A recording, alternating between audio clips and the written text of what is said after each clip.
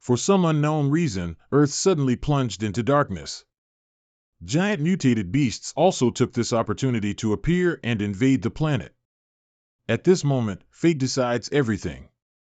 Those who awaken their mystic power will gain immense strength and be admired by tens of thousands.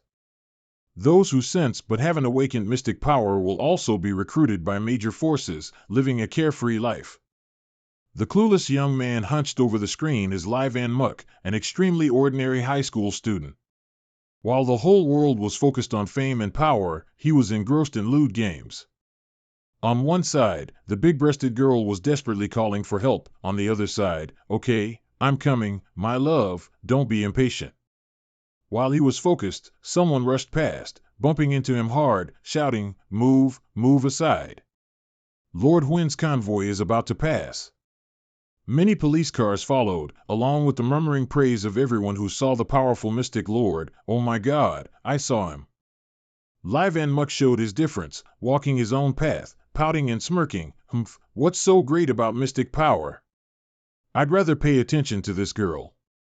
After speaking, he abruptly turned away, not caring about any powerful lords or anything.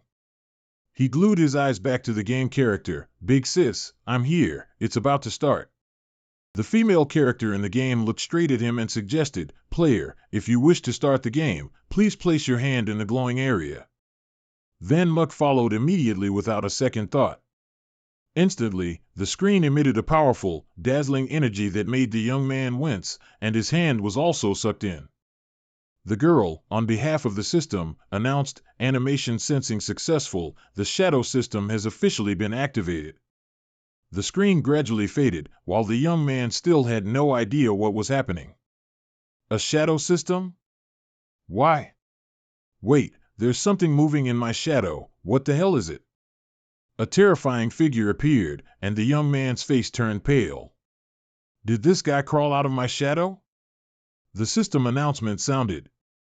"Shadow entity realization complete. Congratulations on your success.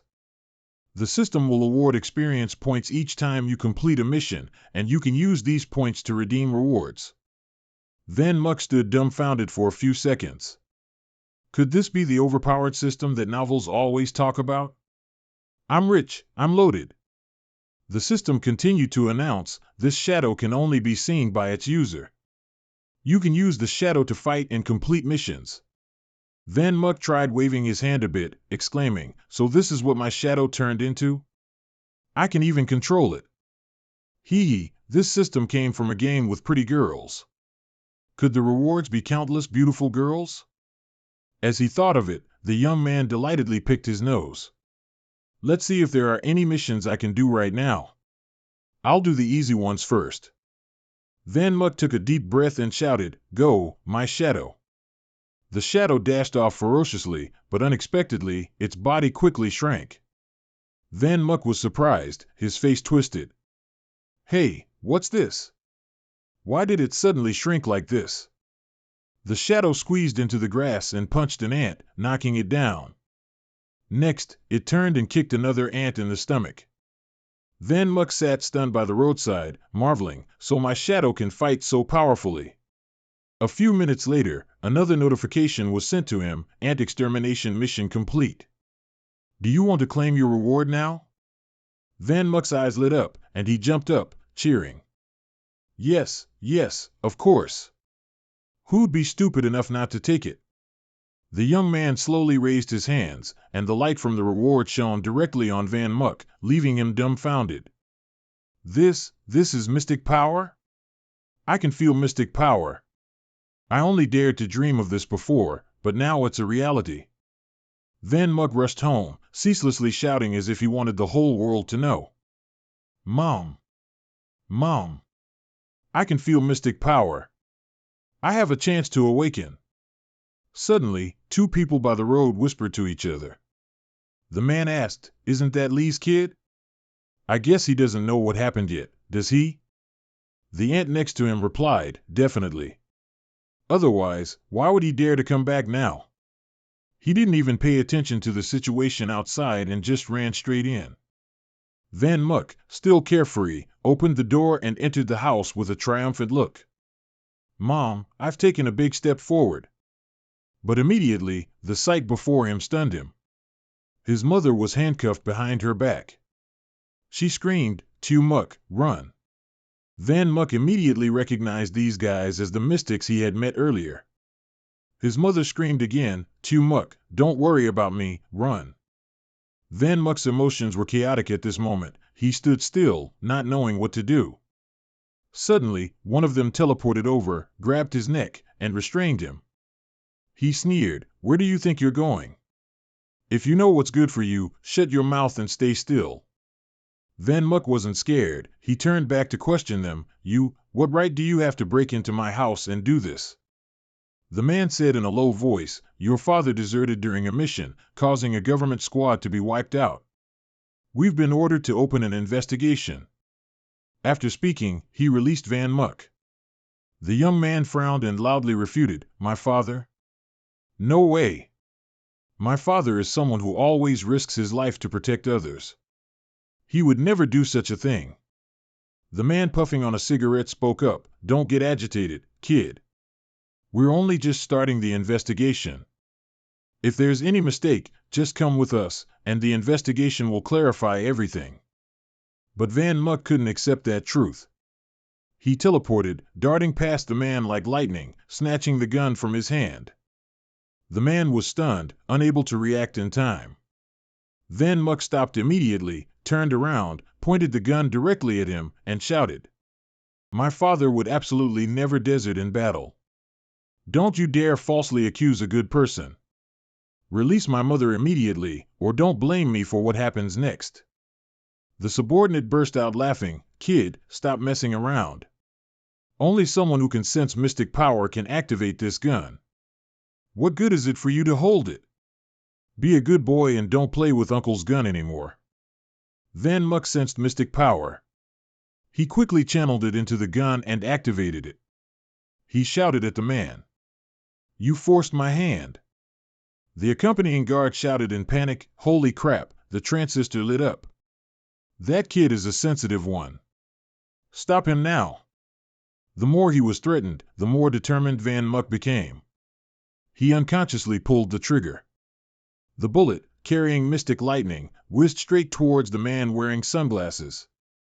Contrary to all predictions, the man only lost the cigarette from his mouth and the hat from his head, encountering no difficulty in deflecting the bullet.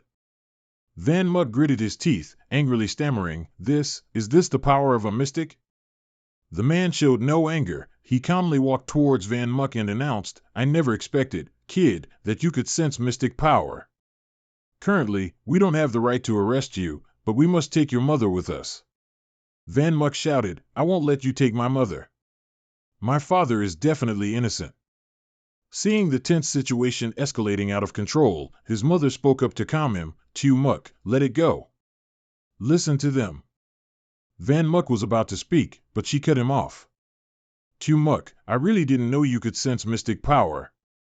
It's just a pity that your father and I might not be able to see you grow up. I always have and always will hope for a bright future for you. From now on, remember to take good care of yourself. Your father and I will be proud of you." His mother was led away, and the man walked past him, uttering a sentence. "I also believe your father is innocent, but everything must be handled according to its own principles. And if you want to save your mother, then quickly awaken your mystic power. Kid, at this point, are you still being stubborn?" Van Muck, having nothing left to lose, began to accept the truth. He was determined to plan his path to becoming a mystic. There was only 1 week left. Next Friday would be the mystic power test, held only once a year. If he missed it, he would have to wait another year. He turned to the system and asked, "How many experience points do I need to awaken mystic power?" The system immediately replied, 100,000 points. The host's own sensory power can also be converted into experience value. Van Muck looked at the 100,000 points and sighed wearily. "Does this mean I have to eliminate another 100,000 ants in a week to awaken?" Hearing his query, the system offered, "The system can automatically level up offline. The host doesn't need to worry." Van Muck didn't hesitate. He immediately commanded, "Activate auto offline mode." The system instantly replied, complying. Immediately, Van Muck's shadow darted away, grinding experience for him. Van Muck sat in a daze, mumbling, if I rely only on that shadow, it definitely won't be enough time. I need to cultivate more actively, sensing more mystic power will ensure my awakening. Van Muck took out the book 100 Ways to Sense Mystic Power and diligently studied it. In this moment, memories of his father, Lai Trung Dan, suddenly flooded his mind. This book was the birthday gift his father had given him. He looked at the book, his eyes burning with resolve, muttering to himself, Father, wait for me. This time, your son will protect you. A week passed in the blink of an eye. 7 days had passed, and the important day had arrived.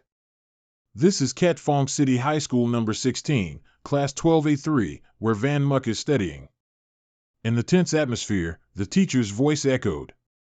Today, you will participate in the most important day of your lives, the Mystic Force Awakening Competition.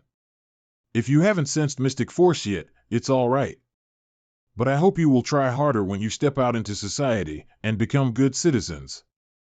If you're fortunate enough to awaken Mystic Force, you will join the protective army, fight against space monsters, and become a noble guard force. And if you can awaken it during this competition, you will become revered heroes. Although the odds are very low, you are still the greatest hope of the Central Continent. Suddenly, Van Muck forcefully opened the classroom door, shouting, Teacher, wait a moment. I'm sorry I'm late.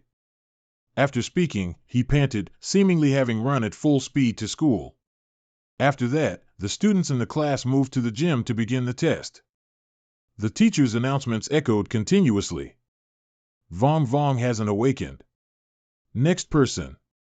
Van Muck sat in the corner of the classroom, panting and sighing. That was close. I almost had my right to take the Mystic Force test revoked. He looked around, realizing that the number of participants had significantly decreased. It seems many people had given up already. Suddenly, a voice spoke up beside him. Oh my, isn't this Lai Van Muck? I thought a coward like you would just skip this exam altogether. I can't believe you still have the nerve to show up. Tien Phi, Van Muck's classmate in 12A3, was the only son of a wealthy merchant family. He didn't forget to mock Van Muck about his father. Everyone in this city knows about your dad's situation, so what kind of prestige are you still trying to show? The person standing next to him chimed in, exactly. Do you think mystics grow on trees? Anyone can just become one? Meanwhile, the surrounding students deliberately spoke loudly for Van Muck to hear. I heard his dad ran away when danger arose. Before I knew he worked in the military, I even intended to befriend him. Looking back, I was really lucky. Suddenly, a loud shout rang out, silencing everyone. Tien Phi, you scoundrel! You're annoyed with Van Muck because he has a close relationship with the school's belle, who's in your heart, aren't you? Get lost if you know what's good for you, or don't blame me if things get ugly for barking nonsense here. This person was Truong Kai, Van Muck's sworn brother, pointing at the crowd next to Tien Phi and unleashing his anger. And you guys, take off your hypocritical masks. You used to want to get close to Van Muck through me, but now that his family is having some trouble, you turn around and bite at him. Do you have any shame left? Tien Phi realized he couldn't argue with someone who had nothing to lose, so he turned and walked away, scoffing coldly. Just a stray dog without a backer, let's see how long you can talk tough. When things settled down, Truong Kai sighed, satisfied. That felt so good, my literary skills are getting better and better. Van Muck turned and smiled, thanks, man. Truong Kai pointed to himself, chuckling. No need to be polite between brothers. How's your dad doing? Is he okay? Van Muck replied with a serious expression. It's nothing, don't worry. They said they're still investigating. We're just waiting in line anyway, it'll be our turn soon. Lam Lu, the school's belle and Van Muck's childhood friend, ran over and called out. Van Muck, is that you? Did you specially come here to cheer me on for the test? The moment the two faced each other, Truong Kai immediately backed away. I don't want to be a third wheel. I'll go line up first. Van Muck answered frankly. It's not what you think. I'm here to take the test too. Lam Lu continued, her eyes becoming serious. Van Muck, I also heard about your dad's situation. Although it might not be the right time, I still want to tell you something. A few days ago, I already sensed mystic force. Van Muck noticed the indifference in Lam Li's words. He pressed, is that so? Lam Lu continued, her voice even, but full of determination. This might sound a bit selfish, but I really want to step into the high-dimensional world that everyone dreams of. Even if there's only a slim chance, I still want to try. So, I'm sorry. Lam Lu pretended to tear up, her eyes brimming with tears, looking genuinely wronged. But Van Muck clearly understood her intentions. Outwardly, he smiled it off, but inwardly, he cursed. All the promises, all the flattery from before, were just to profit from his father's reputation. Childhood sweethearts, wanting to protect. It was all just fake. Our ancestors once taught, you can know a person's face, but not their heart, and it truly wasn't wrong. From the very beginning, they were just deceiving each other for their own gain. Lam Lu, seeing his silence, felt a little worried, fearing it would affect her image. So, she continued to play the role of the kind girl, asking softly, Van Muck, are you okay? Van Muck turned sharply and walked away, saying coldly, I understand what you mean. Well, I wish you good luck passing the exam today to fulfill your dream. Having said that, he walked straight onto the examination platform, past the queuing crowd. Zhang Kai, his sworn brother, saw this and shouted after him. Hey, Van Muck, the line is over here. I saved you a spot, come here. But Van Muck feigned deafness, not bothering to turn back, and continued to the examination platform. Just then, Qian Fei, looking pleased, laughed heartily. It's finally this young master's turn. Van Muck walked over, pushed Qian Fei straight back, and shouted. Get out of the way. Qian Fei fell to the ground, yelling and cursing. You crazy bastard, by what right do you cut in line? Get lost. Don't you know your place? Van Muck replied coldly. By what right? By the right that I am now a mystic. As he spoke, he pressed his hand onto the examination machine, causing it to flash brilliantly. The mystic energy emanated around him, visible to everyone. Lam Lu, seeing this scene, stammered in shock. No way, could this be? Qian Fei was also stunned, sweating profusely as he cursed inwardly, this dog actually awakened completely, he's really a mystic. Suddenly, Zhang Kai leaped over, beaming, draped an arm over Van Muck's shoulder, extinguishing his dominant aura, and laughed loudly. Brother, you awakened. You kept it well hidden, didn't you? From now on, let's see who dares to look down on you. A man wearing glasses walked over, holding a box. I never thought I'd encounter such a promising seed at the age of 16. To awaken without relying on external stimuli is truly remarkable. Here, this is your mystic badge. From this moment forward, you will enjoy all the special privileges granted to mystics by the Alliance. Zhang Kai, looking dumbfounded, took the badge box and asked again, who is this old man? Van Muck grimaced and snapped at Zhang Kai. Let go of me, you're embarrassing me. Unexpectedly, Lam Lu walked towards him, continuing her role as the frail girl, and spoke up. Van Muck, about that. That thing, Van Muck scratched his head, mocking. How should I put it? Let me think for a bit longer. Then, he walked past her, repeating her exact words. It might sound a bit selfish when I say these words, but I really want to step into that high-dimensional world that everyone dreams of. So, I'm sorry. Van Muck walked away, his words like a fatal blow, leaving Lam Lu no time to react. A little later, after returning home, Van Muck called his mother. His mother was overjoyed, her happiness evident on her face. Oh, that's wonderful. My son has truly awakened his mystic power, and your father is no longer being pursued. What's more, he also received the best treatment. Van Muck replied. I'm grown up now, Mom, don't worry too much. Just take good care of Dad. I'll visit him when I have time. After hanging up, Van Muck looked down at the badge on his chest and muttered to himself. Is this the badge that everyone yearns to possess? It looks quite ordinary.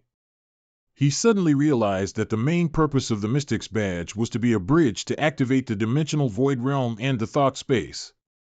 Upon learning this, Van Muck was delighted and thought to himself. So that means I'm allowed to enter the dimensional void realm and activate it right away. Just as he thought that, a notification echoed in his ears. The dimensional void realm is about to be activated. Mystic badge verification successfully initiated. Mystic number 930664, Lee Van Muck possesses the right to enter the dimensional void realm. Currently updating. When the upload process was complete, his body was suddenly pulled into a distorted space. A few seconds later, Van Muck opened his eyes and saw many light points, like snowflakes, covering the space above him.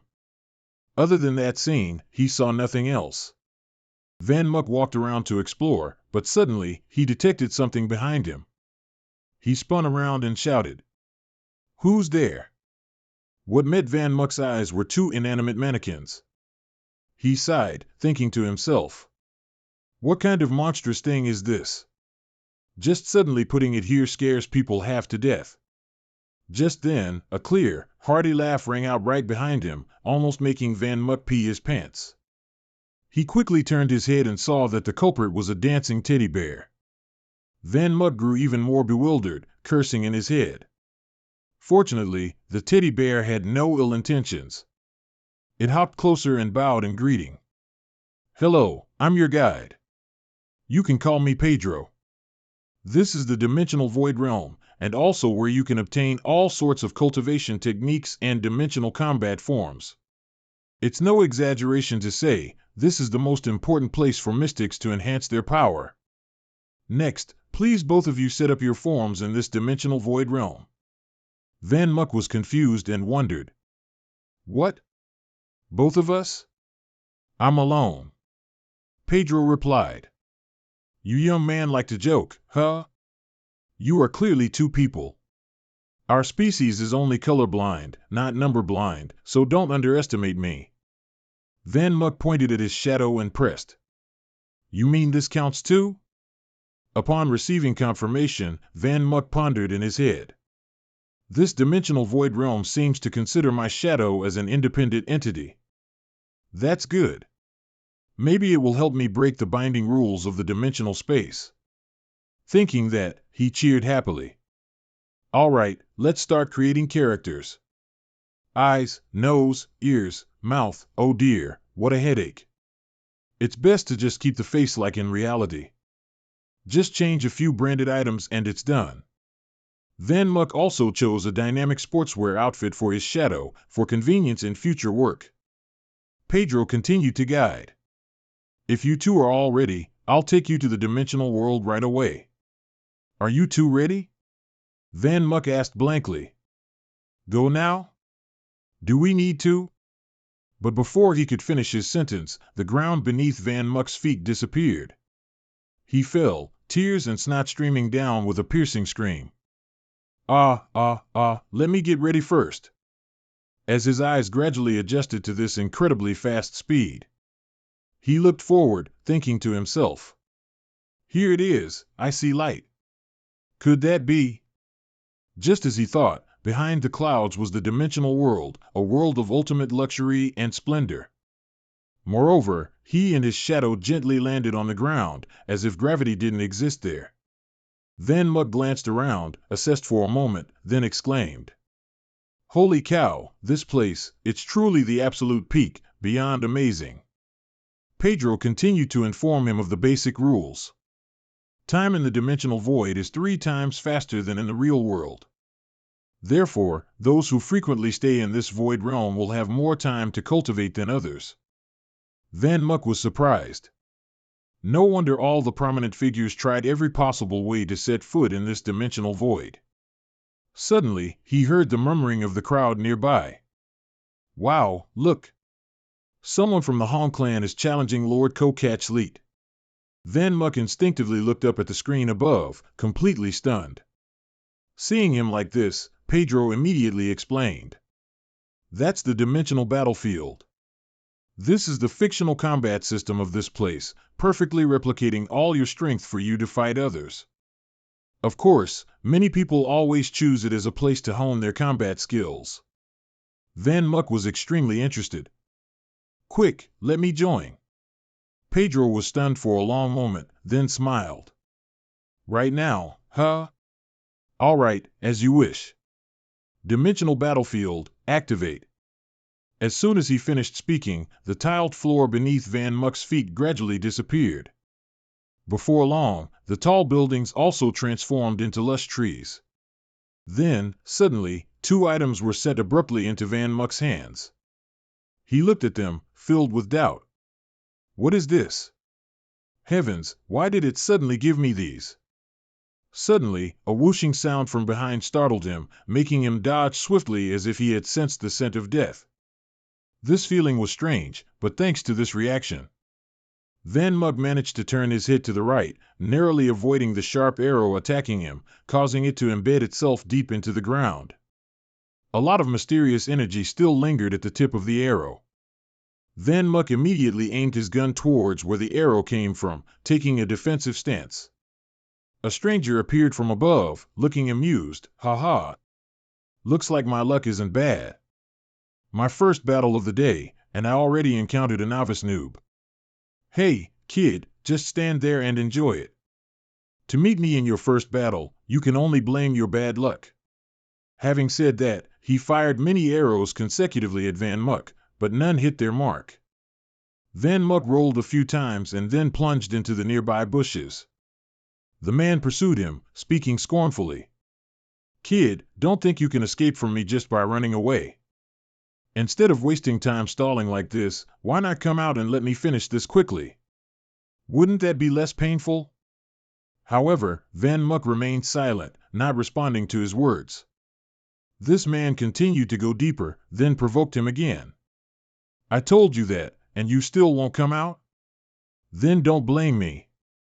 No sooner had he spoken than Van Muck suddenly appeared right behind his neck, whispering. What are you so eager to find? That guy was startled out of his wits and fucking froze. A blunder. Immediately after, a sound rang out. Van Muck directly pulled the trigger, blasting his head, ending the battle. He put his hands in his pockets and spoke a few words of wisdom. A cornered enemy still dares to pursue, what idiocy.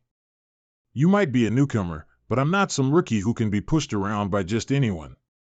High combat power but tactics like shit, what's there to be arrogant about? Even an ant at my house is stronger than you. The other person's figure completely vanished, suddenly revealing a shining golden star along with a few smaller green stars. Van Muck was dazed, mumbling. What is that? Suddenly, those 4 stars flew rapidly towards him, entering his body, causing the young man to scream several times from extreme pain.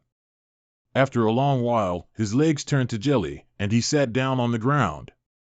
Panting heavily, he asked casually, what was that just now? How did it suddenly enter my body? Did I make a mistake somewhere? Just then, the system announced. Congratulations, host, for absorbing the space essence. The system's first reward is the A-Rank cultivation technique Golden Bell armor within the Dimension battlefield. If you defeat a person with profound power, the host has a chance to obtain space essence. It can be used to exchange for cultivation techniques in dimension shops. Van Muck immediately questioned. What cultivation technique? Are you talking about the cultivation techniques humans used to practice ancient martial arts during the most prosperous era before the world fell into this dark age? The system sent 2 more notifications. The Golden Bell armor cultivation technique you just received is an ancient martial arts defensive combat skill. It can reduce incoming damage by 30%, and each upgrade can block 1 more instance of damage. Van Muck felt the powerful golden armor covering his body, and he chuckled to himself. Excellent, I must quickly test its power. So he yelled loudly, calling out. Pedro, where are you? Suddenly, Pedro poked his head out from the nearby bush, replying, "I'm here." Van Muck walked closer, making a suggestion. "I want to have another match, is that okay?" Pedro was stunned for a long time, then laughed. "You're really going all out, huh? All right, let's start the next BK match." The system soon transformed into a different background. Van Muck sighed with exasperation. "It always takes so much time to change locations, this is so annoying." As he said this, his opponent appeared. This time it was a red-haired woman, with full, luscious breasts, carrying a pair of daggers, who strolled out. It seems she doesn't prefer sneak attacks like the first guy. Van Muck scratched his head, embarrassed. "Are you my opponent? I've never hit a woman, not even with a handkerchief, since I was a child. But to win, I have no other choice." Van Muck didn't hesitate, directly pulled the trigger, sending the girl a cold bullet. The girl hurriedly used the sword in her hand to slash away the bullet, then straightened her neck and cursed. "Damn it, how dare you play dirty by ambushing? As a man, don't you feel ashamed, embarrassed, and cowardly?" Van Muck instantly walked next to the girl's face and whispered, "Listen, I'm here to win, not to show off." So he used the dagger in his left hand to make a sweeping slash. The girl jumped high, dodged it, then circled behind to counterattack. The girl just turned her head back and asked, "Are you a common mystic user?" Van Muck was dumbfounded and pressed for clarification. "What's a common mystic user?"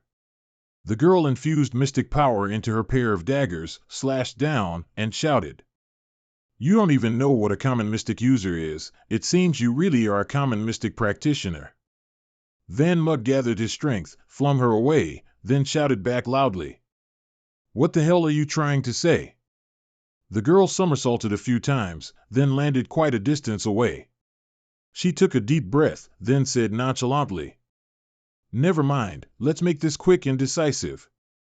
Suddenly, her mystic power surged powerfully, covering her body unusually. It seemed she had activated some kind of cultivation technique. The moment her eyes opened, she moved with lightning speed, instantly warping and continuously slashing at Van Muck, who was still rooted to the spot, unable to comprehend what was happening. Drops of fresh blood splattered at his eye level. Only then did he realize he had been slashed, accompanied by an onslaught of pain. He screamed in agony, "Ah, ah!" The technique the girl just used was called Heavenly Absolute 36 Forms. She thought Van Muck was dead, so she didn't bother to look back, standing there mocking herself. "My Heavenly Absolute 36 Forms is a supreme cultivation technique, no one can." Before she could finish her sentence, she was choked up. Van Muck had appeared right next to her at some point, and the girl was utterly shocked. She intended to return to a defensive stance and continue fighting, but it was too late. Van Muck directly slashed across the girl's body, ending the match. He continued to put on airs. "What did you just say no one could, again?" "I didn't hear clearly." The girl's consciousness gradually faded, returning to the dimensional void. She trembled secretly, thinking to herself, "This is impossible. Could he possess that cultivation technique?" On Van Muck's side, his injuries were being healed by the system. He sighed. "Phew, that hurt like hell. I thought I was surely going to lose earlier. That Heavenly Absolute 36 Forms must be an ancient martial art technique specialized in offense. Luckily, my Golden Bell armor negated a lot of the damage." Just then, the system notification rang again. "Congratulations, you have gained 76 dimension points. You have also comprehended the basic combat skill, Berserk Blade." Van Muck was slightly startled and exclaimed, "That many?" It seems the stronger the opponent defeated, the more rewards received. He felt a surge of strength. "All right, let's keep grinding, Pedro, next match." At the same time, outside the dimensional void, the notification of his victory appeared on the scoreboard, and someone's murmur echoed, "Little you must be very upset about this defeat." Being defeated by a common mystic practitioner is what she always wanted to avoid most in her life. Who exactly is this Van Muck? It's a bit hard to believe he could block the heavenly absolute 36 forms. Perhaps he possesses some rare defensive technique to be able to do that. 3 days later, in Van Tien City, Van Muk carried a basket of fruit, walking and complaining incessantly. Big cities are really troublesome. Just this shabby hospital, and I couldn't find it for half a day. And Dad, he's already getting the best medical treatment benefits. Why didn't he choose a slightly bigger hospital? Whether a hospital in such a remote and isolated place has enough facilities to treat Dad is the real problem. Suddenly, he heard a familiar female voice beside him. Please, please don't do this. Van Muk glanced over and saw a few thugs cornering a girl against a wall. One of them spoke up. Don't worry, we just want to chat with you a little, we're not going to do anything. Of course, if you open up and have a few drinks with us, that'd be even better. Hearing that, the girl bowed her head, her face flushed, and whispered, I'm sorry, but I really have something urgent to do. The leader sneered with a growl in his voice. I understand, your dad's in the hospital, needs money urgently, right?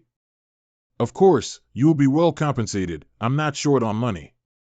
As soon as he finished speaking, a basket of fruit flew straight at his head, sending him sprawling to the ground. His henchmen were horrified and were about to rush to help their boss when Van Muk suddenly appeared, coldly telling them, If you want to find a place to solicit, I advise you to go somewhere else. The guy with green hair spun around and aggressively questioned, Who are you? Van Muk didn't bother to reply, bent down to pick up the scattered fruits on the ground, and sighed. Oh dear, they're all ruined. These are things I bought to visit my dad in the hospital. Why did they end up like this? It's all because of you guys, so pay up for the damages. The girl, standing still, recognized Van Muk and quietly asked, Tu Muk, why are you? Van Muk looked at her, his expression unchanged, and cut her off. Just stand there, you're this old and still don't know how to take care of yourself, even getting into trouble. The guy in the green shirt had now stood up, pulling out a knife and cursing menacingly. You punk, do you know who my dad is? Van Muk didn't hesitate, kicked the knife out of his hand, and calmly replied.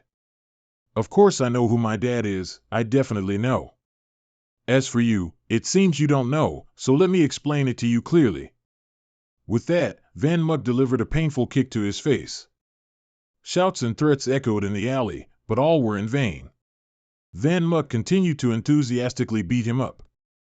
After a while, each of them had blood all over their faces, completely motionless. Van Muk pulled his wallet out, casually used the green-shirt guy as a chair to sit on, and sneered. Holy crap, no way. You only have this little money and you have the nerve to be someone else's boss? I'm taking this money for the fruits, you know. The guy in the green shirt gasped.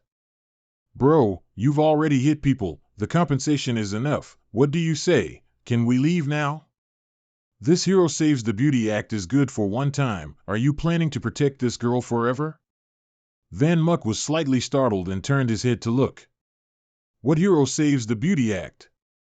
What nonsense are you talking about? This girl is my older sister. A few minutes later, Van Muk held the guy's business card in his hand, read it, then shook his head and sighed. So he was Lu Xiaoquang, a medicine dealer. Every time I meet you, it's a mess. Are you a magnet for thugs or something? My older sister, shuffling behind, could only stammer out 2 words of apology. Van Muk sighed. Oh, forget it. If I hadn't met you here, I wouldn't have found the hospital anyway. As for that business card, the young man couldn't care less and threw it straight into the trash. Lu Ruyen looked at Van Muk and said awkwardly, because Dad's injury was much more severe than expected, all the money I've earned these past few years has almost been spent. But don't worry, I've been working hard to save money, I won't let Dad be kicked out of the hospital. Van Muk looked puzzled when he heard that. Why do you look so guilty? I'm not blaming you. As an adopted daughter, you fulfilled your responsibilities. Leave the money matters to me. I'm a Shin master now, I have a lot of money. Ah, you've had a tough time during this period.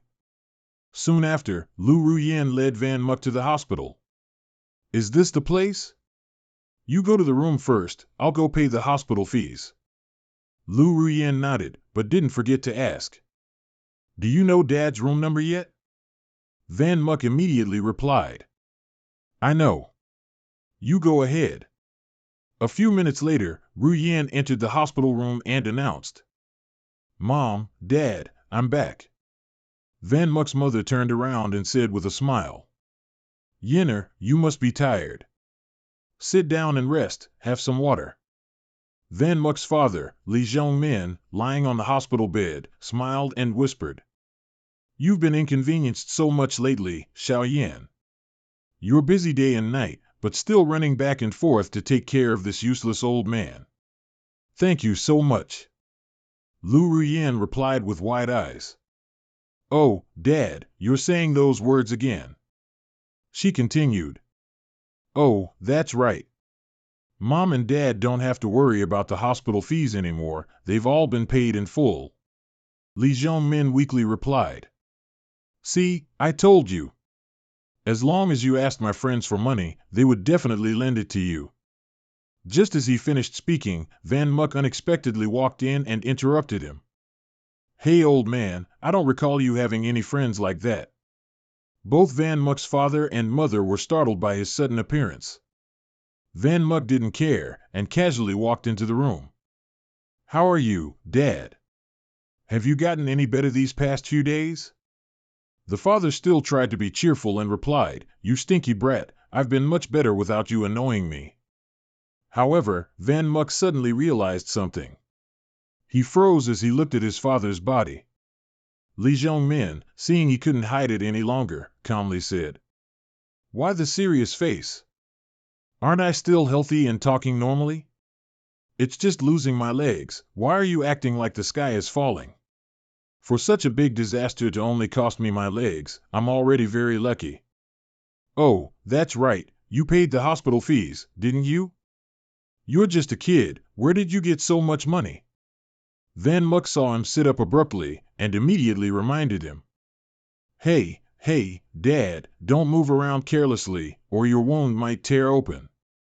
I already told Mom before, didn't I? I've awakened. I'm a true Shin master now, and I'll be getting a monthly salary. Right after his son said that, the father, not believing a word, burst out laughing. Ha ha, stop being so ridiculous, kid. I'm your dad, don't I know how strong you are? Don't even talk about complete awakening, I bet your spiritual sense hasn't even gotten anywhere yet. Mystic and a salary? What's that about? You make Dad laugh again, and my wound will burst open, just watch. Van Muck, scoffed at by his own father, was so angry he was fuming. He spun around towards the door and replied. If you don't believe me, fine, I'm going home. I don't care about you, go ahead and doom yourself. Lai Trung-Dan became serious again and called after him. Still acting like a brat, how long do you think you'll last as a mystic? Tu Yan, help Dad get that box over there. And you, what are you just standing around for? I'll take it. Van Muck picked up the box, stood up, and wondered aloud. Isn't this the warrior's gear Dad loves the most? His dad confirmed. Yes, this armor can significantly boost a mystic's power. Van Muck pressed on. Something so precious, do you really want to give it to me? Trung-Dan explained. I don't think I'll have the chance to use it again, so keeping it would be useless. Might as well give it to you. But this item can't always be worn, you know. The internal biochemical regulating material exceeds the tolerance of ordinary people. First, remember to keep it safe, or it might bring trouble. For those sensitive to mystic power, and those who have awakened, it will be a great help. In other words, whether you can wear it or not isn't up to you. This armor will judge for itself if you're worthy to wear it. Van Muck confidently declared. Just so you know, I'm not taking your things permanently. I'll just take it home to try wearing it, try using it. Moreover, don't worry, Dad, you'll still have a chance to wear it again in the future, because I'll definitely find a way to help you stand on your own 2 feet. Van Muck began channeling mystic power into the armor, causing it to transform rapidly. After continuous buzzing sounds, he reached out to receive the armor's components. Come here and meet your new master. Lu Nuyen witnessed this scene, not without surprise. Dad, is that? Lai Trungdan replied, his voice full of pride. Yes, it is. It seems this kid wasn't boasting, he has truly awakened.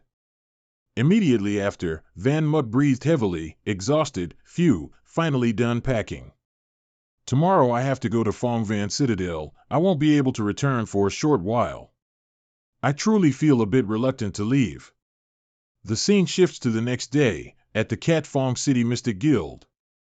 Oh, isn't that young Master Wang? Master Lu, I told you. Your son will definitely awaken. Just then, someone walked up and shouted, Don't block the way. Isn't that Cat Phong City's first newcomer? This person is young Master La, named Fo. Praises and admiration began to echo around, it's La Fo. They say his father has broken through to the highest new realm of mystics, becoming a super mystic. Just then, Truong Dai Hong, the son of Cat Phong City's wealthiest family, also appeared. Seriously? This place is so run down, isn't it? Is this Tien Van Citadel really trustworthy? Son, maybe we shouldn't go and just head home. It's okay, Dad, it's just a bit run down. Just think of it as experiencing the life of commoners. Besides, I also brought the money you gave me, it's fine. Just as he finished speaking, another character appeared. That is Lu Nai Teep, the granddaughter of the Mystic Guild's chairman. Finally, today is the day, I can meet Grandpa at Tien Van Citadel. With all these prominent figures appearing, everyone was more excited than ever. This city this year truly gathered all the talents. This year, the top 8 of the Academy's Mystic Power exam all had good results. Just then, a firm voice rang out, I say, you guys are really shallow. This year, our high school number 16 also produced an awakened one. If anyone was over the top, Lai Van Muk was even more so. He was even carried in a palanquin and adorned with flowers, looking exactly like a gift package. Truong Kai, standing beside him, proudly introduced him amidst resounding gongs and booming firecrackers. All right. Please welcome our awakened one from high school number 16, Lai Van Muk, to the stage. Van Muk's face was blank, utterly mortified. Even others witnessing this scene couldn't help but be confused. What the hell is this guy doing? Is he putting on a show? Truong Dai Hong burst out laughing after seeing it. Ha ha ha, Dad, look at that guy. Is that guy mentally challenged or something? Ha ha ha. Van Muk was sweating profusely, his face contorted like a monkey. I want to die right now. This is the most embarrassing moment of my life. The young man was carried in his palanquin past everyone. The judgmental stares made him feel suffocated. Lu Nai Teep, however, didn't react like the others. She just smiled, Lai Van Muk. So he also awakened this year. Just then, a woman walked out and shouted, All right, it's almost time. All new participants, come over here. Next, we will divide you into groups of 2 and transport you to Tien Min Bao. Whoever's name is called, please step forward. First group roll call, La Fo. He was the first to be called. With a cold, emotionless face, he simply responded with one word, yes. The female supervisor continued, you and Truong Dai Hong are in the same group. You two can step through the teleportation gate now. Truong Dai Hong, like a child exploring the world for the first time, smiled brightly, how lucky, I'm second. He turned to strike up a conversation with La Fo. You're young Master La, aren't you? Have you ever teleported before? Could there be any dangerous incidents? I'm so scared of dying. La Fo growled irritably, less noise. Less than a minute later, both had vanished into the teleportation space. The female supervisor continued to call out the next group, Van Muk and Lu Nai Teep. Upon hearing this, Nai Teep immediately ran over, grabbed his wrist, and pulled him towards the teleportation gate. The young man was still in awkward mode, unsure of what was happening, when Lu Nai Teep turned back, gently introducing herself, I'm Lu Nai Teep. It's nice to meet you. Van Muck stammered in reply, "And nice to meet you." Despite saying that, he secretly thought, her voice is so pleasant. The scene shifts to the next morning. Not even fully awake, Van Muck had to drag himself to class. The young man yawned long and hard as he opened the door. "Morning, everyone." But after a quick look around, he was surprised to only see Naiteep. The girl also waved enthusiastically, "Good morning." The young man looked confused. "Why is it just you? Where are the others? Skipping class together on the very first day?" Naiteep friendly replied, "Most new students can sense illusionary power when they're very young. So everyone has completed their theoretical studies before coming to Tien Van Bao. The theory classes here are for those who suddenly awakened." Van Muck put his hands in his pockets and scoffed. "Oh, dear. It seems we're just fools. Fortunately, there's you. It would have been really embarrassing if I were the only one." While the two were talking, the teacher walked in and looked extremely shocked. "All right, I'm your teacher, so please return to your seats." "Naiteep, why are you here?" "This person is Fong's university teacher, Lai Bak Van." Hearing this question, Naiteep immediately ran up. Lai Bak Van smiled and asked, "Yes, my grandfather is very well, his bones are still very strong. By the way, this year there are new students who need to attend class, so you must teach well. He's a good seed, but if you don't teach well, you know how it is." Van Muck's face just went blank after hearing that. Knowing the outcome, the young man was completely speechless as he watched his only classmate walk out and wave enthusiastically. Van Muck just wanted to cry loudly. After waiting for half a day, it turns out he was the only fool. As for the old teacher, he was still thinking to himself, "It seems his background is not bad, not normal. But it must be said that this year there are fundamentally no naturally awakened people who don't rely on blood and absorbing dimensional crystals. And he also has a good relationship with my granddaughter. This child must be exceptionally special."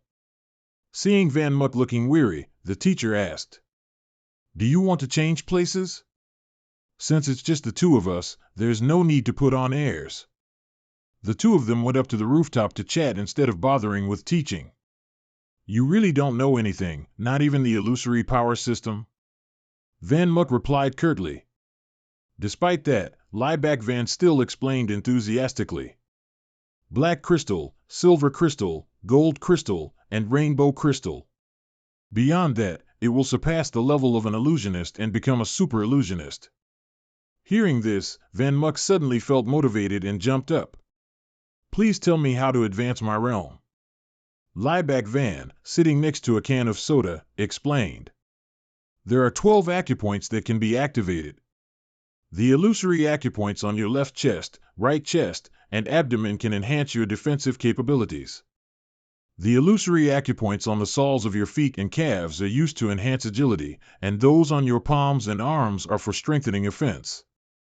And the illusory acupoints on the skull can help make nerve reactions and thinking sharper.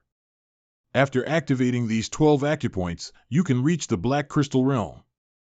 Van Muck went straight to the point and asked, "Activating the acupoints isn't difficult. You just need to eliminate enough dimensional beasts and absorb their illusory power crystals." Time flew by quickly. 3 days later, all new students were called to gather at one point.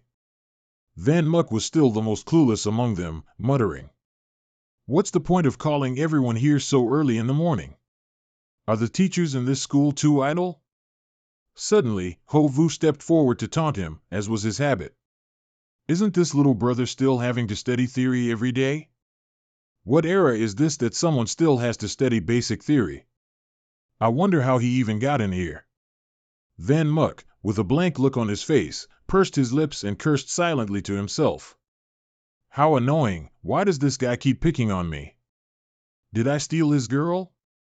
Just then, Lai Bak Van stepped out, gave Ho Vu a smack on the head, and spoke sternly. "In my class, don't mess around. Get back in line, and all of you too, come here quickly and listen to my announcement." Lai Bak Van continued with a humorous tone.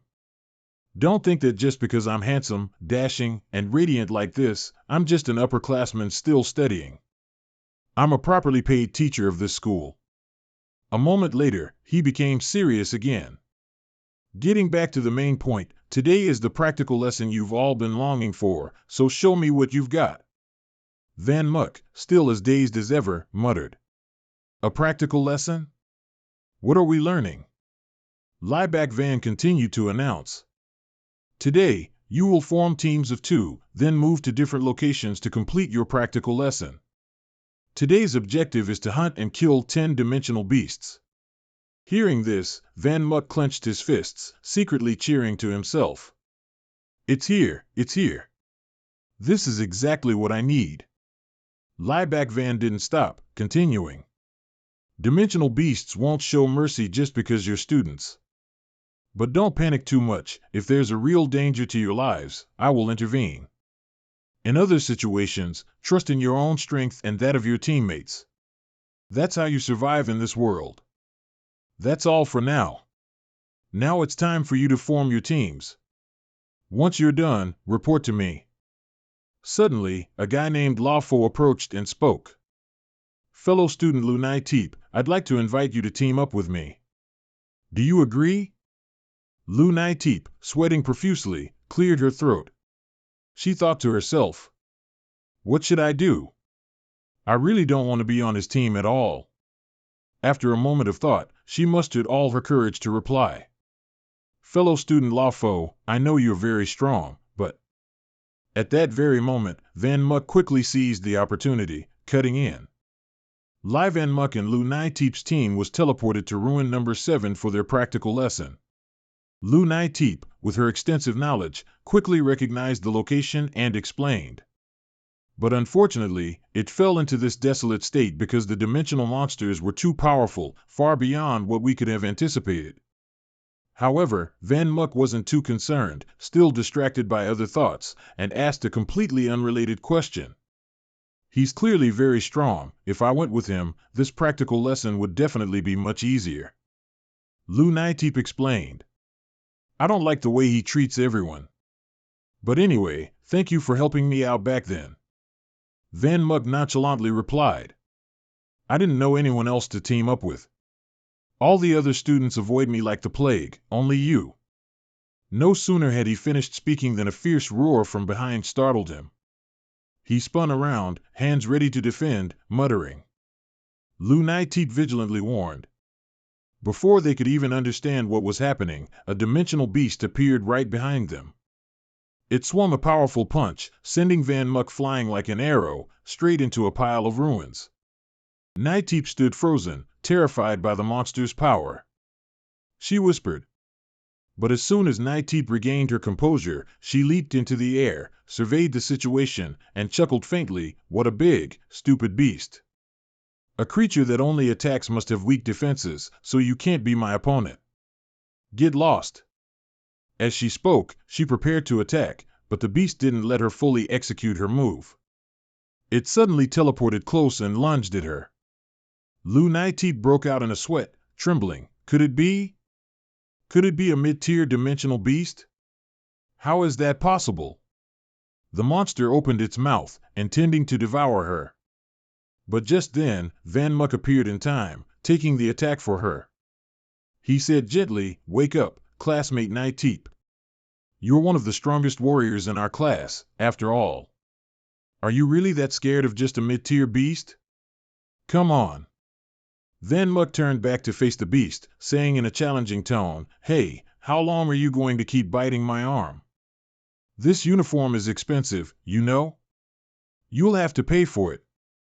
As soon as he finished speaking, he didn't hesitate to kick the monster hard in the face, sending it flying backward to the ground and creating a large crater. As he landed, Van Muck couldn't hide his smugness. Is this really a mid-tier dimensional beast? It's not that strong, is it? As he turned his head, the young man realized Nighteep was still standing there, so he feigned pain and cried out, ouch, my arm hurts so much, it might be broken. What should I do? I really don't deserve the award for Best Actor, do I?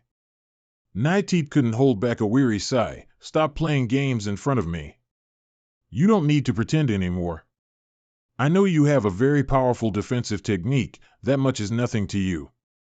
Van Muck's eyes widened, clearly horrified, and he hastily asked again, how do you know about it? Naiteep calmly explained, the girl you defeated in the dimensional arena before was my friend. Of course, I witnessed your entire match. Everyone thought Xiao Yu lost because her technique was weak, but I know very well that Xiao Yu's 36 heaven-defying forms has incredibly strong destructive power. The fact that you could withstand attacks as swift as the wind and as powerful as a storm from that technique shows you're no ordinary person. However, Naiteep understood why he didn't want to reveal his true strength in front of the crowd. She added, this world always fears what's different. Special people like you are always ostracized. Van Muck scratched his head, secretly thinking, actually, I don't want anyone to know about my defensive technique because my family background is too ordinary, if not nothing special. And if anyone found out, I'd definitely be questioned endlessly and become a lab rat. But now Naiteep already knew, so he didn't need to hide anymore. Van Muck shrugged and smiled. Initially, I just wanted to be normal friends with someone.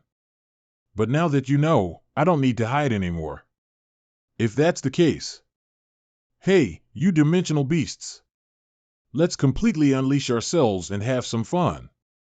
The dimensional beasts saw Van Muck yell and immediately panicked, jumping up and screaming, help, help. Oh, Mom, I want to go home. A moment later, the sun peeked out from behind the clouds, bringing light and hope to Sector 7 ruins.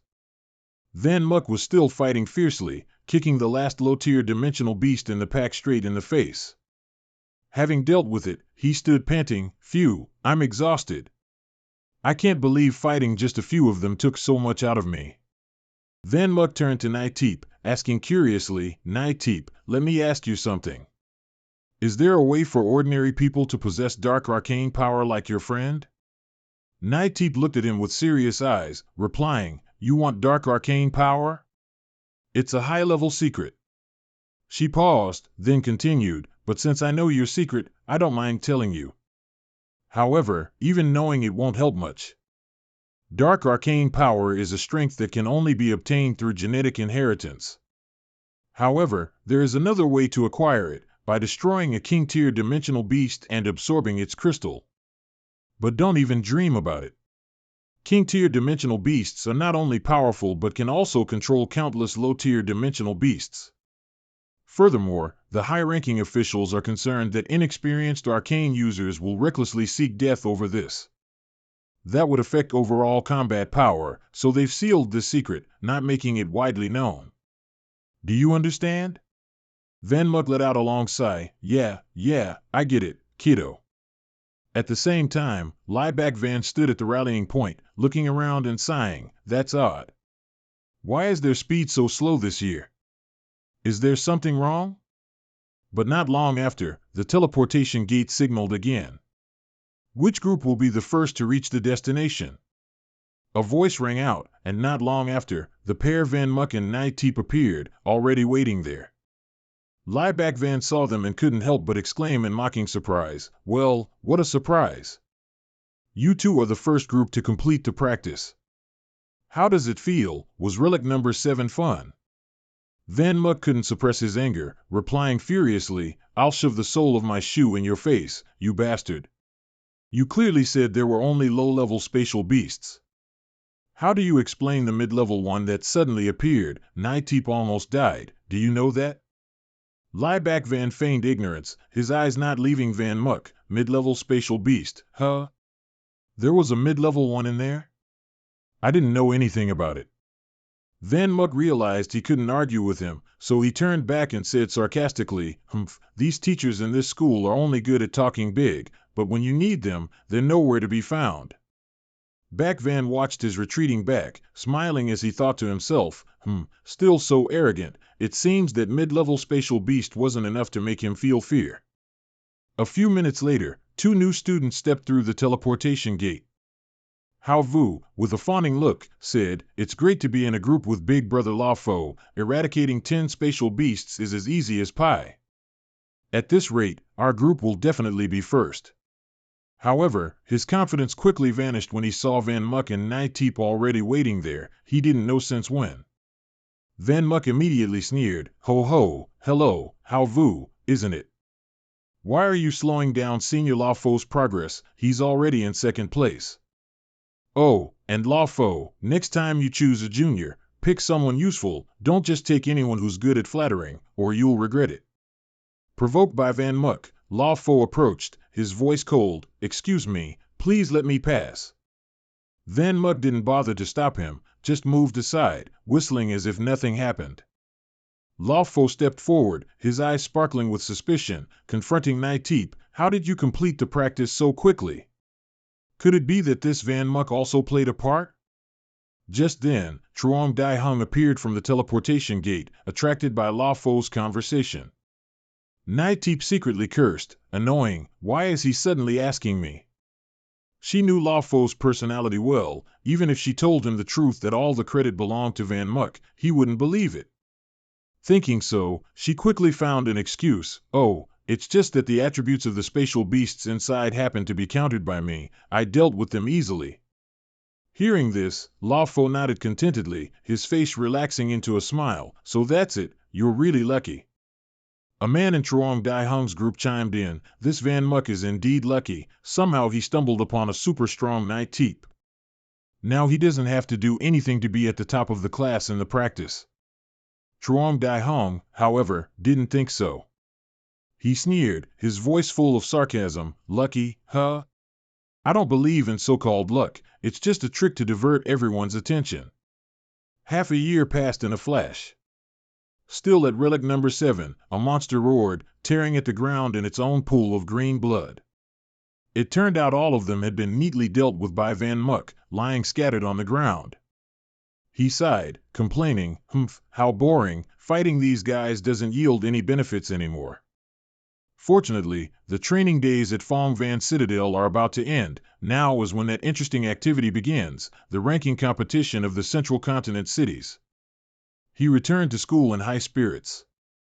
But he thought to himself, "My cultivation speed over the past 6 months has been too slow, compared to this shadow system, which hasn't finished updating even after half a year. It's definitely deceiving me.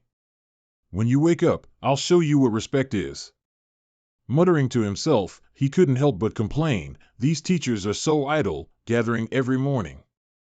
I trained all night yesterday, I don't have the energy to listen to their sermons anymore." Just then, Duomin stepped forward and said in a deep voice, "Are all the new students present? If so, I'll get straight to the point. The purpose of my summoning you today is to announce that in 1 week, the city ranking competition will officially begin. The rules of the competition are that the Tien Van Palace will transport all participants to the restricted river area. At that time, new students from each city will form teams of 5 to 7 people, tasked with eliminating spatial beasts. The total score you receive from eliminating them will be tallied, used as your city's evaluation score, and compared with other cities for the overall ranking. During this process, the spatial eyes will monitor you 24/7, and all your actions will be broadcast live to all major cities worldwide. Therefore, don't expect to cheat. Also, don't forget to get your survival armor from the Xiangjia Guild, it could save your life in critical moments. Once you've received your armor, you're free to form teams, there are no restrictive rules. Finally, I wish all of you achieve the scores you desire." Van Muck muttered to himself after hearing this, "Free survival armor, sounds okay, but I should still use the warrior gear my dad gave me. Alright, I'll go find Nighteep to form a team first." When he made that suggestion, Nighteep awkwardly expressed, "Sorry, but I've already teamed up with someone else." Van Muck jumped up and yelled, "Damn it, how'd you do that so fast?" Nighteep explained, "My guild already made arrangements. I have to team up with Lao Fo. As for Ho Vu, he's formed his own team to participate." They thought that teaming up with people from other cities, even with a high rank, would cause trouble for the city's overall ranking. Hearing this, Van Muck patted Nighteep's head and interrupted, "All right, just follow the guild's arrangements." Nighteep saw him still standing there and called after him, "What about you? What are you going to do?" Van Muck waved his hand, reassuring him, "Don't worry, there'll be a way. I'll be fine." Though he said that, he thought to himself, "Damn it, who'd want to team up with me? I don't know anyone in this class." Suddenly, Truong Dai Hung spoke up, his voice friendly, "Hello, brother, having trouble? If you're too lonely, come join my team. I'll take care of you." Van Muck froze, his mind instantly calculating. He's Truong Dai Hung, the young master of the richest merchant family in Kofong City, right? I've never spoken to him before, why would he suddenly invite me to his team? But what time is it now? What other choices do I have? However, he still tried to maintain a calm demeanor. "Okay, I don't care who I team up with, as long as I have a team." Truong Dai Hong, as if unconcerned, happily said, "Great, then let me take you to meet our team members." The story continued to surprise Van Muck even more when he realized that the group Truong Dai Hong was talking about included Langan, the son of Kofong City's second richest person, and Luke Kwong, the son of Kofong City's third richest person, and of course, Truong Dai Hong was the son of the richest. He looked at the scene around him with a grim expression, cursing inwardly, "Damn it, what kind of freak squad is this? Should this team be called a paradise experience for idiotic rich kids?" The next day, Van Muck brought the free survival armor to sell. The boss handed him the money and said, "Here are your 7,500 space coins. Please count them." After the transaction, Van Muck held the wad of money in his hand and sighed wearily, "What? I thought it was so good it would sell for a lot, but it only got 7,500 coins. What can I even buy with this paltry sum? I can't even afford the most basic things, like a tent to shelter from the rain and wind. How am I supposed to buy other essential items?" Looking at Luke Kwong paying for a pile of expensive items all at once, Van Muck secretly thought, "I really admire these fools." Just then, Dai Hung pushed a cart full of goods towards Van Muck and called out, "Van Muck, aren't you going to buy anything to prepare for the competition?" Dai Hung happily declared, "The welcoming ceremony is over. The team name will be Dai Hung." Van Muck forced a smile and replied, "Do you think everyone has money to shop freely like you rich kids?" Truong Dai Hung was naive. "Huh? You mean you really don't have money? You don't even have essential things like a vehicle to move around or a tent to sleep in." "I'm going to register with the teacher now." Langan reminded, "Are you out of your mind? There are only 4 of us here. The teacher said you need at least 5 people to form a team." Seeing Dai Hung's startled expression, Van Muck felt a panic inside. Should I just give up now? These rich kids don't seem quite normal. Van Muck casually replied, "What's the big deal? If there's no car, I'll walk. If there's no tent, I'll sleep on the ground. That way, I can truly be one with nature." After hearing this, Truong Dai Hung was so moved he rushed over, grabbing his stuff. "I can't believe you're so pathetic. I, Dai Hung, will never allow that to happen to my teammates. Come on, follow me." Witnessing this, Van Muck was speechless. "Why are you crying, for crying out loud?" No sooner had he spoken than Dai Hung dragged Van Muck to the shopping counter, slammed his card on the table, and declared loudly, "Boss, package up all the props you have for me."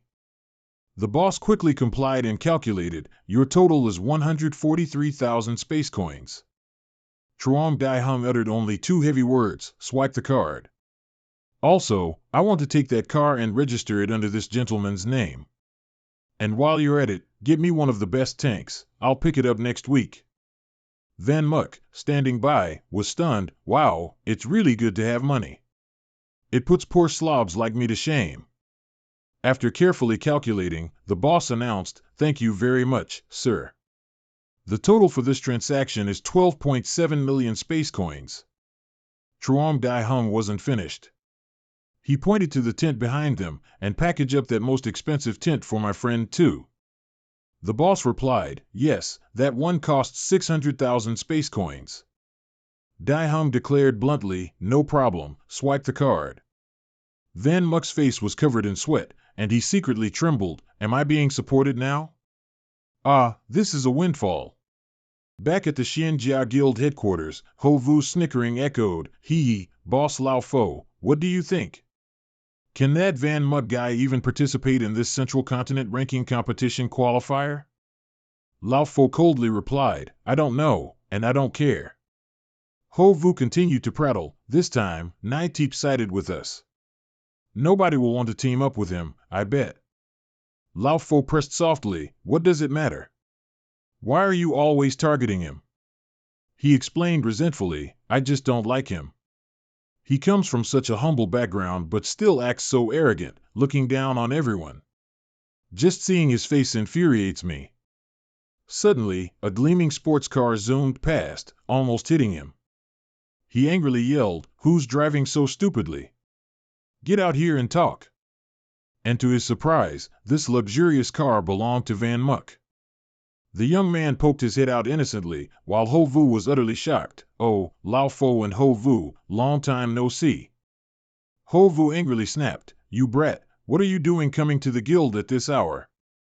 Van Mud got out of the car, calmly saying, what else could I be doing? I'm here to accept missions. After all, in the upcoming ranking battle, the goal is to kill space beasts. Completing any is a bonus, right? Hearing this, Ho Vu laughed mockingly, what did you just say? Someone like you has a team? No sooner had he finished speaking than a familiar voice rang out from behind him, Little Muck Muck. He turned around, his face stunned as if struck by lightning, as 3 other supercars parked neatly behind them. Truong Dai Hung sat on the hood of his car, his voice full of confidence, I've been waiting for you a long time. What do you think of that car? If you don't like it, we can just buy a new one.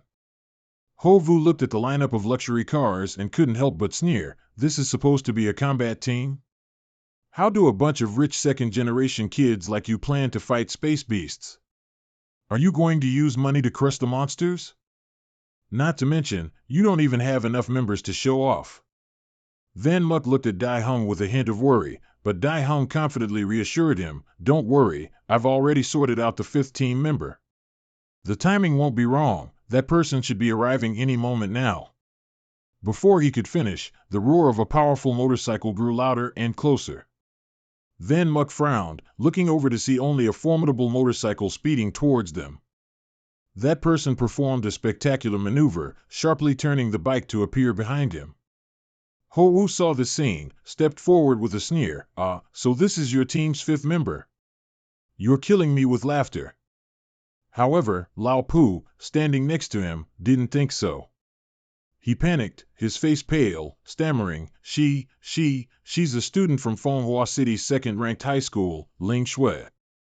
Dai Hung waved friendly, hello, Sister Shui. Long time no see.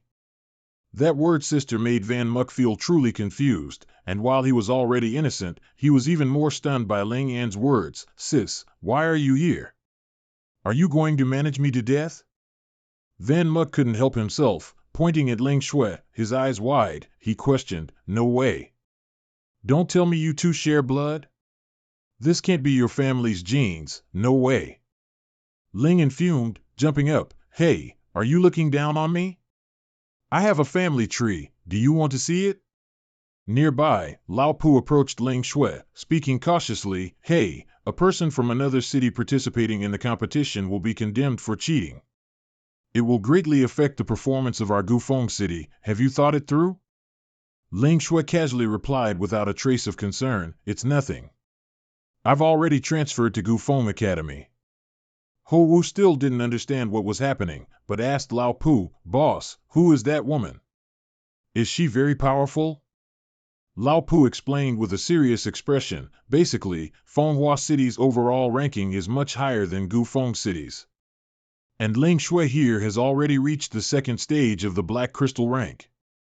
I heard that a few years ago, she was favored by a powerful Xian practitioner who took her as a disciple, so she was taught 2 extremely powerful combat techniques. If we only consider the younger generation, we can say she is one of the top masters. Dai Hung grinned delightedly, Sister Shui, we won't expect you to exert yourself to help. We'll be happy if you just participate to fill the numbers. Ling Shui chuckled lightly, her voice playful, it doesn't matter, Dai Hong, Xiao Chang, you two are quite manly now, aren't you? Ling An, however, was still unhappy, complaining, "Sister, I don't want to. Please move back to Manhua City. I want to be free." Ling Shui flashed over, pinched his cheek, and scolded him, "You still dare to open your mouth? Mom and Dad almost had a heart attack when they heard you ranked almost last in your class. That's why they sent me here to whip a brat like you into shape." Just then, Van Muck spoke up, "All right, you two can chat later. Now, let's go meet the registration teacher first." This straightforward attitude caught Ling Shui's attention. She thought to herself, this kid is not simple. In a flash, a week passed, and the time for the city ranking competition finally arrived. The announcement from the organizers echoed through the notification system, "Attention, attention. Skycloud Fortress has successfully landed.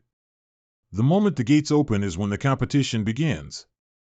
I hope the new students representing Gufeng City can achieve ideal results this year. Now, begin. Good luck, everyone." The images were broadcast live on the large screen in Gufeng City Square, and the surrounding crowd buzzed with discussion. It started. Go, Skycloud Fortress. Our Gufeng's ranking this year depends entirely on you all.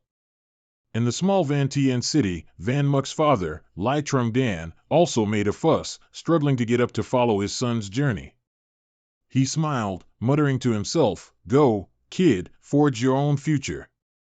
Back at the competition, Ho Wu was smugly driving, carrying the Xian Practitioner Guild members, his face beaming, "Everyone, don't worry. Based on my driving skills, no one can overtake us. All the best space beasts will be ours soon."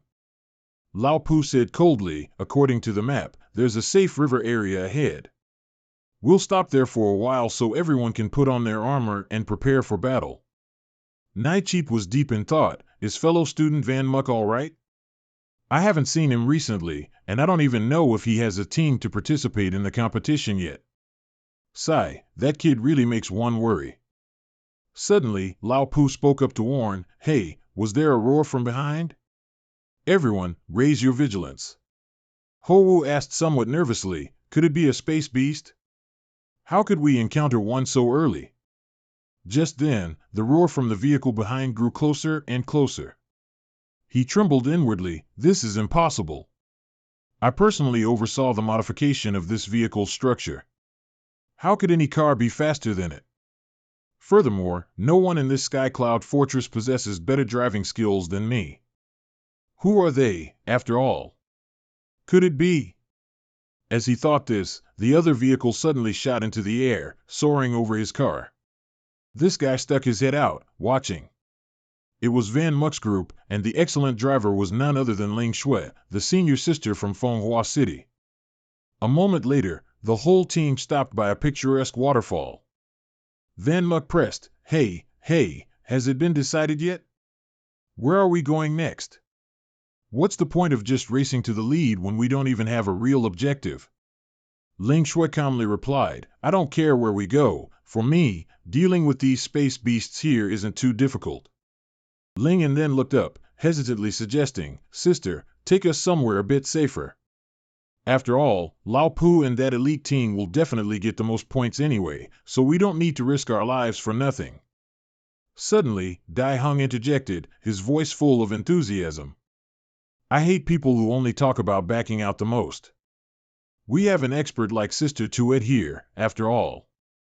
Besides, this war vehicle is top tier. If we can't beat them, we'll run. So I have an idea. Let's choose this spot as our first stop." Luke Quan looked at that spot with a bewildered expression, eyes wide and mouth agape. "Isn't this the operating territory of the dwarf witch monsters?" "You're joking, right?" Van Muck, still as bewildered as ever, asked, "What are dwarf witch monsters?" Langan quickly poked his head up, frowned, and explained, "You don't even know that? They are the toughest space monsters in this imprisoned river region." Van Muck innocently asked further, "Are their powers that terrifying?" Lang Tuet explained, "If you consider the combat power of a single individual, it's not strong at all, even classified as weak. The problem here is, dwarf witches are creatures that exist in colonies. Their intelligence is also more developed than other beasts, and they particularly hate humans. Once a battle breaks out, dwarf witches often gather in very large hordes to attack their prey, and if humans are surrounded by them, we're definitely done for. Hearing that, Van Muck gulped. It seemed he still cherished his life and didn't want to die so soon. Just then, Truong Dai Hung further explained why he suggested choosing that spot. Almost all teams participating in the competition know this, so no one wants to provoke them. In other words, if we go there and eliminate them, all the points will be ours because there will be no competitors.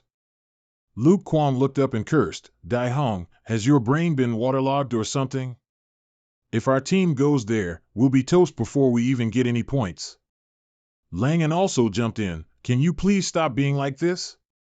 If you want points, you need to be alive to use them. Truong Dai Hung reassured him, what are you worried about? Don't we have our big sister Lang Tuet here? Everything will be fine. Hearing this, Van Muck turned and asked, Sister Tuet, what do you think? Lang Tuet casually ate her lollipop, raised an eyebrow, and replied frankly, you guys decide amongst yourselves. I'm fine with whatever. Hearing that, Van Muck quickly decided, if that's the case, I agree with Truong Dai Hung. Truong Dai Hung knew that his idea had some support and some opposition, while Lang Tuet remained silent, choosing to be neutral. He didn't hesitate any longer, deciding immediately, all right then, 3 people agree, so let's go with it. Dwarf witches, full speed ahead, everyone. Hearing this, Langan fearfully jumped to Sister Lang Tuet, his face contorted, crying and whining, Sister, just let me off here. I don't want to go there to die, I'm not going. Truong Dai Hung pulled him back, a serious expression on his face, sit still. If you get off the vehicle now, you'll die even sooner.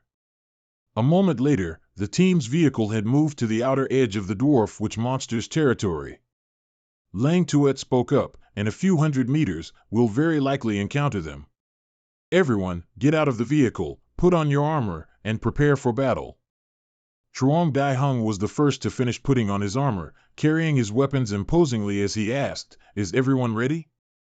The outfit he wore was the destroyer weapon gear, silver throne, mystic power suppression shield. Langan wore the faded weapon gear, silver throne, cross spinning slash. We too are done. Luke Kwong was also ready. His gear was the hunter weapon, silver throne, deadly blade. Luke Kwong helplessly asked Langan, are you that afraid of death? Why is all your gear focused on defense? Lang Tuet was more lightly equipped with the main fighter battle suit. She announced, I'm also done. Truong Dai Hung looked around, pressing, and where's Little Muck? Is Little Muck ready? But when he looked at the outfit Van Muck was wearing, Truong Dai Hung's eyes narrowed, and he exclaimed in disbelief, my goodness, how do you have that? Van Muck, at this moment, was bewildered, not understanding why Truong Dai Hung reacted so strongly. Dai Hung realized he didn't understand and quickly explained, the suit you're wearing is the War God Temple's warrior armament. This armor can't be bought even with money. I've offered a very high reward, but I couldn't find a single set. Quick, let me touch it for a bit. Oh my goodness, this feeling is amazing. Van Muck broke into a sweat, thinking to himself, is there something special about this outfit? I really don't know how Dad managed to get it. Suddenly, a sound echoed from afar, along with the shadows of something moving, alerting Lang Tuet.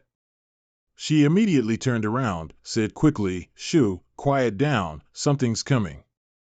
Everyone split up and find a place to hide. Van Muck and Truong Dai Hung immediately complied, darting off in 2 different directions. A few seconds later, they were hidden. Lang Tuet contacted him via walkie-talkie, asking Dai Hung, where are you? Report. Truong Dai Hung, using his sniper scope to scout around, replied, target detected, 2 dwarf monsters, they seem to be patrol guards. Lang Tuet quickly gave orders, try to check if there are any other spatial monsters around. Dai Hung immediately replied, copy that, confirmed, no traces of other targets appearing around. Hearing that, Lang Tuet transmitted the command, Truong Dai Hung, Van Muck, prepare to act. Van Muck whispered into the walkie-talkie, understood. On this side, one of the dwarf monsters was suddenly attracted by something, looking down and staring intently. It turned out to be the half-eaten lollipop Ling Tuet was sucking on. The monster, having never seen such a thing before, rushed over to pick it up, its eyes glued to it. Seeing this, Dai Hung couldn't help but smirk with satisfaction. Bingo, congratulations on winning the prize. With that, he pulled the trigger, blowing off the dwarf monster's head, which startled the other one, causing it to flinch back, intending to report. But Van Muck suddenly appeared behind it, unleashing a combat skill and a sword strike, cleanly beheading it.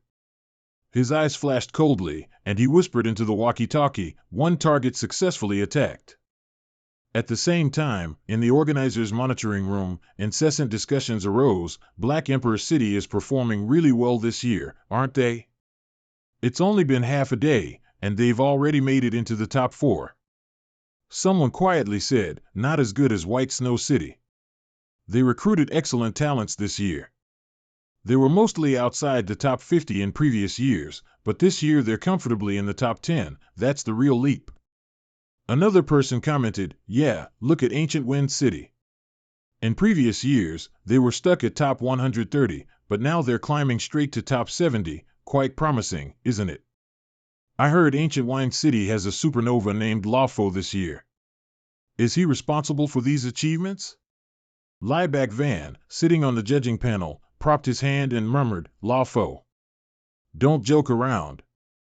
Based solely on him, how could Ancient Wind City get enough points to reach this rank? Returning to Van Muck's group, Lingen was running for his life, screaming frantically as the dwarf monsters caught up to him. Little Muck. Where are you? If you don't act now, I'm dead. Van Muck heard him, then leaped out from the bushes and whispered, Why are you making such a fuss? Even if you want to be fast, you have to take your time. With that, he delivered a kick straight to the head of a dwarf monster that was relentlessly pursuing Lingen. After dealing with it, he waved his hand, provoking the remaining ones, Come on, all of you at once. I'm in a hurry, I don't have time to play with you. This time, let's see how you'll block my warblade. The monsters, relying on their numbers, had intended to overwhelm them. Each aggressive vanguard was immediately sliced in half by Van Muck, who also conveniently decapitated a few more to satisfy himself. Feeling the attack was too slow, Van Muck decided to activate his combat skill and sword slash. His blade flowed like water in clouds. Wherever it passed, dwarf monsters fell. After dealing with the monsters, he landed on the ground in an incredibly cool pose, panting after an exhausting battle. Unexpectedly, 2 dwarf monsters that were still alive sprang up, intending to ambush him to avenge their comrades. But Van Muck paid them no mind, looking at them as if they were walking corpses. At the same time, 2 powerful streams of profound energy shot through their heads, finishing them off in an instant. Ling Tuet reminded him from above, Go ahead and exert yourself to your heart's content, we'll take care of those who don't know their place. Suddenly, one monster that was still alive sprang up, trying to escape. Ling Tuet quickly yelled into the walkie-talkie, Van Muck. Don't let it escape, it wants to go back and report to the tribe. At this moment, Luke Kwong stepped out, his voice full of confidence, No need to rush, leave it to me. Having said that, Luke Kwong skillfully spun the dagger in his hand, then activated his life-taking /combat skill, launching it to attack the dwarf monster. This attack instantly split the monster in 2. Luke Kwong joyfully exclaimed, trying to escape, Huh? No way. After observing, Ling Tuet praised the entire team, Excellent work, we're coordinating much more smoothly now. I did some quick mental math, this time we've taken down 30 to 40 dwarf monsters across all 4 waves, we've earned quite a few points. Hearing that, Truong Dai Hung quickly turned around and urged, Then let's do wave 5 while we're hot. Unzi, you go lure a few more dwarf monsters back here. Hearing that, Langen opened his mouth wide and wailed, Stop joking, man. I almost ended up peacefully in their stomachs, I'm not going anymore. Dai Hung didn't miss the chance, teleporting over with a mischievous face and taunted, If you're not going, then let Xiao Mu go. You stay here and be the main melee attacker in his place, okay? Langan was startled, letting out a loud huh, as he quickly calculated the pros and cons in his head, then called out to Dai Hong, "Wait. I won't be the main attacker. I'd rather go be a decoy, it's less dangerous." Dai Hong walked over to Ling Tuet and asked, "Sister Tuet, why are you suddenly spaced out?" Ling Tuet pondered for a moment, then wondered, is it true that Yun Mu has only awakened his profound power for less than a year? Dai Hong confirmed, "That's exactly right. I heard he only felt the power about a week before the annual test began." Ling Tuet continued, her voice serious, "So, it's only been half a year since he awakened.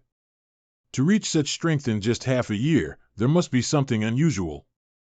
Dai Hong replied, "Of course, I knew he wasn't normal, and precisely because of that abnormality, I invited him to join the team." Just as he finished speaking, Langan returned, luring a dwarf monster.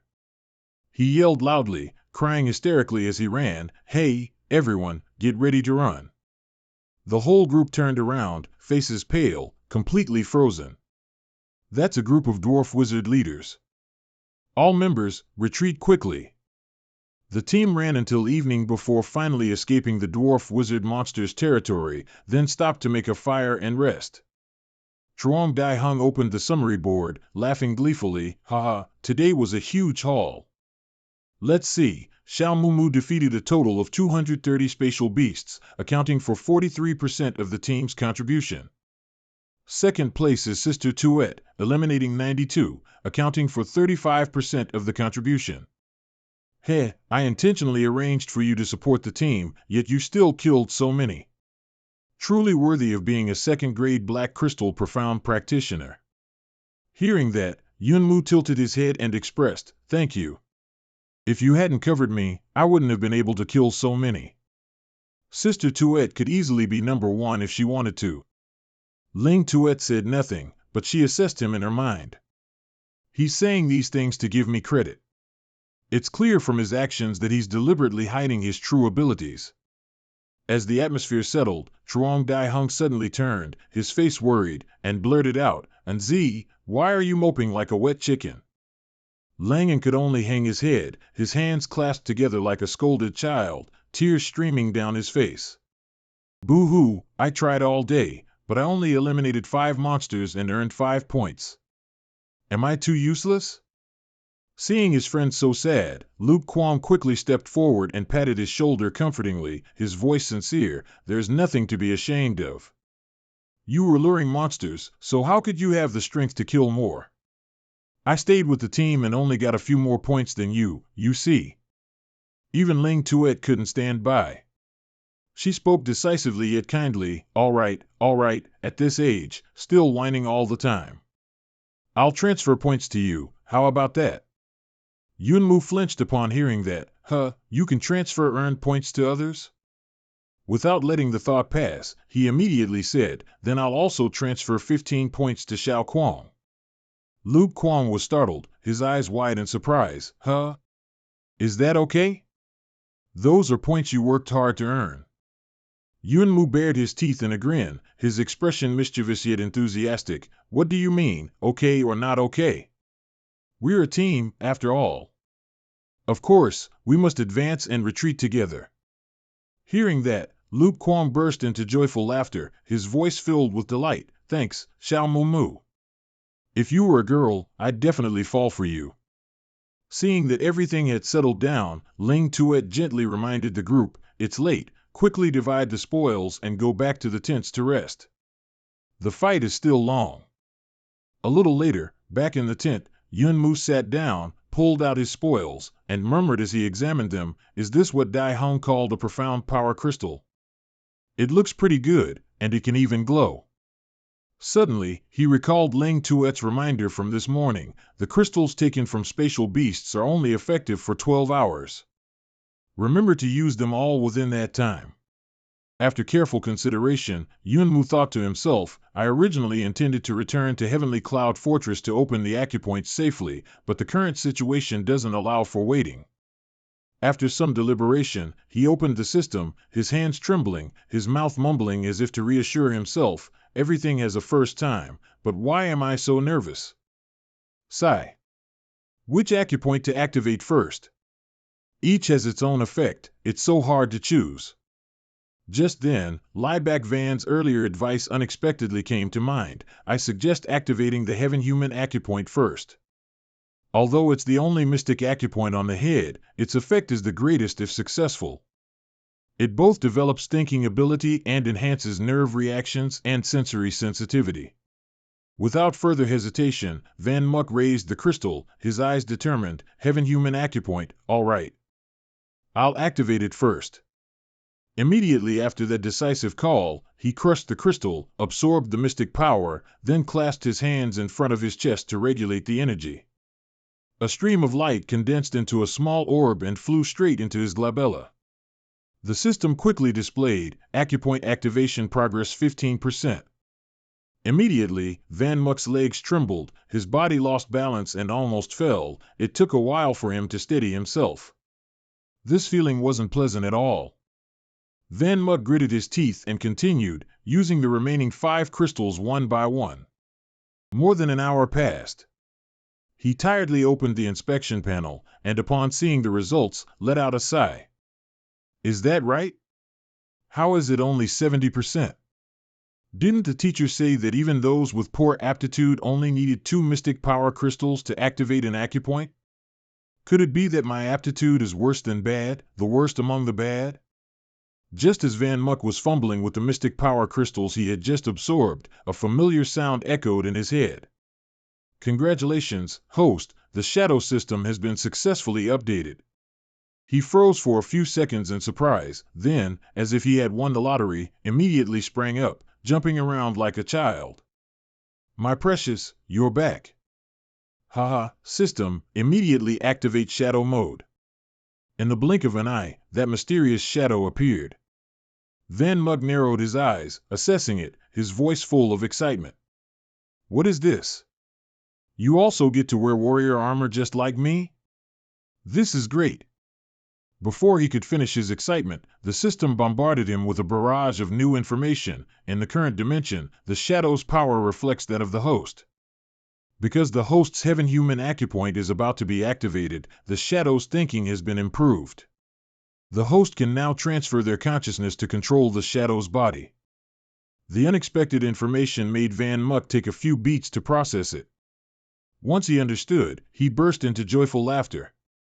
Controlling a shadow body, I have to try this. Without a second's hesitation, he immediately focused his mind, controlling his consciousness to leave his body. His real body swayed as if its soul had been pulled out, then collapsed with a thud. At the same time, his consciousness had directly entered the shadow's body. The change in perspective made Van Muck exclaim in awe. Is that me? This is truly insane. I'm actually inside the shadow's body. This feature is truly powerful. It's worth the 6 months I've waited for this update. It would be such a waste if I just slept at night. Tonight will be the most enjoyable hunt, that's for sure. But I can't let those guys from Dai Hung find out. Before long, the sky brightened, and the sun rose behind the mountain range.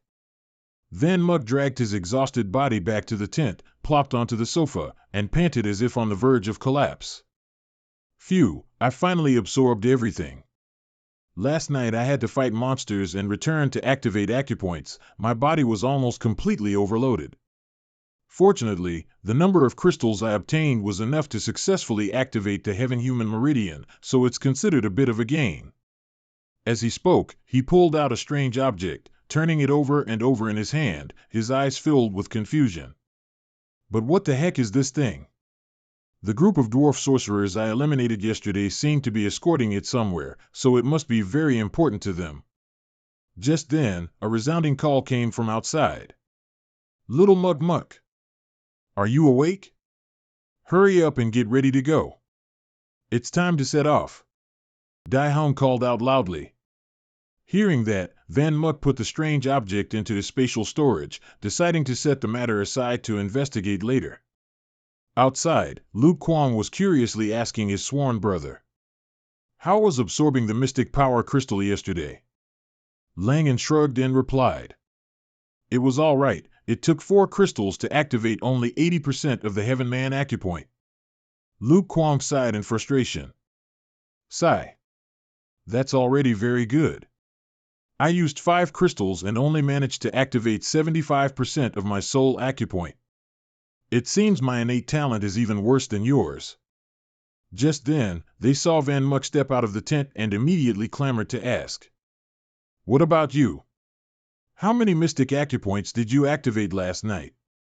With your innate talent, it must be quite good, right? Van Muck rubbed his forehead and replied nonchalantly. I don't remember. It seems the 5 crystals I had only activated 70% of the Heaven Man acupoint. The two of them couldn't believe their ears and immediately reacted in unison. Is there a misunderstanding? Is it even lower than ours?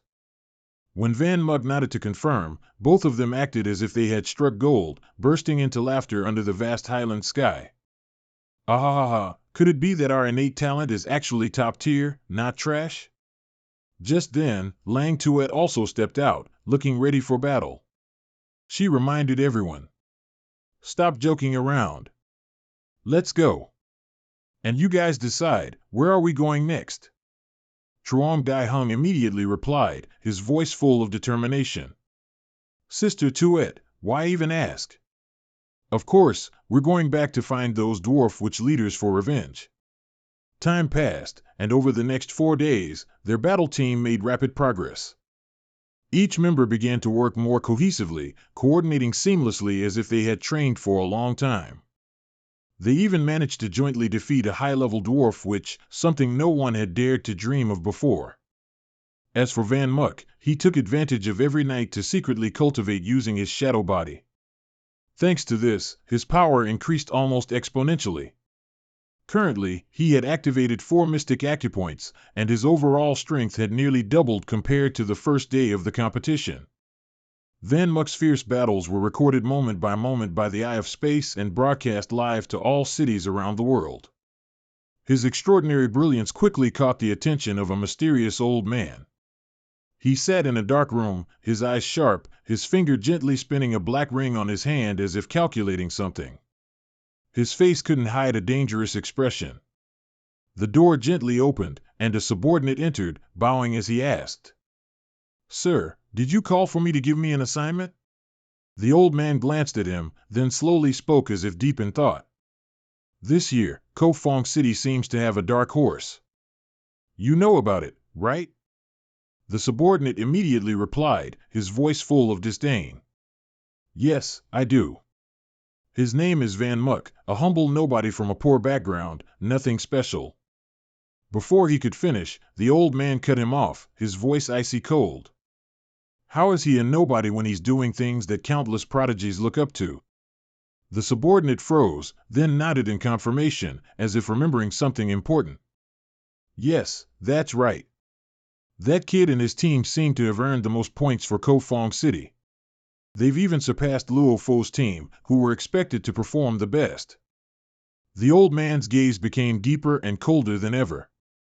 He got straight to the point. Van Muck and Luo Fo are truly 2 promising talents. It's a pity that I can't make use of the talents from my Kofong City. Therefore, they will very likely be a significant threat to our plans in the future.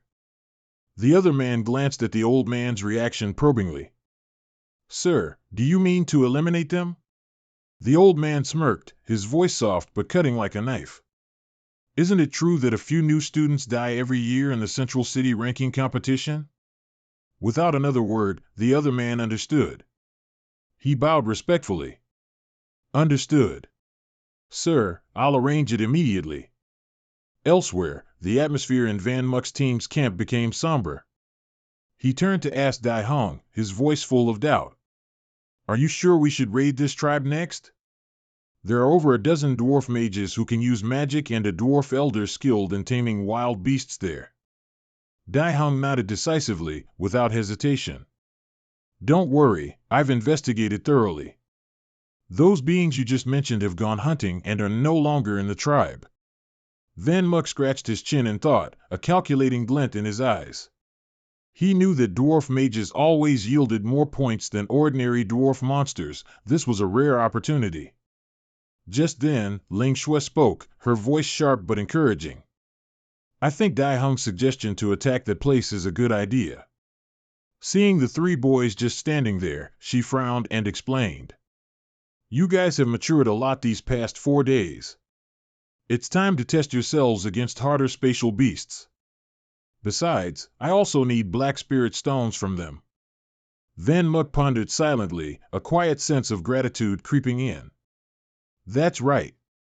Sister Shui has helped the team greatly improve their strength these past few days. She doesn't seem to have gained anything for herself until now. He clenched his hand slightly, stepped forward, and declared firmly. Let's go. Dai Hung. It's time to confront stronger monsters. Ling Shui tilted her head slightly, continuing as if with a silent command. NZ. Luring them out is still your task, okay? Time passed slowly, like dripping water. It was completely dark, and Lingen still hadn't returned. A feeling of unease crept in. Van Muk glanced at Truong Dai Hung, his voice low. I feel uneasy for some reason. Nothing bad will happen to NZ, right? Dai Hung patted his shoulder to reassure him, his voice full of confidence. Don't worry too much. He'll be back soon. He successfully opened the acupoint in his right hand these past few days. In terms of attack power, he's no less than me. Before he could finish his words, a whistling sound cut through the air. Lingen had rushed back just in time, with a crazy roar behind him. A giant dwarf monster charged at an incredible speed, swinging its claws to attack. Lingen immediately dodged, responding with a lightning-fast slash. The dwarf monster's gigantic hand was severed, falling to the ground with a thud. Still, he didn't dare risk it further, so he dashed back towards the formation, shouting loudly. You think I'm that easy to mess with? Don't even dream about it. Everyone, prepare for battle, they're right at our doorstep. Van Muk sprang to his feet, dusting himself off with a faint smile. Oh, I thought you'd gotten lost somewhere. Let's get down to business. Before they could even arrange their formation, there was a whoosh sound from behind. The culprit emerged from the shadows, his voice chillingly sarcastic. Oh, isn't this the elite team everyone's been buzzing about? How come I don't see anything different about them? Or, to be frank, they're as weak as snails. As for your scores this time, sorry, but we'll take them all. They flew over Van Muk's head, laughing as if playing a game of cat and mouse. One of them landed right in front of Lingen, smirking mockingly. Such hard work, you fool, but it seems your efforts were in vain. No sooner had he finished his provocation than the other two shot past Ling An's ears like lightning bolts, rushing towards the army of dwarf monsters. The dwarf wizards, who had just been lured back, didn't even have time to understand what was happening before their leader was dealt with, limbs severed in less than the blink of an eye. After that attack, they charged back and forth as if strolling through a park, swinging their swords lightly, and one by one, the monsters fell. Van Muk watched from a distance, his heart skipping a beat, and he exclaimed. They can kill dwarf wizards in an instant. Where did those two come from? Hearing that, Ling Shui immediately explained. They are elite members of a war team from another city. They probably came here intentionally to steal our scores. Our ranking must be too dazzling to attract such thorough attention. After clearing the battlefield, the two returned, giving Van Muk's group a look of utter disdain. Oh, you're more sensible than I thought, and thanks for the free points. Zhang Dehung was silent for a few seconds, then suddenly turned and walked away. Let's go. Lu Kuang's eyes widened, his mouth agape. We're just going to leave like this? Dehung didn't even look back. The points have all been stolen, so if we don't leave, should we stay here for a heart-to-heart with them? Lu Kuang's face turned beet red with anger. No, we should teach them a proper lesson. Dehung maintained his calm tone. Come on, please, what do we gain by fighting them? On the other side, the man in white chuckled, clearly not having had enough of the provocation. He glanced at Van Muk's group and sneered. Look, they're intentionally ignoring us. The other man showed contempt. Their points were blatantly stolen, and all they can do is slink away in despair. Indeed, they're a cowardly group that only knows how to hide and grab points. Then both spoke in unison, deliberately raising their voices to provoke. I know you're very dissatisfied. If you're dissatisfied, then be a man and come back here and teach us a lesson. Before he could finish his sentence, he instantly warped behind De Hong, intending to launch a sneak attack. But unexpectedly, before he could pull any tricks, he was met with a divine kick to the neck. That pitiful neck let out a crisp cracking sound, and its owner spat out a stream of blood, quite literally. His eyes rolled back, and he collapsed. The remaining man in white stood frozen like a stone statue, shouting in panic. What the hell just happened? Truong Dai Hung sneered, his voice as cold as ice, and issued a warning. Now that you two have gotten your points, drag your asses out of here immediately. Otherwise, don't ask why the seawater is salter than tears. Just then, a piercing shriek ripped through the air, followed by a brilliant flare exploding in the sky. Everyone jumped and looked up. What the hell is that? Sweat started to bead on Truong Dai Hung's forehead. He swallowed hard, then spoke in a stern voice. This is a signal flare. We don't have time to lose, everyone run. Before they could understand what lose everything meant, BAM, the ground shook. A giant figure, as if from the dead, landed right behind Dai Hong, a creature with a human body and a wolf's head, its eyes burning with murderous intent as it stalked its prey. It immediately attacked the blond man, tearing his shirt and sending him sprawling. Even though he escaped death, he was just a coughing corpse. With every cough, a gush of blood sprayed out. Van Muck trembled slightly, then turned to whisper to Lang Tuet. What kind of monster is that? On the other side, the monster growled and gently clawed away the remaining half of the man's body. The surviving man in white couldn't bear to see his brother torn apart. He lunged forward like a live bullet. Damn you! You can't just do that. Truong Dai Hung saw him dive past him as if sacrificing himself and roared. Idiot! Get back here! Don't go there! But it was too late. A hand larger than his swept horizontally, pinning him to the ground like a postage stamp.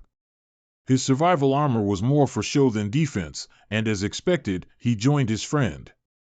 The demonic mastiff slowly turned its head to look at Dai Hong, as if evaluating its next meal. He froze too, sweat pouring like a burst dam. Even with his expensive armor, he wasn't sure he could withstand a second blow. Langan looked around, his eyes still uneasy, and frowned slightly. Should we save those two? Seeing Langan still hesitant, Van Muck immediately shouted, his voice decisive. Don't worry about them, run. They won't survive. Meanwhile, in another corner, Truong Dai Hung had drawn his gun, his eyes sharp as if anticipating the impending danger. He silently growled to himself. Ugh, my silver-armed armor is broken. If I get clawed again, I'm definitely done for. There was no time to think. Dai Hung retreated with his team, continuously firing his gun at the demonic mastiff's head. However, danger unexpectedly appeared from another direction. Another demonic mastiff suddenly sprang out, blocking their path. On its shoulder sat a short witch, her eyes disdainful, her laughter sharp as a razor. Hee, where do you think you're going, you lot? The situation became increasingly perilous. Van Muck immediately reacted, ducking to dodge a claw and shouting loudly. This isn't good, there's another one in front. Dai Hung immediately turned to warn them. That one is the elder of this tribe. Don't stop, try to break through, retreat to the war chariot. Without another word, the whole team changed direction, immediately taking another path to circle back to the vehicle. As they ran, Van Muck couldn't help but wonder, his voice full of doubt. Why are there so many demonic mastiffs suddenly? They never gather like this. Truong Dai Hung gritted his teeth and concluded. We must have fallen into that short witch elder's trap. Van Muck couldn't help but ask immediately. What trap? Truong Dai Hung replied, his eyes still fixed on the front line. That signal flare just now was how they alert each other. We're surrounded. Lang Tuet quickly added her analysis, her voice icy cold. This dwarf witch elder is very cunning. It seems he's received news that other tribes were devoured by us these past few days, which is why he came up with this plan. Before they could compose themselves, another hellhound suddenly appeared, cutting off their retreat. Van Muck turned his head and asked, his voice urgent, "What do we do?" Before they could think much, the entire team was completely surrounded by dwarf witch leaders and a pack of low-level monsters. In the middle of the encirclement, Langan panicked, nearly bursting into tears.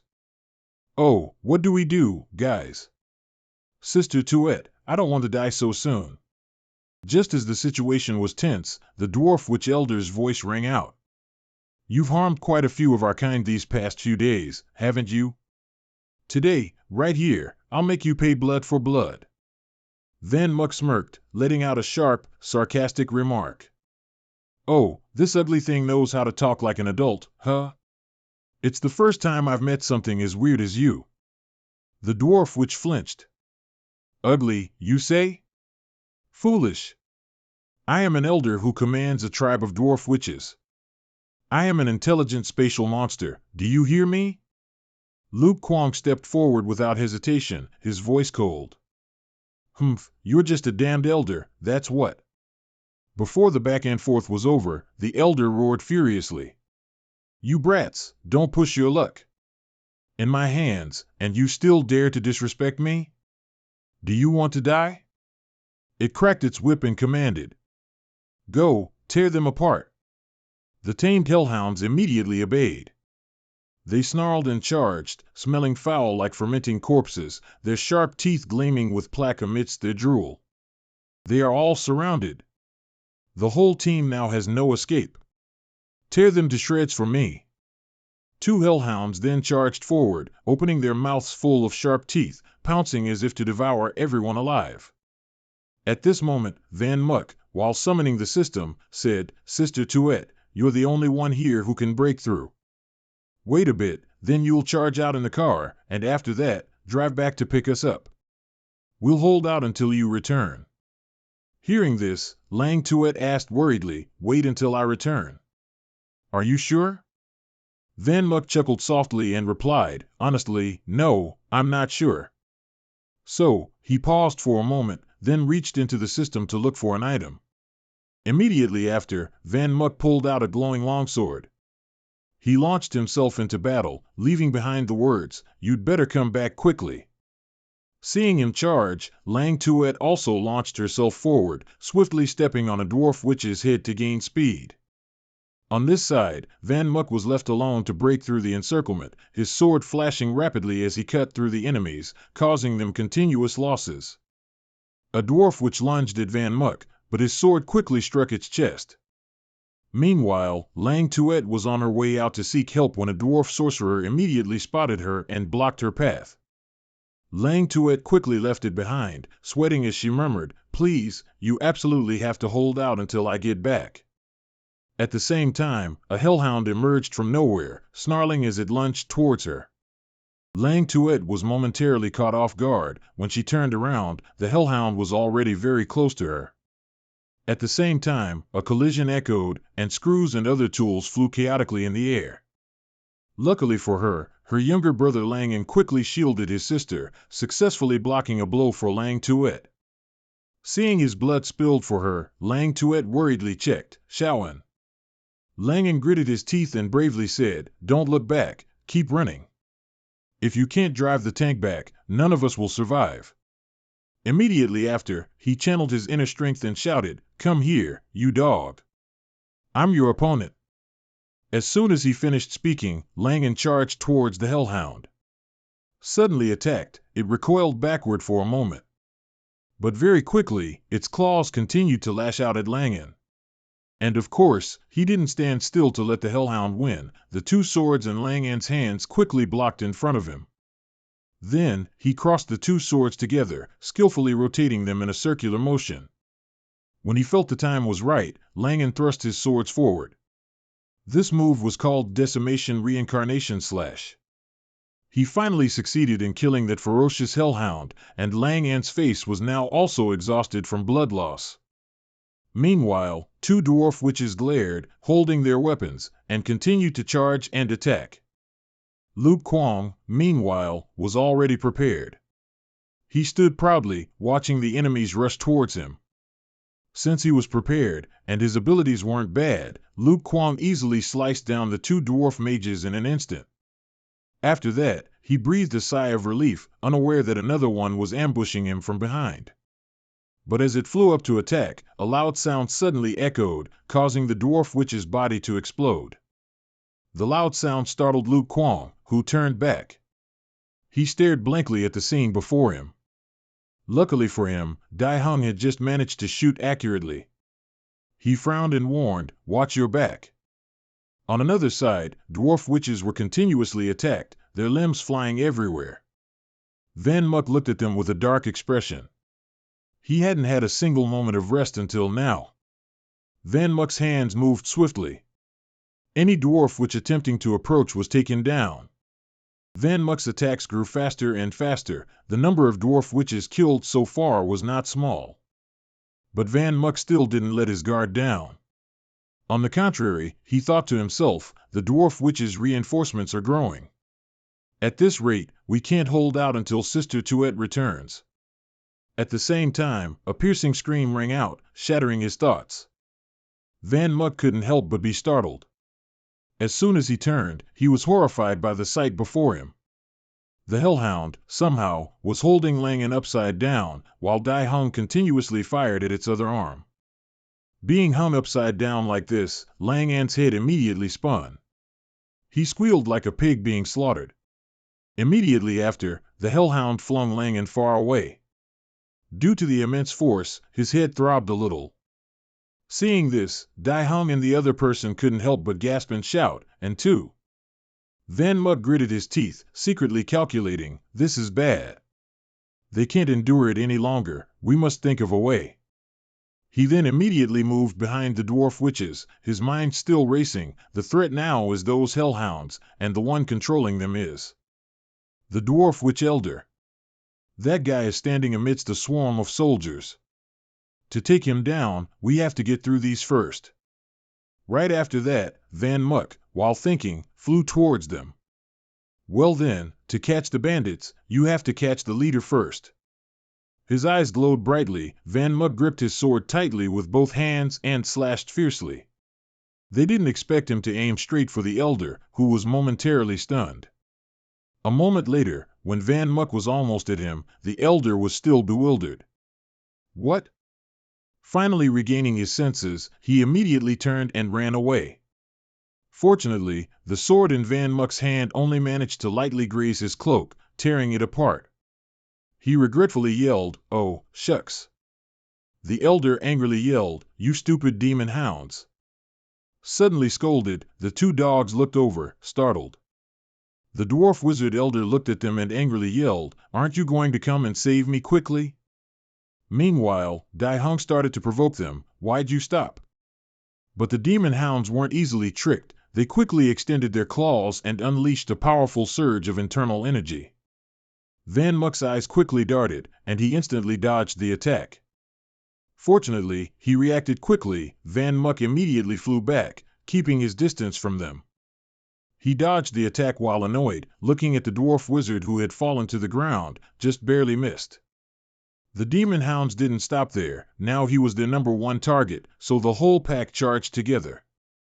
Van Muck secretly calculated, 1 against 3, I'll have to use all my blood power and fight for my life. Immediately after, he let out a loud shout, channeling his internal energy. Van Muck's eyes also turned red at this moment. A huge surge of power erupted from his body, and a red electrical current continuously shot out. The technique he was using at this moment was Chaotic Dance Blade. Van Muck truly wanted to fight these 3 demon hounds to the death. Dai Hung couldn't help but sweat as he watched him, one person actually controlling 3 demon hounds? He also charged forward to help. Dai Hung had just shot a nearby demon hound when True Luke Kwong confusedly asked, "Hey, do you see that?" Luke Kwong said, looking at Van Muck, his current state, could it be like what the old folks always say, entering a trance? Both of Van Muck's eyes were now completely red, and his smile was colder. Dai Hung chuckled lightly and asked back, "You mean he's entered the legendary Berserker God trance?" Looking at Van Muck at this moment, Dai Hung couldn't help but wonder, "Lie Van Muck, this kid, what secret does he really hide?" And the dwarf wizard elder, watching, couldn't help but be dumbfounded. What's happening with this human? He's dealing with 3 demon hounds all by himself. In just a moment, Van Muck stood before him. His smile sent chills down anyone's spine. Suddenly, his subordinates were continuously sent flying chaotically. The elder was now so scared that his whole body twitched. The dwarf wizard elder angrily turned around and yelled, "What now?" At the same time, a familiar voice rang out, "You bastards, taste this." As soon as the voice ended, a large gun immediately fired continuously at the dwarf wizards. The speed of this weapon was so fast that they couldn't react in time, and the whole group could only stand there screaming. Dai Hung was holding Langan, and Luke Kwong couldn't help but joyfully exclaim, "Dai Hung, look! It's Sister Tuet, she's back!" Lang Tuet smiled brightly, drove over, and loudly said, "Everyone, the car's here." Dai Hung joyfully yelled, "Tu Muk Muk, get in the car." But at this moment, Van Muck was so engrossed in his furious battle that he essentially didn't hear what they were saying. It was then that Dai Hung was startled. He yelled loudly, "Hey, I'm telling you, his state seems abnormal." The scene shifts to the Xianjia Guild, where everyone is looking at something on the system scanner. One of them reported, startled, "Guild Master, a newcomer has entered the realm of a war god." The other person also chimed in, "Is that him? Have the images been blocked yet?" The other person immediately replied, "All image data messages have been blocked and locked." The guild master was satisfied. "Excellent, report this to the saint right away." Returning to Van Muck's side, he was now yawning widely, feeling completely refreshed. Van Muck sighed, "Glad I got out of that. My body feels really tired after being tormented like that." Luke Kwong spoke up, "Are you calm now? You didn't even know how ruthless you were just now." Van Muck looked bewildered. "I don't know what happened, but suddenly I felt a power surge through my body." He held out his hands to observe them, an uncontrollable desire to fight. Immediately after, Dai Hung gripped his shoulder tightly. "All right, let's not talk about this anymore." The system continued to say, although this time everyone's lives hung by a thread, the harvest was quite good. Besides 10 regular spirit stones, there were also 2 black spirit stones. He scanned carefully as he spoke. "This time, it can be said that our lives were saved by little Moo. I think maybe we should give all the things we got this time to little Moo." Hearing this, Van Muck was a little surprised. He looked blankly at everyone and asked again, "All of it for me?" Langan happily said, "Just take it, if it weren't for you, we'd all be dead for sure." Luke Kwong added, "That's right, you deserve this." But Van Muck immediately stood up, his voice trim and resolute, "I don't want it." What he said next deeply moved everyone. "In this expedition, everyone worked hard, so let's divide the spoils according to the usual rules." Actually, I didn't exert myself more than anyone else. I did what everyone else did at that time. I was just trying my best to save my friends. Van Muck said this while looking at everyone with extremely sincere eyes. Dai Hung then continued, "All right, since you've said so, let's divide it according to the rules. After escaping death, everyone is tired, so let's find a place to camp and rest. Having friends like this is sometimes really nice." After dividing everything, everyone found a place to rest, with the refreshing sound of trickling hot water. After showering, Van Muck rewarded himself with some soda. He let out a refreshed breath. "I feel much better after a shower."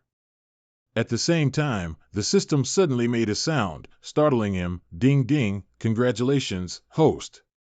Van Muck listened silently. The system said again, "Due to the host's excellent performance, the system will issue a reward." He was surprised. "A reward?" The system said, while presenting a box. "The host's reward, the dimensional box, has been distributed. Please check the server." Van Muck blankly picked it up and observed it. Dimensional box? The system explained, the dimensional box is used like a lottery shake and has a chance to draw various equipment and combat skills.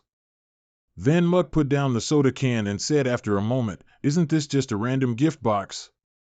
He contentedly tried the new product. "All right, we'll see if I'm European or not just by looking at the prize." Immediately after, the knob of the dimensional box quickly spun open by itself. From within, various accessory parts gradually opened up. And these things startled Van Muck. He stared at them with wide eyes. At this moment, the system quickly disappeared, leaving him standing there bewildered. "Wait, this is..." Looking at his empty hands, he shouted in annoyance, "Damn it, are you messing with me? There's nothing at all. Is this a draw for an empty box?" The system reappeared. "Ding ding, congratulations, host, you've won a very big prize."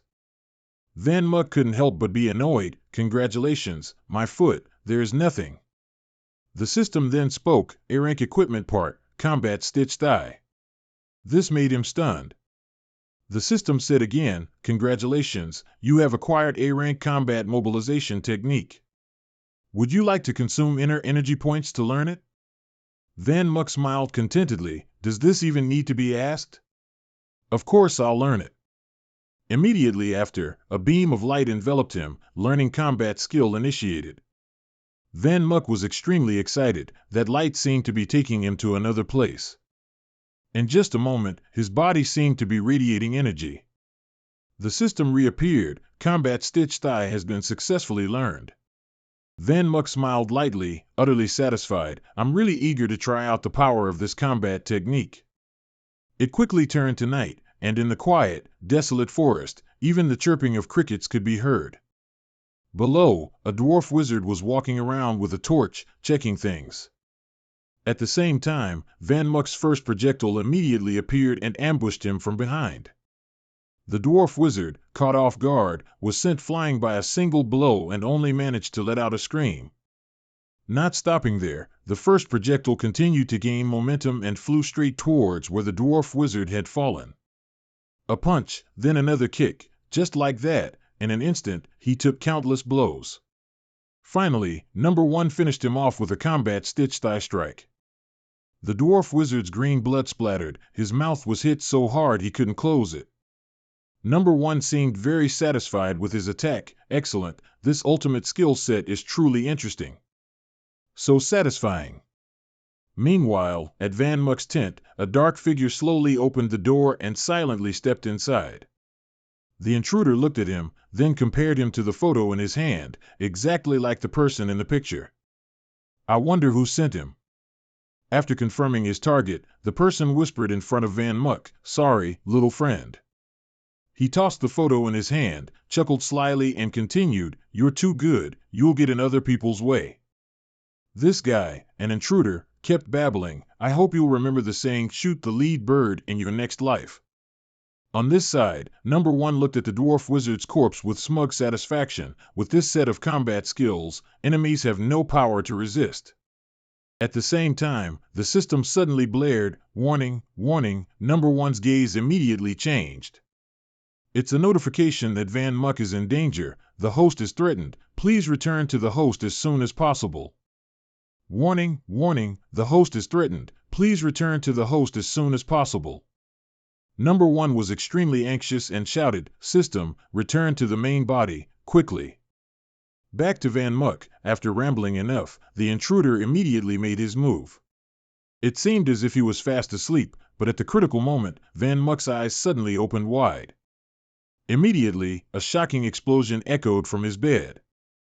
Van Muck quickly leaped across, somersaulting several times in the air like a professional athlete. Afterward, Van Muck immediately landed at a safe distance. It's unclear when Van Muck woke up, but he probably heard the intruder's monologue. Something fell from under Van Muck's feet. The person's voice rang out again, "You escaped my attack." From behind the dust cloud, his face gradually appeared. The intruder couldn't help but praise, "This kid is very alert." Van Muck looked at him with great wariness. He immediately asked the opponent, "Who are you?" Despite being discovered and having his face seen, he remained completely unfazed. "Who I am isn't important. What's important is that tonight, you He paused for a moment. Van Muck's expression looking at the opponent was full of scrutiny. The guy channeled his inner energy, his eyes glowing as he slyly continued, "Must die." His actions were quite fast. Van Muck, on his side, immediately put his hand into the system to retrieve a weapon. He pulled out a familiar long sword from it, surrounded by a surge of lightning. But his attack quickly moved towards his hand. Van Muck could only choose to drop his weapon to keep his arm safe. It seems there was a slight discrepancy in speed between the two. Van Muck then landed on the ground. Sweat was now pouring from him. Van Muck gritted his teeth and silently looked at the opponent. "Damn it, too fast. I didn't even have a chance to get a weapon." He looked at the light radiating from him. Golden light. This person has taken half a step into the golden stone Xuanjie. Why would such a high-level Xuanjie target me? The intruder spoke again. "Your reaction is really fast. Let's see if you can escape this time." As soon as he finished speaking, he simultaneously launched another attack towards Van Muck. He had just attacked, and it seemed he didn't even give him time to breathe. Before he could finish dodging that attack, he rushed in for close combat. Hit by a strong kick to the stomach from the opponent, Van Muck couldn't help but spit out a mouthful of blood. Seeing him at a disadvantage, the intruder pressed his advantage and delivered another kick, sending Van Muck somersaulting in the air. That kick sent him flying out of the tent, causing a large hole in the tent. Van Muck's eyes looked up at the sky, blood continuously streaming from his head. He was internally crying out in distress, "Seriously, I'm completely no match without a weapon." Seeing himself in free fall, against such a strong opponent, he thought to himself, "I'm dead for sure." The guy looked up at Van Muck. "You're still clinging to life? Then this will help you find release." As soon as he finished speaking, he soared high into the sky until even his shadow on the ground was gone. The intruder channeled powerful internal energy, smugly preparing to deliver a decisive, farewell blow to Van Muck. At the same time, a pair of legs frantically ran towards him. The person who arrived was Lang Tuet. She ran while anxiously shouting, "Live Van Muck." Hearing the familiar shout, Van Muck grasped at it like a lifeline, immediately glancing over. The blade in Lang Tuet's hand was quickly and forcefully released from her grasp. Lang Tuet then shouted loudly, "Catch!" Van Muck, up there, was facing a perilous situation. It seemed Lang Tuet's sword throw was very precise. And he, up there, managed to catch it in time. With a weapon in hand, he finally got a chance to fight back. Van Muck immediately after didn't forget to shout, "Thank you." The intruder was also surprised by Lang Tuet's sudden appearance. But before he could react, Van Muck swiftly used his mad blade to hack repeatedly towards him. The two figures clashed. Lang Tuet stood below, tense, silently observing. Van Muck had turned the tide. The other guy couldn't help but sneer. "Oh, so you have a weapon in hand too, just like two people." He let out a breath, then channeled his internal energy. "Have you hit enough? It's my turn to counterattack."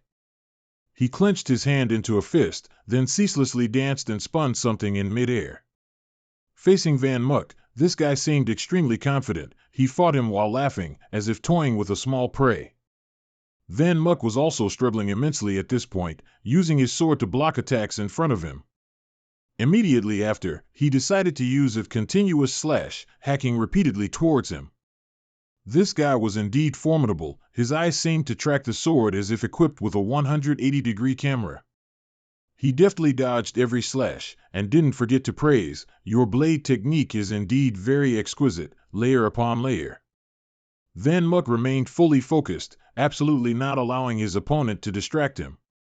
Finally, Van Muck's blade was blocked barehanded by the intruder. He casually put one hand in his pocket and scoffed, "But the explosive power isn't enough, so."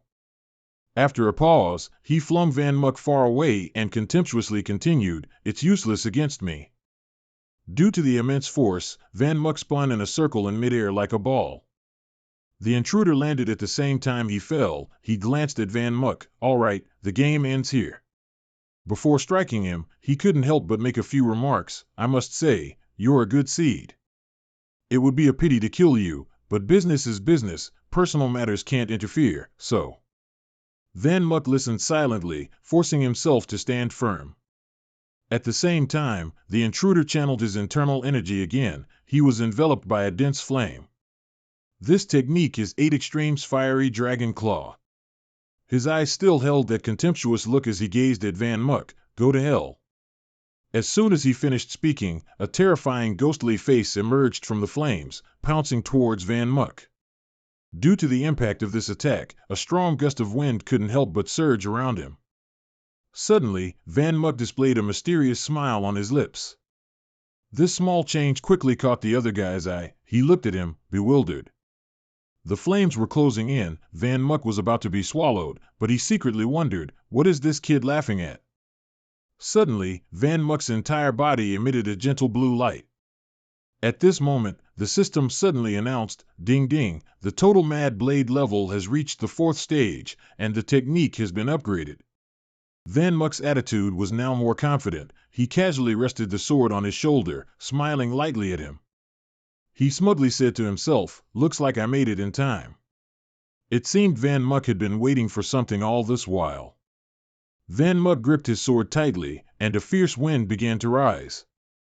The technique he used this time was Absolute Ground, Origin Return Slash. The other guy immediately speculated, does this kid intend to take on my 8 Extreme's Fiery Dragon Claw? On this side, Van Muck began to soar, rushing straight towards the mouth of the fiercely burning flames.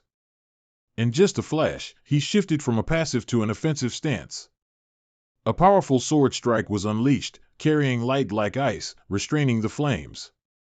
The two extremes immediately clashed. The battle was incredibly fierce. It was unclear who would win. Around them at this moment, only that great flame could be seen burning, reddening the entire space.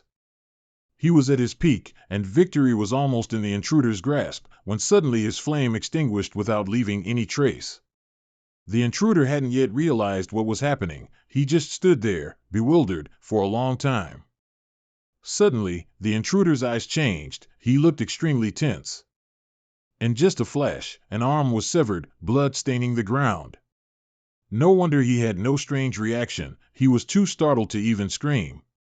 Van Muck pointed his sword directly at the one who attacked him. Hey, this time I only cut off an arm. The next move will kill you. After a while, the pain finally registered. He clutched his continuously gushing wound, screaming, my arm. Oh, it hurts so much. Van Muck remained expressionless. He stood still, watching him writhe in front of him. The large wound made the intruder turn pale. He looked at the boy with hatred. You bastard! Unforgivable! Van Muck calmly drew his sword, challenging him. What, still want to continue? Next, he offered him a piece of advice. If you don't treat it quickly, you'll lose too much blood and die. But what he said was indeed very reasonable. The intruder immediately panicked and flew away. Before leaving, he didn't forget to say, kid, remember this. And just like that, a long night passed. The intruder had left, and the surrounding space returned to its quiet appearance. Lang Tuet stepped forward. She looked at him and then shouted, Van Muck, your breathing is a bit labored right now. After Lang Tuet's shout, Van Muck suddenly spat blood and collapsed. His reaction scared Lang Tuet to death. She gasped and shouted, Van Muck. Lang Tuet quickly ran to support him. She anxiously shouted, Hey, are you all right? Although Van Muck wasn't well, he still tried to reassure her, Don't worry, I'm fine. He said so, but the fatigue on Van Muck's face couldn't be hidden. He was silent for a moment, regulating his breathing. Then he said to her, Thank you, I owe you my life. Fortunately, he didn't see that I was just bluffing. I would have died if I continued. Lang Tuet didn't answer. She just handed him a handkerchief. Here. Van Muck quickly replied, Thanks. Immediately after that, everyone gathered. Dai Hung wondered, and Tu Kwong were on patrol tonight, but the mysterious man only stunned them, not killed them. He looked at Van Muck, then concluded, It seems like the opponent's target isn't all of us, but rather only Tu Muck Muck. Hearing this, Van Muck's face darkened. What Dai Hung said made sense. Lang Tuet added, "It seems we've obstructed some high-level interests, so they sent an assassin to eliminate our main force." Langan then said, "But if that's the case, why only Van Muk's life? Your strength is also very powerful, sister." She analyzed, "After all, our family is considered prominent. Even those above wouldn't dare attack me easily." Lang Tuet recounted, "My master is a saint. No matter who it is, they have to show respect to the old man. Van Muk secretly disdained, bullying me because I have no background and am a soft target." Thinking of this, his hatred surged, and he secretly vowed, "I will definitely avenge this grudge." Dai Hung was extremely worried about him. "Let's not take any action these next few days and rest here. We'll talk about it once Tu Muk Muk's injury is healed." Van Muk spoke up, "I'm fine. We're highly ranked. If we rest now, we'll." Lang Tuet immediately slapped him hard on the shoulder, cutting him off. "What is this idiot talking about?" She turned around and threw back, "Your life is more important than the outcome of the competition." Hearing this, a warmth suddenly surged in Van Muk's heart. Immediately after, Lang Tuet reminded, "All right everyone, go get some rest. I'll stand guard tonight." Van Muk used his finger to wipe the bloodstain of that guy on the ground, thinking, "This isn't over yet, don't think leaving ends things." Then, he coldly commanded, "System, scan the blood information." Following Van Muk's words, the system appeared. The blood code on Van Muk's hand began to be analyzed. In just a moment, the system had identified him. His information was quickly saved to the database. At the same time, Dai Hung's voice rang out, startling Van Muk. "What system did you just say?" Van Muk's inner self screamed, "I. I've been found out, *." Before they knew it, morning arrived. The daytime air in the forest was also more pleasant. It seemed Van Muk had woken up even earlier than the sun, or perhaps he hadn't slept last night. In his hand at this moment was a blue stream of power. Van Muk's intentions with it were unknown. Immediately after, he seemed to clench that thing in his palm. Van Muk seemed very satisfied with this. "Now it will penetrate all acupoints." Van Muk smiled happily. These 2 days were truly thanks to the shadow continuously fighting monsters and bringing him spoils. He reminded himself, if he wanted to advance further now, he had to condense the profound stone chi armor. However, later when using the shadow system, he really had to be a bit more careful. Last time, he was almost discovered. That time, Van Muk had to lie that. It's time to update the system on my computer." Dai Hung didn't suspect anything. He just said, "I think mine should be updated too." While he was lounging on the sofa, the system notification rang again, stating he had 10,000 accumulated points and asking the host if he wanted to consume them. And this time's point consumption was to condense the second shadow. As soon as he heard this, Van Muk immediately sat up and looked over. "A second shadow?" He pondered, "If there's a second shadow, won't the monster killing experience be doubled?" Thinking this, Van Muk excitedly shouted, "That's great! Condense it!" And he consumed all 10,000 points. As soon as he finished speaking, streams of black light immediately appeared from Van Muk's hand. Van Muk watched with interest as his body, at this moment, was splitting into another shadow. This process must have taken quite some time. A large circular hole had now appeared in front of him. Van Muk looked over with uncontrollable delight. He smiled faintly. This is his new shadow? Unlike the first shadow, its shape was a bit like a robot. The condensation process was also successful. Van Muk looked at them and said to himself, "But since there are 2 shadows, we still have to give them names to distinguish them, otherwise no one will know what I'm calling." Thinking of this, he immediately smiled excitedly. This will be resolved, and his solution was to number them. Van Muk was very satisfied with this method. From now on, the 2 will be called number 1 and number 2. It felt more like he was a waste at naming things. While he was happy, there was suddenly a sound outside. Van Muk quickly calmed down. "Hush, number 1, number 2, come back quickly." The incessant knocking on the door annoyed him. Van Muk opened the door, saying loudly, "I'm here, what's so urgent?" But as soon as he saw the person, Van Muk immediately changed his attitude. "Oh, Sister Tuet." As soon as Lang Tuet saw him, she got straight to the point. "I just received a notification. Many seated players have been attacked by assassins, including La Fo's team." Hearing this, Van Muk couldn't help but worry. "Is Lu Nai Teep okay?" Lang Tuet reassured him, "Don't worry, La Fo's injuries are the most serious, the others only suffered minor injuries." She added, "The Huingjia Guild has also conducted a comprehensive investigation into this incident." According to what Lang Tuet knew, the Huingjia Guild takes this matter very seriously. The masterminds behind the scenes and the cities they rely on will be severely punished. Suddenly, Van Muk stammered, that, Sister Tuet." He pointed at her. "Why are you at the camp today, not training with Dai Hung and the others?" Suddenly, this question startled Lang Tuet. "Huh? Her face turned beet red, and her voice became flustered. "Actually, it's because—" Finally, Lang Tuet spoke. "After observing these past few days, I think you are truly a very good man." Her face was flushed. "So, I stayed here today because there's something I want to tell you privately." Van Muk's face was also burning hot at this moment. He secretly thought, "Is Sister Tuet?" Lang Tuet bowed her head and said loudly, "I've thought about these words for a long time and gathered all my courage to decide to say them." Then she bravely stepped forward and firmly grasped Van Muk's hand. "Therefore, you must agree to me." His cheeks were flushed, and his whole body suddenly felt hot. Van Muk secretly screamed, "It's coming! It's coming!" Lang Tuet looked at him and continued happily, "I want to experience your sword skills. Fight me." Hearing these words, Van Muk's heart suddenly skipped a beat. He was bewildered. "Huh?" Before he could fully collect himself, Lang Tuet drew her sword. "Ready?" "I'm attacking." Van Muk scratched his head and mechanically drew his sword. "All right, I'm ready." This awkwardness still lingered in his mind.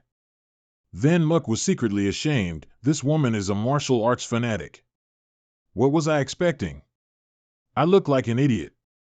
Immediately after, Lang Tuet unleashed a powerful strike towards him. She excitedly shouted, "Come on!" At this moment, Van Muk had not yet attacked. He only gently dodged those furious sword strikes. But it couldn't be denied, she was worthy of being called Sister Tuet. Every cut was fast and precise, almost flawless.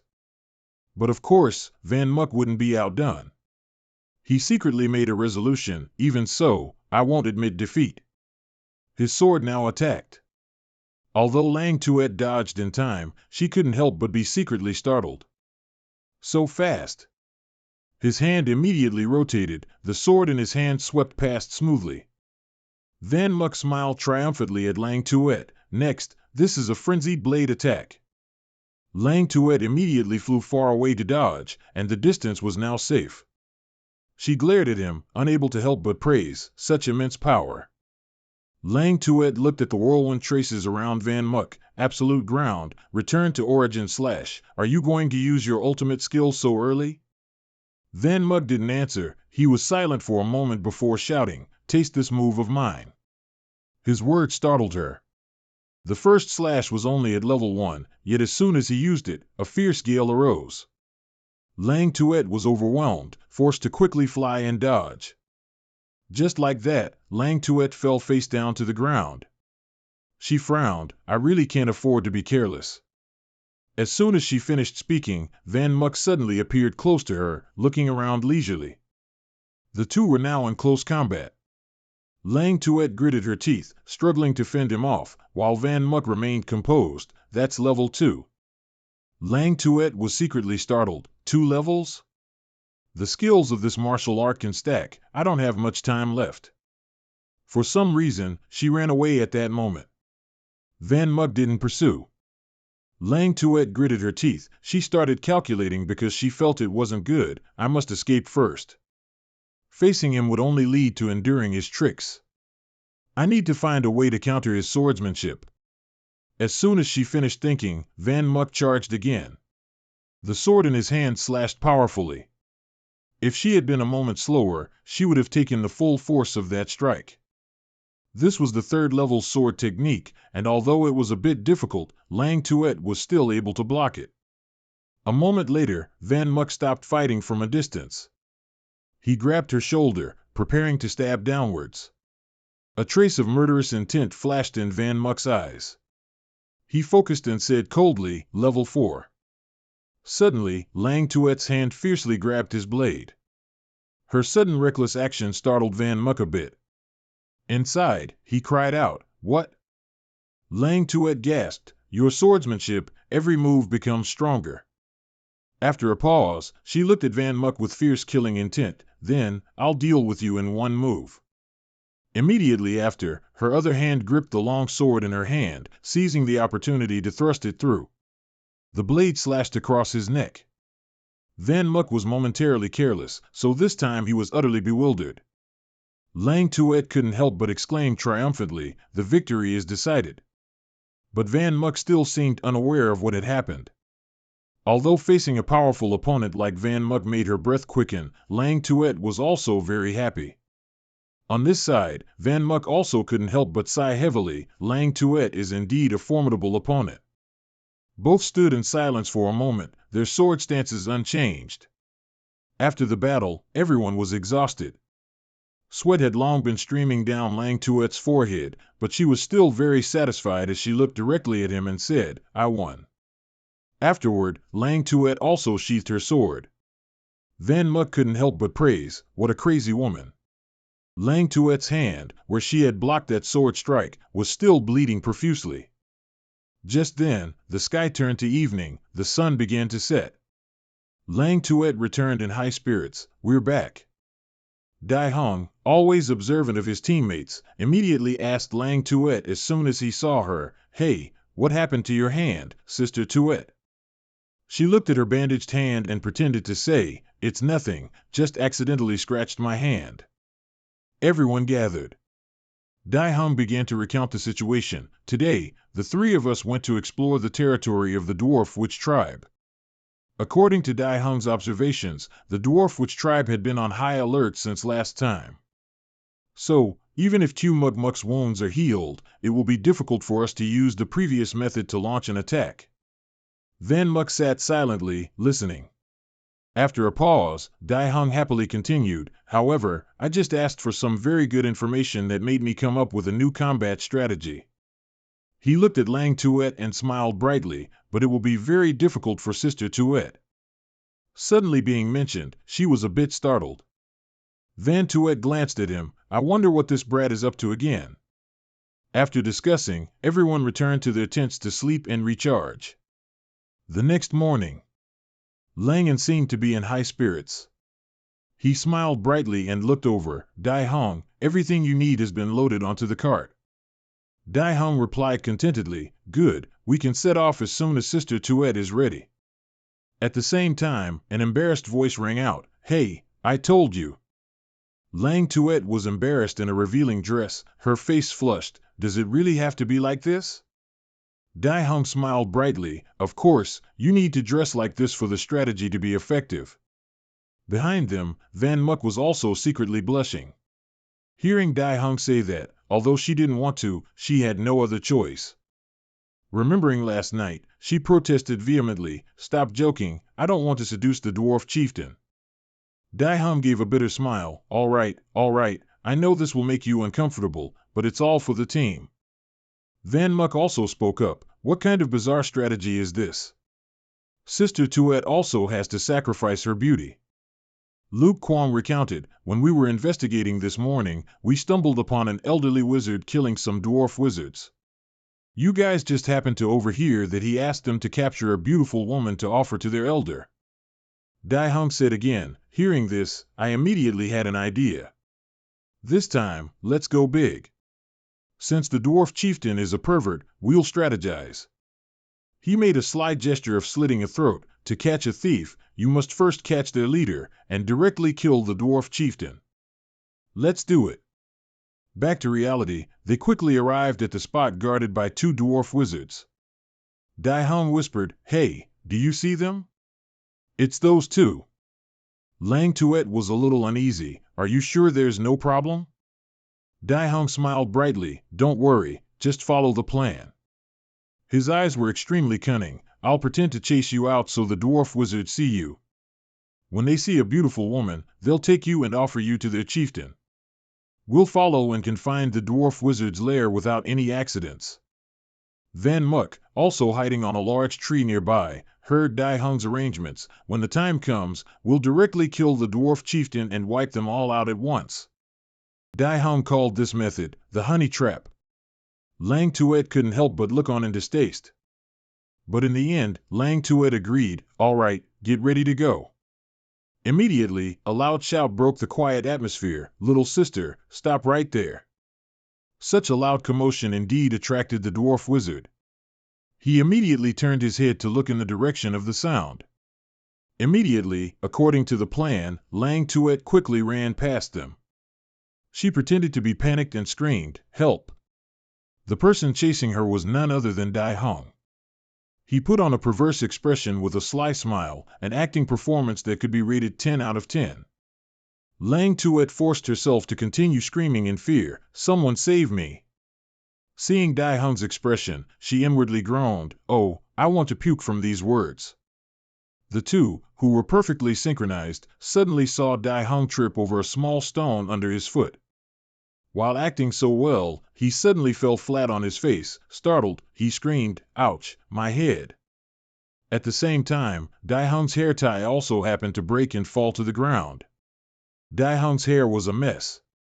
He sat up and brushed his face, damn it, falling down at this very moment. But because he fell face first, Dai Hung couldn't help but shed tears. He groaned, "It hurts so much." For some reason, this appearance looked extremely alluring in the eyes of the dwarf wizards. Both of them stared at each other in confusion. In the end, everything happened beyond expectations. The one who was carried away was Dai Hung. He screamed in surprise, "Hey, put me down." Lang Tuet was also bewildered. "So, my charm lost to a man?" And by the big tree, the three young people couldn't help but be terrified. What is all this? What is happening?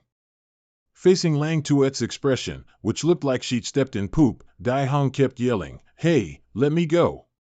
What are you guys doing?" She stood still and said with a laugh, "The development of this story is like a dream." All three immediately came out from their hiding spot. Luke Kwong nervously shouted, "What can we do now?" "This is great, the plan failed, and Dai Hung even got captured."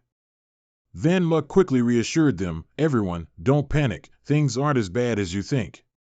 He began to instruct, "Sister Tuet, access Dai Hung's network, track his location."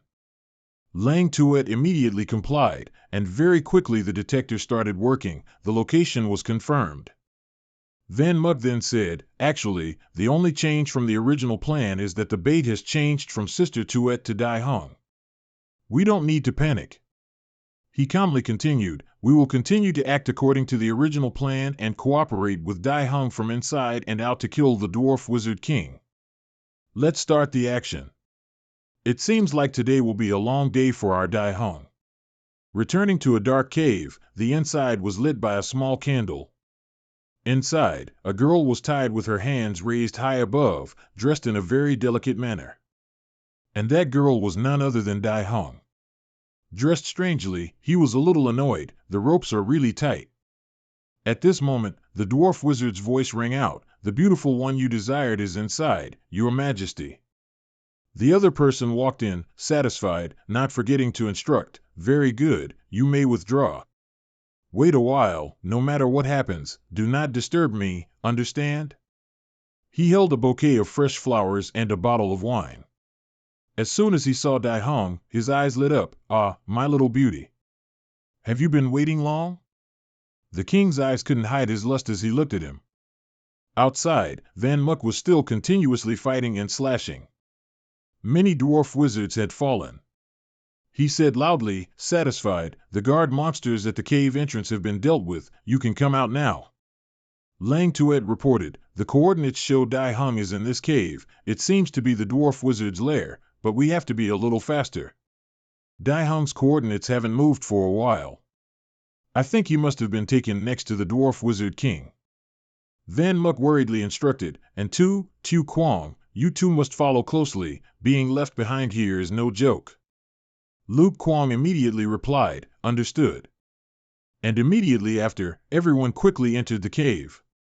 Van Muk charged forward, let's go.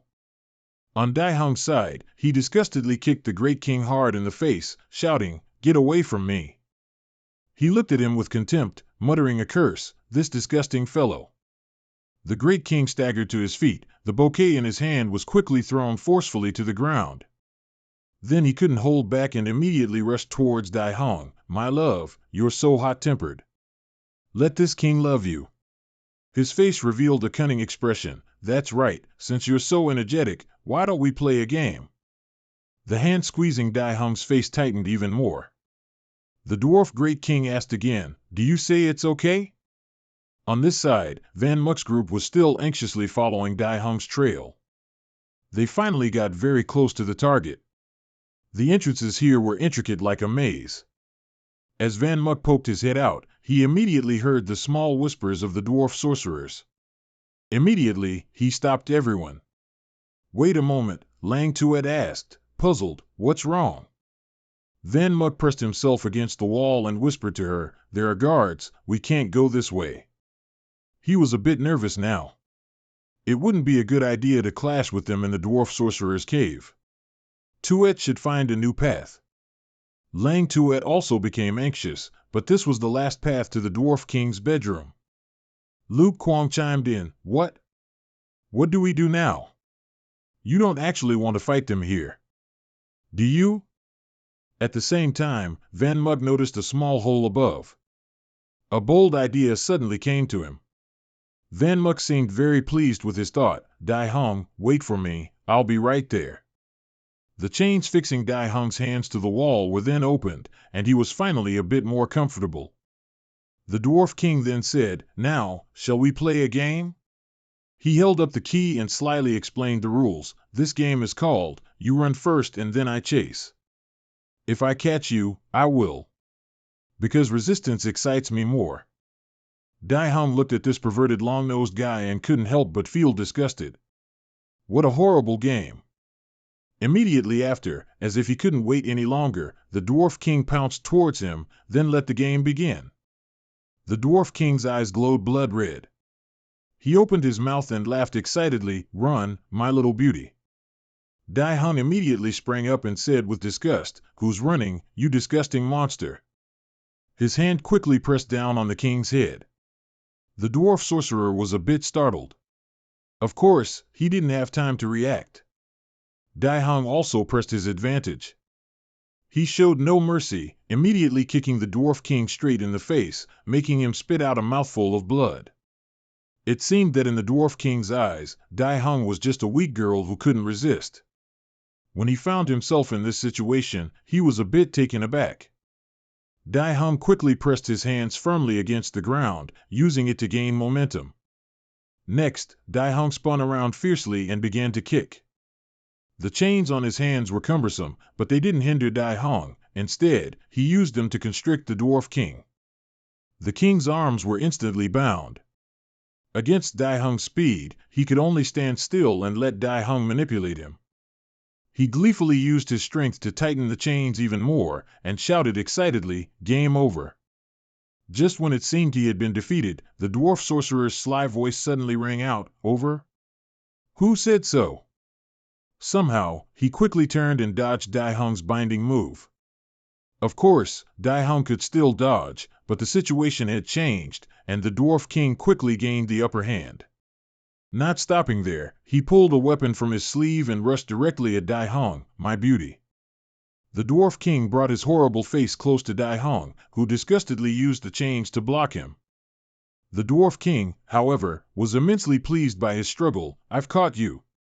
Dai Hong couldn't help but yell, you ugly guy, quick. At the same time, the vent above began to react slightly. Van Muk, like a hero saving a beauty, flew down from above and kicked him. Stay away from him. Dai Hong tumbled to the ground. While he was still dazed, Van Muk happily asked, hey, did I make it in time? Lang Tuet worried, "Are you okay?" Dai Hung smiled brightly, "If you had been a moment slower, I'm afraid I wouldn't be pure anymore." Meanwhile, Van Muck's expression immediately changed. He glared at the Dwarf King, ready to fight. The king stood up and laughed loudly, "Damn human, finding such a beautiful woman to trick me."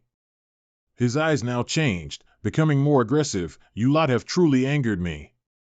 Dai Hung burst out laughing, pulling up his shirt, "Sorry, I'm a man. So what if I lied to you? Are you gonna bite me? I just wanted to trick you."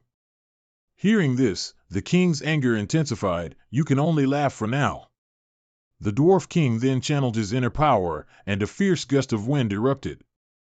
A powerful internal energy emanated from around him, as if the Dwarf King was evolving.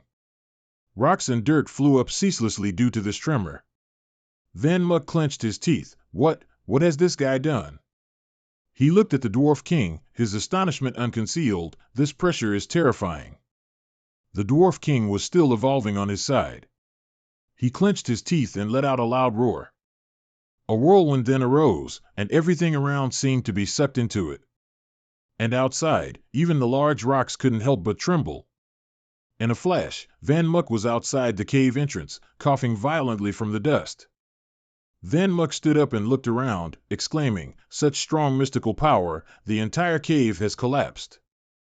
The Dwarf King stood on a high rock, looking down at him disdainfully. "Hey, human." His body had completely transformed by now, his foolish appearance gone. The Dwarf King coldly asked him, "Are you ready to die?" Meanwhile, an urgent red alert immediately appeared on the system screen. "Alarm, alarm, crimson energy detected." The monitor couldn't help but be surprised. Crimson energy? He stared blankly at the report data, his eyes showing urgency. "This is..." After collecting himself, he immediately stood up and reported, "Chairman, the Dwarf Sorcerer King has activated the Great Curse of Spatial Dimension, transforming into a king-level monster." The other person was startled upon hearing this. The Great Curse of Spatial Dimension has fallen. This is truly troublesome. This move will kill all the testers who are caught in its dimension. At the control panel, Hans frantically pressed buttons. How annoying. Why did these little devils provoke him? Cancel the game and recall all test teams. At the same time, send the Schwanja of stone and gold to help the teams evaluate. The others also shouted, "Understood." Back with Van Muck, the Dwarf King was slowly approaching him. He extended his sharp, clawed hand, then raised it towards Van Muck. Before he could even stand up, that impatient flame struck him. The Dwarf King stood there, then continued to unleash another surge of power. He was constantly whistling, clearly showing how confident the Dwarf King was that he would defeat him. Van Muck stared at him, secretly astonished as he sensed that the Dwarf King's aura had changed. Looking at the sword in his hand, Van Muck secretly confirmed, "Right now, we can't deal with him at all." He was sweating, staring intently at the Dwarf King. "Just the pressure he's releasing makes me feel a fear I've never experienced before." On this side, he spun his sword in a circle, then raised it high. As soon as he finished the movement, the Dwarf King aimed at him and slashed forcefully at the ground. Van Muck watched the Dwarf King's attack, his body involuntarily trembling. Van Muck didn't dodge, his eyes just stared blankly at him. It turned out his body was too scared to move. At the same time, Lang Tuet rushed towards him and shouted, "What are you spacing out about, you idiot?" She forcefully threw Van Muck to the ground and continued, "Snap out of it. There's no time for you to be dazed anymore." Then, Lang Tuet quickly summoned her sword. "Hey, ugly one. Look over here." As she spoke, she slashed fiercely towards the Dwarf King. Unlike Van Muck's fear, Lang Tuet was full of energy. Van Muck's breathing became ragged. He reassured himself, "Damn it, move quickly." He then worriedly looked at his two friends, and Tu Kwang, "Are you guys okay?" But these two had already passed out at some point. It seemed they couldn't withstand the Dwarf King's oppressive aura. And at this moment, Lang Tuet was also struck by him and sent flying far away, her slender body slamming hard against a large rock behind her. Van Muck stared blankly at her, then cried out in vain, "Sister Tuet." The Dwarf King looked at her and couldn't help but sneeringly praise, "What a good woman, what a pity. You're about to die here." His eyes were full of murderous intent as he looked at her. The blade in his hand began to move. At this moment, Van Muck became anxious. He slammed his hand against his numb legs. "Damn it, move!" The sword in the Dwarf King's hand was once again raised high. He coldly said, "Farewell, woman." Van Muck was extremely anxious on this side. He gritted his teeth and shouted, "Move!" On the other side, the Dwarf King's sword had already begun to slash fiercely towards Lang Tuet, bringing with it a piercing whistle of wind. Van Muck watched anxiously, screaming and hitting himself, "Move quickly." After the impact, Lang Tuet's body couldn't lift anymore. She could only stare helplessly, bracing for the attack. Finally, Van Muck didn't disappoint her. He quickly broke free from his fear and soared into the air. His legs, which were trembling and stiff moments ago, now aggressively kicked the Dwarf King's head. Unprepared, he momentarily lost his balance and flew straight into the cliff in the distance. Van Muck couldn't help but worry. He turned to Lang Tuet and asked, "Sister Tuet, can you still get up?" Although she had just been hit so hard that she coughed up blood, she still smiled brightly. "I should be asking you that, little shaky legs. Are you scared?" Van Muck smiled confidently. "There's no time for me to be scared. I'd kick the bucket if I waited any longer. It's just that this time I sped myself up." It turned out he had used a knife to stab his leg to get rid of the numbness. Lang Tuet was speechless. "Hey, are you anemic or something?" Van Muck spoke up, "All right, since you're okay, get ready to run." As soon as he finished speaking, a car quickly drove up, surprising the two of them. Lang Tuet struggled to stand up. The car quickly stopped in front of them. It was Dai Hong. He urgently said loudly, "Get in the car, this operation was due to our carelessness, retreat quickly." Lang Tuet immediately walked over. "All right, let's find my younger brother and Tu Quang first. Where are they?" Van Muck pointed over. "They're over there." On this side, the Dwarf King quickly woke up. He grabbed onto the rock to pull himself up. The Dwarf King glared at him. "It's you again." His cold voice startled Van Muck. The Dwarf King rubbed his sore spot, his eyes glowing devilishly red. "You stinking brat, you're alive." "I will definitely take it." Once again, Van Muck stared at him in a daze. The Dwarf King looked at him once more, repeating his words, "I will definitely take your life." His feet began to lift into the air. He smugly said, "Still trying to escape in vain?" Van Muck silently watched him, seemingly unable to find a countermeasure for the moment. The Dwarf King flew higher. He raised his hand and looked down. "It seems you've all underestimated me too much." Deafening thunder immediately echoed. In his hands, lightning bolts were accumulating. Van Muck watched anxiously, his mind secretly screaming, "This is..." Then, Van Muck immediately looked at Lang Tuet and yelled, "Get in the car quickly," but she was still dazed. Very quickly, a loud explosion immediately rang out, and Lang Tuet was thrown far away. Luckily for her, Dai Hong caught her in time. He hurriedly said, "No time, we have to get in the car now." Lang Tuet struggled and yelled, "No, my younger brother, they're still in there." Just as she finished speaking, Langan and Luke Quang suddenly flew out. Van Muck yelled, "Take them away quickly." Seeing the two lying motionless on the ground, Dai Hong couldn't help but be surprised. "And Tu Quang?" But they didn't have much time to be dazed. Van Muck immediately rushed over, pulling them up by their collars. "Sister Tuet, let's go." The four settled in the car. Dai Hong said with satisfaction, "Okay, ready to start." But Lang Tuet was still worried. "Wait, are you really not waiting for Lai Van Muck?" Dai Hong started the car and said, "If we don't escape now, we won't have a chance. To defeat that king-level spatial monster now, it would take a miracle." She still couldn't feel at ease. Lang Tuet's heart felt like hundreds of waves crashing in, but Lai Van Muck. Dai Hong reassured her, "Don't worry, if there's a miracle in this world, then that person." He paused, then continued, "Can only be Lai Van Muck." Lang Tuet also fell silent for a moment. Dai Hung's gaze was incredibly sharp. He placed all his trust in Van Muk. They hadn't driven far when a loud shout immediately echoed, "Stop the car!" It turned out that the person running frantically behind was none other than Van Muk. He gasped, trying to yell, "Wait for me!" Although he had strong faith in his friend, Dai Hung couldn't have expected him to deal with that guy so quickly. Lang Tuet urgently said, "It's Lai Van Muk. Dai Hung, stop the car quickly!" Van Muk ran and yelled, "Slow down, I can't run anymore." At this point, Dai Hung realized he hadn't misheard and quickly slammed on the brakes. As soon as Van Muk got in, Dai Hung couldn't help but tease, "Got away so early?" I was ready to start commemorating the heroes. Van Muk looked confused. "What's commemorating heroes?" Lang Tuet couldn't help but wonder, "How did you escape? Did you by any chance kill the Dwarf King?" Van Muk waved his hand, "Of course not. How could I do it alone? I just noticed that he only gets stronger within a confined space. I just tried to escape that range." Dai Hung couldn't help but praise, "This kid is really smart, quite lucky to be able to retreat safely." Van Muk didn't deny it. He leaned his head against the car seat wearily and replied, "That's right."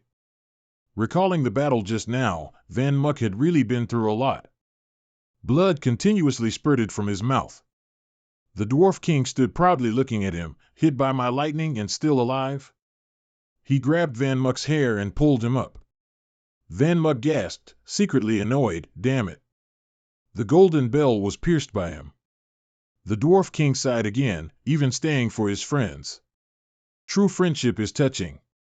As soon as he finished speaking, he immediately used his internal energy to forcefully throw him like a ball. Van Muk was powerless. His back again slammed hard into the large rock behind him. Fresh blood couldn't help but spurt out again. The Dwarf King looked at him disdainfully. "Even with just this much strength, you still want to confront me?" At this moment, Van Muk suddenly flashed a sly smile. "They've been gone for so long, they definitely can't know what's happening here. They probably won't see it." Then Van Muk pointed at him, "Hey, Pinocchio." His expression was different from before. Now Van Muk seemed extremely interested. "Today, I'll show you something good." His eyes lit up as he looked at the Dwarf King. "You should thank me." Shadow system, activate. Van Muk leaned back against the cliff, relaxed. "I'll show you something good." Then he called out loudly, "Go, number 1, number 2. From within Van Muk's body, 2 streams of green-purple figures immediately flew out. The Dwarf King was stunned for a moment. He stood still, watching the 2 strange lights surround him. "What?" Very quickly, without making him wait long, the 2 shadows immediately revealed their true forms. The Dwarf King had, of course, never seen such a strange thing. He asked himself, "What exactly is this?"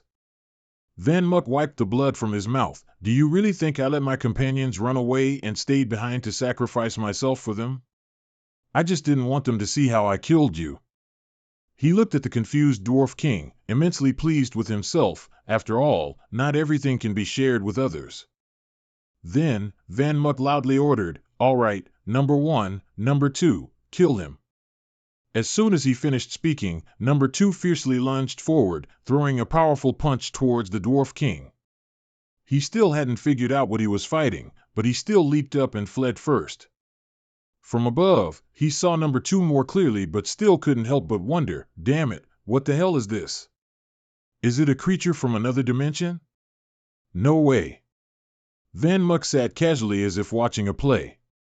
He yelled loudly at him, "Hey, I'm talking to you, ugly." He looked at him disdainfully, a smug smile on his face, and asked again, "Did you forget?" Something like that. Behind the Dwarf King, number 1 had quickly appeared behind him without him knowing when. Van Muk continued his unfinished sentence, "I still have another one." As soon as he finished speaking, number 1 quickly stabbed him from behind. Blood from his back and mouth couldn't help but spurt out, and a surge of pain made him scream. Van Muk remained relaxed, watching the course of the battle.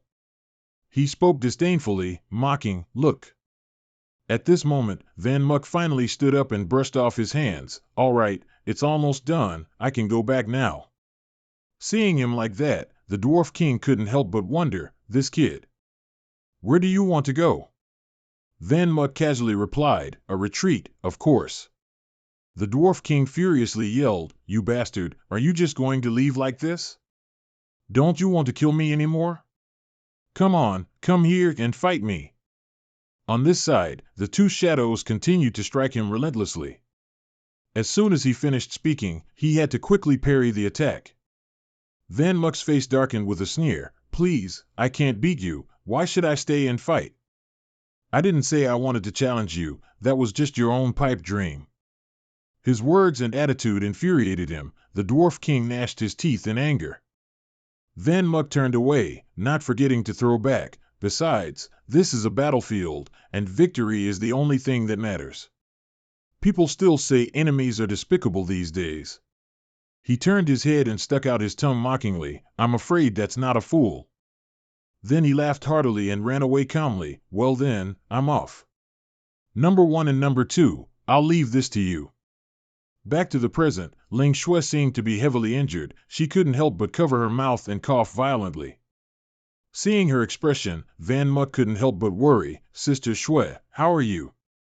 Ling Shui lowered her head and reassured him, I'm fine, don't worry. He felt extremely guilty and couldn't help but say, I'm sorry, it's all because I just. Ling Shui smiled gently, this can't be blamed on you. This is the first time you've seen a king-level spatial monster. If it were a normal person, they might have collapsed long ago, they simply would have given up resistance. Dai Hong chimed in, that's right. Looking at the two sleeping soundly behind us, this is the normal reaction when ordinary people first see a king-level monster. On the contrary, isn't your will too strong? Van Muck looked at the two unconscious people behind him and asked again, is that a normal reaction to seeing a king-level entity? At the same time, the system immediately sounded. The system announced, Van Muck secretly guessed, it seems the Dwarf Wizard King has been killed. But contrary to his thoughts, the Dwarf Wizard here was panting. He gripped the sword tightly in his hand, and the system also announced that the battle was over, all of your shadows have died. The Dwarf Wizard King still stood incredibly proud. And after hearing this news, Van Muck's eyes immediately became serious. This was an unexpected thing that Van Muck hadn't thought of. Van Muck's face was tense. He secretly thought, damn it, I didn't expect the shadow to be killed so quickly. At this moment, the system announced again, since the subject's shadow has died, do you want to revive directly or revive with sentience? Van Muck secretly calculated, revive with sentience? The system explained, reviving with sentience can upgrade the shadow into a dark soul, possessing simple emotions and intelligence, and simultaneously mastering combat skills better. And of course, the upgrade requirement is 2,000 points. Van Muck rubbed his forehead, all right, no need to say, I choose revival with sentience. From their direction, they could see the chaos outside. Van Muck couldn't help but wonder, why are the surrounding space beasts going crazy? At the same time, the system announced again, all right, you have successfully revived and upgraded the Dark Soul. The walkie-talkie in the car then crackled, and an urgent voice rang out, all test teams, please pay attention. King-level monsters have appeared in the testing ground. The Mystic Association has decided to terminate the competition, and all teams should evaluate quickly. Dai Hong couldn't help but be surprised upon hearing this. Terminate the competition? We have so many points. Won't it all be for nothing? Forget it, life is more important.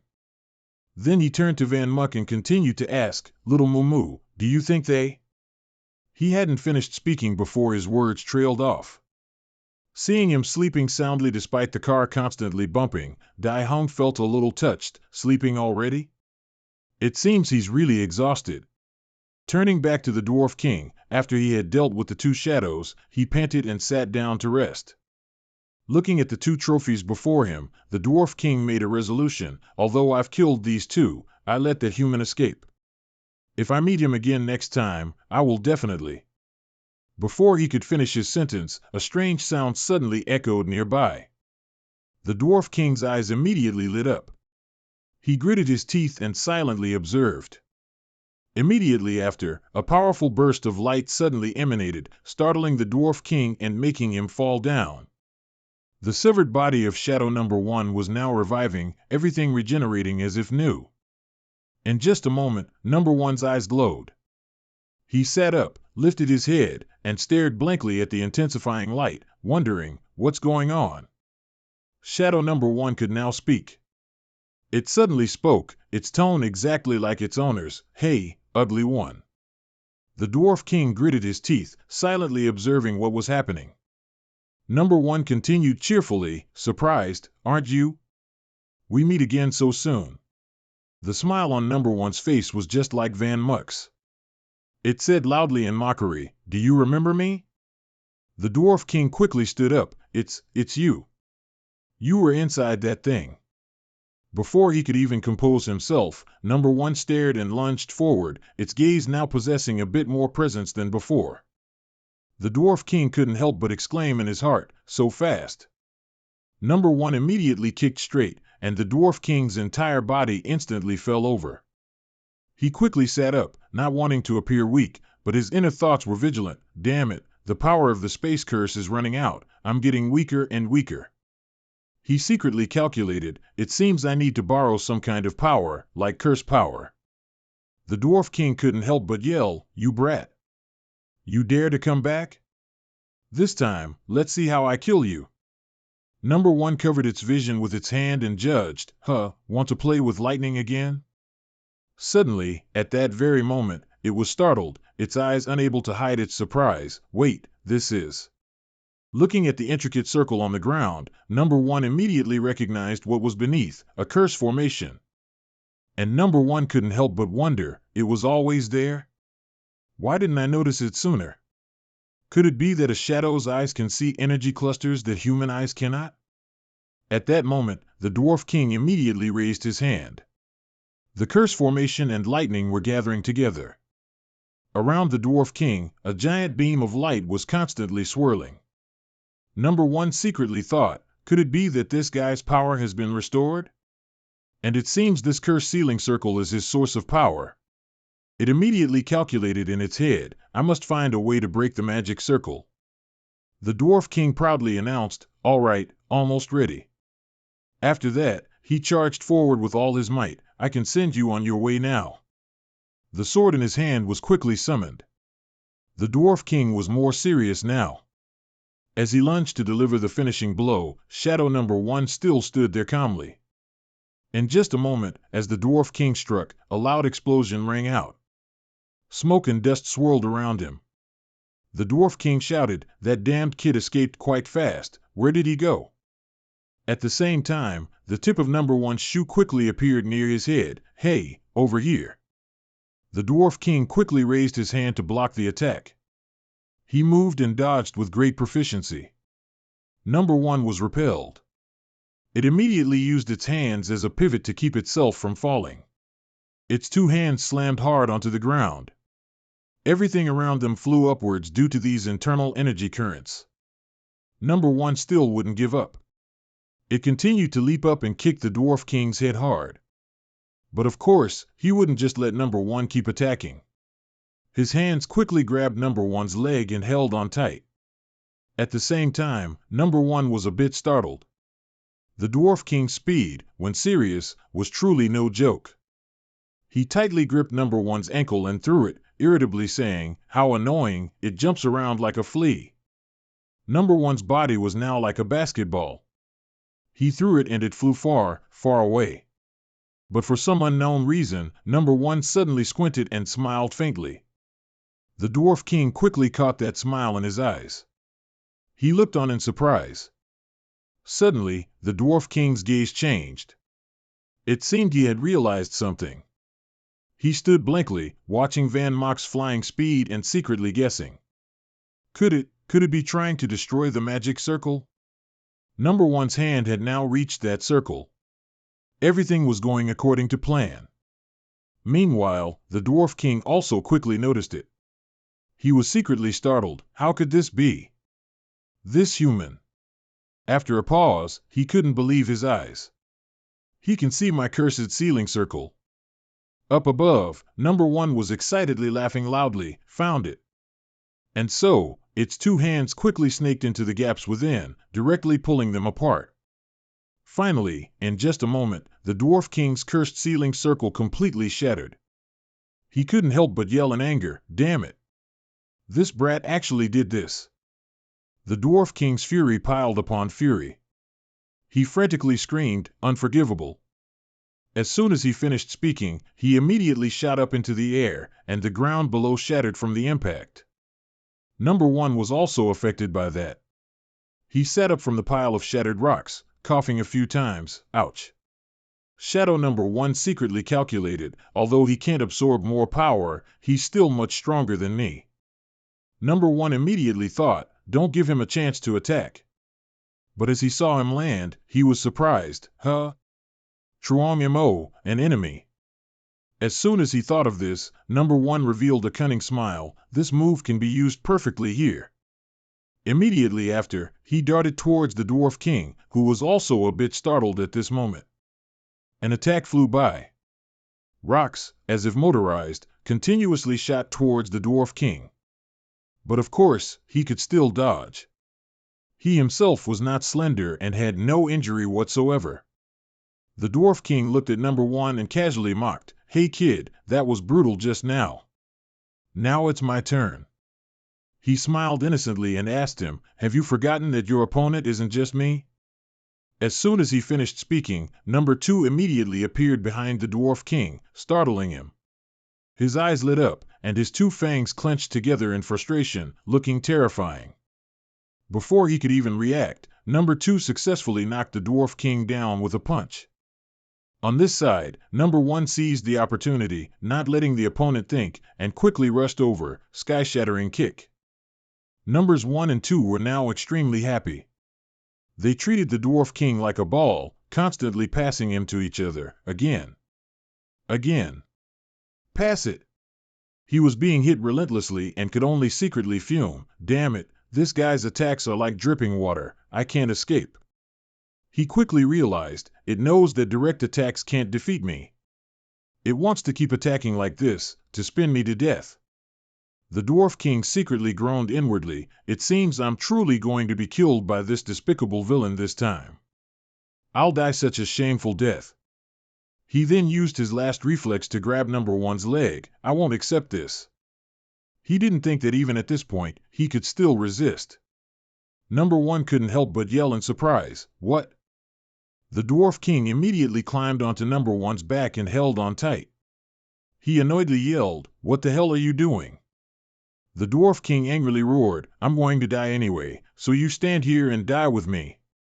Number 1 was extremely surprised. What? He looked back at his own back. The Dwarf King's body was continuously expanding. Number 1 quickly realized at this moment, this guy, he wants to self-destruct. Seeing his whole body swell like a balloon, number 1 was annoyed, this guy wants to take me down with him. He was tightly gripped by him, it was essentially difficult to struggle. Number 1 angrily cursed loudly, "Damn it."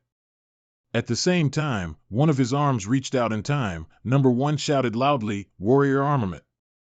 And right after that, when his body had completely swelled up, the Dwarf King immediately roared loudly. The huge explosion then rang out, smoke and flames rose billowing everywhere.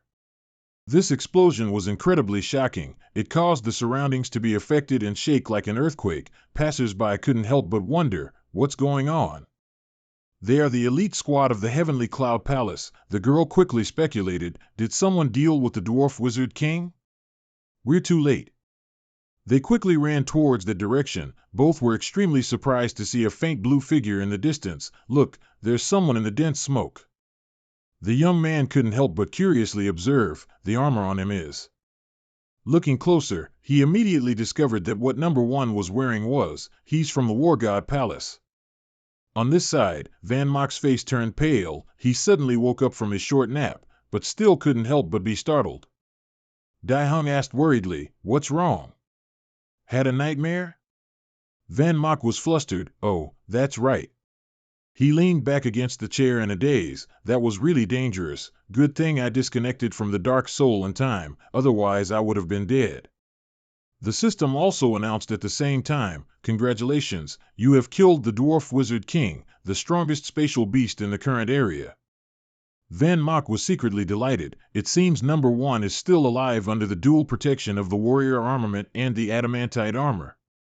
Immediately after there were a series of notifications. Van Mach seemed to have received quite a lot of loot after this trip. He couldn't help but shout excitedly, great, I'm rich. Dai Hong also yelled, what the heck? You scared me. Van Mach then looked out the car window. He excitedly said to his friend, hey, Dai Hong, look. Van Mach immediately noticed the problem. It seems someone is surrounded by spatial monsters. Dai Hong observed, isn't that Lai Tu from our academy? Why is she alone? Was she separated from her teammates? Suddenly he had a bold idea. Hey, should we go save her? Dai Hong was also surprised. What? Save her? Van Mach immediately opened the car door. Everyone is from the same academy, so helping each other is a good thing, right?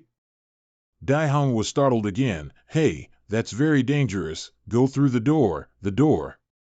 Looking at his demeanor, he couldn't help but wonder, why is he so excited after waking up? Lang Tuet happily replied, isn't it because he's taken a fancy to that girl? This question also flustered Dai Hong. On this side, Lai Tu was struggling with those monsters. Get away, these monsters. Her eyes were covered in their blood, making Lai Tu uncomfortable. Damn it, these spatial beasts suddenly went crazy. Everyone got separated, Lai Tu said, while wildly slashing at them. Engaged in fighting, Lai Tu didn't realize she had stepped on some creature's tail. Her steps became wobbly because of that tail, which also ferociously whipped around. Lai Tu was quickly sent flying by it. Her small body couldn't help but feel pain. As soon as she faltered, that spatial monster took the opportunity to growl and charge over. Lai Tu couldn't resist anymore. She tightly closed her eyes, her inner self screaming, it's over. At the same time, the neck of that spatial monster was quickly gripped tightly by a sturdy arm. Van Mach didn't look at her, but seeing Lai Tu's closed eyes, he had to speak up to signal, hey. Van Mach easily lifted that monster. He tilted his head slightly to call her, Lai Tuesday. The glaring sunlight made him seem like a male god. Van Mach asked her worriedly, you are not hurt, are you? Lai Tu was surrounded by pink. She felt her face constantly blush as if a spring breeze was blowing. Lai Tu replied unconsciously, I'm fine. Immediately after knowing his friend was okay, Van Mach immediately focused on dealing with the monsters. His whole body was covered in their blood, but for Van Mach, these creatures were nothing. Fighting a whole swarm, he still looked full of vigor. This is the last one, all done. Lai Tu just stood there, staring blankly at the young man in front of her, saying to herself, he seems to be, Lai Van Mach, he's really powerful. At the same time, a loud voice pulled Lai Tu back to reality, hey. As soon as she heard it, she immediately looked over. Dai Hong glared at Van Mach, had enough fun? We need to go back quickly. Lai Tu looked at him and was startled, the pervert wearing women's clothes. Dai Hong retorted angrily, I am not. Van Mach pointed towards Dai Hong, do you want to come with us in our car to go back? Lai Tu smiled brightly, is that okay? Thank you. The car quickly drove to the school. This is Ko Fong Academy. Langan and Luke Kwong hadn't woken up yet. They were placed on stretchers and wheeled away. Van Mach looked at his friend being jostled and was annoyed. Hey, you should be gentler. He's an injured person. Do you even know how to carry a stretcher? The two young men saw Van Mach from afar and asked each other, hey, is that him? The one next to him was startled. What? The other guy recounted, really? You still don't know? Their group did really well, directly raising Ko Fong City's ranking by over 30 places.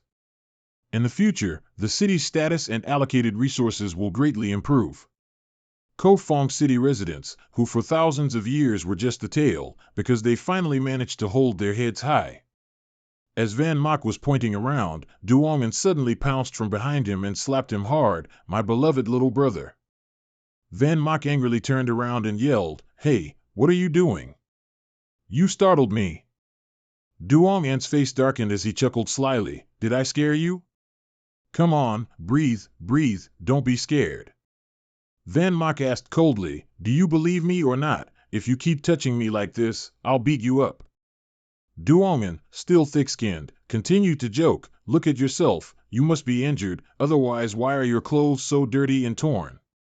Van Mok showed his disgust. "No need, I'm fine, go away, don't touch me."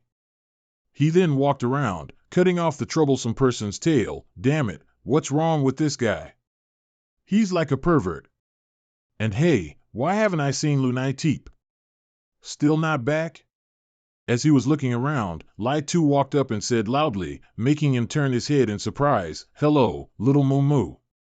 Van Mok looked over and asked in surprise, "It's you?" Lai Tu frowned. "What do you mean, it's you? So cold?" He asked curiously, "Why do you call me little Moo Moo?" Lai Tu replied, "Didn't that pervert in women's clothes call you that?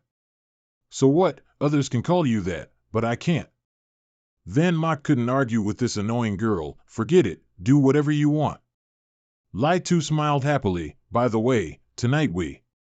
He ignored Lai Tu and looked directly at the approaching boy. "Classmate, have you seen Lunai Teep?" The other person happily replied, "She's probably back, I saw their war chariot parked over there." Lai Tu was curious. "You're very worried about Lunai Teep, are you two dating?" Van Mok's face darkened. "Why should I tell you?" Suddenly being treated so coldly by Van Mok, Lai Tu couldn't help but feel uncomfortable inside. Then she quickly changed her attitude. "Forget it, let me tell you, she's nothing serious, just minor injuries, she probably went back to recover." Van Mok happily asked, "Is that true?" Then he walked ahead. Lai Tu kept trailing behind him. She didn't hesitate to speak up. "Hey, let's have dinner together." Van Mok asked in surprise, "Eat together?" She replied casually, "That's right, to repay your life-saving kindness, come to my dorm and taste my cooking." But Van Mok immediately refused. "Sorry, I have something to do tonight, I really don't have time. I'll treat you to a meal another day." Lai Tu felt a little sad. She silently covered her current expression with her hand. But Van Mok didn't pay attention. He quickly left. "All right then, bye-bye." Lai Tu's feet wanted to follow, but she still had some rationality. He hadn't gone far when Lai Tu couldn't help but call out loudly, "Little Moo Moo." Van Mok turned his head to look back. He asked Lai Tu curiously, what is it?" She still smiled happily and insisted on asking, "Which another day is it?" Van Mok couldn't outright refuse. He stammered, "Well, that actually means, it means." De Hung over here hadn't even changed out of that strange woman's clothing yet. He was hiding in a corner, moved to tears. "Our little Moo Moo has finally grown up." A passerby looked on with extreme disgust. "This pervert is crying and peeking." Finally, he was able to return to his room. Van Mok shouted, "Finally I can clearly see the rewards from the Dwarf Witch King's self-destruction. I can't wait anymore." Then he picked up each item and admired it. Quite a complete set. F.A. Parchment page, spacebox. Suddenly, as if he had seen something terrifying, Van Mok was startled. "Hold on." He held that stone in his hand, his face darkened. "This thing, could it be?" Van Mok examined the stone in his hand. "This isn't just some legendary item. The Space Mother Stone, isn't it?" As he spoke, he brought the small stone closer to his eyes to examine it. Immediately, he rushed over. "That's right, I remember it being mentioned in a book." After rummaging through the room, making a mess, Van Mok was delighted. "I found it." He flipped through it, searching, and finally found the information. Van Mok placed the stone in front of the drawing to compare it. "No mistake, it's it. According to the records, the Space Mother Stone is a treasure-like existence that can open an independent spatial world after refinement. The owner of the Space Mother Stone will become the master of this independent world." He was extremely pleased with this item. It seems he really did find a treasure this time. The Dwarf Witch King didn't self-destruct in vain after all. Immediately after, Van Muck happily exclaimed, "System, I want to refine the Space Mother Stone." But to refine it, he needed 30,000 points. Van Muck's jaw dropped in surprise. Huh? That expensive? Are you even playing the owner? The Mother Stone is mine, so how can the refinement fee alone be so expensive? Finally, he had no choice but to compromise. Forget it, 30,000 is 30,000, there's no other way after all. Right after, Van Muck closed his eyes to rest for a moment. As soon as he dozed off, the system announced that the refinement was successful. Van Muck couldn't help but be surprised. He quickly opened his eyes and praised, "That fast?" But when he opened his eyes, Van Muck was startled and looked around because the place he was standing was not his bedroom. Is this the world created by the Mother Stone? He excitedly observed his surroundings. This vast starry sky, I can say I've seen it. Van Muck couldn't contain his excitement. He raised his hands and shouted excitedly, "The most beautiful thing." Van Muck began to sit down and evaluate. Although the space here is quite large, the ground under my feet is ridiculously small, isn't it? He swung his hand and threw the stone he was holding. Throwing anything into such a small place will fill it up. After the stone was thrown, it immediately dissolved, as if he were in an endless ocean. Van Muck looked at it and couldn't help but exclaim in surprise, "Oh, it got bigger." He looked around again. It seems this land will expand after absorbing space crystals. Suddenly, as if he had thought of something clever, he excitedly said to himself, "If that's the case." Van Muck continued to throw countless stones into the air. Bigger, bigger. He lay down, panting. Throwing over 100 crystals in one breath is truly exhausting, but this exhaustion must be worth it. The spot where Van Muck lay was now a much larger piece of land than before. He happily asked himself, "This place has become so vast, I wonder if it will be of any use to me." Thinking of this, he suddenly realized the situation and became gloomy. Damn it, I was so impulsive. I didn't even know what it was for and already lost so many crystals. At the same time, the system immediately explained, "This is the star realm within your world." Van Muck wondered, "Star realm?" The system continued, "The power generated within the host. Due to the host's current low level, it can only absorb the damage from external attacks." Van Muck's face darkened as he bit his finger. "It can also be used for defense? My heavy armor and warrior gear are now supplemented with world power. I'm wearing a meat shield. Or, I'm getting a meat-padded outfit." The system then said, "However, your star realm is currently too small, and the damage that can be absorbed is almost negligible." Van Muck listened, surprised, and shouted, "Huh? This is small? Look at it. This is at least 70 to 80 square meters. I've noticed you've been quite dark lately." After arguing for a while, feeling tired, Van Muck sat down with a pout. "After a long time, I spent 30,000 points and over 100 crystals, but in the end, I got something useless." He lay down, looking at the system. "But theoretically, as long as there are enough crystals, this star realm will be invincible. Or, should I throw in some more crystals?" As he spoke, Van Muck suddenly froze, just like someone who enlightened themselves after temptations. He pulled at his hair. "Too dangerous, too dangerous. I almost fell into the system's trap. This is a bottomless pit, it just wants me to go bankrupt." He screamed to himself, "Although it can absorb damage, it's very appealing, but..." Reaching this point, Van Muck fell silent again. He glanced at the system for a moment. Van Muck's inner self screamed, "Or, throw one more. Just one." Van Muck at this moment was no different from an addict. At the same time, the communication bell rang. It was Dai Hung calling. As soon as he answered, Dai Hung urgently said, "Hey, little Muck Muck, quickly change your clothes and come to the plaza." He was startled. "Huh? What happened? Why the rush? Please explain clearly." Immediately after, Van Muck quickly changed his clothes and went to the place Dai Hung mentioned, Dai Ving Ko Fong Plaza. He ran, breathing heavily, and after a while, realized, so it's a full assembly, huh? I thought Dai Hung and the others had gotten into trouble. As soon as Lai Tu saw him, she happily waved her hand, "Little Muk Muk, over here." Van Muk walked over and couldn't help but ask, "Why is it you again?" Lai Tu looked deflated, "Huh? What do you mean?"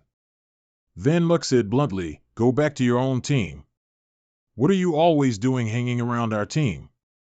Lai Tu got upset, "Hey, do you have to be so cruel?" Lang Tuet couldn't help but smile, "Youth is truly wonderful." At the same time, a cheerful voice immediately rang out. Before Van Muk could figure out what was happening, he was squeezed into an embrace. "Lai Van Muk, it's great that you're okay." Naitip looked over and smiled brightly, "Truong Dai Hong, long time no see."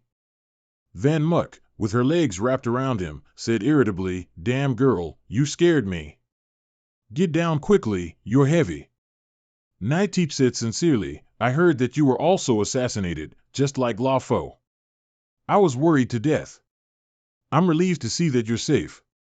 Seeing Naitip talk and laugh so flirtatiously with Van Muk, Lai Tu's face was as crumpled as a stale bun. At the same time, an arrogant voice rang out, "Isn't this Lai Van Muk and his rich second-generation team?" The voice was none other than Ho Vu's. He said disdainfully, "What a surprise, I thought you'd been dead for ages." He looked at Van Muk provocatively, "How is it? Is being a rich man's dog comfortable?" He thought irritably, "Why is it this mad dog again? What a bother." When Van Muk still didn't respond, Ho Vu shouted loudly again, "Hey, I'm talking to you." Before he could react, Dai Hung walked over. He glared at Ho Vu, "Long time no see. Your strength hasn't increased, but your stinky mouth has greatly improved." Ho Vu, mortified, charged forward and grabbed Dai Hung's collar. "Hey, you stinky rich second generation, do you want to fight? Say that again if you dare." Dai Hung's cold voice made him flinch. "Of course, I don't want to fight anymore. But if you say you want to fight, then so be it." His face was like a demon's, his eyes like an ice cellar, staring unblinkingly at Ho Vu. Under Dai Hung's dominance, Ho Vu immediately let go, shoved him hard, and then tried to leave. As he turned, he met Back Van standing behind him. "Teacher Lai," he said, mocking him, "young people these days are so hot-tempered." Back Van didn't even glance at Ho Vu. He turned his face towards the girl sitting there, Lang Tuet. "Put away your illusion gun for me." Lang Tuet chuckled softly, "You discovered it, teacher." Immediately after, Lang Tuet looked at Ho Vu, "Kid, you should thank the teacher, otherwise if you had acted just now." She paused, her gaze 10 times more terrifying than Dai Hung's. Lang Tuet threatened coldly, "You would be dead for sure." Van Muk also stepped forward with a laugh. Ho Vu shouted loudly, "Huh? What? Want to fight?" Dai Hung stepped back with a sly smile, "That kid, Ho Vu, is really unlucky." Lang Tuet sighed, pitying him, this Ho Vu child, of all people to provoke, he just had to provoke Lai Van Muk. Dai Hung also gave a forced laugh, "That's right. Langan on his side of you shouted, 'Go, Lai Van Muk.' He always looks down on us." Luke Kwong was also excited, "Don't hold back." Ho Vu was in a great hurry, charging quickly towards Van Muk. His internal energy carried his resentment. "I've endured you for a long time, kid. Get ready to be taught a lesson." But facing his attack, Van Muk simply and easily dodged. Ho Vu began to feel that something wasn't right, but he didn't stop his movements.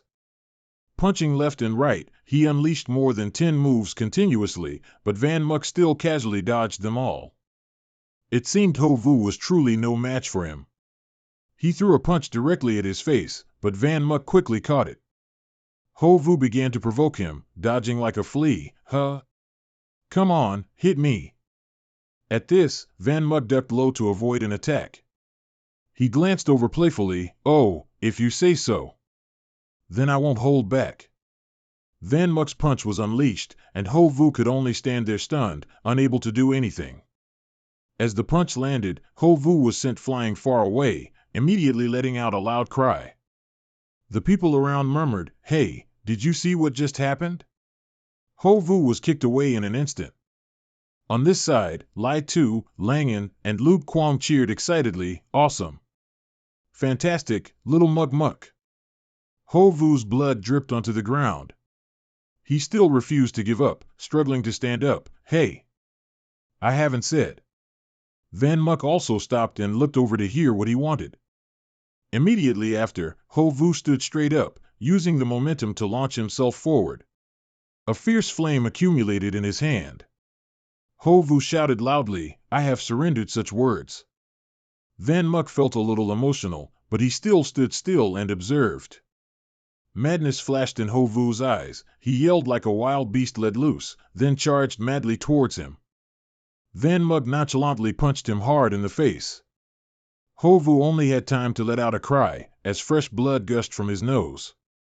Van Muck finished him off with a powerful punch, and just like that, Ho Vu was sent flying far away once again. The student stirred once again. Hey, he was completely suppressed. Yeah, I didn't expect Lai Van Muck to be so good. Seeing him flattened on the ground, everyone was surprised. I thought Ho Vu was really skilled, he's even the team's main ace. He heard all those discussions, but he couldn't move himself. Tan Bao stepped forward. "All right, the childish fight has been decided. Now you can go to the warehouse to get your reward, can't you?" Van Muck immediately agreed. "That's right, I've wasted too much time on such boring things." At the same time, Tan Bao suddenly looked over at him, surprised by the sight before his eyes. Van Muck said, "Dai Hong, let's go to the treasure vault." Behind him, Ho Vu, unable to win, pulled out a knife, intending to launch a sneak attack. After regaining his composure, Tan Bao immediately shouted a warning, "Watch out." Van Muck remained calm. He glanced behind him. Ho Vu realized he had been discovered and yelled, "Lai Van Muck, I'll never lose to you. You die." The sharp knife in his hand was about to strike him. Ho Vu hated him so much that he wanted to tear Van Muck apart to wash away his humiliation. He quickly dodged, and Ho Vu failed once again in his assassination attempt. Van Muck immediately gripped the hand holding the knife, applying a little force. With just a gentle blow, Ho Vu's bones audibly crunched. He screamed in pain like a shot wild animal. The arm that was fine moments ago was now bent at an unnatural angle. Everyone outside watched in horror. "Oh my, he simply crippled Ho Vu's arm, didn't he? That's truly ruthless. We should never provoke this Lai Van Muck in the future." Ho Vu thrashed on the ground, screaming, "My arm! Lai Van Muck, I'll kill your ancestors. I want to kill you." He looked over, complaining, "Duongan, he deliberately crippled my right arm. I want to report this to the guild. I want to accuse him." Duongan spoke coldly, "Just now you tried to kill him. It's already lenient that he only crippled one of your arms." He continued, "Regarding your attempt to kill, I will report it to the guild." Ho Vu was terrified. "What?" Van Muck asked in a cold voice. "Senior, can I go inside and pick up the treasures now?" He waved his hand. "Go quickly, you've already wasted a lot of time." Langan cheered excitedly. "Okay, then let's go in first." Lai Tu felt a little sympathetic. Although Ho Vu is very annoying, isn't directly crippling his arm a bit too much? Van Muck replied casually, "If I don't teach him a serious lesson, he'll definitely continue to cause trouble." Lai Tu looked at him intently. Van Muck continued, "I can't spare him if he's shown his intent to kill. Remember, never leave any chance for your enemies to counterattack." As he spoke these words, Van Muck's face also carried a hint of gloom. Meanwhile, Langan was in a hurry. "Dai Hong, let's go faster. I can't wait any longer." Everyone was anxious. This must be the Class A warehouse. Should we open it? 1, 2, ah. As Van Muck pushed the door open, the items inside seemed to constantly glow. Langan's eyes lit up like headlights. He exclaimed, "This place is amazing, isn't it?" He was ecstatic. It's a Class A treasure vault. All of these are good things that can't be bought with money, little guy. How do you think this arrogance suits me? He still appeared nonchalant about these things. At the same time, Lang Tuet exclaimed, "Hey, Live and Muck, I've found something really good here." He walked over curiously. "Sister Tuet, what did you find?" Lang Tuet then said, "Hey, this is much more interesting than those swords and sabers." Van Muck looked at the item and immediately recognized it as a transmission orb. Lang Tuet casually tossed it over. "Here, look at this." Van Muck was startled and hurriedly caught it. "Hey, don't throw it." As soon as he placed his hand on it, he was startled. Aurora killing intent. Lang Tuet explained, "This is an extremely powerful sword technique and it's very suitable for your fighting style." Van Muck secretly thought, "This technique seems like it was made just for me, should I choose it?" At the same time, the system announced, scanning the vicinity of the subject, "There is a valuable item, the subject should not miss this opportunity." Van Muck quickly looked over. It turned out to be an intricately crafted golden bow. As soon as Van Muck looked at it, his eyes couldn't leave that bow. He quickly put down the orb in his hand, then said to Lang Tuet, "I'll take a look." Lang Tuet called after him, "Hey, trust me, nothing will suit you better than it." On this side, Van Muck quickly took down that weapon. As soon as Lang Tuet saw him holding that item, she was surprised. That old, dusty bow. On its body, there was also a black bird-shaped symbol, which looked very mysterious. Van Muck looked at its pattern. He admired it for a long time, then said, "I've decided, I want this." Lang Tuet was quite surprised by this. "Really? You want to give up Aurora killing intent just for this old bow?" Van Muck pondered and affirmed, I don't know why, but as soon as I saw it, I felt like it was destined for me." After that, he quickly took the item and left. Lang Tuet called after him, "Hey, are you really not going to reconsider? What a pity." She was also helpless. This kid really doesn't listen to advice. Langan fidgeted around. "Sister, you still haven't chosen?" Aurora killing intent here is quite suitable for Live and Muck." Lang Tuet didn't turn around. "I'll choose Aurora killing intent and give it to you to handle as you wish." Langan held the orb in her hand, also bewildered. "This thing is useless to me anyway, so it's up to me." After getting what he wanted, Van Muck silently walked straight ahead. Dai Hung's group chased after him. "Hey, little Muck Muck." Dai Hung looked at him and said loudly, "So, you got your reward and ran off by yourself?" Van Muck smiled brightly. "Sorry, I just wanted to go back and study the bow I just got, so I forgot about everyone." At the same time, Langan handed him the blue orb. "Here, take it." Van Muck was surprised. "It's Aurora killing intent." Langan happily replied, "That's right, my sister gave it to me because she didn't need it, but this thing isn't suitable for me either, so I'm giving it to you." Furthermore, Langan paused, then hesitantly whispered, "I think my sister chose it for you, she was just too shy to say it." Van Muck hesitated, "But this thing is very valuable, and in that case, Sister Tuet won't have it." Luke Kwong quickly added, "I think you should accept it." Luke Kwong analyzed, "The Marquis family is not small, it's very likely they'll seek revenge on you. You need to arm yourself, and I think Sister Tuet thinks the same way." Dai Hung added, "That's right, just accept it, don't forget we're friends." Langan also echoed, "My sister and I will help you too." Van Muck looked at everyone, an indescribable emotion rising in his eyes. Finally, Van Muck gazed intently at the blue orb in his hand. "Okay, I accept." He felt like everything around him was rosy. Van Muck smiled brightly. "Thank you, everyone." His heart was incredibly warm right now. How long had it been since he felt such warmth of friendship? Finally, he made it home. Van Muck tiredly lay stretched out on the bed. What a busy day. Now I can finally take a breath. System, learn Aurora killing intent. The system then announced that he needed 4,000 experience points to learn it. Van Muck was helpless. "All right, this isn't the first time I've been ripped off by my black market shop." As soon as he finished speaking, the orb in his hand suddenly flew upwards. Van Muck silently watched it. The orb quickly opened up a mysterious blue scene. Van Muck excitedly cheered. That energy source continuously surrounded him. Van Muck exclaimed excitedly, "Wow!" In just a moment, the system announced that he had finished learning Aurora killing intent. Van Muck panted, "This forced feeling really isn't suitable no matter how many times I try." "Hey, is this the valuable item you mentioned?"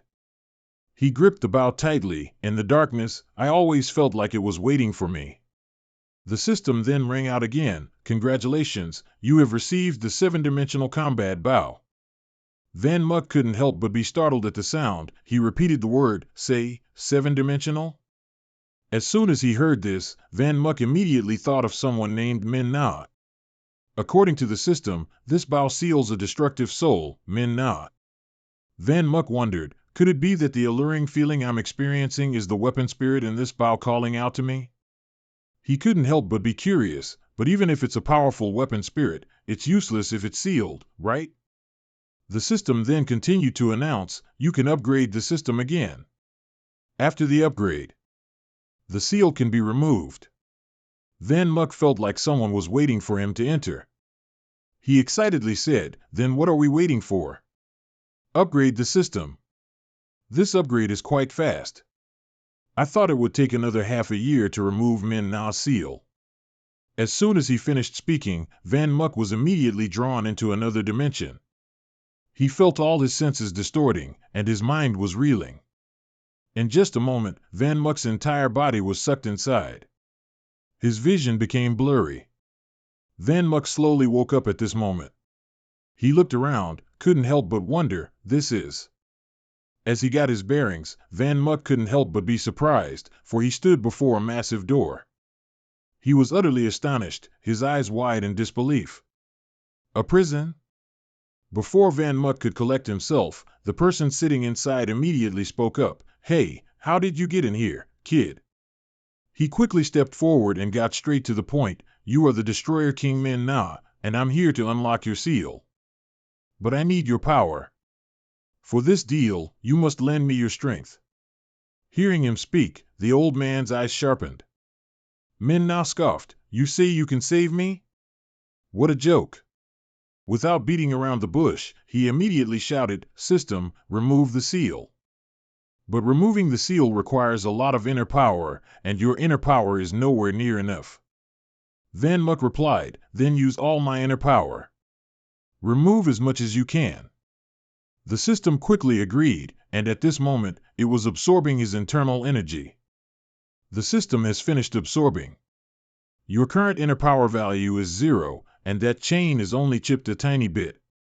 Manhua asked disdainfully, "You said a lot, but in the end, you only opened a tiny bit." He couldn't help but mock, "Turns out you're just a boastful child." Van Muck's face darkened. "Huh? Is there really that much of a difference?" Manhua then said, "Do you think an ordinary seal could imprison me? There are 3 supreme seals on my body.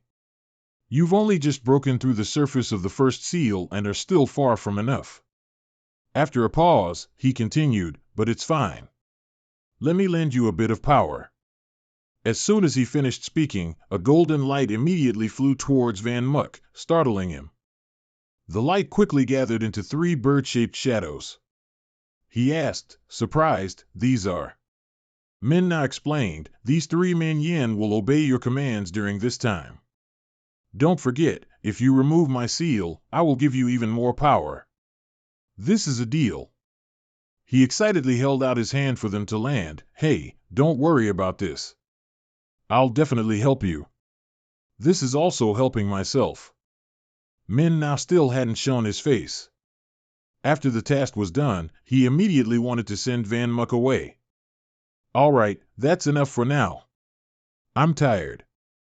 You can leave now." As soon as he finished speaking, Van Muck gradually began to leave the place. His face was like jelly, constantly twisting and contorting into all sorts of shapes. It wasn't until his entire body felt like a lump of wet dough that Van Muck suddenly screamed. Very quickly, he opened his eyes again, his head aching slightly. Van Muck couldn't help but groan a few times. He lay sprawled on the bed with the bow. I'm back." At the same time, he turned to look at the bow in his hand, his mood somewhat complex. Van Muck put a hand to his forehead, letting out a sigh of relief. That was a scare. The scene shifts to a large building. Van Muck followed the paper in his hand to this place, Van Kak. He stood in front of the door, marveling. I really didn't expect there to be a building like this in this era, but this is actually a pawn shop. Suddenly, while lost in thought, a voice from behind startled him, little friend. The newcomer was a kindly old man, who smiled and asked, is there something you need at our shop? He looked at Van Muck with a gentle smile. We have everything in our shop, and we can also appraise items, ensuring your satisfaction. Van Muck looked at him and said, I didn't come here to buy anything. How should I put this? I heard that they accept illegal goods here. Hearing him say this, the old man was startled. The old man quickly understood the situation. So that's how it is, you've come to discuss business. Well then, let's go inside and talk slowly. Immediately after, the old man invited him inside. Hot tea was brought over in just a moment. He drank the tea. The old man sat down, calmly picked up his teacup, and said, what kind of treasure does our little friend from afar wish to sell? Yunmu quickly placed the item on the table. It's not high-end goods. Here, make me an offer. The old man was startled. Is this the crown of the past king? Then he secretly looked at the boy with admiration. This young teenager seems very ordinary, yet he has goods of this caliber? Unbelievable. He just glanced at it, then held up 6 fingers to set a price. This amount. Yunmu was immediately displeased. 150,000? That's too low. This item is definitely worth more than that. The shop owner said again, young friend, you misunderstood. I said 1.5 million. Hearing this price, Yunmu was startled. He picked up the crown and examined it. From ancient times, heroes have emerged from the young. For you to have such ability, I'm willing to take a small loss just to befriend you. Only then did Yunmu start to trust the old man a little. All right, it seems you're not trying to trick me. Then you can look at these things. The shop owner was dumbfounded. There's more? Looking at the items he handed over, the old man almost fainted. This is the war armor set of a dwarf elder witch. The ring, the staff. This is a set. No need to say anything more, I want it. I'll give you 12 million. He handed over another book.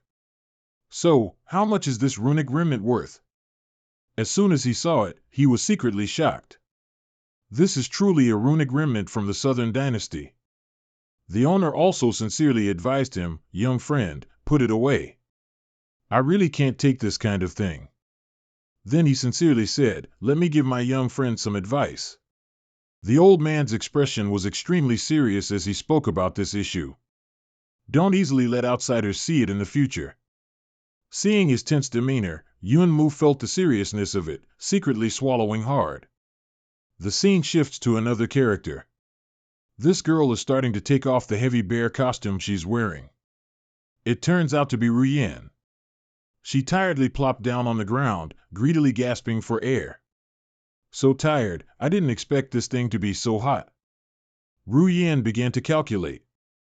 The money Xiaomu gave me is almost spent, and my father's medical expenses can't rely solely on him. I have to work harder. Please, just a few more days. Just then, her phone rang with a message notification. You have a new transfer bill, please check. Ruyan took out her phone to look, and seeing the number on the screen, she was extremely surprised. This is. Ruyan's account received 3 million. It must be said this was no small amount of money. Ruyan immediately guessed, why is there so much money? Could it be? It's Xiaomu? After receiving the money, Ruyan had also finished her work, so she returned to the hospital.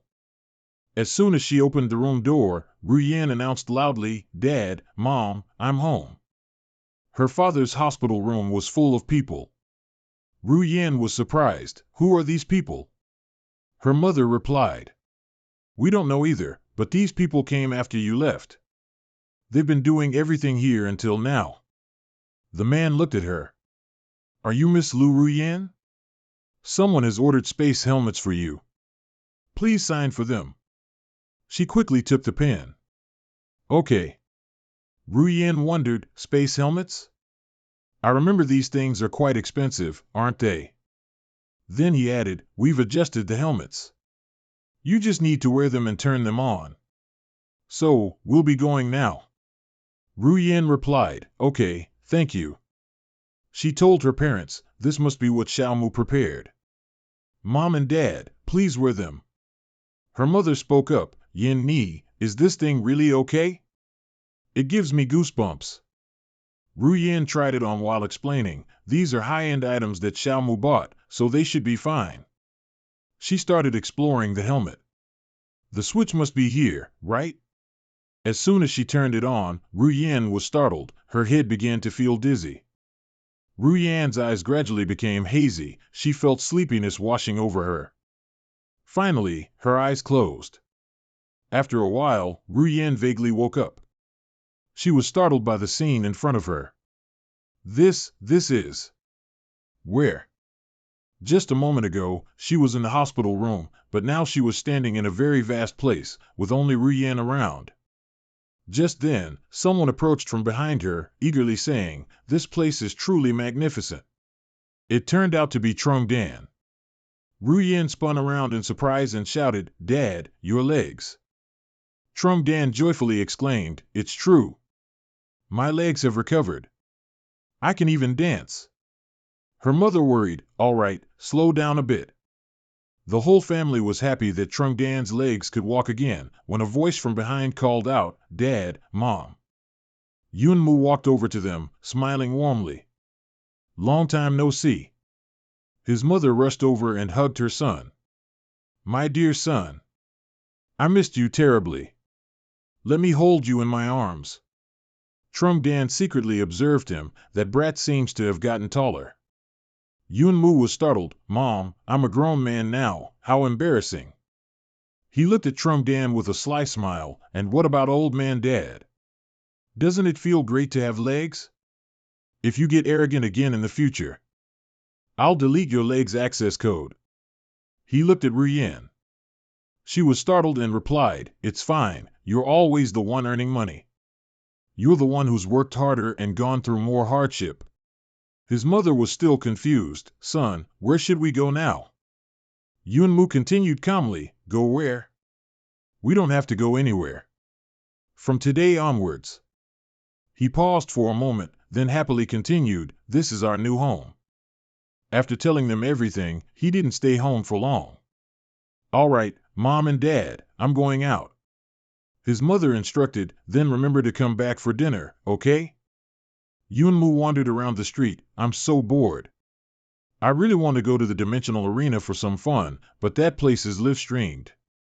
If I accidentally get exposed, it'll cause big trouble. Immediately after, Yunmu suddenly stopped. He suddenly remembered, that's right. Yunmu immediately shouted loudly, Spatial Virtual World, Battle Number, Roleplay Registration, Li Yun. He quickly transformed into a different appearance. Yunmu contentedly put on his hat, this way, even if my performance is too strong, no one will know it's me. Pedro, enter the battleground of the dimensions. After that, Yunmu, using his other identity, competed in the arena, winning all his matches.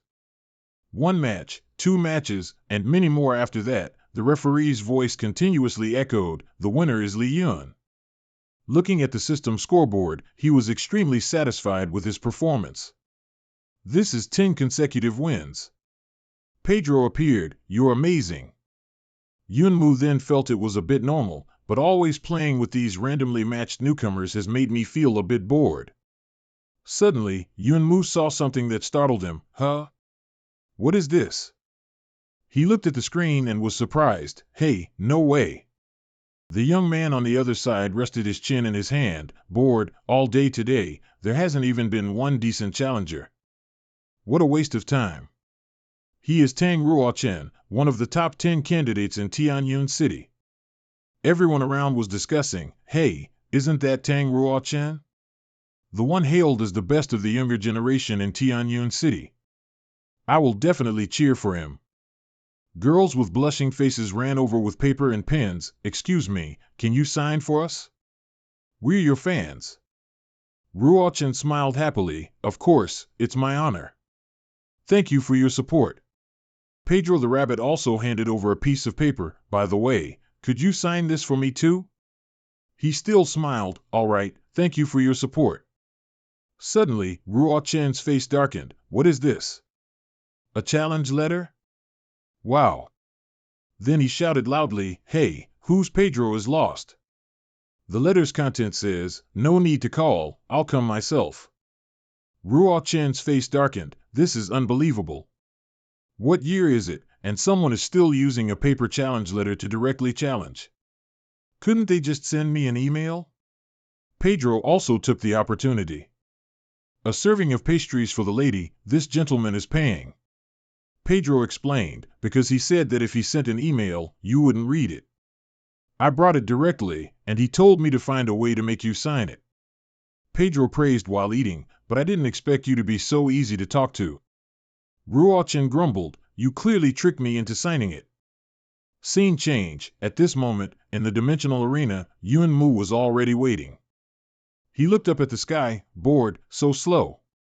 Is Pedro's switch really unreliable? No sooner had he finished speaking than a shadow appeared in the air. Yun-mu looked over, delighted, he's here. Ruo-chan slowly appeared, his face now exuding an indescribable coldness. As soon as he arrived, he looked at Yun-mu. Is that Pedro yours? He slowly stood up. Yes, isn't he cute?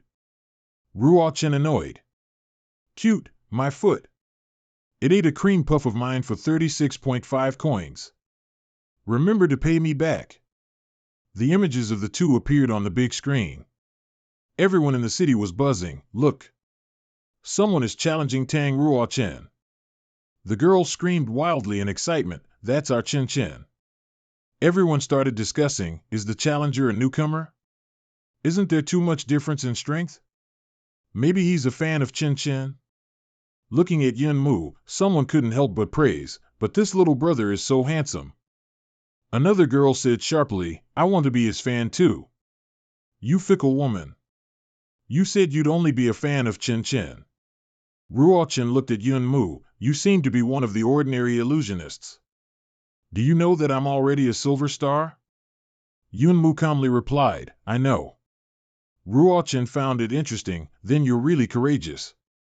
Immediately after, he instantly channeled his inner power and struck, if you think I'll be merciful. Then you're gravely mistaken. As soon as he finished speaking, Ruo-chan was fully equipped for battle. Yun-mu pulled down his hat, having already drawn his sword. That's excellent, of course. I was afraid you wouldn't want to make a move. As soon as he finished speaking, he himself quickly attacked Ruo-chan. The latter, who hadn't expected him to be so fast, was startled and dumbfounded. But Yun-mu was also extremely wary, as both seemed evenly matched. Although Ruo-chan was surprised, he quickly calmed down and then dodged, kicking towards Yun-mu. Yun-mu couldn't help but be startled. He also couldn't help but secretly exclaim, how powerful. He looked at Ruo-chan with satisfaction, truly worthy of being the top of the younger generation in Tianyun City. Immediately after both exchanged a few moves, Yun-mu quickly leaped back to create distance. Yun-mu couldn't help but praise openly, it's really not flattery, you are truly formidable. Meanwhile, Ruo-chan also stared blankly at his hand, this Livan is definitely not simple. He said to himself, ordinary mystic warriors can't keep up with my combat rhythm. Then Ruo-chan couldn't help but ask, hey kid, I'm asking you, are you really just a commoner? Yun-mu feigned ignorance, channeling his inner energy as he replied, huh? What are you talking about? Isn't everything written in the battle data? A sly smile spread across his face, it's a commoner, repeated steps. Then, he quickly leaped up and disappeared, Yun-mu's footsteps became swifter. Ruo-chan couldn't even clearly see his moves, he was a bit startled. In just a moment, Yun-mu was in front of him. He fiercely slashed through with a single strike. Ruo-chan then shouted loudly, 18 demon steps. Two figures darted through the air, their forms still indiscernible. He looked at him with a cold smile, you've really made me use 18 demon steps. Yun-mu also swiftly glided past, quickly adding, although your phantom cultivation technique is also very strong. Ruo Chen said, but the gap between you and me is absolute. If I were only one rank higher, perhaps you really could have a chance to win. Immediately after, Yunmu flew a little further away and shouted, try this move, Frenzy Blade. And immediately, two sources of power clashed violently, sending rocks and dirt flying. Ruo Chen was thrown far back. He struggled to stand firm to keep himself from falling. On this side, Yunmu was also thrown back, but of course, he wasn't so weak that a single blow could make him fall. Ruo Chen panted, hey, I'm very grateful for Pedro just now. You don't have to pay that 36.5 coins anymore. Yunmu also gasped for breath. He smiled happily. I told you, it's very cute. They fought from afternoon until night. The spectators still stood full of the streets discussing, hey, did you see clearly? It was truly too fast. You could only see two beams of light colliding back and forth. The girl couldn't help but be startled. This Lai Van is very formidable. Another person was curious. Huh? Why? She explained, I'm a devoted fan of Tran Tran. The 18 Demon Steps is a unique and incredibly powerful skill of the Tang family, and this Lai Van can actually contend with it. She asked herself in a daze, who exactly is this unknown Lai Van? On this side, Yunmu was struck a heavy blow to the face, causing his cheek to swell. Yunmu immediately leaped away, trying to maintain distance from Ruo Chen. He looked at Yunmu smugly. As I said, talent is useless when faced with absolute power level. Yunmu, on this side, began to switch to a serious combat state. Hey, not necessarily. Then, he stomped his foot hard on the ground, causing the surface to crack and rocks to fly up. Yunmu calculated, worthy of being a top candidate, facing stacked frenzy blades, he can still counter. Since 3 layers aren't enough, I'll stack 6 layers. 4 layers. As soon as he finished his thought, Yunmu immediately slashed down hard.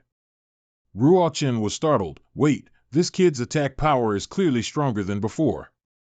Then, he leaped away in a flash. Yunmu glanced over and saw, over there. Immediately, he also flew after him, holding his sword with a serious expression, and struck. Yunmu now used 5 layers, and Ruo Chen also launched a blow.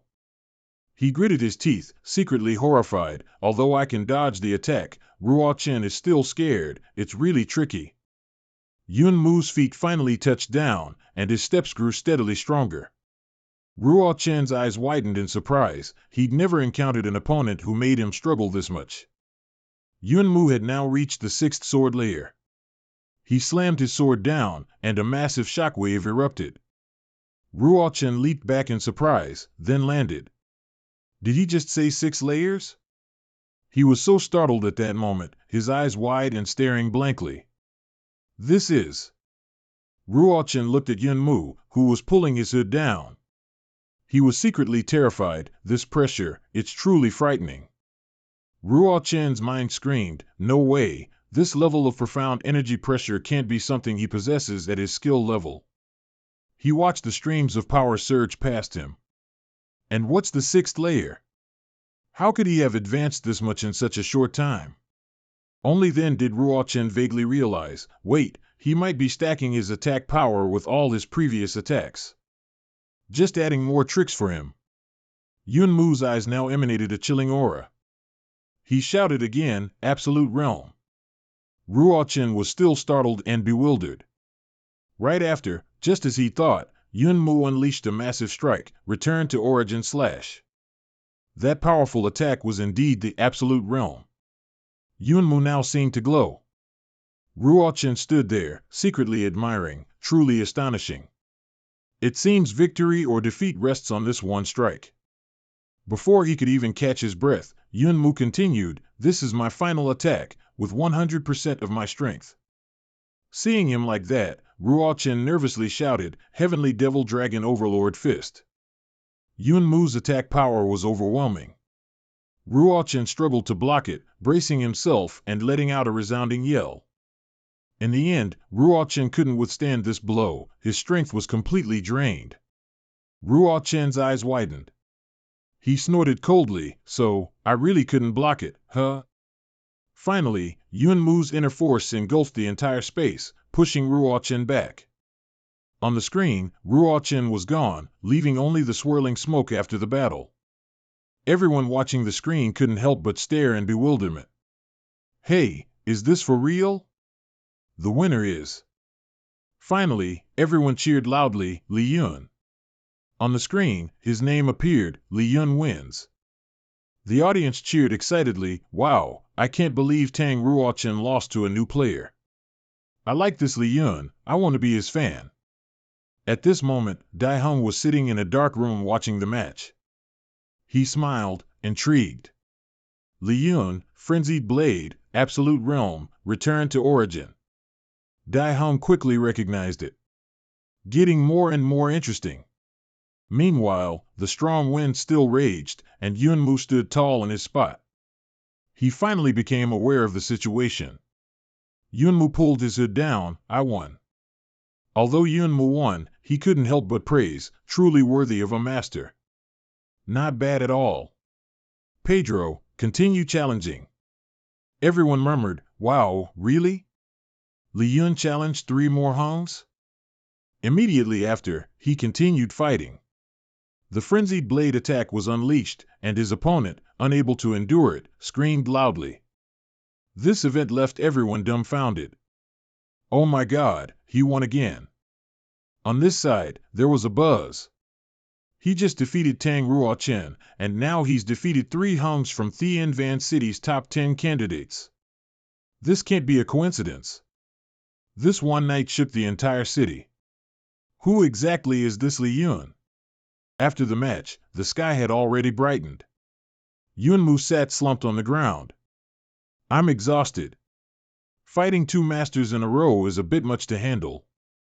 Suddenly, he was bewildered. Why do I have 30,000 dimensional coins in my account? Pedro, the rabbit, appeared and explained, that's a paid audience mode. Yun Mu was surprised. What's that? Pedro explained again, simply put, when your fan value reaches 10,000, the system automatically prompts to start charging for watching matches. Once activated, viewers must provide dimensional coins if they want to watch the battle live. Yun Mu chuckled, looks like I've accidentally become a celebrity. That's all for today. Pedro, logging off. Immediately after, he exited the match. It's late, I should go home. Mom's still waiting for me to eat. Right after, his phone rang. Yun Mu was surprised, Lu Nai-Teep's online call? As soon as he picked up, she shouted from the other end, Li Yun Mu. Did you watch the recent battle of someone named Li Yun? He was startled but also wondered, I did. Why are you so excited? She replied. How can I not be excited? That person is so powerful. Now everyone in Thien Van Pavilion is discussing this Li Yun. Nai-Teep suspected, this Li Yun. That's not you, is it?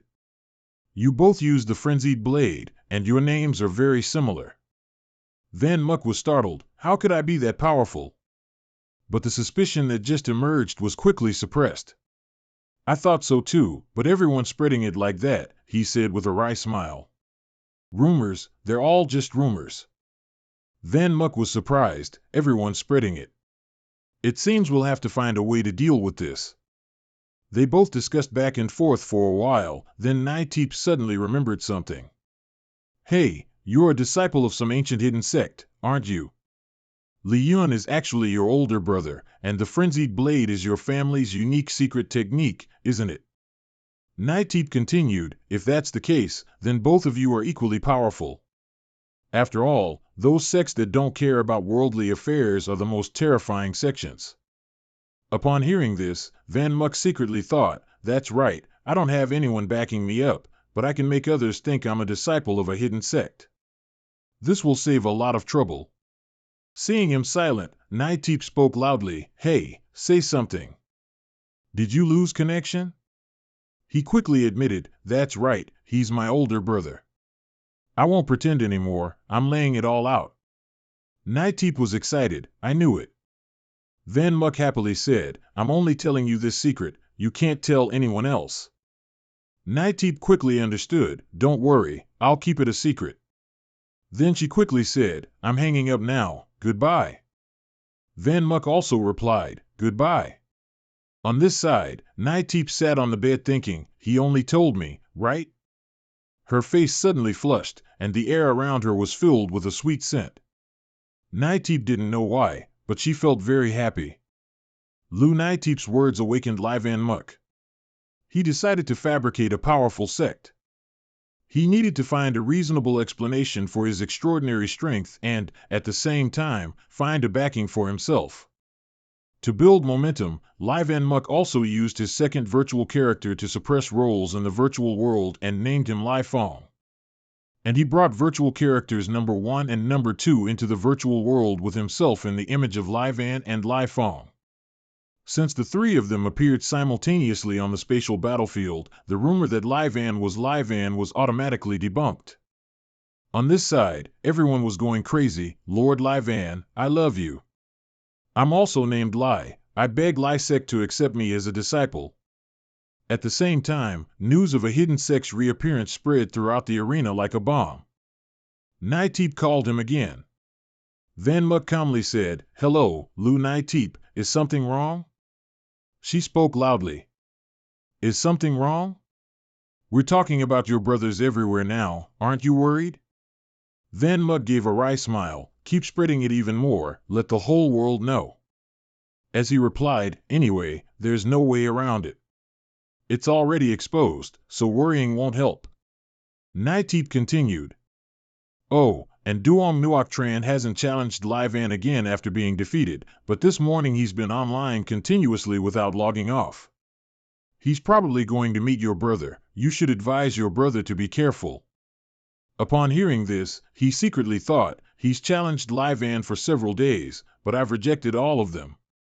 Maybe he finally came to his senses? Okay, I'll tell him. Suddenly, in front of him, there was Lai Tu via Stone Appraisal Shop. Van Muck was surprised. Huh? What's going on? Lou Nightdeep, I'm hanging up now. Immediately after, he hurriedly pushed through the crowd. Excuse me, can I get through? Inside, a young man was holding a large bouquet of flowers. Miss Lou, I have some black crystals to sell to your family. Nguyen was startled. I don't need them. He continued, Miss Nguyen, it's getting late. May I invite you to dinner? Van Muck quickly walked over and spoke loudly. Excuse me, everyone, the shop will close early today. If you want to do business, please come back tomorrow morning. That person stubbornly said, Why is that? Miss Nguyen almost agreed to a date with me. Another person loudly said, Don't dream. The person Miss Nguyen agreed to is me. Van Muck turned to her and said, I entrusted the shop to you because I believed you could handle these matters appropriately, and the result is a pile of trouble. Nguyen was embarrassed and immediately apologized. Van Muck replied, Apologize for what? I'm not blaming you. He gloomily picked up a stone. I didn't expect you to be so famous in the fantasy world. Wow, and it's black crystals too. It seems they're all rich young masters. Maybe you'll really marry into a wealthy family and live the life of a princess. Nguyen looked sad. I don't want to live a princess's life. She said with utmost sincerity, I just want to live with my parents in Tu Muck. He silently looked at his sister, an indescribable heartache appearing in Van Muck's eyes. Immediately after, he remembered, that's right, are the crystals you need ready? Nguyen quickly pushed out a large suitcase. They're ready, but what do you want such a large amount of crystals for? Van Muck's face darkened. That's right, this is clearly a huge amount of money, but in the spirit realm, it's only a few square meters. It's even more expensive than house prices. At the same time, the phone suddenly rang again, startling him. It was Langan calling. Van Muck immediately replied, and two, what's wrong?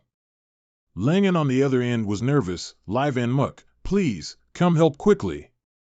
We lost terribly. He suddenly spoke so unclearly, confusing Van Muck. Langan continued, hurry to the spatial arena. Van Muck anxiously said, wait, explain it clearly first. Immediately after, he picked up the suitcase. I'm leaving now. Tell Mom I won't be back for dinner tonight. Over here, Lai Tu was angrily arguing. What are you guys talking about? Say it again if you dare. See if I don't beat you all to a pulp next time. Langan chimed in, beat you all to a pulp. The representative smugly said, so what if I say it again? Don't think you'll get any stronger after learning a few combat skills. With your combat talent, even if you were given a whole set of A-rank combat skills, you wouldn't be able to utilize them.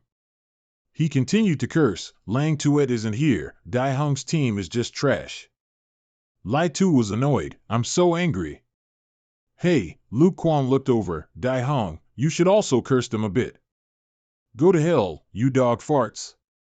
Dai Hung gave a bitter smile, but what they said is true. Lai Tu yelled loudly, you guys, don't be too arrogant. Our ace will be here soon.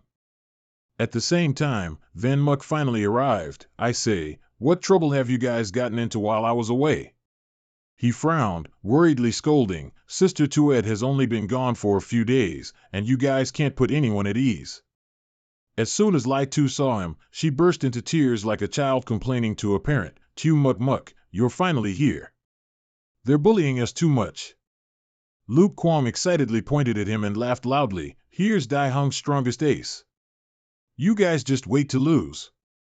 Van Muk's face darkened. Hey, I didn't say I was going to fight.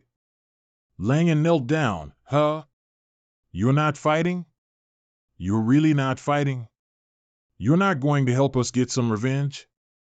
Van Muk continued, I just observed a bit. The opponent's skill level isn't very high. Logically, Dai Hung should be able to deal with them easily. He shouldn't have lost so badly. He looked at his brother. Langan replied, honestly, Dai Hung has been a bit strange today. He seems to have no interest in fighting, almost like he's deliberately losing to the other side. Hearing this, Van Muk suddenly froze. He thought to himself, deliberately losing? The other person spoke up, hey, are you guys still coming? If not, we're leaving, no time to waste with trash like you. Luke Kwong gritted his teeth, you guys just wait to die. That guy added, come on, I'll bet 100,000 crystals that we'll win. If you guys have an extra person, we can also add another person, Luke Kwong said confidently. Add whoever you want, as long as Lai Van Muk is here with us, we're not afraid of anyone. Dai Deek smiled provocatively. Good, your brother is out now. As soon as he finished speaking, another person came out from inside, his voice full of smugness. They took the bait.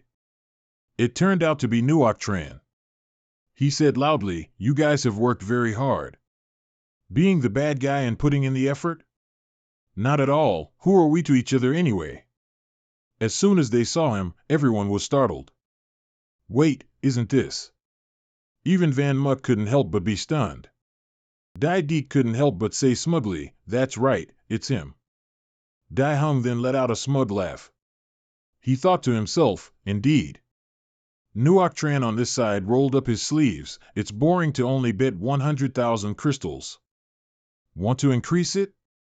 Van Muk looked over, breaking out in a cold sweat, alert. Van Muk's face darkened as he looked at him, thinking to himself, Duong Nuoc Tran, this guy. Nuoc Tran said honestly, I apologize, everyone. My friends just spoke rudely to you all, they only did that too. He paused, then looked at Van Muk and continued, lure Lai Van Muk here.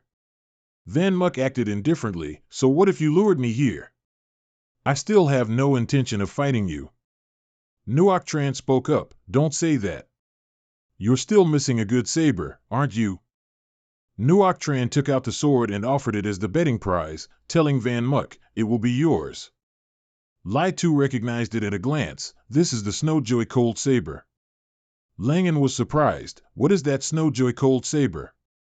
Lai Tu explained, the Snowjoy Cold Saber was forged from the millennia-old Black Blood Bird Mine in Thien Sun Mountain. Although it's a B-grade sword, its potential is limitless. Just engrave the corresponding runes on it, and it will become an A-grade runic battle saber. If you can add a weapon spirit to reinforce its quality one more level, it will be upgraded into a true Southern Dynasty weapon. Dai Hung suddenly smiled brightly, the Snowjoy Cold Saber is indeed very tempting, but we can't offer items of the same caliber for a bet. I apologize, young Master Duong.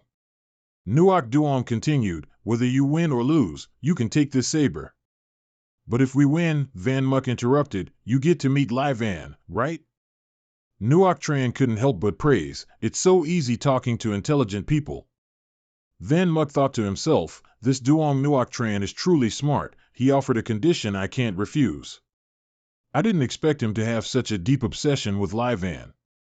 Immediately after, he scratched his head, all right, I agree to your terms. Nuoc Tran was excited, it's a deal. Images of the two opponents appeared on screen. Everyone, please watch the successor of the hidden sect with the heavenly dragon of the Bloodfiend Hall. The crowd was excited, wow, the Duong family really has capital. They actually offered the Snowjoy Cold Saber? This Snowjoy Cold Saber is valued at 10 million, right?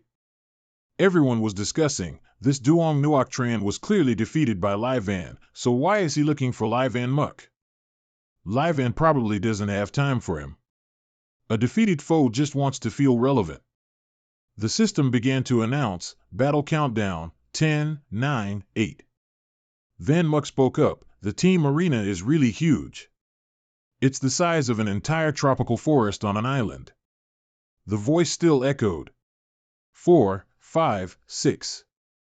Dai Hung spoke up, so, are you nervous participating in a team battle for the first time? Van Muck smiled contentedly, I'm very excited. Don't you dare fight Duong Nuoc Tran instead of me. Time was still counting down, 3, 2. Dai Hung smiled brightly, I won't compete with you. We can't defeat him anyway. Finally, the countdown ended. 1. Battle start. He gripped the bow and arrow tightly in his hand, thinking to himself, go, Min Na. Show me your power. Dai Hung surprisingly reminded him, little Mug Muck, when did you learn to use a bow? Van Muck suddenly remembered, that's right, I don't even know how to use a bow, or any of its techniques. System, what archery techniques can I learn right now? Hurry, there's no time. The system continued to ramble, but he no longer had time to listen. Whatever, just learn it. Hurry up, I'm in a rush. Everyone only saw him standing like a statue. Dai Hung was puzzled, did he disconnect? He's not moving at all. At the same time, a dark shadow quickly flashed by. Dai Hung warned vigilantly, someone's coming. Everyone, prepare for battle. Van Muck was still dazed at this moment. Dai Hung instructed, Lai Tu, you protect little Mug Muck. He seems to have disconnected. Don't let him. As soon as this sentence finished, Van Muck quickly regained consciousness. Immediately, he effortlessly leapt onto a tree, much to Dai Hung's surprise. The bow and arrow in Van Muck's hand were also quickly summoned by him once more. He stood in the sunlight, drawing his weapon taut. Looking at Van Muck now, he was no different from a mighty warrior. The people watching the match couldn't stop chattering. Hey, isn't his skill Berserk Blade? He can also use a bow. Wait, this guy is attacking. The enemy is thousands of meters away, and he's already made his move. Wow, that's a really fast firing speed, 7 arrows in an instant. Truly worthy of being a descendant of the Lai family. As soon as the attack was fired, his opponent couldn't help but let out a shout. He stared, watching the arrows continuously flying towards him. Huin Tu was terrified, he continuously dodged without any way to counter this attack. Seeing that his body was still intact, a timid Huin Tu patted his chest. No, it's okay, no harm done. The crowd was furious, what's going on? Turns out he's a master of caressing the body. Hurry up and use your Berserk Blade. Everyone's waiting. You're really far inferior to Lai Van. Meanwhile, Van Muck raised his bow and arrows and said, Tien Ka that no yet. From behind Huin Tu, a streak of blue lightning suddenly appeared. On the tree trunk, there seemed to be some kind of seal, looking extremely peculiar. Huin Tu must have sensed it by then. That thing immediately gathered into the shape of a large wolf, slowly lunging towards him. Huin Tu slowly turned his head to look back, and his heart skipped a beat. Huan Tu immediately let out a loud shout, his voice echoing throughout the large forest. On this side, all the spectators were startled. Oh my God, what a wicked move this is. It's practically tearing people to shreds. Dai Dik panicked, hey, Ruo Tran, Huan Tu is done for. Ruo Tran was also shocked, his bow has such a long range. On this side, a Luong was hit by an arrow, and fresh blood immediately flowed out. Seeing his teammate struggling like that, Ruo Tran worried, are you okay? A Luong leaned against the tree. I'm fine, it's just a superficial wound. Everyone, be careful. But immediately after, he was snatched away by a Manhua. Ruo Tran could only helplessly shout, a Luong. Suddenly suspended in midair like that, a Luong naturally screamed in fright, what is this? Let me down. Finally, with a finishing blow, Van Muk delivered a fatal strike to him in midair. Seeing the target defeated, Van Muk couldn't help but feel pleased. Very good. Then, his gaze suddenly turned cold. Only 3 people left. Everyone held their breath, observing the bird. Its pitch-black plumage and red eyes made it look incredibly mysterious. Everyone was startled and stunned. This is a Manhua. I've only seen this 5-dimensional creature in books.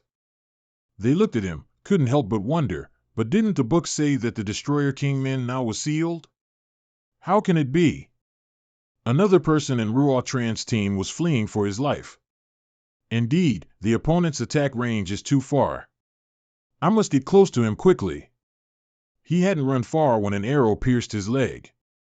Ouch! Lai Truong began to panic. No, it's impossible to get close to him at all. The area within his range is simply a slaughterhouse. No sooner had he finished speaking than Lai Truong's head was severed from his neck, and fresh blood immediately splattered. Ruo Tran ran and said, Lai Truong is also out. Only 2 of us left. Don't let him hit you, it'll attract the men now quickly. Dai Dik gritted his teeth. Of course I know that, but avoiding getting hit, how can it be that simple? No sooner had both of them finished speaking than Van Muk's rain of arrows fiercely arrived. Dai Dik was startled. He clenched his teeth, irritably drew his weapon. This brat! When pushed to a corner, Dai Dik also charged wildly, shouting, don't underestimate others so much. He made up his mind, Ruo Tran, I won't run anymore.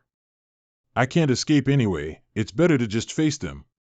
Ruo Tran replied, okay, if so, you stay in front to cover me. We'll slowly approach him as long as... No sooner had he finished speaking, his words not even fully out, an arrow pierced Dai Dik's head. He immediately fell, and was also eliminated from the match. Ruo Tran shouted loudly, Dai Dik. At this moment, Ruo Tran was extremely annoyed. He looked towards Van Muk and cursed loudly, damn it. Meanwhile, he was standing on a slender tree branch, quite pleased with himself. Another one down. Van Muk smiled calculatingly, so, only Tang Ruo Tran is left. He suddenly glanced at the dummies. The entire group shared the same thought, isn't this a team battle? Why does it feel like we're not participating at all? At the same time, a powerful beam of light suddenly erupted like a volcano, startling Van Muk. He immediately turned his head to look back. This is the might of the Golden Stone? Only after all his teammates were defeated did Nuoc Tran begin to unleash his power. He quickly approached where Van Muk was looking up. I've found you. Van Muk smiled smugly. Hey, relying on those 2 protectors, have you broken through the cultivation limit? Nuoc Tran spoke up. That's right, this thing was originally for dealing with Lai Van's berserk blade. It seems I can't help but use it now, he said, channeling his inner energy. The spot where he stood immediately crumbled as if in a landslide. Van Muk quickly leaped up to dodge the attack. He immediately pulled back his bowstring, and his inner energy accumulated from it. At this moment, Van Muk was like a flying squirrel, leaping from branch to branch, constantly changing his attack position to distract his opponent. But Nuoc Tran didn't give up easily. He immediately drew a 5-pointed star symbol in the air and then shouted, Guard! Van Muk began to calculate. Directly blocked, then I'll have to rely on you all. Go, Min Na. Nuoc Tran began to get annoyed. These crows are truly troublesome. He looked at Van Muk, unwilling to accept defeat. Just you wait, I'll beat your little crows to a pulp. Immediately, Nuoc Tran roared, come forth, berserk beast imposter. His body seemed to explode at this moment, and a dazzling beam of light emanated, startling Van Muk. Lai too couldn't help but cover her eyes. What? What is that? Dai Hung spoke up. If I'm not mistaken, it must be. After a pause, Nuoc Tran's eyes here seemed to emit a powerful light. The large pig he summoned was called a weapon soul. It looked a bit cool. Van Muk scoffed derisively. This is a weapon soul? It's trash.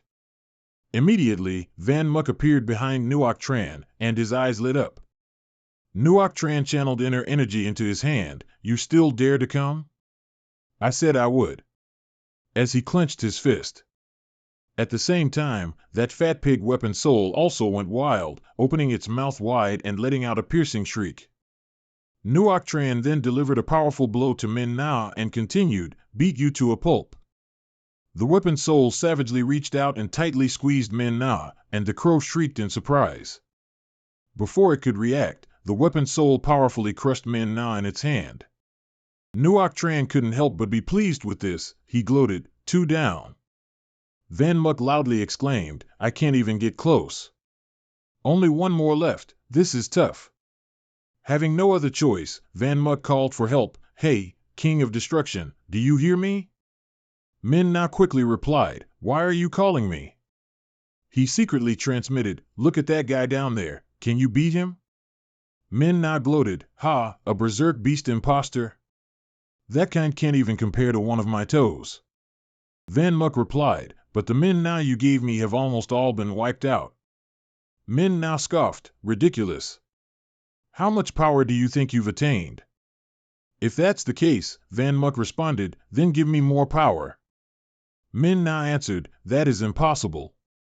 If you want more power, you must make a deal. These are your words. He secretly said, okay, system, use all inner energy value, unseal the destroyer King Min Na. While waiting for the system to absorb the inner energy value, Min Na spoke up, during this time, you've gained a lot of this so-called inner energy, haven't you? Van Muk was startled, the seal has been broken? Min Na replied, still very far, but I can truly give you more power. Receive my favor.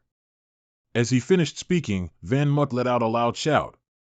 Seeing Van Muk exploding with power, Nuoc Tran couldn't help but be stunned.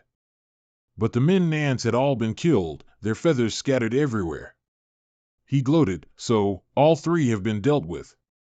After absorbing Min Na's power, Van Muk was extremely smug. I said these things, Only 3 of them?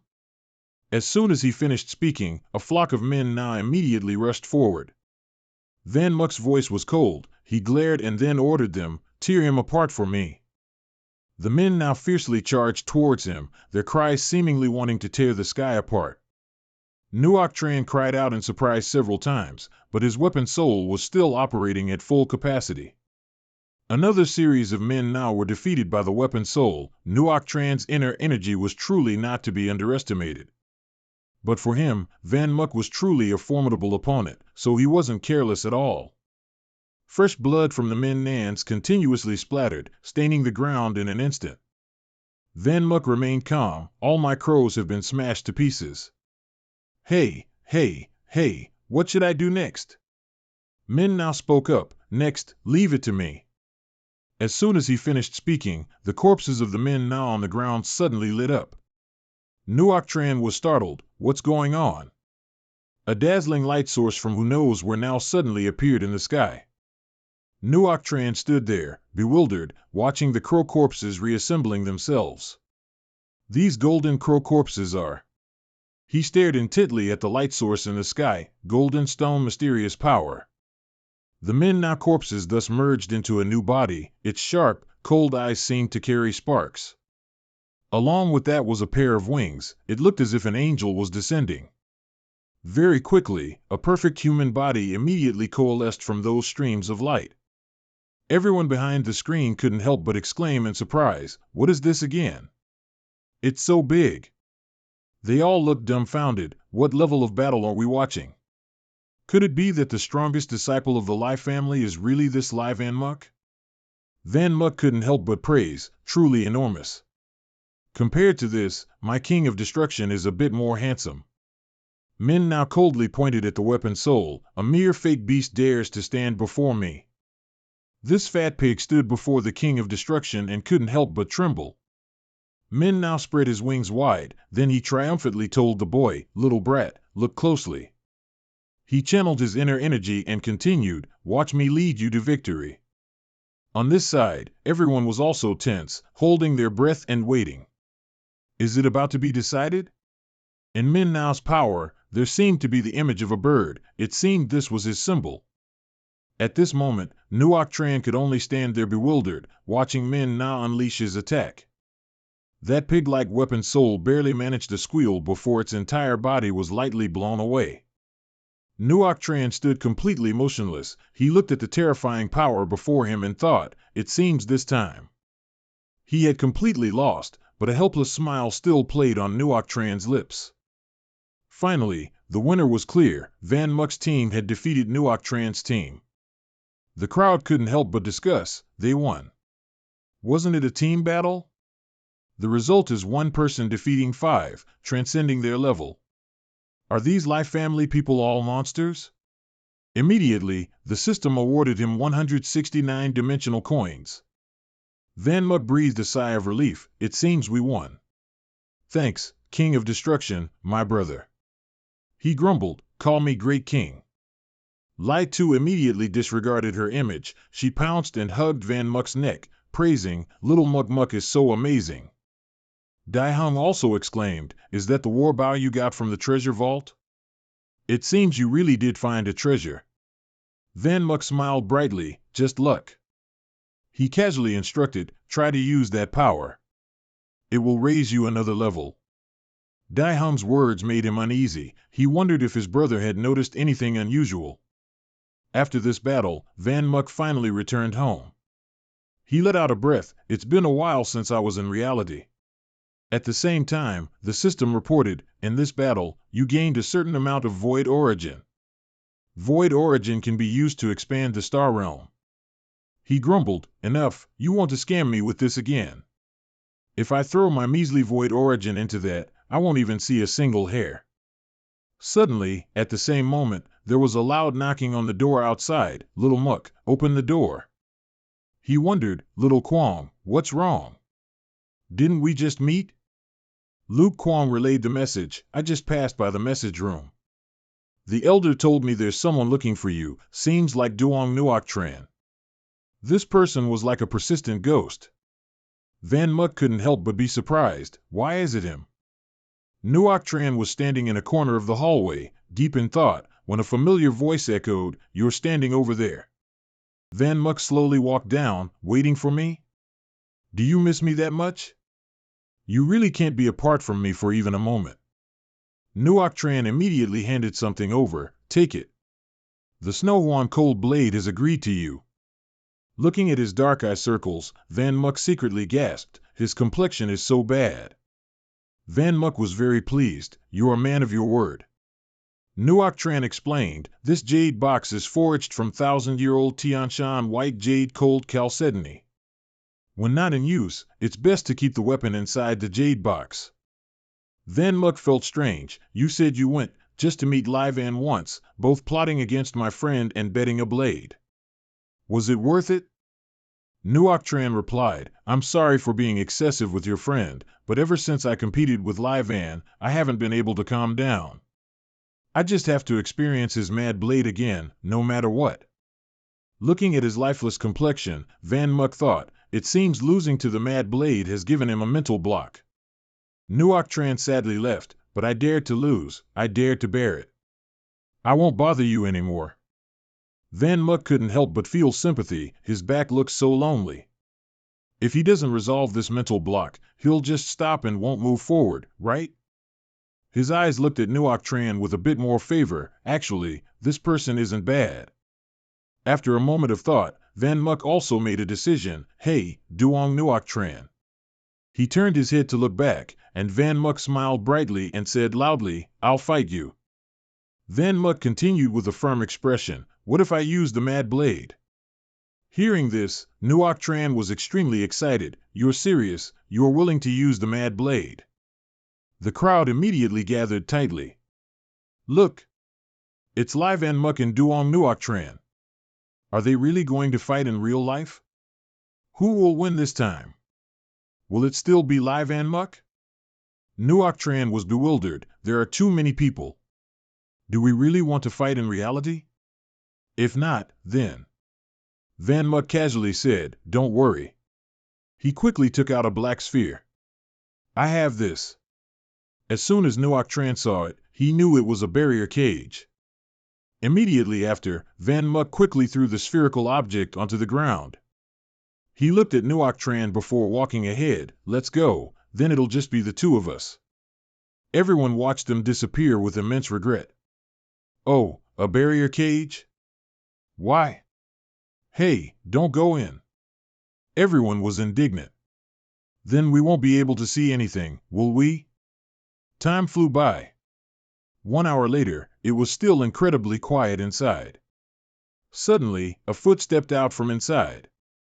Everyone held their breath in anticipation. People couldn't help but start murmuring, someone's come out. Who is it? Who came out? Suddenly, the young man looked at himself and couldn't help but be startled by surprise. Both of them came out at the same time. After the fight, they seemed closer, even though their faces were bloody and scratched. Van Muk was satisfied. Indeed, a real fight in reality is much more satisfying. Nuoc Tran also felt relieved. He happily replied, Who said you were wrong? The curious crowd buzzed, Hey, so who won in the end? Who won? Van Muk looked at them, smiled brightly and casually replied, Who knows? Afterwards, they both sat together on a school bench, Van Muk panting heavily. Van Muk spoke up, Hey, I fought with you for so long, shouldn't you give me some runes as compensation? Nuoc Tran happily replied, Cut it out, what do you mean with me? You clearly enjoyed fighting by yourself too. Van Muk greedily continued to badger him, Don't be so stingy. You know strengthening the Snow Blossom Cold Blade costs a lot of money. After all, you, the young master of the Duong family, have so much money. Nuoc Tran didn't give in either. You little brat, don't try to push me. Why should my family's money be given to you? Nuoc Tran then suggested, I think you could try the Tower of Honor. Van Muk was surprised. The Tower of Honor? Nuoc Tran explained, the Tower of Honor concentrates the power of the Mystical Practitioner Guild Alliance. It has been built for 9 years and has a total of 108 floors. Challengers must defeat the Guardian Beast on each floor to advance. With each floor, the Guardian Beast becomes stronger. Van Muk excitedly clapped his hands. It's like playing a game. Nuoc Tran continued, successfully completing a challenge will earn you a tower medal, which can be exchanged for various rewards. He stood up, I've told you how to get rich, the rest is up to you.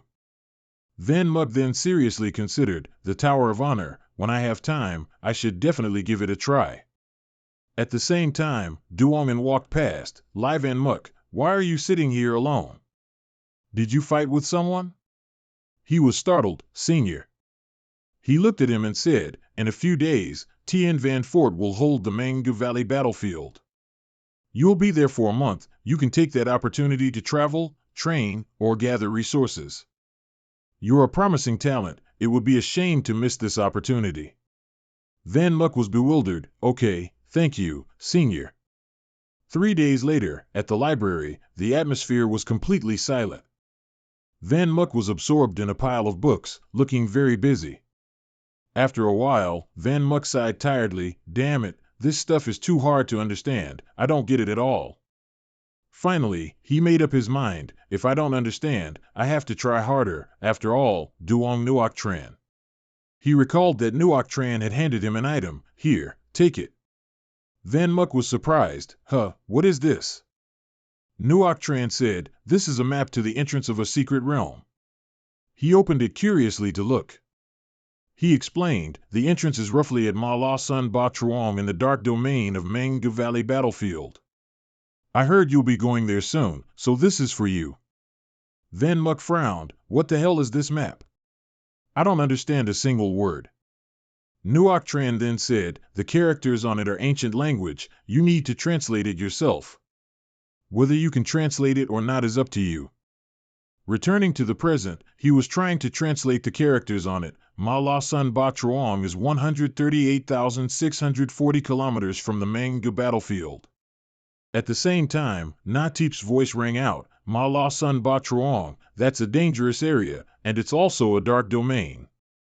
She sharply questioned, why are you looking for this dangerous place instead of information about the Manga battlefield?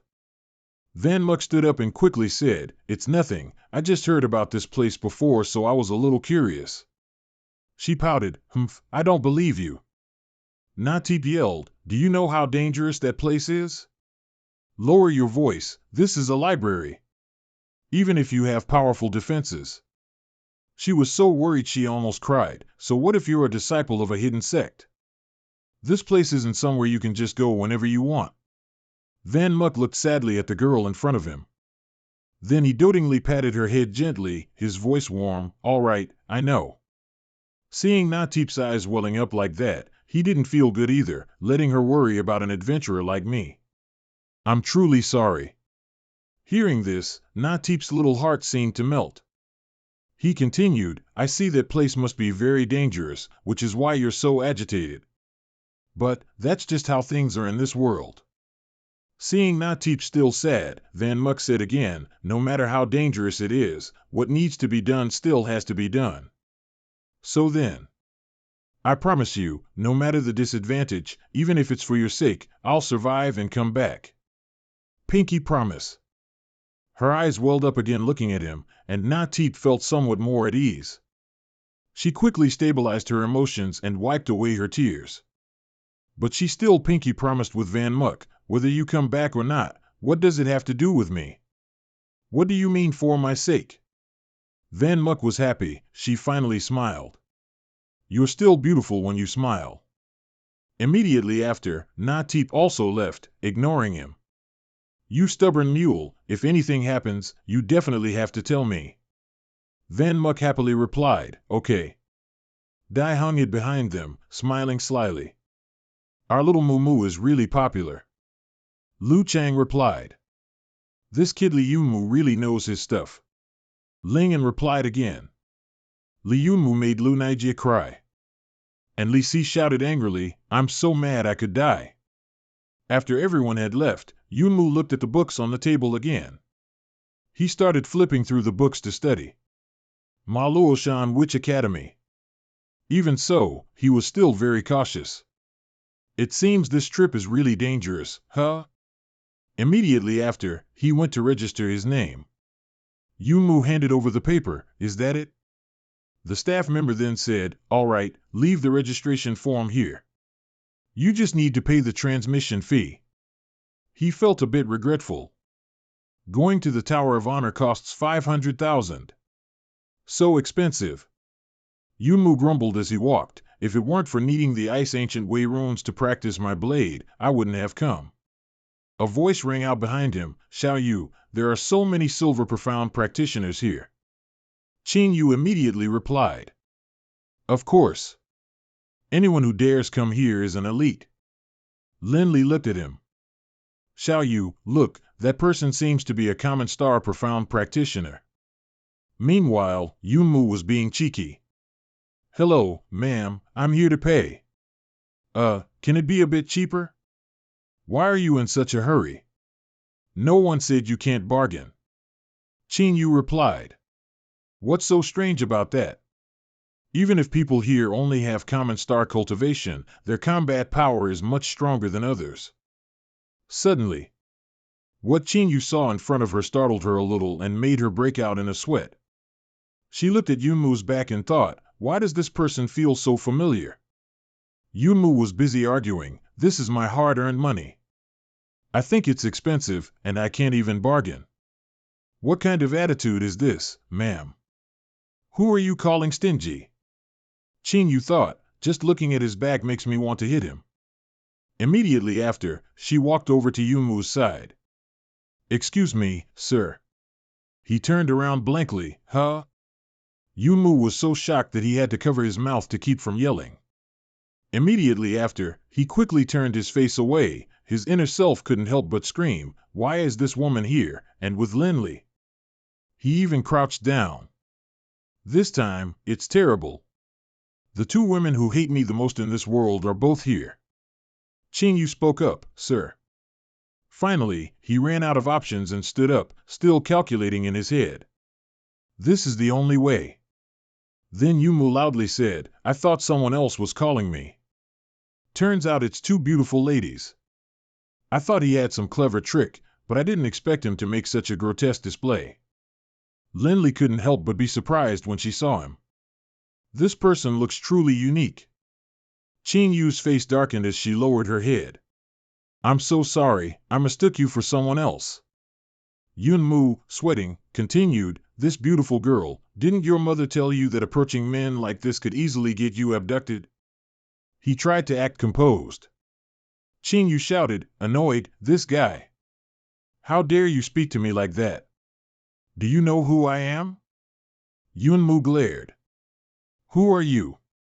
I don't care who you are. Don't bother me, do you believe I'll rip your clothes off? Then sell you to a mountain simpleton as a wife. Linley couldn't stand listening anymore and pulled her hand. All right, Xiaoyu, why bother arguing with this madman? Let's go. Qingyu angrily thought to herself. That bastard. This ugly guy is just like that monkey, not only does he have a foul mouth, but he also treats me like an idiot. He recalled what he had said, I'm here to win, not to save face. As soon as the two left, Yunmu squeezed his face back to normal. He glanced over, they're finally gone. My face is stiff now. I almost couldn't get it back to normal. Staring like that for so long made me want to puke. This isn't the way to do it. Just then, he heard a girl's voice again, hello, learn about guild souvenirs. Yunmu immediately approached, the girl's voice still clear, thank you for purchasing our commemorative mask. Welcome back next time. Suddenly, his shout echoed so loudly that it could be heard throughout the entire city. Yunmu's vision was a bit unusual. Good heavens, how much mysterious essence did this cost? It turned out he paid attention to that girl because he wanted to buy this trivial item, which is why he had such a large spirit realm. Qingyu walked over again. Hey, ugly guy. What are you doing here, scared by Xianzu's spirit realm? Yunmu yelled, ouch. Yunmu was surprised. Xianzu? Qingyu was bewildered, why did he turn into a fish? She explained. Xianzu is the founder of the guild, and also the first person to awaken mysterious power. How can you not even know this? In that dark era, it could be said that he gave humanity the light of hope. Yunmu was surprised. That senior from 200 years ago, is he still alive? Qingyu interrupted. Don't talk nonsense, he's doing very well. She looked at Yunmu and immediately guessed, this is your first time in the tower, isn't it? Don't underestimate the Tower of Honor, built by the guild, gathering the power of all mystics. Otherwise, you might not even know how you died. He was extremely surprised. People can die there? Qingyu continued. The Tower of Honor not only has 108 floors on the outside, but also another 108 floors, only they go underground. People call it the Decadent Tower. Only those who have been to the Dark Abyss and possess a decadent pass are qualified to enter. Yunmu was secretly surprised. The Dark Abyss, the place I want to go, is also a Dark Abyss. After that, Qingyu then led him to a place full of machinery, which was this. Yunmu looked around and then asked her, is this the Tower of Honor? The architecture is so strange. Qingyu couldn't help but scoff. There's nothing in this world stranger than your face. I'm going in first, you wish yourself luck. He teased again. Going already, beautiful girl, let's exchange contacts. Qingyu was annoyed. Don't call me beautiful girl, you jerk. When Qing Yu left, Yunmu silently looked around. Tower of Honor, all right. He secretly made up his mind. Let's see what this place is really like. Yunmu immediately rushed inside. The automatic door opened and he was startled. Huh?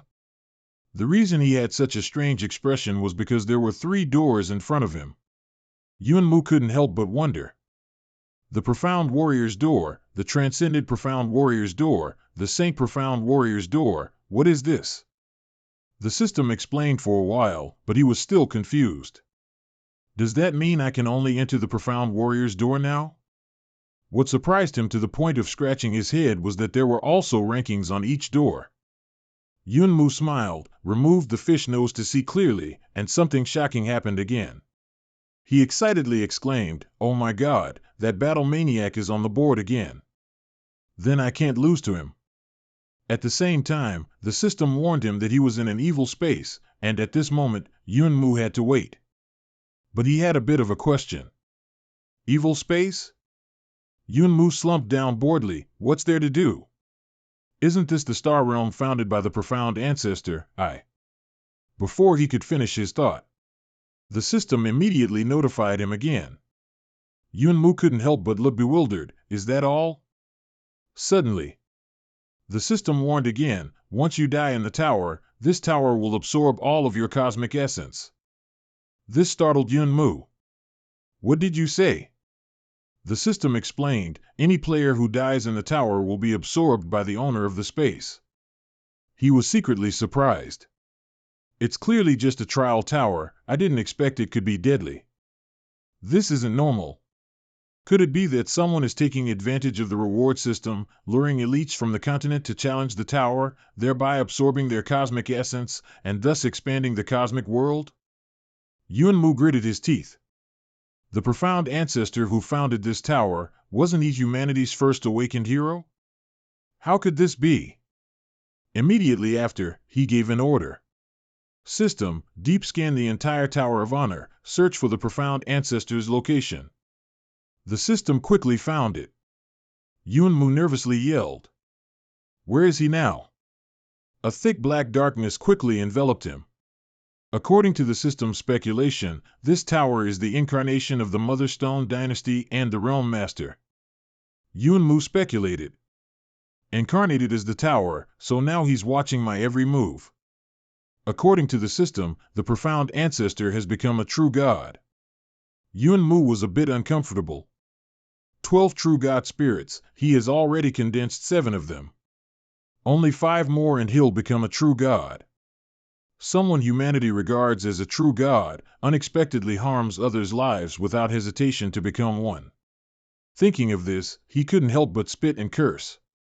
How disgusting. Finally, he made up his mind. If you exploit others like that, then I'll exploit you too. Open the door. The place he stepped into was another dimension, pitch black inside. In front of him was something resembling an old iron cage. Yunmu couldn't help but be surprised. Huh? He looked around. Everything was empty, but danger was actually above.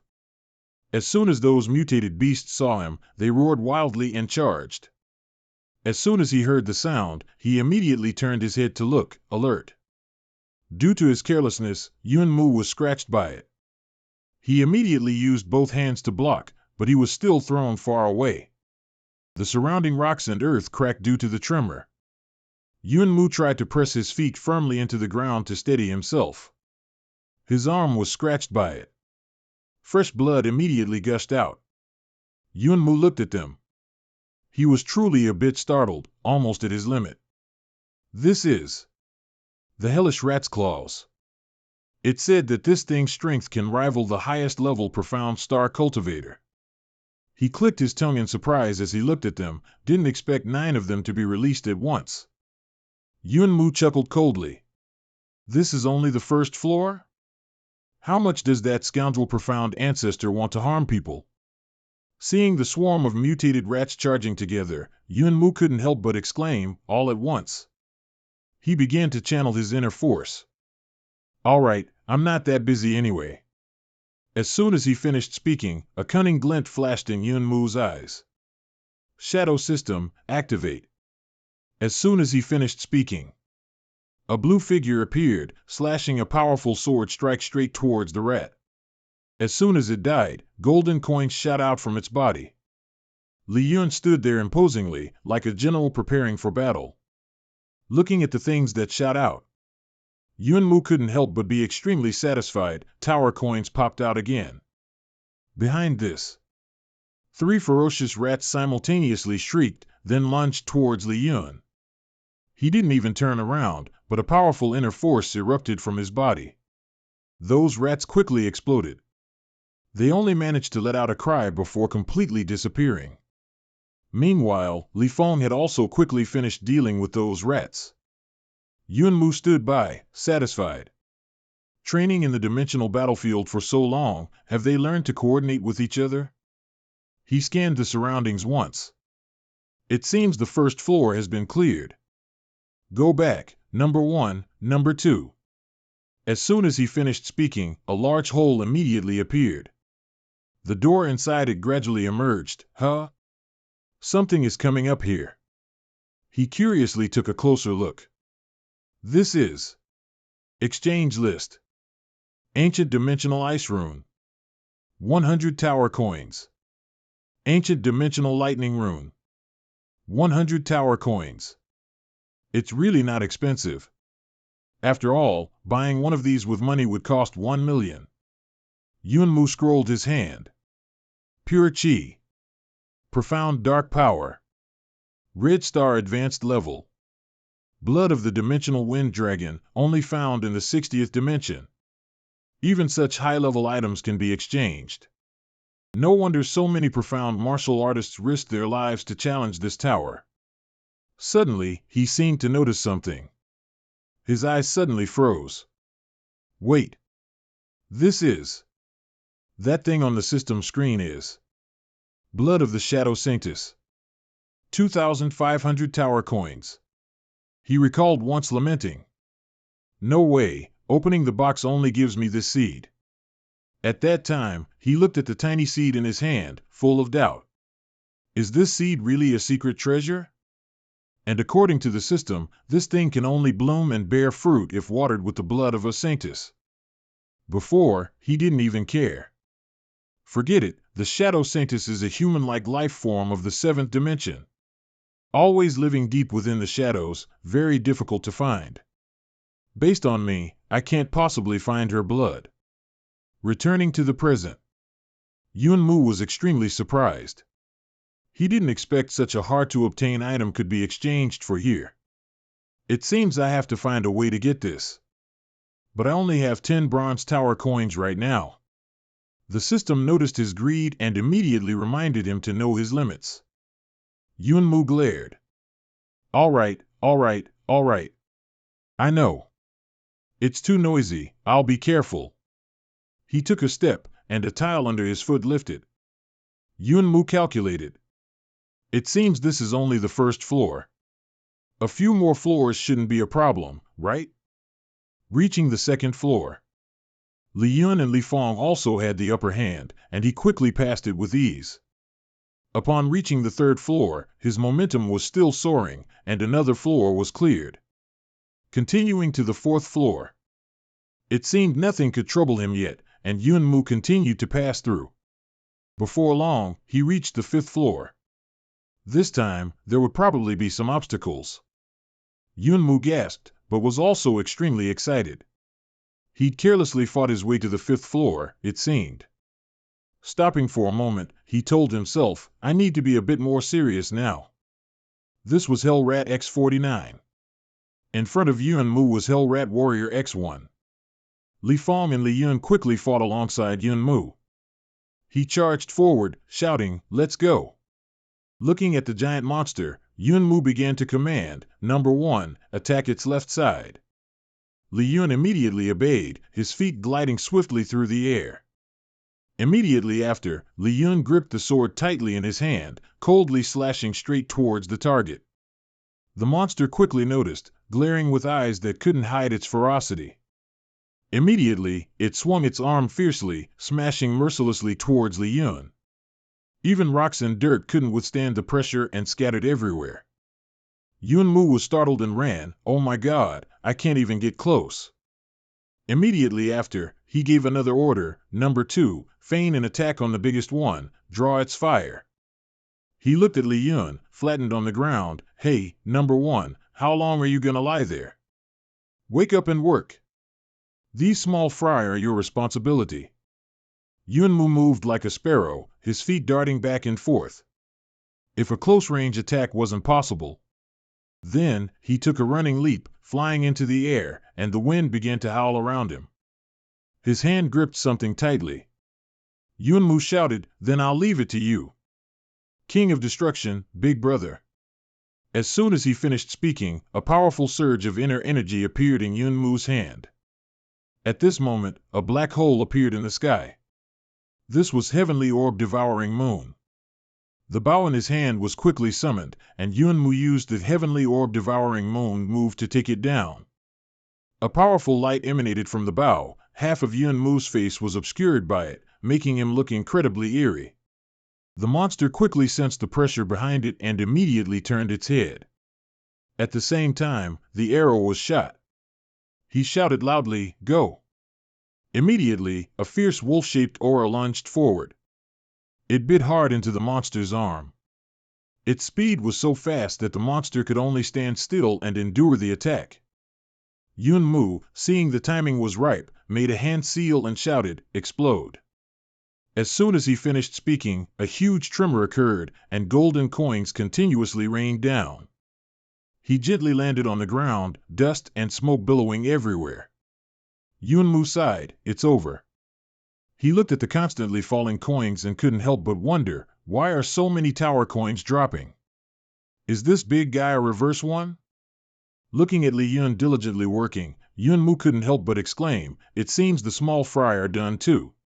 He began to concentrate on calculating, like this: floor 1, 10 coins, floor 2, 20 coins. So now I should have tower coins. His mind became tangled again. He complained in frustration, "I'm not calculating anymore, it's so annoying."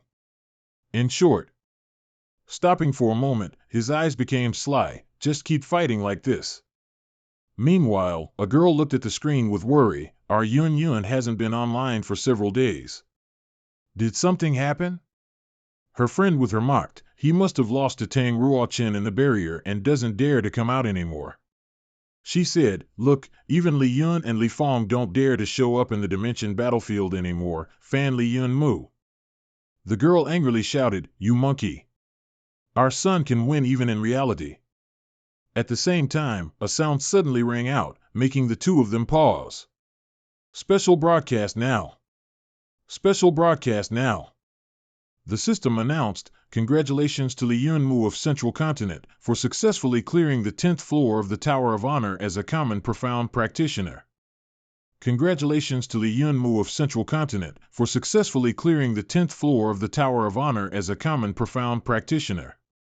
That young man was startled by that sound. The 10th floor of the Tower of Honor, common profound practitioner, how can this be? Meanwhile, in the royal city of Central Continent, that person handed over a stack of papers. "The documents you needed have arrived." The man looked over in surprise. "It's this young man? He's only a common profound practitioner and already reached the 10th floor of the Tower of Honor." "That's right. The War God Hall has announced, taking Li Yun Mu in as a trial member of the War God Hall." A sly smile immediately appeared. "Those old men act fast. Inform me, I will bestow Li Yun Mu the title of Young Star General of Central Continent. He and his family officially have the right to reside in Central Continent's royal city, and a mansion will be granted to the Young Star General." Hearing his master say that, the young man had no objections and simply replied obediently, "Yes." The entire city was bustling tonight with a series of announcements. The War God Hall issued an announcement, taking Li Yun Mu in as a trial member, granting him the qualifications for trial in the War God Hall. Central Continent's royal city announced, bestowing Li Yun Mu the title of Young Star General of Central Continent, granting a Young Star General's mansion. and permitting him to form his own star general bodyguard team. Everyone was amazed. Oh my, the War God Hall and the Profound Practitioner Guild have already started vying for him. Their reaction is way too fast. The old man also stirred to bestow a title upon a common profound practitioner like that.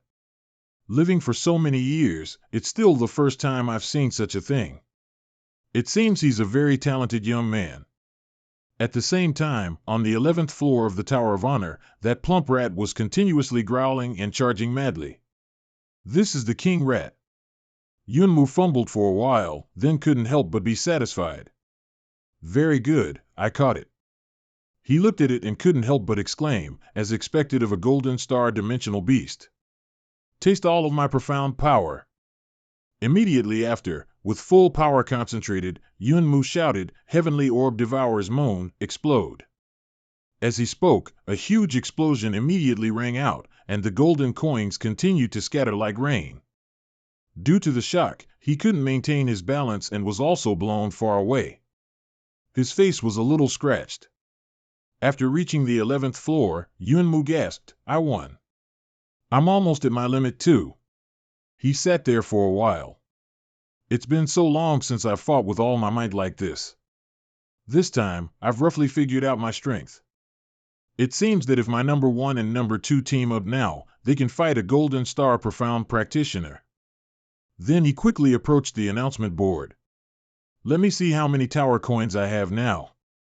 Looking at it, Yunmu couldn't help but be surprised. So the king is worth that much? It directly jumped by 300 coins. So now I must have 2,730 coins. Suddenly, he remembered the holy blood again. Then don't I now have the ability to? Yunmu was dumbfounded. I've already accumulated so much on just the 11th floor.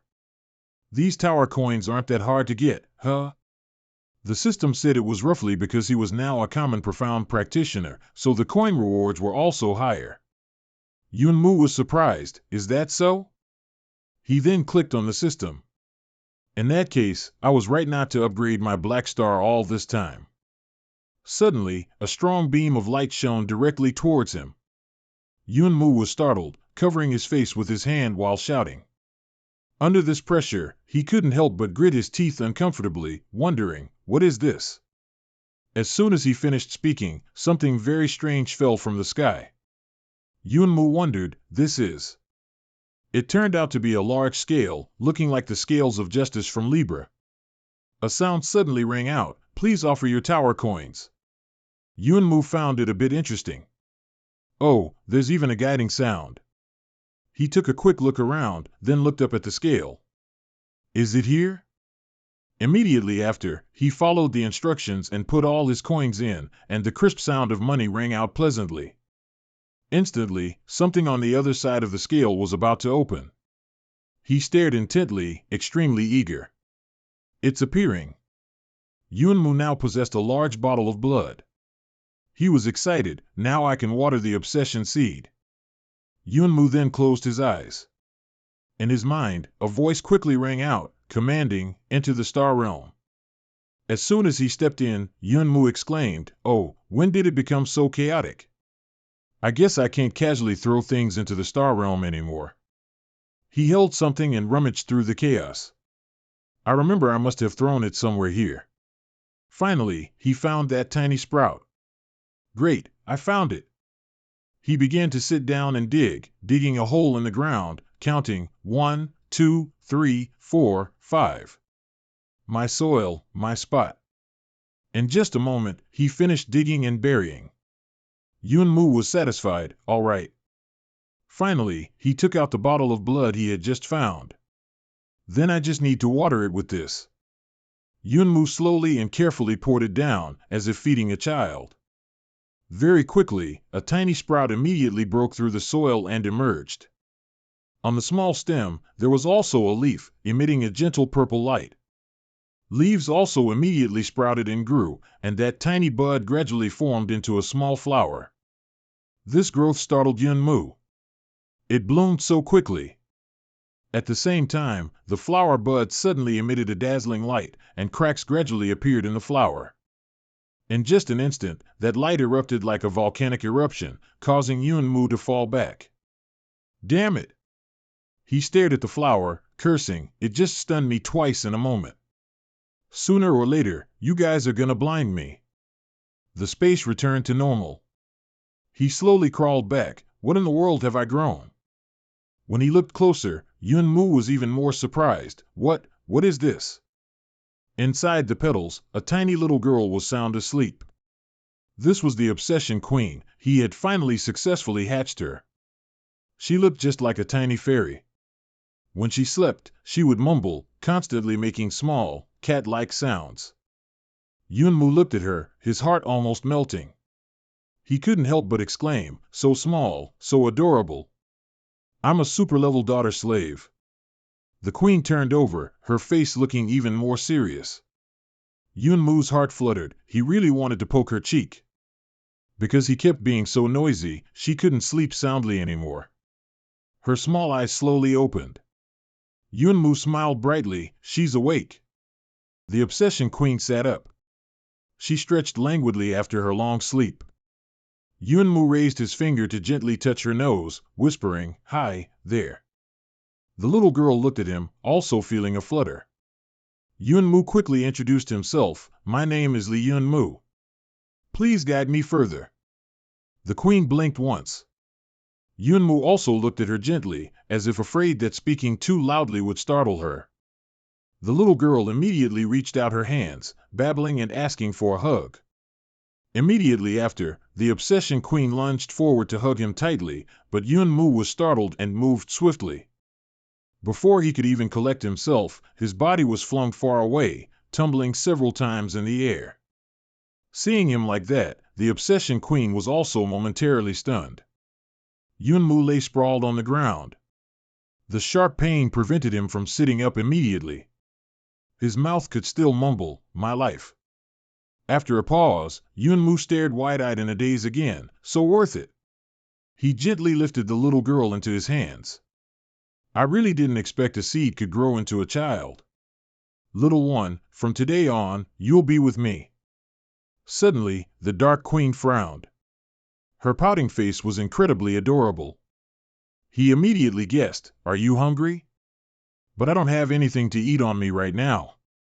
Yunmu quickly consoled her, just bear with it for a bit. When we go outside. But before he could finish, the little girl burst into tears. Seeing the little one cry, his heart felt like it was breaking. Yunmu was flustered. Don't cry, don't cry. Dad will figure something out. According to the system, the queen lived on blood, so Yunmu could give her his. He was surprised. Just drinking a little blood is enough? Immediately after, Yunmu didn't hesitate to offer his hand. All right, take it and drink. Drink as much as you want. The greedy queen's face lit up with joy as she continuously bit and sucked on his finger. Yunmu secretly felt satisfied. For such an adorable daughter, what's a little blood loss? Besides, she's so small, how much could she even drink? As soon as the thought ended, his face immediately turned pale green, and he couldn't help but let out a cry. Finally unable to bear it, he yelled, asking the system, "Hey, no way. Why does she keep sucking continuously? Even an elephant couldn't handle being drained like this. Damn it." Even so, the system said it might be because the quality of his blood was poor, so she had to drink more. Half an hour later, the queen finally finished drinking blood. The little girl was content after eating her fill, while Yunmu seemed to have become a dried-up skeleton. But he still asked, "Are you full? Don't you need a little more? I think I've seen an angel." Because of excessive blood loss, Yunmu had to drink a gulp of soda to replenish his energy. He couldn't help but be startled. I never thought I'd almost die because of a little kid someday. And at the same time, the queen suddenly reappeared. Yunmu was also a bit surprised. She happily hugged Yunmu. It seemed the queen was very satisfied with this dad. Just like a child, after a full meal, her mood immediately improved. The system then announced that the Obsession Queen traveled in a narrow void layer. As long as she didn't manifest, others wouldn't be able to detect her. Yunmu was satisfied. Huh? That's really convenient then. The system then said, the Obsession Queen's strongest ability is cultivation replication. Yunmu was surprised, cultivation replication? The system replied, the Queen can replicate the Saint Tier level and the cultivation of any profound practitioner below Saint Tier. Yunmu was surprised, then isn't she even stronger than me? According to the system, how strong the Queen's replicated cultivation could be depended on how much power Yunmu gave her. Yunmu looked at the Obsession Queen running around on the ground and quickly understood, so that's how it is. All right, little one, let's go. He happily pointed at himself and then told her, Dad will teach you how to fight. Immediately after, both of them quickly returned to the original tower. The Queen was clinging to his shoulder. Yunmu was surprised as soon as they arrived. Oh, it's not mice anymore? Now it's bird people. This is the 12th floor of the Tower of Honor. Those flying girls are 9th tier harpy fiends. As soon as the Obsession Queen saw those fiends, she shrieked. Yunmu found it interesting, quite a battle of wits, isn't it? But as soon as she ran over, the Obsession Queen quickly ran back, crying because she'd been hit. Yunmu was half laughing, half crying. What exactly did you go and do? That bird person opened her mouth wide, and ice gradually gathered in her mouth. Immediately after, she blew strongly towards the Obsession Queen. The little girl cried out in panic and ran for her life. Van Muck saw his daughter being bullied like that. He couldn't help but get anxious. Where the ice blast hit, the surroundings were immediately frozen solid. Van Muck quickly flew up. He hastily snatched the Obsession Queen. He looked at her trembling in his arms and let out a sigh of relief. Immediately after, he looked at the flock of bird people. His face instantly became grim, like a demon from hell. Immediately after, Van Muck put the little girl down on the ground. As soon as he finished speaking, Van Muck quickly shot towards the bird person who had just attacked his daughter. Seeing him, she couldn't help but flinch. Van Muck spoke with disdain. Van Muck fiercely used both hands to tear off the bird person's wings. Van Muck kicked her head hard onto the ground. With her wings torn off, he then added the last 3 words. Another one flew over and was immediately blocked by him. As soon as he finished speaking, the feathers around him continued to fly wildly. Yet another bird person perished because her companions had harbored ill intentions towards Van Muck's little daughter.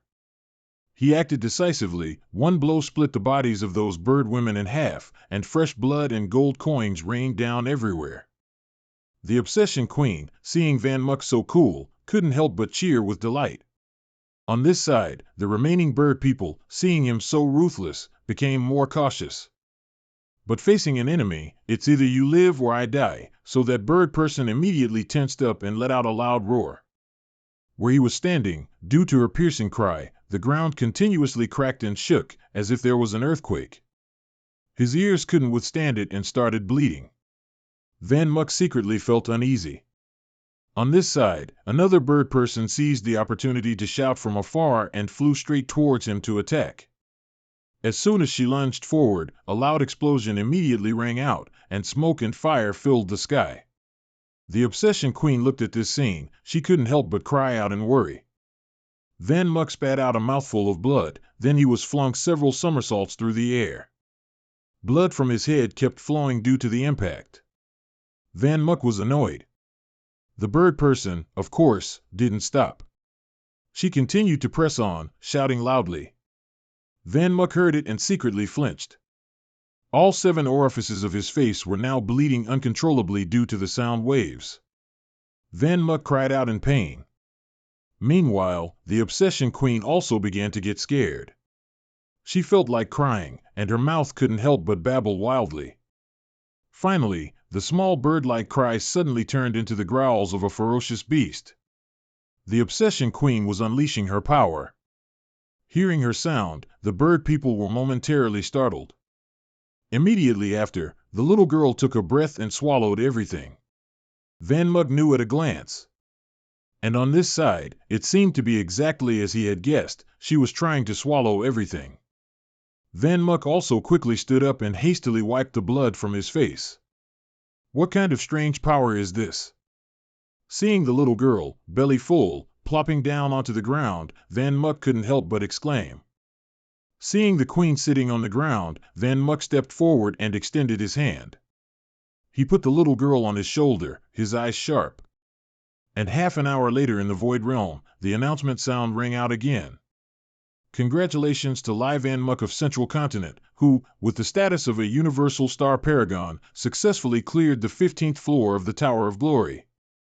This announcement spreads far and wide throughout every corner of the city. Everyone discussed animatedly. In the low-level cities of the Wind Realm. At the Academy's new student classroom in the Grand Courtyard, Back Van pondered. He smiled warmly as if this were his own son. In some wild secret realm, Lang Tuet exclaimed in surprise. She was sitting on the corpses of monsters. At Tianlong Tang family estate, Reason was also watching the news. What? This kid has already passed 15 floors so quickly? Dad will definitely scold me this time. He excitedly muttered to himself, just you wait, I won't admit defeat so easily. Shifting focus to some grand courtyard of Van Tien Bao, Esmeralda sadly said, I'm sorry, Chairman, last time, I shouldn't have failed. The person inside spoke, I didn't expect this kid to have such great potential. It seems he will definitely be the ace of the various grand courtyards in the future, becoming a future threat to us. He continued to ask, what should we do now? This guy has now been promoted to a young general. With Lai Van Muck's current power, he might even be able to trace back that we tried to assassinate him.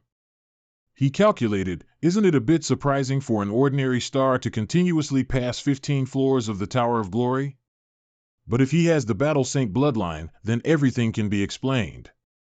Esmeralda was surprised, Battle Saint bloodline? The other person then said, go, spread the news that Lai Van Muck has the Battle Saint bloodline. The more people who know, the better. He smiled cunningly, I understand, you are truly sinister. You want him to. After a pause, Esmeralda's face turned more ferocious as she uttered 3 words, die without a burial. Returning to Van Muck, he was now stepping over several scattered corpses on the ground. He's not a robot, so of course he felt exhausted. He took a deep breath, so, it's the 20th floor. Suddenly, Van Muck remembered, that's right, after passing the 20th floor, I think I'll be on the leaderboard. Would that be too flashy? The system now said there's a function to hide the number of floors passed, so his name wouldn't appear on the leaderboard. Van Muck was surprised, you have this function? Why didn't you say so sooner?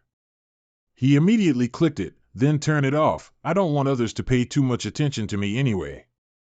But Van Muck didn't know that he had already shaken the world. He still knew nothing and was very satisfied, good, this way, even if I continue to fight, it won't attract too much attention.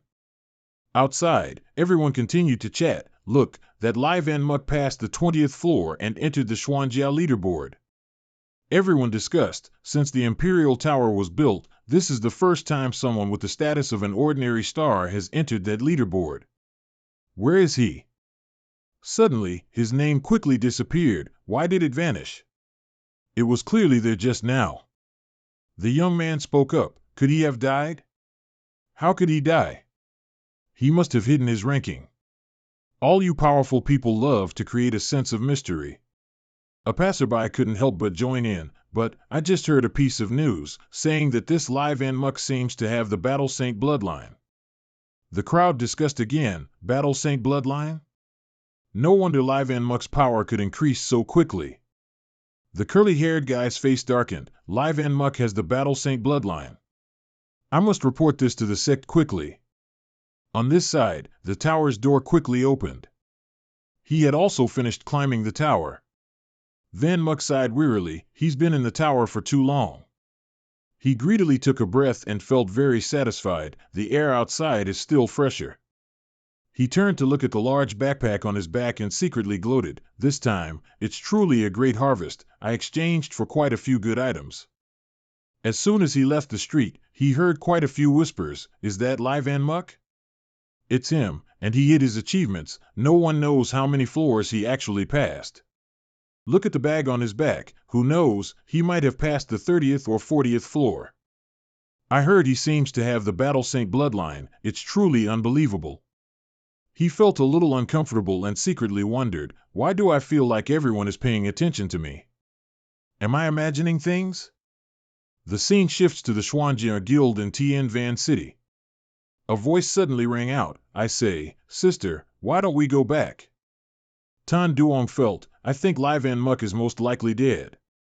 Sister, look, he's not even on the leaderboard anymore. He kept babbling, even if he's not dead, for the young city lord myself to wait for him, this is too much face.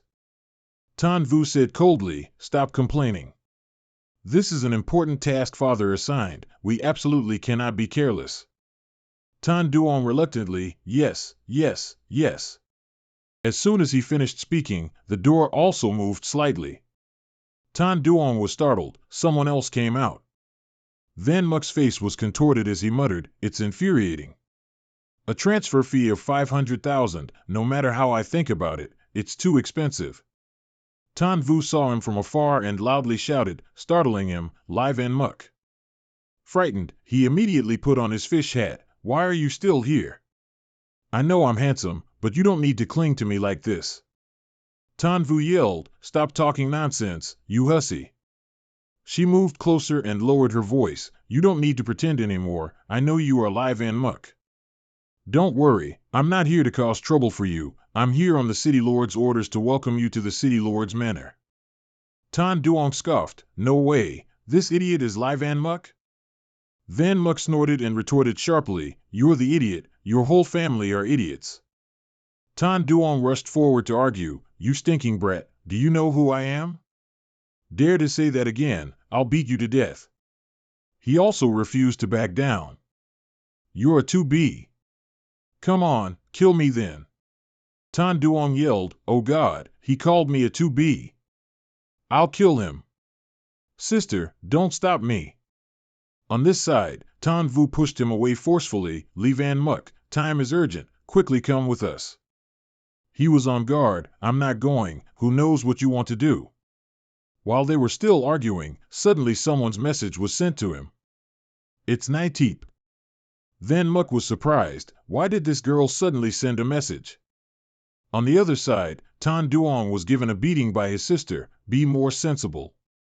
Nai Teep cried out worriedly, you finally picked up, I thought you had died in the tower. Van Muk scratched his head, you don't need to cry, and how did you know I was just in the tower? Nai Teep continued, it's not just me, now it seems like the whole world knows. He was startled, what? The whole world knows? Tan Vu walked over at the same time and happily greeted, Nai Teep. She exclaimed, Xiao Vu, long time no see, why are you with Li Van Muk? He grumbled, I was just about to talk about that. Tan Vu explained, Dad told me to come pick him up. But it seems like he's a bit wary of us. Lai Teep shouted, Lai Van Muk, you can go. Xiao Yu is my best friend, she won't harm you. Van Muk actually didn't want to go at all. Lai Teep started to whine again. Please go. Go on. He still couldn't resist. All right, don't cry anymore, I'll go then. Then he said, let's go, beautiful girl, lead the way. Tan Vu yelled, I told you not to call me beautiful girl. If it wasn't for my dad wanting to see you, I'd punch you to death right now. All the way there, she kept nagging, Lai Van Muk. Stop your ruffian ways. Tan Duong, watching from afar, was secretly annoyed. This brat. Seeing his smile, he couldn't help but think, Van Muk is truly annoying. He was quickly taken to a grand villa. Tan Vu said, this is it. Van Muk exclaimed. How magnificent! As expected of the Heavenly Cloud City Lord's residence. She said, if you like it, you can renovate your Azure Dragon Manor in this style. Suddenly, she was startled to see Van Muk looking blank. Could it be that he knew nothing of what happened outside during his time in the tower? Tan Vu then recounted. The Central Continent Royal City conferred upon you the title, listing you in the Hall of War Gods. Tan Duong thought to himself. Upon hearing this, Van Muk panicked. If that's the case, aren't I famous now? I clearly tried to hide my rank. Tan Vu continued. This is just the beginning. There's also some bad news. She scowled. Now, everyone outside is spreading rumors that you possess the Battle Saint bloodline. A huge question mark appeared in Van Muck's mind. Tan Vu was startled again. No way, you don't even know what a Battle Saint bloodline is? Tan Vu had to explain again. A Battle Saint is the highest level of a sacred mystic, the most powerful king of the current era. And the direct descendants of a Battle Saint are very likely to possess a mighty Battle Saint bloodline. She pulled her head down, looking serious. After a pause, she concluded. Van Muck bristled. My father is just a squad leader. What kind of Battle Saint bloodline do I have, damn it? Tan Vu placed her hand on the door and continued. Whether you have the bloodline or not is something we will judge for ourselves. As soon as she stepped inside, Tan Vu glanced around and then said, Wants to make a deal with you. The atmosphere in the room suddenly became extremely tense. The people seated here were all representatives sent by their sects, including the representative of Phinox City and the representative of Yuvu City. Nu Tran was the representative of Tien Long City, and there was also the representative of Mac Tran City. The elder of Tan Van's sect immediately stood up and greeted him upon seeing him. This must be Lai Van Muck of the Lai sect, correct? Van Muck walked in, naturally taking off the backpack on his shoulder. Just get straight to the point. Van Muck then found a good spot, leaning against his backpack. Let's not waste each other's time, after all, I still have a lot to do. The representative of Mac Tran City laughed loudly. You brat are very arrogant, but I like it. Elder Tan Van's sect also smiled brightly. All right, as expected of someone from the Lai sect, speaking so frankly. He also got to the point. Do you know that in Tien Van City, the Guild Master and the City Lord are two opposing forces? Both sides have equal power, so there's a bit of friction between us, and Tien Van City also maintains a delicate balance. Van Muck sneered. No matter the era, the object of human struggle is still human. How ridiculous! He continued. However, recently this balance is about to be broken, which is why we invited you here this time. Elder Tan Van's sect continued. We hope the Lai Clan sect behind you can join the faction of our Tien Van City Lord. As long as the Lai Clan sect agrees to join, we will be your backing and protect you. He thought to himself. So after all that talk, they just want to recruit me? At this point, Van Muck calmly said, Sorry, I refuse. These words startled the elder. We refuse? Do you know what kind of situation you're in right now? Without us. Too bad. He smiled slyly. You might have forgotten, I'm a member of the Lai family. The Lai family can naturally protect me. Van Muck thought to himself. If I were to join you, wouldn't that mean admitting the Lai clan sect has no ability? The representative of Mac Tran City made an offer. All right, then I'll give the Lai sect an additional 10 secret manuals. Van Muck stood up straight. The one thing our Lai family doesn't lack is secret manuals. Tan Duong spoke up. We can grant 1 city guard to the Lai clan sect. A surprised voice rang out. What? We have to concede this much? Tan Vu continued. And all collected taxes will belong to the Lai clan sect. There's no need to hand them over to Tien Van. She said to Van Muck, This is the highest condition we can offer. You're a smart person, you probably understand what this condition implies. Tan Duong looked at his sister, dumbfounded. Van Muck thought to himself. She's not wrong. This means I'd have an autonomous city and unlimited money. But my entire family, plus on 2, is only 6 people. How can we manage a city? Wouldn't that expose the Lai sect as a fake? After weighing the pros and cons, Van Muck spoke again. Sorry, although your offer is very attractive, but... Suddenly, a table-pounding sound rang out. Enough. Tan Duong's voice turned cold. I've tolerated you for too long, kid. Do you know who you're talking to right now? We gave you a bit of face, and now you're getting arrogant? He glared at Van Muck. Who do you think you are? Don't be unreasonable. As soon as he finished speaking, he immediately yelled, "Guards!" His bodyguards outside immediately rushed in. Van Muck looked at the bodyguards. He began to become more alert. Tan Vu also nervously stood up. Tan Duong, what do you want to do? He swaggered. If this kid doesn't know his place and refuses to cooperate with our Tien Van Tan, then we'll just... A vicious glint appeared in his eyes. After refining him, we'll give him to the neutral sect to exchange for their loyalty. Before he could finish, Van Muck's fist immediately struck, and the guy couldn't help but bleed. His punch sent him flying, as if his body were a ball. The remaining people looked at the guy, startled. He's too strong.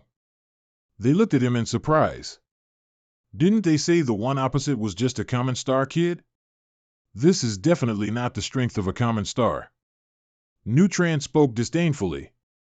You fools, using cultivation realm to judge his strength is utterly meaningless. That kid. He glanced over. He's basically deliberately not leveling up. Who knows, his combat power might have already exceeded the Xuanja level. Tan Duong yelled. You idiots! So many of you can't deal with him? Useless, all of you are useless. Get him. Immediately after, his bodyguards immediately obeyed, charging forward blindly. His eyes instantly turned cold. Very quickly, that agile figure grabbed the bodyguard's striking arm. With just one move, he quickly slammed the guy onto the floor. Another guy swept past, intending to ambush Van Muck from behind. But how could he escape his notice? Van Muck immediately spun around and struck. The guy only had time to scream once before his face was battered like a steamed bun by his punches. The other two guys, who were fiercely charging forward, were startled to see their teammate like that. Van Muck cracked his knuckles. He stood casually in place. Continue. Tan Vu anxiously yelled. So Tan Duong, tell your men to stop. Who allowed you to do this? She urgently said loudly. What are you all sitting around for? Go stop them. The elder casually said. What's the rush? If he's so reckless about the conditions we offered. At this, his face showed immense delight. I want to see how capable he truly is. Tan Vu was bewildered upon hearing this. But it seemed she found his words reasonable, so she fell silent. Tan Duong furiously yelled. You useless lot. Clearly, even the weakest among you is a black star, yet you can't handle a common star? I think none of you want to work anymore. Before he could finish his rant, his subordinates charged forward, and the result left Tan Duong stunned. He stared in disbelief, his words caught in his throat. What? Van Muck's face darkened. He looked straight at Tan Duong with a hint of annoyance. Now it's your turn. He retreated in fear. Stop. I told you to stop. Do you hear me? Tan Duong was so flustered he fell to the ground. Don't come over here. Do you know who I am? I'm the City Lord's son. Seeing the inner energy radiating from his hand, Tan Vu was secretly startled. This is the profound power of the lightning attribute. How does he have it? At the Combat Academy, he was still just a common profound power. He immediately disregarded all niceties, rushing straight over. Tan Duong, terrified, backed himself against the door. While Van Muck had no intention of stopping. He was so scared at this point that tears streamed from his eyes. Tan Duong endlessly screamed in despair, Don't come over here. Seeing him about to deal with Tan Duong, the representatives on the other side also grew tense. Kid, stop right now. But of course, he didn't listen. A loud explosion immediately rang out. But immediately after, Van Muck was suddenly sent flying, tumbling several times in midair. Van Muck seemed to have sensed something. He frowned, looking over to the other side. The representative of Yuvu City couldn't help but be surprised. So Tan Duong was really dealt with by this kid. She looked over, wondering. No, there seems to be something inside. Tan Duong wasn't dead yet. He was protected by a blue shield in front of him. Everyone was surprised. A defensive shield? At the same time, a voice echoed, "Little friend, please hold your hand. This arrogant brat is too conceited, don't bother with him. I will personally punish him." Van Muck quickly realized. Sound transmission magic, there's a sacred profound practitioner nearby. Everyone on the other side also nervously stood up. This voice belongs to the city lord. The city lord has intervened. Van Muck said loudly, "City lord, is that you? All right, if you personally intercede, I'll show you respect. Actually, you're overthinking it. I never intended to kill him," he said coldly. "A useless good-for-nothing who only relies on his father isn't worthy of being killed by me." Tan Duong was furious, but he didn't dare to argue. The words were on his lips, but he didn't dare to utter them. "This guy." That voice spoke again, Tan Vu. She immediately replied, "Yes, son." Van Muck casually brushed off his hands. The city lord said again, "Bring this kid to the rear garden, I want to meet him in person." Van Muck walked for a while. He sighed, "Not yet? Your house is really big." Tan Vu spoke up, "It's just ahead." At the same time, his body began to glow. A voice echoed, "Kid, are you there?" It seemed to be Manhua. He continued, "Later, you will probably meet an old man. As soon as you meet him, immediately copy his cultivation." Van Muck exclaimed in surprise. He immediately reminded, "A little quieter." Tan Vu quickly led him to a room. The architecture here was entirely made of fingerprint-locked doors. As soon as they entered, a thin man was already waiting. Tan Vu spoke, "Father, I've brought him." As soon as he saw him, he immediately marveled, indeed, not an ordinary aura. As soon as he saw the man, Van Muck couldn't help but stare blankly. This. Tan Vu's father then looked at him and smiled brightly. "Lee Van Muck, it's a pleasure to meet you." Van Muck looked at him and couldn't help but be secretly startled. What's with this body? With a body like this, can he even live? Seeing his reaction, he immediately realized Van Muck was very surprised. While he remained stunned, he didn't know that Tan Vu's father was also looking at him. He couldn't help but ask, "Very surprised, aren't you? Did you not expect the legendary sage?" Then he took off his outer robe. After a pause, he continued, "To have such a wretched appearance. Indeed, my entire chest is just bones. If not for the skin, I'd probably be mistaken for a walking skeleton." Tan Vu was a little embarrassed. "Father, it's all because he used a secret technique to forcibly upgrade to a sage, and the backlash made him look like this." Seeing his daughter so shy, he immediately teased, "Looking closely, this young man isn't bad. Vu Ni, I'm telling you, you're not a child anymore." She blushed and yelled, "Father!" Tan Vu interrupted again, "Father, don't talk nonsense."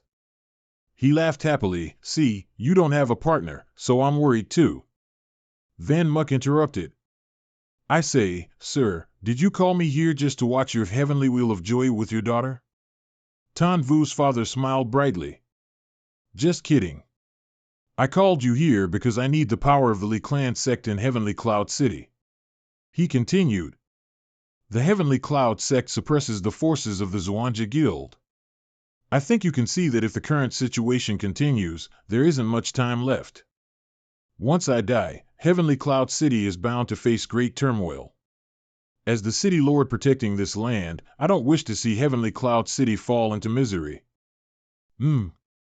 He then spoke, "Excuse me, but our Li sect is just a small sect. I don't think we can help you." Van Muck thought, "I don't want to get involved in your affairs, and besides, the Li sect is actually just me. How can I help him?" Although he refused, the man very amiably motioned to him, "Young man, come here for a moment. Give me your hand, I have something to tell you privately." Van Muck also obeyed and knelt down. The man then whispered, "I say." That Li clan sect of yours doesn't exist, does it? Hearing this, Van Muck couldn't help but be startled.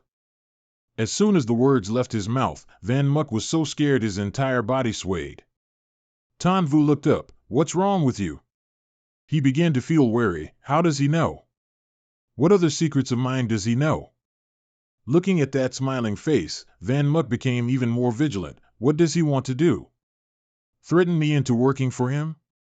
He turned to his daughter. Vu Ni, step out for a moment. I need to speak with him privately. Seeing him coughing violently, Tan Vu worried. Father, you should rest. He waved it off. It's okay, I won't talk for too long. As soon as she turned away, he patted the spot next to him. Young man, don't be nervous, I won't harm you.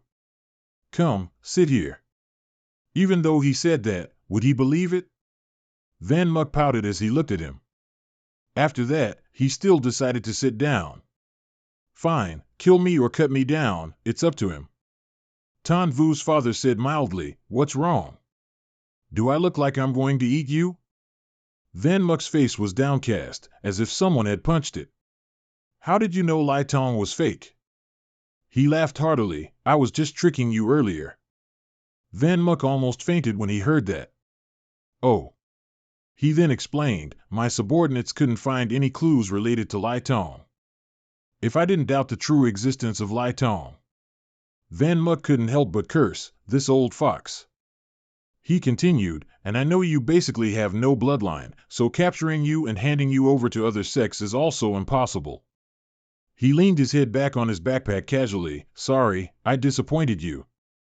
Then Tan Vu's father chuckled, so why don't you and Lai Tong join me? Van Muck wondered, did I say you're a muddled old man? Didn't you already know the Lai clan sect is fake?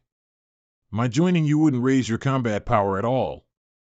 He replied, whether the Lai clan sect is real or fake fundamentally doesn't matter.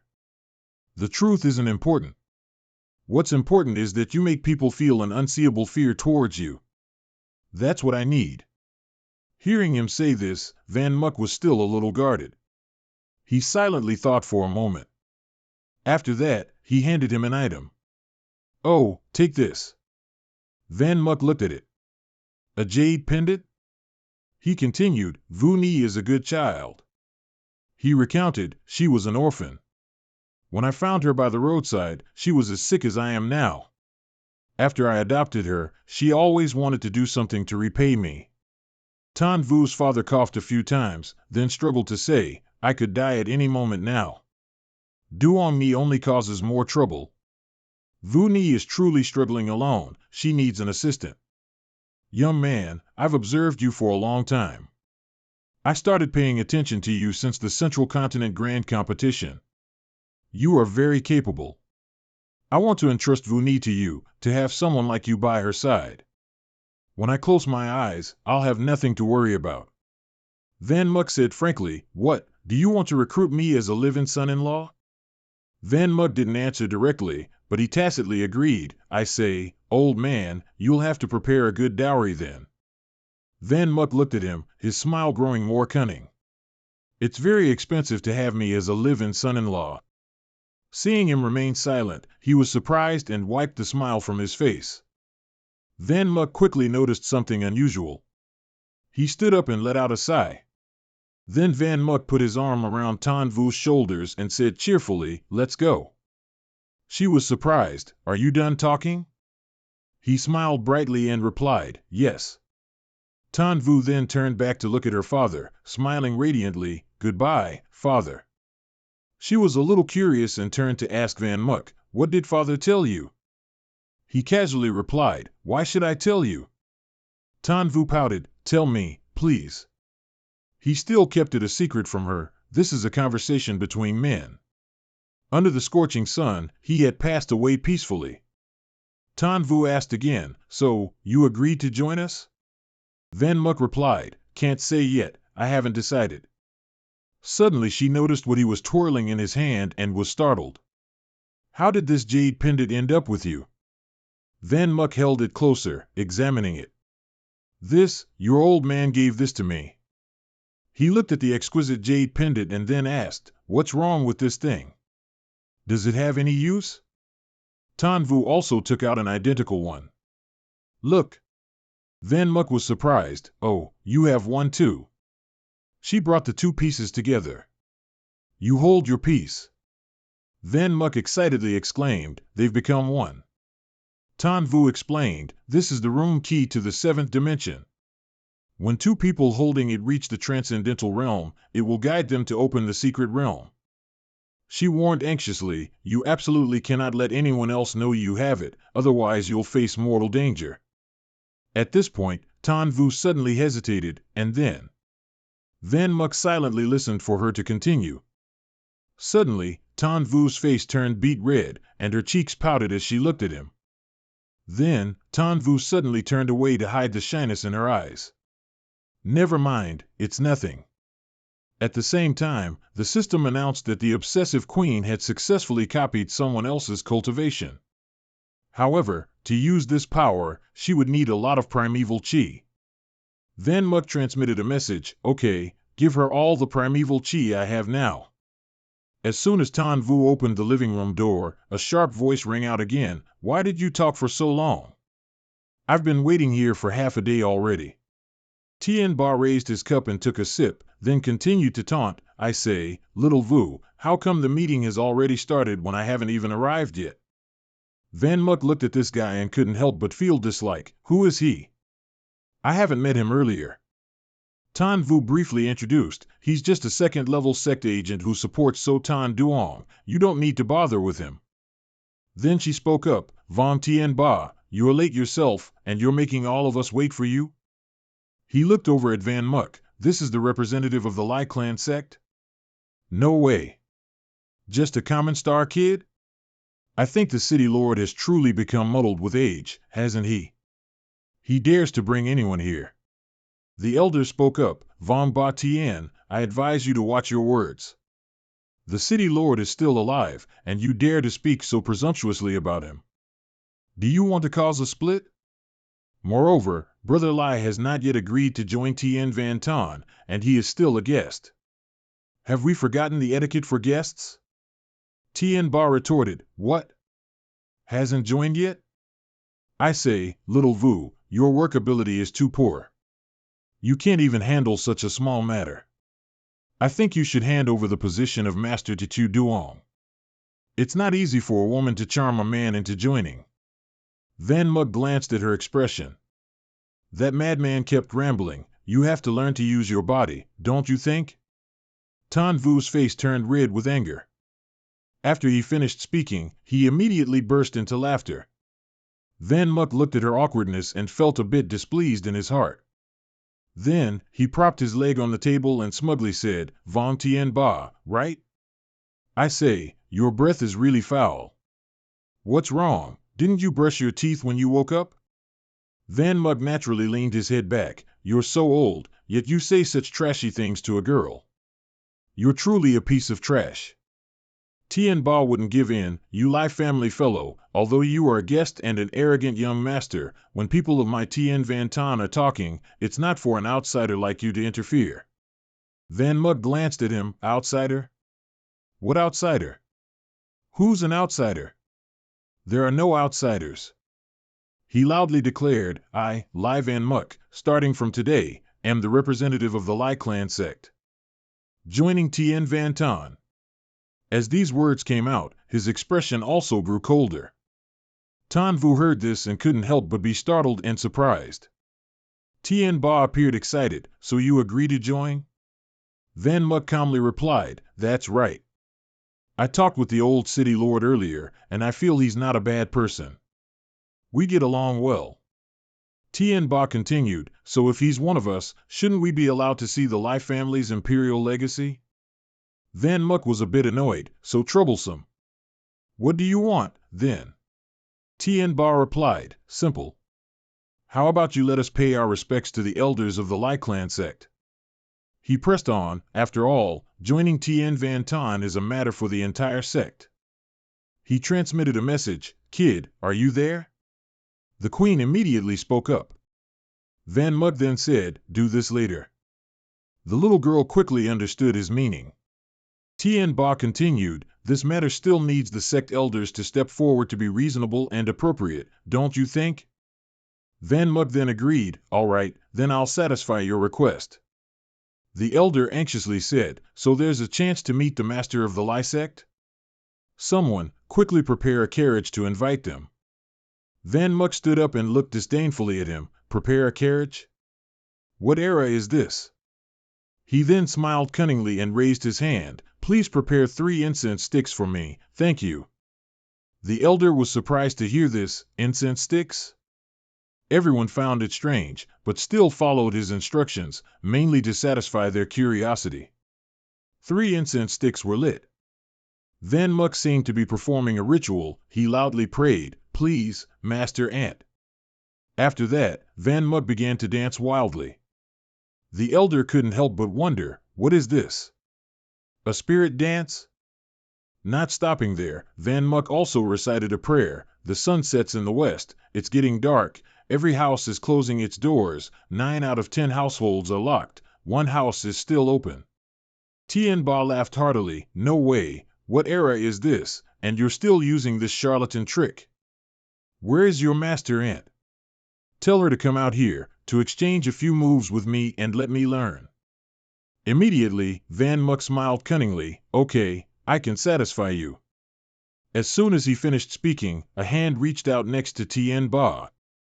He was momentarily caught off guard, and his eyes immediately widened in alarm as he instinctively looked back. Immediately, a loud explosion rang out, shaking the place.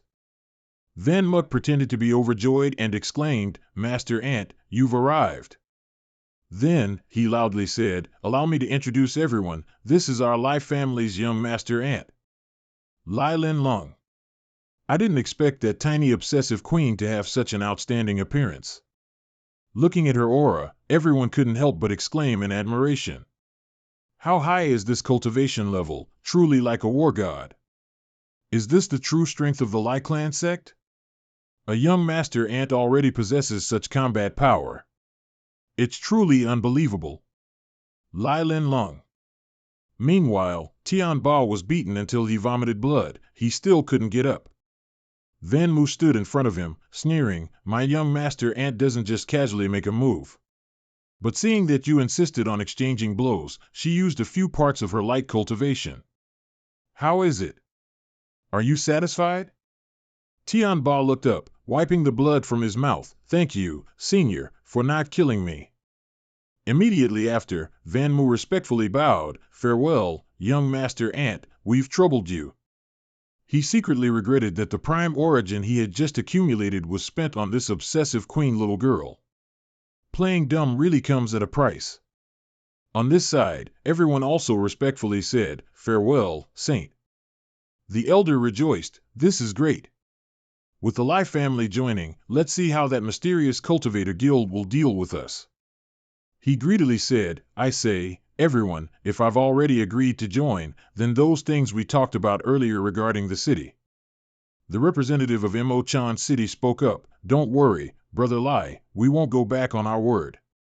Van Mu looked at him, you also promised me those 10 secret manuals, not a single one can be missing. I remember them all. He laughed heartily, don't worry, not a single one will be missing.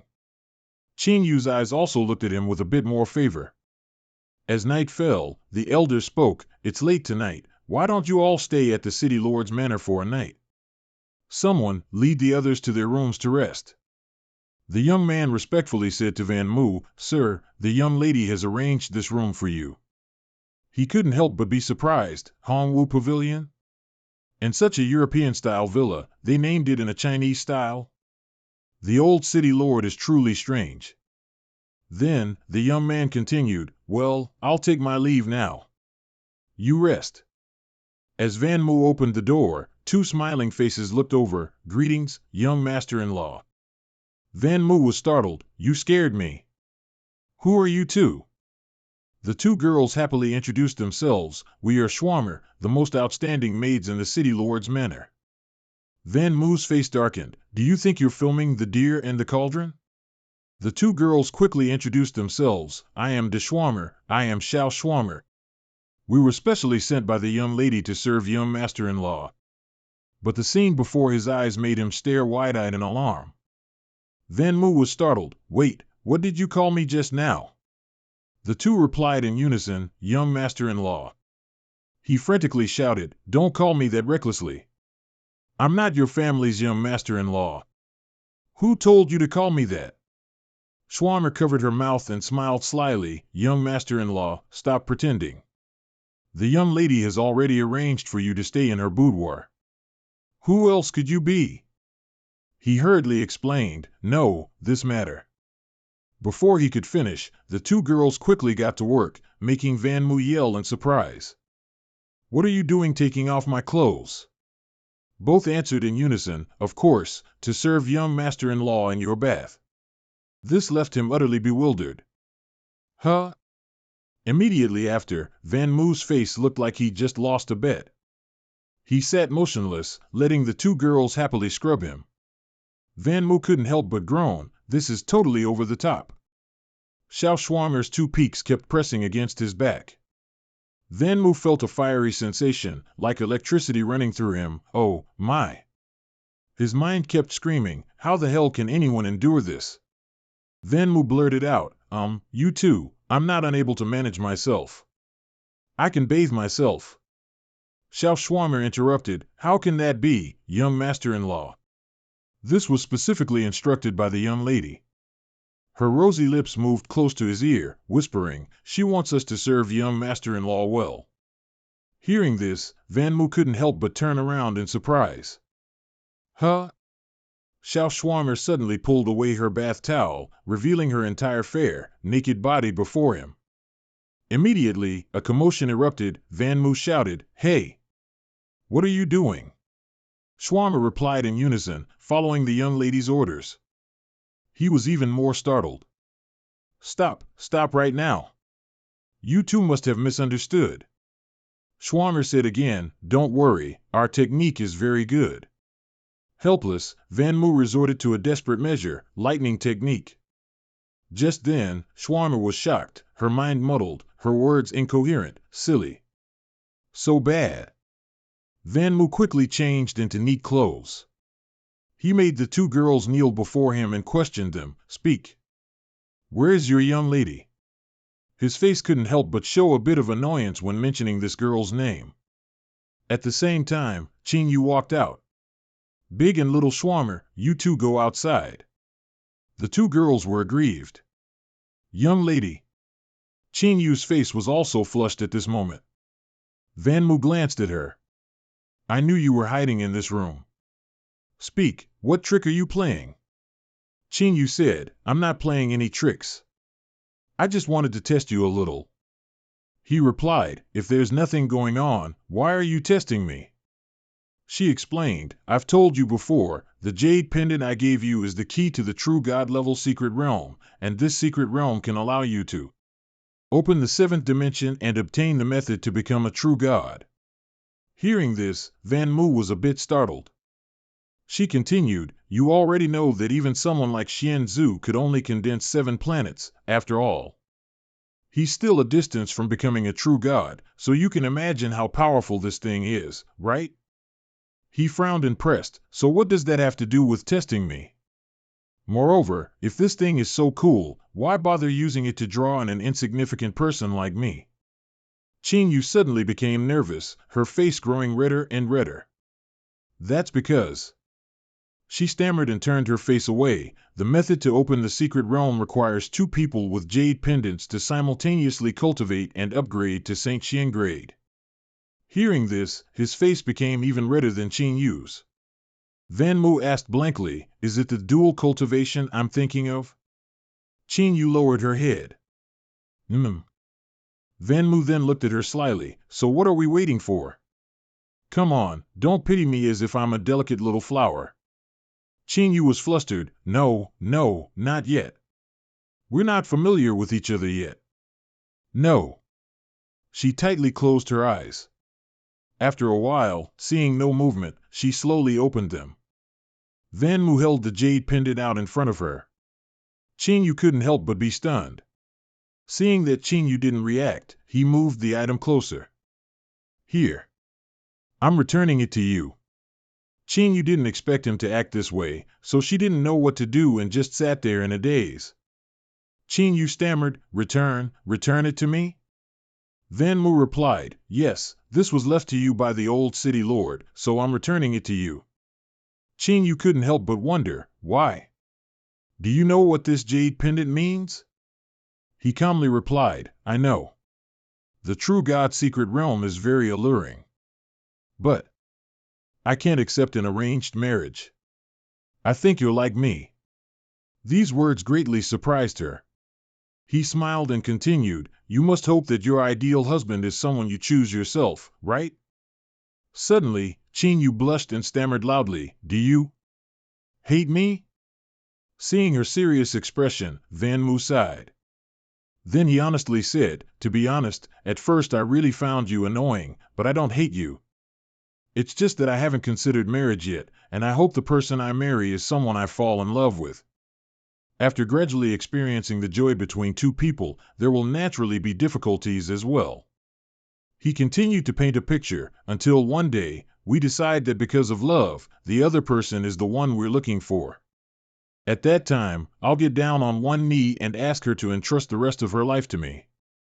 From then on, we'll grow old together, never separating.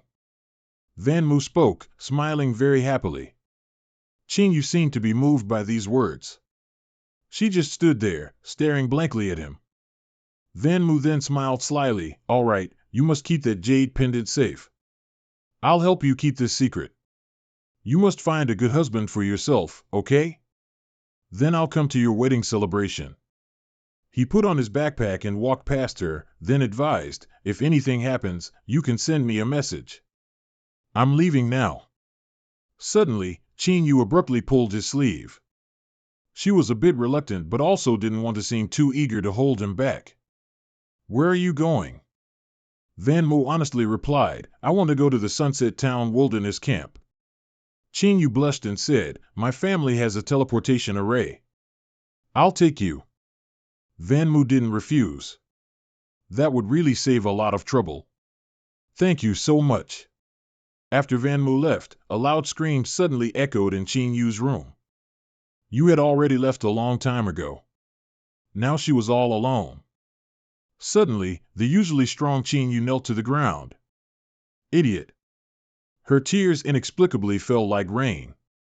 Chin Yu hated herself, I'm such an idiot. The scene shifts to Sunset Town, the wilderness camp. At this moment, a man's voice rang out, Captain No. He reported, there's activity at the transmission array.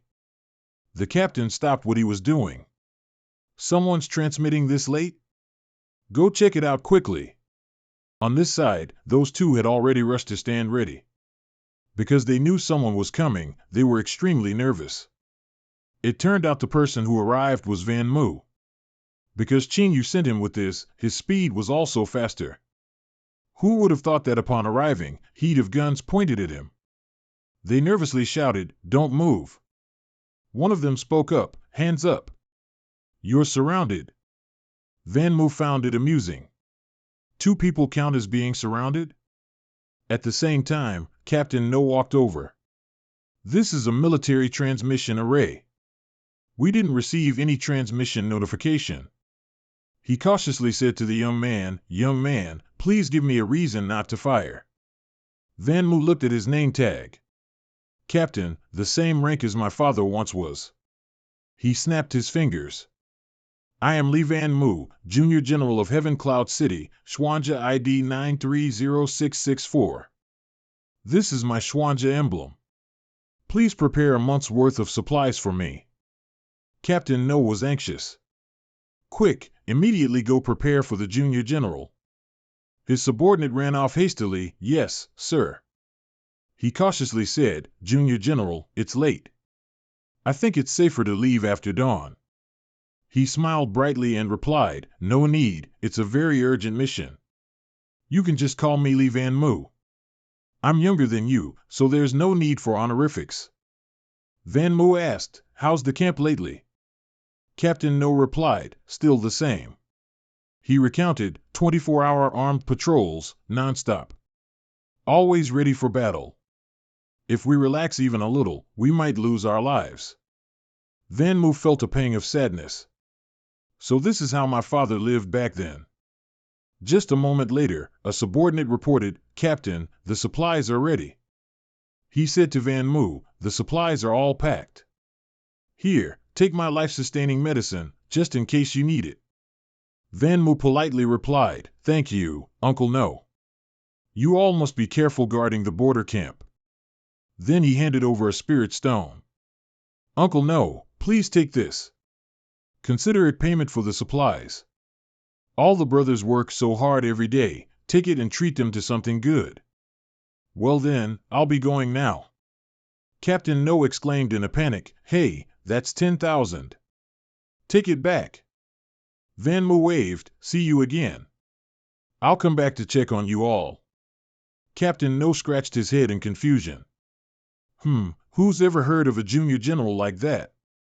As soon as he arrived, he encountered a monster. It roared loudly and glared at Van Mu. He frowned.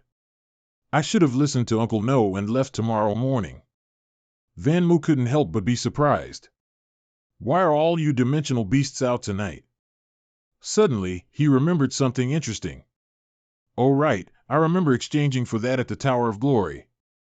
Van Mu took out the item and was satisfied. "This will be much more convenient. These are the wind shock wings from a wind child, a six-tailed wind creature." Then he fumbled behind his back, wondering, is this where it attaches? As soon as he attached it, his back felt a slight sting, and a stream of blue light immediately erupted from it. Very quickly, a pair of long wings appeared. Van Mu couldn't help but let out a surprised yell. He looked behind himself, muttering in astonishment, "I really grew wings." The wings were incredibly beautiful, pure blue, and slender like an angel's wings. Van Mu kept marveling at them. He felt they were larger than he had imagined. He stomped his foot. "But how do I use this? Do I need to say an incantation? Fly up, wind shock, or something like that?" Simply saying something like that, the wings actually moved. Immediately after, Van Mu seemed about to faint, and his shrill scream echoed out. Van Mu's vision then changed. He could see the area he had just been standing in from above. Van Mu was still not very used to his new wings. He looked as if he couldn't believe his eyes. After a few minutes of getting acquainted, Van Mu was excited. "Flying. I'm flying. This feeling. This is amazing." Soon after, he also gradually got used to this way of moving. As he flew in the air, he commented, "Although I haven't fully mastered it yet, I can already fly gracefully." The wind blew strongly in his face. Van Mu was excited. He had flown so far in a moment. These wings are so convenient. Suddenly a collision sound rang out. Van Mu was startled and gritted his teeth. He painfully clutched his face. "Oh my God, I've only heard of car crashes, but plane crashes too?" After looking closely again, what was in front of Van Mu was not a plane. What he had just collided with were these flying creatures. Remembering Uncle Van's lecture, these were A-long beasts, silver-tier latitude beasts with sharp attacks and fast flying speed, making hunting A-long beasts more difficult. Therefore, their internal organs are very valuable, extremely valuable. Thinking of the 4 words extremely valuable, his greedy eyes lit up again. Van Mu immediately cheered, "Not making money is a bastard.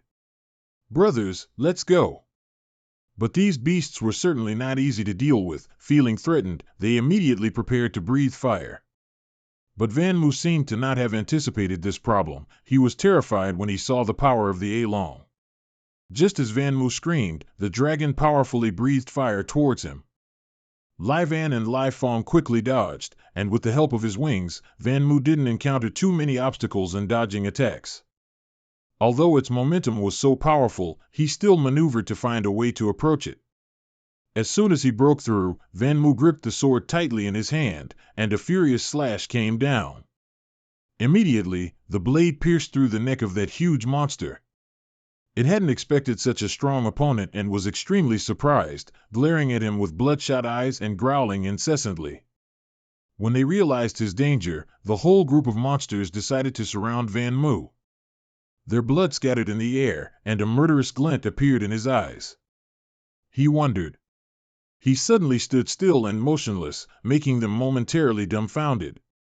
A few seconds later, he suddenly turned his head and let out a loud shout, startling the monsters, who then growled chaotically. Immediately after that was a massacre by Van Muck, who charged forward, relentlessly slashing and killing. Blood flowed like a river. Meanwhile, Lai Van was also enthusiastically carrying out his task. This was probably their night of terror. Lai Fong, of course, wouldn't be outdone. All the punches he threw were fatal blows. Here, someone was bored, drawing monster figures on the ground. I mean, what's going on today? He wondered why he hadn't seen any subdragon beasts all night long. This is a subdragon beast hunter. Just as he finished speaking, the corpse of a monster simultaneously crashed down in front of him. The subdragon hunter was startled and shouted, "Oh my God!" He approached to observe more closely. What's this, falling down suddenly? A subdragon beast? He was so surprised he had to put on his glasses. I've only heard of cakes falling from the sky. What kind of demon is this, a subdragon beast falling from the sky? In the sky, Van Muck was yelling, chasing them. Stand still. Don't run. The monsters flew around wildly, screaming and crying. They had never encountered anything so terrifying. Van Muck chased from behind, yelling madly, "Little money, don't run. Why do you run when you see me? I'm not some kind of ghost." He looked up and thought to himself, I've been a subdragon beast hunter for so many years, this is the first time my heart aches for a subdragon beast. Scene changes to Imaginary Latitude, Vong Van Pavilion. Van Muck urgently pushed the door open. He entered in high spirits, shouting, "Uncle." After a pause, he looked around with a sly expression. "I'm back again." The old man picked up his teacup, looking at the young friend's expression. "It seems you have good goods again." Van Muck replied, "This time, the goods are tough. I wonder if you can handle them." The owner chuckled lightly, "Young friend, you really know how to joke. If I dare to be in this business, then of course I have enough capital." Van Muck took out a sample and handed it to him. "A subdragon beast. Name your price." He glanced at it casually. A complete subdragon beast corpse is indeed rare. 1.2 million. I thought it was something else. Van Muck happily said, "Deal. I still have 23 more. Same rules, I only need profound crystals." The owner, disbelieving, asked again, "How many?" He casually continued, "I have 12 more that were accidentally chopped up." Van Muck then asked, "What's the price for chopped up ones?" The old man stammered, 1.05 million. He was satisfied. Deal. Then, he happily placed something on the table. "This is the final important item." The old man was bewildered. "There's more?" Van Muck smiled brightly. "It's alive." Putting it alive into this plastic box was exhausting. The owner picked up the bottle and examined it. 50 million. No, 65 million. This is a top-grade subdragon beast. Van Muck was very satisfied with this price. He didn't stay long. "All right, I've given you all the goods. I won't delay your enjoyment any further. Remember to send me the money." Before leaving, he didn't forget to remind, "Uncle, you'd better hurry and collect the money, because I'll be back soon." This person truly has a destiny with money. He quickly picked up his things and continued searching for good items. At this moment, in the Star Realm, lie Van Muck. As soon as Van Muck arrived, his face darkened, and he cursed, "Damn it. I finally earned some money, only to have to throw it away here. The more I think about it, the more uncomfortable I feel. It's like I'm just a laborer for this Star Realm." He put the suitcase down. "This time, I'm directly going to grind 1 billion latitude crystals. I don't believe you still won't change." As soon as Van Muck threw them to the ground, he himself was startled and screamed. He frantically threw them continuously, more and more. Let's see if you'll grow bigger or not. A moment later, Van Muck slumped to the ground, panting, I'm exhausted. Are you kidding me?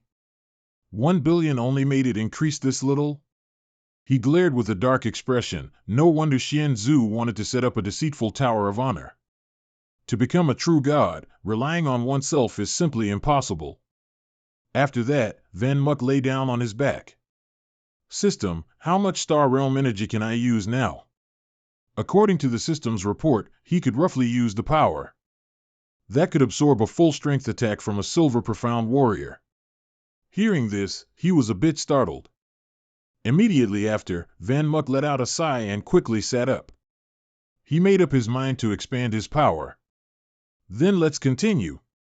The next day, at the Skycloud City Lord's mansion, a resounding scream echoed, "Ah!"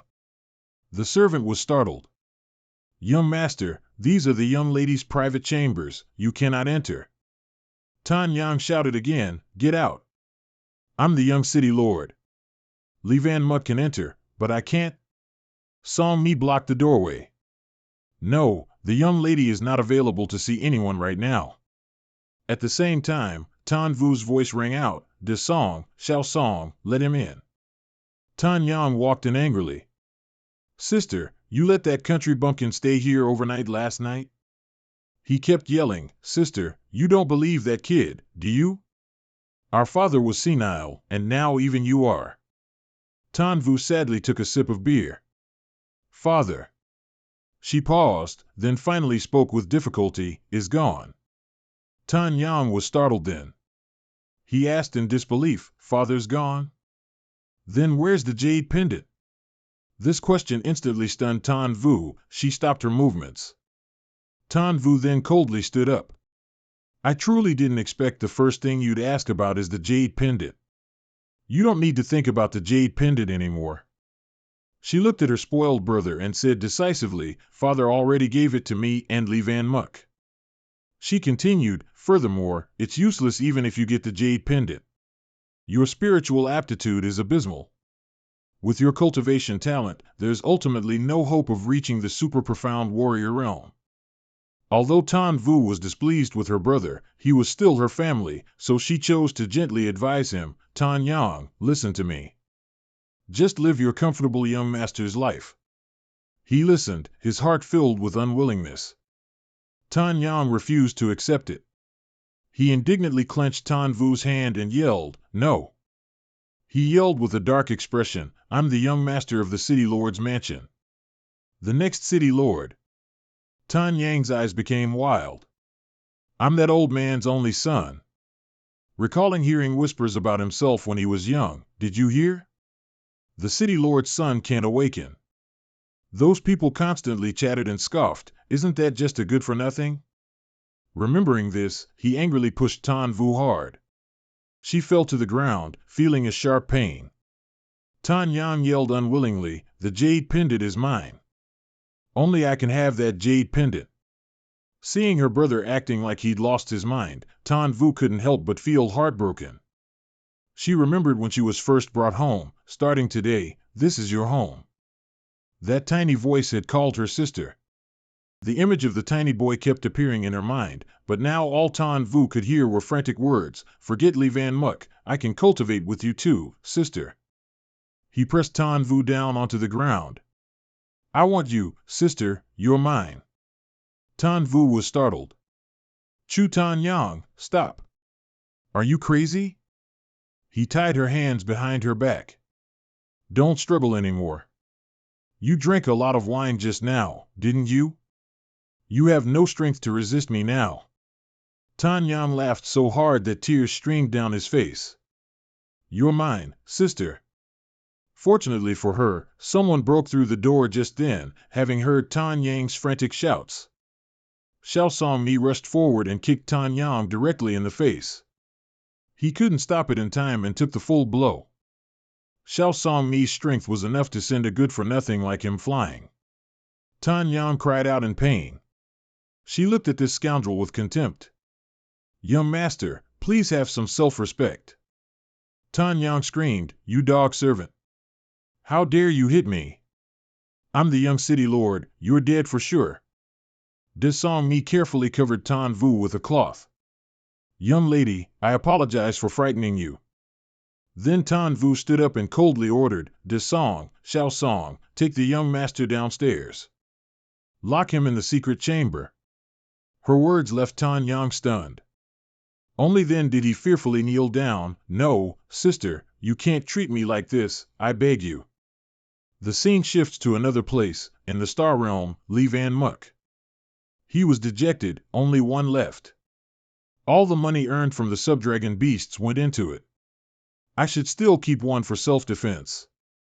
No sooner had he spoken than he suddenly fumbled, letting the last one slip. As soon as the item touched the ground, it was swallowed, leaving him stunned. Van Muk bristled, it's absorbed. This time, I'm truly penniless. Suddenly at this moment, a tremor sounded, startling him a little, an earthquake. Van Muk's entire body kept shaking. He was scared. What's happening? No sooner had he spoken, a large golden light immediately appeared, dazzling the whole area. Van Muk couldn't see. He squinted, observing what appeared in the sky. That thing was a planet. At this moment, it had turned yellow, almost like Earth. Under his feet, grass and trees also began to sprout from the ground. Van Muk was a little startled. He found it interesting, grass has grown. This place seems to have a bit of life now. The system simultaneously announced, Congratulations, host, your star realm has given birth to a spirit star, becoming a star world. He wondered, how much realm power can I mobilize now? According to the system, currently he can roughly absorb a full power blow from a golden star profound practitioner.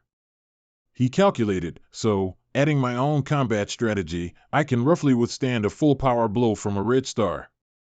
While browsing enthusiastically, Van Muk was a little surprised. Why is there a red? As soon as he clicked, the image of a familiar person appeared, startling him, De Hung. Van Muk smirked. What's wrong? Haven't seen me in a while, miss me? Lu Nijie urgently, Li Van Muk, where are you? Something terrible has happened. Van Muk was surprised. Lu Nijie? How are you two together? De Hung suddenly became very serious. Little Moo, no matter where you are now, remember what I'm about to say. He darkened his face and immediately said, Run away, quickly. Don't go out, don't trust anyone. His words startled Van Muk a little. He frowned and remained silent for a while. Inside, Tan Yang smirked maliciously. You actually tampered with something in the secret chamber, didn't you, my sister? He was almost insane. So Tan Yang, that stinking woman dares to look down on me? If that's the case. He looked at Van Muk's picture, his heart full of hatred. You all can go die. Tan Vu entered the secret chamber in a huff and immediately slapped her unruly brother hard across the face. She yelled in anger, So Tan Yang, are you insane? Tan Yang's face was swollen from the slap, and he let out a crazy smile. I am insane. Immediately after, he threw his head back and laughed loudly like someone possessed, as if fame had driven him mad. Tan Yang then made a grotesque face, looking at Tan Vu challengingly. I am insane. His heart filled with hatred. I was driven insane by Li Van Muk and that old man, and you won't be able to stop me anymore. Tan Yang recounted the vile things he had done. I have already announced to the world that the old man is dead and about the twin fish jade pendant. I even said the jade pendant is on you and Li Van Muk, you guys. Pausing for a moment, Tan Yang then smugly uttered 3 words, are dead for sure. No sooner had he spoken, Tan Yang's eyes became even more frantic, and he laughed resoundingly. Seeing her younger brother like that, Tan Vu couldn't help but feel a chill down her spine. The scene shifts to Ruo Chen. He scrolled through the newsfeed, sighing, Brother 3, I'm so bored. The other person replied, Then let's go play on the dimensional battlefield. I'll take a look. No sooner had he spoken, Ruo Chen was startled and looked back. Wait, that news just now was the news that Tan Yang spoke of. At the same time, the news of the jade pendant spread everywhere in the world. The key to the ancient secret realm, just a few words, yet it stirred the nerves of every strong cultivator in Central Continent. The destruction of the heavenly Cloud City Lord was no longer important. Various factions mobilized, and all clans sent people to search for Lee Van Muck's whereabouts, as if to snatch the Twin Fish Jade Pendant. But there was no clue to Lee Van Muck's whereabouts, and he was being pursued everywhere. Not long after, a clip of Lee Van Muck in Sunset Town appeared online, posted by a beast hunter. Guys, today I saw a super cool guy. Thus, Lee Van Muck's whereabouts were exposed to all the sects and forces, who immediately moved to capture him. At this moment, at the City Lord's mansion, great trouble had come knocking on Tan Vu's door. She gritted her teeth and said loudly, "I told you, all that stuff was just so Tan Yang talking nonsense. Those people were aggressive. Who are you fooling? I see it as you wanting to monopolize the ancient secret realm." He rushed forward and squeezed Tan Vu's shoulder tightly. Such a Twin Fish Jade Pendant treasure should be jointly protected by all sects, handed over quickly. At the same time, Song Mi's voice rang out, "You trash, get away from our young mistress. Get away." Before she finished speaking, the two girls simultaneously kicked the heads of those people and flew past. Little Song Mi kicked hard at the head of the guy squeezing Tan Vu. "Get your dirty hands off." The three stood amidst a crowd of vultures. Big Song Mi worriedly asked, "Are you all right, young mistress?" Those people still didn't stop. They attacked. "They're just 3 women. Control them and seize the jade pendant." Seize them. In reality, with this strength, they fundamentally couldn't fight against the entire crowd at the same time. In this critical moment, the main door suddenly opened, and a sarcastic voice rang out, "Oh? A bunch of grown-ups here bullying 3 children?" Hearing this, those people felt guilty and turned to look. The man with a slightly slurred voice entered. "I'm telling you, aren't you ashamed?" Before he finished speaking, he tilted his head back and took another gulp. As soon as those people saw this man, everyone was terrified. He's not. Even Tan Vu was extremely puzzled. Why is that person here? Suddenly, some lunatic rushed forward. "I'm telling you, old man." The person standing next to him was startled. "Idiot, come back quickly." He pointed at the drunken man's face. "Right now, the great sects are working. There's no place for you to talk." As soon as he finished speaking, he grabbed the old man's collar and yelled, "Damn it, who do you think you are? Do you believe I won't kill you?" The man calmly replied, "If you all think that way, then do it." His calm demeanor surprised the guy a bit. The drunken man immediately flicked his hand. No one knew how, but the hand that was gripping the guy's collar was severed. Seeing the blood gushing, the sharp pain that made his nerves feel numb finally startled the arrogant guy.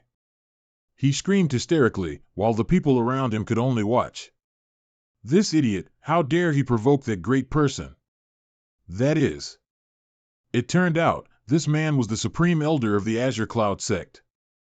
Everyone murmured in commotion, a dignified war saint, personally coming here. He then gently approached Tan Vu and cooed, "Little you, when will you clean my ears again?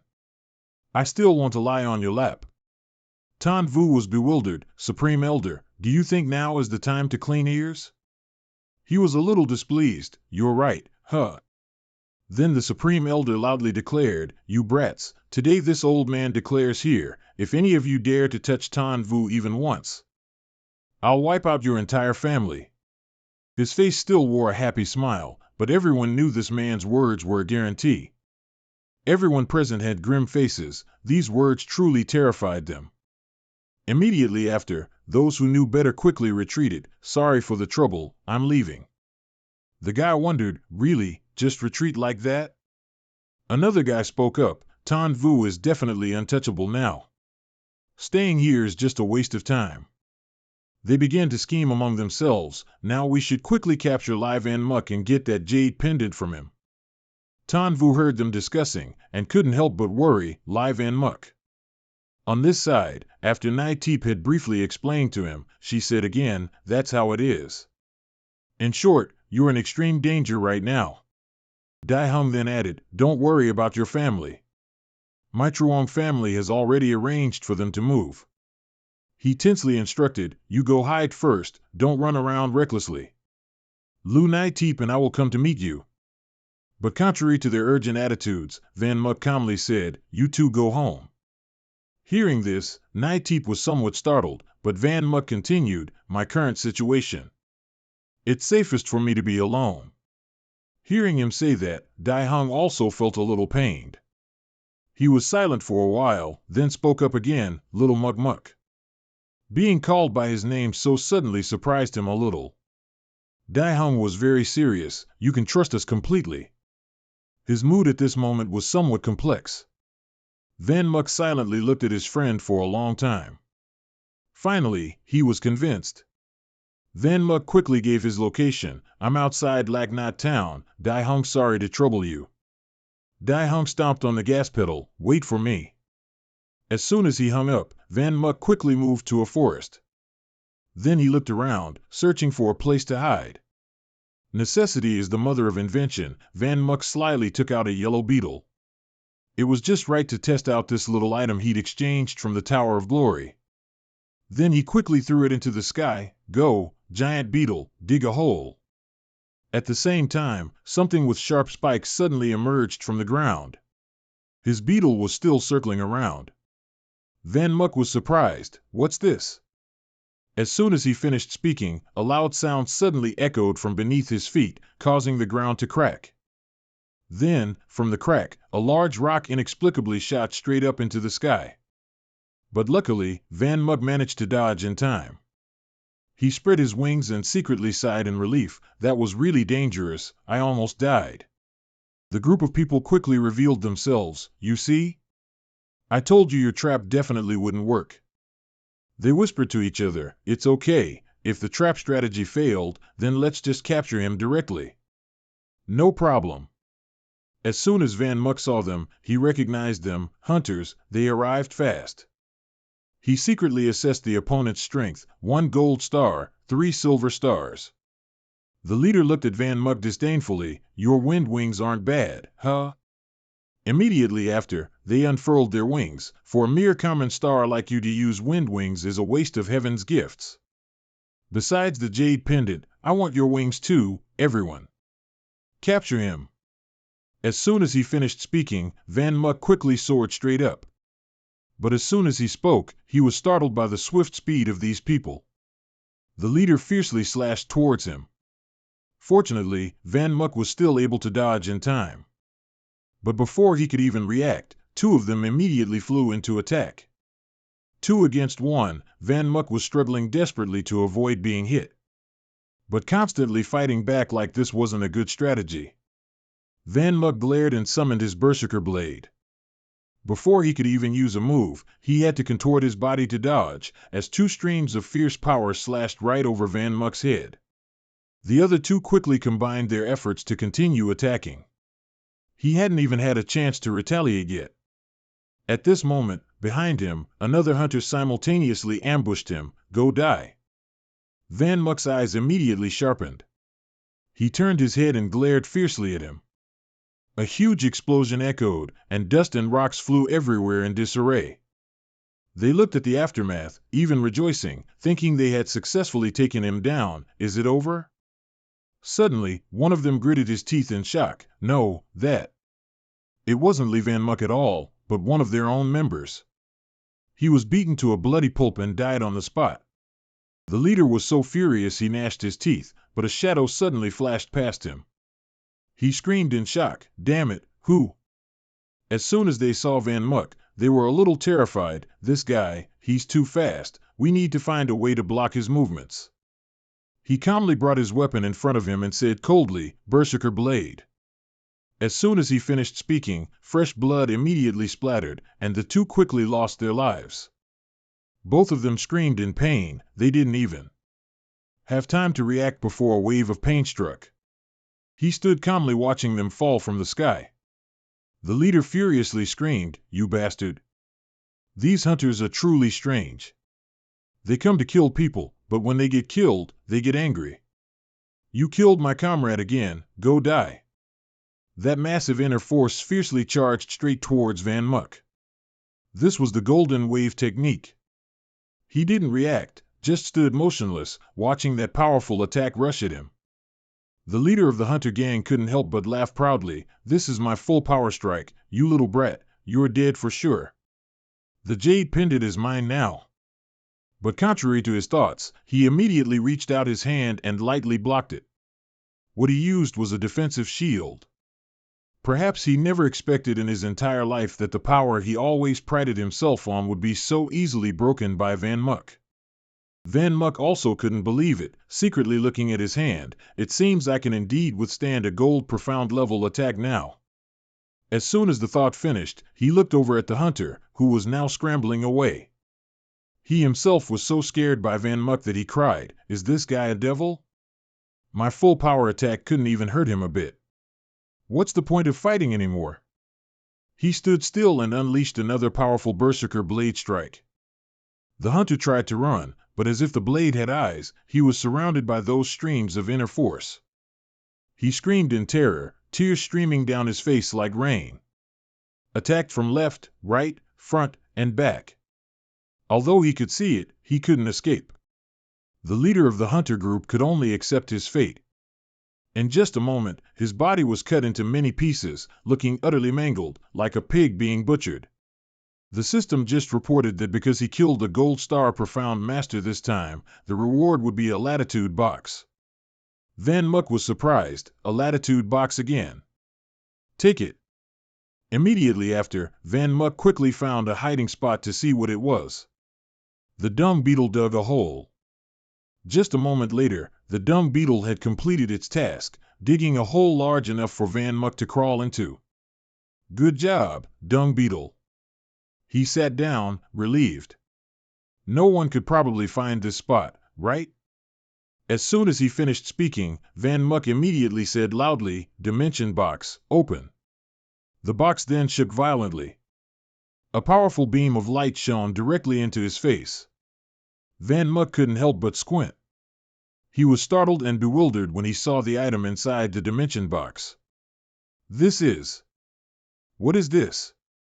Below, it looked like a frozen centipede, lying still and motionless. The system quickly appeared. It turned out this was an A-grade artifact, the Dragon Demon Spine. Its use was that when placed on the spine, it could act as defensive armor to protect internal organs. Van Muck seemed quite displeased. It's a defensive item again. I really am going all the way down the tank build path. Scene change, at the camp in Sunset Town. A voice rang out, "Old man, a quick question." Van Muck's image appeared on the system. "Have you seen this person?" The shop owner recognized him at a glance, but he didn't say anything. "Never seen him at all. I advise you to try another place." He watched the group leave. Another group of bounty hunters. What kind of big trouble has Zhu gotten himself into? As this group left, two others arrived. "Excuse me, uncle, have you seen a red-haired person?" He was startled as soon as he saw the person's appearance. On this side, Van Muck was preparing to implant the Dragon Demon Spine into his body. His face darkened, and his body became rigid. Van Muck's expression grew increasingly grim. With that thing halfway implanted into his back, Van Muck screamed incessantly, going insane from the pain. It was at this moment that the system warned, "Implanting the spine is very painful, please be patient for a moment."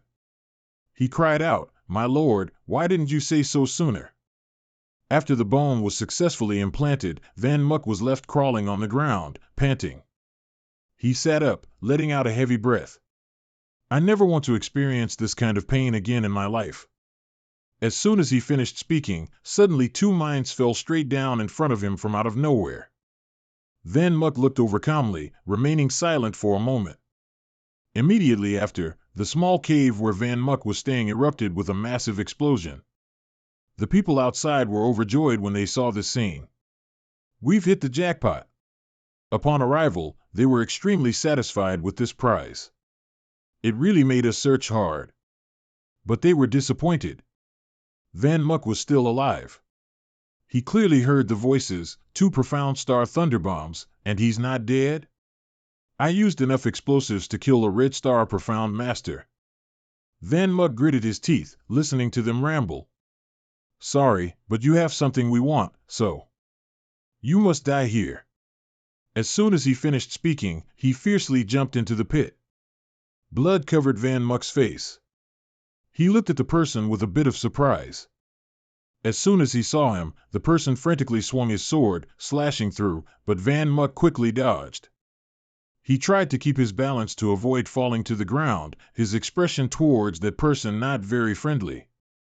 Just then, another person, seeing Van Muck as a juicy target, immediately rushed over to assist.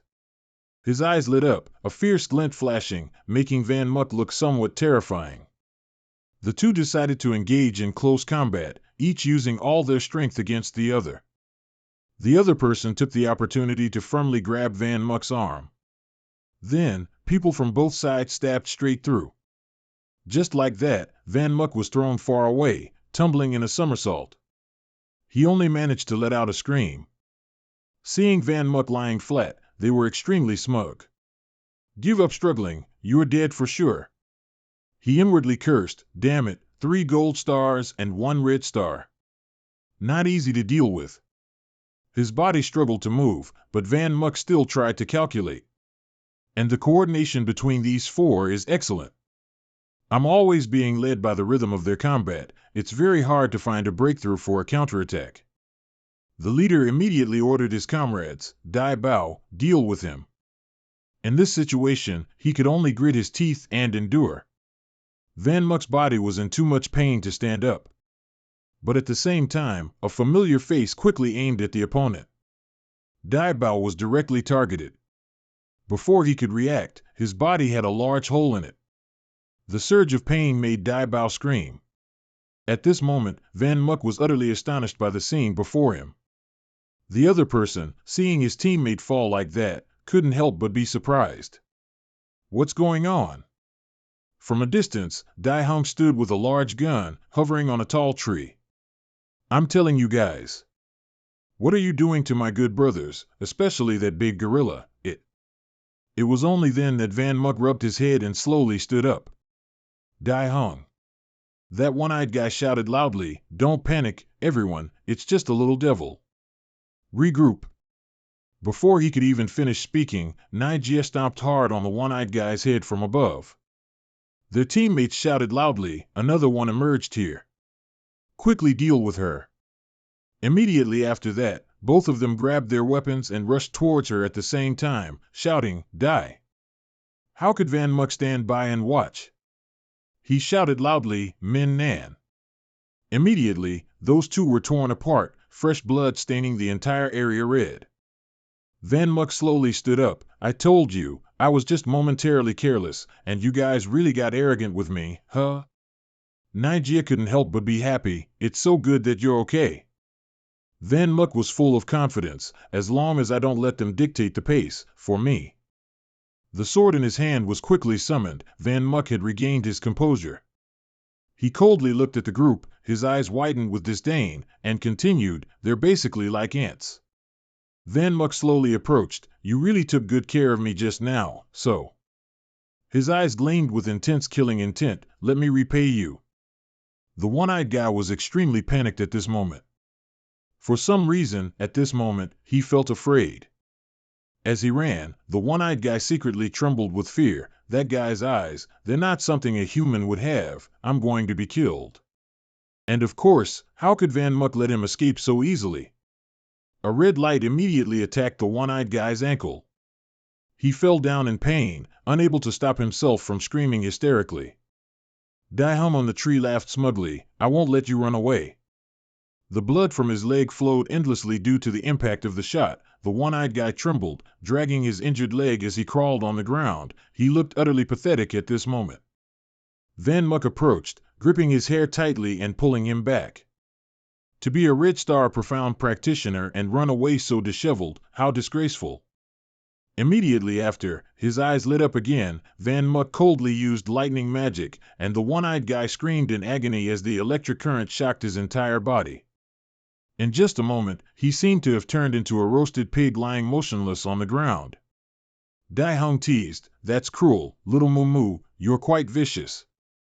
Van Muck happily looked at Dai Hung. This time, it's thanks to you. Otherwise, I would have been in big trouble. Thank you. Dai Hung also raised his hand to fist bump him, saying, "What are you talking about? We're like brothers." Naijia cautioned, "Let's leave here first, others might be attracted by the sound of the fight." Van Muk agreed, "You're right." No sooner had he finished speaking, a bright flare suddenly shot up into the sky, attracting everyone's attention.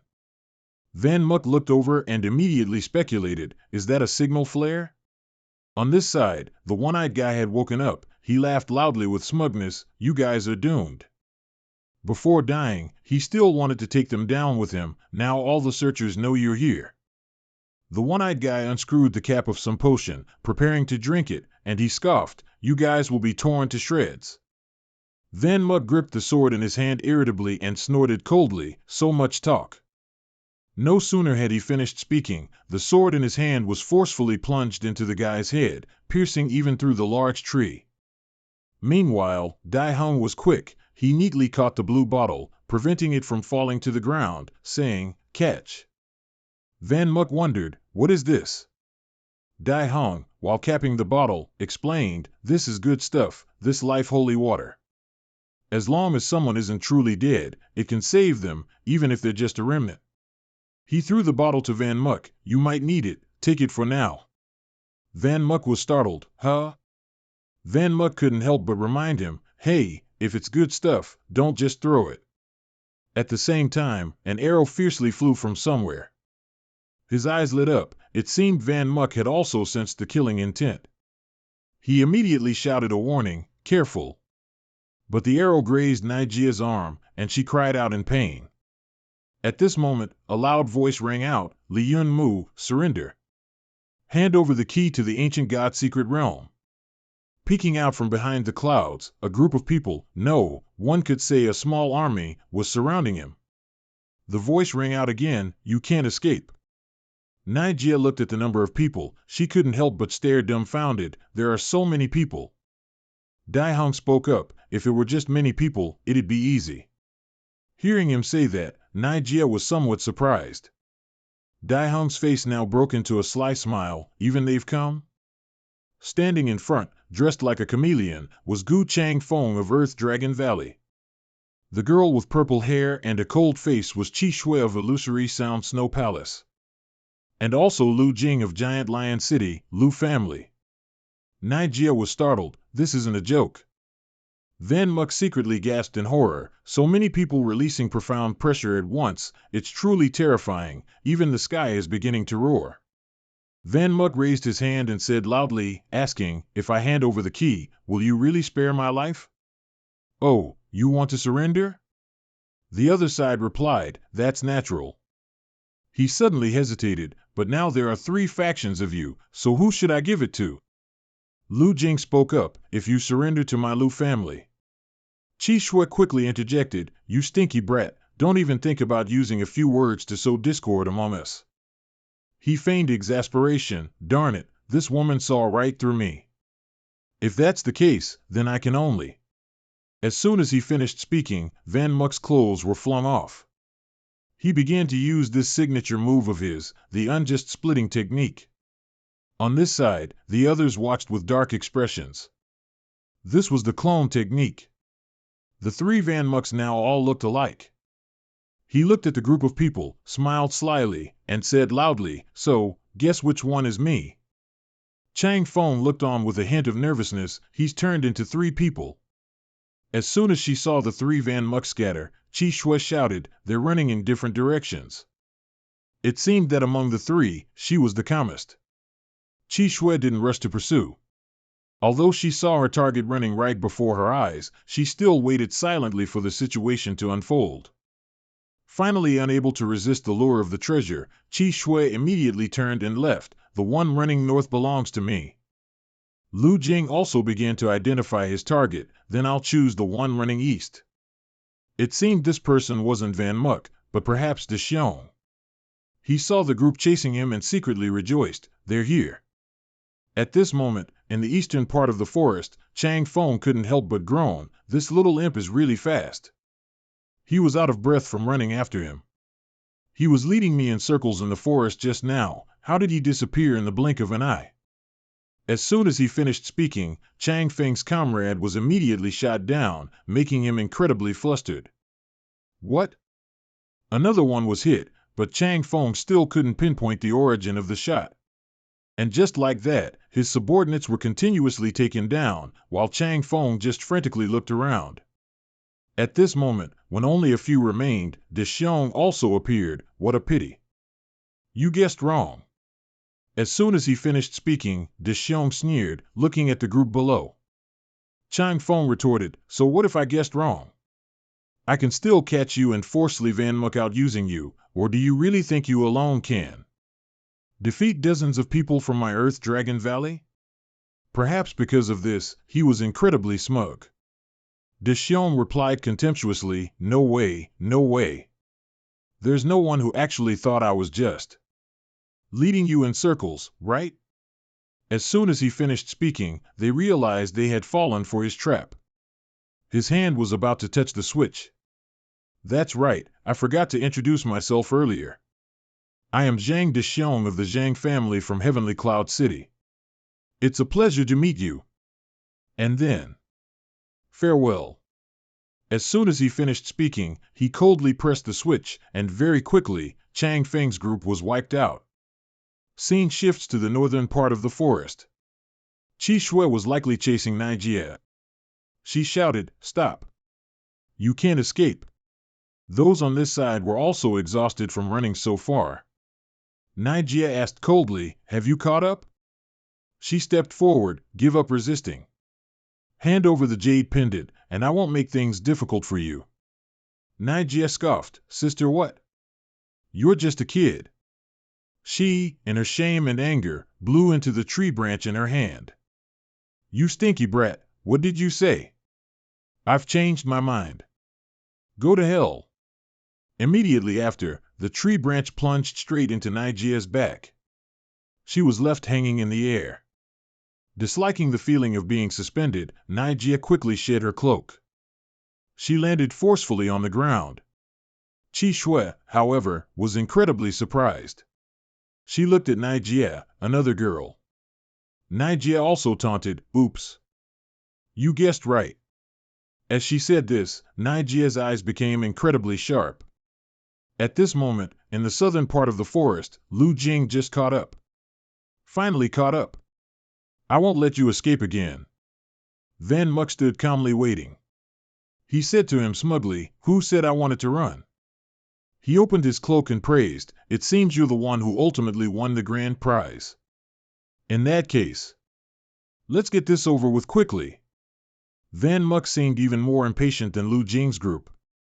He looked at them, not a trace of patience in his eyes. I'm in a hurry, all of you come at me. Recalling De Xiong's words, the three forces, each of them formidable. If they join forces, we'll surely die. If it's just one small force, little Mumu's strength might still be able to resist. Therefore, we'll split into three paths to reduce the pressure on little Mumu. At that time, he couldn't help but worry, how can that be? Your two strategies are far inferior to theirs, if you're caught, you'll be killed. De Xiong reassured him, don't worry, nothing will happen. He analyzed, their target is only you. Furthermore, with my brains, making a clean retreat for them is not a difficult task. As long as we don't actively provoke them, nothing will fundamentally happen. De Xiong added, as for little Nijie, have you forgotten who her grandfather is? As long as she announces her family name, no one would dare touch her. Seeing him hesitate, De Xiong decided, all right, it's settled. Everything proceeds according to plan. Actually, he was just worried that something bad would happen if they separated, but what De Xiong said was indeed logical.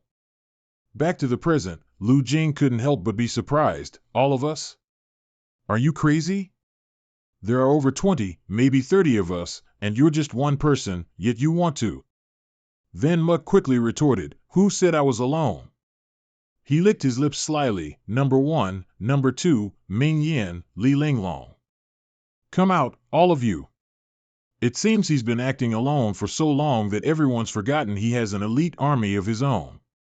On this side, Nijie was still fiercely fighting. She swung her arm and shouted, cross fist. Although Nigea's strength couldn't take down all of them at once, she still had more than enough power for a few. The elbow strike was unleashed, and the subordinate's chest seemed as if it would cave in from the punch. When it came to the chin flick, that woman among them truly flew up like a ball, constantly in the air. That Tuet calmly spoke up, "What a surprise, such a cute girl." She was also someone who knew how to gauge the situation, so she asked Nigeria, "If you're practicing Baji Quan, young lady, you must also be from Thien Van Ton, right? Tell me your sect, I don't want any trouble." Nigeria still tried to hide her identity. "If you want to fight, then fight. It doesn't matter who I am." She thought to herself, if I reveal my sect, the opponent will definitely stop pestering me and go look for Lai Van Muk instead. So, Lai Van Muk will be 1 against 2. Naiteep secretly made up her mind, I must stall her to buy time for Lai Van Muk, even if it's just 1 more second, I'll stall her even if I die. No sooner had she spoken than a shocking explosion suddenly echoed from afar. Naiteep, who was in a defensive stance, was suddenly startled by that sound. What? That Tuet looked over, the explosion was from the east. It seems Ko Truong Fong is engaged in battle over there too. Naiteep looked up at the sky, she couldn't help but worry in her heart. Dai Hong, you too. As for Van Muk, after he heard that shocking sound, he was secretly startled himself. The explosion.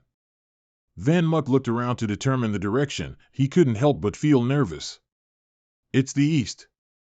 Van Muk's inner self roared, what is this idiot doing? As long as we don't provoke them, we won't die. I'm not stupid enough to confront them head-on. Luke Tin speculated, the east is Ko Truong Fong's direction, such a huge explosion. I think your teammate has been killed by him. Before he could finish speaking, that shadow soared behind him. Luke Tin was actually surprised by Van Muk's speed. He only managed to hear shouts from behind. In the blink of an eye, behind Luke Tin was chaos. He stammered in confusion, what in the world is this? Van Muk spoke up, I already told you earlier. I'm in a hurry. In just a moment, quite a few people had fallen. Luke Tin was startled. Worried for Dai Hong, his face grew colder. All of you, come at me. Meanwhile, Dai Hong seemed fine. He coughed a few times, waving his hand to clear the surrounding dust. Looking at the bodies in front of him, he was somewhat satisfied. I didn't expect the power of 50 ice thunder tubes to be so great. Although it cost me a lot of money, blowing you all up in an instant is worth it. Dai Hong quickly took the jacket of one of them and put it on. All right, if it's settled, let's go find them. At the same time, Truong Fong suddenly appeared behind him. Where are you going? He slammed his hand down hard, another small tremor echoed, but Dai Hong quickly lunged up. He tightly gripped the gun in his hand, aiming to shoot, profound power cannon gun. The bullets fired with considerable destructive power, but Truong Fong seemed unfazed. On the contrary, he was utterly nonchalant, and even let out a cold, contemptuous snort, child's play. Immediately after, Truong Fong effortlessly blocked Dai Hong's cannon attack with his hand. He looked at him with a hint of surprise, blocking the profound power cannon gun with his bare hand again. Then, he gripped the gun firmly in his hand and yelled, let's see how many shots you can take. Truong Fong swiftly dodged, disdainfully saying, these heavy cannon guns, they can't hit me. Immediately after, he nimbly changed direction to get behind Dai Hong. But of course, he wouldn't let him have his way. Dai Hong immediately somersaulted to dodge. He flew backwards, while holding the gun in his hand and shouting, go die. And so, many shots were continuously fired directly at Truong Fong. If this might of Dai Hong were against an ordinary person, they would have fallen long ago, but this Truong Fong is truly formidable. Using his bare hands and the army breaking technique, he effortlessly blocked one shot after another from Dai Hong. He was truly somewhat horrified, his punches are too fast, and he uses his hands, which are impervious to blades, to block all bullets. Using extremely fast punches to create a tight wall, this is fundamentally absolute defense. From within the dust and smoke, Truong Fong remained calm and composed. Immediately after, Truong Fong instantly lunged nimbly towards Dai Hong. Before his speed, he couldn't help but be extremely surprised. Once again, the army-breaking strike was immediately launched. Dai Hong hastily flew to dodge. He couldn't help but be startled. That was close. Getting hit by that punch is unacceptable. Feeling his inner thoughts waver, he immediately calmed himself. Calm down, Trang Dai Hong, any technique will have a flaw. There's no such thing as absolute defense in this world. Dai Hong tightly closed his eyes. As long as I find the opening, it's basically no big deal. It seems I can only use that move. Go! Immediately after focusing his internal energy, Dai Hong's eyes snapped open. Alasia's eyes, full counterattack. Dai Hong loudly said, Alasia's eyes is a secret technique of our Trang family. It allows us to maintain calm thinking, analyze the enemy's attacks, and thus find a way to break them. One strike to kill him. Immediately after, he coldly looked at Truong Fong. Dai Hong's eyes had truly changed at this moment. He immediately struck hard towards him, continuously yelling, Stop talking nonsense. Truong Fong said smugly, A flaw? Kid, do you know what absolute defense is? He scornfully laughed and explained, It means your attacks are completely ineffective against me. I have no weaknesses. Dai Hong dodged the blows while continuing to reassure himself, Calm down, adjust your breathing. He told himself, This is just a concentrated attack, but even a more concentrated attack must have a gap. Dai Hong's eyes lit up. He thought to himself, I must carefully observe each of his attacks. But at this moment, because he was focusing on Truong Fong's movements, Dai Hong carelessly stumbled upon a rock underfoot. And just like that, he tripped and fell to the ground again. Truong Fong was also momentarily stunned. But the most surprised person was Dai Hong. This fall caught him off guard. Truong Fong laughed smugly, Even heaven won't help you. You're dead for sure. As he spoke, he channeled his internal energy, preparing to finish Dai Hong. A hint of panic appeared in his eyes at this moment, feeling like he was done for. Dai Hong couldn't help but swallow hard. It's that damned breaking army move again. Truong Fong struck Dai Hong hard and straight. He screamed in pain, trying his best to hold on, tears streaming down his face uncontrollably. Truong Fong laughed with great relish. Come on, weren't you bragging so much? Come and break me. Seeing Dai Hong's blood and tears, he couldn't help but burst out laughing, shouting, Go to hell. Just when things seemed to go from bad to worse, Dai Hong's eyes suddenly lit up. He directly fired a shot straight into Truong Fong's body, which the latter naturally couldn't defend against. Just like that, blood gushed from his body like rain. Dai Hong coldly told him, I saw it, your weakness. Truong Fong lay flattened on the ground, unconvinced. He retorted, You're tricking me, you guy. Dai Hong then said, After so many continuous blows, you must be very tired, right?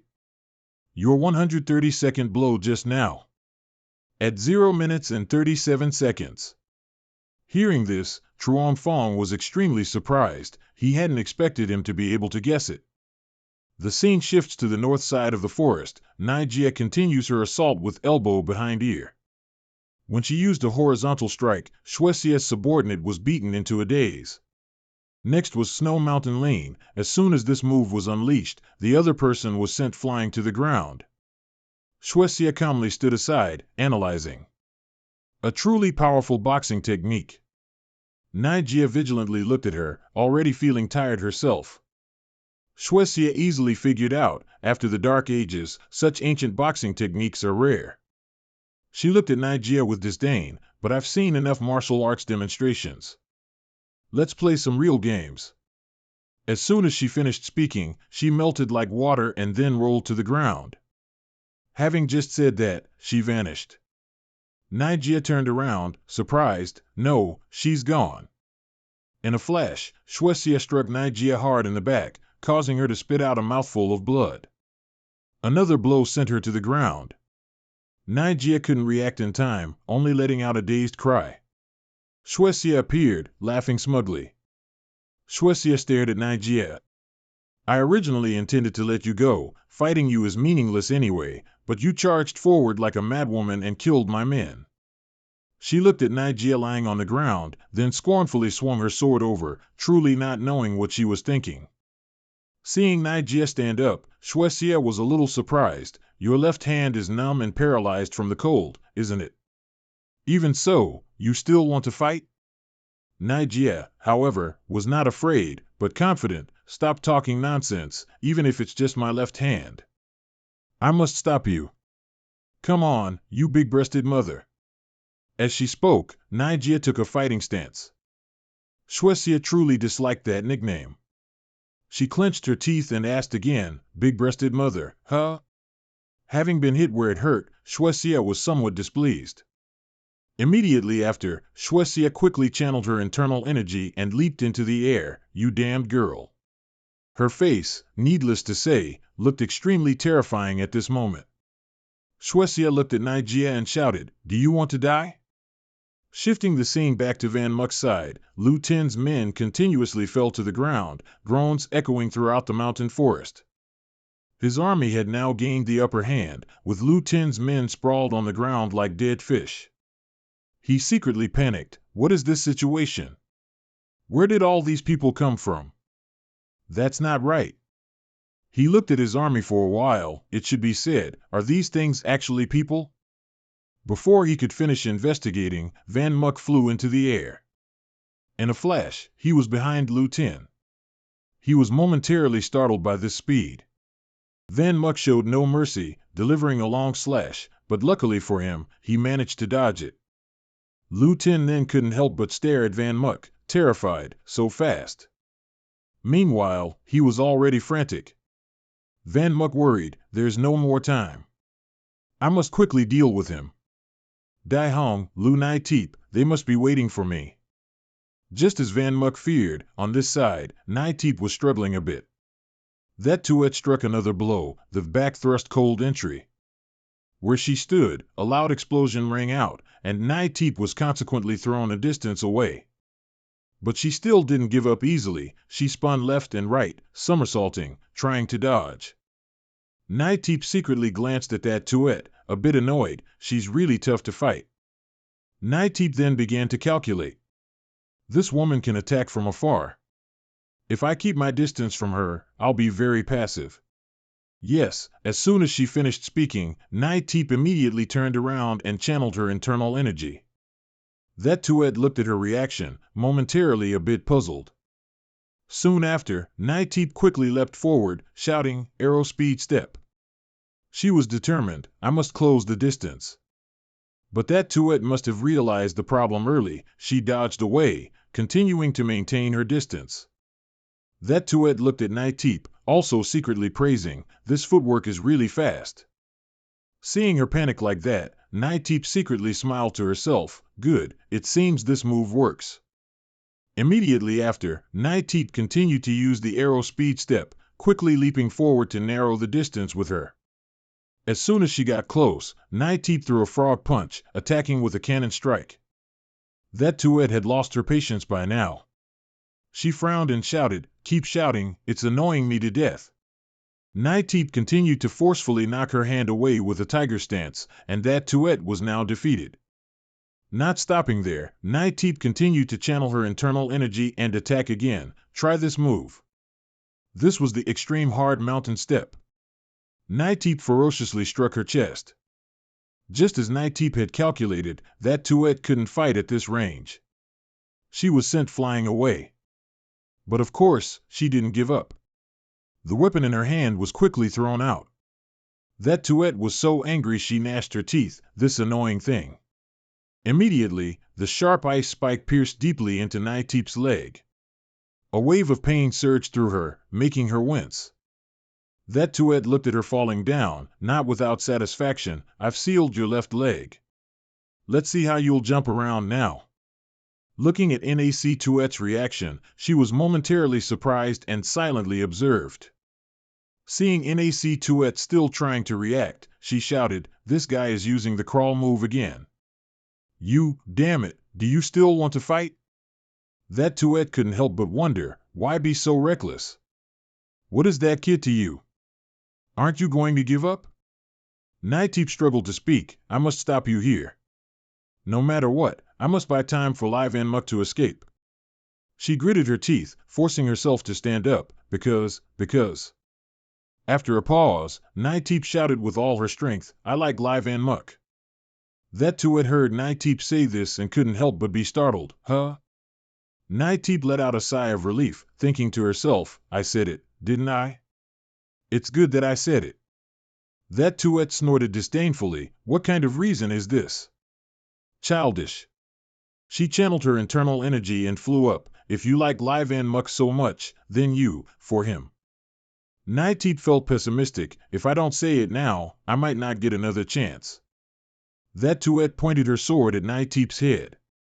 Seeing the young girl unable to resist, she shouted, Die. Naiteep suddenly burst with fighting spirit.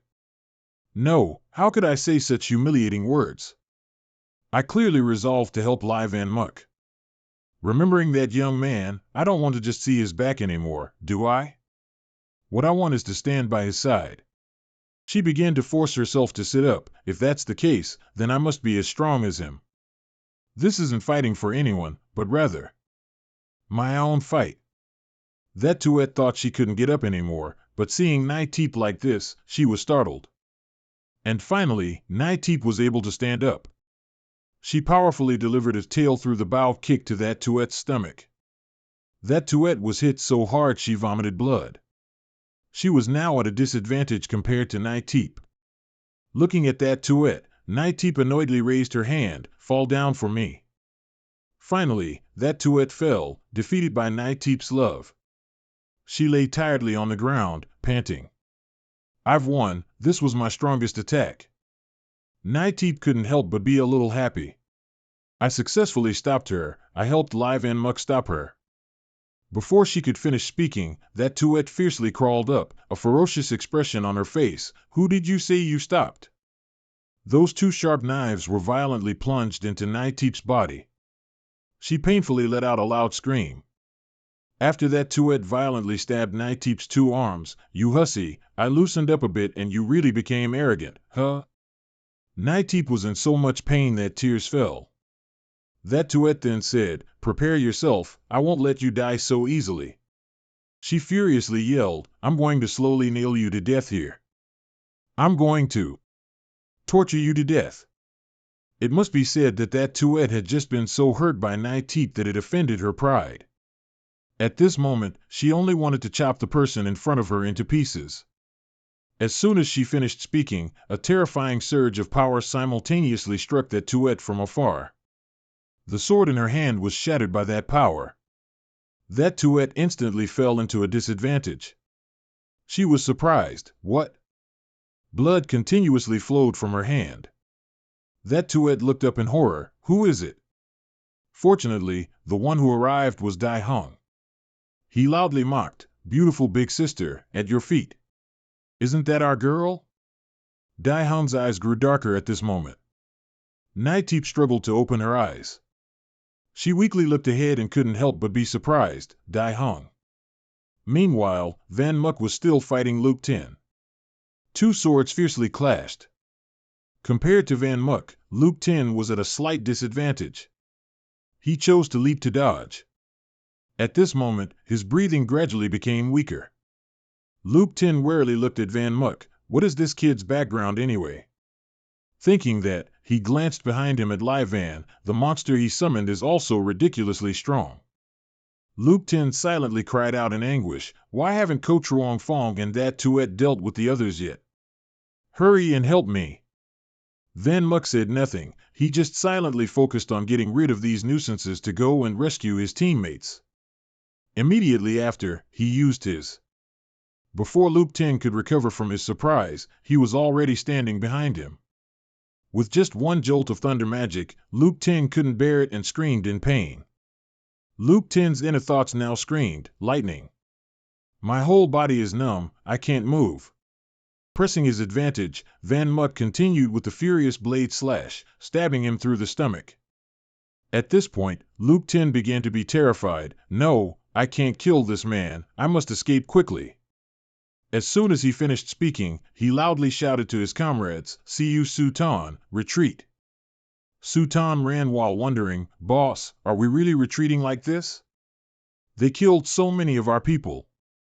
Luke 10 urgently replied, "We can't win against him. A smart person cuts their losses in time." Luke 10 reassured his people, "Don't worry, I'll reorganize a group of high-level mystics and then come back to deal with him." At this moment, a strange phenomenon suddenly appeared in the sky, with thick clouds gathering. Sultan frantically yelled, "Boss, look at the sky. What are these dark clouds?" He stared intently at it, stammering, This. Could it be?" Van Muck's face was cold. He lightly flicked his hand, then softly said, "Heavenly lightning." As soon as he finished speaking, a violent bolt of lightning struck down, causing the ground to explode. Screams and shouts echoed frantically from below, but his expression remained calm as if nothing had happened. Yet Lu Tin was still able to struggle to his feet, unable to help but cough a few times. Van Mug didn't think he would actually be able to stand up, so he sneered, "Oh my, what a surprise." Seeing Lu Tin panting in front of him, Van Mug couldn't help but ask curiously, "Still alive?" He twirled the sword in his hand, logically speaking, on any other day, I would let you go. But, you've already seen my shadow spirit, so I. After a pause, Van Mug looked at Lu Tin and continued, "I have to kill you." But before he could make a move, another voice rang out, "Single soldier heavy artillery. Fire!" Immediately, Lu Tin was shot through the head, his entire upper body exploding. Fresh blood splattered all over in front of Van Muck, which surprised him a little. The other person slowly revealed their face. Those useless trash from Giant Lion City dare to compete for the Jade Pendant? He introduced himself, Chiu Tien Tong, Lam Kien. "We, Chiu Tien Tong, have surely taken your Jade Pendant." Lam Kien saw him looking confused and repeated, "Your Jade Pendant, we, Chiu Tien Tong, have taken it." Van Muck heard the name of this sect and secretly thought to himself, Chiu Tien Tong. He looked at the group of people. Even such a top-tier sect has come? How troublesome. Van Muck held his sword and stepped closer. "My apologies, but I'm in a hurry right now and don't have time to mess around with you here." Lam Kien gave a cunning smile, then clapped his hands together. "Want to run? I won't let you go. Form the array." As soon as he finished speaking, several of Lam Kien's henchmen leaped into the air. Van Muck looked at them and couldn't help but exclaim in surprise. The man quickly reported, "Handsome young master, ready." Van Muck wondered, what are they doing? Aerial ballet? Lam Kien held a cup covered in writing and continued, "You'll know immediately. The sacred artifact of Chiu Tien Tong." Immediately after, he tossed the cup into the air and shouted loudly, "Void Realm." Then, he clasped his hands together and shouted loudly, "Rise." His hands formed seals, then moved continuously into various shapes with practiced ease. Seeing Lam Kien's sinister demeanor, Van Muck couldn't help but be startled and ask, "What is this?" Immediately, a golden spherical light appeared in the sky, enveloping the entire heavens. Lam Kien smiled slyly, "This time you can't run anymore. Hand over the Jade Pendant obediently." Of course, Van Muck wouldn't give up so easily. He disdainfully channeled his internal energy. "Just a barrier wants to trap me? Mad Blade." As soon as he finished speaking, Van Muck's powerful sword strike slashed directly towards that circle. Outside, Lam Kien stood calmly, looking into the cage he had created. The one who was surprised, however, was Van Muck. He widened his eyes. "How is this? It's completely unaffected?" Lam Kien looked at Van Muck dismissively. "I advise you to give up. This isn't an ordinary barrier." He explained, "This is the sacred artifact of our Chiu Tien Tong, a sealed space created by the Void Realm. You won't be able to break it." He looked at the two people behind him, annoyed. "Damn it, I don't have any more time." Meanwhile, Dai Hong, carrying Nai Teep on his back, ran in a panic, shouting loudly. Dai Hong ran for his life. "I'm telling you, what did you do to provoke her? She's gone crazy and wants to kill you." Nai Teep said miserably, "I don't know what I did to provoke her either." That Tuet, as if hypnotized, continuously screamed, "Die! Die! Die!" She was a jealous monster who lived to be 49 years old and had never experienced love. Dai Hung secretly assessed, this woman has completely gone mad. Her attacks have no rhythm, she's basically just flailing wildly. He was a bit panicked, her whole body is clearly full of openings, but because this type of attack has no rhythm, I don't know how to counter it. In that case, Alexia's eye is useless. I can only run. As he thought, he tried to run as far away as possible. But very quickly, that Tuet caught up. She screamed and lunged wildly, "All of you, die!" Dai Hung gritted his teeth, secretly despairing, is this the end?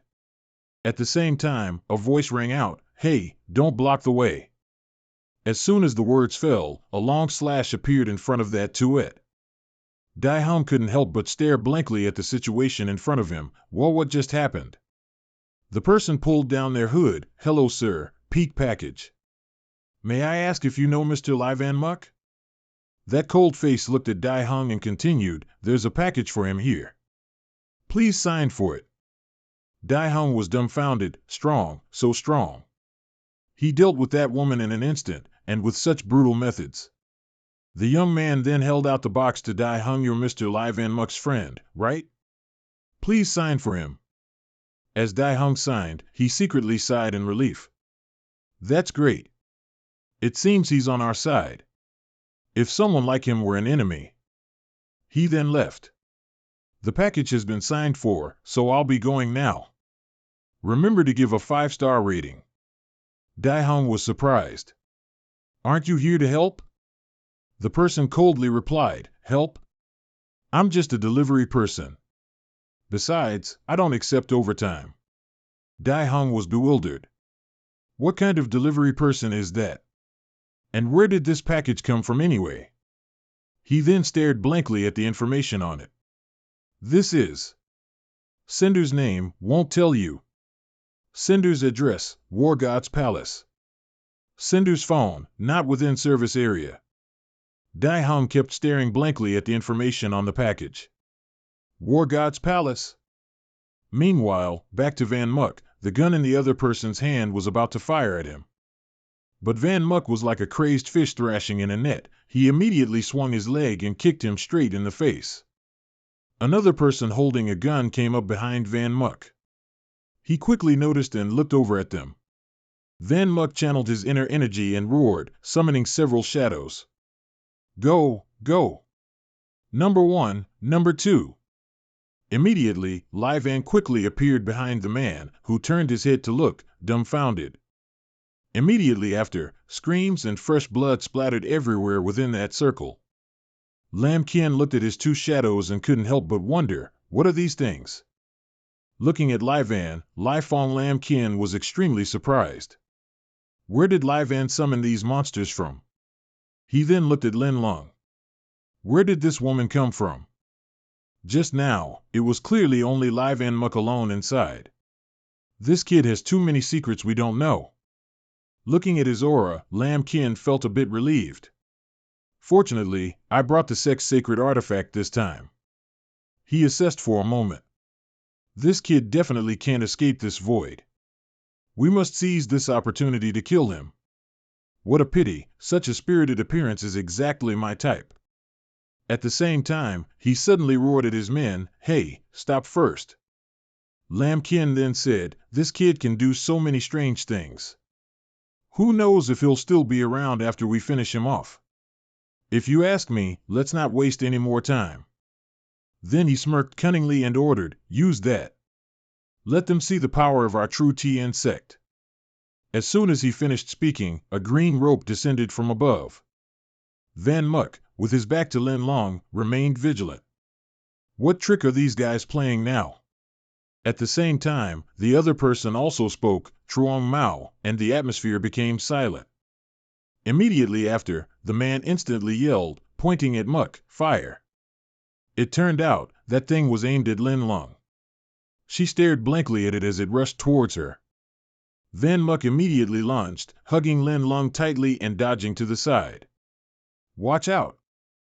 Lin Lung didn't know why, but tears suddenly welled up, and her small lips babbled incoherently. Van Muk looked at his little girl and smiled brightly. Seriously, why are you crying? He smiled brightly and gently stroked Lin Lung's head, comforting her. It's good that you're okay. Lam Qian watched from outside as if enjoying a show. He was smug. It worked. This thing can kill him. His blood fell onto Lin Lung's face. She frowned in annoyance. Ah. Immediately after, Lin Lung's eyes glowed with murderous intent, and she screamed in anger. Seeing Lin Lung's anger, Lam Qian's eyes suddenly became serious. Perhaps they didn't know, this beautiful girl was the queen of obsession. She laid Van Muk to one side, her eyes fixed on Lam Qian's group, burning with hatred. Finally, Lin Lung quickly soared towards her opponents. She furiously treated them like punching bags, knocking out opponents with a single punch. Seeing the killing intent in her eyes, those people couldn't help but be afraid. What's wrong with this woman? Van Muk lay slumped on the ground, worried as he watched Lin Lung like this. Kid. His eyes grew heavy. Van Muk felt uneasy. No, my vision is getting blurry. Am I going to die? Lam Qian looked at Van Muk and laughed heartily. You've been hit by the Mao Talisman's blood curse. You're definitely dead. He gave a cold, cunning smile. The blood curse entwined in the Mao Talisman will follow the wound, drain your strength, extract your soul, and finally, you will die from exhaustion. How pathetic. Inside, those people kept shouting, Quick, stop that woman. That woman's crazy. They told each other, Quick, use the Mao Talisman to kill that woman. Van Muk breathed with difficulty. He began to worry about Lin Lung. Kid, run now. You'll die. The speed of that thing is no joke. On this side, they were ready, weapons aimed at Lin Lung, then they shouted, Fire. Lin Lung was a bit confused now, not turning to look from the side. Before her now, countless red arrows furiously flew through the sky. Lin Lung's eyes were filled with blood-red arrows, as if a heavy rain was continuously pouring down. In the nick of time, Van Muk shouted loudly and then pulled her forcefully, Come here. Although he was heavily injured, he still managed to hug her close and dodge. Van Muk's breathing grew more difficult. Quick, shrink and hide in the spirit realm. This is an order. Lin Lung's tears streamed down. Seeing her fear, Van Muk comforted her, Don't worry, I won't die. Your dad is invincible. His gaze at those red light streams was fierce. Immediately after, a shocking explosion occurred, with smoke and fire everywhere, just like a war. Lam Qian outside was extremely pleased. He can still move? That's surprising. But it doesn't matter, with so many Mao Talismans, it's hard for him not to die. But contrary to what he thought, Van Muk was still alive. He was gasping for air repeatedly. Lam Qian saw this and couldn't help but inwardly flinch, shouting in his mind, What? It turned out he escaped thanks to Lai Van and Lai Fong using their bodies as shields. The system announced that all of Van Muk's spirit lights had died. At this moment, resentment surged in Van Muk's eyes. He made up his mind and shouted, I must kill all of you. Van Muk was exhausted from fighting for too long and losing too much blood. His breathing also became chaotic. Lai Van seemed to be in great pain. He kept crying out a few times. Van Muk felt a pang of guilt. Sorry, number one, number two, I will revive you. As soon as the thought finished, he opened the lid of that vial. Recalling the memory, Van Muk once asked Dai Hong, What is this? At that time, he explained that this was the sacred water of life. As long as something was completely dead, even if it was just a remnant, it could be saved. Van Muk closed his eyes and took a risk. He didn't know if this thing really worked, but now, he could only bet on it. He drank the entire vial in one gulp. Van Muk was so uncomfortable that he stuck out his tongue. It tastes awful. Immediately after, in less than a heartbeat, his severed arm began to react. That part of his body was like a lizard's. The arm actually grew back, leaving Van Muk dumbfounded. Up above, Lam Qian was also startled. What? His severed arm grew back? Lam Kin immediately speculated, could what he just drank be the sacred water of life? Van Muk below was extremely pleased. I can't believe this thing actually works. He moved his body a bit, his wounds were also healed. Good. Immediately after, his eyes became incredibly sharp. Time to counterattack. Van Muk's legs were more agile now. He began to soar up, shouting, Mad Blade.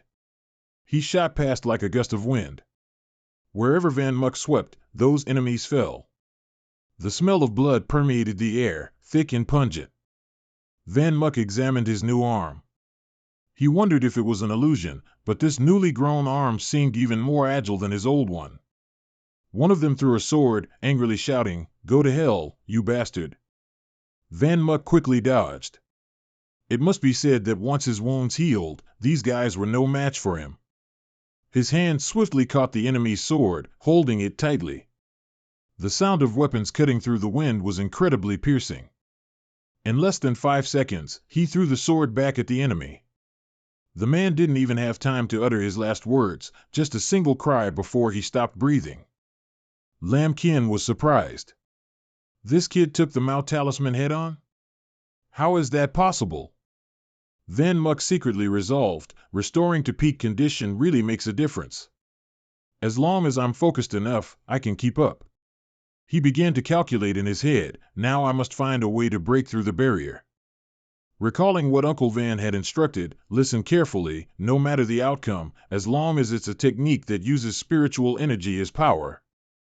At that time, he told him, then it definitely has a weakest energy point. As long as you break through that weakest point, you can escape. Just then, Van Muk began to channel his inner energy. You stinky brat, don't run. If you do, I won't tell him.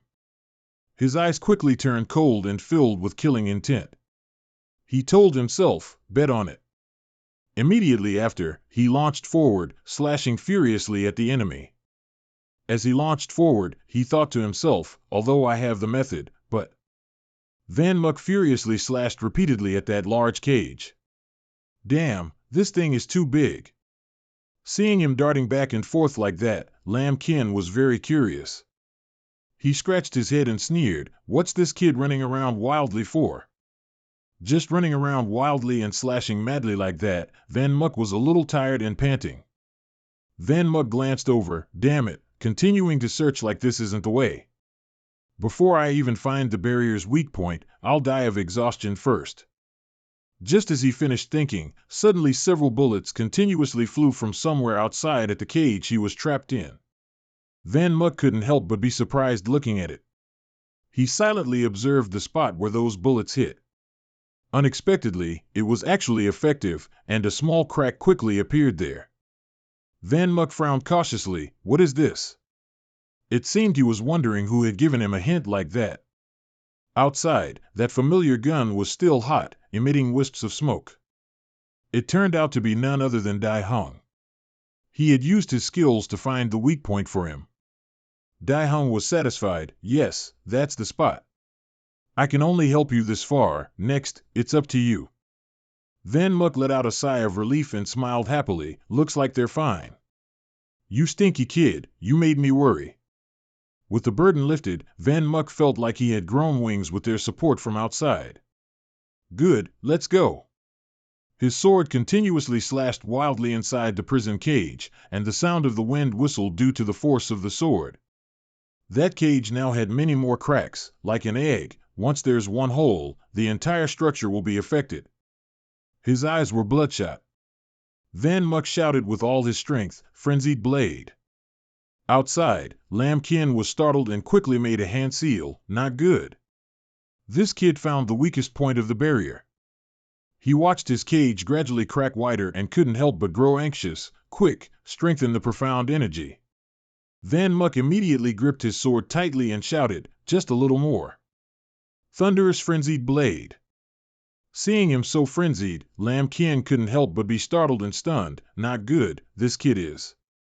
He's entered a trance. Van Muk was now slashing madly, his entire body emanating a brilliant light. Lambkin's subordinate trembled. No, Master Lamb, this person's power suddenly erupted. The barrier is about to. Can't hold up anymore. Just as he finished speaking, Van Muck successfully broke through. His whole body was covered in scratches, but Van Muck showed no signs of fatigue. The two subordinates standing beside Lambkin were thrown back by Van Muck's overwhelming pressure. Lambkin stood still in fright, silently watching Van Muck, who shouted, "Hey, all of you from True Tien sect must die." On this side, after Dai Hung was certain of Van Muck's victory, he happily landed on the ground. He looked at his teammates. "All right, we can gather now. Little NOC Kit, hey, little Nai Teep." But then he realized that Nai Teep wasn't responding to him. Dai Hung was a little puzzled. Did she pass out? He slyly leaned into Nai Teep's ear and whispered, "Hey, I heard what you said earlier about liking little Mug Muck, you know." Just as he finished speaking, she instantly shot up from her slumped state. Nai Teep grabbed Dai Hung's collar. "What did you say? You damned pervert, how dare you eavesdrop on a lady's little secret?"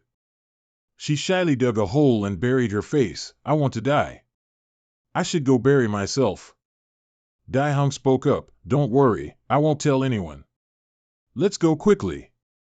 Nai Teep's face darkened, and she pulled out a knife, thinking sinisterly, why not just finish the job and kill him to silence him? Dai Hung shivered slightly. "Why do I feel a chill down my spine?" Very quickly, they found where Van Muck was fighting. Dai Hung shouted, "It's up ahead." As they ran past, Van Muck leaped out, and a shattering sound echoed. Dai Hung couldn't help but feel overjoyed seeing it. "Great. You really broke out." Suddenly, Dai Hung noticed something unusual about Van Muck. "Little Mug Muck, he's..." Van Muck's mouth kept repeating, "All must die." Dai Hung boldly speculated, "He's entered a trance." Nai Teep was stunned. "A trance? This looks more like turning into a demon." Dai Hung explained, "He can't control this power well yet." On this side, Van Muck, with blue wings and a long sword in hand, fiercely charged into battle, slaughtering enemies with unstoppable momentum.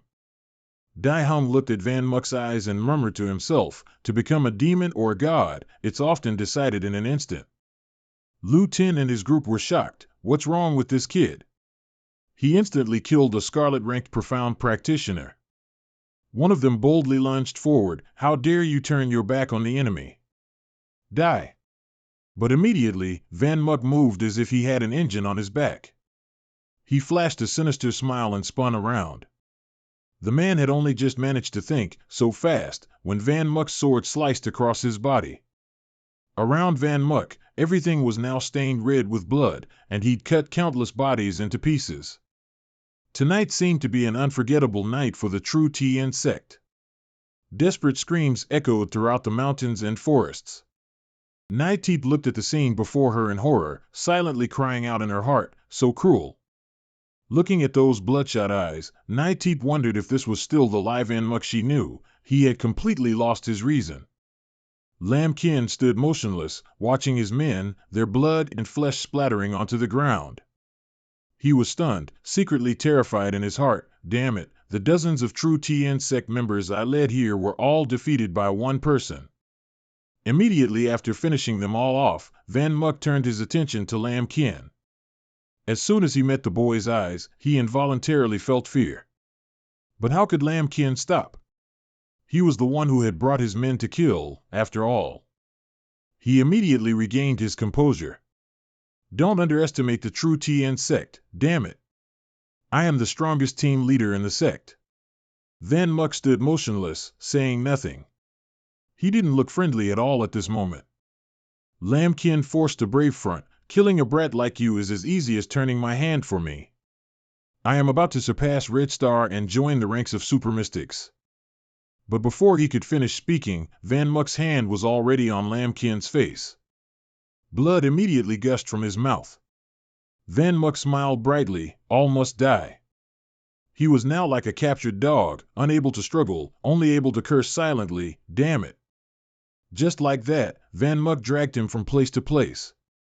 Lam Kin's body slammed into countless ancient trees, knocking them all down.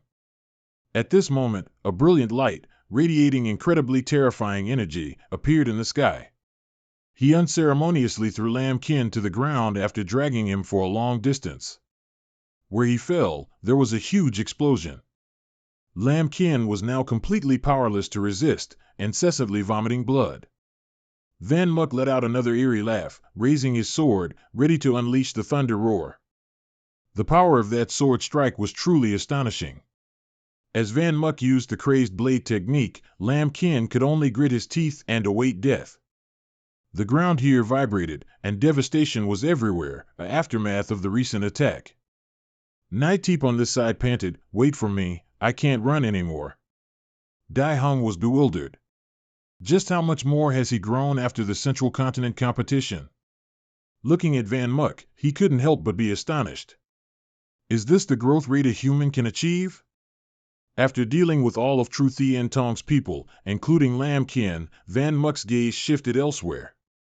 As soon as he saw Dai Hung, he locked onto his target. Dai Hung shouted in alarm, "He's coming this way now." Van Muk dashed towards them, continuously chanting his slogan, "All must die." Nightdeep cried out in fear, He even wants to kill us?" She urgently shouted, Van Muk, stop. Look closely, it's us. Don't you remember us anymore? Van Muk kept charging like a mad dog, while Nightdeep could only scream, "Look closely. We're your friends, please." Seeing the distance closing in, Nightdeep closed her eyes and shouted desperately, "Wake up." Contrary to her, Dai Hung surprisingly gave him a direct slap. This was considered a slap to awaken friendship. He looked at Van Muk and grumbled, "So noisy. Laughing like that all night long." Seeing Van Muk truly fast asleep, Nightdeep was stunned, "So, it really ended with just one slap?" Dai Hung calmly replied, "Yes, what else? Awaken him internally? Are you interfering too much?" "Don't worry, it's not the first time. I have experience with this kind of work." At this moment, in the Xuanzhi Guild's document room, the names of the defeated players were being deleted again. Duk observed the screen and found it amusing. Another name gone. He let out a light laugh and sighed, Van Muk, you've really stirred up a big mess." From behind, a person immediately announced, "Guild leader, the major clans have sent a joint signal. Connecting now." The person on the screen immediately picked up the call, furious, "Hello, Duk, that arrogant kid you picked out killed my entire team. I want an explanation from you." He defiantly replied, "Explanation? What explanation? Didn't you want to steal from him and ended up being killed because you weren't good enough? On the contrary, I want to ask, what do you intend to do with my arrogant kid?" Duk's words instantly silenced him, making him unable to retort. The others laughed boisterously, Old Yi is choked up. Duk then asked, "So, do you gentlemen have anything else? If you wish to continue pursuing Van Muk, I won't stop you." Another old man clicked his tongue, "Forget it. Even Tru Thien Tong suffered such losses, it's not worth it for a mere secret realm. Duk, I've found a talent." Hearing this, Duk couldn't help but feel extremely smug, that's only natural. Meanwhile, after receiving a crushing slap from Dai Hung, Van Muk finally woke up, bewildered. Van Muk looked around, where did all of Tru Thien Tong's people go? Nightdeep snapped, "You killed them all. Even Dai Hung and I were almost killed by you." Van Muk still hadn't fully recovered. He scratched his head cluelessly, "All dead?" "So, that's right." Before he could finish his words, Van Muk hastily ran off. Nightdeep shouted in surprise, "Hey, where are you going?" Van Muk rummaged through the corpses, "I remember it should be here." A moment later, he finally found the item and cheered happily. "Ah, found it." Van Muk held the small cauldron in his hand, "Found it. The Tru Thien Tong spiritual energy that kid talked about, it's mine this time." 3 seconds later, this greedy fellow continuously searched through all the corpses. This isn't bad either, this isn't bad either. Take them all." Dai Hung was dumbfounded, "You're kidding, you've stooped to robbing the dead? I really admire you." Van Muk still didn't care, "All right, I'll take this main spear too. Dai Hung immediately changed his attitude. Main spear? Give it to me. I want that one. Van Muk snappily said, No, I won't give it to you. Didn't you just say you didn't want it? Naiteep couldn't help but complain, these two are really unlucky. Just then, Dai Hung's notification suddenly rang. You have new messages, please check. He instinctively opened it and was startled in surprise. This is. Immediately after, Dai Hung let out a loud shout.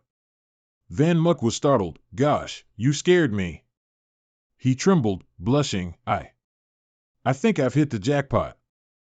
Van Muk wondered, your family is the richest, so of course you've hit the jackpot. Dai Hung hastily recounted, there was a place online betting on whether you'd survive or not. I bet $1 billion that you would. Just now, the major clans announced they wouldn't try to snatch your jade pendant anymore. The betting odds for your win were 1 to 300, which means. At this, Van Muk's face looked a bit grim. Immediately after, Dai Hung excitedly showed him the news, shouting, I won 300 billion. Van Muk forced the brightest smile he could. Wow, that's amazing. 300 billion. Right after, he started beating Dai Hung, you asterisk shoal. When I was fighting for my life, the first thing you thought of was using my life as money, wasn't it? Dai Hung screamed, I'm dying, I'm dying. Van Muk was ferocious, I don't care. This money was earned with my life. This 300 billion is mine. Najeeb quickly stopped him, gently, his waist is about to break. Dai Hung protested, but what did I win? Van Muk became annoyed again, oh, please. 300 billion is nothing for you. Then Van Muk looked at the betting board, feeling a bit irritated. Did no one really believe I'd survive? Not many people bet on me to win. It feels like everyone in the world is wishing I'd die. He curiously tapped to see who had bet on him to live. Those names all surprised him. There were 6 people who bet 1 billion that Van Muk would live, and they were all familiar faces. Van Muk cursed in his head, these guys, I really can't deal with them, but his face clearly showed a warm smile. Scene change, at the Chaotian sect, divine sacred continent, a loud voice echoed, Li Yunmu, you and I are irreconcilable. Zhou Min, passing by, couldn't help but wonder, what's wrong with the young sect master? He's so angry again. Qing Nan heard this and added, you don't know? I heard the young sect master's male favorite was killed by someone else. Zhou Min was surprised. Huh? The young sect master has such a hobby? Qing Nan continued, yes, even the sect master is very troubled by his long-yang hobby. According to Qing Nan's observation, the young sect master was truly very concerned about Lin Jian, making him his dual cultivation partner.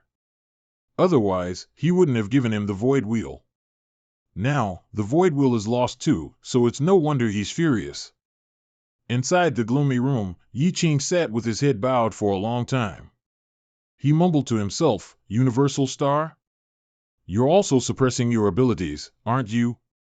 Yi Qing gradually calmed down, his eyes revealing a murderous glint. I want to see which of us suppresses more. Scene change, back to Van Muk. As he stepped out, Dai Hung immediately asked, so, do my clothes fit?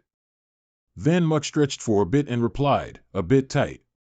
So you're that thin. But you two really came prepared, even bringing a change of clothes. Dai Hung handed him a box. Here, these are your things. A delivery person brought them earlier. Van Muk was surprised, huh? A delivery person? How does a delivery person get to this remote place? Dai Hung explained, it was a delivery person from the God of War Hall.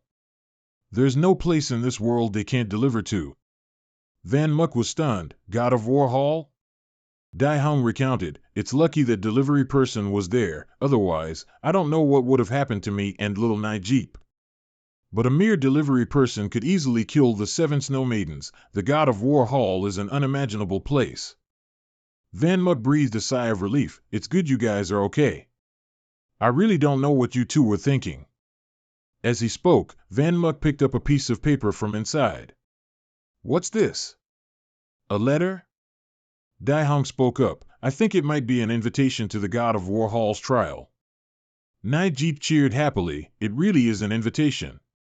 This is exactly what you need right now. Van Muk was still confused. What I need most right now? What do you mean? She happily explained for her friend. Having this invitation means you'll have the strongest backing in the entire world. Upon hearing this, Van Muk himself was very surprised. Backing? Scene change. In a bustling street, Van Muk was negotiating with a boy. Name your price, I'll buy it. The boy angrily slapped Van Muk's hand away. This action surprised him a little. Wu Fan clutched the item tightly in his hand. 3 million, not a cent less. Van Muk felt the boy was like a startled cat. A passerby, seeing Wu Fan haggle like that, felt indignant on Van Muk's behalf and was about to speak. Hey, but Van Muk, instead, didn't argue and accepted immediately. All right, but you have to tell me where this came from. The boy pushed his luck. Then it'll cost more. I want 5 million. The kind man warned. Hey, young man, don't listen to him raising the price. He just offered me 1 million. But Van Muk was puzzled. What did you say? Just as he finished speaking, Wu Fan's account vibrated. You have a transfer of 5 million. Please accept. The other man was startled. He just gave it to him? He was secretly shocked. Who is this rich person who just showed up? He doesn't treat money like money at all. The person next to him whispered, quickly, look at this. Both discussed, he seems to be the recently famous Li Yunmu. And I heard he might also be the young general of the stars. Wu Fan was shocked. Young general of the stars? Van Muk saw the boy still clutching the item and spoke loudly. Hey, I've already given you the money. Can you return the item to me now? Also, tell me. Wu Fan stammered, well, that. The boy handed it over. Here, the item is for you first, but I don't know its origin. Van Muk was surprised. Huh? Wu Fan lowered his head and whispered, this item, I actually stole it. I just wanted to swindle some money. Hot tears fell on his youthful face. Wu Fan admitted, my brother is dying. I really need money to treat him. I'm sorry, I can pay you back. Please, young general of the stars, don't arrest me. The passers-by couldn't help but feel sorrow after hearing the story. What a poor child. Even I'm touched. If I had known, I wouldn't have treated him like that. Van Muk, however, suddenly grabbed the boy's head and lifted it. You stinking brat, you dared to trick me? Go to hell. I'll kill you. A passerby was indignant. Are you a devil? Van Muk then lowered his voice. Forget it. If you really need this money. He paused for a moment. Van Muk looked at Wu Fan and continued, consider it a loan from me. He turned his back and gave a few instructions. Life may be hard, but swindling money isn't right. Don't do that again. After all, next time you won't meet me. Goodbye. The boy stared blankly at the receding figure. Van Muk's voice still echoed in his ears. Sir, do you have holy life water? That item. Our small shop doesn't have it. In just a moment, Van Muk reappeared. Deshiong excitedly cheered. Little Mumu is back too. Deshiong was anxious. So, did you find it? Little Nuojia and I couldn't find anything. Van Muk was dejected. Me too. I didn't find anything at all. Looks like today's luck isn't good. He quickly pulled out his items for everyone to see. I only bought 3 latitude eyes and 1 incomplete page. Naijia wondered, an incomplete page? That's useless if you only have 1. At the same time, Van Muk suddenly broke into a mischievous smile. He pulled out another page from his system. Who said I only have 1 page? Van Muk was happy. Now I have 2 pages. Deshiong chimed in. So, what's the use of this thing? Suddenly, Van Muk turned his face away. Deshiong was startled. Why are you silent? He complained to himself. I guess I wasted the money. I bought it without thinking at all. Naijia loudly said, Hey, don't be sad. Don't you want to go to the Maraba Dark Long Night domain? Maybe you'll discover something new there. Van Muck asked again, do you two want to come along? Deshawn happily replied, of course. We're already here, get in the car. Nijia couldn't help but scold, are you an idiot? Your car only has 2 seats. Deshawn looked at Van Muck again. Then you fly. Briefly about the Dark Domain, it refers to the border region closer to the upper layer world. Many latitude beasts from the upper layer world flee to this place. In such deep, secluded mountains, people come to train their abilities. Even though they know the danger is immense, they still come in vain. The group of 3, including Van Muck, quickly arrived. He was gasping for breath like an ox. Our male lead kept complaining, the oxygen concentration here is too low.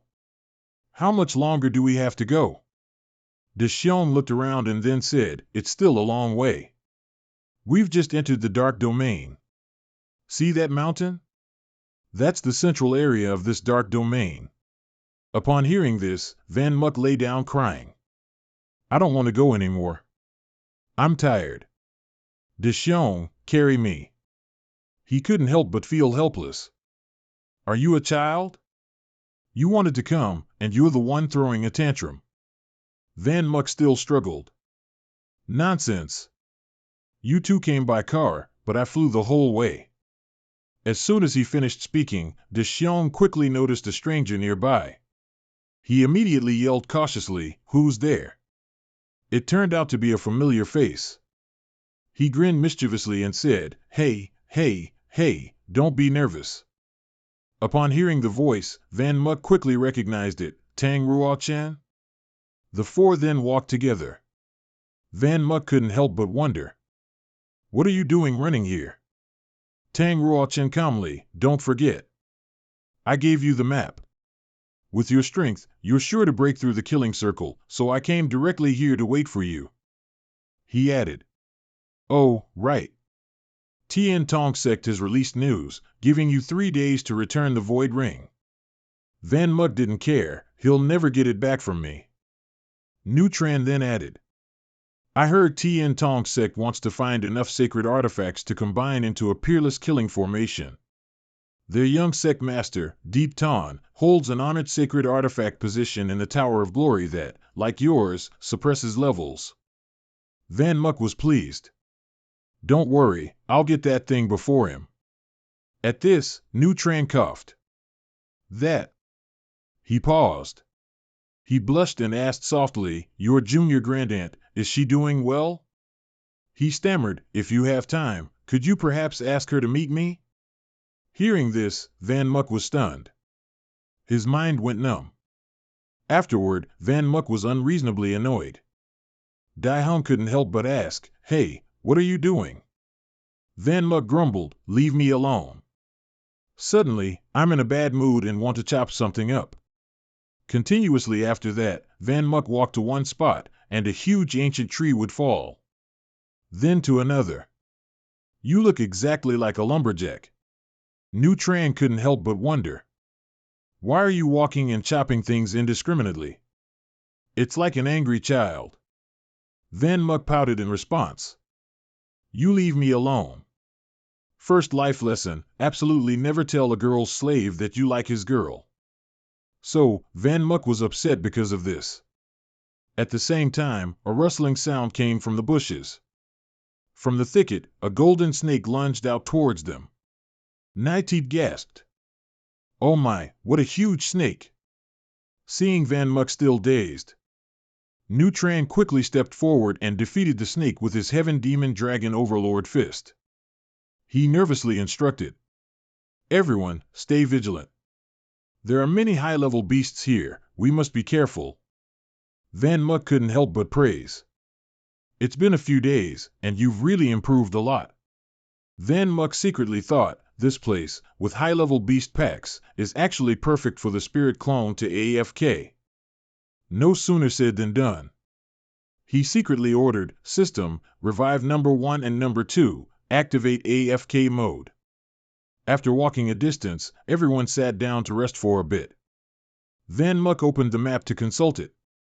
But he quickly fell into contemplation. Only a ghost could understand this pile of scribbled talismans.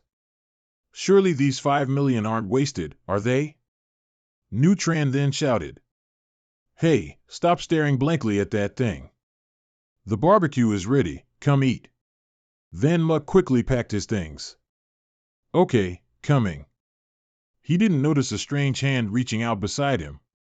As soon as he finished speaking, Van Muck finally noticed something unusual. He immediately turned around.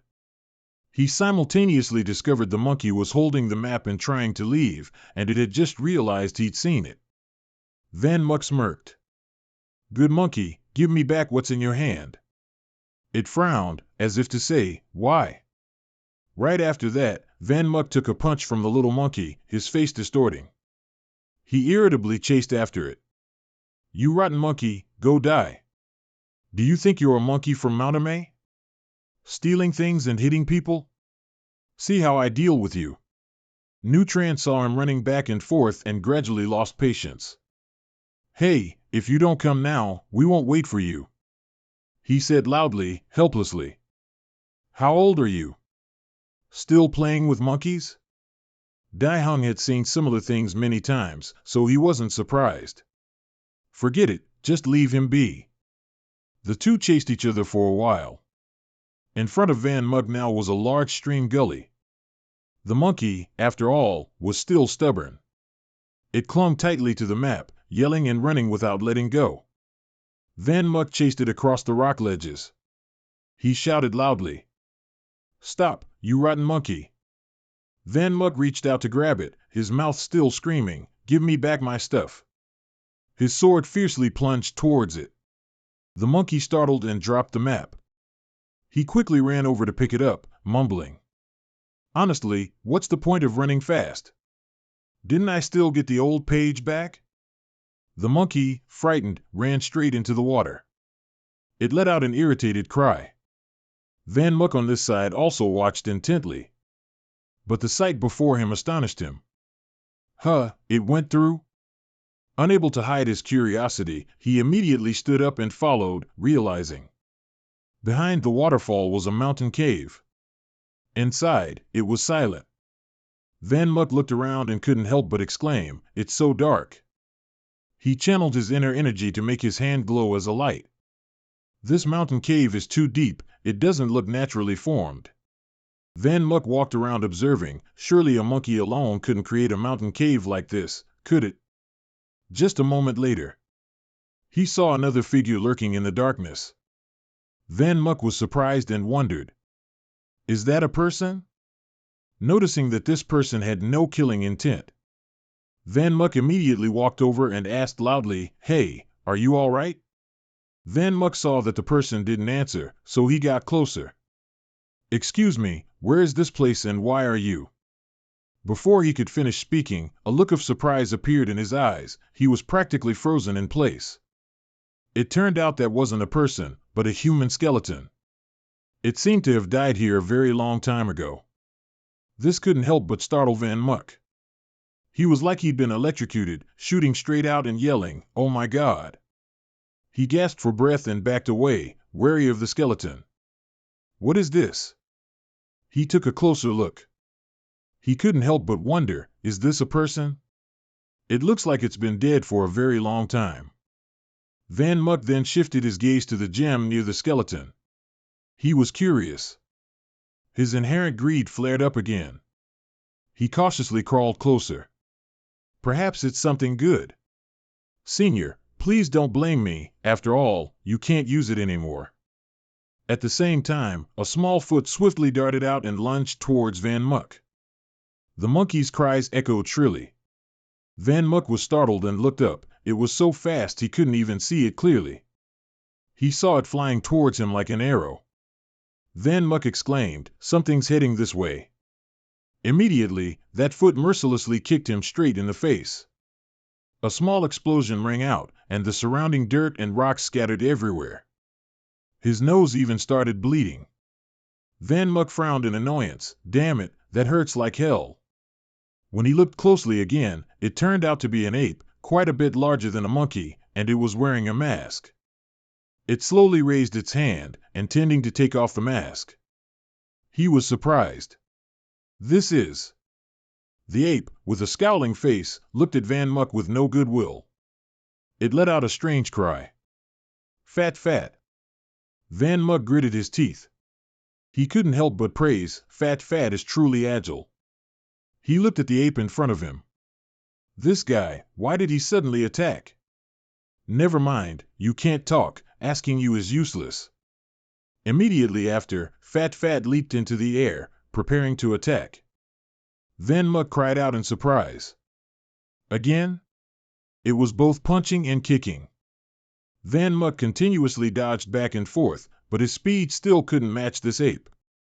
He didn't even have a chance to counterattack, as Fat kept punching Van Muck in vulnerable spots on his face. Finally, Fat delivered a finishing blow, and Van Muck was sent flying far away. He fell to the ground. He tried to regain his footing on the ground. Van Muck looked at the ape in front of him, feeling annoyed. Damn Fat. This is... He observed its attacks and realized it was Tong Bei Quan, back-penetrating fist, and furthermore, it knew how to use Xian energy. Before Van Muck even had a chance to counterattack, Fat leaped up again. Van Muck was startled. Again? He quickly summoned his sword, feeling that he couldn't fight it barehanded anymore. He swiftly slashed towards it, yelling, "Damn it, don't underestimate humans." He glared at it, gripping his sword tightly and shouting, "Thunderous Bladestorm." Van Muck just brought his sword over, and it seemed his doom had arrived. The sword got stuck in the rock behind him. Van Muck was anxious and flustered. Oh, wait, pause. But how would that crazy monkey listen to him? It immediately launched a powerful kick towards Van Muck. He tumbled to the ground, yelling in frustration. You big shot, you have no martial ethics. Van Muck began to ponder, my great sword arts can't be used in this cave, so, number 1, number 2, go. The system immediately reminded him, your spirit body must go AFK. Summoning them back takes 2 hours. Van Muck seemed like he was about to cry at this moment. So what should I do now? Doesn't that mean I'm dead for sure? No sooner had he finished speaking than a loud explosion echoed in the cave again. Fat spun several times in the air, then quickly steadied itself on the ground. Van Muck slowly emerged from the smoke. That was a close call. He almost forgot about it himself. He couldn't help but feel pleased. I still know this move. This is the suspended kick. Van Muck looked at Fat with a cunning smile. At this moment, it also suddenly flinched. This time, it's my turn. No sooner had he finished speaking, Van Muck delivered a kick that sent Fat tumbling. Fat was hit by a kick. It then slammed hard into the large rock behind it, creating a big hole. Van Muck plunged straight down from the sky towards Fat. Without waiting for it to regain its composure, he continued his attack, and that's not all. Fat quickly put its hands up to block this attack. This monkey is indeed agile. Van Muck continued his defense. He couldn't help but praise, this damn Fat's physical technique is no joke. One could say that if it were in the mountains, it would surely be the leader of the pack. Fat's movements and thoughts are no different from a human's. His kicks were continuously caught by it. Van Muck couldn't help but be surprised. Where on earth did it learn that? Finally, he stopped wasting effort, withdrew his leg, and jumped to the side. Such good defense, I can't attack at all. Immediately after, Van Muck quickly somersaulted towards Fat and said, try this move. No sooner had he finished speaking, Van Muck did a somersault, and his leg slammed straight into Fat's face, startling it. Because the force of this attack was a bit strong, Fat's mask couldn't withstand it and shattered. Van Muck scoffed, your mask is broken, do you need me to leave you alone? Seeing Fat still stand up, he couldn't help but be surprised, it can still move? I put a lot of strength into that kick. No sooner had he finished speaking, Fat's legs gave way, and a powerful internal force emanated from its body. While he was still stunned, it erupted with an alarming aura. Van Muck couldn't help but be startled. Again emitting such high-intensity, profound power? You idiot, stop it. He looked at the falling rocks and shouted in panic, the mountain cave won't be able to withstand it and will collapse. No sooner had Van Muck finished speaking, a large rock immediately fell straight down in front of him. He looked up, feeling a bit anxious. Not good, this place is about to collapse. Van Muck was also a bit worried about this monkey. Fat, you idiot, if you keep fighting, we'll all be buried here. Stop it. But it didn't care about Van Muck's words. It immediately dashed behind him and ran back towards the skeleton, which surprised him. What? Only then did Van Muck understand, so this fat was protecting this skeleton? He couldn't just leave it in such danger, and its body also had difficulty moving that skeleton.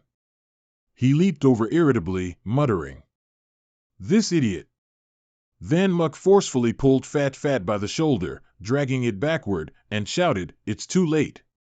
He forcefully threw it towards the cave entrance. "If you're injured, don't try to act tough." Van Muck then embraced the skeleton, even though he didn't know why Fat wanted to protect this thing. He shouted a warning, "Get out first." Fearing it would disregard its life and rush back in, he used his inner strength to forcefully push Fat out. It was safe, but the cave entrance was gradually being blocked by large rocks. Fat looked confused, not understanding why he was helping it. It was also a bit worried about the skeleton, chirping incessantly. The sound of stream water gurgling through the rock crevices, the cave entrance was now completely blocked. Fat moved closer, unwilling to just wait outside like this. Although its tiny body was nothing compared to those rocks, Fat still tried its best to dig itself out. At the same time, a hand forcefully punched the rocks outwards. Fat, who was digging, couldn't help but stare blankly at that arm. At that moment, Van Muck emerged from inside the cave, carrying the skeleton on his back. The skeleton was still intact on his shoulder. Van Muck looked at the still stunned Fat and said, "I've brought him back." Immediately after, its incomprehensible cries continuously rang out, making Van Muck frustrated and annoyed. Fat was overjoyed, but Van Muck fundamentally couldn't understand anything. Suddenly, a bold idea popped into his head, making him excited. "I've got it." Then, Van Muck transmitted a message, "Hey, destructive big brother," he muttered, calling her Great King. Van Muck continued, "You're quite interesting, aren't you? You probably understand Fat's language, help me translate." Min now heard this and was surprised. "Huh? Translate for you? Who do you think I am? I'll kill you." Van Muck didn't beat around the bush, "I'll help you unseal." Finally, Min now had no choice but to comply, and the translation began. According to Min Na's relay, "This white skeleton belongs to my master." No, instead of master, friend is more appropriate. "He never considered me a pet, taught me martial arts, and even told me how to use profound power. We were inseparable every day. A few years ago, my master wanted to cultivate a technique, so he came to this sparsely populated area. Originally, everything went smoothly. But just as my master was about to succeed, he suffered a backlash from the technique. Before he passed away, my master expressed regret. He believed someone could definitely cultivate this technique. He hoped I could help him fulfill his wish, so I stayed here, waiting for someone destined and capable. Just as I was about to give up, you appeared." Van Muck silently and seriously listened to the monkey's words. At this point, it bowed its head. "Please take this." Fat sincerely said, "If you accept it, my master will surely be very happy." Van Muck looked at the item on the ground with great surprise. "Ah, why me?" Fat continued, "Because you are strong enough. I can sense that you are not just an ordinary cultivator, you are suppressing your true level. And you didn't hesitate to risk your life to help me rescue my master's remains. I see your righteousness, therefore." With that, it extended its hand, its face filled with earnest pleading to Van Muck, "Please." Finally, Van Muck couldn't bear to see the monkey sad. Then Van Muck sighed, "All right, I promise you." Fat was surprised. Really? Then, Van Muck picked up the orb again. Let me see. Rising Sun Great Flame Technique. Fat was surprised. Now? Practice it now? Van Muck casually replied, That's right, why not? I think you must also want to see with your own eyes what this technique is like, right? I'll practice it in front of you. It stared at him blankly. Its master spent several months practicing and all failed. It's impossible to master it in a short time. Looking at Van Muck's expression, Fat was a little startled. No, his eyes, he's serious. As soon as he finished speaking, Van Muck said to the system, scan the technique. But according to the system, this technique has a flaw. Van Muck couldn't help but be surprised. What do you mean? The system said again, this technique had an error during its creation, so theoretically, it's a technique that cannot be fully mastered. If one forcibly cultivates this technique, one will definitely suffer chi deviation and die from backlash when it's about to be completed. Van Muck was surprised. Then do you have anything to supplement it? Then the system guided him. Van Muck couldn't help but be satisfied. Excellent. Then exchange for those 3 techniques first and cultivate them simultaneously.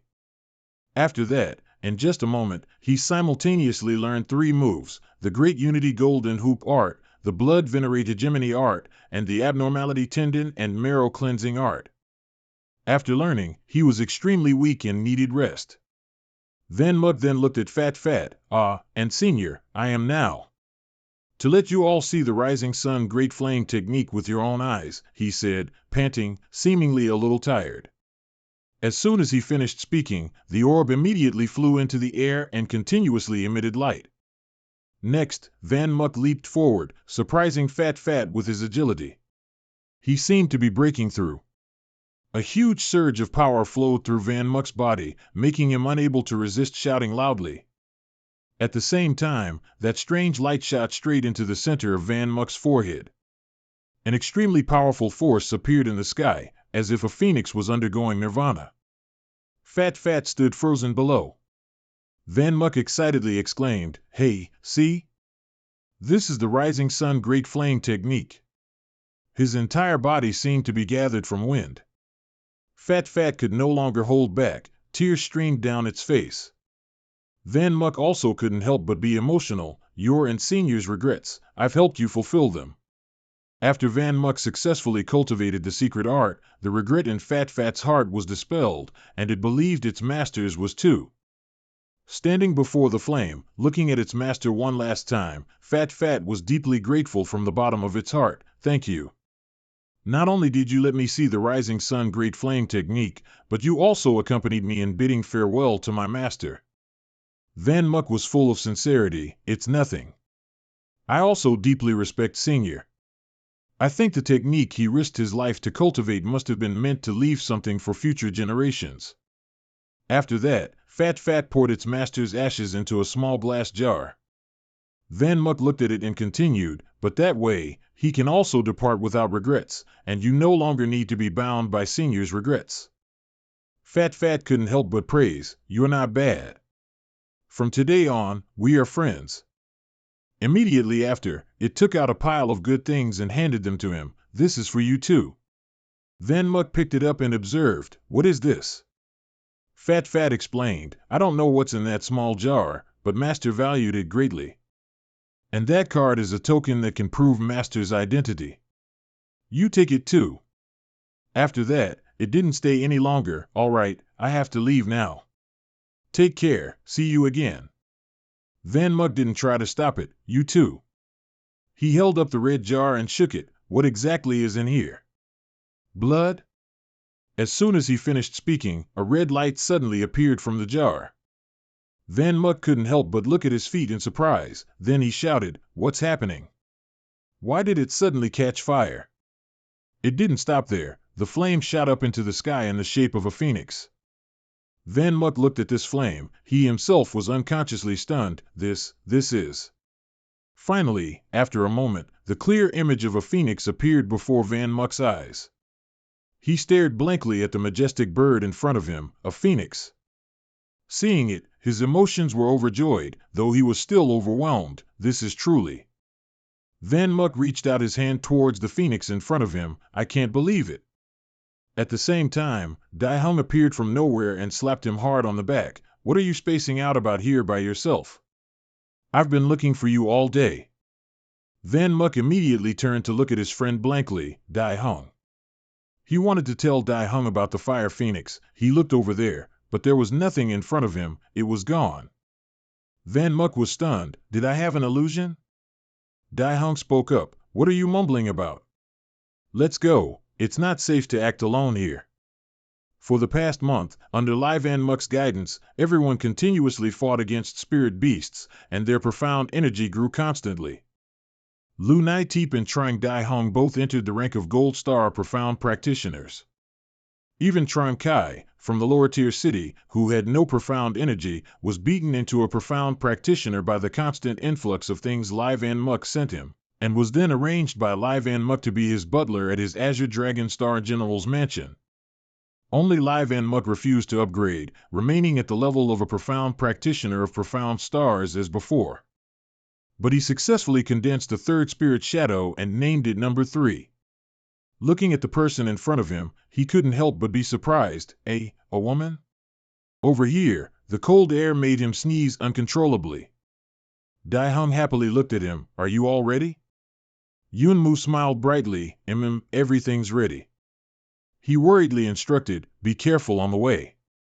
He said nonchalantly, don't worry, I'll go into the tower to get the sacred artifact and come back. You all continue cultivating and wait for news of my triumphant return. At this moment, at Luori border town, as soon as he arrived, he was startled. What, the teleportation array is being repaired? Captain Wu replied, that's right, the higher-ups have forbidden long-distance and over-level teleportation. Yun Mu said annoyed, what's going on? Why repair it now, of all times? He whispered into his ear, actually, the equipment being repaired is just an excuse.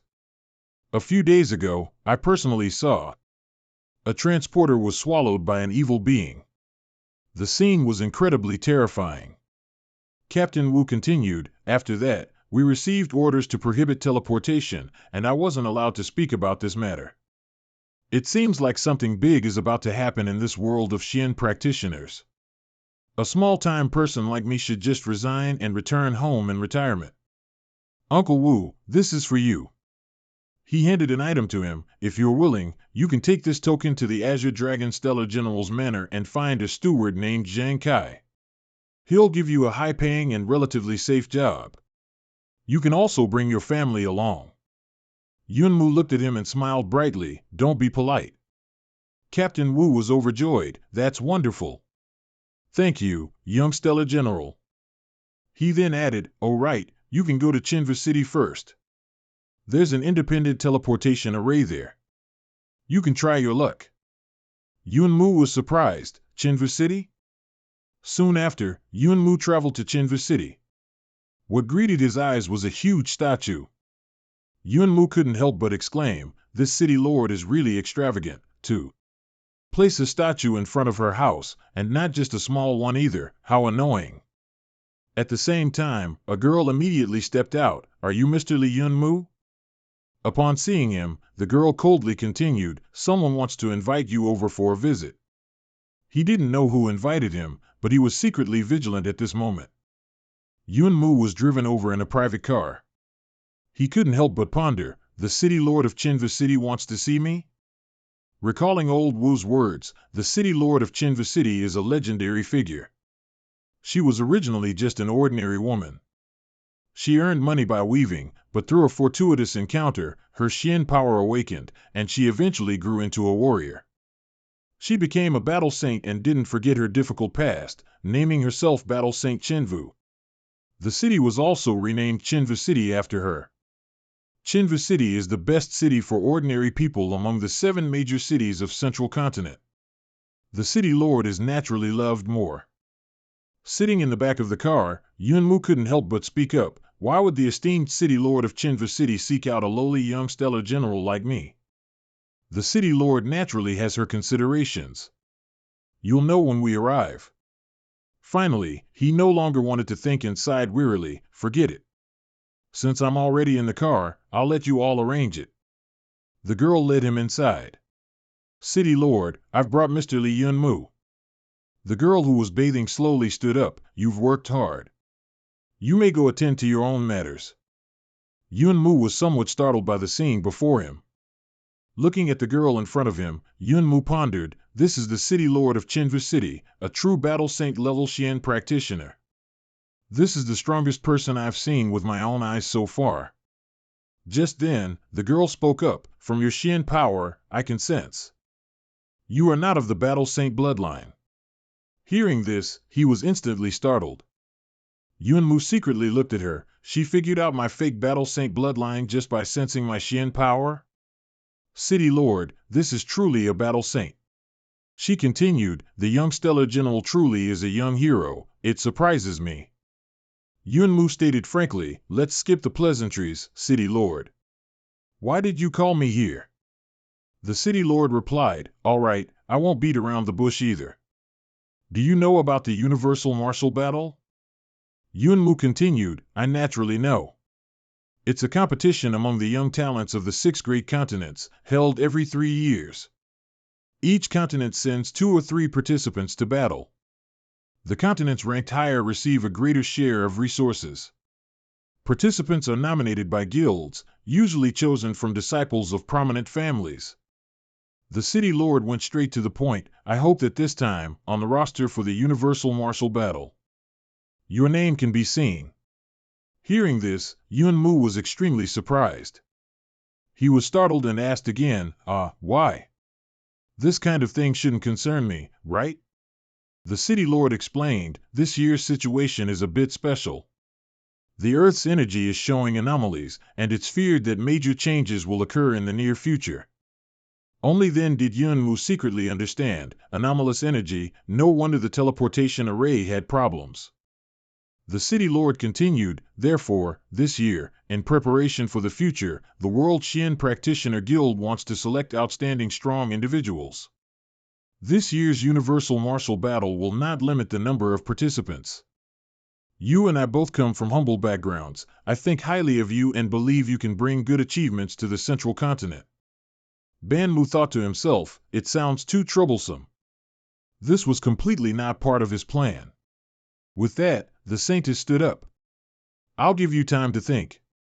Let's stop here for today. Tin Ni, take the young general to the transmission array. Hearing this, Vanmu lazily frowned. He couldn't help but sigh, oh, heavens. Scene changed to the Tower of Honor. Everyone was continuously buzzing. Why are there so many people at the entrance? Vanmu cautiously pulled up his hood. I don't know what's going on, it's better to be a bit low-key. Immediately after, he ran up to cut in line. Excuse me, let me through. On this side, a few people by the roadside were talking to each other. Who are you betting on? Do I even need to say? Ling Shui. The curly-haired man explained, she's known as the only disciple of the Sword Saint, a human weapon. She must be very strong. The person next to him said, all right, this time, who isn't a disciple of a battle saint? Following the loud shouts, he looked over. Diet Tan of Chao Tien Sect, Lan Tien Tuet of Ice Palace, even the third-ranked ghost demon on the individual leaderboard has arrived. That person continued, I bet on the twin moon saintess, Tan Noyet, she is. At this moment, Vanmu stepped forward and greeted them, 2 big brothers, what exactly is happening here? Why are there so many people? That person was puzzled, you don't know about such a big event? Not long ago, Diet Tan of Chao Tien Sect issued a challenge to Lai Vanmu. He declared that he would clear the 70th floor before Lai Vanmu and claim the reward within. Other profound practitioners, hearing this news, couldn't sit still and all entered the tower, wanting to pass the 70th floor faster than Diet Tan. He was startled and thought to himself, challenging me? Why don't I know about this? Hearing this, he finally went online. So this rumor was true. Diet Tan left a challenge, Lai Vanmu, if you're a man, go up to the 70th floor. If you have the guts, come. Van Mu was someone who barely ever went online. Everyone was buzzing again. These people entered the tower yesterday, but that live Van Mu hasn't appeared yet. The blond man looked over at him. You look familiar. I think I've seen you somewhere before. Van Mu pulled up his clothes and quickly left. You must be mistaken. I have a very common face. He calculated to himself, these people entered the tower a day ago? I must seize the time. When the crowd wasn't paying attention, Van Mu had already quickly entered inside. As soon as he stepped inside, Van Mu exhaled, I'm back again. He quickly checked the leaderboard. Those people are already on the 20-something floor. I need to hurry up, or I really won't be able to catch up. Immediately after, Van Mu anxiously channeled his inner energy, going all out. Go! And this is Live Van Mu's army, full-scale attack. Inside, a man impatiently lit a cigarette.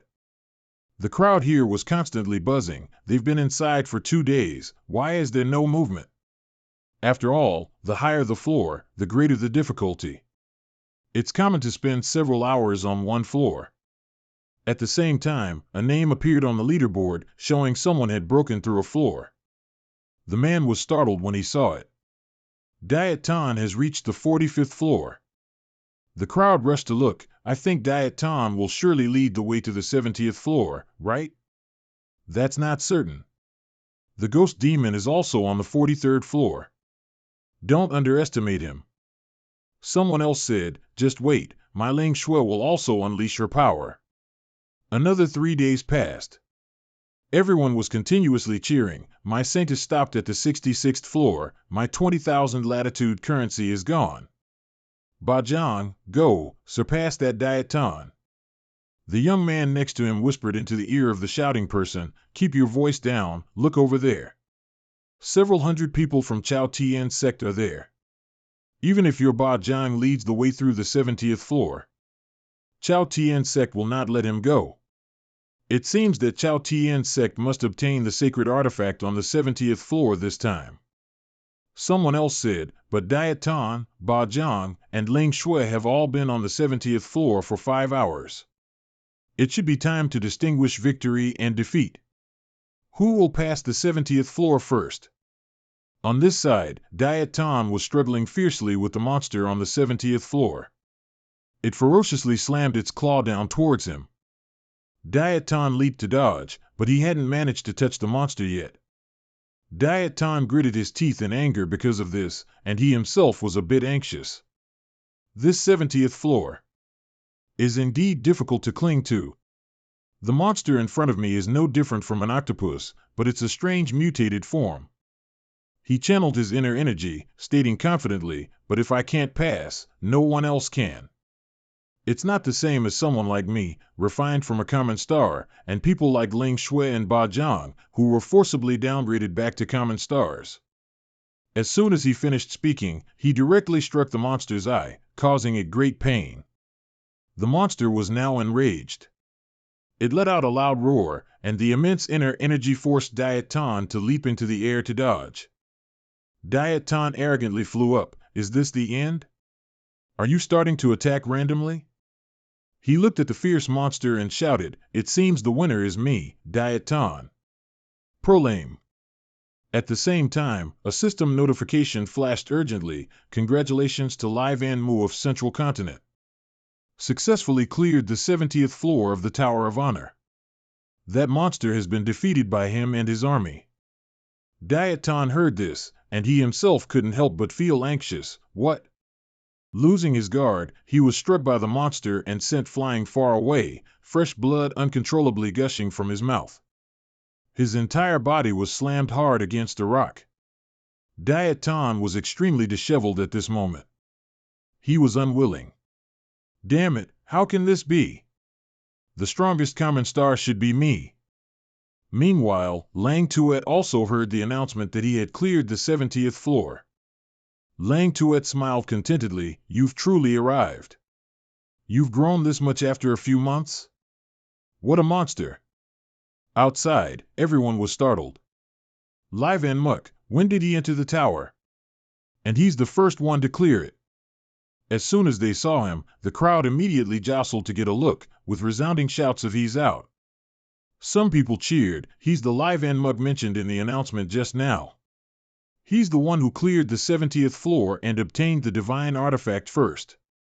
He felt a bit proud but also frowned. What? An announcement? Didn't I hide my ranking?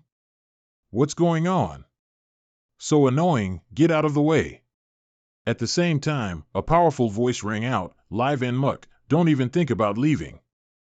Great blazing array, activate." He looked up at the sky helplessly. Again? Oh God, am I a worm or something? Nothing ever goes without people trying to catch me. An elder from the Truthian sect stepped forward. "Live and Muck, hand over the 2 divine artifacts you hold, and we won't make trouble for you." His hands were still forming seals, and he couldn't help but threaten, "Of course, it's a transaction. We'll also give you corresponding spirit stones." Everyone started buzzing. Oh God, isn't that elder back from Truthian sect? He's come in person. And he's Diaton's master.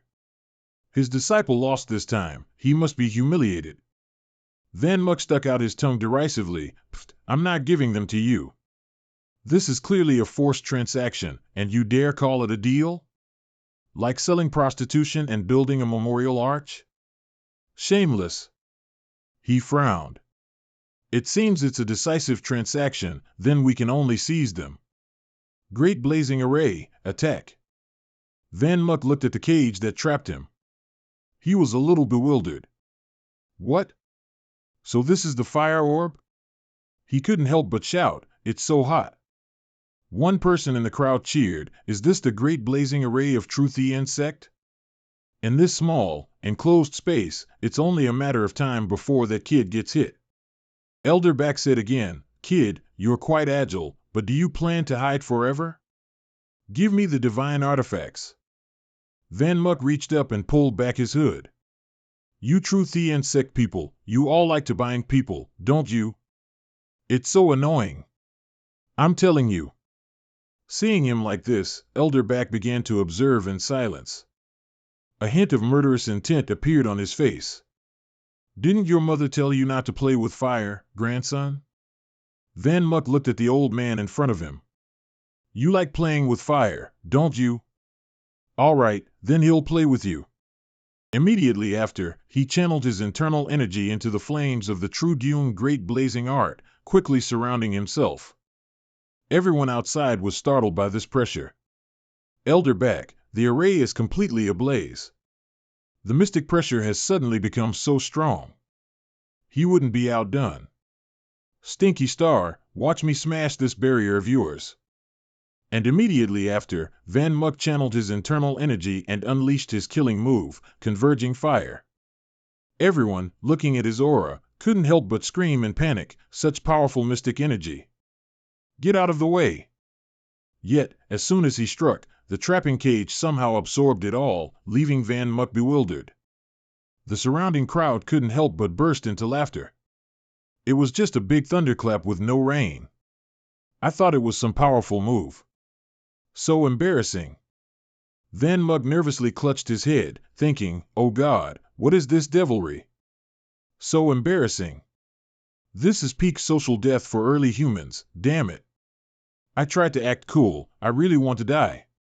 Our male protagonist then complained, "Hey, system, didn't you say this cultivation technique was complete? It's useless."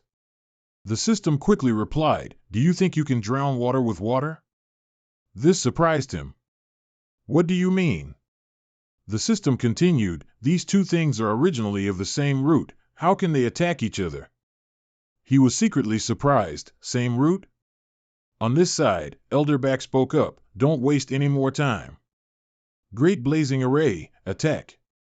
Before he could react, the flame surged towards him from behind.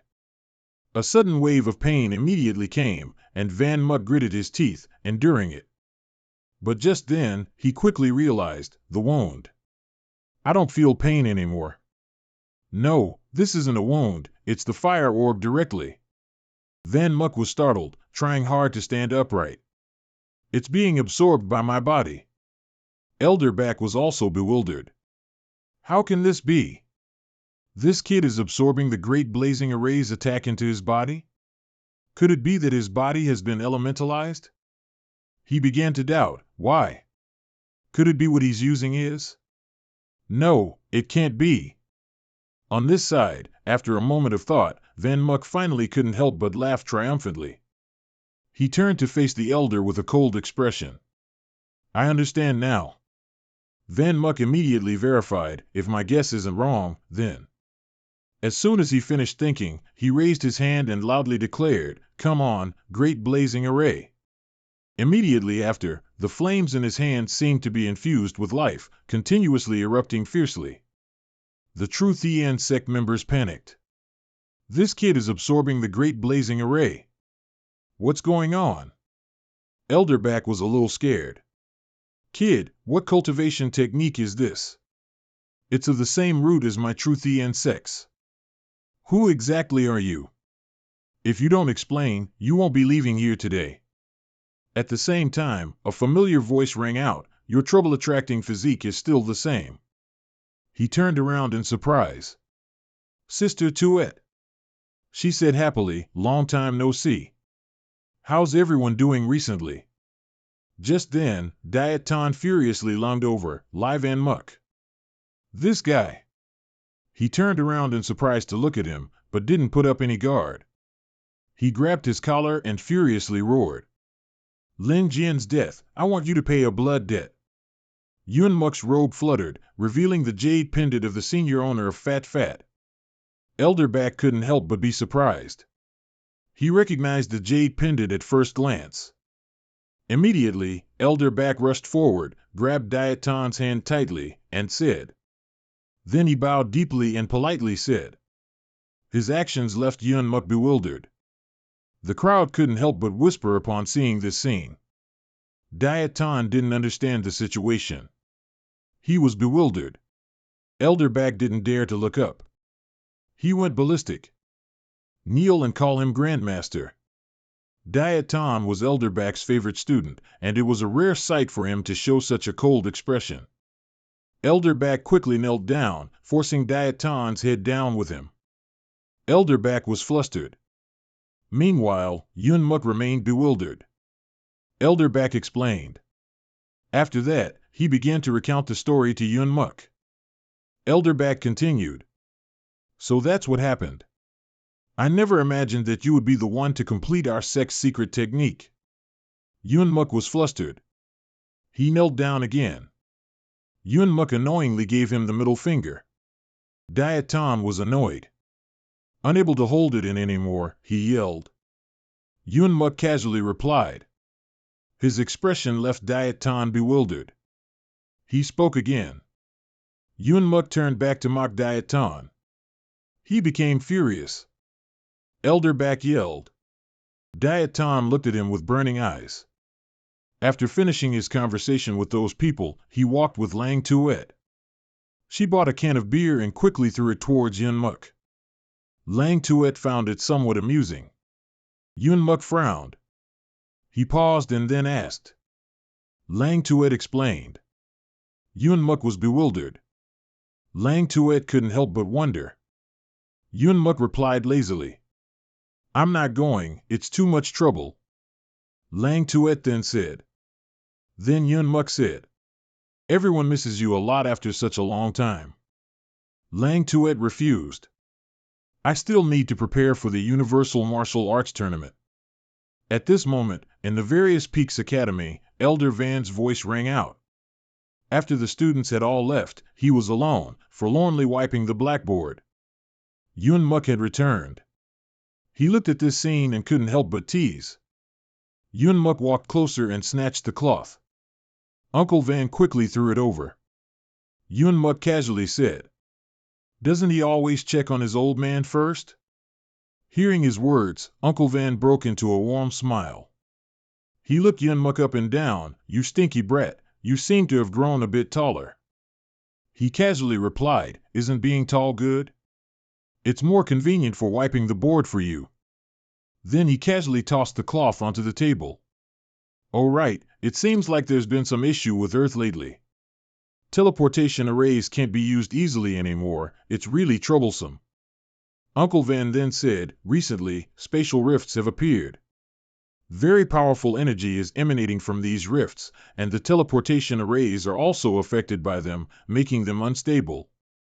Yun Muk wondered, rifts? What's inside them? Uncle Van said, I don't know either. He continued, never mind. Is abandoned house number 7 still open? Uncle Van said, it's open. New students still use that place for training. Why? Yun Muk was about to leave. Since I have time, of course I'll go train. Uncle Van then said, please, aren't you strong enough already?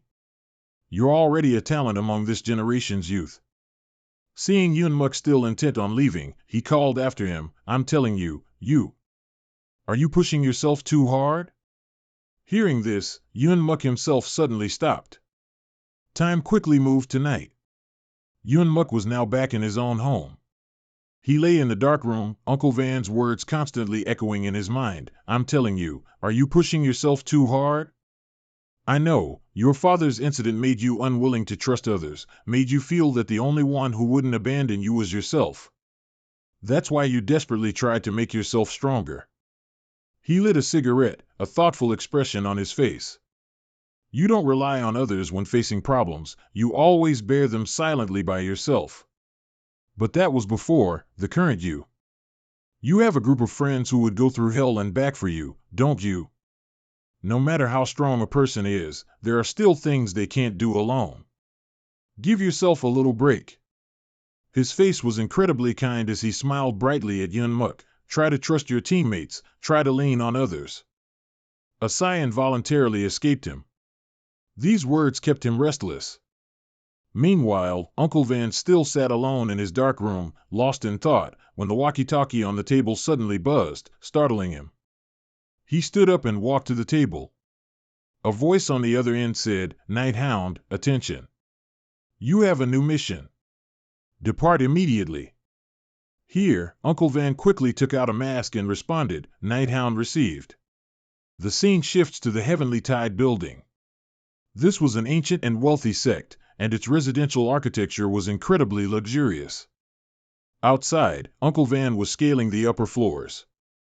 His movements were swift and agile, a master thief might even need to call him for tips. Uncle Van stood outside, eavesdropping. Yi Tan's voice rang out, Are you going to help me or not? An unfamiliar voice replied, What's the rush? I never said I wouldn't help you. Yi Tan was agitated. That brat Livan killed my beloved and stole my sacred artifact. I absolutely cannot let him off the hook. The hidden person spoke, Don't worry. Since you've agreed to ally with me, your problem is my problem. Uncle Van was surprised. Yi Tan? The organization's suspicions were indeed correct. What is he scheming? And who is the other person? The unfamiliar person said smugly, Just be a little more patient. I guarantee you, as long as it's the universal war. That brat Livan Muck is dead for sure. Hearing this, Uncle Van couldn't help but feel a little tense. He finally understood. Their target was the universal war and Livan Muck. Then, Uncle Van quickly pulled out his walkie-talkie.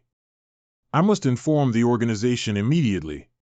Before he could act, the building he was standing on exploded. Uncle Van immediately started. He was tense. I've been discovered. Yi Tan flew out from the rubble. Another rat has infiltrated. Yi Tan, furious upon realizing he'd been eavesdropped on, roared, Die! A deadly attack quickly struck. Prometheus's fire. Meanwhile, Uncle Van remained confident.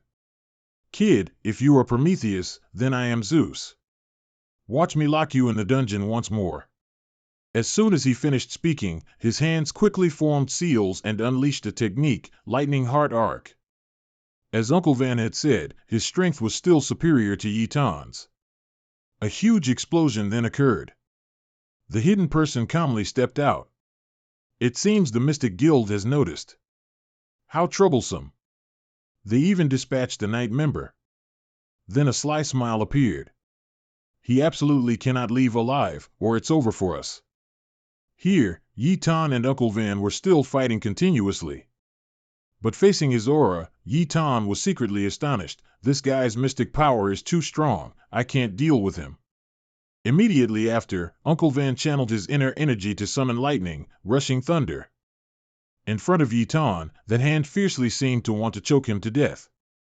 Uncle Van threw a powerful punch. The speed was so fast that Yi Tan couldn't even react in time. The necklace on his neck also broke off. Yi Tan was fundamentally no match for him. But as a vice sect master, Yi Tan wouldn't let himself be outdone. He channeled his inner energy and struck again with Crimson Red Lotus. As soon as Uncle Van dodged aside, he immediately unleashed lightning chains towards Yi Tan. Lightning chains pierced straight through his body, and Yi Tan couldn't bear the pain, screaming immediately. It didn't stop there. Uncle Van struck again with thunder punishment, and this time the destructive power was even more terrifying. Yi Tan was now like a fish caught in a net. He couldn't run and could only stand still and endure, his piercing screams echoing continuously. At the same time, the mysterious figure saw Yi Tan's weakness and appeared behind Uncle Van, truly worthy of being one of the strongest night guardians. Lei Ming's Night Hound lives up to its reputation. It seemed this was also a formidable opponent. He had gotten so close, yet he hadn't noticed. The voice made Uncle Van jump. When did? Before he could even collect himself, the figure struck a fatal blow directly towards Uncle Van. The mask fell off. It seemed he couldn't block it in time this time. Blood streamed from his head. Uncle Van's ragged breathing echoed rapidly, and he was secretly alarmed. This guy is too strong. The figure slowly landed on the roof. Sorry, but for my great cause, your soul. He paused for a moment, looking at Uncle Van as if he were a corpse, then continued coldly, must die here. Uncle Van weakly spoke up. Who exactly are you? The figure slowly took off his hood. Then I'll let you die with clarity. That figure clearly appeared in his eyes. It seemed his appearance startled him. You. Seeing the sly smile in that face, Uncle Van finally recognized him. It's you. The scene shifts to Van Muck's house, where he lazily opened the glass cabinet. Van Muck brushed his teeth with his eyes half closed. It's been a long time since I woke up naturally. Peaceful days are truly good. No sooner had he finished speaking than Langan outside repeatedly banged on the door, shouting, "Live Van Muck, open the door quickly. Something's happened." With the toothbrush still in his mouth, he quickly opened the door. What is it? Calling me out so early in the morning? As soon as Langan saw Van Muck, she recounted a series of events, and Van Muck's ears felt like they were ringing after hearing it all. He froze, his eyes blank. He couldn't hear the content of what Langan was saying anymore. The toothbrush in his mouth fell to the ground. Only then could Van Muck calm down a little. Van Muck then tremblingly asked again, "You just said?" Van Muck's expression startled Langan. After a pause, Van Muck's breathing grew more rapid. Said what? Uncle Van's body was soon brought back. He was now just a cold corpse. Van Muck quickly approached. He looked at the corpse, feeling utterly numb. Just yesterday they had met, and now he lay motionless like this. Van Muck couldn't believe it for a moment. At the same time, the forensic doctor's voice rang out. The victim was abused while alive. Both eyes were gouged out, nearly all ribs were broken, tendons in his arms and legs were severed, and even his left leg was missing. Everyone who heard the forensic report felt as if their breathing stopped. Naiteep exclaimed in horror, "How cruel! Who on earth did this?" The doctor handed over an item. When we examined the body, his left hand was clutching this piece of chain. Upon hearing this, Van Muck went wild, rushing forward to snatch the item from the doctor's hand. "Give it here." The doctor exclaimed in surprise, "Don't touch it carelessly. That must be sent to the evidence room." As soon as he saw the item, a familiar face immediately appeared in Van Muck's mind. A deathly aura emanated from his entire body. Yi Tan. As soon as he finished speaking, he wildly rushed forward, shouting, "I'll kill you." Everyone was also tense. Live Van Muck. Langan and Naiteep also looked over, startled. He's lost his mind. Dai Hung was the one who understood Van Muck best. He rushed up, grabbed his head, and pushed him down. "Stop right there. Dai Hung seemed to yell, "What do you want to do? Where's that calm person gone?" Van Muk was now like a wild beast, trying Dai Hung, "Let me go. I have to go kill that Yitan." Dai Hung analyzed, "Right now there's only one necklace. This fundamentally can't prove anything. Do you think Chao Tian sect will hand over Yitan because of this?" Van Muk didn't care. He said again, "Then I'll bathe Chao Tian sect in blood." Dai Hung then said, "All right, you want to purge Chao Tian sect, I'll go with you, but do you think the two of us can do it? Even if you and I succeed, what then? Killing a sect without reason, how will you explain it to the Mystic Guild? You tell me." Dai Hung's words were indeed right. Although Yunmu was angry, he was still rational. Li Yunmu had never felt so helpless. He let out a loud shout, then continuously punched the ground. Yunmu's heartbreaking cries, Nijie and Ling An's sorrowful tears, Dai Hung's indignation, all merged into the resentment named Yitan. Finally, Yunmu sought out City Weaver Girl. She was surprised. "I didn't expect you to actively seek me out. What's wrong?" Yunmu frowned and said very seriously, "I want to participate in the all-combat tournament." She lifted her veil. "Oh, changed your mind, did you? May I know the reason for the change?"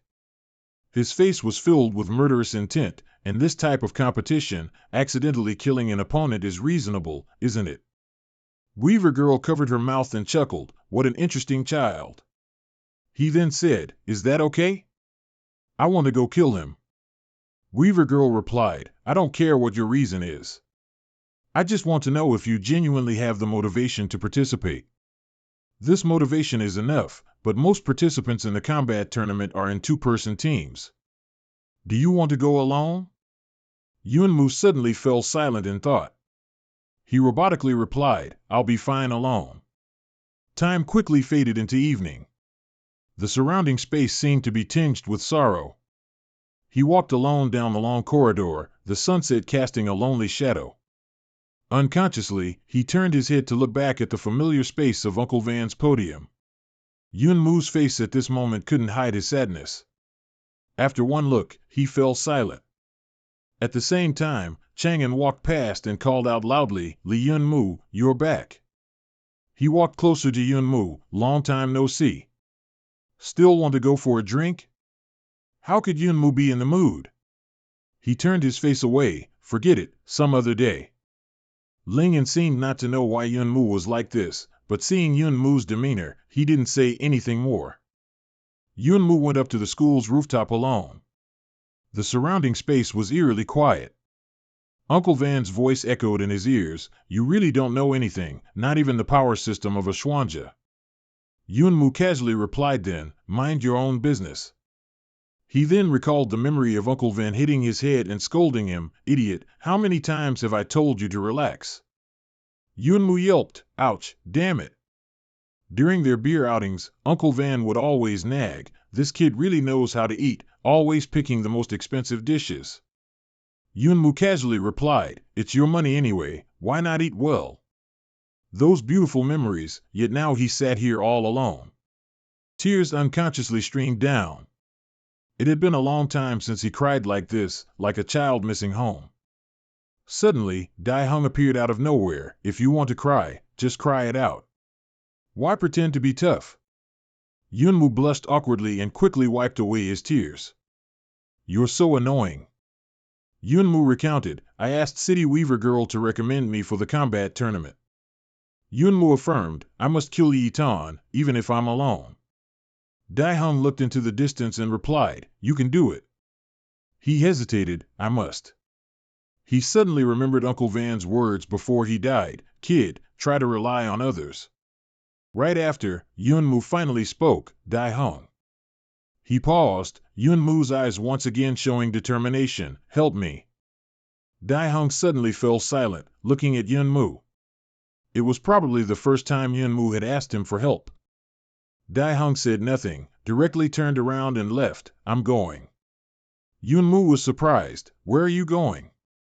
He looked back at Yunmu and casually replied, "Where else can I go?" Seeing Yuanmu still looking bewildered, Dai Hong casually answered again, challenging the tower. The scene shifted.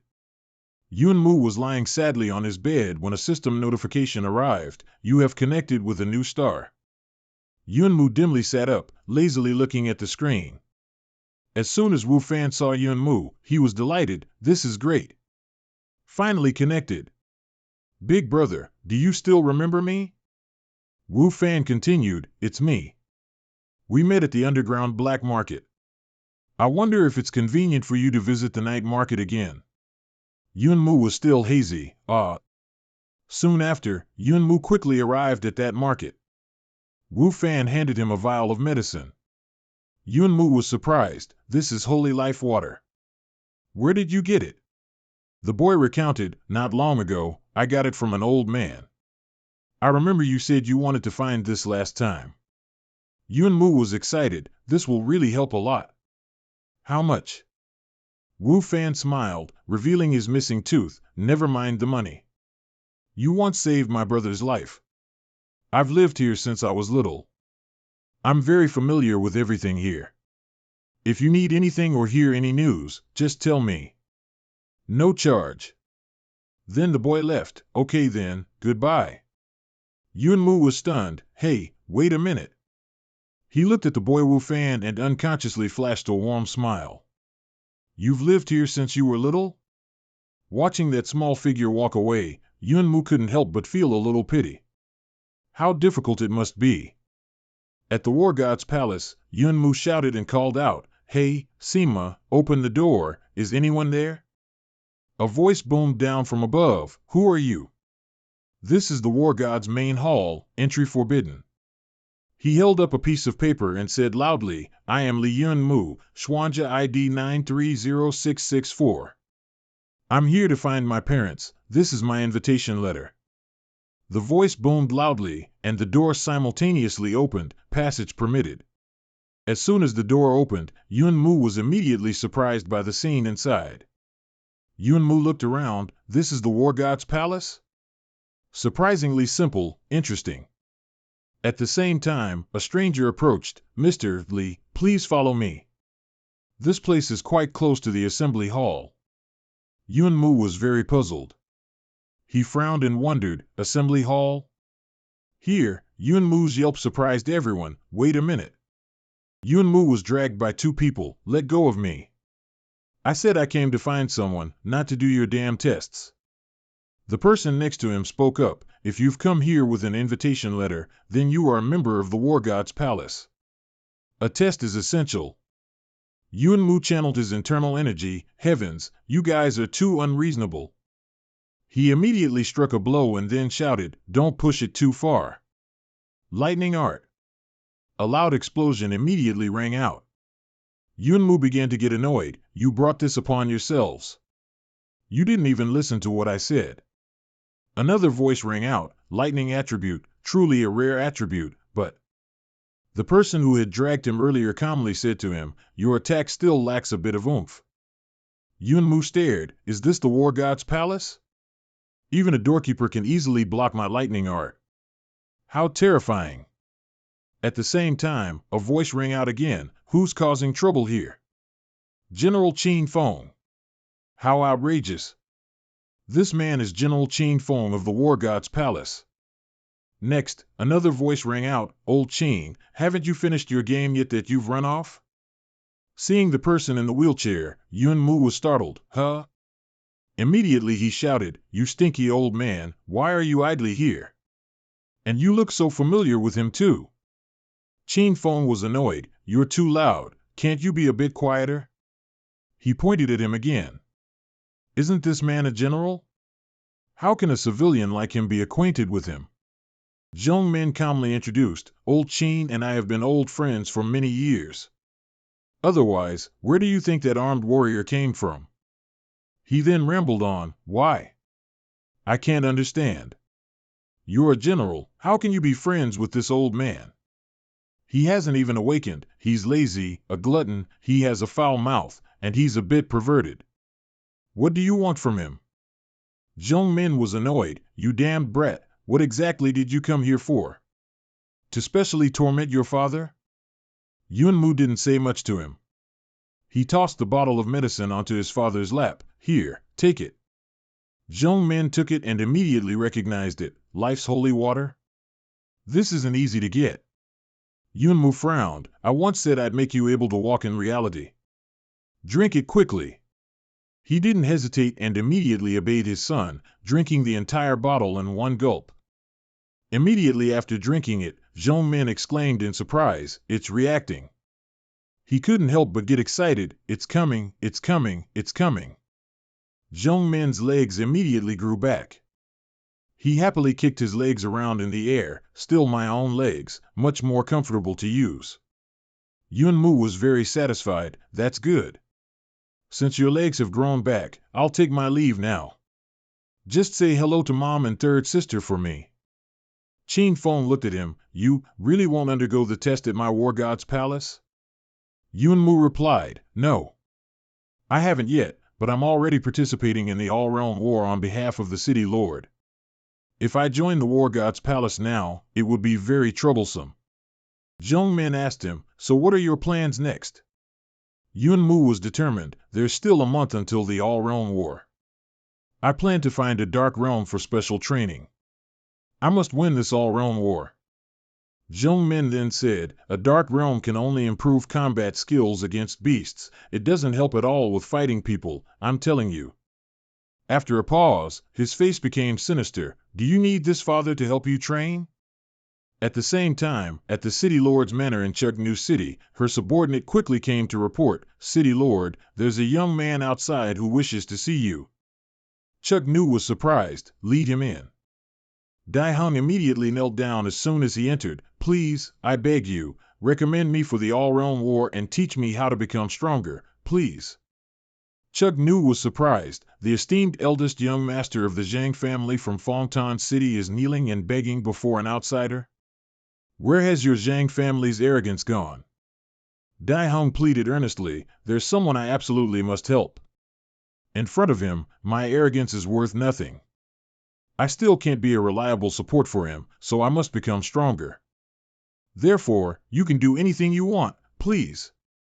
She saw his sincerity and was also very surprised. Chugnu didn't answer but implicitly agreed, my training will be very tough, you must keep up.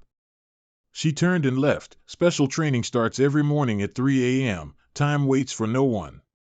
Dai Hung bowed his head lower in gratitude. Thank you very much. At this moment, at the war god's palace, everyone was continuously shouting, come on, don't lose and bring shame to the war god's palace. That guy, who had just returned from the supermarket, walked past. This person was Zhang Wuya, the martial combat representative of the war god's palace. He walked over and asked, what's happening? The other person replied irritably, there's a kid outside who came to challenge our people. He's already defeated 4 of them, and also, he's still a common star. Hearing this, Wuya couldn't help but be very surprised. He glanced through the crowd, secretly wondering, a common star? On this side, Yunmu was still fighting hard. The ground also cracked from the strong vibrations. He frowned, silently observing his opponent in front of him. Ice and dark profound power? Yunmu secretly marveled, this war god's palace indeed harbors hidden masters, there's so much profound power here, it's almost standard. After that, he was extremely smug, but if it's ice, then there's nothing to be afraid of. Rising Sun Great Flame Art. Immediately, a large flame quickly enveloped Yunmu's body. Karma Fire. After concentrating enough power, Yunmu shouted loudly and launched another attack, Lu Yuan. The opponent screamed in terror from this momentum. Zhong Min looked at his son and couldn't help but wonder, both lightning and fire? How mixed? Where did he learn that? On this side, his opponent looked at his hand and was instantly shocked, the ice melted. Pressing his advantage, Yunmu couldn't help but feel pleased and used Purgatory to strike again. This is the Ghost Burn technique. True to its name, flame spewed from his hand like a fierce gale. Wuya pushed his way through the crowd to observe. Everyone was buzzing, oh no, they lost again. Where did this guy come from? Ching Feng seemed very satisfied. Oldly, your son is not simple. He originally possesses a super excellent talent. Zhong Min humbly replied, oh, no, his talent was originally the lowest grade. But he was indeed very satisfied. Could it be that there's truly a way to defy fate and change destiny in this world? Yun Mu, after finishing a fight, let out a sigh of relief. Another one down. He smugly dusted off his clothes. Uncle Ching, I told you your war god's palace only has this much strength, didn't I? Who's next? Yun Mu contemptuously spoke loudly. Anyone else want to step up? Wu Ya rolled up his sleeves and stood up. Just as he was about to step forward, a voice interrupted, let me spar with you. This familiar voice startled Yun Mu. You're just looking for a few new people to spar with, and you're already acting so arrogant? He turned his head around and was instantly shocked when he saw his opponent this time. Yun Mu said bitterly, you stinky old man, what are you doing here? Zhong Min gave a sly smile, I haven't moved in a while, so I came to play with you. Yun Mu was surprised, don't joke, I haven't awakened yet. What the heck? Trung Dan pointed directly at his son, so what if you haven't awakened yet? Kid. He cracked his wrist, looking disdainfully at his smug son, you rely too much on mystic power. Van Muk snorted coldly, hitting your old bones, Dad, won't kill me, you know. Trung Dan immediately took a stance, looking at him with a sly smile, I'm getting a little annoyed now. Before he could react, Van Muk had already disappeared using Trung Bo. Trung Dan looked around but still couldn't catch up to him. He had a hint of praise, quite fast, isn't it? In a flash, Van Muk was behind him, and Trung Dan hadn't even reacted yet. He didn't even consider their father-son relationship, directly swinging his fist. It's not just speed. Tan Fong stood outside observing, smiling smugly, oldly, for you, a kid of this level is still too easy. Tan Fong looked at his old friend, yours is known as the strongest unawakened man. As soon as Tan Fong finished speaking, his fist was thrown straight out. Van Muk was actually slower than his father. He couldn't help but spit out a mouthful of blood. After a moment, his desperate shouts echoed, too heavy. I give up. Van Muk glared, damn it. I'm your biological son. How could you hit me like that? I'm telling Mom. Below, everyone was surprised and chattering, who exactly is that uncle? I can't feel any mystic power from him, but he can still beat that kid until he can't fight back. Seeing his son in such a sorry state, Trung Dan couldn't help but gloat, so, kid, how does it feel to be defeated by a sensory type?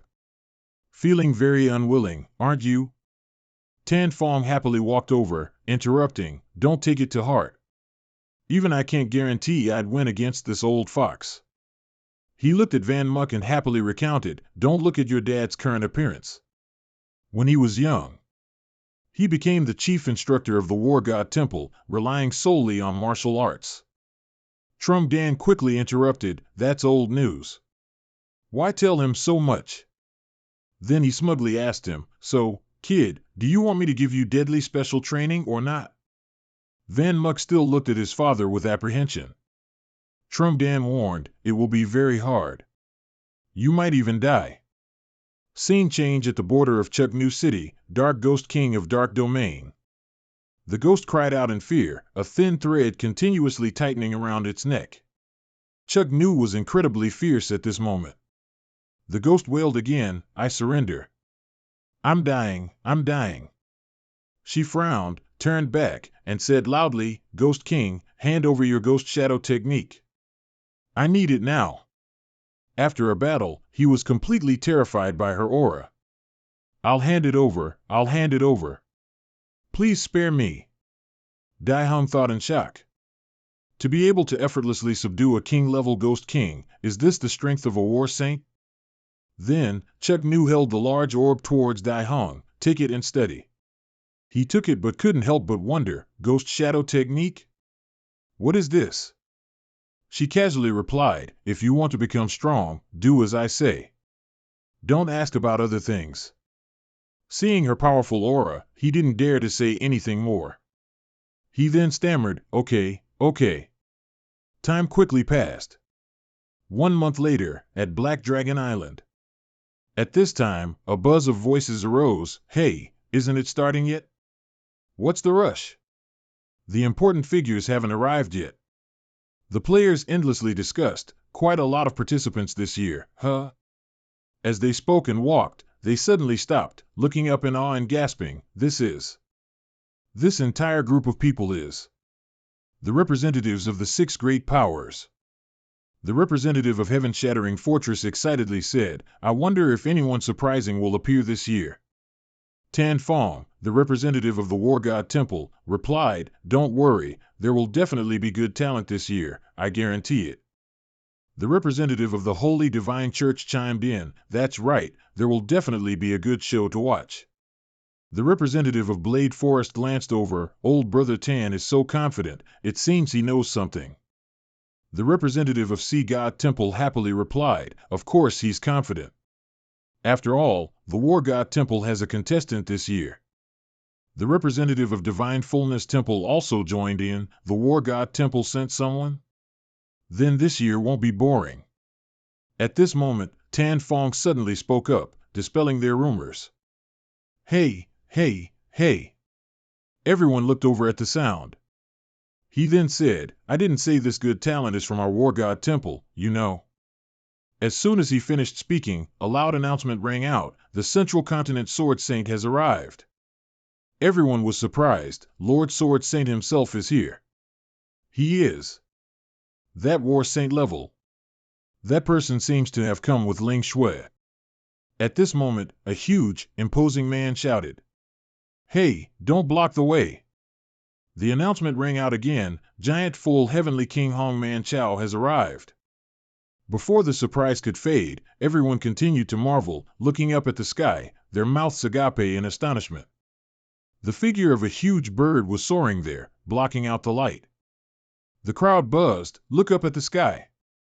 Seeing the bird emitting chilling ice from its whole body, everyone gasped in surprise. That is. After looking for a moment, they recognized it and then cheered, an ice bird. Look, who's on it? The representative of Shattered Heaven Fortress excitedly announced, the Ice Palace's Ice Snow Saintess, exterminating Heaven Snow, has arrived. Even the Ice Palace sent someone? This is getting lively. Suddenly, a bubbling sound reached his ears. The representative of Shattered Heaven Fortress quickly listened closely. He looked down at the water, a little curious himself. Something's moving in the water. Just then, a gigantic fish appeared, making everyone exclaim, Such a huge fish! What kind of monster is this? Before they could wonder long, the announcement rang out again, Sea Race Saintess Haiyu has arrived. A familiar, disdainful voice spoke up, If it's a fish, then get back to the sea. Why are you causing a commotion here? As soon as he arrived, the announcement continued, Skyward Sex Deep Tan has arrived. Giant Full Heavenly King laughed with amusement, Everyone who should be here has arrived. It's about to begin. Tan Fong, however, was surprisingly calm. Wait a little longer. He looked at the water. If we don't wait, that little rascal will miss out on a lot of fun. Van Muck sat calmly on the small raft, annoyed. Seriously, where did such a big fish come from? It scared me to death. The announcement rang out again, Maiden Weaver Lai Van Muck has arrived. As soon as he arrived, he frowned and looked around. De Hong, he hasn't arrived yet? Then came a roll call. The first person was Bamboo Forest Sex Chang Veen Kim Tin. Van Muck was now a bit anxious. They're starting registration before the competition. Zhang De Hong, why isn't that guy here yet? Can he really be unreliable sometimes? The roll call rang out again, making Van Muck stare blankly. Skyward Sex Deep Tan Hong Tin.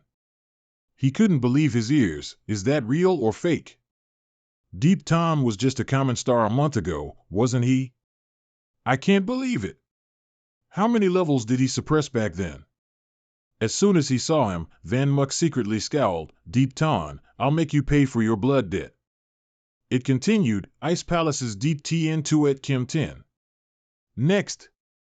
Then it was Van Muck's turn. He quickly placed his hand on the orb. But surprisingly, the orb kept buzzing without any actual reaction. He looked at his hand in surprise. It seemed Van Muck also didn't understand what was happening. The supervisor announced, Maiden Weaver Live Van Muck, Common Star. Not qualified to participate in the competition. The crowd relentlessly mocked, is this a joke? A common star? Where do you think this is? Go home. I heard there was a famous person in the martial world recently. I thought they'd be amazing, the laughter continued, but it turns out to be just a common star. Don't make a fool of yourself. At the same time, the Maiden Weaver quickly stepped forward to defend him, so what if he's a common star? She frowned. Live Van Muck's achievements have long proven his ability to participate in martial combat. Are you refusing him just because he's not a gold star mystic? Deep Tan replied disdainfully, rules are rules. It's clearly stated that one must pass the 70th floor of the Tower of Glory and reach above the gold star level to participate in martial combat. Just because he's a War Saints person, does that mean he can violate the rules everyone else must follow? She looked at him, frustrated, but Van Muck quickly raised his hand to stop her. Van Muck then loudly replied, who said we want to violate the rules? Isn't it enough to reach Gold Star? Wait a moment, let me remember, what level were you just now? It seemed to be Red Star, wasn't it? Van Muck said, looking at Deep Tan with disdain. He was surprised, still not understanding his meaning. Huh? So what? Van Muck immediately channeled his inner power with confidence. So what? Watch closely. As soon as he finished speaking, the ground beneath his feet was instantly shattered by this inner power. Deep Tan looked at this scene, clenching his teeth and thinking, could it be that he wants to? Van Muck's eyes were now also filled with murderous intent. He then shouted loudly, Silver Star, break. Seeing him like that, the crowd stirred again. Oh my, Live Van Muck has advanced a level. How is that possible? Even if he had suppressed his level before, to break through, he'd need to find a secluded place to unblock his acupoints layer by layer. Wait a minute, he's not finished yet. Then, he tensed up again, his eyes now filled with fiery light, golden profound, break. Deep Tan was stunned by the chatter. He's advanced to golden profound now? 2 continuous breakthroughs. Not stopping there, Van Muck continued to clench his teeth, tensing up and roaring loudly, Red Star. Open. The crowd fell silent, everyone present almost holding their breath as they watched. Tan Fong looked at him with an apparent sense of triumph. The whispers continued incessantly, advancing to Red Star in one go. This feat could truly be written into legendary textbooks. The representative from Fat Tien Bao looked at Van Muck with extreme curiosity. This kid is truly interesting. Immediately after, Van Muck looked at his enemy and spoke with contempt. Well, Deep Tan? Van Muck smirked, looking at him directly and asking, anything else you want to say? Van Muck took off his hat and said, or do you want to see me continue to break through? But then killing you wouldn't be fun anymore. Van Muck walked past him, whispering, I know what you did. I will definitely make you pay with your life. For some reason, Deep Tan found these words made him a little scared, and his face suddenly turned pale. A loud shout rang out again, are registrations finished? Then prepare to begin. Van Muck stood impatiently to the side. Damn it, what is that Truong Dai Hung doing? It's almost too late. If he doesn't catch up, I'll definitely bash his head in. At this moment, a loud sound suddenly rang out. Van Muck also curiously looked up to watch. Without understanding what he saw, a look of panic suddenly appeared in his eyes. The newcomer actually arrived by helicopter, and it landed very close to him. Everyone looked at that figure and couldn't help but exclaim in surprise, whispering to each other, hey, look up in the sky. Is that a helicopter? That familiar figure wore a cloak, but then quickly jumped to the ground. Dai Hung calmly and slowly removed his hood. Hello, I'm here to register. He casually looked at everyone and introduced himself, Formation Weaver Truong Dai Hung.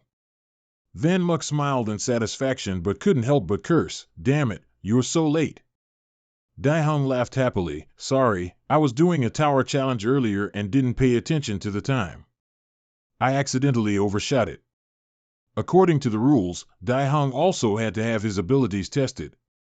Truong Dai Hong, Formation Weaver, Red Star. Van Muck exclaimed, haven't seen you in a month, quite a big change, huh? Not only has he advanced to Red Star, but his hair is also cut short. He took off his cloak and said at the same time, long hair is inconvenient for cultivating in the dark realm. At the same time, a joyful voice immediately rang out.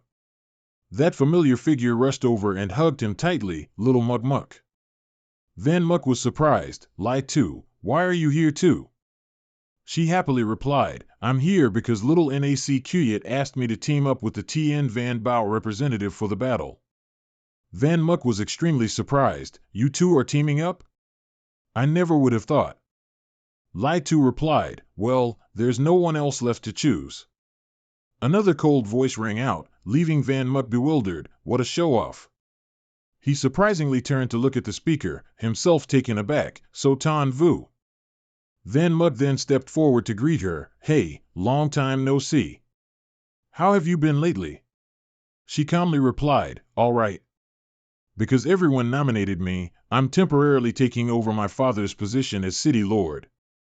She couldn't help but be annoyed, but those rotten old men no longer need your help. They've withdrawn your city guard.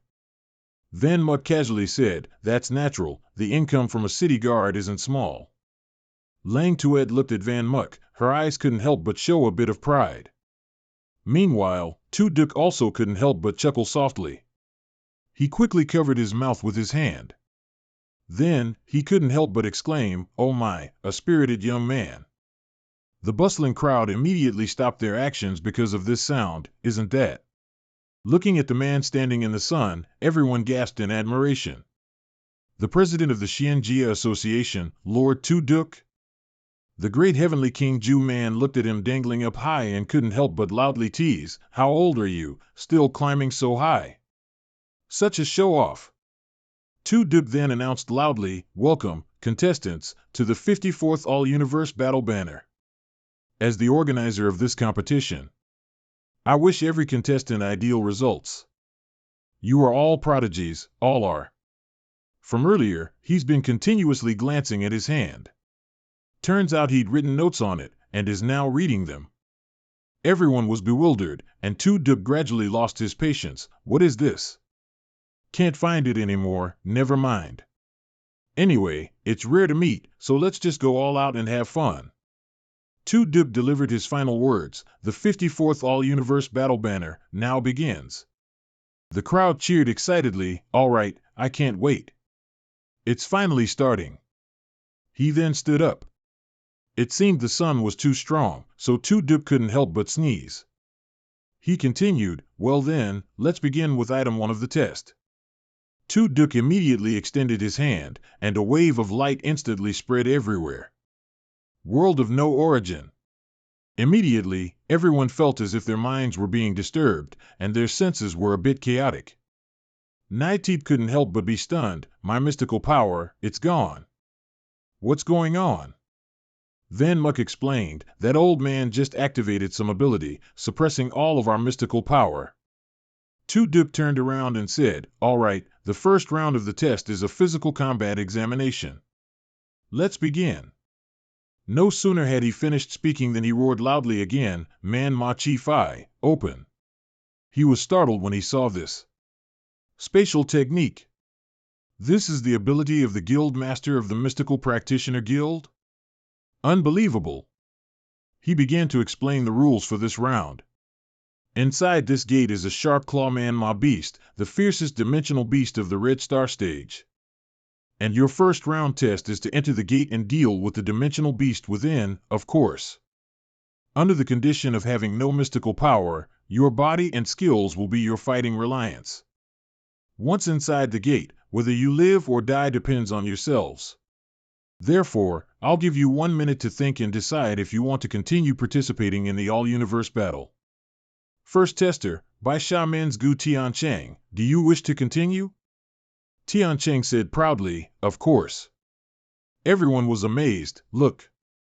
Isn't that one of the 3 strongest newcomers in Jujing City? Yes, someone as strong as him will surely pass the test with ease. As soon as he entered and saw the beast, he was extremely arrogant. Is this the Ironclaw Manhua beast? Looking at the huge beast, he brazenly challenged, just come at me. Outside, Duke pressed the control switch. All right, then let's see what's happening inside. The crowd buzzed again. There's nothing exciting to see. That's right, Gu Tiancheng will definitely pass easily. But before their words could finish, they choked. What? How could this be? Hearing everyone's commotion, Van Muck also turned to look, curious. On the screen was Tiancheng's body, impaled by the beast like a grilled sausage. Everyone trembled. Gu Tiancheng, he's killed. Everyone started to marvel, why? He's a master of the Red Star stage. Duke announced, Gu Tiancheng has failed the test. Next up, Gao Weizhou. The crowd was terrified. Stop joking. Even Gu Tiancheng was killed. The timid ones had already fled. I'm not playing anymore. What all-universe battle? My life is more important. Duke couldn't help but disdain, indeed, a bunch of fools who only know how to rely on mystical power. The crowd continued to scatter, but Van Muck remained standing there. He silently looked up at Duke, his demeanor surprisingly calm. Duke quickly noticed him and exclaimed, isn't this my little general? Finally, I meet you. The battle continued to rage. Hong Sun City's Zhang Shui test failed. The remaining people couldn't help but be stunned. Again, another one died. 6 people already, and no one has come out alive. Should we also withdraw? Duke yawned, bored. How about this year's participants? Is there anyone worth watching? Bring out someone impressive. At this moment, he looked at him again. Tanchuk Newsley Van Muck, do you accept the test? Hearing his name, Van Muck quickly and coldly replied, I accept. Immediately after, he took off his hat and entered the secret realm. As soon as he saw the monster, Van Muck couldn't help but exclaim, it's quite large when seen up close, isn't it? As soon as it saw him, it immediately charged over. Van Muck wondered, I wonder how fast it is. The monster immediately channeled its inner strength, then fiercely slammed its paw onto the ground. Outside, everyone was buzzing, look, he dodged it. The representative of Fa Tien Bao was excited, now this is more like it. Finally, there's something to watch. Inside, Van Muck dodged while marveling, such a large body having this speed, it's truly surprising. But compared to that stinky old man in some distant region, it's still a far cry. Perhaps the person he just mentioned is Uncle Van. Van Muck still can't forget the hatred even now. That monster wasn't to be outdone, it let out a loud growl, then swung its claw. His body nimbly dodged, essentially, it still hadn't managed to get close to him. Seeing him land a blow on its face, everyone was utterly amazed. This live Van Muck, relying only on his own strength, has already shaken this giant beast. The giant beast continued to growl, partly from pain, partly from anger, and it glared at Van Muck with cold, steely eyes. Just then, a loud explosion immediately rang out. Everyone was surprised, he's been hit. But everyone thought wrong. On the contrary, he continued to rush up swiftly, with eyes like those of the god of death.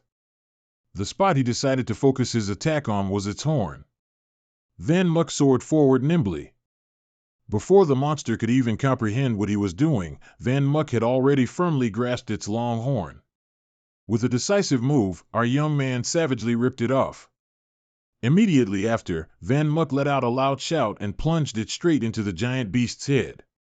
Fresh blood spurted out like a fountain, and a roaring sound echoed, shaking the entire space.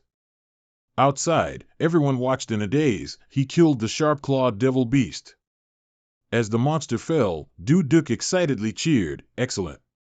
Live Van Muck, the Weaver Girl, has successfully challenged.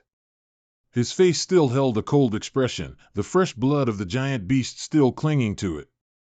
The crowd cheered again, so handsome. He cleared the stage so easily.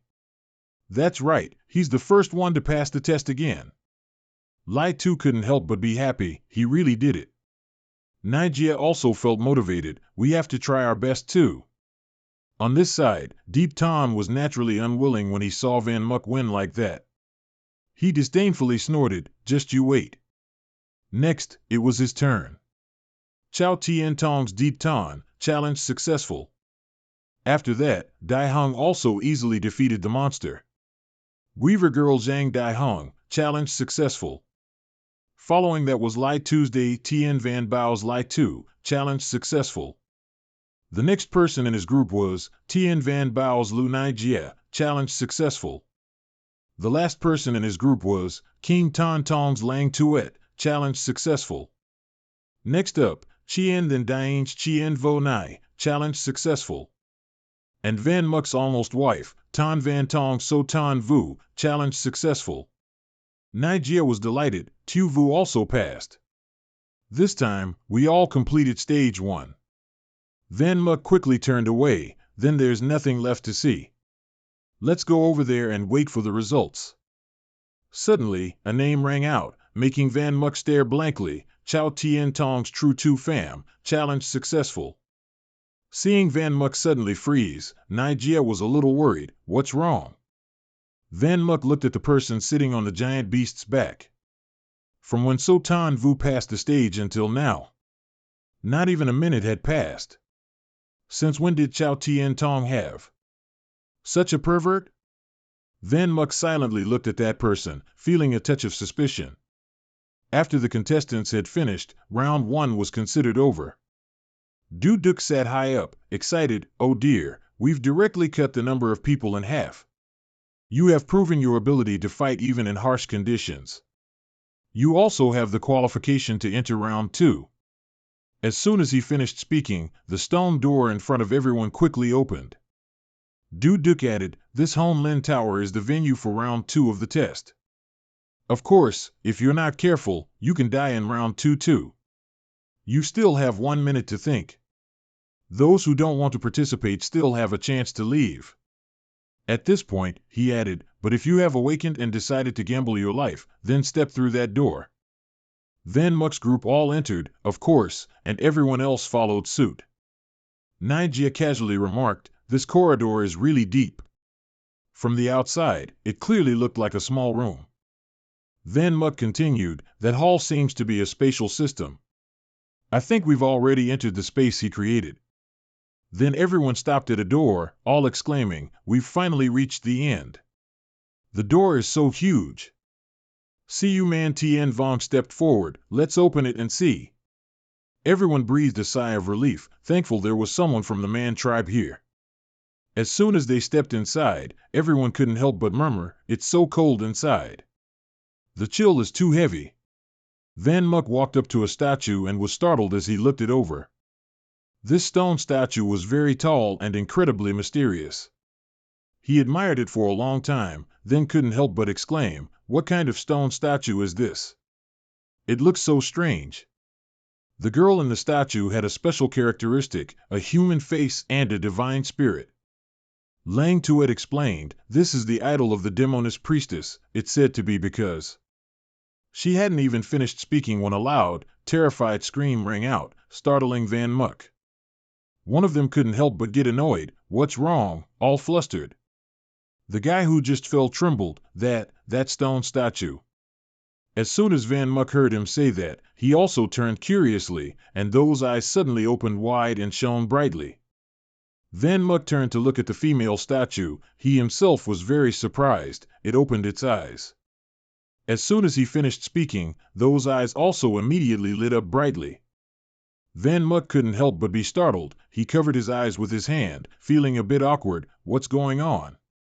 On this side, Lang Tuet suddenly fell to the ground, he frantically shouted, Sister Tuet. His eyes also gradually closed, so sleepy, I can't keep my eyes open, what was that light just now? Finally, sleepiness overcame him, Van Muk also fell down like everyone else. Du Duk stepped out of nowhere, welcome to the second test round, have a good sleep, but be a little careful, otherwise. He paused for a moment, then continued ominously, "You might not be able to return." After a while, Van Muck finally startled awake. He opened his eyes wide after his short nap. At this moment, Van Muck was lying on the grass. He vaguely wondered to himself, "This is..." Van Muck then slowly sat up and looked around. A rainforest. The stone statue must have transported me here. Van Muck then asked his daughter, Lai Lin Long, "You just said you sensed the power of water, didn't you?" As soon as he mentioned her, the little girl materialized. Van Muck then looked in the direction Lin Long pointed. "Is it towards that strange mountain?" Immediately after, he soared into the air. "All right, hold on tight." At this moment, Duk began to check everyone. "No one's woken up yet? It's been so long." There was movement on this side. Duk quickly looked over to check. He exclaimed in surprise, "Congratulations to the Sea Tribe Sanctus, the first to pass the test, in 10 minutes. Next is, War God Temple's Chien Vo Nai, passed in 12 minutes. At the same time, Sword Saint Sex Lang Tuet, passed in 12 minutes. Next, Weaver Maiden's Truong Dai Hong, passed in 14 minutes. 1 minute later, True Tien Sex Diet Ton, passed in 15 minutes.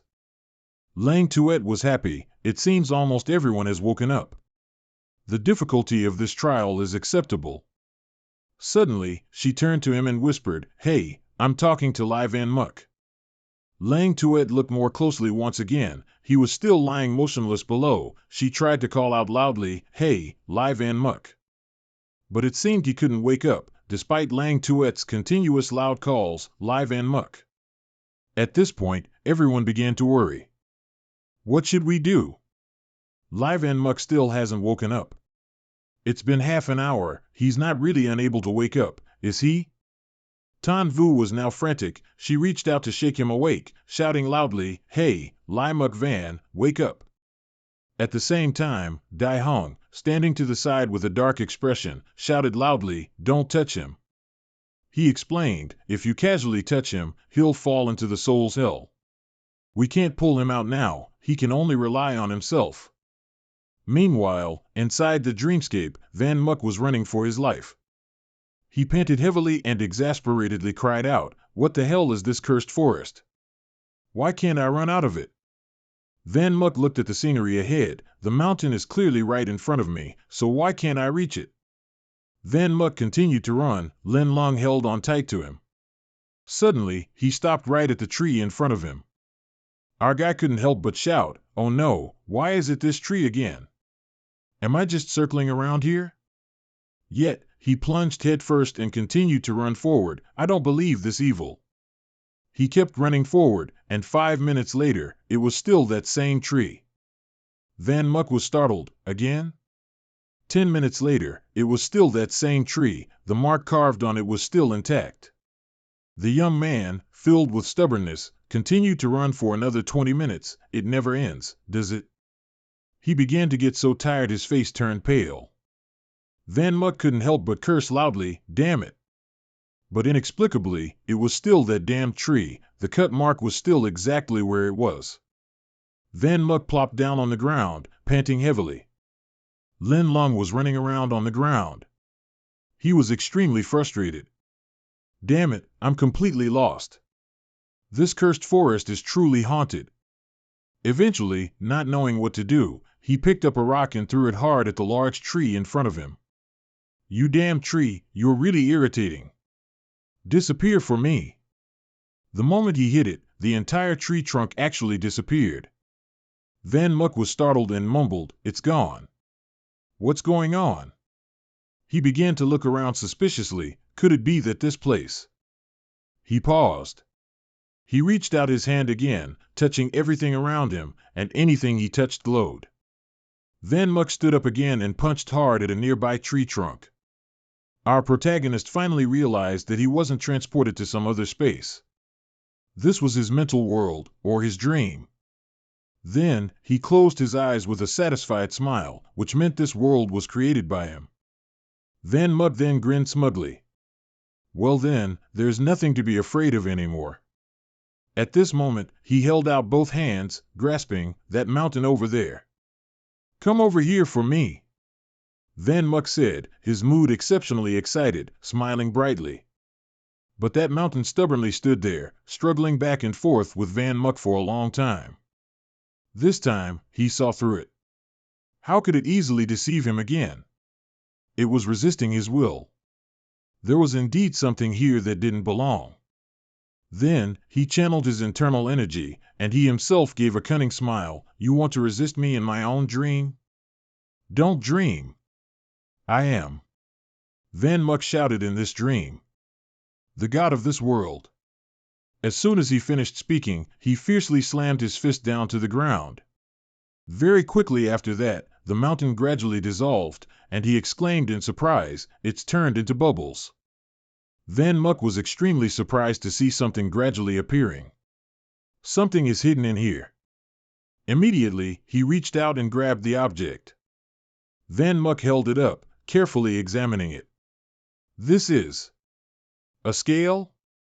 He kept guessing, could this be a scale from that snake woman statue? At the same time, Lin Lung seemed to react, calling out incessantly. Van Muck was anxious. Hey, what are you doing? It crawled. It crawled inside. Suddenly, Van Muck was startled. Wait, why can't I feel it anymore? My connection with the little one. It's broken. This is troublesome. At this moment, in the real world outside, he woke up with a start after a long sleep. He held his head, sighing, my head hurts so much. Dai Hung was overjoyed. Li Van Muck, you're awake. He was very anxious. You slept for over half an hour. I thought you wouldn't wake up again. Van Muck then stood up. Sorry, what's the situation now? Dai Hung spoke up. The second round of tests is over. Everyone else has moved on to the third round of tests. He turned his back and continued, all right, then let's go over there quickly. Suddenly, Dai Hung's face darkened, and his voice became cold. Hey, Li Van Muck. Before Van Muck could turn around, Dai Hung plunged his sword straight into his friend's back. Sorry to bother you, but go die. Van Muck couldn't help but spit out blood, his internal thoughts screaming in panic. What? Looking at Dai Hung's terrifying expression at that moment, Van Muck questioned in his head, Dai Hung, why? The sword pierced through his chest, and blood dripped steadily onto the ground. Van Muck immediately turned around and broke the sword, and a piercing sound instantly rang out.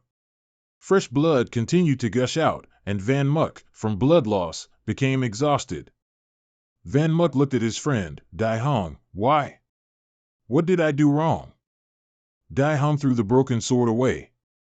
Why, you ask? His eyes became lifeless and vicious. Because you're too much of an eyesore.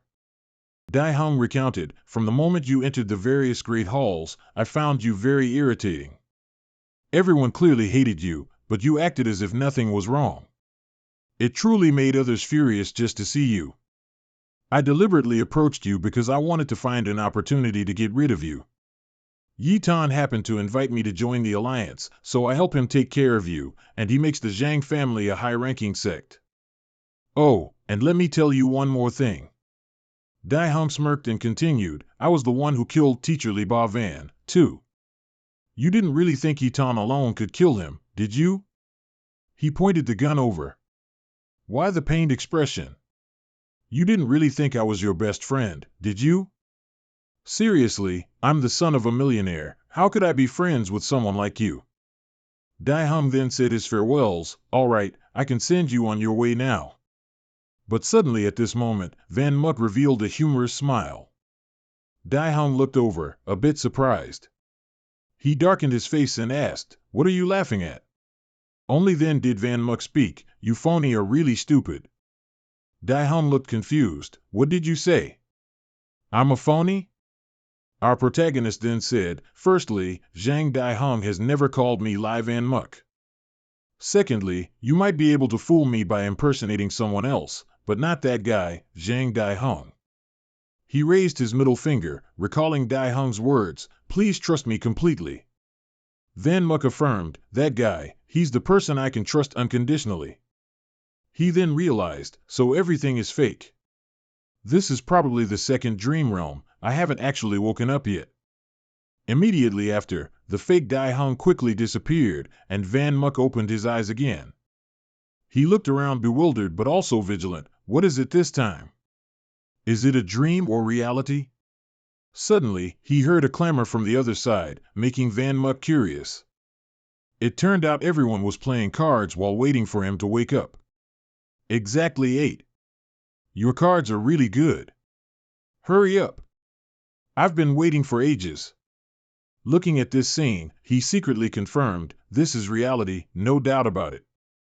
Dai Hung quickly noticed, Van Muck, you're awake.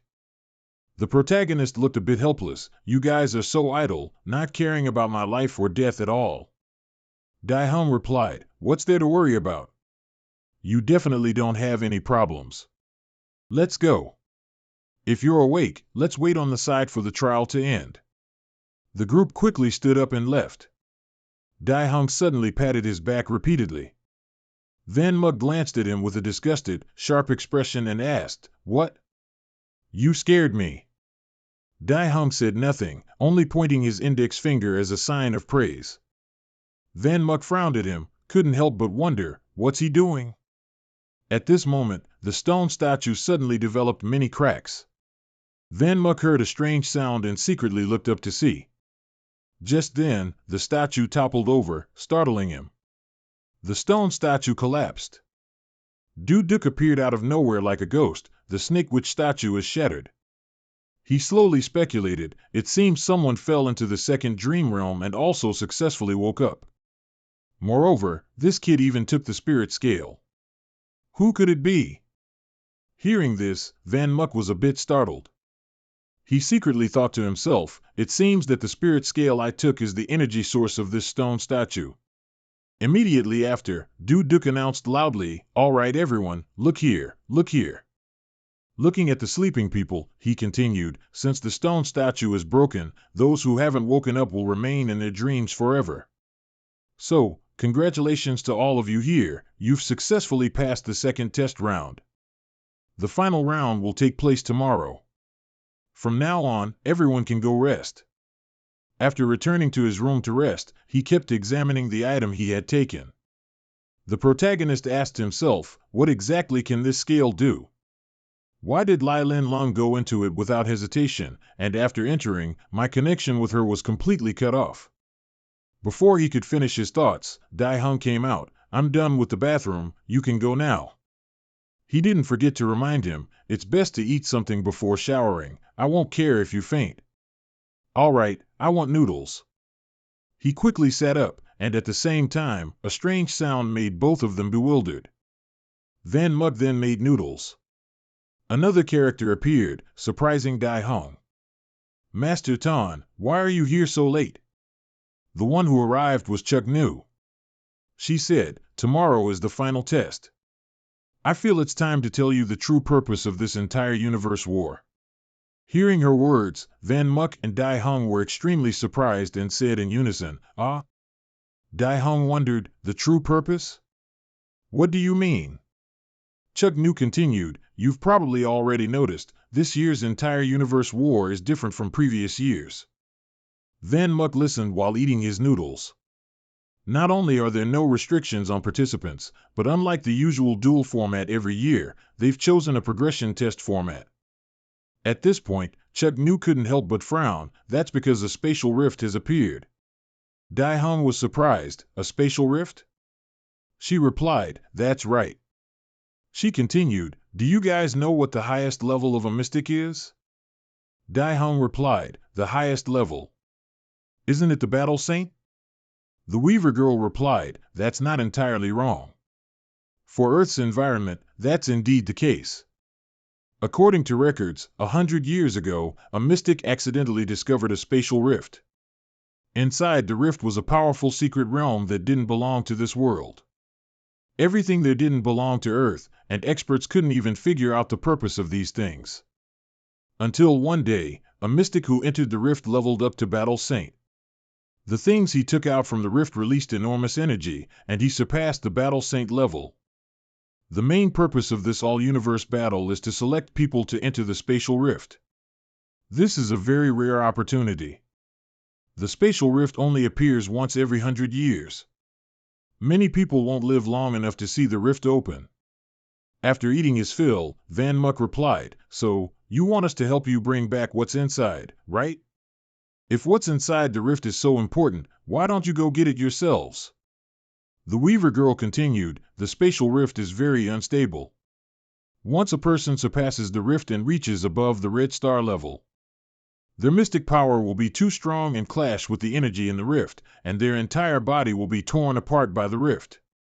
She warned, "This trip is very perilous. I won't force you to go, but you must understand that this isn't just about helping me, it's also for your own future." Hearing this, Van Muck's expression became serious. She handed over a box. "This is for you. If you decide to enter the rift, you might need it." Van Muck asked curiously, "What is this? A silkworm cocoon?" The next morning, everyone quickly gathered here. Duduk also quickly walked over. He loudly greeted, "Good morning, little ones. Did you sleep well last night?" Following him were representatives from the major sects. After a quick glance, he excitedly shouted, "Everyone's eyes are so eager, huh? All right, then let me announce the final round, which is through this cave." Behind Duduk was an enormous, dark cave. He continued to explain the rules. There are no restrictions on how to pass through this cave. As long as you can survive and exit from the other end of the cave, you win. There are absolutely no rules. Everything that happens inside is allowed, including killing anyone you find inconvenient. The crowd immediately murmured, "Kill? Kill people? If you're not stronger than others, you'll be eaten alive." Duduk said, "I want to choose truly powerful mystics." Naitip couldn't help but sweat. It's like raising goo. He then said, "You still have 3 minutes to think. So, that's it then. Let's meet on the other side of the cave." Everyone started buzzing again. Seriously? What are they doing? Anyway, the final reward is very important. Everyone wants it. If all the winners are from one sect, won't they become a huge monopoly? This is just too inhumane. I'm not playing anymore. Van Muck looked at Deep Ton, then said, "Let's go in." Dai Hung quickly replied, "Okay." He asked him, "Tu Muk Muk, should we go in now, or wait a bit longer?" Van Muck looked inside. "I feel like there are a lot of high-level dimensional beasts in here, quite fierce. Sister Tuet, Dai Hung, the 3 of us will go scout ahead first." Lang Tuet confidently replied, "No problem." Van Muck calculated, so Tan Vu, Lu Nac Kit, and Lai Tu's combat power is quite weak. You guys wait outside for a while before coming in. We'll try to kill any dimensional beasts we see to reduce your pressure. Our protagonist warned vigilantly, but you all must be careful. After all, the most dangerous thing isn't the dimensional beasts. It's people. At this moment, so many pairs of eyes were fiercely staring at them, as if they wanted to devour them alive. The 3 girls also observed accordingly. Naitip nervously replied, "Okay, okay." Dai Hung glanced at him, secretly pleased. Tu Muk Muk, he's unconsciously grown into an excellent commander. Van Muck then instructed again, "All right everyone, this is the final stretch. Don't die." After that, he bravely charged forward to lead the way. "Let's go." As soon as they entered, they saw corpses scattered everywhere, likely the work of those who went before. Van Muck scanned the area. The dimensional beasts here are really not simple, they're all gold tier. On this side, Lang Tuet was always on guard. "Be careful, I feel a very unusual aura ahead." As soon as she finished speaking, a spine-chilling scream echoed from deep within the cave. Everyone was startled. Someone is screaming. Van Muck looked inside, his face pale as a banana leaf. Oh my God! He looked at the large beast in front of him, and couldn't help but be afraid. What the hell is this? As it growled, its large mouth opened wide, revealing sharp teeth. Dai Hung looked at it and couldn't help but exclaim, "This dragon is too big." Everyone looked at the scattered corpses on the ground and felt a chill. This is trouble. This thing. Dai Hung remarked, even if all 10 of us combined, we couldn't beat it. At this moment, at the cave entrance, Nai Teep was a bit annoyed. This place is so dark and gloomy, how irritating. Everyone slowly began to move deeper inside. Lai Tu looked left and right. It's pitch black, I can't see anything.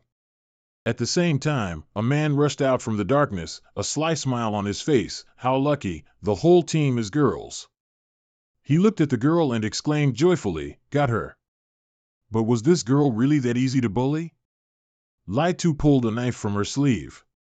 Her starfall slash decisively killed the opportunistic scoundrel. He didn't have time to react. He let out a single cry and collapsed to the ground. Nai Teep looked at her and couldn't help but exclaim, I didn't expect you to be so decisive in killing. Lai Tu spoke up, never leave any chance for your enemy to retaliate. She frowned, her face serious, and added, Tu Muk Muk taught me this. Lai Tu couldn't help but fall silent. You don't even have this basic awareness, do you? You still want to stand by Tu Muk Muk. Let me tell you, you're not the only one who wants to stand by Tu Muk Muk. Nai Teep couldn't take it anymore. Who do you think you are? You and Tu Muk Muk are so annoying. Tan Vu was bewildered. These two are really brave. Lai Tu yelled. What, not convinced? Wanna compete? Let me tell you, I like Tu Muk Muk even more than you. When it comes to sincerity and understanding, you can't beat me. Meanwhile, that dragon was still ferociously stepping on people beneath its feet. Many have already died here. Van Muk gave a cunning laugh. How tragic. Looks like a head-on clash won't work. He looked around, observing, but there was no corpse of Deep Tan here. There must be another way to get through this place. Dai Hung channeled his inner energy, using his eyes to observe. There, Van Muk looked over in surprise. Our Dai Hung continued, like a prophet, behind that dragon, there's an exit. Van Muk pondered, that means we just need to figure out a way to get past this dragon, we don't actually need to defeat it. He triumphantly clapped his hands together, looking over there, in that case, it'll be easy. Immediately after, the male lead advanced towards the dragon, though I can't kill you, you might have to put in some effort to kill me. As soon as it saw him, it opened its mouth wide. Van Muk shouted excitedly, you can even play with fire? Then you're out of luck, you've walked right into it.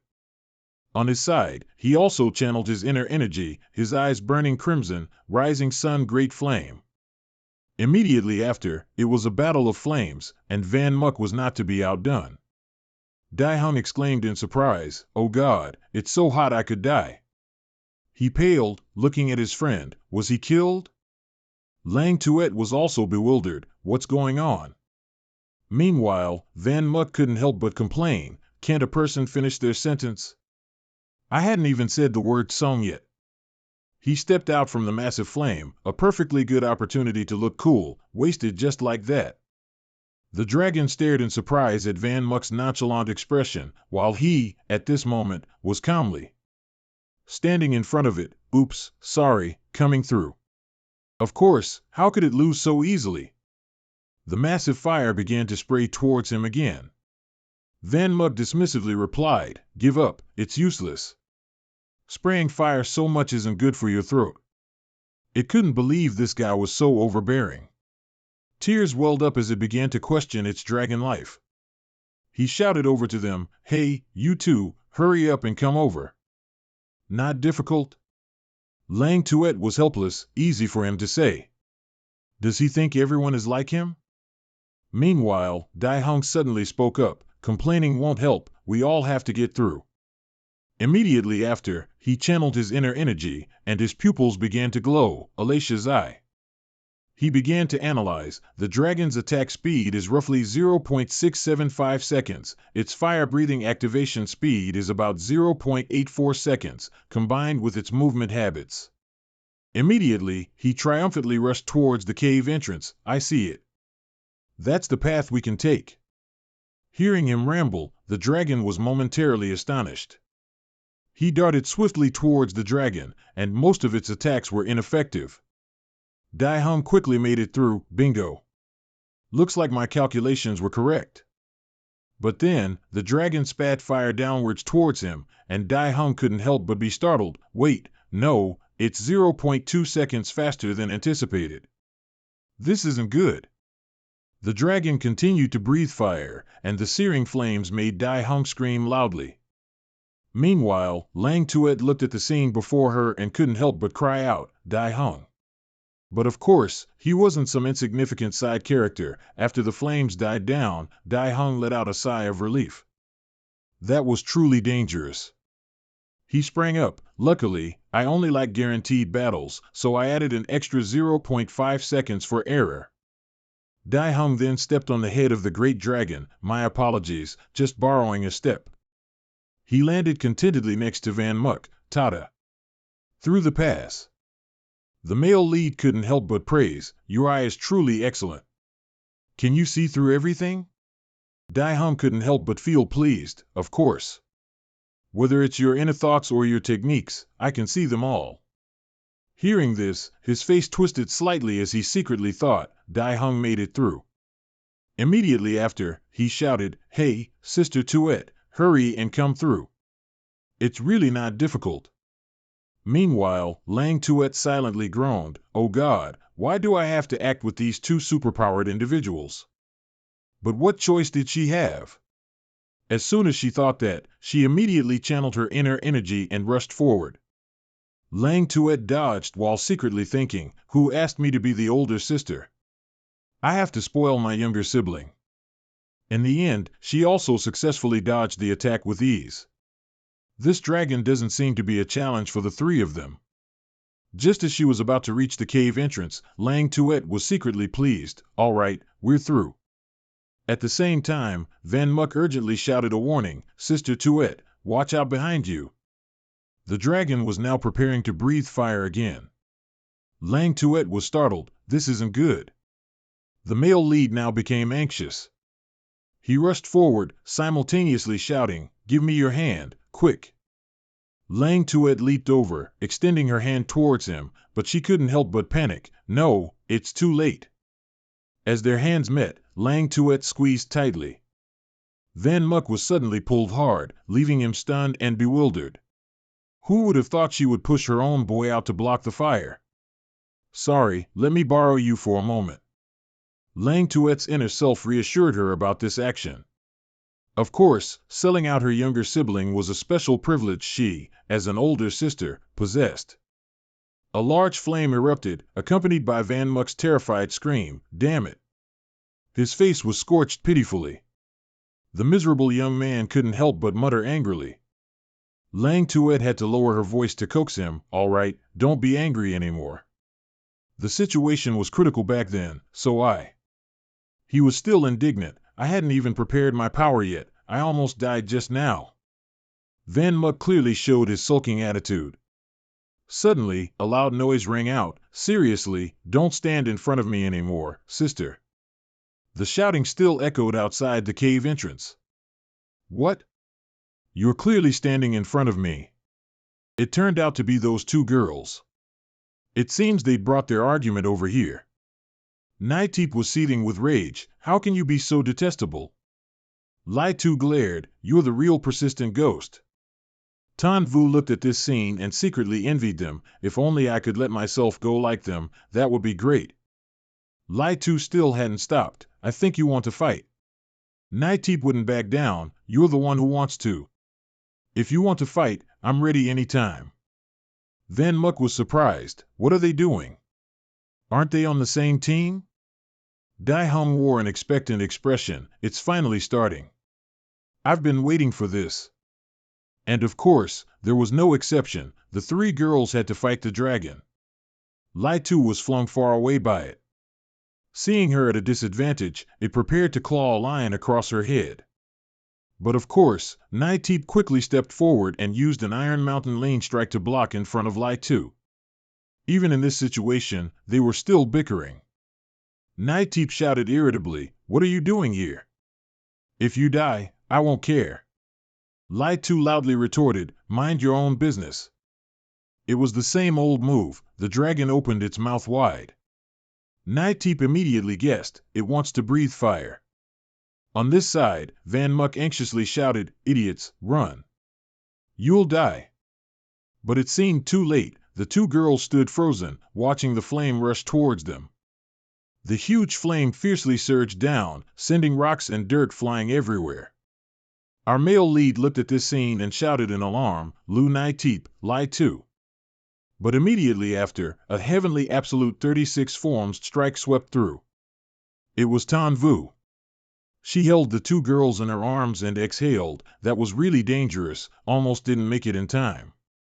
Van Muck was surprised, so Tan Vu.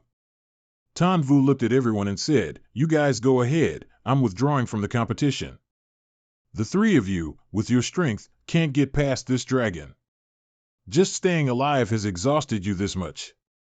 There's no need to go and throw your lives away." Van Muck spoke loudly, "Don't worry, I'll bring back your share too." She happily replied, "Thank you." Suddenly, a resentful voice made Tan Vu jump, "I can't accept this." Lai Tu cried, choked with indignation, "I clearly tried so hard to become strong, I clearly resolved to catch up to his steps, but it's still not enough. I can't accept this." Tan Vu led the two girls out. "If you can't accept it, then just become stronger next time, isn't that right?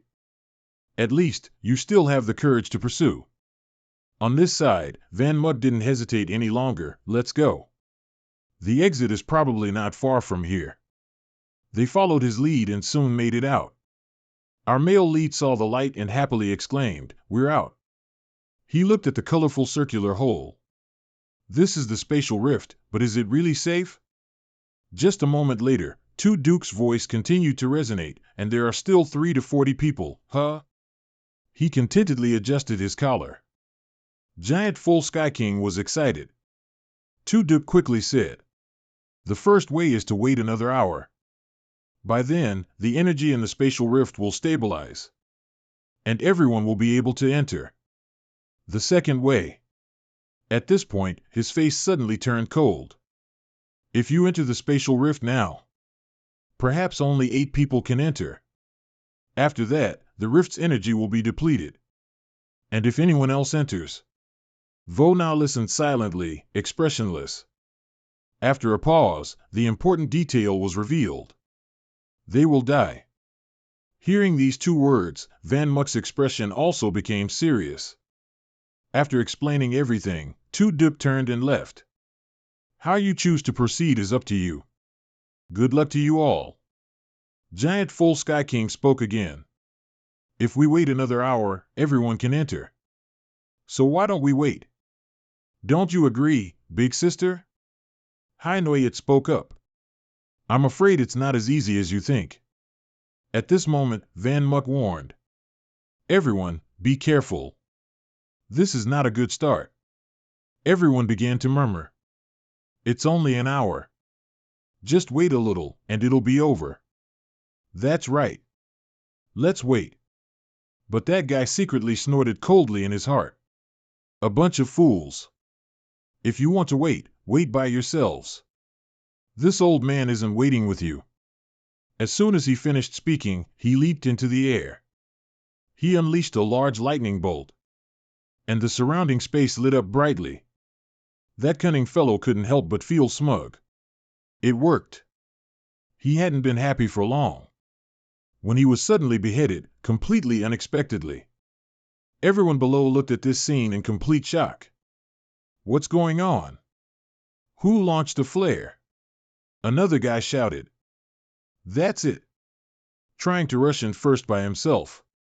He wants to die. Damn it. I'm not waiting any longer either." A melee began. "You scoundrel. I knew you were up to no good. What's with the pretense? I bet you want to enter first as well. If someone's going in, I'll be first. Go die." On this side, Two Duke couldn't help but sneer at the scene before his eyes. "Sure enough, it's just like before. I told you so. How can there be a great principle where the world is for the common good? What's the point? If you don't look out for yourself, you'll be destroyed by heaven and earth." As he said this, his face took on a sinister and eerie expression. Another person smugly rushed towards the gate, I'll be the first one into the rift. But immediately, before he could even reach the door, he was attacked. On this side, Giant Full King looked at the chaotic scene before him in a daze. Oh man! Why are they fighting again? Are they really not waiting anymore? Hai Noyet stepped forward to take the blow for her brother. Waiting? It's already turned into the second scenario now. Get out of my way. The goat-bearded man thrust his sword towards her. Get out of the way, don't block the path. If this woman doesn't want to die, get out of my way. Who is Lang Tuet? Is she that easy to bully? With just one strike, the goat-bearded man's head was severed from his neck. The two pressed their backs against each other. She was anxious. Li Van Muk, what should we do now? He spoke up. Sister and Big Bear seized the right moment and entered the rift. Lang Tuet couldn't help but be surprised. What about you then? Van Muk said again. Me? Don't worry about me. I still have something to do. His face at this moment couldn't help but turn sly. I've always been waiting for this moment. Returning to Deep Tan. On this side, he was furiously slashing and killing. The Crimson Lotus burst forth. That person only had time to scream before exploding. He furiously yelled. You wastes! No one gets to live. Meanwhile, Yunmu finally found him. He kicked Deep Tan flying far away. He struggled to regain his footing. He also couldn't help but yell. Who is it? On this side, our protagonist slowly descended with immense presence. I once said, I'd come for your head. Yunmu's eyes were now filled with madness. Perhaps every time he saw Deep Tan, the hatred in his heart flared up again. He furiously screamed and charged over. Li Yunmu. For Lin Qian's grudge, I want you to pay blood for blood. Yunmu couldn't hold back anymore. You fake crystal. I'm returning these exact words to you. Both immediately shot upwards together. Two powerful internal forces soon collided. It seems Yunmu and Deep Tan are evenly matched in strength. Because he didn't want to break through further before, to make killing him more interesting. Yunmu didn't even give him time to breathe. He continued to deliver another blow. Prometheus's flame. Not stopping there. Deep Tan also struck back. Blazing Dragon's roar. But he quickly grabbed his hand tightly. Yunmu glared. He immediately raised his hand and slammed it hard towards his enemy. The two were like two bulls, furiously charging and tearing at each other. With no clear victor for now, the surrounding crowd seized the opportunity to scheme among themselves. Good timing. Let's kill them both now. The words of these people annoyed Yunmu. He glanced over to Scout. Meanwhile, Deep Tan certainly wasn't going to let these opportunists off either. He channeled his internal force to unleash the Crimson Lotus attack. Explosions erupted all around, and those people meant only one fate. Yunmu furiously punched him hard in the face. Damn it! Go die! Pay for my master's life! Yiqing wasn't weak either. He slammed Yunmu's face into his knee and yelled. Are you even worthy? The two of them were relentlessly tearing at each other. Yunmu yelled. I've been waiting for such a long time for a chance to kill you. Yiqing also said. I've been itching for this for a long time. Blood was gushing all over his face. But Yunmu didn't stop and continued to charge. Of course, that perverted Yiqing wasn't any less. He was also beaten to a pulp but showed no sign of giving up. Two powerful flames clashed directly. If these two weren't rivals, it would probably be hard for anyone to stand against them. A loud explosion reverberated throughout the area where they stood, as if it was rigged with explosives. Yiqing immediately fell down. But he quickly stabilized his stance, ready to charge again. And on this side, Yunmu was the same. His main purpose in coming here was to kill him. Yiqing slowly stood up at this moment. Thinking back, it's truly ridiculous. You open your mouth wanting revenge. But in reality, what? We both use the same moves. For the same goal. So, you are me, and I am you. Actually, what he said wasn't wrong. Both of them were like mirrors reflecting each other. Yi Qing said coldly. Actually, we are the same kind of people? Actually, we. On this side, Wu Yai was also fighting. But he easily defeated his opponents. Wu Yai turned to look at the scene behind him and couldn't help but sneer. What a joke. Ling Shui continuously cut her way through. Big Bear on this side. We need to hurry up a bit. The kid from the War God Palace has already gone in. He looked around, searching. Where's Xiao Mumu? Why can't I find him? Ling Shui said loudly. He said he still had something to do and told us to go in first. Don't worry, he'll be fine. He gritted his teeth, worried. Little Mumu. Immediately after, they also chose to follow his words. Okay. Charge. Everyone over there was in an uproar. Hey. 2 more people went in. Now there are only 5 spots left. Meanwhile, over here, Van Muck and Deep Ton were still frantically tearing at each other. Anyone who intervened would face a fatal blow. Van Muck flew up high, scornfully. The two of us are the same kind of people. You're really flattering yourself. Don't make me laugh. Deep Ton interrupted. You and I use the same techniques. You avenge your master, and I avenge my loved one. We were essentially doing the same thing. He still couldn't help but sneer. So what? I am me, different from a cunning person like you. Deep Ton replied. Yes. I am no righteous sect. What about you? What about you? He looked at him with contempt. Didn't you just use others to block attacks for you? Upon hearing this, his face changed slightly. As soon as he finished speaking, the two rushed back into a fierce struggle, evenly matched with no clear winner. On the other side, everyone was still fighting frantically. Giant King battled while yelling. Get out of my way! Sea Moon's sister! Over here! He was so engrossed in fighting that he didn't notice someone behind him trying to stab him. That person yelled. You ape! Don't block the way! Giant King was startled. Oh no! Just then, from nowhere, the heavenly crippling ice technique struck, freezing that person solid. The girl landed irritably. How annoying! Giant King was surprised. Yi Tianxue. That door is still wide open, waiting for the next person. I don't know how many corpses are scattered on the path leading into it. Haiwei immediately flew up, loudly reminding her brother. What are you staring at? Hurry up! Giant King startled and cried out.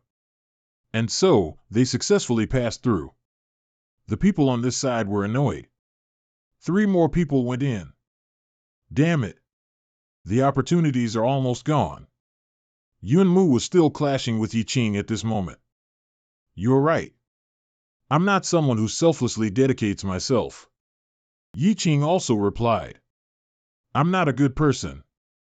And certainly can't be a hero. Li Yunmu. You're the same. He then said. I meticulously prioritize my own interests. All my actions serve myself. But even if I'm like that, I still met a group of people I want to protect, and who are willing to protect me. Therefore, we're not the same. The wealth I possess is something you don't have. But his words startled Yi Qing. After a pause, he channeled his inner energy and declared powerfully. If someone carelessly touches these things, no matter who it is, they will surely die.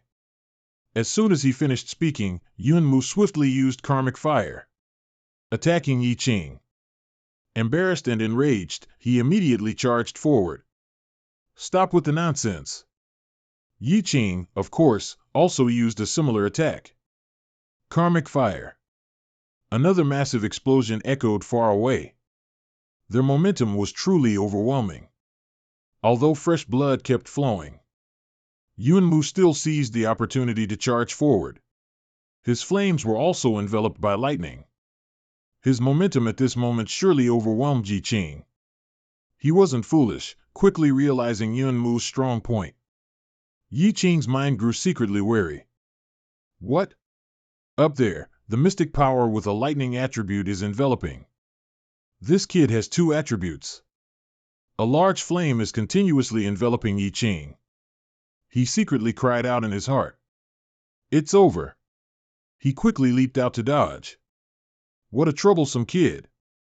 I'm not your babysitter. Just then, from behind Yi Qing, a figure quickly shot up to shield him from the blow. Yunmu looked over at him. He felt a little familiar, but was also very surprised. What? He said to Yi Qing. You go into the gap first. Leave this to me. Yi Qing hesitated. But that guy affirmed. I'll keep the promise I made to you. You go first. Yunmu spoke up. Starting from round 1, I felt something was off with you. Can't you hide your foxtail anymore? You can't possibly just be a small fry from the Chaotian sect. Just based on your ability and Yi Qing's attitude towards you, I know. He immediately took off his disguise. What an alert kid. I hate kids like you the most. But it's fine. The real enemy has finally appeared. I've worn this transformation outfit long enough. He breathed a sigh of relief after being himself. This outfit is truly annoying. Upon realizing his true identity, Yunmu couldn't help but be stunned. You're not the representative of the Holy Celestial Church. He smiled smugly. No. That's my younger brother. Allow me to introduce myself. My name is Kep von Esmeralda. Those two colored eyes glared at Yunmu, the high priest of the Holy Celestial Church. As soon as he introduced himself, he immediately launched an attack. Holy Light Cross. He couldn't help but wonder. Why would a big shot like you appear here? Yunmu inwardly exclaimed. Too fast. He spoke up and replied. Of course, it's to complete my plan. That's why I cooperated with Chaotian sect, and at the same time, lowered my cultivation from God of War to Red Star. It's all to achieve the grand ambition in my heart. As he spoke, he struck fiercely towards him. Yunmu took out the saber in his hand. Mad Saber. Old man, what exactly is your plan? Esmeralda lightly caught Yunmu's sword with 2 fingers. Yencher and Jihong go Ji. He was secretly startled inwardly. What? He scornfully said to him. How could a brat like you understand my great ambition? Then he drew a talisman in the sky and brazenly scoffed at Yunmu. Besides, villains usually die from talking too much. So I won't tell you. As soon as he finished speaking, fresh blood spurted from Yunmu's mouth. Your life is about to end here. Yunmu on this side fell down. His eyes also became blurry. Esmeralda quickly laughed loudly. You blocked it. It seems you have a golden bell shield. But this move will surely pierce through you. Immediately, the attack pierced through him. This powerful aura made Yunmu stumble. Meanwhile, outside, the surviving players looked on in awe and dread. The crowd stood dumbfounded, watching that light. What is this? His attack was like a storm, with immense internal power sweeping in all directions. Yunmu's blood gushed out more and more. He just rolled further away like that. Seeing him lying on the ground, he laughed excitedly. You've been hit. Your heart will probably stop beating in 2 or 3 more minutes, right? Yunmu lay motionless on the ground, secretly pondering. He really did just lower himself to the Red Star level. His techniques and experience are truly that of a war saint. We are simply not on the same level. Esmeralda approached him. If you're about to die, then I'll tell you something. Your master wasn't killed by Yi Qing, you killed him. It was me, you see. How could someone with Dai Qing's strength kill the Night Hound of Lei Ming? All right. I should also enter the rift now. You stay here and slowly wait for death. Upon hearing this, Yun Mu's eyes lit up. Over here, that guy laughed joyfully. I've got it. The last item is mine. As he was prancing around, a beam of light instantly flew straight towards him. Immediately after, that guy's body instantly exploded, fresh blood continuously splattering everywhere. Everyone was horrified. Was someone able to go inside just now? So the others don't have a chance anymore? Should we give up, or take another gamble? Meanwhile, over here, that circle began to change. The rift's energy started to become unstable. That girl panicked. Get out of here. The survival rate is only 20%. It's too low. I can't bet on that anymore. Stop it. Your whole body is covered in blood. It's better not to move recklessly. At this moment, Yunmu crawled up like an Azura from hell. He dragged his blood-covered face, looking towards the gate. The crowd was somewhat horrified. That guy couldn't even stand steadily anymore. What does he want to do? He's not trying to attack the rift, is he? Going in now, the survival rate is less than 20%. If you do that, you're either crazy or foolish. He cracked his knuckles, then channeled a large surge of internal energy. I've comprehended it, so I'll gamble my life, he thought, as he charged forward. At this moment, the system announced, your body has been severely damaged. It is recommended that you spend 20,000 void origin to recreate your body. A fierce pain quickly spread, making him unable to help but cry out, feeling as if his internal organs were about to shatter.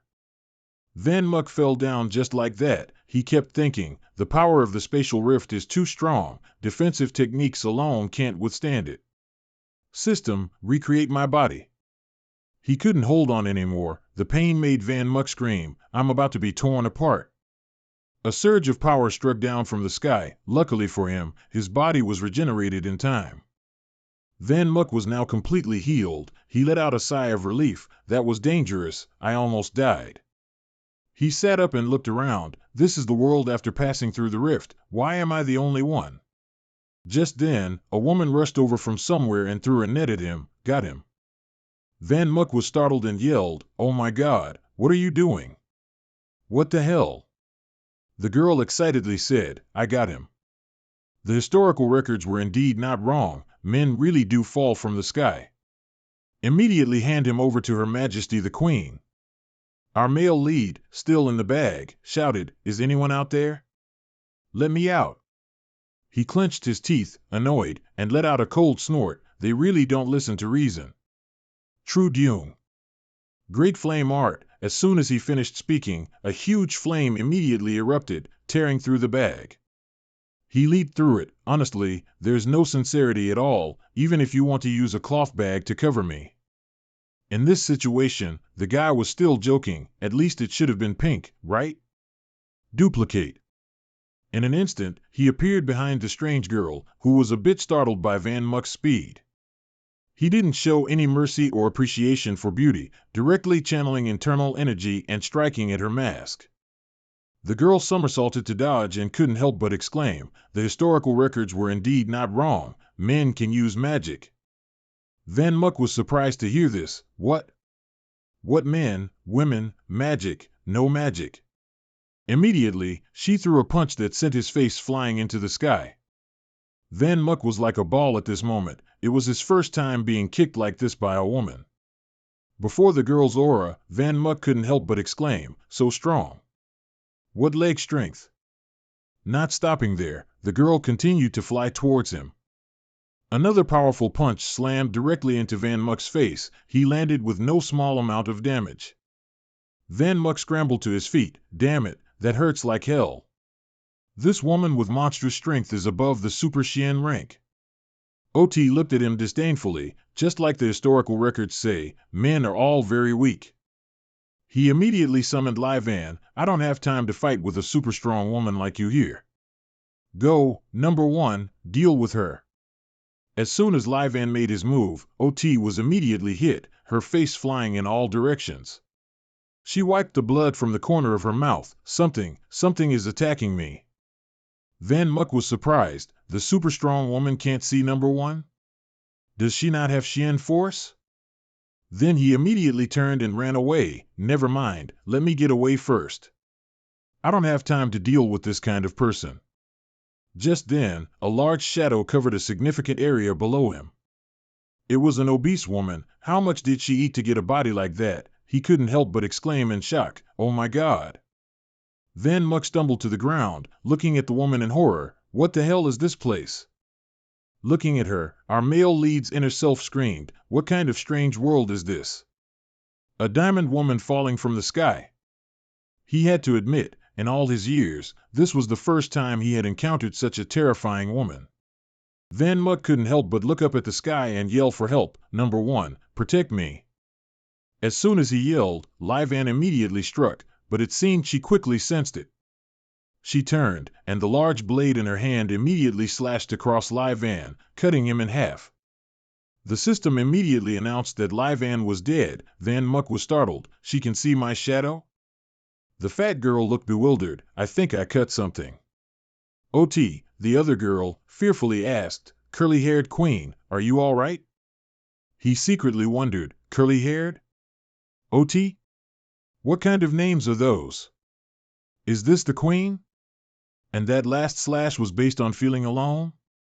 Van Muck secretly tried to escape, thinking, they're really too strong, I'd better run away quickly.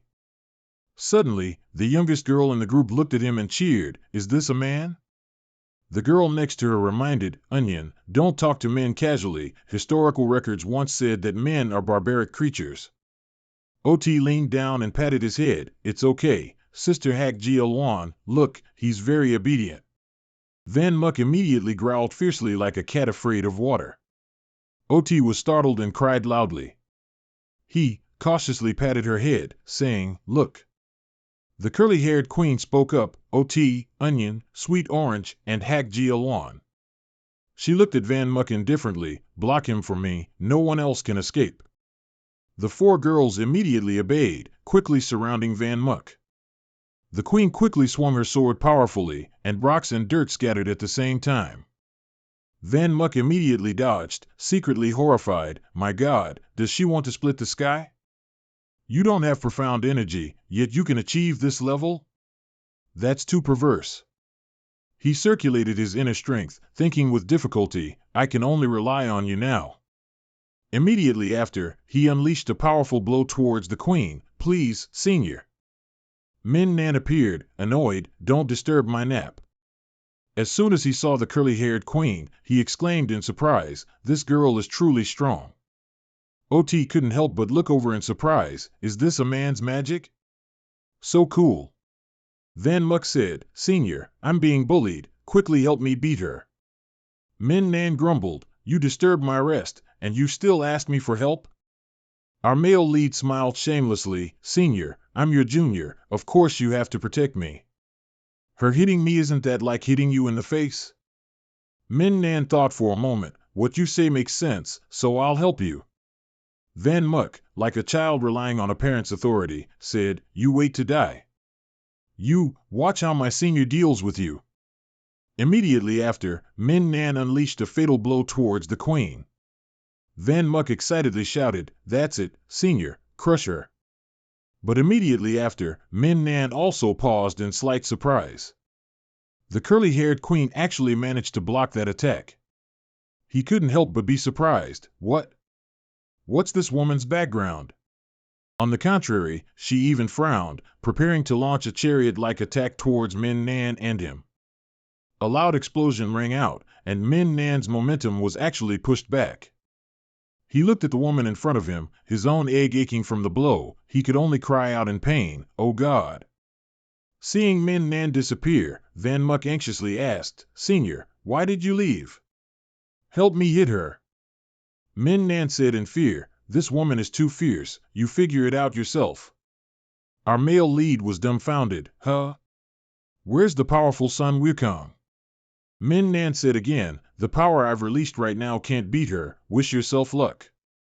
It hurts too much. Without stopping there, the queen continued to attack Van Muck. She fiercely plunged her large blade into the ground while shouting, Hell Seed Blade. Realizing no one was around, the curly-haired queen looked around. Strange, where is he? He wasn't crushed into a meat paste, was he? As soon as she finished speaking, a pair of hands quickly snaked around her neck. Chain. Crimson Lotus. It turns out it was Van Muck. Unable to rely on Min Nan, he had to take action himself. As soon as he finished speaking, a large burst of fire erupted again.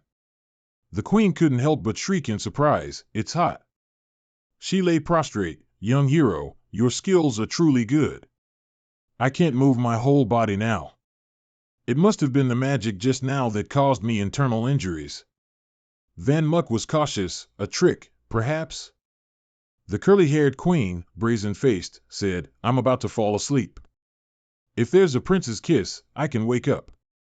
Come on, don't pity me just because I'm a delicate flower, come on, baby. Van Muck stared, frustrated, no more fighting then, I'm leaving. Bye. In his heart, he wondered, is this person sick? GL1 immediately stopped him, no, you can't leave yet. He was surprised, why? Didn't you say I won the fight? She continued, according to our rules, if you defeat the queen, then you must marry the queen. Hearing this, Van Muck's face twisted. Just then, the curly-haired queen sat up and punched him hard in the stomach. Onion was extremely excited, amazing. This is the first time I've seen anyone injure the queen. Van Muck on this side coughed up a mouthful of blood, strong, so strong. The curly-haired queen on this side exclaimed, this man can actually injure someone as strong as me, truly, truly. So cool. Truly a strong man. Her eyes couldn't hide a look of infatuation. He coughed a few times, then stood up in a defensive stance. Continue. The curly-haired queen suddenly sprang up, I can't do it, I surrender. Our male lead immediately summoned a shadow, number 3, block her movements from above. Not stopping there, he continued to command, number 2, attack from the side. The curly-haired queen couldn't help but be annoyed, damn it, what are these things? They even know how to hide and attack. This is really annoying. She had run out of patience and fiercely grabbed Lai Fong's neck. Even though she couldn't see, the queen could use her senses to grab her target. She laughed smugly. Once she was sure her hand had grasped the opponent, the queen was thrilled, got you. Van Muck looked at Lai Fong, startled, and screamed, number 2. At the same time, the system announced that Lai Fong had died. The curly-haired queen immediately channeled her inner energy and flew up. Next. She could sense where shadow number 3 was. The queen confidently declared, it's definitely over here. Van Muck, dazed, could only yell a warning, number 3. But it was probably too late, number 3 had also died. She gritted her teeth in anger, this behemoth is really hard to deal with. Those 4 vegetables are guarding all 4 sides. I'll just have to risk it. At this moment, he used the Rising Sun Great Flame art, striking a blow towards the queen. Immediately after, he himself charged forward, actively using the Blazing Dragon Roar attack. The queen was a bit surprised.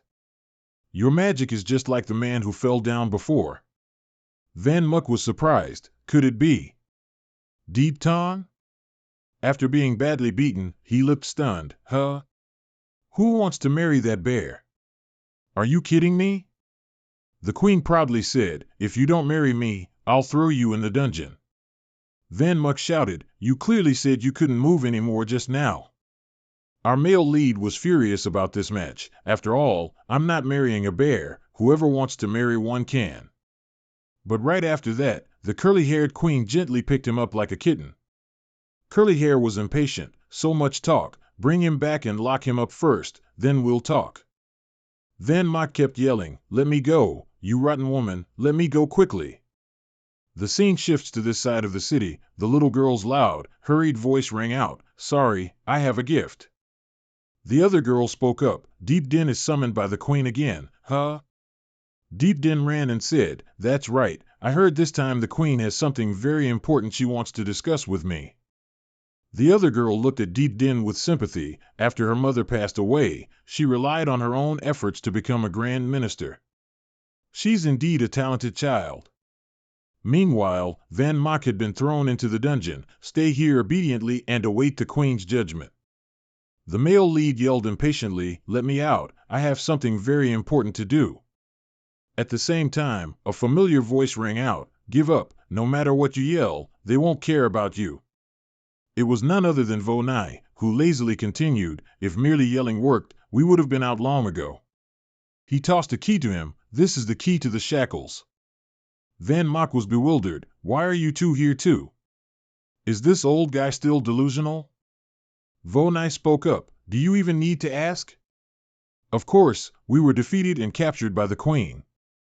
She's too strong, I passed out after just 2 hits. Even old man Ma Wang knelt after 1 hit. And you? Van Mok recounted, me, she said I defeated her. Vo Nai was surprised, what? You won? Then what?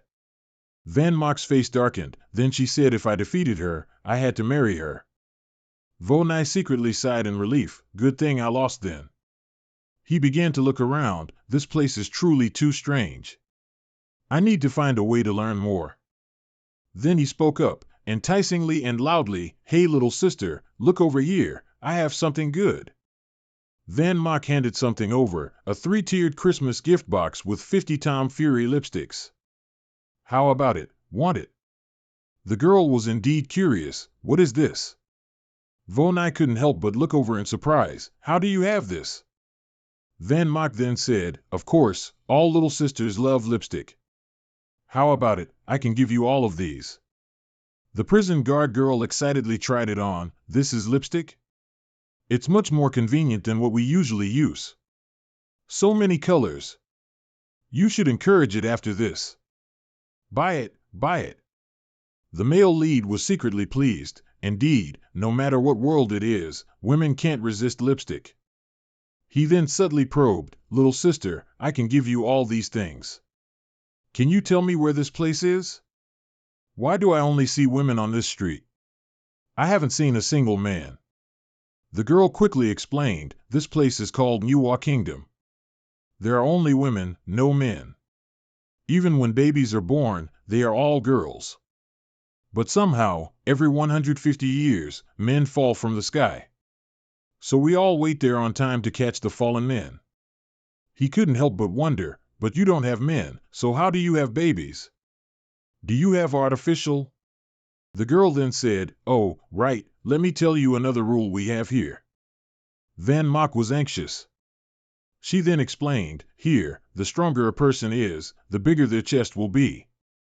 Like me, mine isn't very big, so I can only guard the prison. I really want to be a bodyguard. He said cheerfully, this isn't considered big? Or should I give you some breast pads? I have everything. The girl was excited, I'm starting to look forward to it. Meanwhile, the queen was happily choosing fabric, this one will be worn for the bridal chamber. Deep Din entered from outside, Your Majesty, I'm here. Curly Hair was delighted, oh, it's Little Din. You arrived so quickly.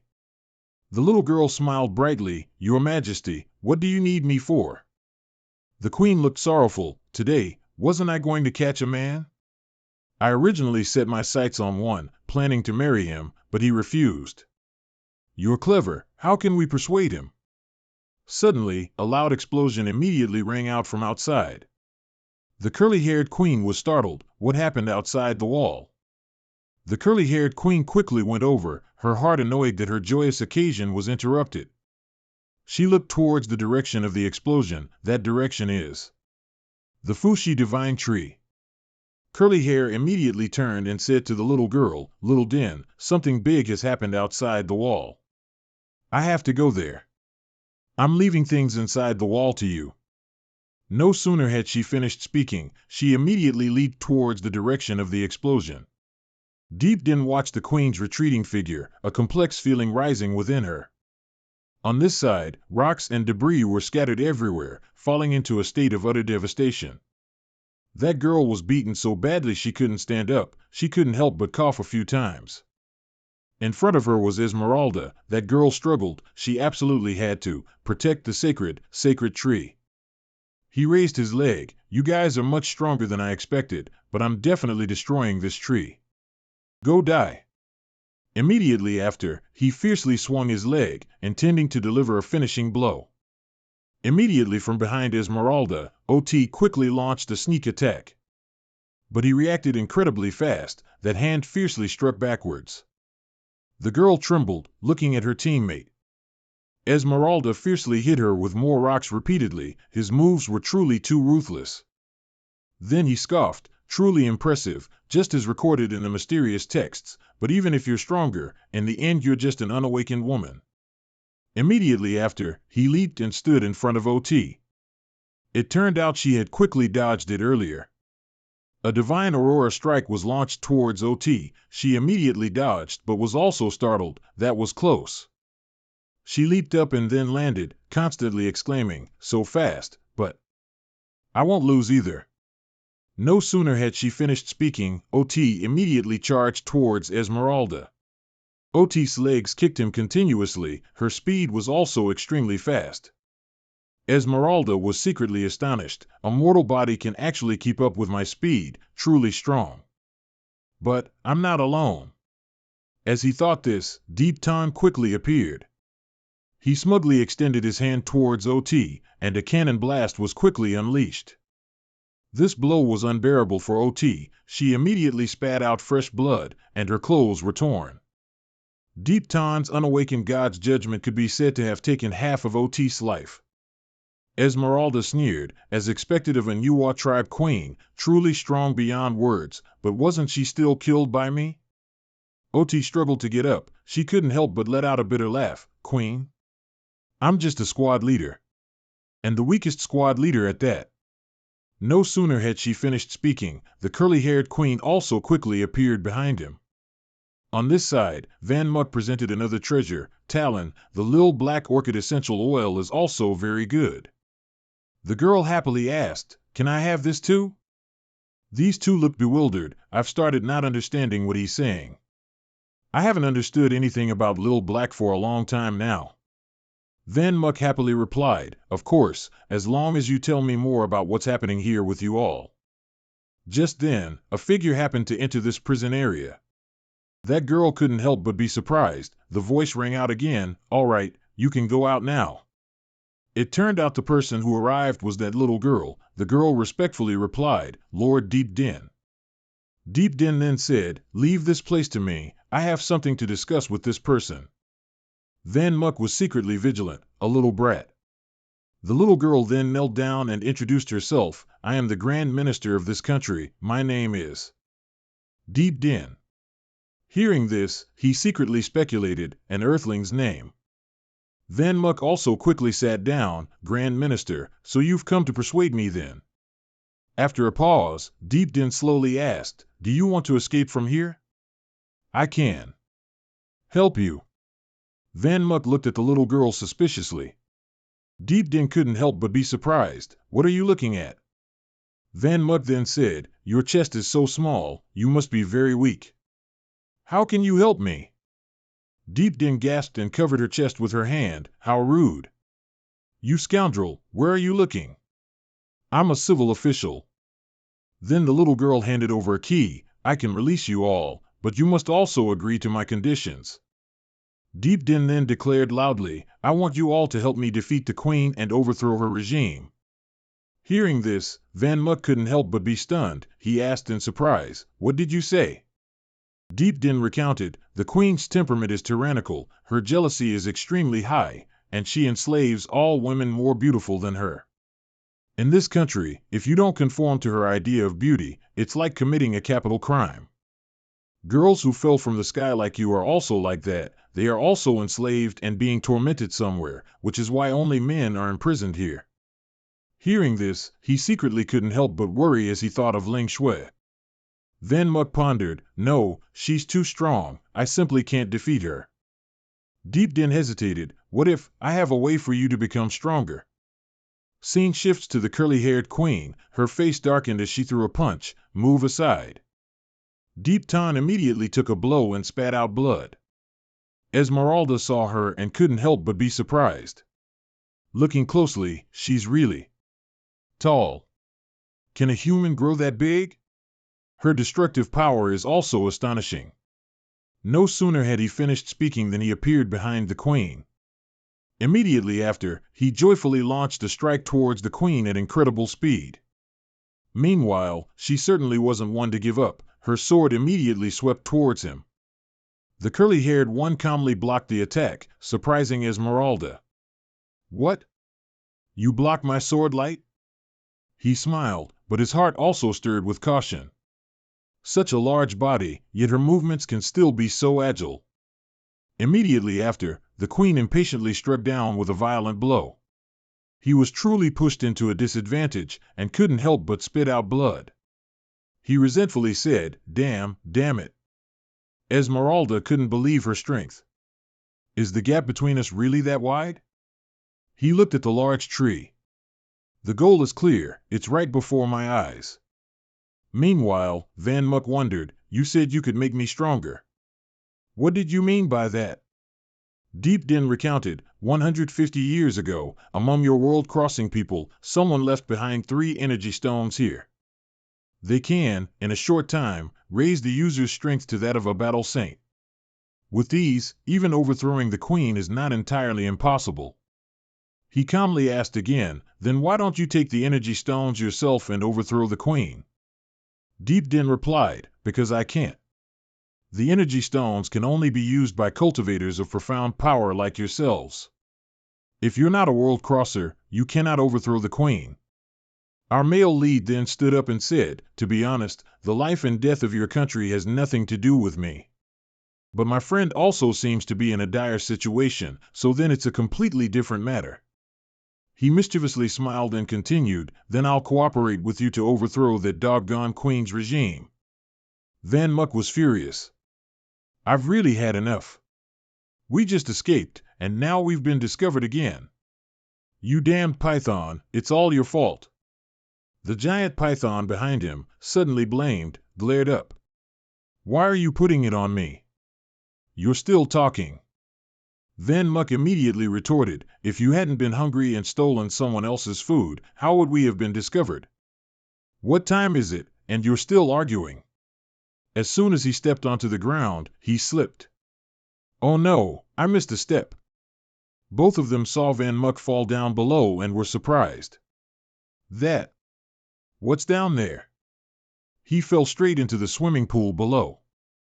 When he had just climbed onto the edge of the pool, Van Muck hadn't yet recovered his senses. What is this? Where did I fall into?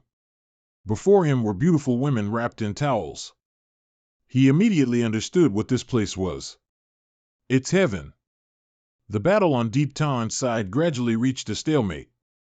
He gritted his teeth, thinking, no, relying only on the two of us, we simply can't hurt her. Esmeralda gradually felt helpless. Is this the power of the Nuwa clan's queen? Even though my rank and combat experience are still at the battle saint level, why am I so far inferior? The ancient texts recorded that the queen of this world is very strong, but she's too strong. The curly-haired queen furiously stomped her foot and charged forward. What are you dawdling about there? Deep Tan hugged her leg from below. Got you.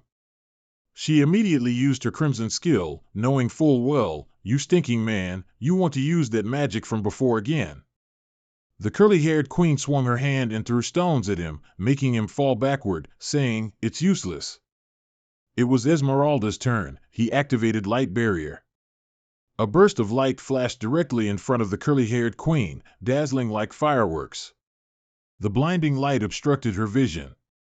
She swore inwardly, damn it, I can't see. Finally, only smoke and dust remained, with no one in sight. Those two got away again. As he left, Esmeralda muttered, the people of this world are stronger than we anticipated. Luckily, we partnered with you.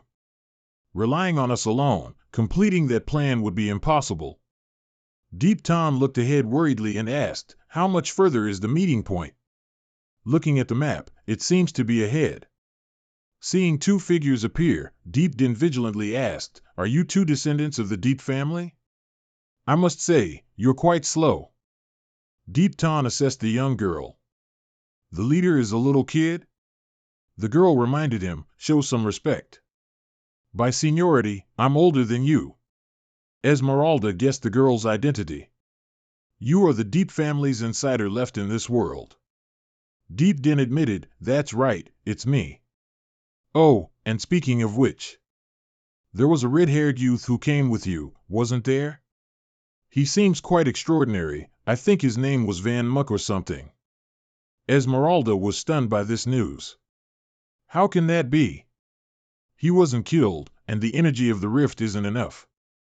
How did he get here?" Deep Din calmly replied, "How should I know? But he really did survive and reach this place, and he caused quite a stir.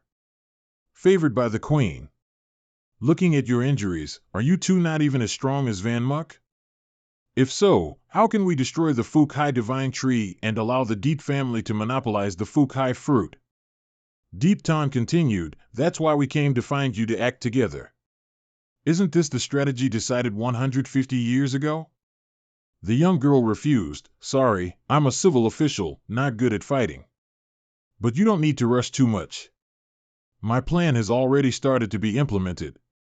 Deep Din recounted that several hundred years ago, the first few transworld travelers followed a spatial rift to the Nuwa kingdom. They discovered that although the women here didn't know how to use mystic power, they possessed great strength. Clearly, there were no men, yet they could continue to reproduce. The curious transworld travelers learned through investigation that this world had a divine tree, which the people here called Fushi. On the Fushi tree, there was a magical fruit. After eating it, one could break through human limits. The women here had astonishing strength because they ate this fruit. Every year, in spring, when Fushi bloomed, the girls would pick the stamens, and after crushing them and mixing with water, the children who drank it would have a certain chance of getting pregnant. When the transworld travelers learned the truth, they made a trade proposal to the Queen. They would exchange things from their world for some Fushi fruits with the Queen. The Queen was interested in the small items they brought, so she agreed to the trade. After returning to Earth, one of them discovered that once eaten, the fruit could break through the highest known limit of a mystic, meaning surpassing the Battle Saint level. This made them very happy, and they quickly recorded everything about this trip in a book. The book recording this event was classified as a secret by the Mystic Guild, hidden in the Guild's fragmented texts, and never disclosed to the public. And so, every 150 years, new transworld travelers would come to the Nuwa realm to exchange for Fushi fruits, until... Among the transworld travelers that time was a young man named Deep Chuan, a member of the True Tien sect.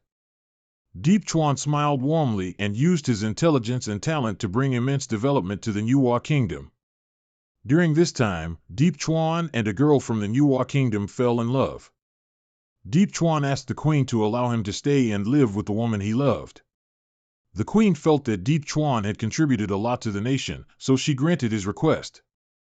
Thus, Deep Chuan stayed and established his happy family. This nation also saw the first small, interspecies life, but things were not as simple as they seemed. Everything Deep Chuan did was actually a conspiracy.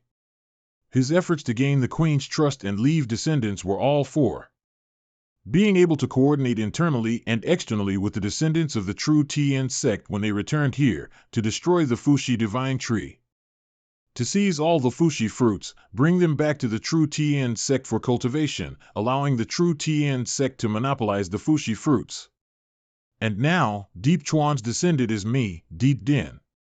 Upon hearing the story, the two of them asked, "Hey, what's that about? You just said your plan had already begun. What is it?"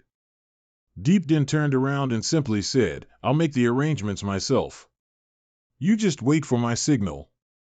Don't worry, I'll definitely help you severely injure the Queen, and who knows? I might even help you deal with that Van Muck guy." On Van Muck's side, he was struggling to escape the pursuers. Are there no more pursuers? Have I shaken them all off? He panted as he asked the two people in front of him, "This must be the eastern side of the forest that little brat mentioned, right?" CU Man questioned, "No way. Are you really going to listen to that kid? You've escaped. Why bother with those things?" He threatened him, "Damn man tribesman, I said I'd help you go together to get my stuff, that's why I let you out. Try running away now." CU Man glanced around and analyzed, this thing. Such a big forest, and you're looking for one house? Aren't you bored? Vonai calmly interjected in their argument, complaining is useless. The three of us should split up and search, that way, we'll have a better chance. All three immediately split into three directions. All right then, let's split up and act. Mukvan speculated, just the three of us splitting up to search still isn't enough. They probably can't see us here anymore, right? Therefore, he called out, "System, revive the shadow spirits." The system displayed, "You have spent 6,000 experience points to revive 3 shadow spirits." He assigned tasks to the shadow spirits, number 1, number 2, number 3, find the stone house.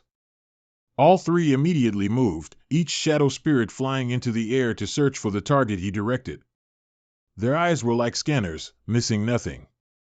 Locations were demarcated until a large rock, where the target was circled.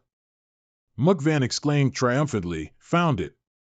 Van Muk then heard CU Man's voice, "Hey, kid, can you block a steel blade with your pinky?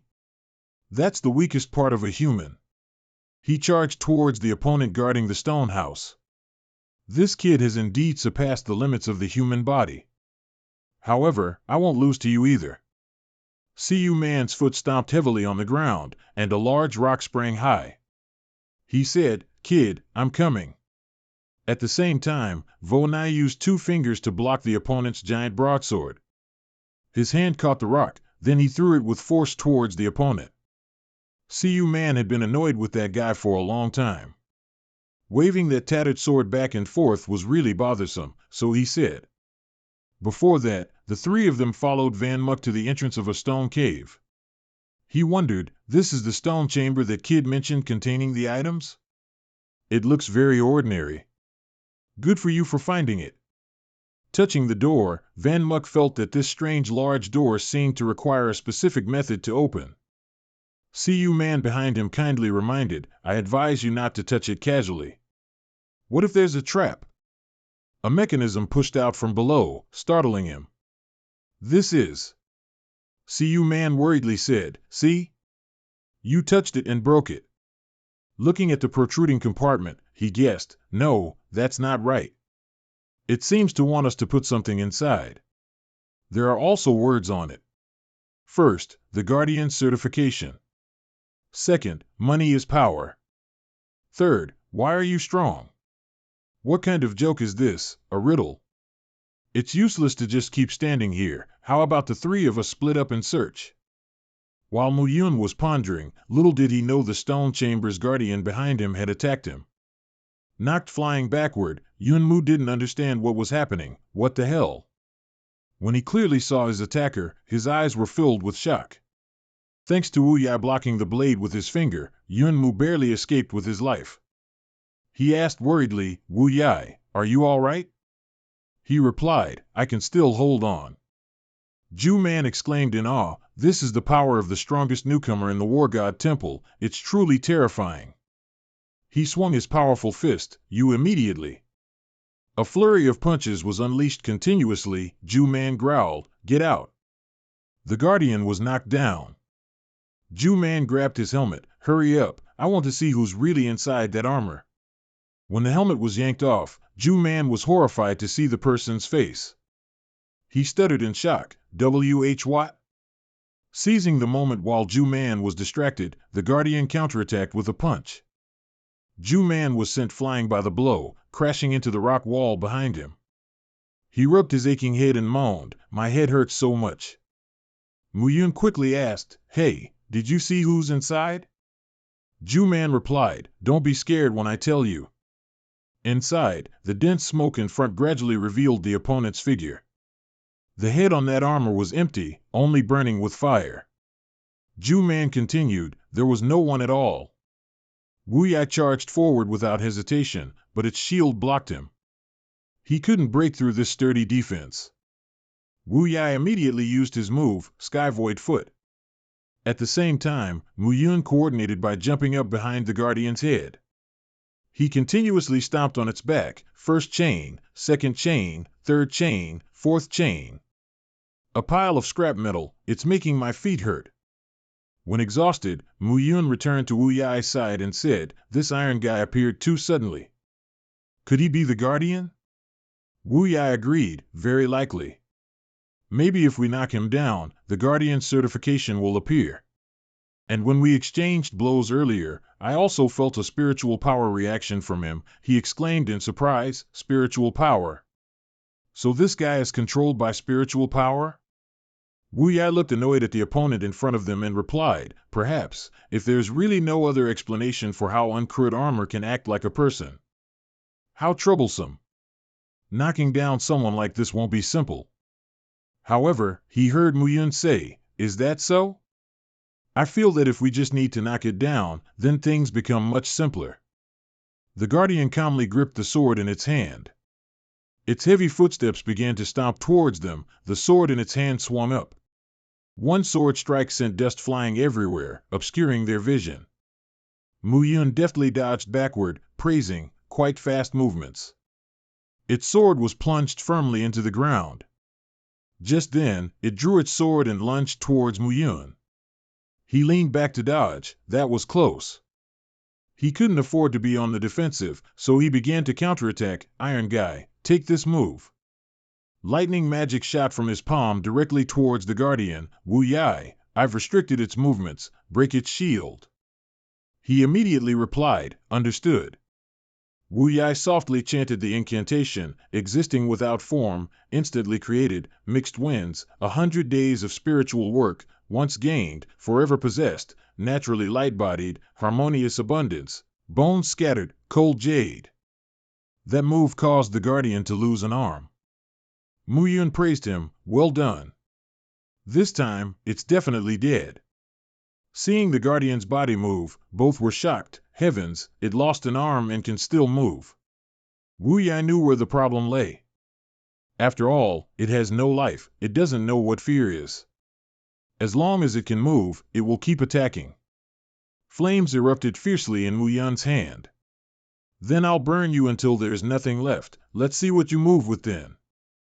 At this moment, Ju Man appeared behind him and said, "Kid, were you the one who ambushed me earlier?" He was already right behind the Guardian, his expression grim as he said, "Watch me kill you." Ju Man performed a back bridge throw, slamming his opponent hard onto the ground.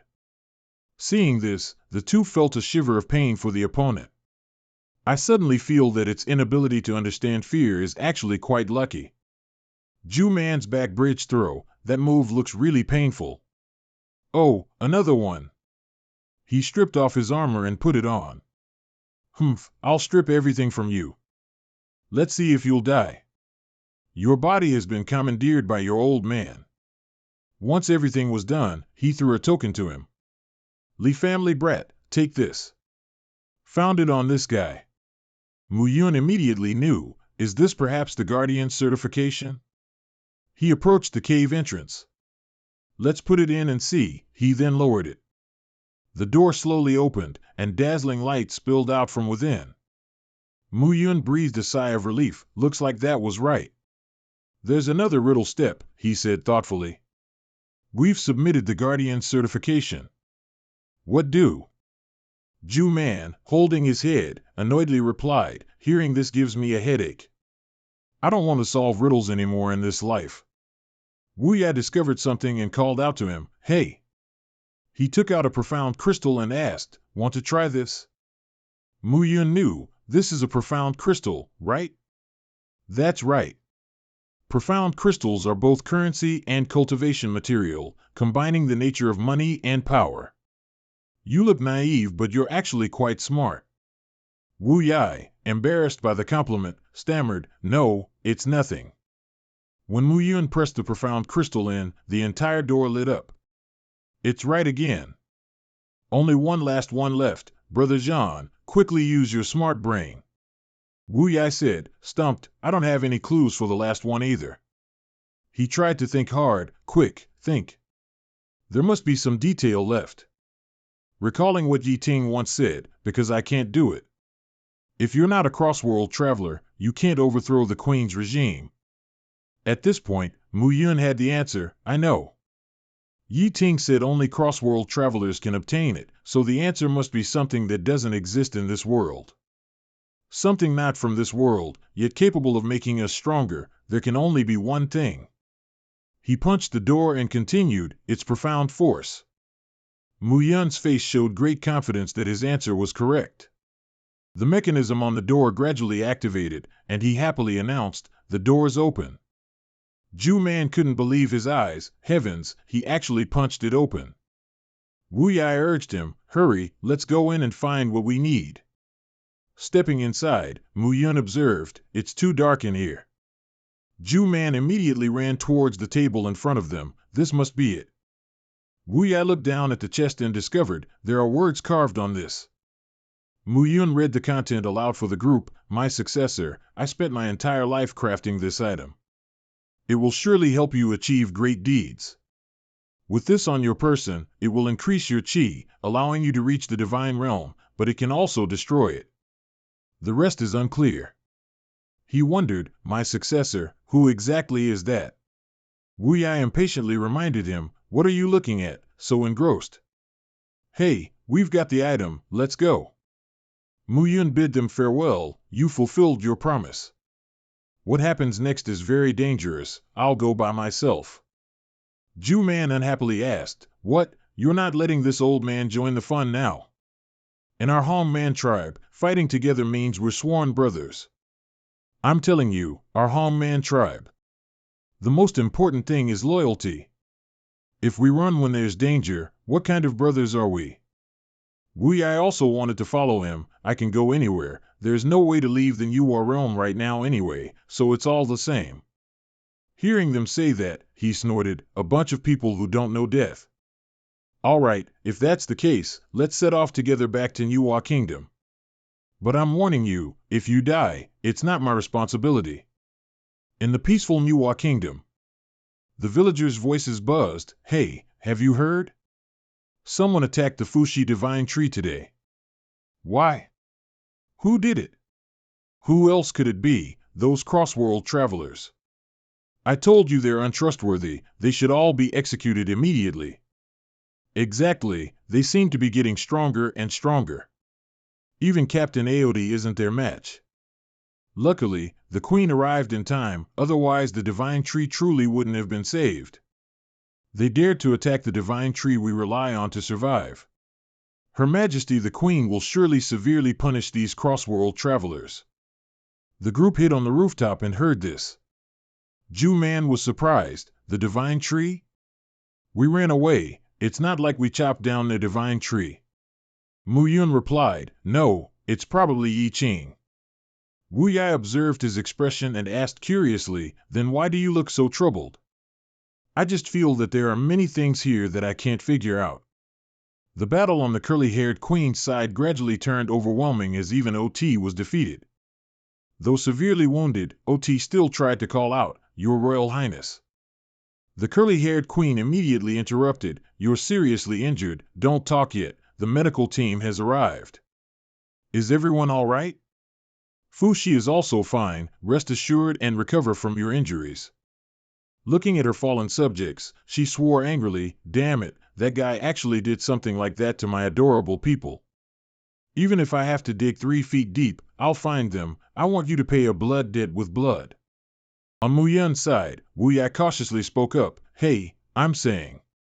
Do you really need to go to this extent? Ah, whose child is this?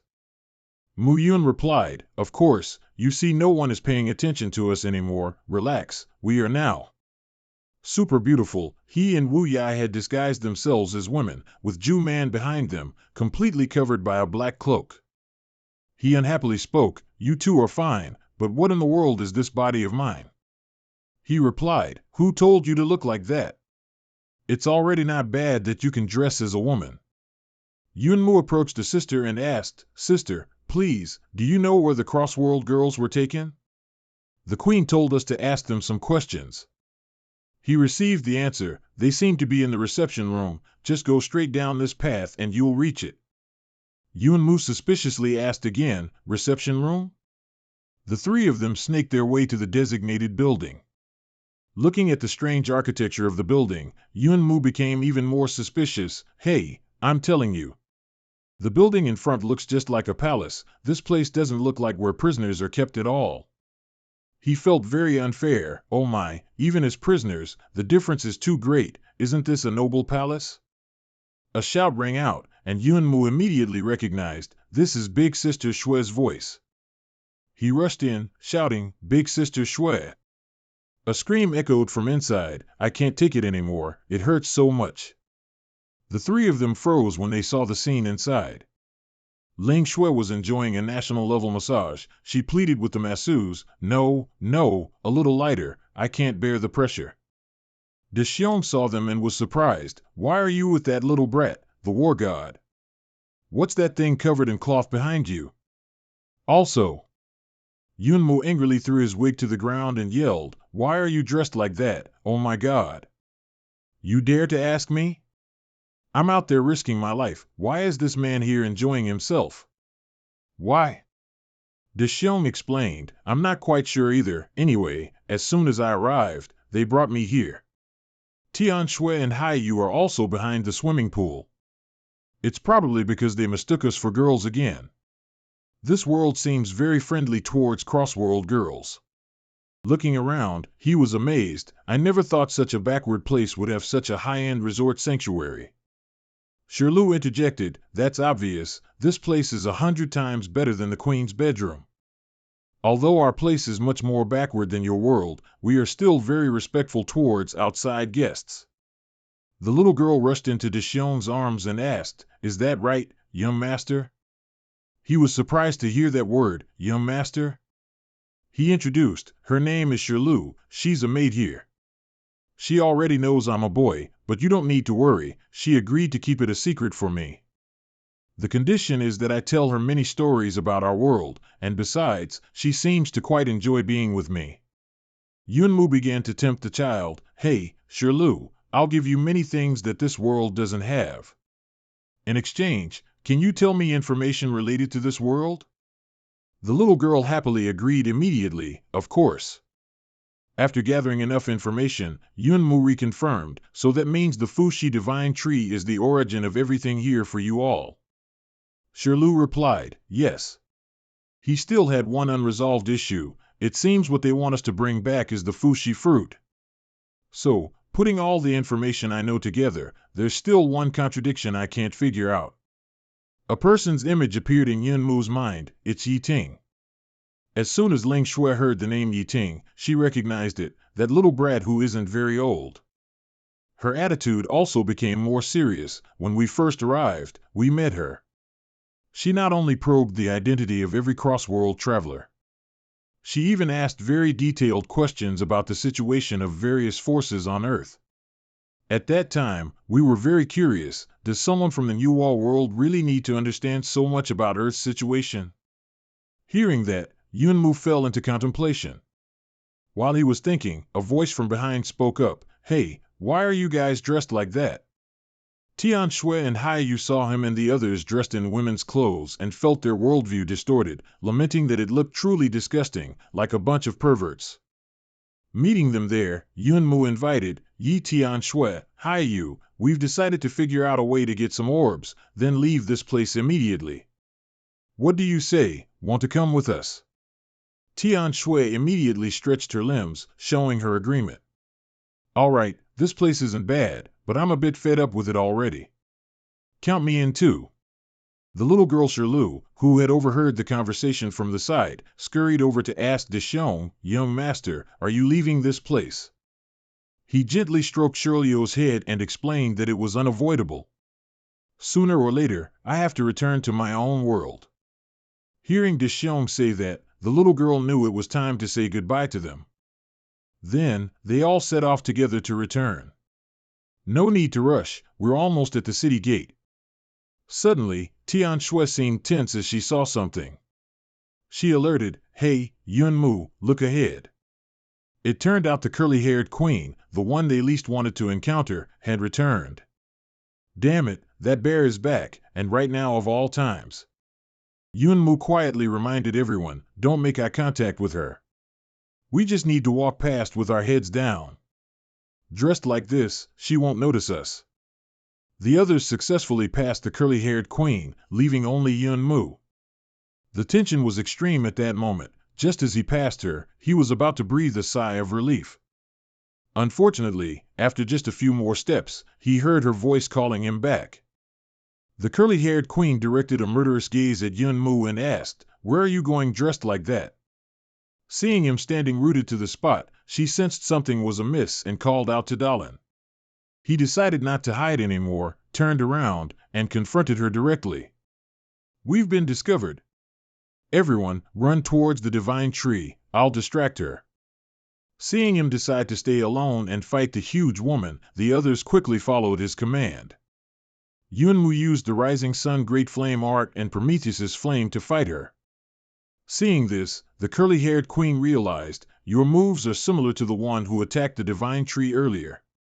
You truly are all from the same group." Then the curly-haired queen counterattacked furiously and lamented, "You're breaking my heart, Dalin."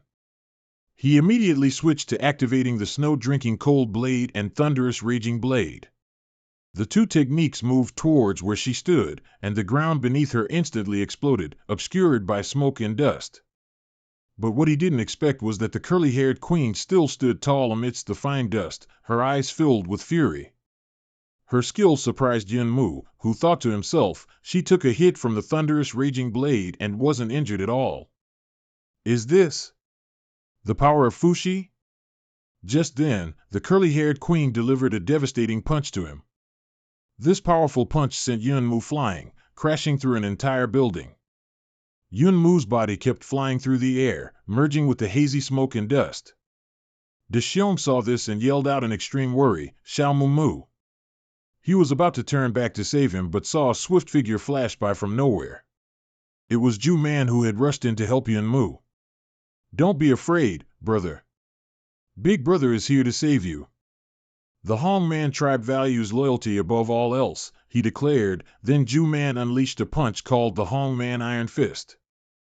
The curly-haired queen was now like a punching bag for him to vent his anger. Countless punches were thrown. A final decisive blow, called the fate-breaking Iron Hammer, struck, sending dust flying everywhere. After that critical hit, Ju Man exclaimed, "Not dead yet? When it comes to strength, we, the Hongman tribe, have never been afraid." Before he could finish speaking, the curly-haired queen delivered a punch to his stomach, sending him flying backward before he could prepare any defense. Ju Man suffered internal injuries and coughed up blood. Seeing this, she unleashed another move, sending him flying into the sky and yelling, "Fly to the ends of the world for me." She then switched to a disdainful tone, "I hate those single-celled animals who only know how to fight with brute force." Suddenly, behind her, Wu Yai's voice rang out, "Respected with no beastly allies, achieved in an instant, intertwining winds, 100 divine spirits. Once attained, forever possessed, naturally light-bodied, harmonious abundance, bones scattered, jade cold." As he spoke, he pointed his finger and rushed towards her, his expression completely calm. The two collided, creating a fierce burst of power. Wu Nai's knuckles felt like they would burst under the curly-haired queen's tyrannical strength.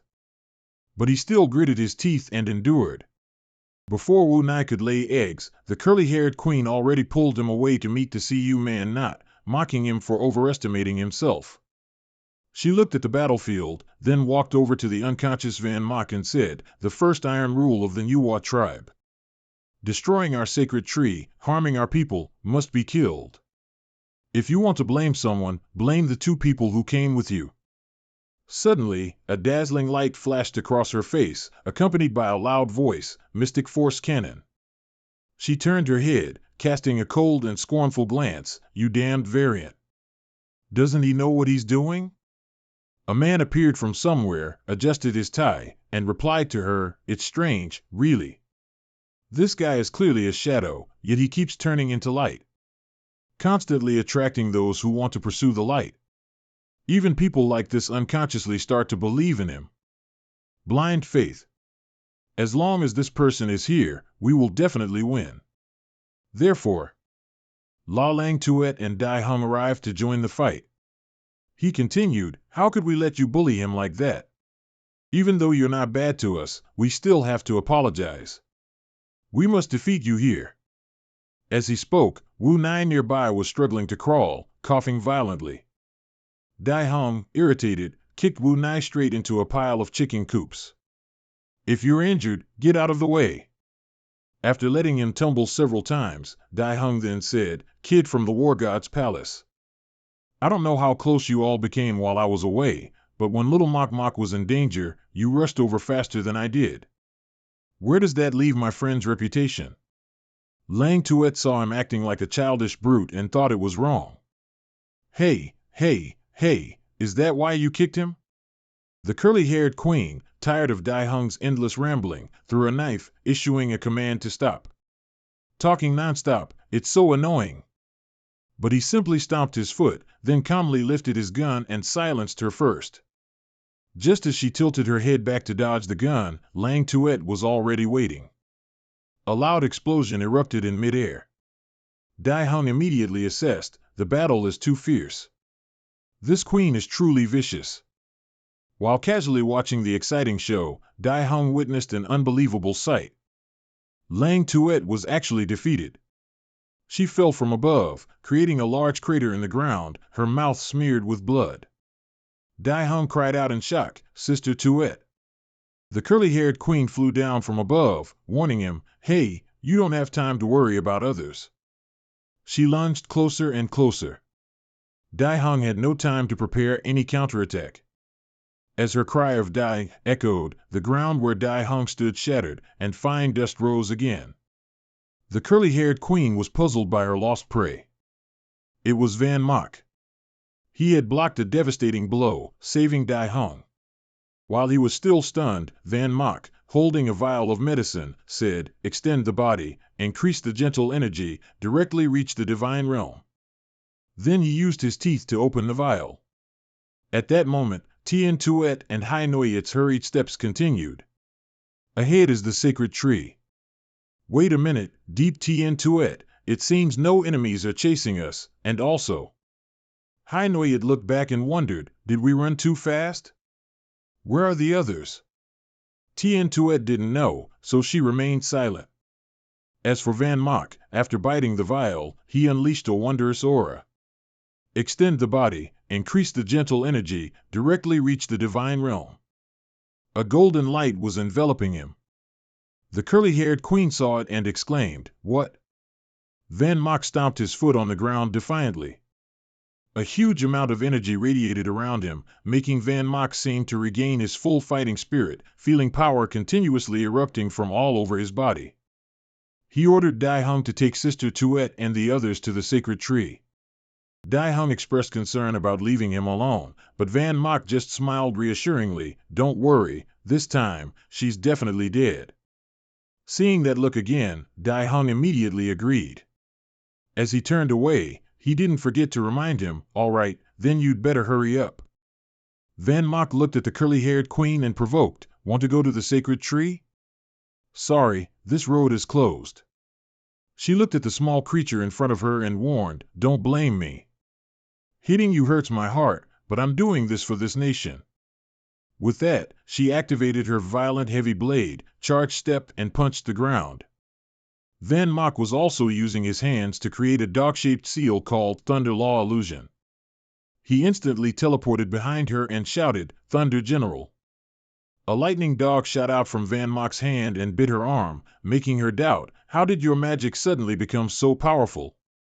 He continued to create a goat-shaped fire seal called Rising Sun Great Flame Art, Fire Strike. A powerful stream of fire in the shape of a strong mountain goat shot out, fiercely pulling the curly-haired queen. She fell to the ground, shrieking, "It's so hot." Her eyes widened again in apparent shock. From above, Van Mok swooped down again, warning, "Hey, it's not over yet." He unleashed dozens of berserk blades onto her, splitting the boulders into pieces. After that, he calmly assessed, this power truly is as strong as a war saint, truly captivating. The curly-haired queen's footsteps gradually became visible. She praised, haven't seen you in a few days, you've become so strong again. After all, no one has ever been able to wound me like this. As Van Muck was rushing forward, he noticed something wasn't quite right. The fat woman from earlier had disappeared, only the curly-haired girl remained, and although her clothes were tattered, she was still very alluring. She continued, you've truly become strong. I hope you can play with me. Van Muck pointed at her in confusion. Wait a minute, who are you? The curly-haired queen proudly replied, who am I? Of course, I'm your lover. He then accused her of catfishing the viewers, but the curly-haired queen waved her hand, deceiving people? I merely burned off a little fat and look a bit thinner, that's all. Now I can also use my full strength. With a flick, she was already holding a sword, moving towards Van Muck, and gave him a violent heavy blade move. Fortunately, he managed to block it in time, but the sword in his hand was also thrown far away by the inertia. Seeing her opponent distracted, the curly-haired queen intended to kick Van Muck. He coldly snorted, I didn't expect that after losing weight, your speed would increase so much. It truly makes it impossible to relax even for a moment. The curly-haired queen's blade was plunged straight into the ground. She rotated her arm to ease the soreness and said, come on, this time we're even. Van Muck scoffed, you're even putting down your weapon? What are you doing, looking down on me? She haughtily replied, we women of the Manhua nation never take advantage when fighting barehanded. Van Muck complimented, a beauty even sounds better when she talks. He suddenly asked, hey, do you still stand by what you said before? How about I just marry you, and we stop fighting? The curly-haired queen lunged at Van Muck, taunting him as a smooth talker while striking. Do you think your psychological tactics will work on me? How despicable, she said, then landed a blow on Van Muck. He collided with the rock wall, leaving a large indentation. He was severely impacted, suffering internal injuries and coughing up a liter of blood. But that seemed not enough for her. She continued with another punch. However, he used his extraordinary agility to move away, dodging that terrifying punch. Van Muck even took the opportunity to tease her, well done, do you want to murder your husband? Suddenly, Zhong Min's voice spoke, trying to match strength with this purely power-based opponent is truly foolish. He replied, then try to teach me, Dad. But Zhong Min said, you brat, there's only 1 month left until the martial combat begins. This time won't bring significant changes to your strength. He fell into confusion, huh? Then what should I do? Dad, think of something. His father instructed, don't rush, I'll tell you. Have you heard of Tai Chi? Seeing Van Muck strike a strange pose, the curly-haired queen flew towards him but felt confused, don't even think about running. What kind of strange pose is that? He told her, movement generates yang, extreme movement leads to stillness. Stillness generates yin, extreme stillness reverts to movement. Then he grabbed his opponent's leg, Tai Chi, lock. She was suddenly stunned and bewildered. When Van Muck pushed her hand and punched her in the stomach, she yelped as she fell backward. He waved his hand and taunted, it's not pleasant to be hit by your own strength, is it? Hearing this, the curly-haired queen wanted to curse his entire family, damn it. She quickly regained her fighting stance. She threw a punch, shouting, what a joke. He evaded with a nimble body, even catching her knee. He spun his hand, using reverse hammer, then quickly gained momentum. He hurled her spinning in the air with high pad on horse. The curly-haired queen staggered and fell. Van Muck made a few health-preserving movements with his hands. He shouted, up and down. Left and then right. Then he smiled triumphantly, praising, I didn't expect the old geezer's boxing techniques to be quite effective, actually. Seeing the curly-haired queen still able to stand up, he again lamented, damn it, why is it suddenly so hard to even hit her? She continued to leap up, wanting to fight more, and he again couldn't resist teasing, still want more? Truly disobedient. But as Van Muk prepared to use Tai Chi Quan, an inexplicable sensation appeared. He looked at his hand and wondered, what's happening? Is my power disappearing? Van Muk couldn't help but be secretly surprised. My power is gradually disappearing, even my profound energy. Why is this happening? He thought, following one's body, increasing like chi, directly pushing to the divine realm, but it can also destroy it. Could the unclear words after that refer to this? The queen on her side took advantage. You're distracted. His body was also a bit weak at this point. Van Muk only had time to raise his hand to block in front of him. The queen quickly flew over, taunting, "Hey, where did that momentum from earlier go?" After that, she continuously kicked and punched Van Muk fiercely, while our young man didn't even have a chance to counterattack. That blow sent him flying far away. He had to marvel at this woman's power. Looking at him, she couldn't help but wonder, strange, your strength and reaction speed have both weakened significantly. Van Muk panted heavily, inwardly lamenting, my body has already started to stiffen. If this continues, I'm afraid I won't even be able to move. This side effect is truly deadly. Immediately after, the queen charged over. He frowned and looked over. There's no other way. Shadow Legion, move out. Immediately, the curly-haired queen was hit with a blow that sent her flying back. Van Muk gave a faint smile, although it's a bit shameless. Who told me my face was this thick? Sorry, this isn't a one-on-one fight. It's a group assault. At this moment, his shadow army had fully assembled. The queen coldly snorted, again with this attack method that I can't see. She ran quickly towards Van Muk, muttering, so annoying. As soon as the attack ended, Van Muk quickly parried it. By now, his movements seemed a bit more agile. The curly-haired queen was simply thrown to the side, and the advantage was no longer hers. A cunning glint appeared in his eyes. His strength must be gradually recovering. The queen kicked forcefully towards the male lead, but Lai Van quickly blocked the blow. The curly-haired queen was startled and bewildered. A kick? It didn't land?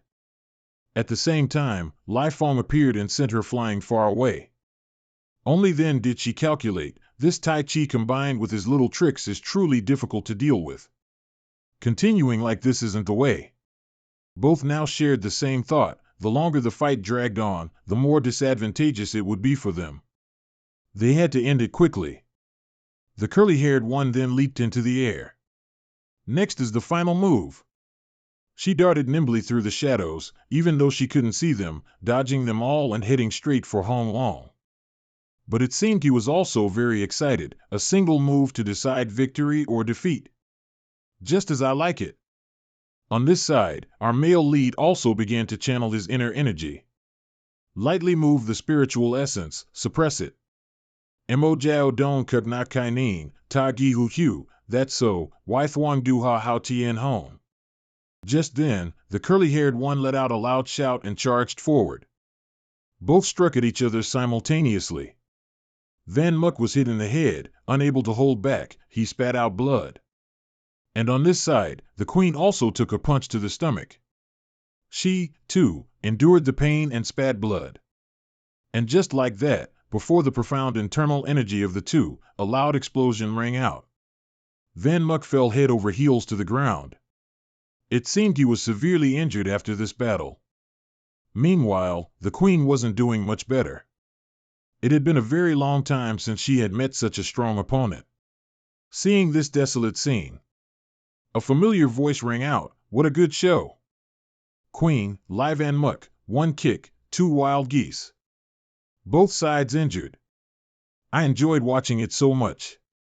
I didn't expect you to actually do it. Hearing this voice, he endured the pain and opened his eyes. The newcomer was none other than Deep Din. At this moment, the girl calmly surveyed the overall situation before her. Deep Din then whistled. It seems everything is proceeding smoothly according to plan. Come out. As soon as she finished speaking, 2 figures quickly charged forward. Van Muk couldn't help but be surprised. Deep Tan, Esmeralda, you guys. Deep Tan delivered a powerful kick towards him, beaten like that and still forcibly passing through an unstable spatial rift, and yet not dead? This time, you've finally fallen into my hands, haven't you? Esmeralda couldn't help but be shocked. So young, yet without moving a single finger, he's defeated such a mighty queen. Your shrewdness is truly terrifyingly deep. Fortunately, you're our comrade, otherwise it would be too scary. He looked at the curly-haired one and said coldly, I don't know if this queen is dead or not. To be safe, it's best to finish her off with another strike. Esmeralda channeled her inner energy. I didn't expect you to suddenly become so beautiful, but for the greater cause, you'd better just die for me. On this side, Hante suddenly appeared from nowhere and coldly ordered, prepare, fire. As soon as she finished speaking, Esmeralda was shot directly in the chest with an arrow, startling him and catching him off guard. Arrows then continuously flew towards where he stood. He could dodge some, but fundamentally, he couldn't avoid them all. Deep Tan saw his comrade injured and looked over in shock, bewildered. What's going on? Up above, Hante immediately revealed herself, going through such a big loop, wasting so much time. The fox finally fell into the hunter's trap. Looking at Esmeralda like that, Hante couldn't help but feel satisfied. On this side, Van Muck lay prone on the ground, painfully gasping for air. Meanwhile, the queen quickly stood up, startling Esmeralda. What? You can still get up? As strong as a battle saint, you shouldn't be able to get up at all. Deep Din stepped over. That's right, the strength of previous queens was roughly equivalent to the battle saint level in your world. If that's the case, she should have lost consciousness after that fight. But the dignitary in front of you. She paused, then turned and walked towards the curly-haired woman. Deep Din continued to introduce, she is the strongest queen in the history of Manhua Kingdom, Queen Hoa Gwen. Suddenly, the girl changed sides again. Esmeralda couldn't help but be stunned. Deep Din, you. Deep Tan angrily yelled, Deep Din, as a descendant of the Deep family, you dare to betray us, betray the Deep family. The girl scornfully shouted, shut up. Deep Din's eyes turned crazed, the Deep family. It's the Deep family I hate. I'm disgusted by the fact that my surname is Deep. Immediately after, Van Muck lay still, listening to the girl recount, I could have grown up happily and carefree like any ordinary child, but the Deep family destroyed me, destroyed my home. Deep Chuan married my maternal grandmother simply because she was weak and obedient. That way, Deep Chuan would have complete control over his child. After the child was born, he dropped all pretense, hitting and scolding my maternal grandmother, even locking her in the house, not allowing her to interact with outsiders. After a few years, my maternal grandmother sadly passed away. After the child lost its mother's protection, Deep Chuan became even more frantically brainwashing the child, and instilling the Deep family's despicable ideals into them, making them see it as a belief and passing it down from generation to generation. Thus, the poor child turned into a demon, continuing to poison the next generation of children. And I couldn't escape this cycle either, suffering agonizing brainwashing every day. If I resisted, I'd get a beating. But I truly couldn't endure such a life anymore, so I made a decision. I, with my own hands, killed this demon. I must completely sever the Deep family's dark influence. Immediately after Deep Din revealed the truth, Hante above yelled, archers, prepare. Her people were ready. Hante excitedly yelled, fire. Immediately after, a rain of arrows crazily surged towards them. Deep Tan didn't think he would meet this end. He muttered in a daze, damn it. Immediately after, a massive explosion erupted, causing the ground and rocks to constantly shake and collapse. Deep Din looked at the aftermath before her, feeling satisfied, it's finally over. But suddenly, the curly-haired queen's eyes turned cold. No, something's not right, she seemed to sense something. Fresh blood splattered onto the ground, seemingly the ringleader was not yet dead. Deep Tan wasn't dead, but he was now being used by Esmeralda as a human shield against the arrows. His entire body was stained red with blood. Deep Tan trembled uncontrollably from his comrade's betrayal. You. Feeling that Deep Tan had outlived his usefulness, Esmeralda coldly threw him aside, and you kept bragging to me, saying how perfect your plan was. Deep Ton now only had a faint breath left. He painfully gasped for air. At this moment, Deep Ton remembered the mocking words, "Haven't you heard? The young master is a good-for-nothing. Yes, he can't compare to his brothers." First time seeing someone awaken such low mystic power. The sect master must be so ashamed. In his loneliest moment, that warm voice had soothed his heart. If you feel unconvinced, isn't it enough to just try to get stronger? Before dying, he remembered that innocent face. "Young master, my name is Lam Kien. Today, I will serve you. I will train with you. I will help you become the strongest new recruit." Since Lam Kien appeared, Deep Ton had risen rapidly, continuously winning on the leaderboards. He would never forget how he was praised at that time. "You are Deep Ton, you won again." At that time, Deep Ton couldn't help but feel excited. "Lam Kien, I defeated the strongest new recruit of our true Tien Tong. Now, I am the strongest new recruit. Father will surely be proud of me." Lam Kien had said then, "Haven't you heard? Recently, a dark horse appeared among the new recruits, named Lai Van Muk, who consecutively cleared over 20 levels of the Tower of Glory with his ordinary star power."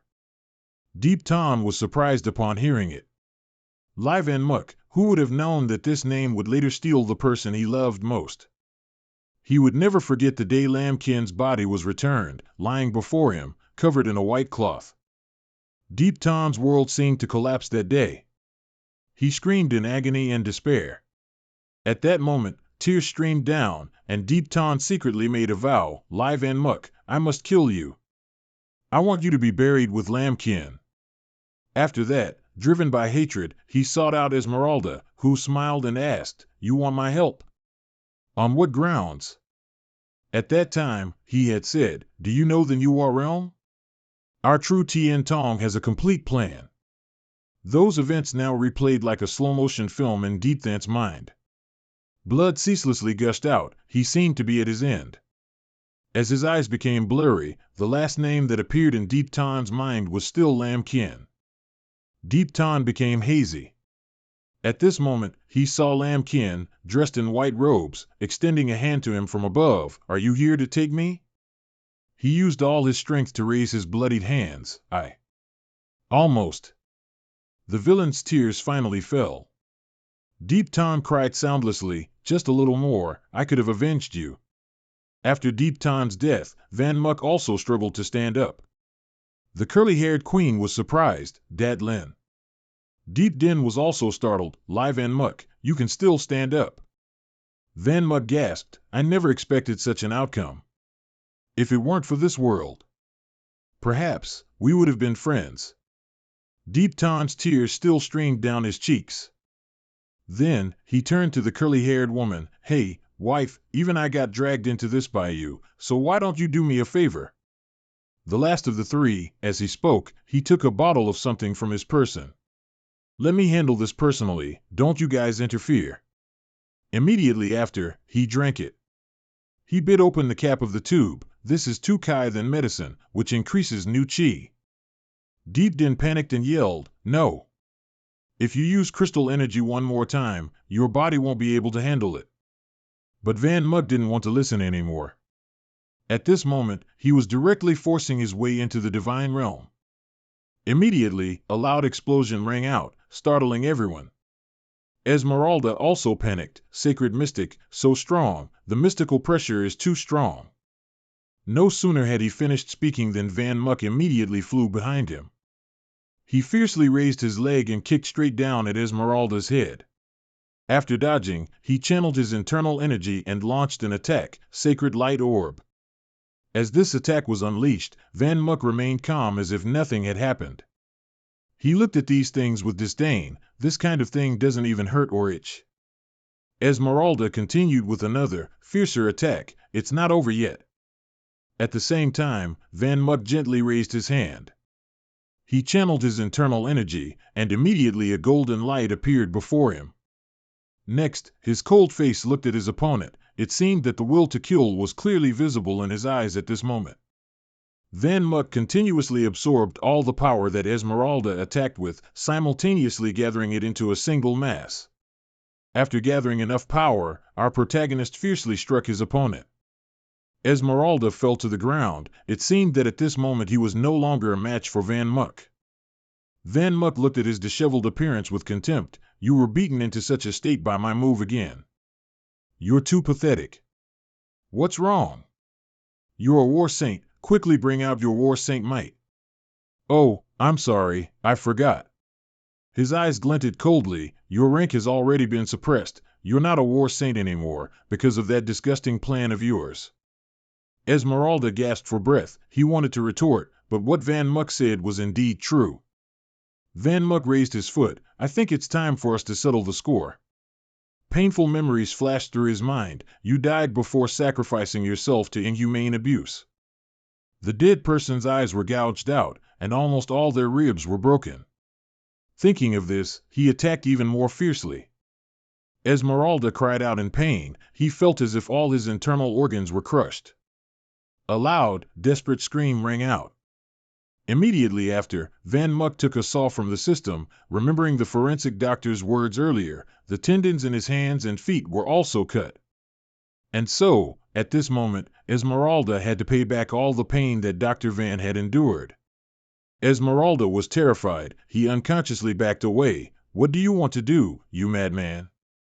Those legs of his were an eyesore to Van Muck, who immediately squeezed them tightly. When Dr. Van's body was returned, even his left leg was missing. Thinking of these things, he coldly and decisively cut off Esmeralda's leg, causing blood to spurt out ceaselessly, and a desperate scream echoed throughout the sky. Esmeralda's eyes widened. The pain tormenting his body made him feel miserable. He looked at Van Muck as if he had crawled out of hell, fearfully screaming, "Don't come here. Please, get out. Get out, you madman." But of course, he could never forget the scene of that day, so how could he spare him? Van Muck asked him coldly, "When you killed my master, you should have known this day would come." Desperate screams continued to ring out, and his fingers were now covered in blood. Van Muck gouged out his eyes. Esmeralda roared, "Damn it, I'll kill you. I am the high priest of the Holy Celestial Church. My sect and the Mystic Guild will not let you get away. You can't escape. You're dead for sure." He said coldly, "So what? No one knows about you suppressing mystic power, changing your appearance, or the rift. Besides, casualties during rift exploration aren't unusual, are they?"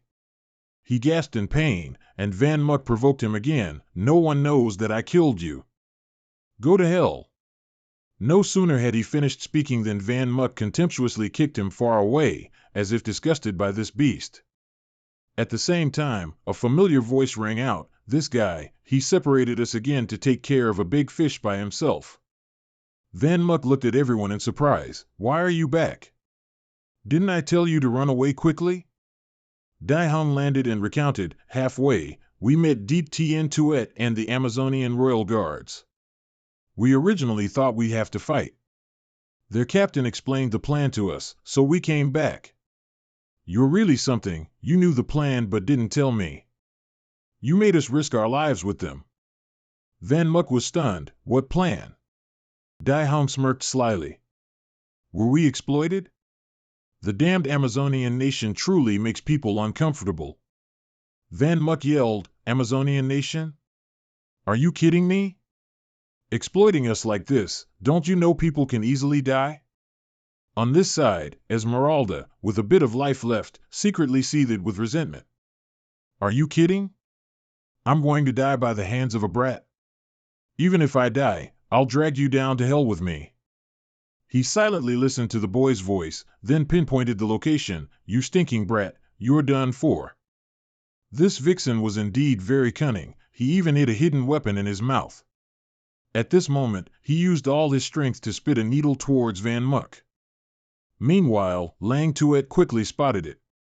She shouted a loud warning, "Live Van Muck, be careful." Our protagonist had just turned his face back in shock when fresh blood splattered all over his face. Lang Tuet had used her body to shield Van Muck, and he couldn't help but yell in panic. On this side, Dai Hung couldn't help but be startled when he heard Van Muck shout, "Sister Tuet!" Van Muck held her. Lang Tuet was now painfully gasping for air. He quickly realized, it's a poison needle. Esmeralda laughed loudly when she heard the chaos around her. That's our holy heaven-sex unique poison needle. There's no cure. Go ahead and die, all of you. Just then, a cold voice rang out, heavenly crippling demonic ice. His mouth was instantly sealed shut. Dai Hung looked over, and he couldn't help but be surprised that the one who attacked was none other than Diet Tien Tuet. On this side, Van Muk seemed to go berserk. He roared fiercely and then charged forward. Van Muk swung his hand out, his hatred surging to its peak. I want your dog's life. Snow-soaked cold blade. His attack was as fierce as a storm and flood, even the rocks couldn't withstand it and shattered. Esmeralda was terrified, continuously letting out trembling cries. And of course, at this moment, any trace of gentleness in Van Muk vanished. He had repeatedly pushed his limits. Our protagonist raised his sword and coldly slashed fiercely at that hateful body. Esmeralda tightly closed her eyes, feeling the pain.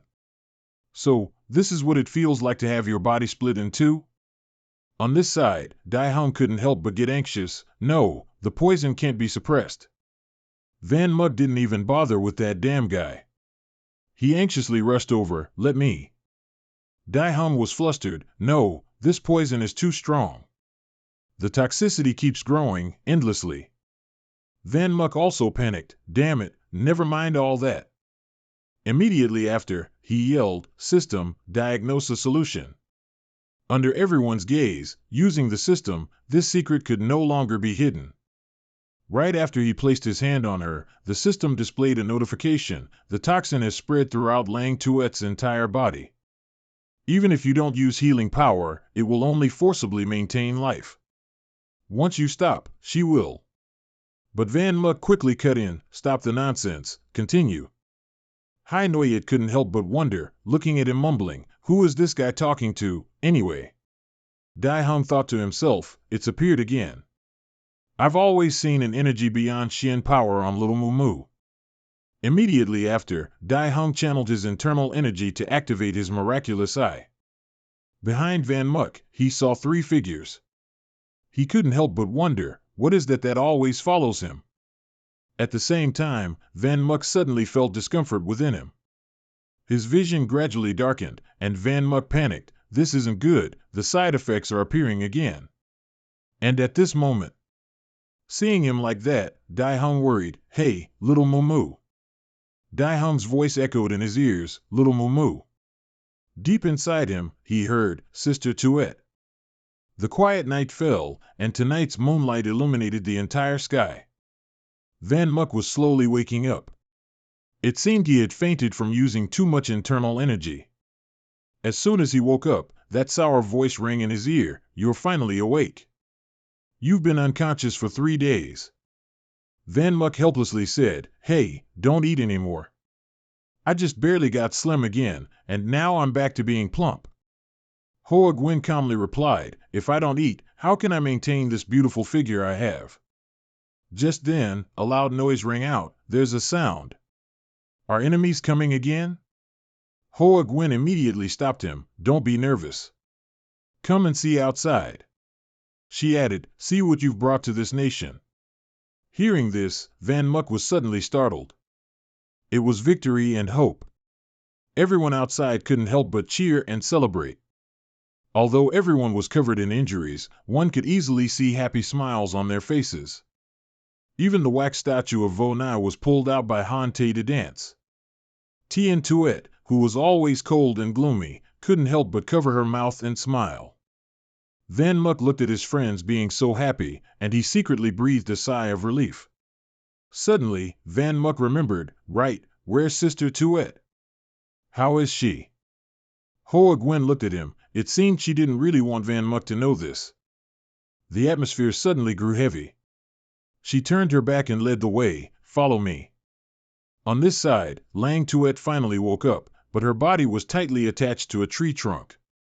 As soon as Van Muk arrived and saw Lang Tuet like that, he couldn't help but stare blankly, this is. Hoa Gwen recounted, even though we tried our best to treat her, the toxins still spread. Her body's functions were completely destroyed. Only by continuously using Fushi's nutrients to counteract the toxins can her life be maintained. She will enter an endless state of suspended animation. Lang Tuet's eyes became hazy at this moment. Hoa Gwen looked at Lang Tuet, and once she leaves the divine tree, the toxins in her body will act up. Van Muk painfully stroked her head. I will definitely find a way to detoxify her, Sister Tuet. I will definitely bring you home. Wait for me. After that, Van Muk sadly told Hoa Gwen, you go back and continue the party. I want to take a walk by myself. By the river, Deep Din sat alone. She wasn't at the party. Suddenly, Deep Din spoke, you all lost. The girl looked into the distance. You didn't expect I could ruin your 100-year plan, did you? Starting today, I will no longer carry your haunting presence. I will live on with a smile. At the same time, Van Muk walked by. Deep Din, so you're here. Our male lead looked at the scene before him and couldn't help but wonder, are you performing a ritual for someone? Deep Din calmly looked at him. The girl didn't hide it, it's my mother. Immediately after, the young man awkwardly clasped his hands and said loudly, I unintentionally disturbed you, I'll take my leave. As soon as he finished speaking, he was about to run off, but Deep Din quickly shouted, wait a moment. After that, they both sat and chatted. Deep Din spoke, I'm sorry for dragging you into such a dangerous situation. Van Muk couldn't stand the seriousness, I have a blood feud with them. Actually, it's not like it has nothing to do with me. You don't need to worry about it, besides. I've long felt that you were hiding something from me. Deep Din panicked, deceiving people? When did you know? Van Muk explained, when I found out your surname was Deep. After all, everyone else uses food for their names. Van Muk comfortably lay down and continued, later, I heard about Deep Tan and his people attacking Fushi.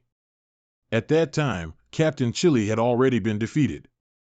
Finally, it was Queen Hoa Gwen who stepped in to protect Fushi. It seems in this world, only Queen Hoa Gwen can resist Esmeralda. And at this moment, you're asking me to help you overthrow Hoa Gwen's government. This is clearly problematic. Deep Din then asked, then how did you know I wasn't with Deep Tan and his group? Van Muk asked back, crystal energy? Was that actually left by Deep Chuan for his descendants, the Deep family, to help him defeat the queen? But you didn't give it to them. Connecting these things, it's not hard to guess. I guessed you wanted to create a scene where Hoa Gwen was injured to lure them into a trap. And I also happened to be looking for them, so I went along with you all. Deep Din then said, this guy, what kind of person is he? So scary. But it's all in the past now. Your revenge has been exacted, and you've become a hero of Manhua Kingdom. Who knows, they might even erect a statue for you. We won. He sadly said, this great battle made me lose my master, who was like a biological father to me, and Sister Tuet. And you lost your mother and your entire childhood. Do you feel that we won? Hearing this, Deep Din's heart skipped a beat. She trembled as she recounted, actually, I should hate my mother. But her appearance before she died made me very sad. At that time, she said, Deep Din, I'm sorry. From now on, you must live for yourself. Van Muk spoke up, anyway, she was just a victim. She must be very happy that you could escape her reincarnation, right? Deep Din quickly wiped away her tears. Did I, perhaps, do something wrong? He stood up and calmly said, so what if you did something wrong? Even though I'm called the hero of Manhua Kingdom, in reality, I haven't done many things correctly. Van Muk added, it's either causing trouble, or on the way to causing trouble. He looked up at the sky, precisely because everyone makes mistakes, that's why life knows the right direction, and that's where hope lies. At this moment, in the eyes of the young girl, there was only this energetic young man, constantly exuding charisma. The next day, Hoa Gwen couldn't help but regret, Dad Lin, are you leaving? So sudden. You can take some more Fushi fruits, this is a special offer for you. He was very happy but quickly refused. No, 5 fruits are more than enough. Today's energy fluctuations are suitable for opening a spatial rift. If I don't go now, I don't know how long I'll have to wait. See you again, I will definitely return. Immediately after, Tien Tuet opened the box in her hand. Okay, almost time to go. Very quickly, she threw it out. Let's go, spatial gate. A beam of light then shot straight up into the sky, a dazzling and ethereal glow. Hoa Guin was stunned. It's like a dream. Deep Din smiled brightly. Indeed, we should also continue with our lives. Dai Hung over here couldn't help but wonder, little Muk, you think you took too many fushi fruits? They told you to take more, what a pity. Van Muk didn't answer. He just silently glanced at him and smiled. He spoke, I'm telling you, you must know when enough is enough. Over here, Hoa Guin looked up at the tree. Deep Din asked, what's wrong? For some reason, Hoa Guin couldn't help but curse, that stinking brat. It turned out he had secretly cut off a branch and taken it with him sometime. The queen was speechless, so many tricks. Yet when talking to Dai Hong, he acted so high and mighty, asking him, isn't that right? That branch had been rooted by Van Muk in the spirit realm, and at this moment, it was continuously growing. On this side, the young man immediately announced, Chairman, energy fluctuations have appeared in the spatial rift. Du Duc was surprised, are they finally back? It's been so long, I thought the entire army was wiped out. Notify the representatives of the other sections. They can go pick up their people now. The spatial transmission gate then showed fluctuations again, and everyone quickly arrived. One by one, they calmly walked out. First were Vo Nai and Hai Noyet. As soon as they saw them, everyone outside couldn't help but be happy. You're all okay, that's great. A commotion broke out. It seems you all have grown a lot over there after a few days. Meanwhile, the representative of the Divine Sacred Heavenly Sect looked around. Van Muk walked past and whispered, Representative, what are you looking for? No need to look anymore, I'm the last one, there's no one left behind me. He placed his hand on the boy's shoulder and said coldly, what did you say? No one left? Where are the people from True Tien sect? Van Muk shook his hand off, I already said, there's no one left, so of course. He paused for a moment, then sarcastically uttered 2 words, dead. As he said this, a never-before-seen hint of viciousness flashed across his face. The representative of the Divine Sacred Heavenly Sect couldn't help but be surprised. What? He grabbed the boy's collar and yelled, Brat, explain this to me, how can this be? Van Muk, at this moment, didn't hesitate to mock, I say, Representative Sir. Our protagonist flashed a sinister smile and asked, everyone from the True Tien sect is dead, what does that have to do with your Divine Sacred Heavenly Sect? Why are you so anxious? Hearing this, he suddenly felt a bit guilty, even swallowing his saliva with difficulty. Immediately after, he realized he had been too agitated and pushed Van Muk aside. Sorry, I lost my composure. Du Duc, on his side, listened silently to their conversation. Of course, he already knew what had happened. Du Duc then announced, this all-universe war can be considered a complete success. Your performance was excellent. In this era, having young people like you makes me very happy. Everyone is tired, the guild will prepare vehicles to take you all back to rest. Live and Muk, except for you. Hearing this, our protagonist paused and looked over. It can be seen that Du Duc is very fond of you. Very fond of you. You follow me, I don't know what's going on, but I see his attitude is also a bit anxious. When both entered his office, Van Muk recounted the whole story. That's what happened. Du Duc smiled with interest. You killed both the leader of the Divine Sacred Heavenly Cult and the sect master of the Heavenly Dynasty sect, didn't you? Those 2 deserved to die. Their ambition was too great. Even if you hadn't acted, I would have dealt with them sooner or later. The Heavenly Dynasty sect is considered abolished, but the Divine Sacred Heavenly Cult on the rest of the continent is different. With their leader's disappearance, they will definitely send people to investigate, and you will be put in a passive position, so why not? After a pause, he made a proposal that bewildered Van Muk. join the Night Watch, inherit your teacher Lie Back Van's title of Thunder Night Hound, and we will protect you. Van Muk then furiously slammed the table. How could you send him alone to complete such a dangerous mission? What were you thinking? Du Duc stood up seriously. I admit, that time my arrangement had a problem, which resulted in the loss of an elite like the Night Hound. Therefore, I hope you can inherit his title. After all, you were the student he valued the most. The male lead gritted his teeth, silently annoyed. This old man, to get me to join, he's using my teacher to force me. Van Muk then spoke again. Then answer my question first. Du Duc immediately guessed. You're asking if there's any other way to return to the New realm. Du Duc replied with a darkened face. As long as you join the Night Watch and accumulate enough merit, I can open a spatial rift for you once. Unlike everyone else, Van Muk wasn't happy. Instead, he gritted his teeth in annoyance. This old fox. Immediately after, he angrily turned and left, throwing him a line. I'll think about it. As soon as he finished speaking, he quickly left.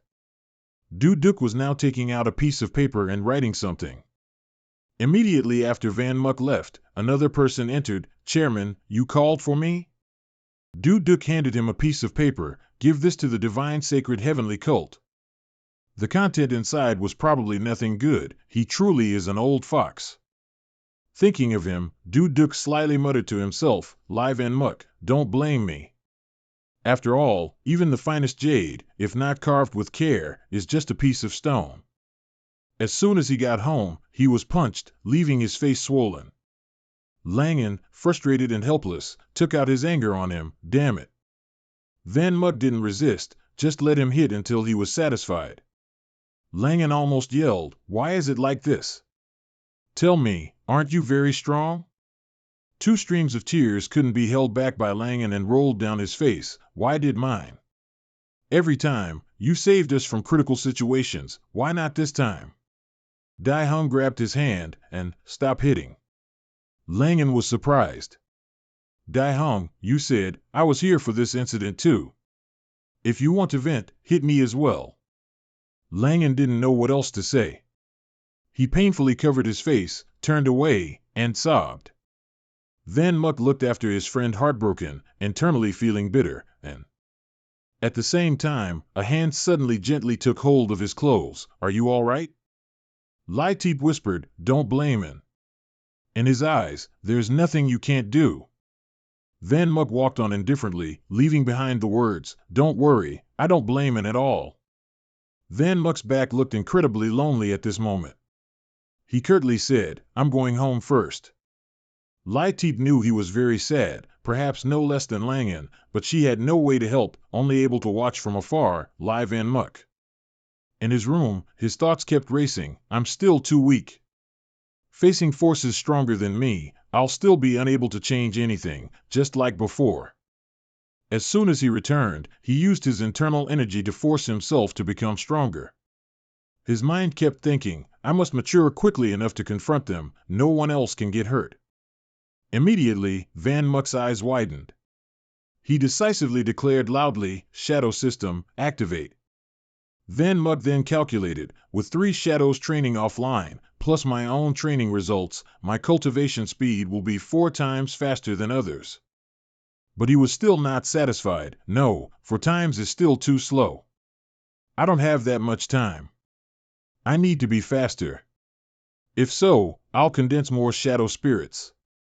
Van Muk seemed to go mad. 4 isn't enough, I'll condense 10. 10 isn't enough, I'll condense 50. He made up his mind, 50 isn't enough, I'll condense 100. Shadow System, condense shadow spirits. Time flew by, and a month later, Lai Tu was bored. It's been almost a month since I saw little Muk Muk.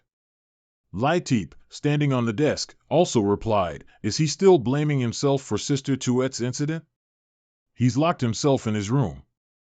I think Sister Swang's matter hit him too hard. Lai Tu scrolls through the system dejectedly. It really affected Dai Hung too. As soon as he got back, he went to look for the City Lord and the Weaver Girl for special training. If this continues, let alone little Muk Muk, we won't even be able to keep up with that stinky demon. Suddenly, Lai Tu was startled by something she saw. She turned and said, "Someone's challenging Bak Tu Tui in the Latitude battlefield." Lai Teep was also surprised. "Who is it? So confident, daring to challenge Second Master Bak?" Lai Tu looked at the photo and said hesitantly, "It's Little Muk Muk." On this side, Little Tui couldn't help but be surprised. "You are Lai Van Muk of Lai Sect. You have a lot of nerve to challenge me. Although you are talented among the younger generation, that doesn't mean you can erase the gap in cultivation levels." Van Muk replied calmly, "I know. I just want to see what my cultivation level is after 1 month." Little Tui approached him, very arrogant. "Then I'll show you a bit of what I've got." The people outside were buzzing. Is this Lai Van Muk crazy? Bak Tu Tui is a super mystic. Indeed, Mystic Realm, Super Mystic Realm, Saint Realm are the 3 combat ranks of mystic cultivators. It's almost impossible to win against a higher rank. Super Mystics are divided into 3 stages: Super Mystic Rank, Transcendent Rank, and Enlightened Rank. Bak Tu Tui has long since reached the Transcendent Rank. Lai Teep and Lai Tu were, of course, watching him at this moment. She couldn't help but worry. Lai Van Muk. On his side, Little Tui spoke up, "If you insist on challenging, then I won't hold back." Van Muk calmly replied, "Anytime." He channeled his inner energy and charged towards Van Muk with his unique secret technique, White Sand. Full Blade Mystic Wind Leg, Waning Moon. After reciting a series of moves, Little Tui slammed his fist onto the ground. Van Muk calmly and lightly dodged, not forgetting to add, "Is the legendary Full Blade Mystic Wind Leg really that slow?" In a flash, he had darted in front of Little Tui, who couldn't help but be surprised. Van Muk frowned and asked, "Are you sure you're not going easy on me?" Little Tui secretly startled, wondering, when did this kid get so close? After that, Little Tui immediately flew back to create distance from him. He was annoyed. "Kid, don't be too arrogant. That was just testing your abilities. Next, I won't hold back." Van Muk frowned, "Then hurry up, don't waste my time." Little Tui was provoked to anger. "Watch closely, kid. This move will become your lifelong nightmare." His eyes full of killing intent, he looked at Van Muk and shouted, "It's over." The move Little Tui unleashed was Phantom Mystic Wind Kick. The ground and rocks were indeed shaken and exploded. Little Tui looked at the remnants before him, not without a hint of satisfaction. This is the real special move. But contrary to what he imagined, Van Muk calmly spoke up. "Hey," he glanced, showing his boredom, "is your special move really that bad? It's quite disappointing." Our male lead channeled his inner energy. "Let's end this quickly. You're still too weak." Rising Sunday.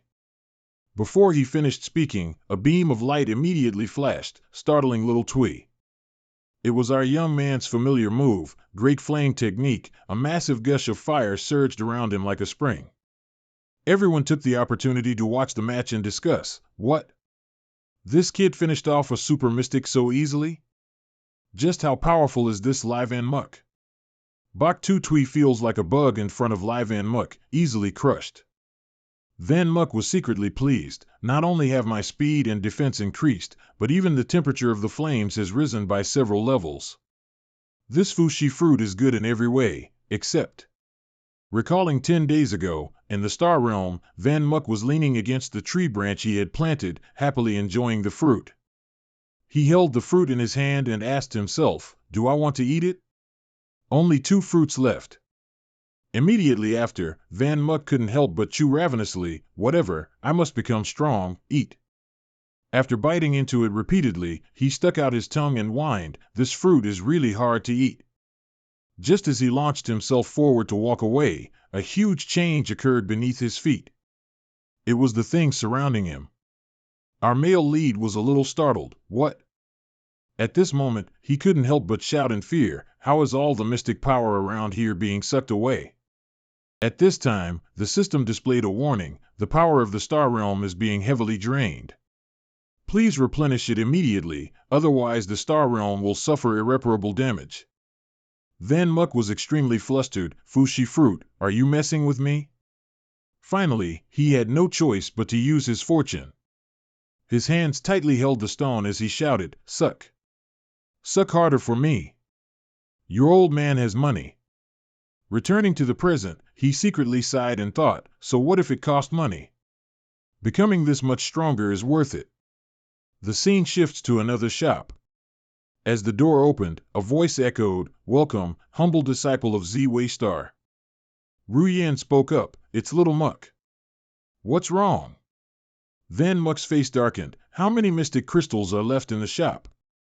"Give them all to me." She was surprised. "Didn't you just collect all of them a few days ago? How are they all used up?" "I used them all up before. I need some more for backup."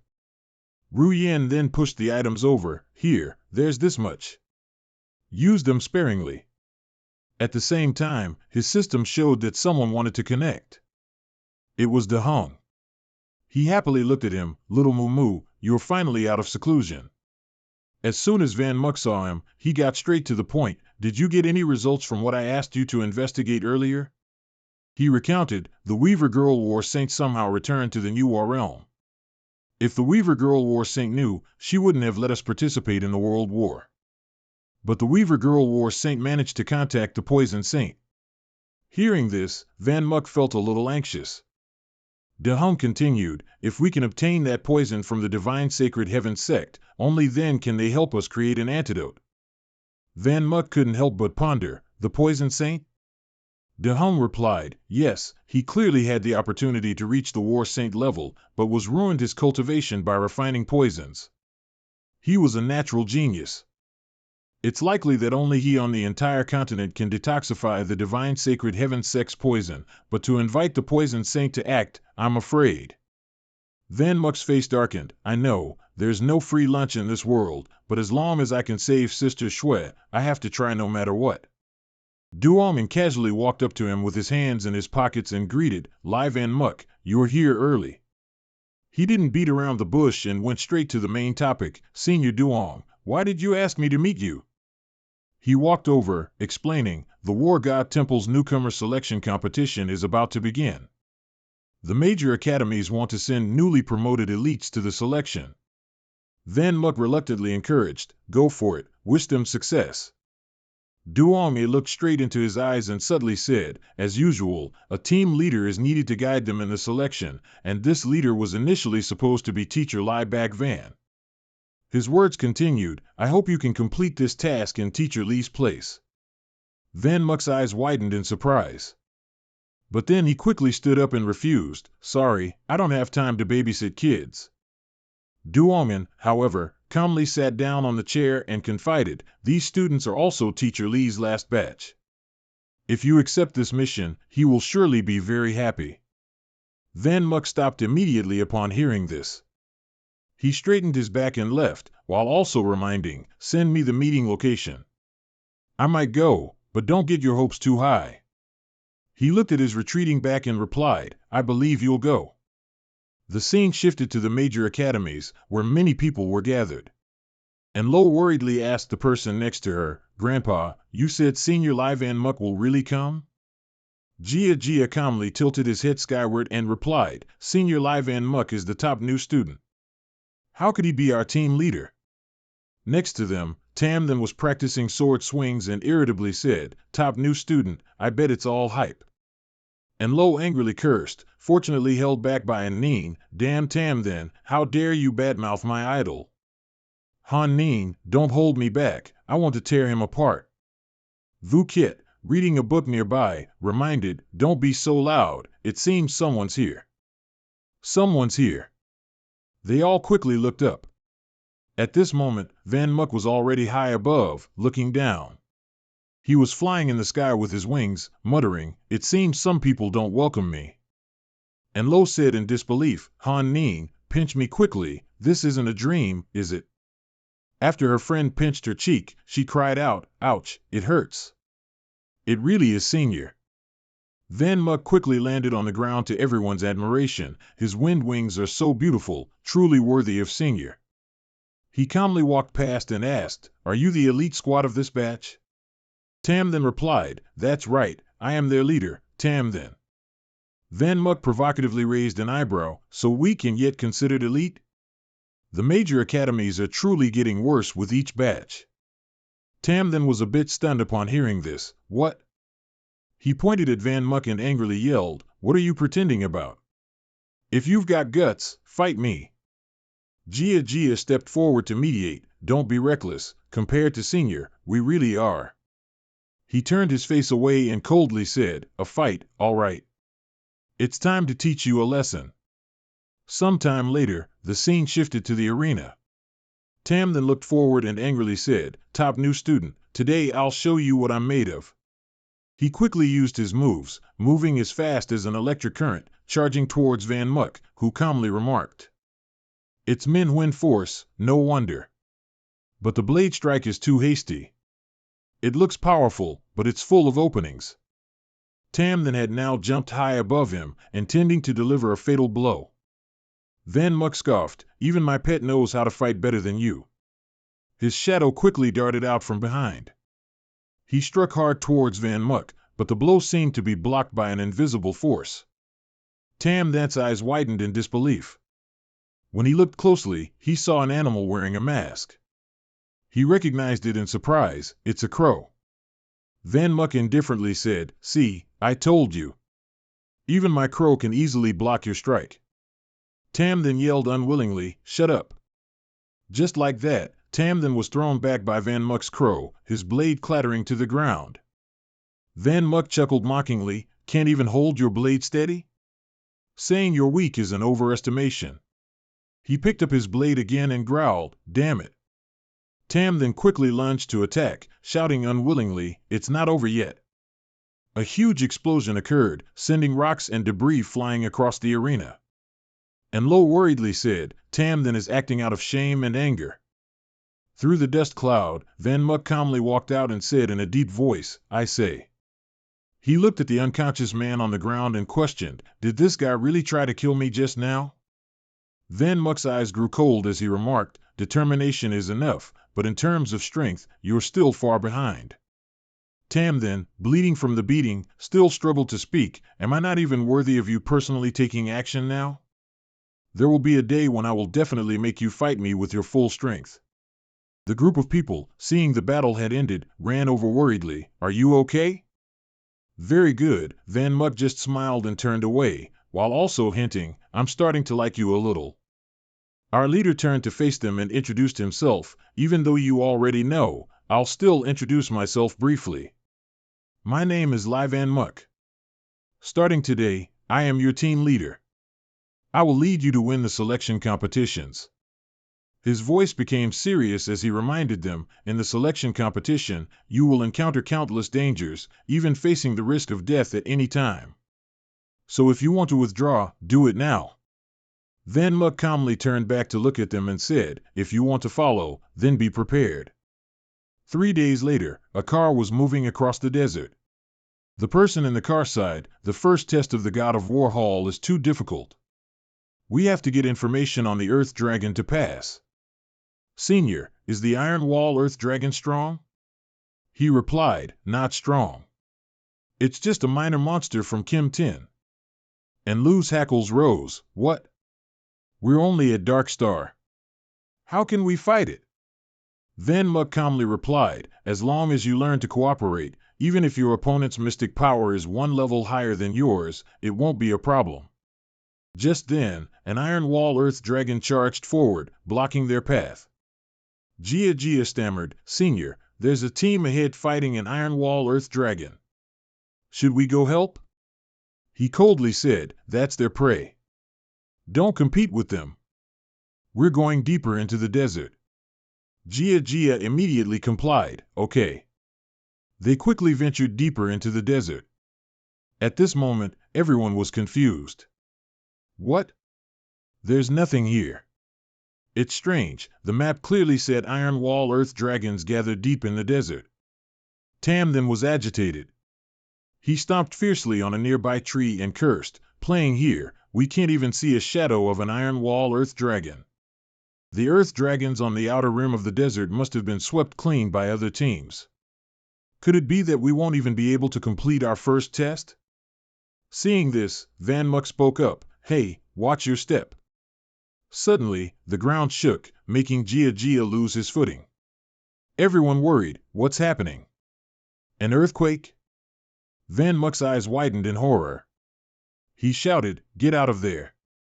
At this moment, a column of sand shot up, making everyone call out in fear, Tam then. Jia looked at the enormous creature before him and stammered, this is. Our leader looked towards the newly appeared monster and said, the Iron Wall Earth Dragon King. The Iron Wall Earth Dragon King quickly charged to attack. Jia ordered, everyone, prepare for battle. And Lu dodged its attack while asking, Senior Tam then was knocked away by the Earth Dragon. What should we do? In a moment of distraction, it opened its massive jaws and lunged towards her.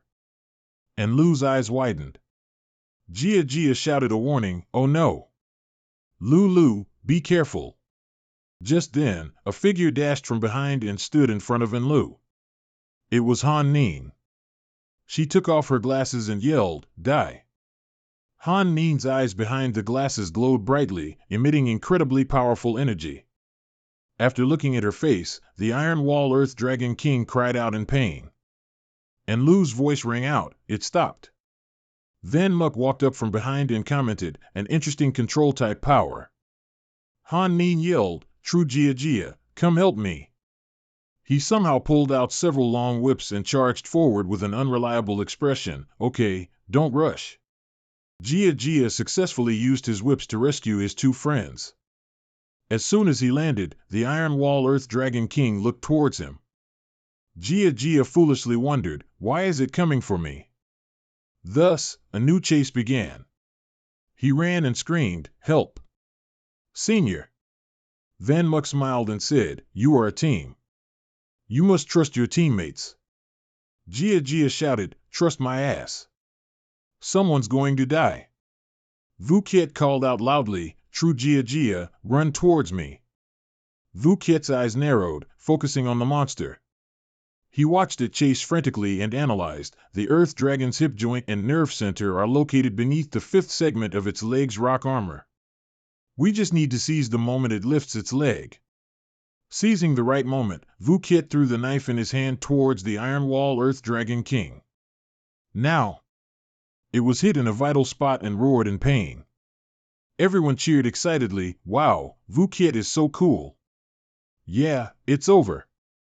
Van Muck chuckled sinisterly, already pleased with yourselves, little imps?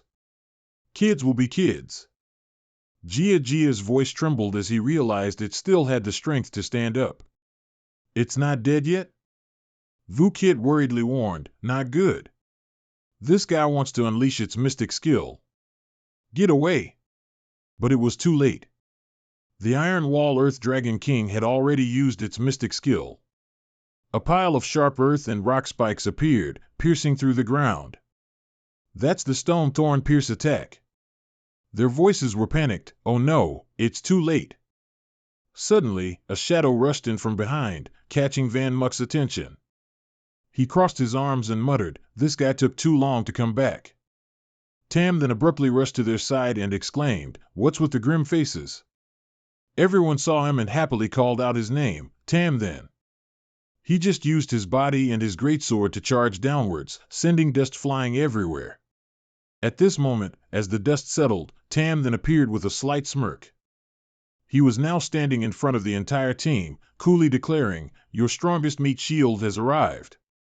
Vu Kiet was speechless but teased, why are you only coming back now? Did you come by cow? Tam then raised his middle finger and grumbled, shut up, you. I just saved your ass earlier. Then he plunged his sword into the ground, looking at the Iron Wall Earth Dragon King, and said, all right. Tam then called out, team assembly complete. Listen to my command, prepare for a counterattack. Let's show it what we've got. Seeing this, it furiously charged to attack the group. He immediately used his shield to tank for the group, then commanded, I'll take all the damage. Tam then gave the signal, true Jia, attack its horn. She immediately used her whip to wrap around its horn. He continued to shout, Truong Vu Kiet, find another opportunity to attack its weak point. Beside them, Han Ning was using her control skills. Tam then gave the directive, Noi Han Ning, keep using your control skills to create counterattack opportunities for us. Finally, and Lu was supporting the team. Tam then clearly assigned, and Lu, add protection blessings to everyone. She immediately replied, understood. Van Muck observed the kids and smiled, remarking, unexpectedly, although each person isn't very strong, their coordination is relatively high. It seems there's a reason they're called an elite squad. Under the seamless coordination of the entire group, the Iron Wall Earth Dragon King collapsed to the ground. Everyone cheered, we succeeded. Senior, we defeated a gold star level dimensional beast. Van Muck smiled with satisfaction, thinking to himself, these guys are really not bad. Vu Kit walked over to the Iron Wall Earth Dragon King's corpse and said, according to the books, the heart is roughly in this position. Tam then, use your knife to cut this open. He quickly used his sword to dissect its body. All right. The flesh was peeled open. Tam then asked, well, do you see it? Vu Kit replied, I see it, but... Inside was a large, powerfully beating heart, and a 7-colored light in the center, which made him wonder, this light, why is it? At this moment, the Iron Wall Earth Dragon King's eyes widened. Vu Kit yelled loudly, announcing, this is bad. This guy isn't dead yet, it's about to evolve. Right after that statement, a huge explosion occurred. Everyone outside widened their eyes worriedly, asking, what's going on? Vu Kit and Tam then were quickly pushed back outside. He shouted, the Earth Dragon King has leveled up. Everyone, run. Suddenly, a small hole appeared from under the ground, catching Tam Than's attention. He quickly kicked his teammate away. Vu Kit was completely bewildered by Tam Than's action. He quickly used his feet to regain his balance and cursed, what is this guy doing? Vu Kit's eyes suddenly widened as he realized something in front of him. Tam then was impaled by sharp spikes, and blood was continuously flowing out. And Lu screamed in worry, Tam then, while the others who witnessed it froze in place. They looked at the Iron Wall Earth Dragon King, which was furiously chasing them, and fearfully said, this guy is alive again. Suddenly, it opened its mouth and roared. Vu Kit realized, this is bad. It's summoning allies. He quickly regrouped with everyone and laid out a plan, and Lu, we'll hold off these Earth Dragons, you hurry and get Tam Then down. Suddenly, Jia noticed a gap beside her and turned to ask, and Lu? They worriedly realized she was already on top of the spikes, having climbed up without them noticing. And Lu struggled to climb higher, scolding along the way, you idiot, always trying to be a hero. Despite his severe injuries, Tam then saw her climbing and said, what are you doing up here? Hurry and run. She yelled loudly at Tam then, stop talking nonsense. I'm a healing mystic, my mission is for everyone to return alive. As Enlu reached out to climb, the Iron Wall Earth Dragon King charged furiously. Tam then worriedly said, Enlu, be careful. She looked at it in horror, the monster's sharp horn was already very close. Enlu's eyes widened in unwillingness. When it was only a small distance from the two, the Iron Wall Earth Dragon King's head was severed from its neck. She stared blankly at the scene before her, this is... Van Muck had now decided to join the battle. He said, you've all done very well. Van Muck's eyes turned sharp as he commanded, leave the rest to me. Enlu stared blankly at the person in front of her and called, Senior. Van Muck calmly glanced in another direction, muttering, Chow Yang Great Flame Art. As soon as he finished speaking, a flame quickly erupted, destroying that spike pillar. Tam then also fell down along with the debris. Van Muck quickly grabbed his leg. Our Van Muck, floating in mid-air, calmly asked, are you still alive? Tam then, still very resilient, replied, leave me for now, quickly go save them. He reassured, don't worry, I'm here. Van Muck affirmed with certainty, they'll be fine. Below, the Cat Fong team was surrounded on all sides. Han Ning mumbled, this time, it probably won't go well. Jia smiled and said, you guys, I'm truly happy to be teammates with you all. Vu Kit immediately snapped, Please, are you already saying your last words? That Iron Wall Earth Dragon King quickly charged towards them.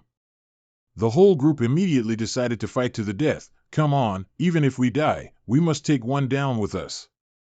Suddenly, its mouth was filled with flames. Han Nin asked in a daze, what's wrong? Jia also wondered curiously, did it get an upset stomach? But immediately after, that Iron Wall Earth Dragon was blown to smithereens. Vu Kiet, propping himself up with his hand, exclaimed in horror, the flame art is too powerful. Next was a clean slash that took off the head of the one behind it. Vu Kiet mumbled, it seems we don't have to die anymore. Han Nin worriedly asked, is Senior okay taking action? After all, he's the team leader. He swung his sword and said, it's fine. The reason for appointing a team leader is to deal with unexpected situations. Leave this place to me, you guys go protect Tam then well. The newly evolved Iron Wall Earth Dragon King angrily stared at Van Muk. He quickly used a skill to dodge its spikes and simultaneously charged straight to attack. Vu Kiet loudly called out, True Jia, what are you spacing out for? He intently looked at Van Muk and said, Senior, he. Jia's expression became excited as he continued, so handsome. He looked at Van Muk, who was gradually closing in on the Iron Wall Earth Dragon King, and wondered, 1 year from now, can we really become this strong too? On this side, the monster angrily roared at Van Muk. It opened its mouth wide, filled with sharp teeth and glaring eyes. He calmly made a light slash at its body, then jumped down to land. Van Muk frowned, thinking, as expected of the Iron Wall Earth Dragon King, its toughness is not on the same level as the small fries. The frenzied blade has no effect. Then he continued to charge to attack, pondering, if that's the case, then let's try this method. Van Muk approached and said, be careful, it's time. Then he burrowed straight into the Iron Wall Earth Dragon King's mouth, startling it. Outside, Jia saw this and fearfully clutched his head, screaming, Senior was swallowed. Vu Kiet frowned and said, wait, something doesn't seem right. The Iron Wall Dragon King seems to be under attack. At this moment, the Monster King was roaring in pain, its eyes showing agony. Then, in just a moment, its entire body was shredded into many small pieces. Jia watched Van Muk approach in surprise, Senior. He slowly walked out in the rain of blood, juggling the monster's heart in his hand, then explained to the group. This guy only has a tough outer skin. Tam then, his mouth covered in blood, struggled to urge, Lulu, don't waste any more profound energy, save it to help. Before he could finish speaking, and Lu, sitting next to him, loudly interrupted, stop talking like that, get a grip. She sobbed, Captain, hold on a little longer, we can't do without you. Just then, Van Muk approached, holding something red that looked like a bloody heart. The male lead's curiosity drew everyone's attention. Why are you all crying? He lifted the heart in his hand while staring at the person lying on the ground. Everyone loudly urged, Senior, quickly think of a way to save Tam then. Suddenly, a brilliant light erupted from the patient's body. Van Muk was a bit bewildered by this sight. My profound energy can only barely stop the bleeding, there is no way to heal this large hole. He frowned and softly called, System, analyze treatment options. Information quickly arrived, analysis complete. Ordinary treatment methods are no longer effective for the opponent's current body. Only high-grade medicinal ingredients like the water of life can help him regenerate his heart and blood vessels. Van Muk raised the heart in his hand high and mumbled, System, for the cardiovascular system, do you think this will work? The system hesitated slightly, there might be a rejection reaction, but it should be fine. Then he sternly told his teammate, and Lu, you step aside first. Seeing this, she unexpectedly turned around. Our man raised the injured person high with one hand, making his junior worry, Senior, don't be so rough. He's a patient, he replied indifferently, have you given up hope of living on? Not yet. Shin couldn't help but frown, painfully spitting out a mouthful of fresh blood. Everyone's heart burned with anxiety, he's spitting blood again. Van Muck gripped the heart tightly in his hand, his gaze sternly directed upwards. Endure for a moment, this will hurt a lot. With that, he used all his strength to shove the heart into the empty space in Shinchen's body. The patient was flung backward by the immense force. Our man's eyes were thoughtful as he commanded, "System, reconstruct his body." The system immediately received the order, "Understood." Consumed 30,000 spiritual essence and 100,000 experience points. Beginning recovery. In mid-air, he extended his hand, transmitting his golden spiritual energy to Shinchen's body. Once again, the patient's body was lifted into the air by wondrous golden rays, his head tilted back. And Lu's eyes widened in wonder. What kind of power is this? Is it a healing mystic art? His fellow disciple behind him was no less surprised. I've never seen such a mystic art in any book. The opening began to absorb the energy, and the wound gradually closed, making everyone exclaim, "The wound is recovering." The wound on Shinchen's body received more and more spiritual energy, and dazzling light emanated from him, astonishing everyone. This is truly unbelievable. After a while, the system announced, "Reconstruction complete." Shinchen slowly opened his eyes to see several fellow disciples gathered around, saying, "Shinchen, you're finally awake."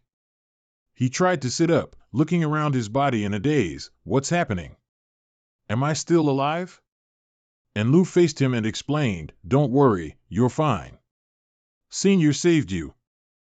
Shinchen's mouth fell open in surprise. "Li Van Muck." She seriously shook him, raising her voice to correct him, "Call him Senior.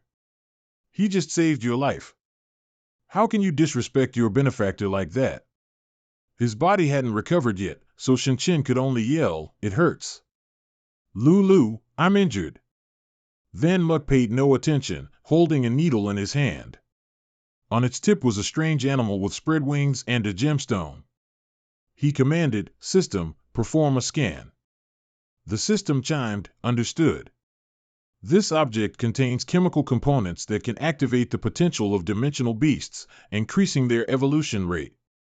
Our man secretly deduced, if I'm not mistaken, the Iron Wall Earth Dragon King's evolution just now, when it was near death, was no accident.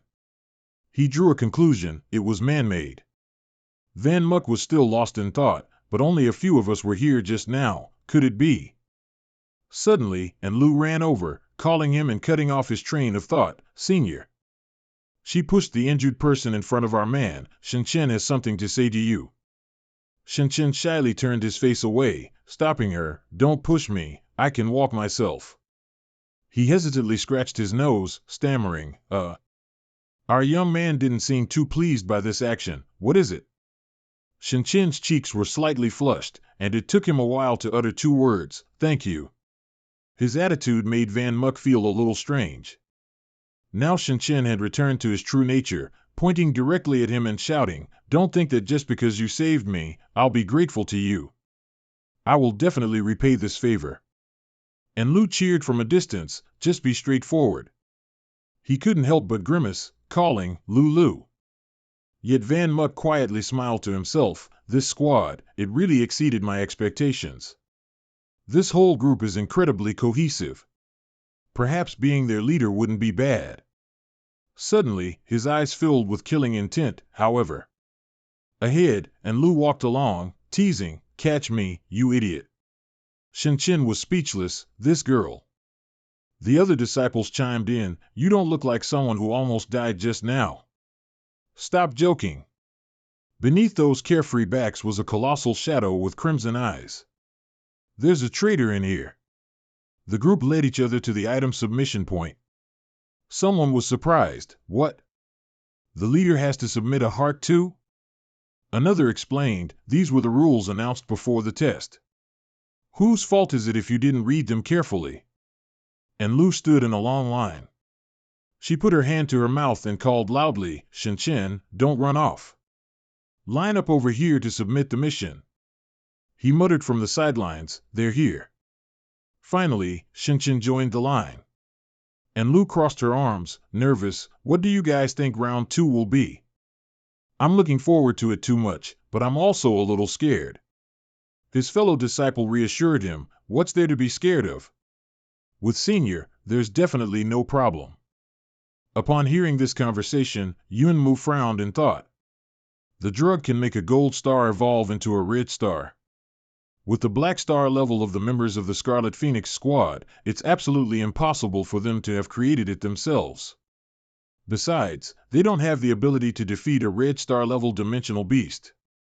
If it weren't for me, using this drug would be a death wish. His face became extremely serious. He pondered deeply. This matter is most likely aimed at me. Who did it, and why? Suddenly, someone behind him pointed at our guy, calling out to get his attention. Little brother with the hat in front, excuse me for a moment. The person brazenly held out their palm and asked directly, do you have any spare Azure Earth Dragon hearts? If you do, could you transfer it to me? He pointed a finger at a dejected young man sitting in the distance. Our team only has that kid who hasn't gotten one yet. Pity him. Yunmu narrowed his eyes, looking into the distance, wondering, is that? It was none other than a thin young man with big round glasses, and Z. The person gave a hesitant, forced smile. That kid suddenly decided to join the trial, so he just arrived today. Name your price. Our main guy, being chivalrous, didn't ask for any price and directly handed over the heart to the other person. Here, take this heart. His teammates' jaws dropped. Shinchin couldn't stand it and loudly questioned, are you stupid? The second round is a non-discriminatory test. Even the team leader needs to submit a heart. What will you do this time? Who was that person just now? You didn't care at all.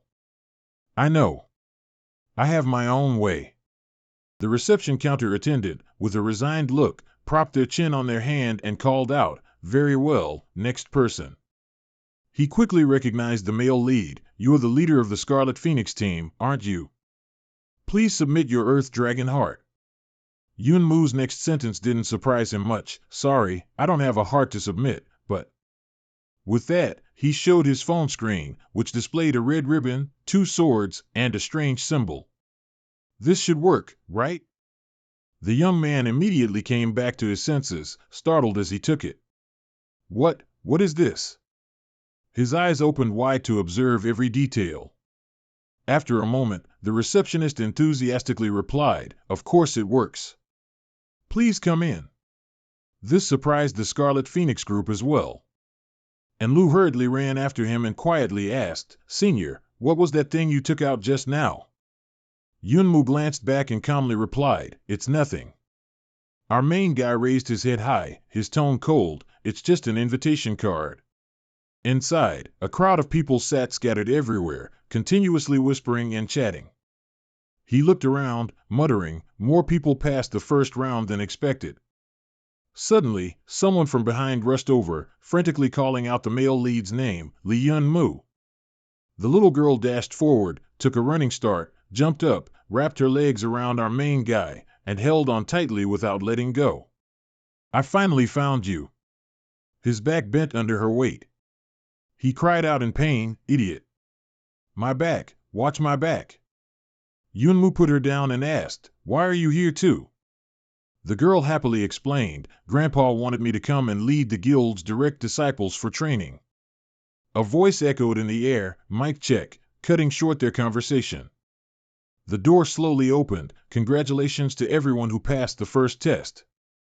Next, we move on to the second round. A hazy smoke billowed out from the area, next, please. A super cool woman in a crop top, hands in her pockets, walked over. That's the second examiner. But Yun-mu, being a connoisseur of beauty, only focused on what every man appreciates, what big breasts. Which made the little girl Nai-Teep unconsciously turn back with an unhappy expression. The examiner from above announced to everyone, next, you will enter the second selection test of the God of War Temple, the Trust Test. I am the examiner for this stage, Zhuaming. This woman directly raised her palm, summoning dazzling red blood chi. No nonsense, let's begin, spiritual illusion. Immediately, a golden energy, resembling flames, enveloped everyone's bodies. Everyone felt a bit puzzled and looked up at Zhuaming. She reassured them, don't panic, everyone. The woman lightly placed a finger on her lips, presenting the challenge. The radiating energy will transform into a deep inner conviction within your hearts. This test is for those who possess a powerful inner conviction. Only then can you go further. Zhuoming flew down from above to where everyone was standing. Like me, concentrate the energy within you into your hands, and it will transform into your illusionary object of conviction. Just then, everyone received what they had longed for. Shen had a square block like a shield, and Enlu had a flowing dress. She held a blue rope in her hand, coiled into 2 small loops. If you can withstand my attack and your illusionary object doesn't break, you pass the stage.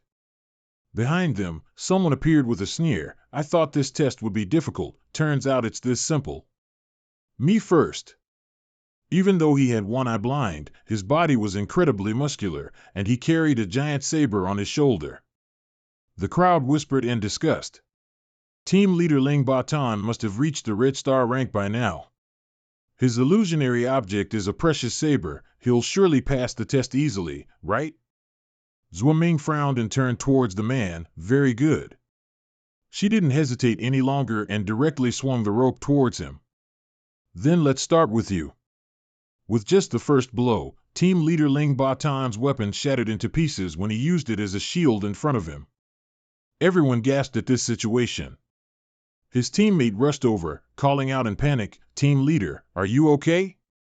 He lay on the ground just as the female examiner announced, "Illusionary object shattered, eliminated." And Lu's eyes widened in astonishment. What? Even a red star couldn't block her attack? Wu Qiet also looked a bit worried. No, this stage's test isn't about strength, but whether the inner conviction is strong enough.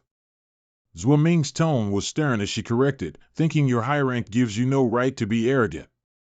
Next one. A second later, her rope tore through Enlu's beautiful dress, stabbing a princess. Do you think this is a game? Eliminated. Jiajia's whip also couldn't compete. You're also a whip, but too weak. Eliminated.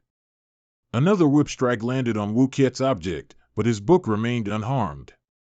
A book is a conviction. I've seen many. Your perseverance is acceptable. Passed. The next person was Shen. He strained his muscles to hold the shield against the rope. Fortunately, he also passed, a large, tough shield. Not bad. The next contestant was SSS-Rank. She stretched out both hands, pushing the doll in front of her, and eventually passed because it was unaffected by the rope. A cloth doll? Such a strong conviction. Good. Yunmu observed for a while, reviewing everything in his mind. This stage is indeed not simple. Enlu and Zhao Jiajia were both eliminated. Shen and Wu Qiet passing was expected, but... His sharp gaze stopped at SSS-Rank's back as she knelt, hugging her cloth doll. Wei SSS-Rank, who doesn't seem outstanding, actually has such a strong conviction. Suddenly, a call drew the male lead's attention. Guys, look at that person. Zhuoming, having used all her strength to crack the whip, praised, truly amazing. She looked at Enzi behind the hazy smoke and dust, a little surprised. I've been an examiner for 4 years, this is the first time I've seen. Behind him was a dazzling golden young girl, making the female examiner exclaim, such a powerful conviction. And Z pushed up his round glasses, the goal I want to achieve is different from yours. Naiteep, next to him, muttered in realization, and Z's illusionary object is Sister Yang. These actions and words made the young man ponder. And Z. Zhuoming quickly changed targets. He was the last one, Li Yunmu. She narrowed her eyes at Nam Chin. You're the one I'm most interested in for this test. The top newcomer, even Elder Qin Feng, praised you profusely. I want to see what you're truly capable of. At this moment, Yunmu hadn't yet manifested his conviction, but Zhuoming had already swung her whip at him. This rope, with its terrifying power, struck very close to Nam Chin a second later. His teammates worriedly shouted, "This is bad." Senior still hasn't begun to materialize his conviction. Quickly get out of the way, Senior. A second later, a terrifying explosion occurred where our idol was standing, sending small rocks flying into the air. Jia Jia and Enlu were burning with anxiety, calling out in unison, "Senior!" Unexpectedly, from behind the dust cloud, a golden hand firmly gripped the blue rope. The female examiner also hadn't expected this sight. Her face tightened as she listened to the words that rang out. "I say, big sister, did I do something to offend you?" Standing next to his conviction, he immediately exposed Zhuo Ming's plan. "The force you're hitting me with is clearly much fiercer than with others." Everyone looked at Nam Chin's conviction, which was radiating a brilliant halo, and exclaimed in admiration. "What kind of materialized conviction is this? So handsome. The force just now." So the examiners were going easy on us. And Z looked at the muscular arm holding the rope and then realized, why is Li Yunmu here too? Zhuo Ming put one hand in her pocket, retrieved the rope with the other, tilted her head, and changed the subject. "All right. Your team has passed this trial. Tomorrow's top 3 test will be the winner selection competition. Contestants, go rest." Though she smiled outwardly, she felt uncomfortable inside. I used 80% of my strength, yet I couldn't injure him. He truly is a frightening individual.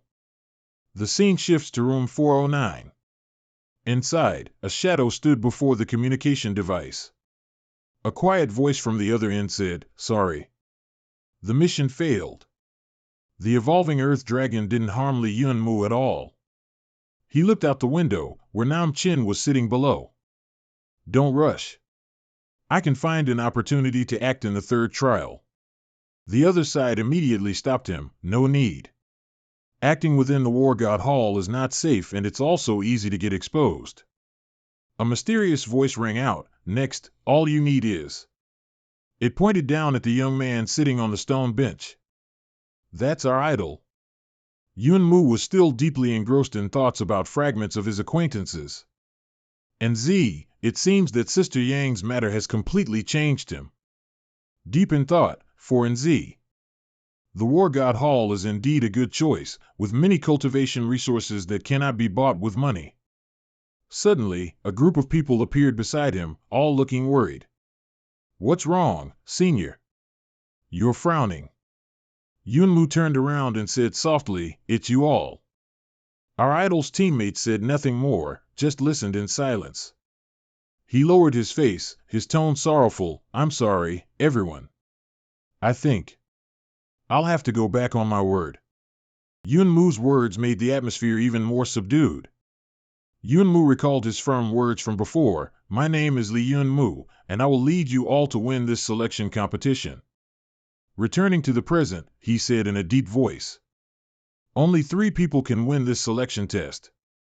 I originally thought I could get all 3 of us through the tests and into the War God Hall." Brother Yunmu bowed. He calmly explained, "But a friend of mine also came to participate in the selection. And the War God Hall is very important to him. No matter what, I must help him win this selection competition." He didn't hesitate to lay out his entire plan. "In the upcoming competition, I will even help him compete and win against you all." Yunmu grimaced, looking utterly dejected. "I'm no longer fit to be the team leader of the rooms." He looked at each person on the team, finding the only way. "I'll go to the main hall of the rooms to explain the situation.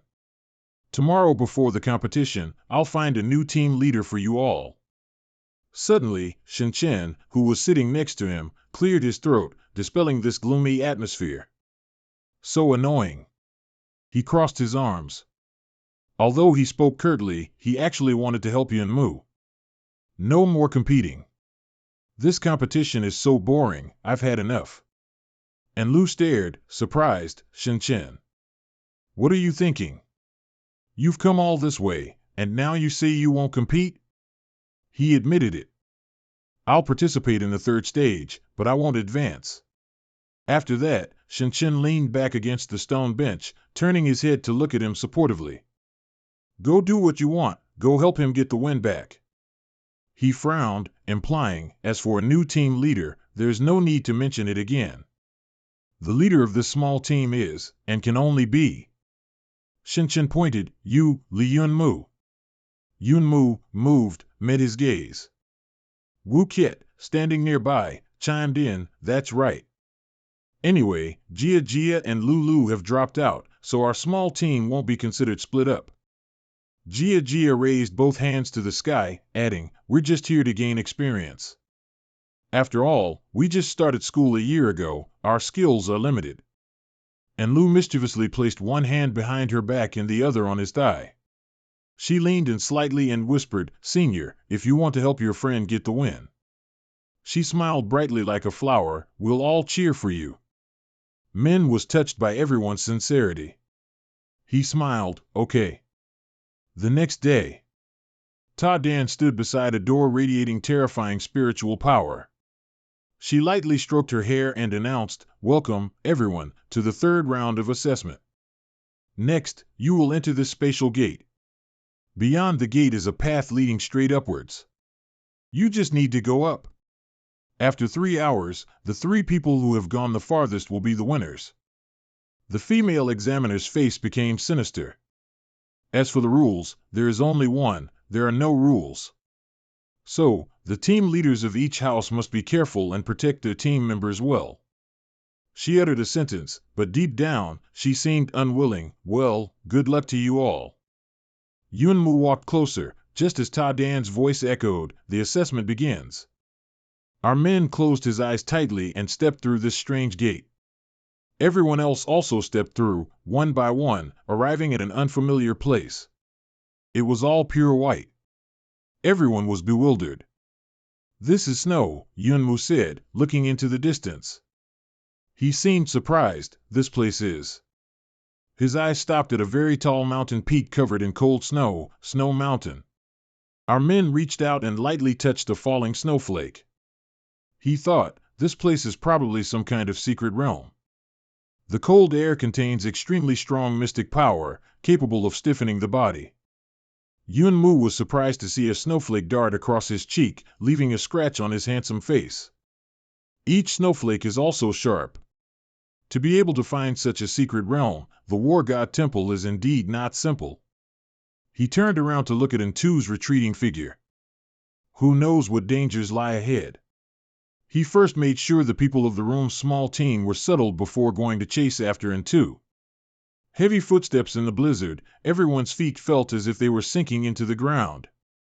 Just like that, some people were frozen, the rest were in a panic. Captain, we can't last much longer like this. Or perhaps we should go find the team leader first. That foolish team leader is completely unreliable, he even got lost with his team members. Ntu gritted his teeth, enduring, anyway, we've already come halfway. Hold on a little longer. His teammate suddenly remembered and asked, oh right, I haven't asked what rank you are, Black Star or Silver Star? Gold Star. At his words, the guy was surprised. Did you just say you're a Gold Star? This guy's name is Aluong. He turned his head, his pupils suddenly turning a savage red. This is great. Without a word, the guy summoned terrifying spiritual power in his hand. He directly grabbed Ntu's neck, saying proudly, this time, I'm saved. Ntu was choked to the point of gasping for air, his eyes gradually turning white as he asked, what are you doing? Panic surged within him. My power. It's being drained. Aluong lifted Ntu up, smiling contentedly. Do you feel your mystic power disappearing? This is my family's secret technique, it can absorb others' mystic power. He sneered, as long as I can absorb your gold star energy, I'm guaranteed to win. Golden spiritual energy swirled around Ntu's entire body. He could only cling tightly to the arm choking him, desperately screaming for help. Aluong refused to let go, laughing loudly and confidently. In a secluded place like this, it's useless no matter how much you call. After a while, he released his hand, bluntly throwing Ntu to the ground. Don't worry, I'll take you with me to continue. Seeing Ntu's exhausted state, the guy laughed mockingly, go freeze into an ice cream here. Ntu struggled to reach out towards Aluong's retreating back, silently cursing, bastard. Not long after, in the distance, a person appeared, struggling to drag a body across the snow. And Tu slowly opened his eyes, dazed. Who is it? He recognized the red hair and the figure walking towards him. And Tu, being dragged, stammered, "Little Mumu?" He shouted, trying to preserve his dignity. "Why are you here? Let me down now. We're not even a team. I don't need your help. What kind of hero are you pretending to be?" And Tu's words were filled with anguish. "Do you think the whole world revolves around you? I'm no longer the kid who only hid behind you. I'm no longer the crybaby who only relied on you." Van Moose shielded his face with one hand against the blizzard, while still dragging in two with the other. "I completely understand your resentment towards me. To be honest, I hate myself too. Sister Swang is your sister, but in my heart, I also consider her my older sister. You can't bear to leave two here, that's why I can't abandon you either. If you were to die like this..." He yelled like a madman. "When I bring Sister Swang back, how am I supposed to explain it to her?" And Tu was deeply moved by this, his lips trembling violently. Ignoring the fact that he was being dragged, he thought to himself, "Instead of hating you, I should hate myself for being powerless. Even hitting you before was just my anger at my own incompetence." And Tu tormented himself, "Why am I so weak? Why didn't I try harder before? Why, every time a problem arises, do I only know how to hide behind others? I must try hard." Beside the long trail in the snow, he kept rambling, "I must learn to fight for myself. I don't want to be a cowardly ghost who only relies on others anymore." Van Moose silently dragged in Tu, who covered his face and spoke his wish, "I don't want to lose anyone else. So I must become strong. I want to protect Sister, protect Dai Hong, protect Tu Quang, and of course, you too." Van Moo's cheeks gradually flushed red from the harsh weather as he replied, "I know, you idiot." He didn't even need to look to know that weakened Tu was shedding tears again. He could only threaten a little, "Stop crying. Your tears will freeze." As they climbed higher towards the snowy peak, Van Moo's feet sank deeper into the thick snow.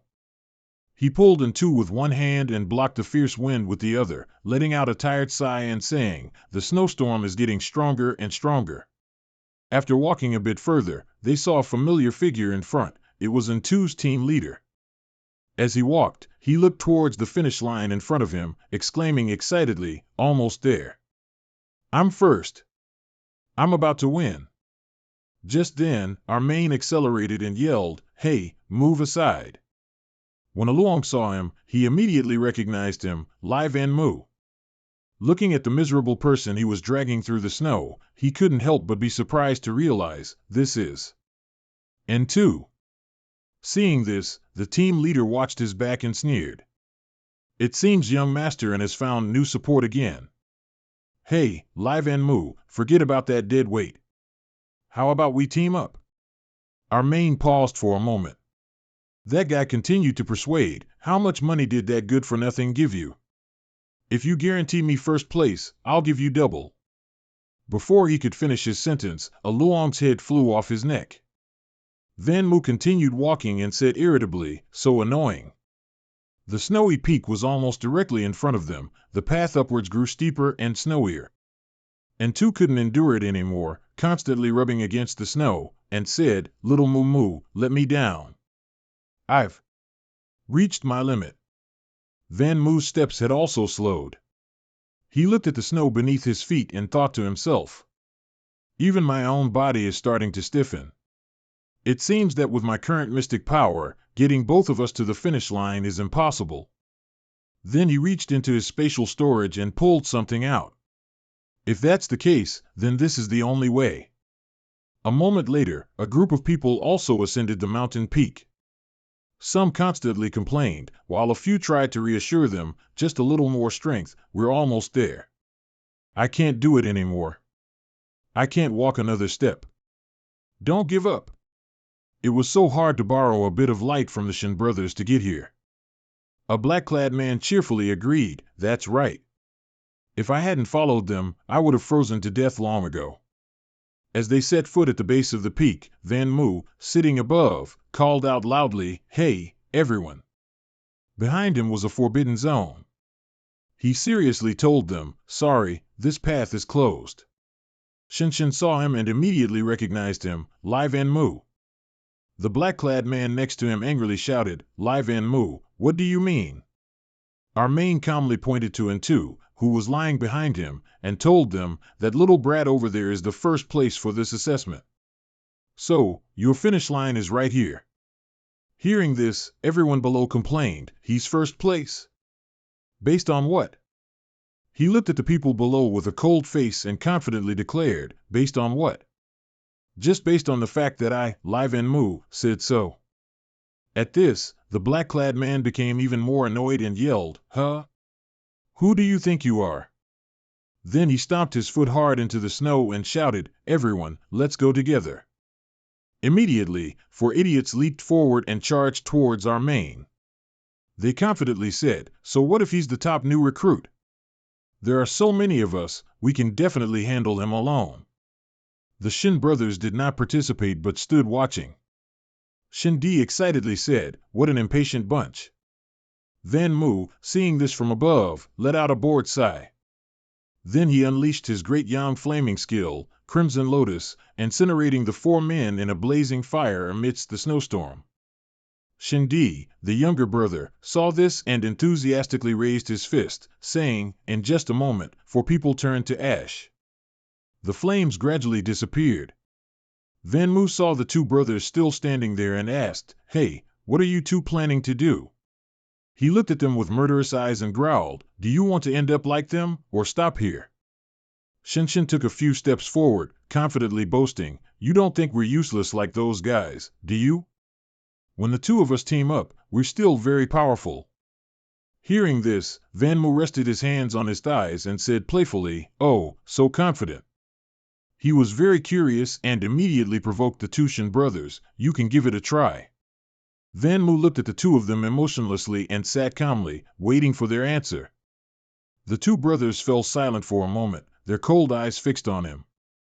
However, a sense of unease welled up in our Van Mu's heart. Those 2 are indeed different from the others. They might have already reached the super mystic rank. Fighting them would deplete my mystic power, allowing someone who comes later to reap the benefits. I'll silently plan, rather than trying the failed strategy, I'll use a borrowed knife to kill. Shindi suddenly burst into a gleeful laugh, then stepped forward and replied, "It seems there's no other way. This is the only option." Hearing this, Van Mu frowned in anger, his cold eye staring directly at them as he thought, "It failed." At that moment, he remained seated, not reacting, just quietly observing the younger brother approaching step by step. Looking at his arrogant demeanor, a thought suddenly flashed through Van Mu's mind, "It seems I can only risk it all." At this point, Shindi had appeared in front of him, but showed no intention of striking. He immediately pulled out another forbidden sign and decisively stuck it straight into the snow below. Shindi joyfully called out, "Brother, come here quickly. I've already secured a good spot for you."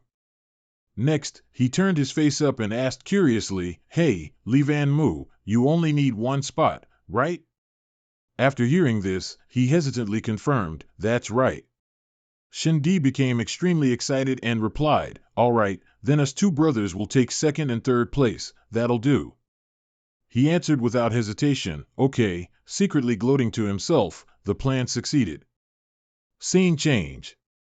In the area below, a group of 4 people were currently standing near the mountain peak. One of them spoke up, "I left my squad behind, specializing in leading people to the mountain peak." The remuneration was discussed beforehand. The other person, with a confident tone, replied, "Don't worry, I won't let your squad sacrifice in vain. Once I enter the War God Temple, I'll give you double the remuneration." Just then, the brothers, Shindi and Van Mu, happened to spot that group of people and immediately called out, "Brothers down the mountain." Shindi indifferently looked down at them and loudly announced, "Sorry, but your tour has ended. There are no more spots left here." Upon hearing this, the leader furiously roared, "What do you mean there are no more spots? What trick are you 3 playing? Make way for this old man." He didn't hesitate to point at Van Mu and calmly replied, "Sorry, can't do that. Who told that big shot to get stuck next to him?" There's nothing I can do, so the two of us can only stand in second and third place. Please go home, gentlemen. The other person, unwilling, immediately flew into a rage and shouted, "Enough nonsense! Everyone, attack!" Shindi rubbed the back of his neck, looking slightly helpless, a scornful smile playing on his lips. Seriously? Not listening to advice?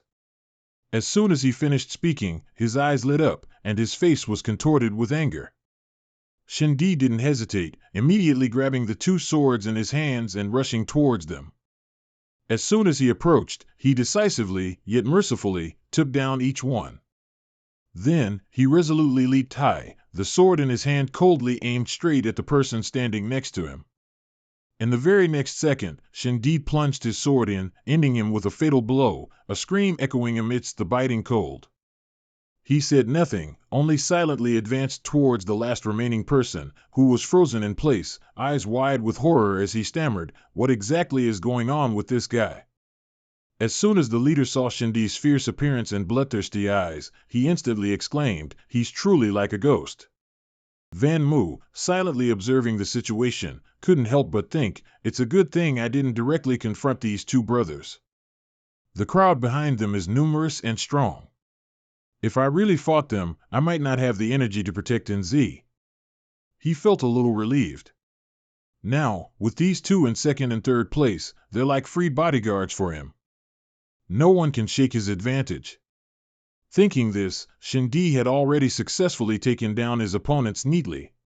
In that moment, he secretly rejoiced, "It seems we've won." Even though Lingen still lay motionless in the snow, victory was still his, thanks to his worthy friend.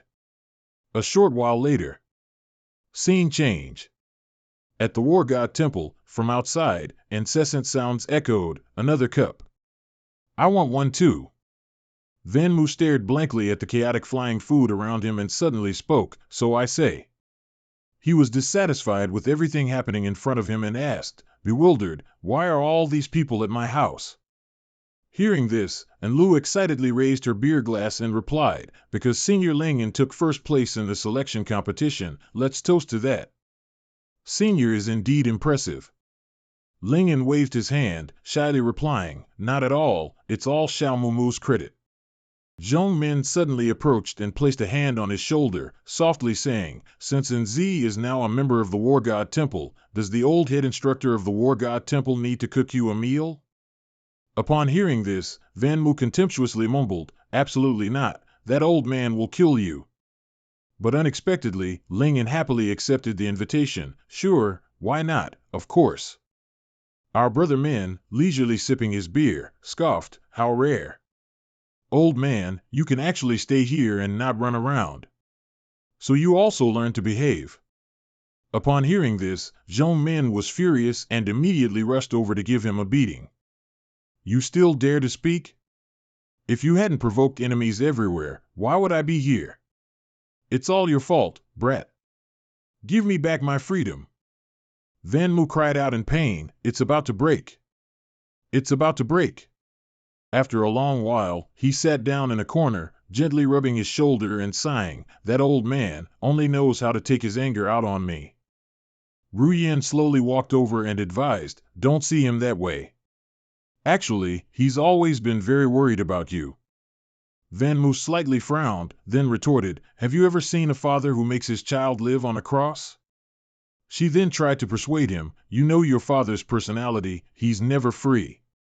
Ru Yen paused for a moment, then softly said, "But to avoid causing you more trouble, he's been in this War God Temple every day and hasn't gone out even once." She continued, "Every day, looking at him like that, even I feel bored for him." Ru Yen went on, "When you weren't here, your father would ask people every day for news of you, afraid of missing any information. Perhaps, in this world, the person who worries about you the most is this old man." After hearing this, Van Mu remained silent, his eyes listlessly staring into the void without uttering a word. Not long after. Scene shifts to the transmission plaza. Van Mu's entire team was also fully present at that time. Ru Yen suddenly spoke, "Xiao Mu, be careful outside. If you have time, come visit me and your father." He immediately replied, okay. Then he softly said, while I'm not here, my parents will be troubling you. Ru Yan readily agreed, don't worry. You also need to take good care of yourself. Finally, the time came, and an urging voice rang out, Wei Shinran, activate the transmission array. She decisively pulled the lever down and replied, okay. At that very moment, a giant blue beam of light shot straight into the sky, as if tearing through space itself. Chung stared blankly as the light trail gradually disappeared, feeling dejected and sad. Who knows how long we'll have to wait until we meet again, you brat. You have to try hard. Ling Yan smiled softly and left a message, little Mumu, wait for me. I will definitely become strong quickly and stand by your side. In just a blink of an eye, the transmission channel opened, bringing them down into a cold, desolate forest. As soon as they landed, Van Mu quickly scanned the surroundings and then called out, Senior. The entire team had landed in a completely unfamiliar place. He immediately realized this wasn't the Great Peak Gardens. Van Mu quickly informed everyone, it seems we've been teleported to some forest. Could it be that the transmission array had a problem? Then he hastily concluded, no, I think someone deliberately led us here. Someone must have changed the parameters of our transmission array. Suddenly, the ambushers from above revealed themselves, you are not wrong. Truly worthy of Li Van Mu. In an instant, you've already deduced your situation. We originally intended to kill you off guard while you were panicked. The priest then appeared, continuing with a sinister smile, it seems I was thinking too simply. At first glance, Van Mu had already noticed them, the Holy Heavenly Sect. He put his hands in his pockets and calmly retorted, what does the great Holy Heavenly Sect want, going to all this trouble to bring me here? He loudly complained, stop feigning ignorance. At this point, the priest glared angrily at him and said, we've come to find you, naturally, to avenge our sect leader. Van Mu showed no fear, merely scoffed disdainfully, then challenged, avenge him?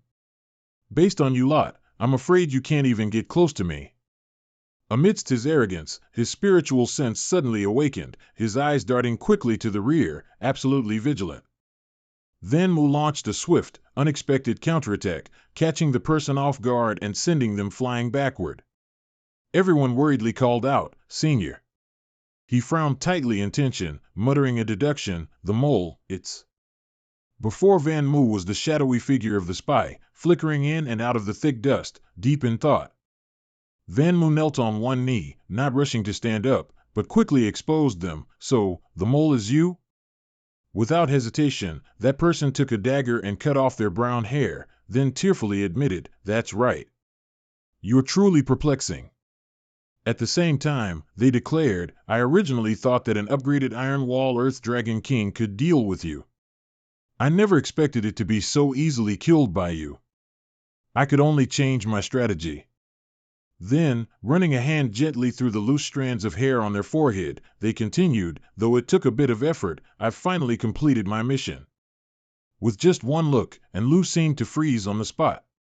Her eyes widened in horror, and she stammered, how could? It turned out that the person behind everything was Shinran. She showed no remorse, even sneering, that good girl, I've pretended long enough. Shinshin still couldn't believe what was happening before his eyes. He immediately yelled in distress, Wei Shinran, what nonsense are you talking about? I order you to return to the team immediately. She glanced at him disdainfully, calmly replying, return to the team? Sorry, Captain, I've had enough of this childish game called team. Shinran turned her back and walked away without a hint of respect, not forgetting to wave goodbye. You guys go find someone willing to keep playing with you. Bye-bye. Just then, and Lu ran up, reaching out and calling her, Shinran, wait. Aren't we best friends? However, the reply was her icy gaze. Shinran mercilessly turned back and launched a surprise attack on her, astonishing in Lu. Just then, fortunately, Shinshin appeared in time, swinging his blade to block the attack. And Lu sat slumped on the ground, her mind still reeling, continuously muttering the name, Xin, Shinran. She frowned, her voice icy as she threatened, get lost now. Shin looked at her seriously and pressed again. Wei Shinran, are you serious? She ignored his words and scornfully didn't bother to reply, coldly walking past the priest and saying, the mission is complete. Where's my payment? He replied, don't worry, don't rush. You'll get it. Van Mu then spoke up, hey, you almost killed your friend just now. Shinran nonchalantly responded, I don't need friends. Hearing this, and Lu sobbed, tears welling in her eyes as she looked at her, softly calling, Shinran. She didn't care and simply turned her back and walked away, as if there had never been any affection between them. The priest held a flickering cigarette in his hand, a mocking smirk on his face. What a touching play to watch. Men, kill them. Upon hearing this, the subordinates quickly acknowledged the order and resolutely charged towards Van Mu's team. Shin quickly reminded, teams of all peaks, enter combat readiness, spatial severing slash. During the chaotic battle, he suddenly discovered, the power, it seems to have diminished. Jia was no exception. The two whispered back to back, Captain, my mystic power can't be condensed anymore. Shin exclaimed in panic, what? The priest, seeing this, kindly answered their confusion, that's right, this place is the main territory of Hongman Chao. A powerful expert once died here, and his resentment has corrupted this place. Every mystic here cannot freely use their mystic power. In fact, the deeper one goes and the more mystic power they use, the more exhausting it becomes, so. He frowned, revealing his smug and arrogant face, then continued, even if your rank is higher, it's useless here. Then the priest declared confidently, you're all dead for sure. Two subordinates charged forward simultaneously. But no sooner had he finished speaking than his two subordinates were instantly knocked back. The priest's eyes widened in disbelief, and he shouted in surprise, what? Naiti boldly spoke up, oh, I thought it was something serious. She cracked her knuckles a few times, her low voice continuing, after all that, it turns out we just need to use physical techniques. Finally, Van Mu coldly concluded, if you want to compare physical techniques, you've come to the wrong person. The others ignored the previous words and aggressively rushed forward to assassinate, go die. Van Mu quietly whispered to the girl next to him, it's about to start. Naitip got into a stance, ready to counterattack, and confidently replied, I won't hide behind you anymore. This time, I want to fight alongside you. She suddenly shouted, 8 extreme slash. Naitip quickly made her move. Immediately, she easily knocked the two men away with a curved punch, giving them no chance to react. The remaining men, seeing this, looked hesitant and turned to attack Van Mu instead. That woman knows ancient boxing. She'll be dealt with last. Then let's take care of the other guy first. His gaze was sharp at that moment, carefully observing the opponent's every move. Our guy decisively rotated his ankle, preparing for an attack stance. Then, without a word, he instantly moved to strike, defeating the man in a flash. Another individual quickly seized the opportunity, lunging from behind to launch a sneak attack. Good chance. With keen perception, Van Mu quickly noticed the man's presence and decisively turned around. His arm swiftly grabbed the man's wrist. Before the man could react, Van Mu immediately counterattacked, his swift action horrifying the man, who didn't understand what was happening. Van Mu showed no mercy, ferociously slamming him to the ground and decisively shouting, subdue the tiger. Then he finished him off with a powerful palm strike, ending the opponent quickly, step in and secure. The others who witnessed the scene couldn't help but gasp in shock. And Lu then exclaimed, both of you are really powerful. Jia added, it's completely unlike they're only 1 year ahead of us.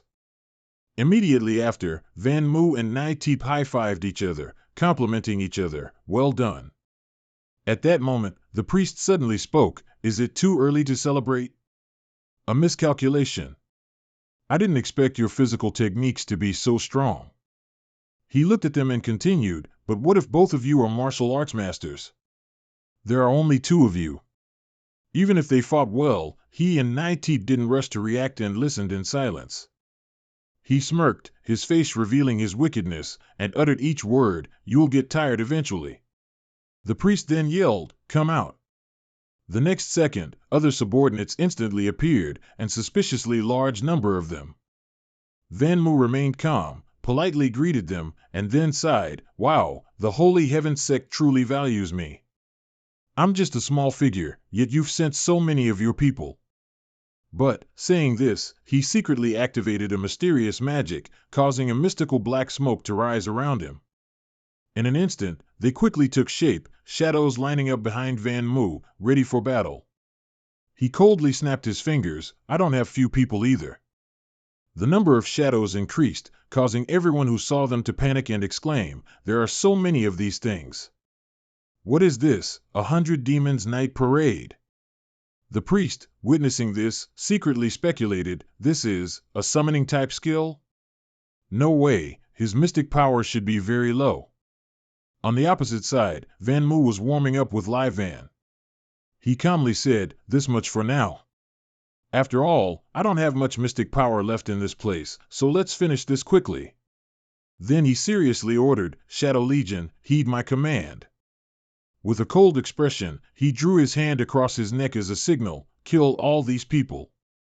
Men's voice was sharp and resolute, "Leave no one alive."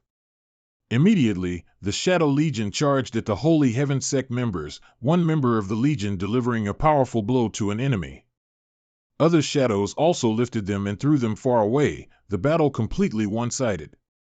The yellow member attacked by slamming its hand fiercely onto the ground, sending rocks and dirt flying everywhere. A sword wielder, jumping behind it, shouted, "Big guy." He then lunged towards the yellow shadow with his sword and yelled, "Die." But life is not a dream. The black energy streams began to reconnect with rapid regeneration. He watched as our men's Shadow Legion member slowly returned, then sighed. After that, it slammed its hand forcefully onto the sword wielder's position, crushing him. Seeing this, the group panicked and ran in disarray, shouting, "Run fast! What are you standing around for? A bunch of monsters!" Van Mu's Shadow Legion didn't let them escape, quickly chasing them closely. An unlucky guy shouted, begging the priest, "Your Excellency, save me." But in just a moment, he slid behind him, and at the same time, discreetly took his head. After dealing with the unlucky fellow, the priest glared at the others and threatened, "Those who retreat, die." Seeing this situation, the group also gnashed their teeth in anger. Two others immediately turned back to confront the shadows, shouting at the same time, "Brothers, we're dead either way, let's fight them." The priest smiled looking at this scene and thought, summoning these demonic things must surely consume a large amount of mystic power. He looked with satisfaction at the group clashing with the shadows and calculated, using the lives of these monsters should be enough to completely deplete his mystic power. The scene gradually shifted some time later. At this moment, a wounded person lying on the ground looked at the approaching shadow and screamed, "No, don't, save me." Lai Van inadvertently rushed straight towards him, ready to finish him off with a punch. He closed his eyes, shouting in despair, "Save me." But after a moment, nothing happened, and this guy slowly opened his eyes. At this moment, Lai Van's arm was only a few centimeters away from him. The guy looked over suspiciously and mumbled, "Did it stop?" Suddenly, the entire body of the shadow gradually disintegrated before his eyes. Van Mu also sensed this abnormality and was startled. The system appeared and announced, "Warning, your primal account is insufficient." Our brother looked at the screen, where a series of zeros appeared. Seeing this, Van Mu clutched his head, "No way, it's already gone so fast. You guys are too unlucky." The other disciples looked at him, puzzled, and thought, "Who is Senior talking to? I don't know why he suddenly looks like he's gone bankrupt." He covered his face with his hands and thought, "Damn it, I was a bit too smug inadvertently, completely ignoring the consumption of Kong Gwen. It's exactly like last time." The scene shifts. Somewhere, he was panting, sweat dripping down. Van Muck sat in the stark white room, muttering, "The speed is too slow. Even if shadows can auto-cultivate, this speed is not enough, I need to be stronger." He shouted loudly, "System, how many shadow spirits can I still condense now?" The system immediately replied, your current Kong Gwyn can condense many shadow spirits, but given your current physical condition, you can only control 4 at most simultaneously. It continued to say, if you exceed this number, your body will be damaged. Our guy said a bit angrily, isn't it possible? Suddenly, the system, as if it had a personality, suggested, but if you want to forcibly control more shadow spirits, I have a way. Hearing this, Van Muck's eyes widened in surprise, focusing intently. He listened attentively, and the system said, have you ever heard that money can make ghosts work for you? Van Muck quickly replied, of course I've heard that, but what does that have to do with me wanting more shadows? The system explained to him more clearly, your own mystic power isn't enough to support you controlling many shadows simultaneously. So, as long as you disregard Kong Gwyn, we can lend you mystic power higher than your own. As for the charging method. Before it could finish, Van Muck excitedly shouted, why didn't you say so earlier? Give me 10 shadows, no, 21st. Immediately after, a series of numbers appeared in the system, 2518, 753469. Seeing this, his eyes showed determination because he was so poor he only had money. Van Muck confidently muttered, I wouldn't dare say anything else, but I can have as much Kong Gwyn as I want. This time, I'm about to take off. The scene shifted to 2 hours later.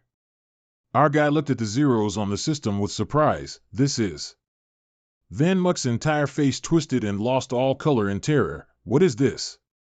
He cursed loudly at the system. Damn it, you swindler, you dared to hack my account. The system calmly replied, this is the result of your regular consumption. Van Muck, unyielding, continued to roar like a wild man. Who are you trying to fool? I clearly had so much in my account, how could it be gone? The system explained clearly to him, because the charging method for borrowing mystic power increases exponentially. Once the number of shadows is too high, the consumption of Kong Gwyn will be astronomically expensive. Van Muck, dumbfounded, could only utter one word, what? He gritted his teeth, thinking, damn it, this is a bit too much.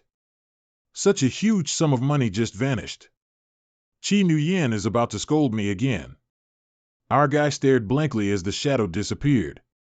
When Van Muck came out, the priest said with a triumphant smile, indeed, even if you are more extraordinary than common people, your mystic power will eventually run out. It seems it's time to bring that out. Behind him were several individuals carrying firearms. The priest's voice still resonated calmly, to be honest, Lee Van Muck, I still quite like you. If you hadn't killed our sect leader, I would have even invited you to join the Divine Heaven sect. He waved his hand and sneered, too bad you have to die here today. The men behind him immediately aimed their guns at him. Van Muck smiled confidently, energy cannons? You think you can kill me with these? He shouted loudly, then let's see. Brothers, prepare, aim at them and fire. Our guy said to Cat Fong's team, everyone, listen to my command, prepare. Then, to the astonished gazes of the entire team, he bolted, shouting, run. The priest and the Divine Heaven sect members watched this scene, speechless. Van Muck said mischievously, with no mystic power, challenging energy cannons? That's just being brain dead. I'm not that foolish. Oka, standing nearby, turned and asked, Lord Priest, what should we do? His voice rang out, commanding, chase them. The priest gritted his teeth, his eyes full of murderous intent, saying, I want to dismember Lee Van Muck. The scene shifted. At this moment, the group was fleeing in haste. Shouts from behind echoed, stop. They fired their guns gleefully, you can't escape. Gia was frightened by the barrage of bullets, damn it, they even brought guns. Van Muck called out loudly, Tam then, your physical combat skills aren't good. You lead a team to run to the outer perimeter, where you can use some mystic power. Naiteep and I will run deeper inside, that way, we can disperse their forces and reduce their numerical advantage. Then he shouted, move. The group quickly split up to run. Oka worriedly reported, Lord Priest, they've split up and are running. The priest angrily cursed, damn it, Oka, you lead your men to chase those brats. I'll go after Lee Van Muck. The scene shifted deeper into the forest. At this moment, the priest's voice threatened, Van Muck, ahead is the heart of the cursed land. Aren't you running to your death? He and Nightip hid behind an ancient tree. Van Muck said contentedly, that priest, whatever his name is indeed chasing us. She replied worriedly, are the kids from Cat Fong's squad okay? He confidently replied, of course. Unconsciously, Nightip suddenly realized something. Van Muck's expression turned sinister as he continued, who do you think led those kids out? At this moment, and Lou, exhausted, yelled, I can't run anymore. Tam then angrily said, you have to run even if you can't. Suddenly, Vu Kit shouted a warning, Tam then, watch your step. They stopped and were surprised by the sight, Before them was a vast expanse of black, murky land, causing Cat Fong's group to say in despair, beyond the enchanted land is a swamp. We've run out of road. Cat Fong's team panicked, wondering, why is there such a large swamp? Suddenly, a loud laugh echoed from behind, making the two turn back. Can't get through, huh? Heaven truly helps me. Oka had led his subordinates there and rejoiced when he saw them stop. I can't believe you ran to the edge of the enchanted land. I almost let you get away. He is the vice representative of the sacred heavenly sect, Huanjia. He continued, but in this border area, with the ability to use mystic power, won't you just die faster? Oka ordered, brothers, old rules. Cat Fong's team immediately went into a vigilant stance. He stepped forward, boldly announcing the reward, whoever gets the most heads, come claim your prize. At this moment, Tam then seized the opportunity to leap high and attack. A subordinate shouted loudly, Lord Oka, watch your back. A huge explosion occurred, sending dust and rocks flying wildly through the forest. Vu Kit worriedly asked, was it successful? At this moment, Tam Than's horrified figure appeared, while Oka held his sword and said, I told you. He grinned sinisterly, gnashing his teeth, and continued to mock, attacking from behind at such a young age, not very good. The sacred heavenly sect members also quickly reacted, pointing their guns at Tam Than, ready to fire. Under their aim, he shouted loudly, calling for Jia Jia. He immediately jumped up to where the group was and replied, I'm here. Jia Jia's whip quickly struck the guns in the hands of their group. Oka smiled wickedly, revealing Cat Fong's team's plan, you want to suppress me first, and at the same time seize the opportunity to deal with my subordinates, huh? Don't dream. How can you brats hurt me? But Tam then didn't let him speak further, interrupting, of course we can. Jia Jia, from below, swung his whip towards him and reminded, Tam then, catch. Vu Kit, from behind, shielded Lu and said, and Lu, this one's for you. Oka surprisingly recognized her skill, that's. He turned around and shouted loudly, ordering his subordinates, all defense. Vu Kit calmly held several small needles in his hand and muttered, quiet steady, no thoughts, no imaginings. The body itself forms the spiritual elixir. He coolly threw those needles towards Oka's group. Next, a barrage of desperate screams erupted, many were injured by the exploding needle rain. Vu Kit sternly performed the technique, simultaneously shouting, explode. Thus, those needles were exploding over a large area. Jia Jia and Enlu happily high-fived, saying, it worked. With Enlu's addition, the power is surprisingly great. Meanwhile, Tam then remained stern-faced, observing intently without speaking. Within the thick dust and smoke, there was movement. At this moment, Oka, covered in blood, rushed out and excitedly roared, interesting, truly interesting. Then I'll play with you seriously. Tam then gnashed his teeth and reminded, he's not dead yet. Quickly, turn back. But it was too late, he had been sent flying. Everyone worriedly called out, Vu Kit. Jia Jia angrily lunged to attack with his whip, shouting, damn it. Oka's eyes quickly moved, glancing swiftly. He then unleashed a massive blow that cracked the ground. Tam then helplessly called out loudly, Jia Jia, Vu Kit. Meanwhile, Oka stood there, dusting off his clothes. He turned to look at him, smiling grotesquely, and said, it's over. It's your turn. Tam then stood in front of her and reminded, and Lu, stand behind me.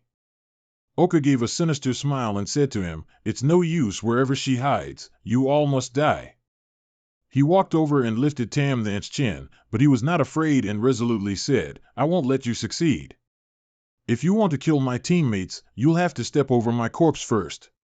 Hearing this, he laughed loudly, you still want to protect others? Oka then threw a punch directly at his face and provoked, are you worthy? Tam then was horrified and sighed, so fast. He continued to deliver a sweeping kick across his abdomen. Oka kept hitting him, reminding, as the captain, you must hold on. Your teammates are all watching you. He continuously punched Tam then in the face and mocked, if you die, no one will protect your teammates, you know. After throwing the punch, Oka bent down slightly and said, justice. He struck him with a blow, a holy fist technique, causing Tam then to scream in pain, blood spewing from his throat. He was stunned by this blow, along with his voice, ugh. And Lu, from behind, fearfully clutched her head and cried out his name, Tam then. Even though Vu Kiet was lying on the ground, his face covered in blood, he angrily cursed, you two bastards. Oka continued to beat Tam then, who still has breath. Suddenly, he stopped, sensing something. He looked at the motionless man and remarked, this guy, no heartbeat anymore.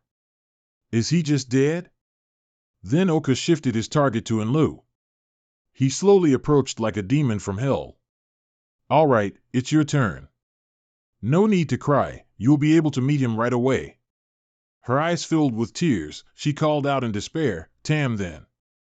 Enlu kept crying and shouting loudly, save me. Along with her shout, his heart, which had stopped beating, reacted. Oka, excited, swung his fist towards Enlu. With tears streaming down her face, she wanted to resist but looked away helplessly. Suddenly, Tam then, who had been motionless behind him, flew towards him, ready to throw a punch. He roared in anger, I already told you, don't touch my teammates. This made Oka turn around in horror, then he scowled and cried out, what? Tam then's fist was covered by a metallic golden aura, shaped like a one-horned rhinoceros. A direct punch sent Oka off balance, making him fall flat on his face. At this moment, his face was covered in blood, teeth and lips mangled. The power of that punch was too immense, causing Oka's entire body to convulse, his eyes rolling back, as he let out a few groans. Tam Than's eyes had lost their sanity at this moment, he raised his hand. Then another punch came down, sending dust and rocks flying everywhere. And Lu cried out loudly, Tam then, stop. He's already dead. But at this moment, he had lost his sanity and was roaring madly. She screamed in fear, Tam then, don't be like this, stop it now. Suddenly, his body froze, and he muttered, stop. At this moment, Tam then had regained his last bit of reason, he threw his head back and roared loudly. Then he slowly fell to the ground, his hands covered in fresh blood. After a long while, Tam Than's eyes finally opened. Seeing this, Enlu happily said, Tam then, you're awake. Jia Jia, beside her, also sighed in relief, you worried us so much. Tam then, full of injuries, turned to tease Enlu, why are you crying? Aren't I fine? She sadly, with tears flowing, said, I thought you were going to die, I thought I was going to lose another friend. You scared me to death. He smiled reassuringly, don't be afraid. Until I find Wei Xin Nian, I won't die easily. Tam then looked at his teammates and solemnly reiterated, I once said that the Cat Fong team can't be missing even one person. So I came back from hell again. Immediately after that touching statement, a direct hit to his head made his face go blank. Tam then clutched his head and looked at Enlu, questioning in confusion. Ouch, that hurts. Why did you suddenly hit me? She immediately called him an idiot, leaving him speechless. Enlu blushed, looked away, and warned, next time, don't act so recklessly. You worried me to death. Tam then asked in surprise, what did you say? Enlu denied, nothing. Vu Kiet thoughtfully pondered, that power earlier. He silently looked at Tam then and thought, I can confirm it didn't come from Tam then himself. That appearance was like a rampaging iron wall earth dragon. Vu Kiet's eyes narrowed thoughtfully. Could it be that time? The scene then shifted to the priest's group. A subordinate shouted, "Priest, a discovery over here." He then walked over to observe. The subordinate said, "It seems to be their footprints." Upon hearing this, the priest ordered, "Let's chase after them quickly." Suddenly, he picked up a small stone and pondered. The priest stood up and ordered, "Tell everyone to follow the direction of the footprints." He explained to the subordinate, "Those footprints were deliberately left behind. There are traces of concealment next to them. This Lai Van Muk is very cunning. He wouldn't leave such obvious footprints." The priest confidently ran off, asserting, "So chasing this way is correct." On the other side, there were also two people fleeing. Naitip asked, "Lai Van Muk, is it really okay to leave such obvious footprints?" He replied with a confident smile, "Don't worry, they won't chase us." Van Muk explained, "A cunning person like him always thinks he's smart. By leaving such obvious footprints, he'll definitely chase in the opposite direction." He ran and laughed, saying, "A fate where one's cleverness backfires is most suitable for this kind of person." Immediately after that, Van Muk tripped over a branch and fell to the ground. Van Muk annoyedly pulled out the flower and cursed, "Damn it, who planted flowers in the middle of the road? What an obstruction! What if a little kid tripped and fell?" Suddenly a small bear appeared, surprising Van Muk. A bear, with a flower growing on its tail. The little bear's eyes gradually became teary, as if it was about to cry. He wondered, what kind of species is this? Then the little bear wailed and sobbed, its cries echoing throughout the forest. He covered his ears angrily, "It's too loud. Why did it suddenly start crying?" Naitip yelled at him, "Quickly put the flower down. Honey bears absolutely don't allow others to touch their flowers. If you keep letting it cry, it will definitely attract." Before she could finish, something fell to the ground behind them, kicking up dust everywhere. Van Muk cautiously turned his head to glance back, a little worried. At that moment, a pair of crimson eyes appeared along with terrifying growls. Standing next to the two of them was now a gigantic brown bear. Van Muk stood rooted to the spot, wondering, a supersized bear? Van Muk asked with a pale face, "Lu Naitip, you're good at studying, so I'm asking you." She was puzzled, "What?" He chuckled, saying, "Can this guy be defeated just by fighting?" Naitip's face went blank. She stared intently, silent for a moment. The large bear was growling angrily, gnashing its teeth, its crimson eyes full of menace. Without another word, the bear lunged to attack. Naitip also shouted, "How could we possibly win?" Seeing the fist hit the tree directly, the subordinate quickly said, "Your Holiness, please calm down." The priest pursed his lips, his face scrunched up. "Calm down? That Lai Van Muk played me like that. I'll definitely tear him into 100 pieces." The other person turned his head back and noticed smoke billowing up from an empty plot of land, then announced, "Your Holiness, there's movement over there." He quickly ordered, "Chase them." As soon as he finished speaking, the subordinates immediately soared into the air. On this side, the beast's foot stomped heavily on the ground. The elite bear's pupils glowed red, baring its sharp fangs, terrifying Van Muk and his group, who fled desperately. Naitip ran at top speed, urging loudly, "Lai Van Muk, quickly think of something." He replied, "Among the 36 stratagems, the best is to run away. There's no other way, we can't beat it." In a critical moment, Van Muk stepped on a pile of dry firewood, which snapped with a crack sound. His eyes widened. "We're about to be screwed." The elite bear also screeched to a halt immediately. Before them was a deep and wide pit. It saw Van Muk and Naitip fall and whimpered confusedly, "Coo-coo." The two people only screamed loudly in midair. A moment later, a groan was heard in the darkness. Van Muk's face was wrinkled, his eyes half closed in confusion. "Where am I?"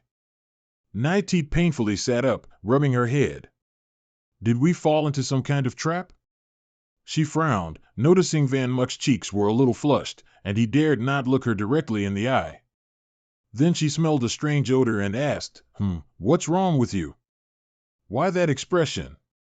When she lowered her head, she realized she was sitting on Van Muck's lower body. Her cheeks instantly turned crimson, like a machine.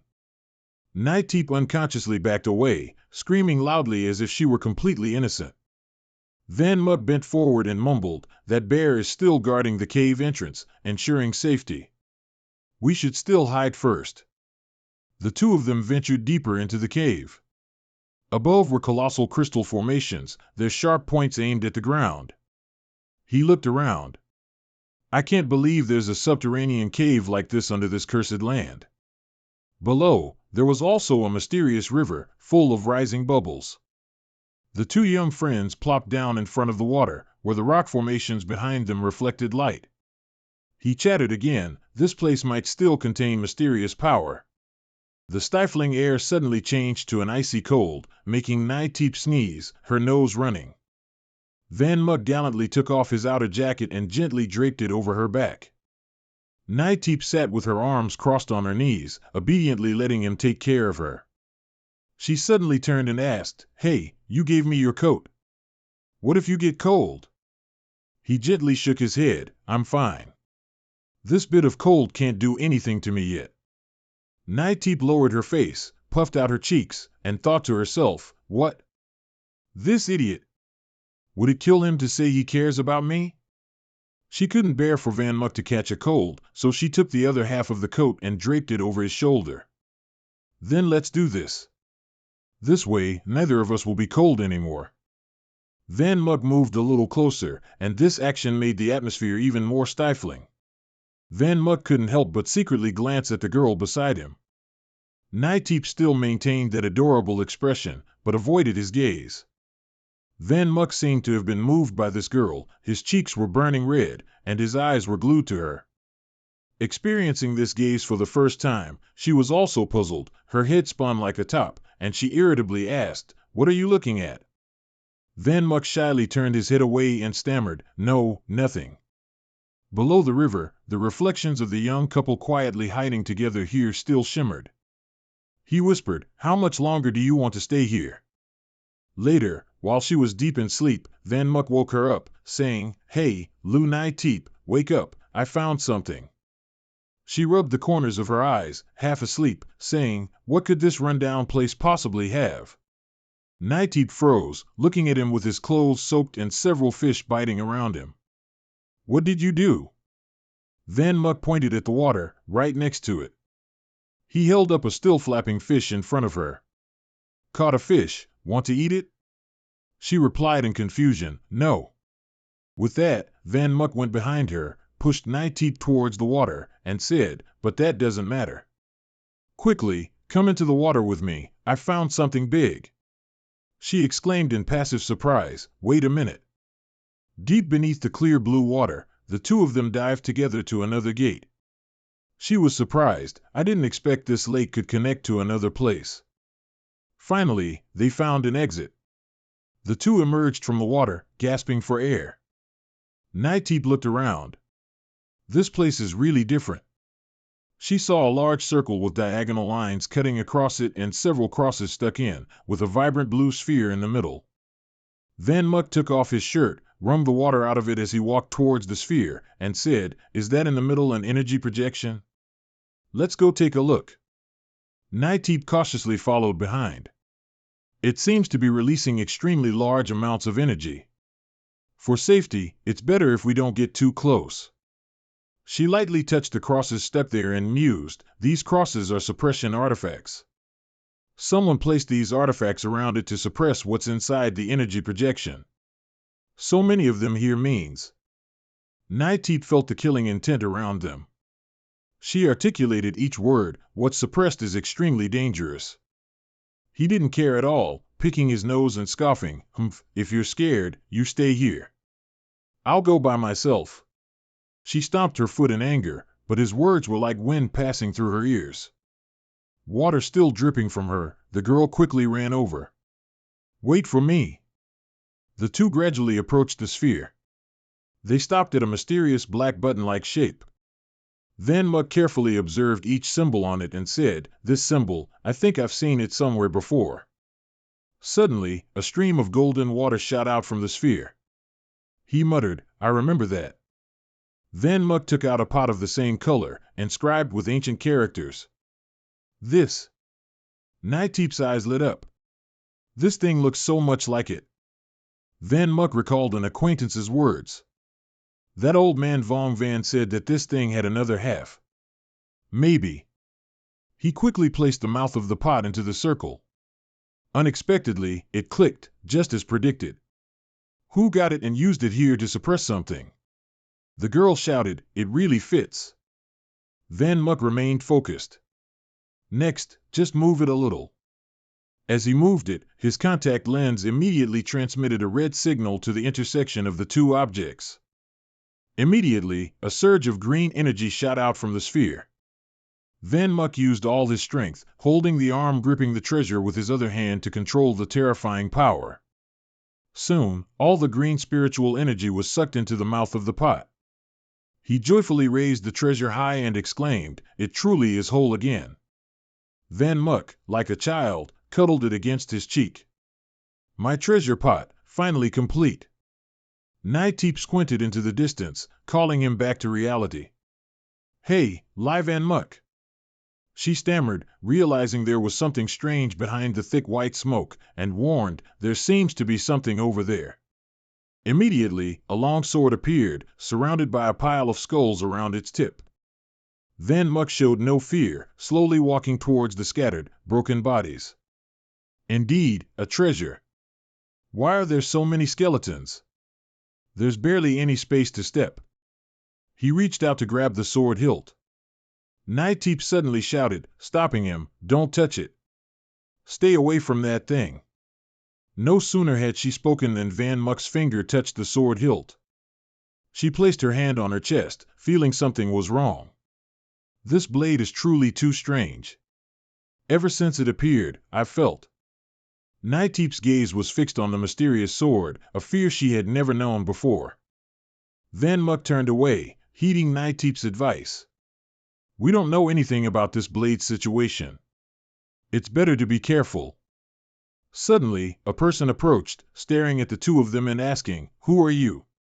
He held two pieces of paper in his hand, frowning. Where did the void suppression circle that suppresses evil go? He suddenly realized, a member of the Divine Holy Heaven sect. The man looked down at Van Muck's high photo and immediately recognized, "Aren't you too?" He exclaimed loudly, "Heavens, it's really Van Muck." She worriedly whispered, "We've been discovered." The man quickly drew his sword, his tone filled with murderous intent. "It seems heaven treats me well. As long as I catch you, I can reach the peak of my life. Accept your fate." Not long after, Van Muck nonchalantly dusted his hands and rotated his wrists as if he thought nothing of his opponent. Too weak. The man lay on the ground, blood flowing from his mouth, tears streaming down his face. He casually turned and walked away with one hand in his pocket. If the Divine Holy Heaven sect also has their eyes on this blade, then I can't ignore it anymore. Nightdeep nervously asked, "Do you really want to do that?" Van Muck reached out his hand towards the blade again and replied, "For this blade, they even use divine artifacts. I want to see just how evil it truly is." The moment his hand touched the hilt of the blade, a dazzling crimson spiritual energy immediately flashed, forcing Van Muck to raise his other hand to shield his face. Unable to withstand this power, Van Muck fell to the ground as if about to ascend to heaven, his arms still suspended in the air, indicating he was still alive. The girl gasped in panic, calling out, Van Muck." He sat up, clutching his head, and stuck out his tongue, sighing, "I thought I was a goner for sure. The moment I touched it, I felt all my strength being drained." Nightdeep, behind him, gestured wildly, "I told you so, you idiot."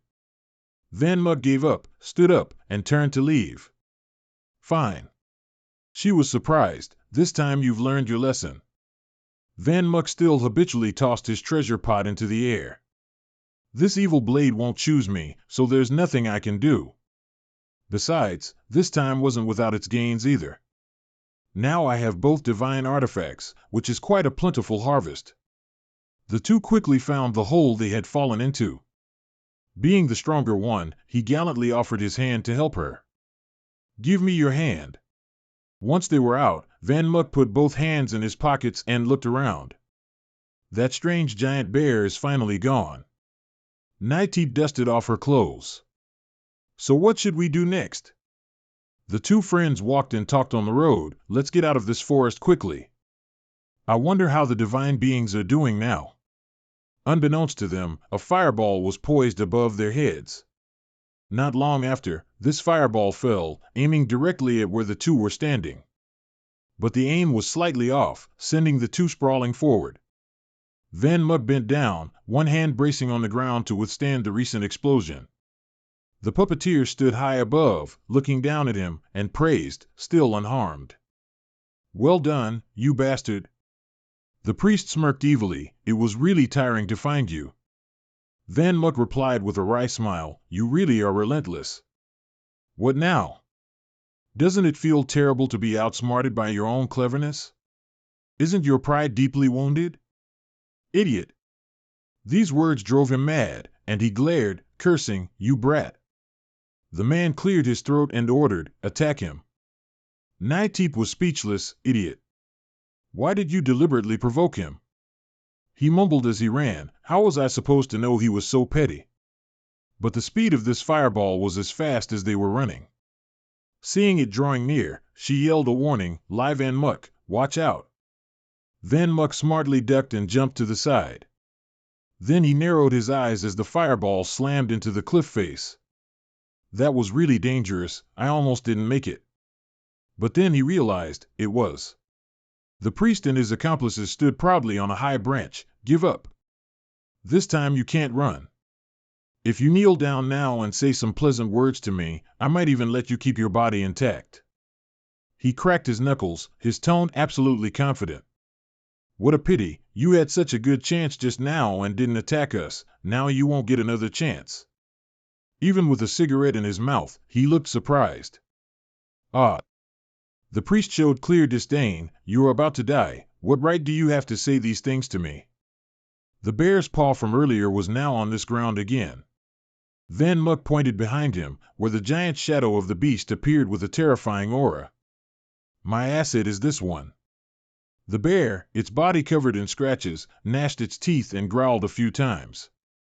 A subordinate turned to report, Lord Priest, it's the hidden bear. Van Muck stood by the door, putting out the fire on the bear while flattering it. Big brother, did it hurt? Your fur's burned off. The bear, with its pale eyes, turned to confront him, growling co-co. Van Muck skillfully gestured towards the group of people and explained. They're the ones who hit you, these people are very bad, they even said they wanted to steal your flowers. Hearing that, the bear went wild, its eyes sparking. Its growls echoed throughout the mountains and forest. The two guys just stood there dumbfounded as they saw its shadow approaching. The monster bear directly attacked the group of bad guys. It seemed to want to devour each of them alive. Behind the two, the priest's voice rang out, ordering, fire. Kill this bear. And he calmly put his hands in his pockets and said, when it's done, we'll go. Scene shifts to somewhere in the forest. A young man leaned by the door, clearing his throat. Ro, kid, you're back. The deputy cult leader is about to lose his patience. The person walked over and brushed aside the joke. Stop talking nonsense, open the door. He quickly opened the door, bowed and whispered, please come in. Inside were rows of test tubes, each containing thousands of people. The sight was truly horrifying. As Han Ning walked, a red hand suddenly darted towards her, startling her. Opposite was a body controlled by machinery, constantly crying out, kill me. Han Ning pressed her lips together, while the other person simply signaled, shoo. Inside, a person, covered in blood around their mouth, gasped for air. The masked doctor, holding two tools, frowned, don't worry, it's almost over. Just as the two entered, the guide spoke up, Deputy Cult Leader, the Wei family girl is here. She had to quickly cover her nose as she entered the foul-smelling room. A shrill scream echoed, and the doctor excitedly said, "Little Han Ning, you're here. Please come in." He made an incision on the corpse in front of him and said to her, "I've brought the person you wanted. As for what you promised me." The corpse only had time to scream in pain before its whole body went limp. He slowly removed his blood-soaked gloves and sighed, "Failed again. Operating on living people is indeed not easy. Little Han Ning, don't worry, what I promised you, I can certainly do." He smiled and removed his mask, with blood still clinging to the corner of his eye. "I'm the most trustworthy person, but I have something else I need you to do. Go back and wait for my news first." Han Ning stood with her legs apart, confronting him. "Are you messing with me? You said that as long as I brought live Van Muck, you would comply." That guy gently pushed his finger inside the mask string. "I said too much." His eyes widened as if he wanted to kill her, his voice full of threat. "Go back and wait for my news first." Han Ning was helpless, unable to do anything but stand and glare at him with hatred. She angrily turned and walked away. He whispered again, "Tisk." That guy spun the mask in his hand and then looked back at the body of the experimented subject. "It seems." His eyes became scarier than ever. More experimental bodies are still needed. Han Ning once again walked past several test tubes. She frowned, her mind inevitably drifting to her loved ones, father, mother, Tu Tin. That year, Han Ning had personally witnessed them being taken away. Damn it, let them go.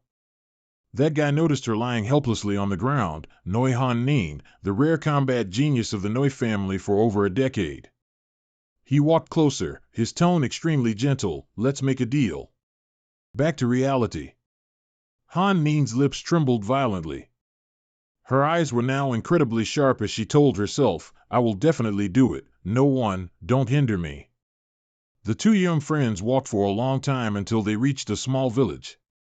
"We've been walking all day, finally we see other humans." The villagers ahead seemed to be of the Hongman tribe. He mumbled, "We've probably been teleported to Hongman Chao by the heavenly cult's deities." With that, Van Muck reached out and called to the person carrying a log ahead. "Hey, big brother over there." The young man, not knowing any better, immediately shouted loudly to warn everyone, "Outsiders are here."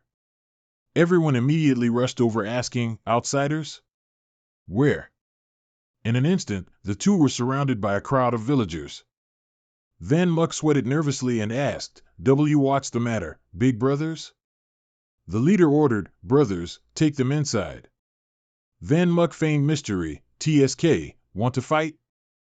Yet, a moment later, the people there were raising wine cups in celebration as if throwing a party, completely startling the two. "Treat them well." Everyone in the village stared at them. "Oh my, they look so strange."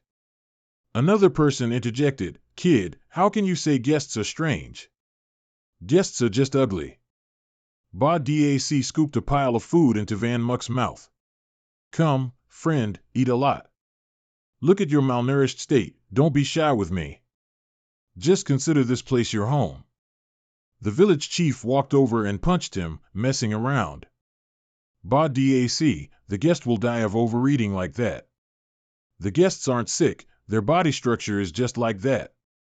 He patted the young man's shoulder while Van Muck's face turned pale. "Look at this joke, this guy is too enthusiastic. We, the Hongman tribe, simply love making friends." Van Muck playfully winked, but his head was still spinning. "No problem, that's right. Village chief, where is the Chaote transmission array recently?" He pointed ahead. You just need to go south." Suddenly, someone rushed over. "Village chief, something's wrong. The mountain bandits are here again." The two people paused for a few seconds at this news. The village chief was furious, veins bulging on his face. "Damn it, those guys are here again. Go, everyone grab your weapons. This time, we'll fight them to the death. Ba Dac, you stay and protect the guest."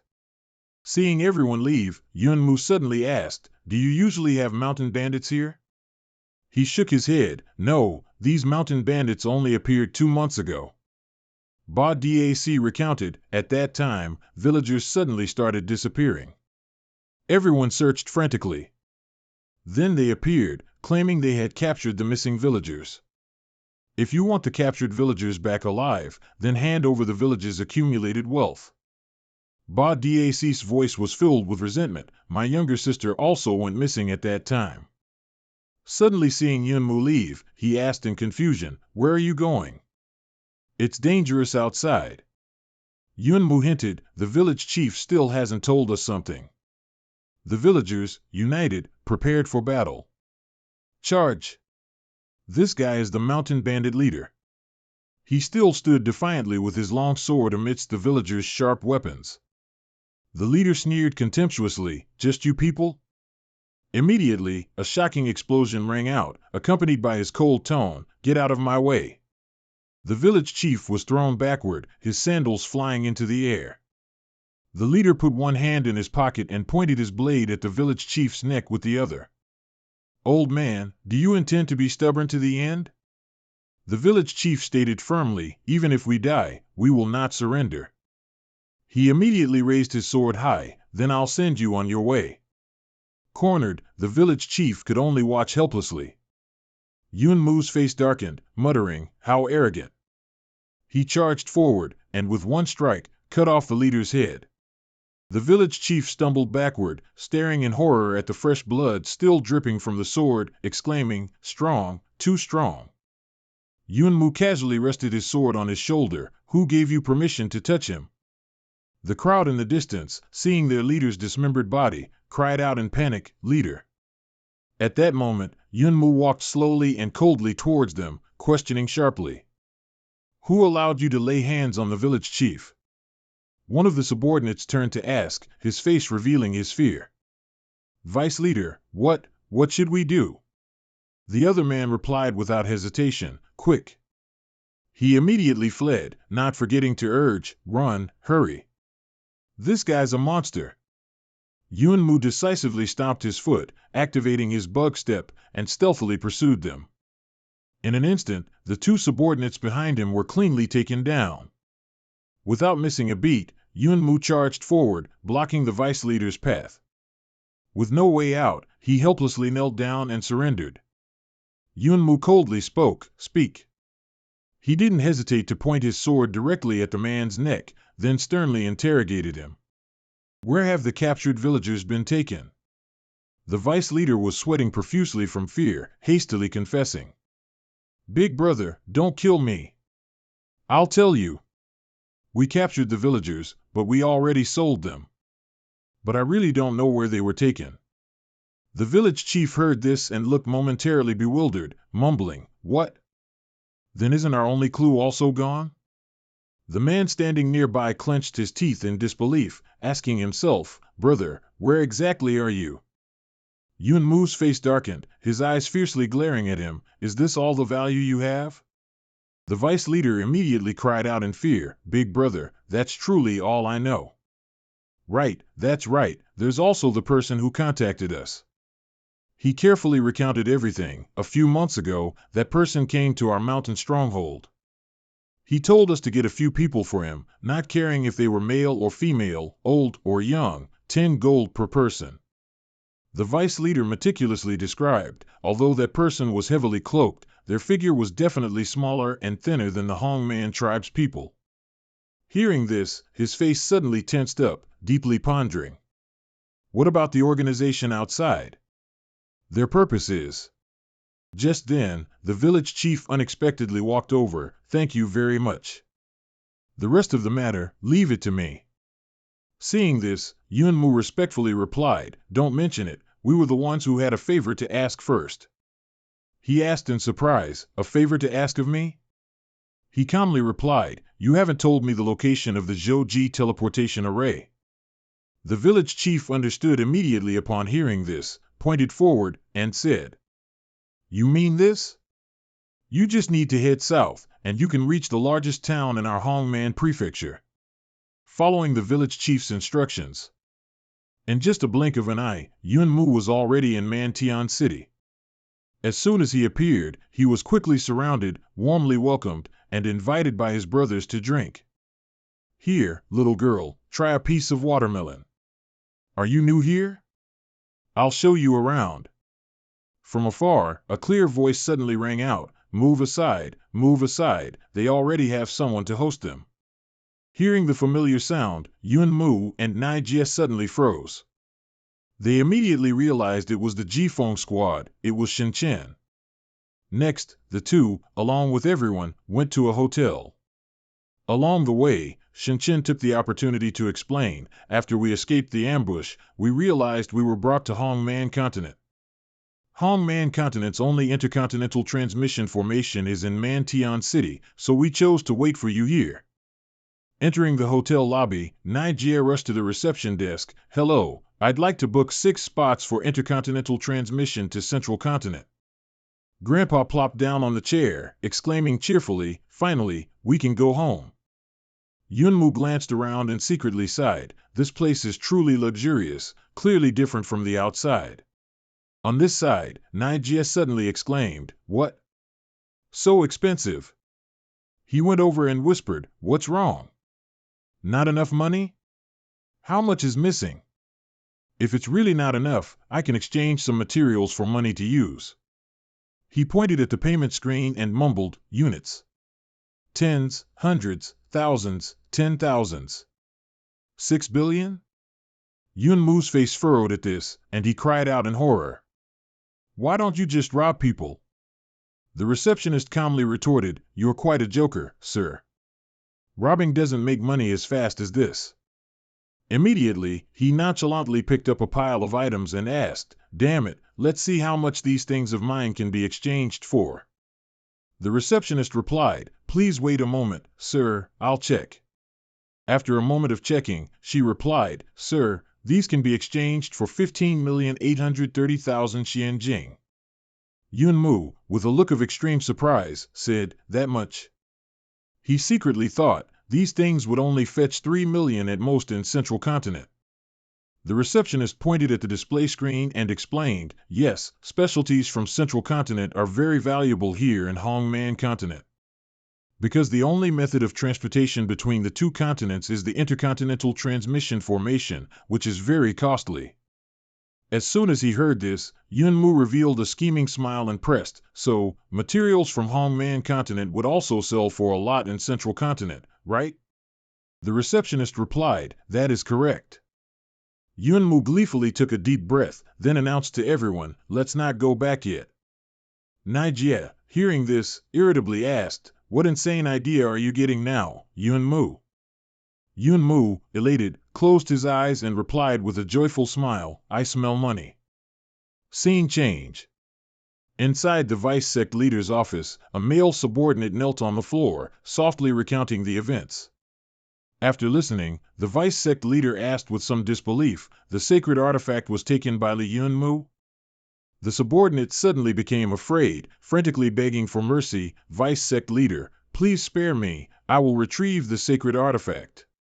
The vice sect leader indifferently said, you don't need to retrieve the sacred artifact. I am short on experimental materials. The male subordinate immediately understood, his heart relieved, and quickly replied, understood, my lord. I will immediately go and capture some for you. The vice sect leader smirked cunningly and said cryptically, no need for such trouble, you will do.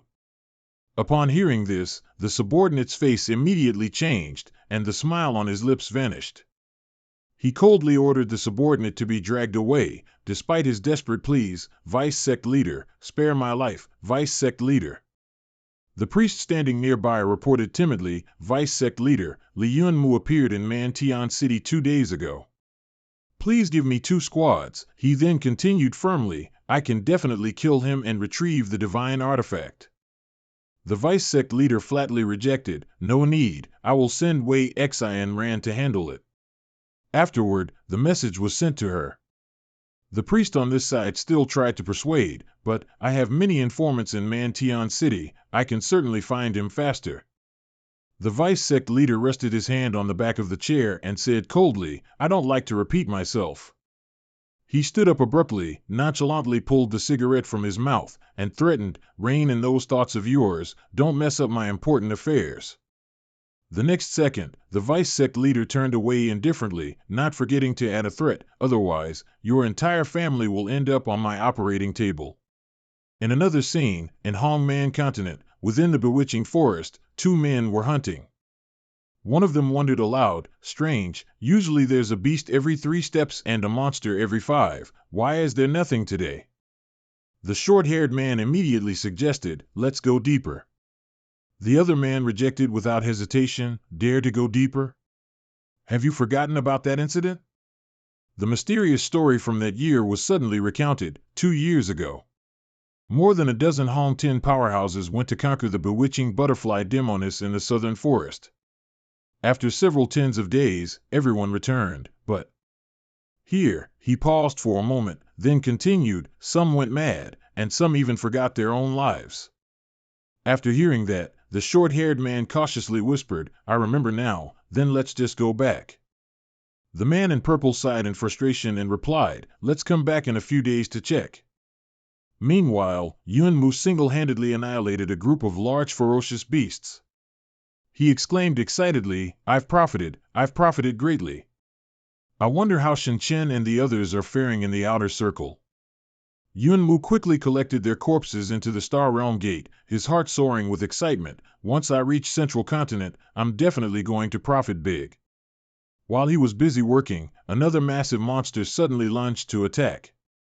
It suddenly paused for a moment when it saw its brethren lying scattered on the ground. It gave a slight growl, clearly intimidated. He was overjoyed when he saw it, a cunning smile spreading across his face, his eyes lighting up as if he'd found gold. The monster, startled, turned and fled desperately, letting out a mournful cry for help. Behind it, Yun Mu and Nai Jia chased after it, gleefully yelling, you can call until your voice is hoarse, no one's coming to save you. Meanwhile, he didn't notice a wooden sign lying on the ground, on which was written in red letters.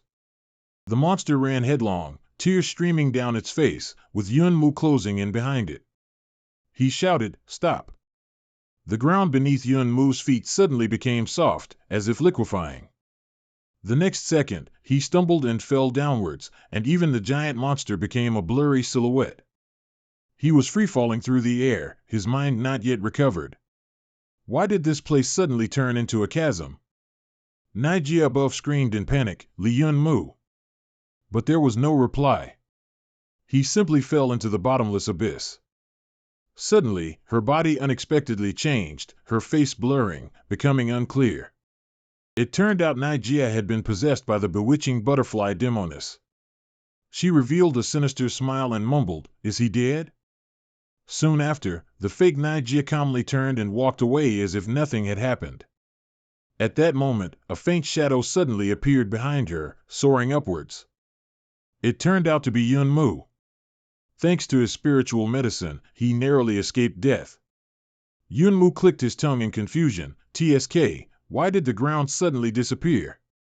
He hovered in the air, looked down at Naijia, and wondered, could that guy know illusion magic? In just a moment, Yun Mu had gently landed, continuing to ramble, a monster that knows illusion magic is worth a lot of money. He quickly turned to ask, Lu Naijia, do you know where that monster ran off to? The fake Naijia paused briefly, pointed in one direction, and replied, it ran that way. Yun Mu, without any suspicion, quickly ran in that direction, quick, we can't let it get away. She then revealed her true face, her eyes glowing purple, her expression twisted with anger. Elsewhere, the real Naijia was in a state of confusion, her face stiff, not understanding what was happening. She walked, observing the forest around her, then mumbled to herself, how strange. Just now I was clearly chasing that mystical beast with the Yun Mu, but in the blink of an eye, it's gone.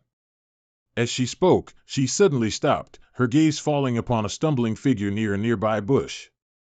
Naijia's eyes widened in horror, as if she had discovered something.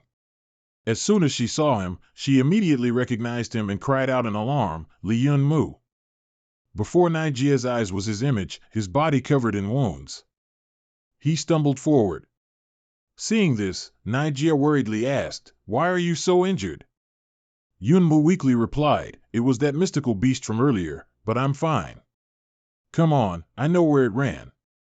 She didn't think much and hurriedly followed. Okay, but little did she know, he now revealed a cunning, enigmatic smile. A long while later, the two finally caught up to the monster. Yunmu quickly suggested, that guy is very agile. You go first, then I'll block its escape route. Nigeria didn't hesitate and charged forward to attack. Go. The person behind her then revealed a scheming expression. It turned out to be the fake Yunmu. Instantly, he quietly prepared to swing his sword and strike her from behind. As if anticipating his scheme, Nigeria suddenly stopped, muttering a chant, reversing body with elbow pushing mountain strength, retracting body, turning back, flipping hip. She summoned her technique, Iron Mountain How, then decisively unleashed a palm strike directly at him. He was caught off guard by the counterattack and was in unbearable pain, a few drops of blood dripping from his mouth. Nigeria looked at the impostor sprawled on the ground and declared, "So you've finally shown your true colors?" She coldly exposed him, "You fakely Yunmu." He asked in confusion, "How did you find out?" Nigeria then scoffed, "Please, use your brain a little next time.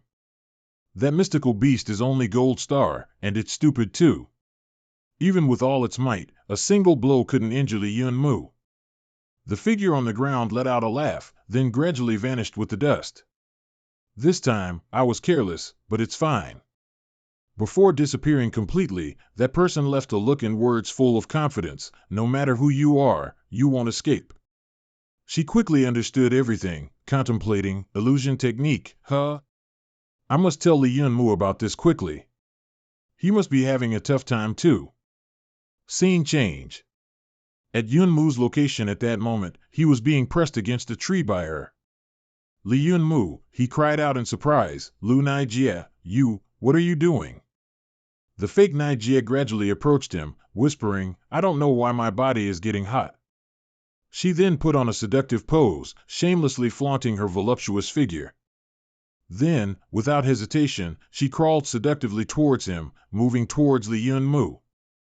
Witnessing this scene, he shrieked loudly in dismay, "This is so difficult."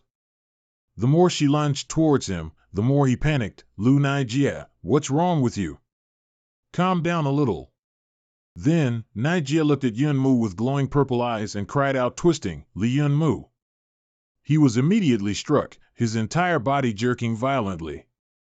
His eyes had also turned purple, and Yunmu couldn't resist, letting the fake Nigeria come closer to kiss him. Suddenly, a loud shout made him jump, "Stop right there." It was Nigeria. She stood from a distance, stomping her foot hard to gain momentum. Then, she ferociously lunged and punched the fake body, scolding loudly, "How dare you use my appearance to do such a thing, you fake." Nigeria kept yelling at the fake item that was gradually disappearing, "You damn fake.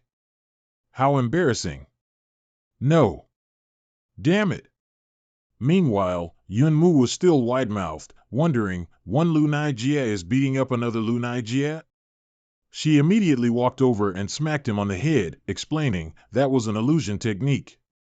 Then, she seriously stated, this person's illusion technique can affect hearing and sight, but it cannot maintain its form if struck. The fake Nigeria's head suddenly turned into a strange wisp of smoke and flew into the sky. The wisp of smoke gradually coalesced into a person's body, accompanied by a voice, "TSK, I originally wanted you to die in pleasure. Yet, you don't know what's good for you." As soon as the sentence ended, the woman's head gradually appeared, and her body began to complete itself. The butterfly demoness hovered in the air, her wings flapping, her face showing clear excitement. Killing a beast personally is also very fun, isn't it? Yunmu looked up from below, seeing the woman's form, and said, "A big goose, huh?" She irritably unleashed butterflies and long silk threads towards him, saying, "This old woman is a butterfly." The silk threads slowly wrapped several times around Yunmu's body. As his body was about to be completely covered, he smugly opened his mouth and said, "It's a worm again. Then I'll have to use fire." The rising sun great flame art was immediately unleashed, a massive flame appeared, incinerating everything. As the flames gradually disappeared, the woman swiftly lunged towards Yunmu. Then she forcefully slammed the silk threads down where he was standing, shattering the ground and rocks, but Yunmu had already managed to jump back to evade. After that, she continued to use the void slash technique, sending large and small silk threads flying straight towards Yunmu. He skillfully parried the attacks by using his worm step, gracefully dodging them with ease. As the demoness landed in front of Yunmu, he kindly reminded her, Big Goose, don't forget, I'm not alone. Nijia had appeared behind the woman at some point. She looked at her with sharp eyes, mumbling a chant, Chi sinks to the lower dantian, imprint with the palm, extreme speed returns to infinity, strike the heart's core. The next second, a powerful palm strike landed directly on the demoness' back, causing her to cough up blood. Then she was violently slammed into the large tree in front of them. Yunmu happily walked in front of the demoness, revealing a smug look and scoffing, Is this all your skill? Where's your illusion technique? However, she curved her lips into a sinister smile and let out a few laughs. Then she spoke mockingly, with Yunmu on guard, humans are indeed foolish. Why would you think I'm not using illusion techniques? At this, the demoness' body gradually shifted behind him, coalescing from a wisp of smoke.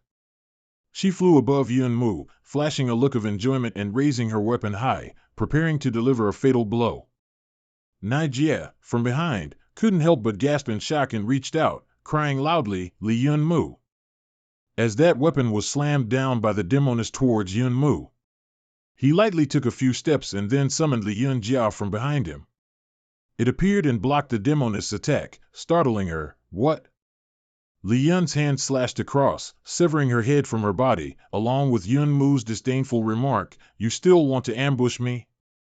The demoness' body gradually turned into smoke. She looked at Yunmu with a cunning face and sighed, Tisk, this guy is really strong.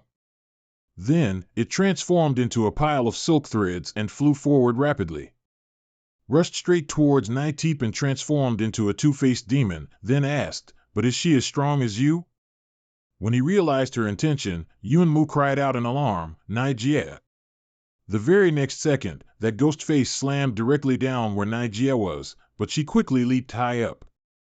But without her knowing, the other ghost face was already behind her. When Yunmu shouted out to warn, Behind you! Nijia only then turned back in alarm, but by then its mouth was already open wider than her entire body. Yunmu, rushing forward with Livan, cried out, Nijia! However, he was a step too slow, that ghostly head had already swallowed her whole. At this point, that woman had also returned to her butterfly human form, and she reassured him, Don't worry, your little girlfriend isn't dead yet. But, as she said this, a sinister look appeared on her face, and she smirked, laughing loudly. A series of clones appeared right behind the demoness. She looked back excitedly and said, I've turned her into my own image. Then Midai, with a smug look, asked, Can you tell which one is your girlfriend? Seeing the panic and hesitation clearly visible on Yunmu's face, the woman became even more delighted. Are you afraid to act now? Are you scared of hurting your girlfriend? Immediately after, she and her butterfly army rushed up, declaring, Then prepare to die. The butterfly dance technique was unleashed, and numerous green silk ribbons were fired towards Yunmu. He quickly used a blocking technique, deploying an army of shadows for defense. Then, rushing directly to confront the demoness, Yunmu used his sword to parry her sudden attack. A second later, the woman teleported behind him and placed a hand on his shoulder, saying, If you want to live, then stop caring about her life or death. That disgusted him immensely. Take your hand off me. Hearing that, the demoness kicked him hard in the back, sending him flying to the ground, and asked, What are you pretending about? Yunmu fell heavily, and the ground cracked, creating a huge tremor. He quickly sat up, his body covered in dirt and his strength depleted. He thought to himself, continuing like this isn't the way. Meanwhile, Yunmu's sparkling pendant suddenly glowed brightly. The butterfly army also seized the opportunity, rushing towards him, Go die. In that critical moment, Yunmu suddenly heard a voice, Papa, Papa. He instinctively flinched as he realized, this sound is. A wisp of smoke unexpectedly formed out of nowhere in the void. Next, a hand appeared and, in a flash, sent several butterfly clones flying. When the demoness pile of silk threads gathered in one place and formed a vortex, she stared at it in fear. What this feeling is. The very next second, the Shadow Queen Linlong appeared before Yuanmu from that silken vortex. Seeing her, he felt somewhat relieved, wiped away his sweat, and secretly rejoiced. My daughter is back. Meanwhile, the woman was gaping in astonishment. Why does this supreme being answer his summons? Seeing this, she and her butterfly army flew up into the sky, thinking, hurry and escape while she hasn't seen through my illusion. But unexpectedly, that swiftness was seen through by Linlong. She widened her eyes, her pupils glowing as she looked directly at the butterfly people. Immediately, both the demoness illusion and her clones showed signs of cracking. Then they slowly shattered into pieces. Looking at the shattered illusion before her, she couldn't help but panic, thinking, what? It broke my illusion so easily? Is this the supreme power? Just as despair set in, she suddenly noticed Nigea's body falling beside her. Seizing the opportunity, the demoness immediately flew towards her with a sinister plan. I have one last card. As long as she's here, they can't do anything to me. The demoness swooped down, reaching out her hand as if to grab Nigea, who was suspended in midair. Her hand was about to touch Nigea's pink shoes when a voice rang out, she's mine now. Suddenly, an invisible hand squeezed the demoness' neck, making her freeze for a few seconds. Mi-Dai looked in panic at the shadowy figure strangling her. What? It turned out Linlong had intervened, and a rescue of Nigea was underway.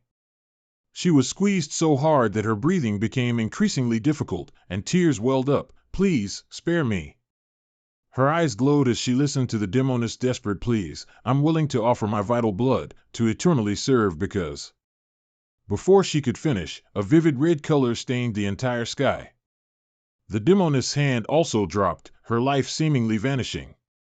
Linlong joyfully flew out of the smoke from her location, returning to her tiny form, rushing over, arms outstretched, calling, Papa, Papa. The little girl hugged his cheek, cooing, Papa. He praised her, my daughter is truly amazing.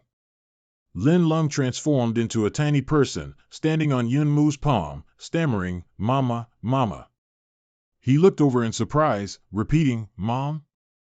The person the little girl was referring to was Nigea, who was lying motionless on the ground. Mom. Yunmu was embarrassed. Kiddo, don't just call her that. Just then, she slowly woke up, rubbing her neck and groaning, my head hurts so much. What's going on? She's awake. He hastily held out the necklace. Quickly, go back into the scale. We can't let her discover you. Nigea's head was throbbing. Didn't I get swallowed by a goose? Where's the goose? He turned around, hiding his hands behind his back. I took care of that guy. Suddenly she raised her hand to summon spiritual power. Scout Captain, crane step push. Nigea's shouts and scolding echoed endlessly through the forest, trying to trick me again. How could Yunmu break an illusion? Take this, you cursed goose. Show yourself, you monster. He cried out miserably, stop hitting me. It's really me. After a while, she was finally convinced, then worriedly asked, Yunmu, are you okay? Yunmu, however, had been hit so hard his head was spinning. The two had only walked a short distance when they suddenly heard a strange noise. Yunmu quickly grabbed her hand and pulled her along. Quick, hide. Someone's coming. In the distance, a truck was approaching. They had tied a person to the back of the truck. The leader ordered, drive faster. He sat in the truck, laughing loudly, run quickly. They placed a corpse in the truck bed, threatening the girl, if you don't put in more effort, your fate will be the same as the one in the truck. The three men sat leisurely and smugly. Who would have thought we'd catch a little girl who knows illusions in the forest? Good thing we have the Vice Cultmaster's medicine, otherwise, we too would have fallen for the illusion of the enchantress butterfly. By now, the young couple was observing from a treetop. It's people from the divine holy cult. Follow them. The leader became increasingly arrogant. Brothers, hurry up. Yunmu's eyes widened, while Nigea was confused. Why is there such a place? After a while, they stopped the truck and threw a corpse down into the abyss, where others had already fallen before. This place is really strange. The corpses here were piled up in heaps, a truly horrifying sight. It's like hell. He glanced at the bearded man who was trampling on someone. It's the divine holy cult. Then he stopped at the pile of corpses, a large number of Manhua clan bodies. Yunmu's facial muscles twitched continuously, veins bulging all over his face. He recalled Bart's words. The villagers started disappearing gradually. The image of Yunmu pointing his sword at the bandit appeared in his mind. Yunmu remembered the bandit's words. Looking at the physique of the person who traded with us, they are definitely not from the Manhua clan. Yunmu secretly surmised, everything is related to the divine holy cult, but what is their purpose? The truck carrying the people had now stopped at that spot. At the edge of the deep pit, the subordinate grabbed the girl's hair and dragged her over, then asked, "How about it? Isn't this scenery beautiful? They're all your compatriots." He whispered from behind the victim, "Once we're done having our fun with you, you can join them." She was helpless, only able to cry and glance around. Yunmu couldn't hold back any longer and leaped down from the tree branch. "Are you divine holy cult members of perverted concentration camp?" The man looked at his dashing figure but still didn't recognize him. "Who are you? How dare you trespass into the forbidden land of the divine holy cult?" Yunmu frowned and threatened, "Who I am isn't important. You just need to answer my question, or else you'll die a terrible death." The fat man burst out laughing. "Go ahead and kill me. Who do you think you are?" The other man crossed his arms in disdain. "Even Li Yunmu wouldn't dare speak to my big brother like that." The leader pretended to smooth his hair, cupped his face, and said arrogantly, "What an ignorant brat. If I don't teach you how to behave today, then I am in the wrong." With that, he lunged forward, delivering a punch as if to knock Yunmu out with a single blow. "Die, you little bastard." However, the man was astonished by Yunmu's lightning-fast evasion. "What?" A second later, the situation reversed. He grabbed the leader's wrist and twisted it back, making the leader scream in pain. The two subordinates rushed over, shouting, "Big brother!" A hand quickly rose into action from behind them. Nigeria sternly knocked out the two remaining subordinates. They were already collapsed, inhaling the dust from the ground. Yunmu slowly sat down next to the leader, threatening in a cold voice, "If you don't want your other arm broken too." He sternly made him terrified. "Answer my questions obediently." Yunmu began to interrogate, "What's with those corpses?" The man stammered, "I really don't know. I only heard that the vice leader is conducting an experiment." Yunmu paused at the two words, "experiment." He pressed for answers. "So where is your grand experiment? Where is the vice leader?" The leader, with one hand on the ground, struggled to raise himself, anxiously saying, "Big brother, I really don't know anything else." This answer, of course, didn't satisfy Yunmu. Yunmu stood up and turned away. "What a waste of my time." He took a sharp knife and walked towards the captive. The knife was swung decisively, and immediately the ropes on the girl's body were untied. He and Nigeria coldly left, throwing the knife back and not forgetting to shout, "The rest is up to you. Deal with it however you want." The woman was moved, murmuring tearfully, "Thank you." The girl slowly picked up the knife, making the leader panic. What do you want to do?" His eyes widened, and he stammered, "No, no." A second later, the entire air was stained with fresh blood again. She walked and turned to ask Yunmu, "I wonder what tricks the Divine Heaven sect is up to this time, capturing so many people." He snorted coldly, "It's nothing good anyway, and they've lost a corpse transport squad. They'll definitely investigate."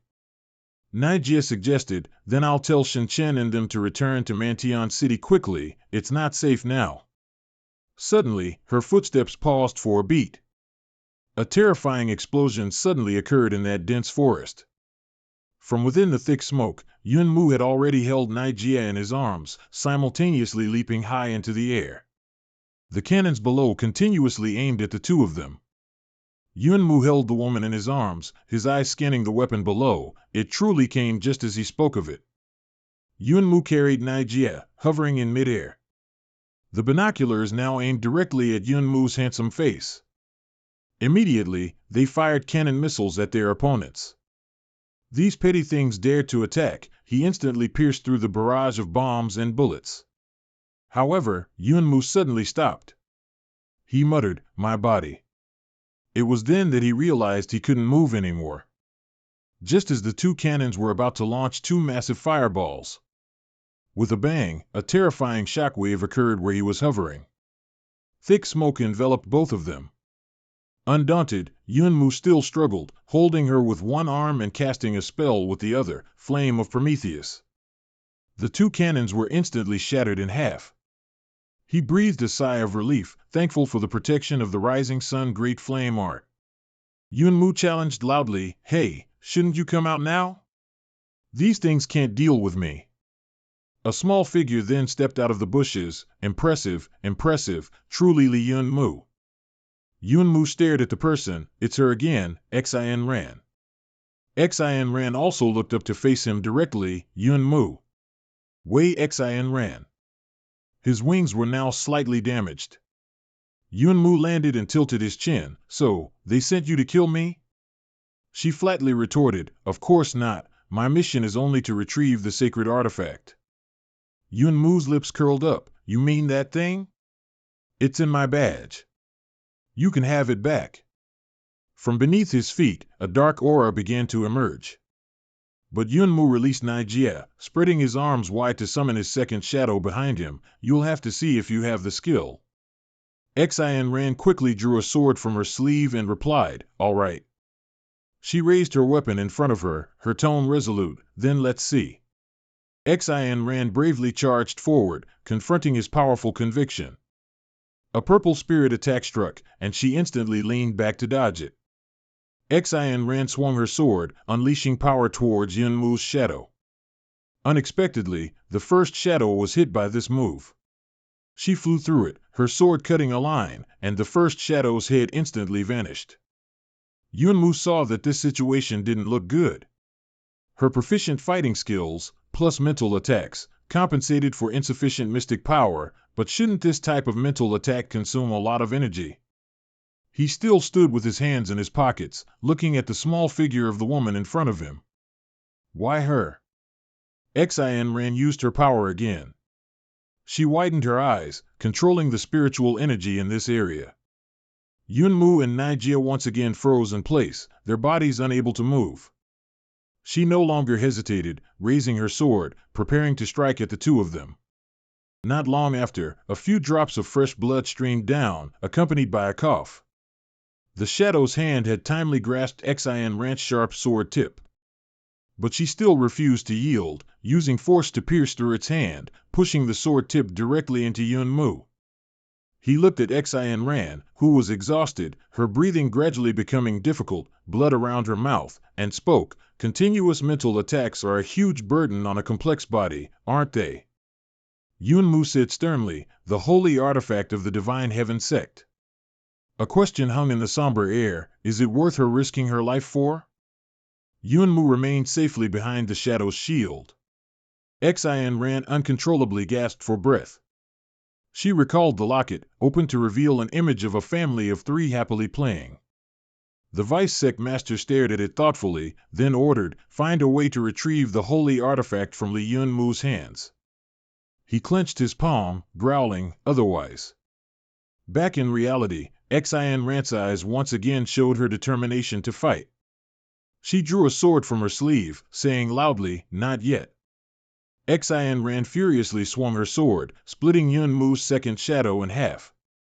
"You handle this."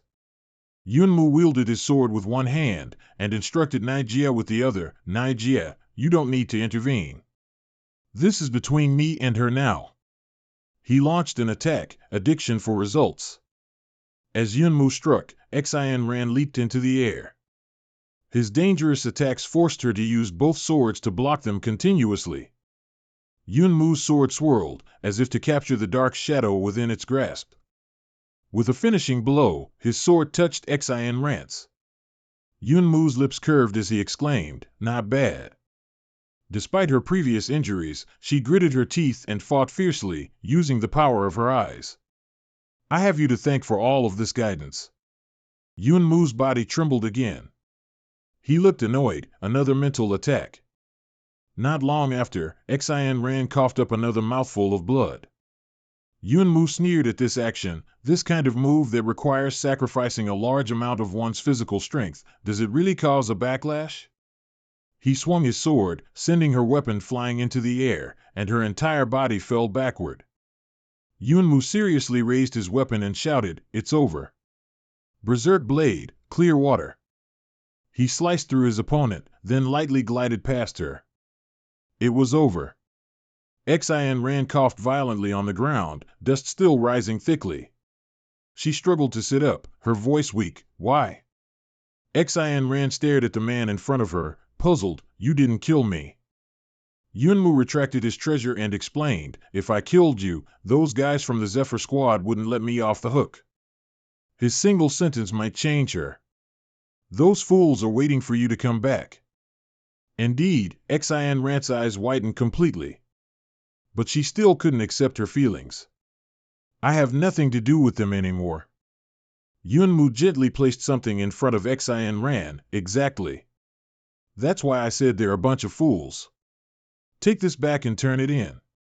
Then the two left, leaving her alone with the treasure pot, and said, "Though I don't know why you're risking so much, there must be a reason." SSS-Rank pressed her lips together, her body beginning to tremble. She stood up, wiping the blood from the corner of her mouth. "Senior Xiong has always been asking about the sacred heaven sex poison needle for you, hasn't he?" SSS-Rank bravely wanted to stand on the side of justice for once. "I'll get that for you. As for this holy artifact, I'll return it to you once everything is over. I promise." Yunmu turned his head and politely refused. "No need. Just get home safely. Don't keep them waiting too long. As for the holy artifact, I'll retrieve it myself." As if his wish had been granted, he was overjoyed. Unexpected, isn't it, Divine Heaven Sect? Yunmu already had his calculations when he placed Linglong in that pot. "I also gave you a special little gift." His hatred grew stronger. At that time, he'd settled both old and new scores. The scene shifts to Mantian City. As the two walked, they overheard people's chatter. "The reward is too high. This guy doesn't seem simple." Naijia saw Yunmu sneaking into the crowd and was curious. "Hey, where are you going?" The boy raised his hand and replied, "Greed is rising again. It seems there's some reward money to be had. Maybe we can make a fortune." "Not making money when it's there? Bastard." After a while, Yunmu also squeezed through people one by one to eavesdrop. The person there announced, "Everyone, look closely at the wanted poster in my hand. As long as you capture this person alive, you can come to the Imperial Palace to claim the reward." He paused for a few seconds. "The reward is 1 billion again, but..." Yunmu's face went blank when he saw his terrible portrait. "What is this drawing?" Yunmu wasn't afraid at all. He even pointed and joked. Lu Naijie quickly looked. "The guy on the wanted poster is too much. Do we want to conveniently catch him?" As if his wish was granted, his hands were already in handcuffs. The people quickly handcuffed Yunmu and pulled him away, gloating, "Aren't you the guy on the wanted poster, kid? I didn't expect you'd be so easy to catch." Yunmu snatched the portrait back and held it up to compare with himself, grumbling nonstop. "What are you talking about? Open your dog eyes and look closely. Where do I resemble this? What kind of joke is this?" The people around murmured, "It's no longer a matter of resembling or not. It's too similar, it's similar. Looking closely, there's a slight resemblance. What's going on?" One final comment made Yunmu feel like he was about to disappear. "It really is identical." At that moment, I truly began to doubt my own appearance. The man didn't hesitate any longer and dragged him away. "All right, come with me." But all that was left for the man was an empty handcuff. "You're gone." He looked like an idiot. Because Naijia had quickly snatched him away. As she ran, she complained, "I'm really fed up. Why are these kinds of things happening all day long?" The man held up the handcuff and muttered, "As expected of the billion-dollar reward fierce man, he escaped my handcuffs in an instant." The crowd loudly reminded him about its size. Your handcuff is for capturing the red man. For them, it's too big. Not long after, people in Mantian City were searching for the whereabouts of the young pair. Where did those two run off to? They're gone again. A little boy reached out, his eyes wide with excitement. It's balloons. It turned out that Nijia and Yuanmu had dressed in bear costumes to sell balloons. She looked at him, annoyed, and suggested, they're probably not in this plaza. Let's look somewhere else. Yuanmu sighed, it seems they've left. Nijia still hadn't figured it out, gone where?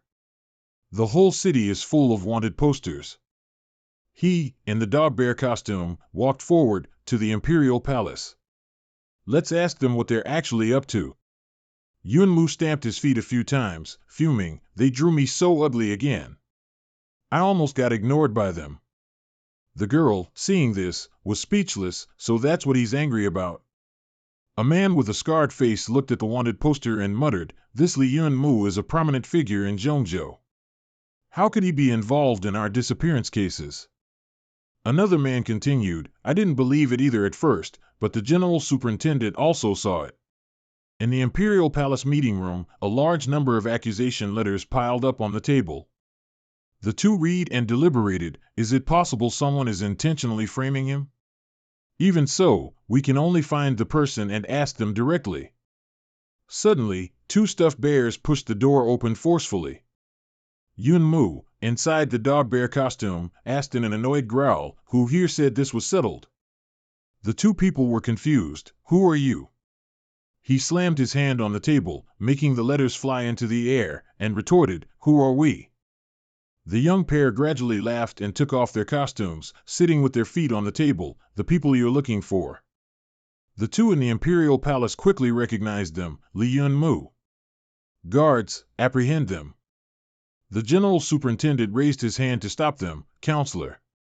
He looked over in surprise and replied, General Superintendent, sir. He turned to Yuanmu and said, since the distinguished guest has arrived, I can only speak frankly. He listened calmly, someone has accused you of capturing our people from the province, refining living people, and learning forbidden sorcery. The general superintendent clasped his hands together and seriously questioned, I wonder if this is true. The scene shifted to the bazaar room of those evil people. Little Xian Ran sat slumped against the four walls. Next to her was a group photo of the Gufeng team, everyone's faces were full of joy. The subordinate looked at the girl with her head down and called out, Hey, young lady of the Wei family. She looked up when she heard his announcement, the vice cult master wants to see you.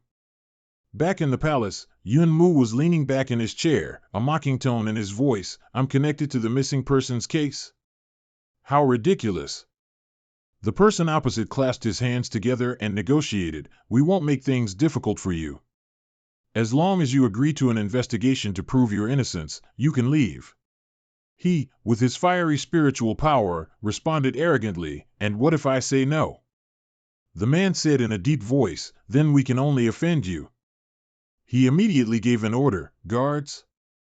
A group of people immediately surrounded the young pair. The man slowly stood up, his voice carrying a profound meaning, take these two distinguished guests to rest. Be sure to treat them courteously. One man reached out to Nijia and requested, Miss, please follow us.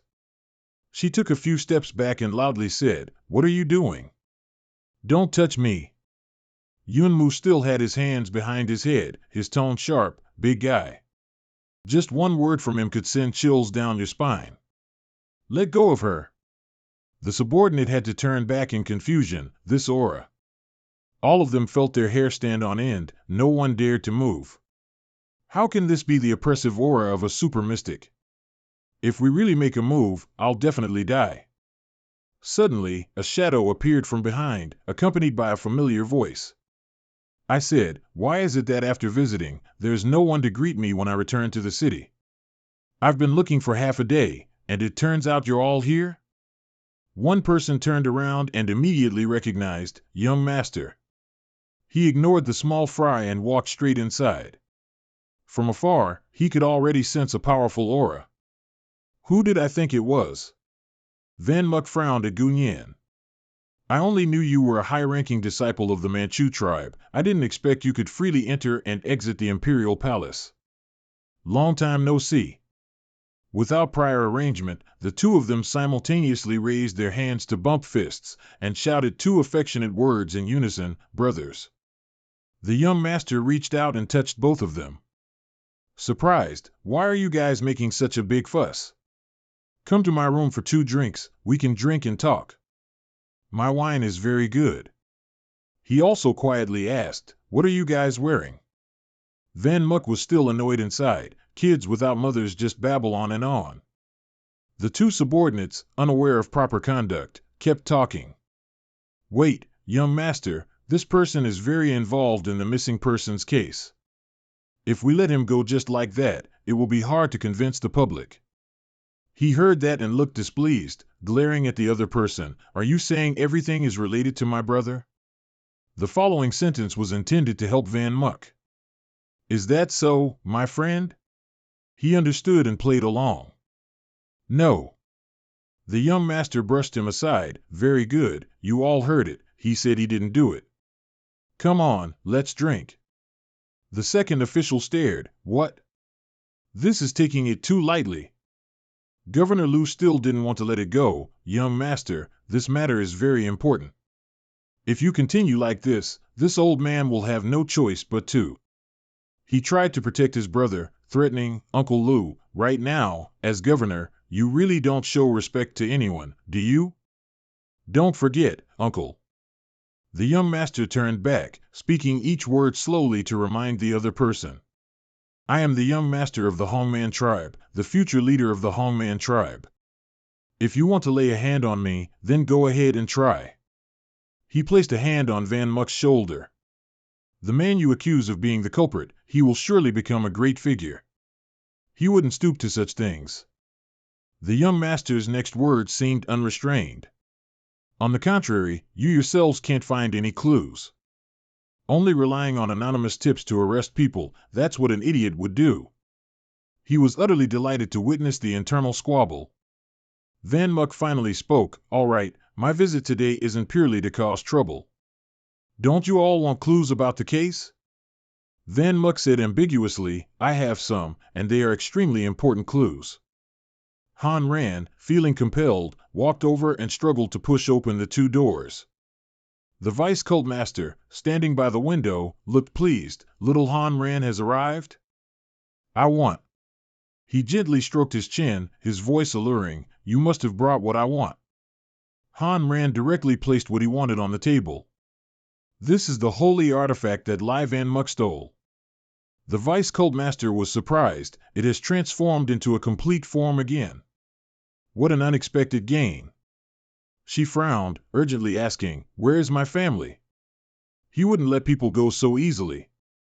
The vice cult master narrowed his eyes at the young woman. Don't worry, I will definitely return your family to you. However, we might be a little different from before. Han Ran flinched. What do you mean by that? He got straight to the point. I assume you've seen the Blood Zombie Legion I created, haven't you? She pressed her lips tightly, thinking, blood zombies, the test subjects in those jars. The vice cult master slowly continued, now there's a slight problem. Han Ran recalled a body being tormented in a test tube, continuously screaming kill. He made a small request, I don't remember which jar they were put into, why don't you try to find them yourself? If you still can't tell them apart. This sentence from the vice cult master made her pause for a few seconds, as if she knew what condition he would offer. Han Ran's eyes widened, unable to believe what he was forcing her to do. Her heart felt heavy, and she uncontrollably slumped to the ground. Before her was the vice cult master with a grinning illusion. What an interesting reaction. So this is what a person is like when their spirit is almost broken. Her eyes remained wide open like that. A second later, her body couldn't take it anymore. Han Nin bent over, one hand on the ground, the other clutching her chest, her breathing gradually becoming harder to control. With both hands in his pockets, he revealed something else. Let me tell you something interesting. Even in those jars, they never stopped begging me to spare you. The vice cult master leaned close to her ear and whispered, especially that little devil. How old was it this year, 7 or 8? Its screams of pain were the most beautiful sound I've ever heard. After saying that, he turned and left, but Han Nin was left with a feeling of stifling distress. Now you're free. I once promised them I wouldn't harm you. After all, your family put on a good show for me. Go thank them properly. Her heart aching, she clenched her fist and placed it on her chest. Her spirit seemed to have gone numb at this moment. Tears streaming down her face, Han Nin thought about everything she had to do for him. I betrayed my friends, and I even attacked my master. She clutched her collar, blaming herself. I couldn't even save my own family. At this moment, Han Nin had completely broken down. I'd rather die than be like this. Me, like this. Her other hand gripped the ground tightly, her rage reaching its peak. Han Nin looked up, using her familiar method, soul seize. She couldn't bear it any longer. She immediately lunged behind the vice cult master, pulling out the sword from her sleeve. A second later, the air was enveloped in a sinister black, with streaks of purple flying off in small fragments. At the palace, someone slammed their hand onto the table. The young master growled impatiently, "You mean all of this was done by the Divine Heaven cult? And the number of victims is greater than we thought." Van Muck admitted, "Yes. There weren't just dozens of people in that corpse pit." He gritted his teeth, hatred flaring up. "Damn it, it's the Divine Heaven cult again, doing this kind of thing to our people." The young master didn't hesitate and immediately declared war. "I declare that the Hong Man clan is entering into full-scale war with the Divine Heaven cult." Hearing this, a subordinate frantically slammed the table and stood up. "Young master, wait." He quickly tried to dissuade him. "Do you know what it means to declare war on the leading power of the Divine Continent? Please reconsider." He narrowed his eyes at the group, a bunch of stubborn old geezers. But the subordinate still had to prevent this war. Just a corpse pit cannot prove that the Divine Heaven cult is behind this. If we declare war like this, something big will happen. Van Muck stood there, listening silently to his persuasion. Even if Lai Van Muck is a young general, his words alone cannot be taken as proof. Suddenly, hurried footsteps approached, and someone shouted, "We believe it!" Everyone in the palace immediately turned their eyes to them. The subordinate saw the leader and exclaimed, "Elder Man Clan. Why are you?" He calmly called out, "Come out, granddaughter. Don't be afraid, we're here." It turned out to be the victim Van Muck had just rescued from the pile of corpses. She didn't hesitate to speak the truth. "Lord Commander, I can testify. The missing people were all captured by the Divine Heaven cult."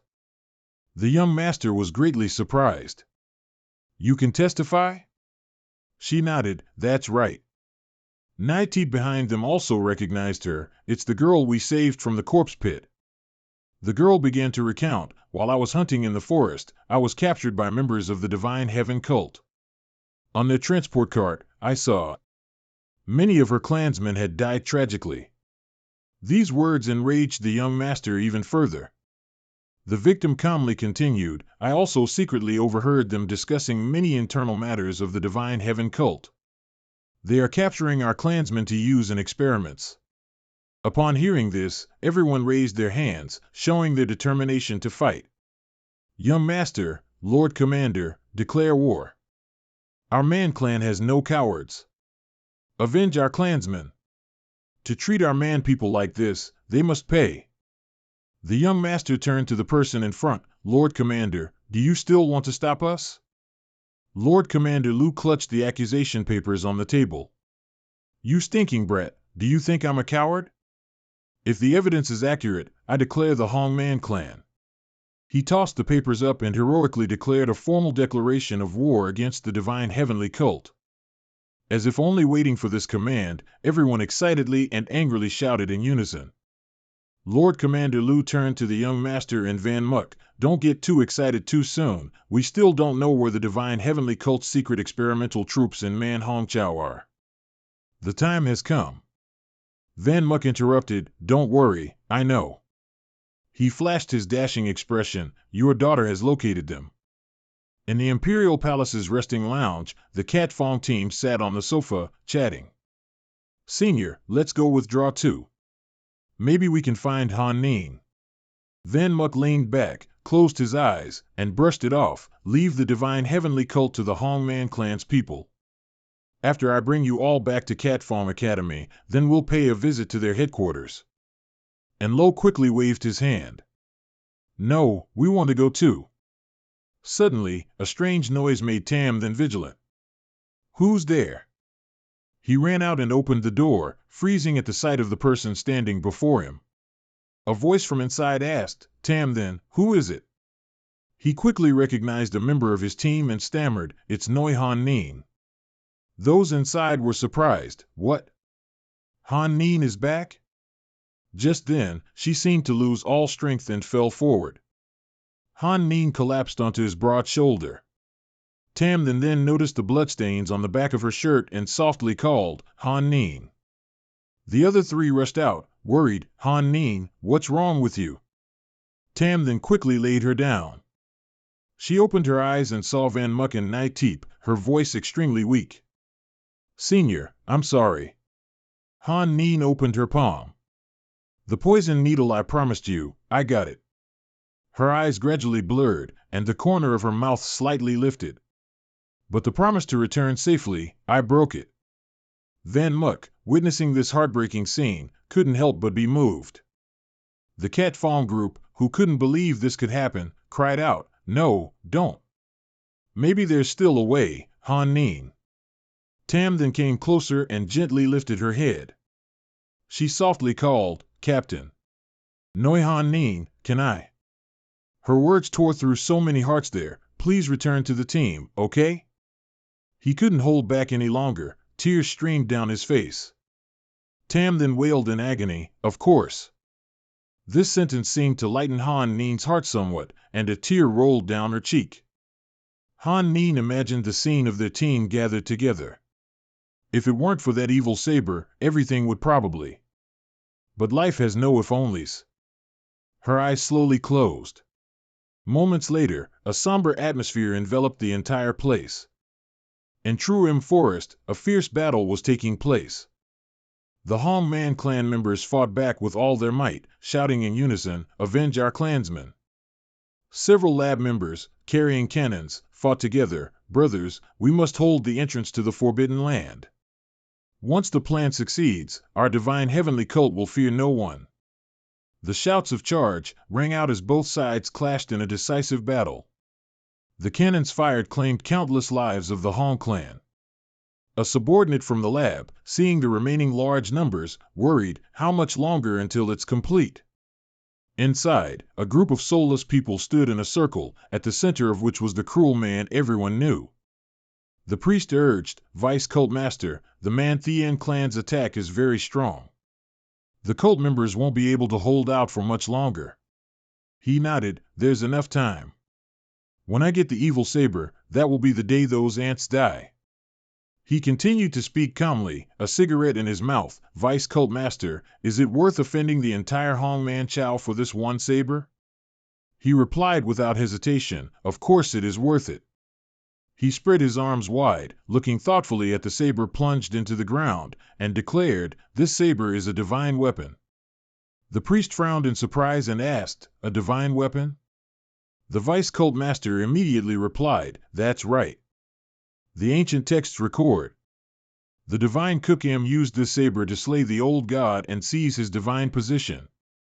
But who would have thought that after the divine Kukim defeated the old god, he instead cast a curse of M on his own saber? And then cast it aside here. The weapons of gods all retain the will of the gods, even a glimpse of their realm.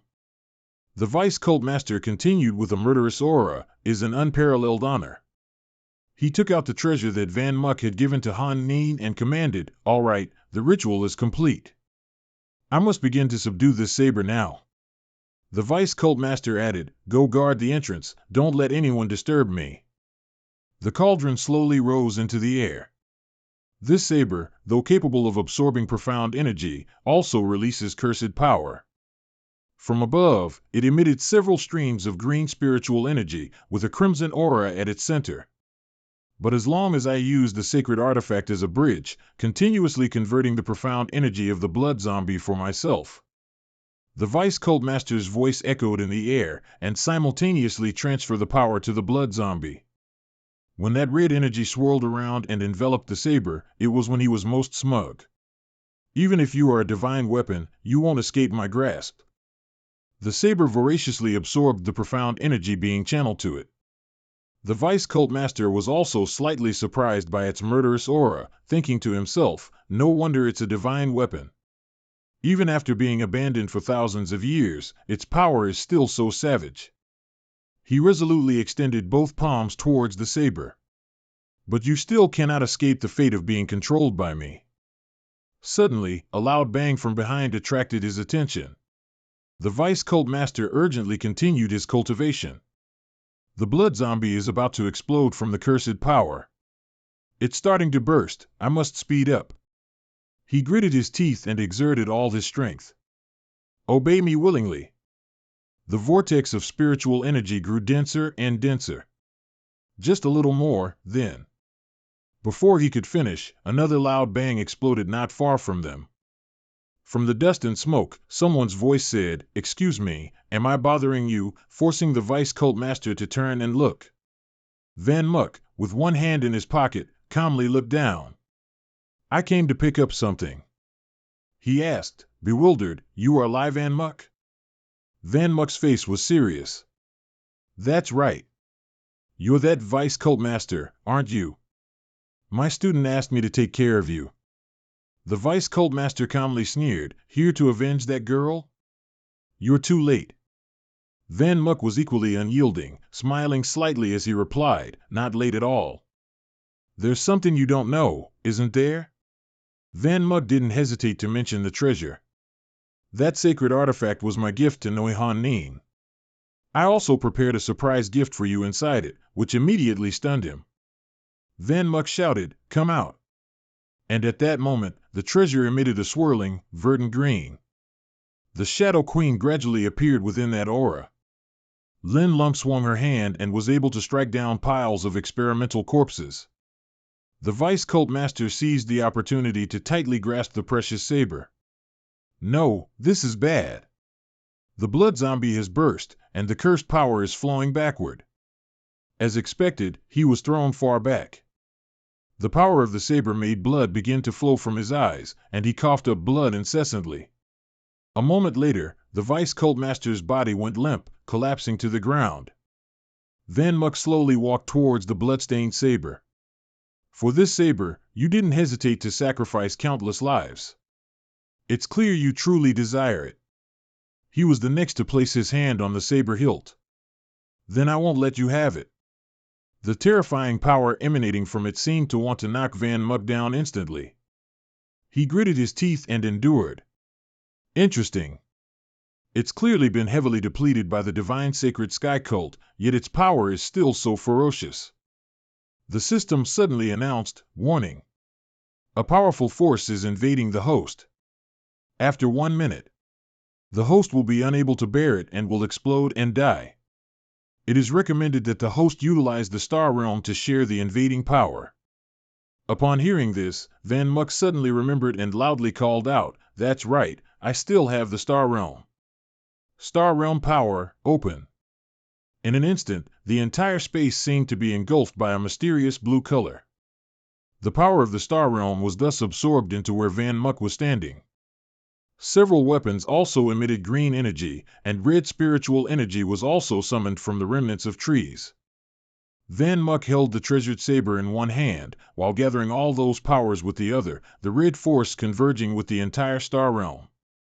Not long after, they had filled the palm of his hand. Feeling it was enough, Van Muck stomped his feet on the ground, pointing his palm full of that energy towards the treasured saber, drawing it in. He stood from afar, controlling the two streams of power to merge, to counteract the power of this 1,000-year-old saber. After a while, the murderous aura from the saber gradually disappeared. Around it were indentations and protrusions from the recent battle. So this was the true form of this saber. Van Muck easily drew it out and swung it into the air. Van Muck hadn't expected it to be so easy, I succeeded, it's that easy. But no one knew, suddenly a purple primordial energy appeared from the treasured saber, directly attacking him. Van Muck's eyes were affected by this spirit. He gasped and exclaimed, "Heavens, a sneak attack!" Van Muck quickly closed his eyes to minimize the damage. But after opening his eyes, he was even more bewildered and wondered, "What is this?" Van Muck seemed to have been pushed to another galaxy. Before him were countless planets and stars. At the altar, the various peak teams and the young master rushed to find Van Muck. They all called out Van Muck's name together. After a while, the crowd entered a cave. Nightdeep discovered him holding the hilt of the saber and called out loudly, "Van Muck." And Lo and two fellow disciples stared blankly at Van Muck's back and wondered, "What's wrong with Senior?" Nightdeep stood beside her, confused. "He's probably subduing this saber. Don't touch him for now." Suddenly someone yelled, "No way," causing the group to become alert. The deputy sect master, severely injured, struggled to stand up.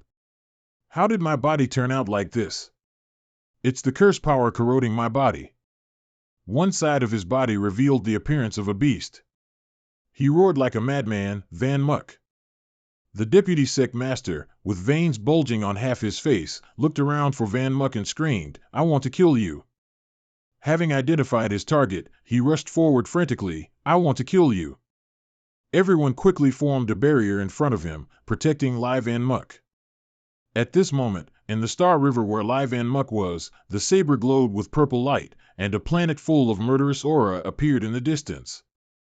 He slowly opened his eyes, looked forward, and asked, "Who is that?" A long-haired man with an unclear face appeared on that planet, surrounded by terrifying power. Van Muck gritted his teeth, annoyed. "What level of existence is this, wanting me to kneel? This pressure, it's truly terrifying." Immediately after, that person opened his mouth to advise, "The god of slaughter is indeed not so simple. If you hadn't also cultivated a primordial star realm power, you wouldn't have been able to resist until today. Give up, being half dead like this is meaningless. Let's start over. Killing intent. My demon saber, wait for the day I return."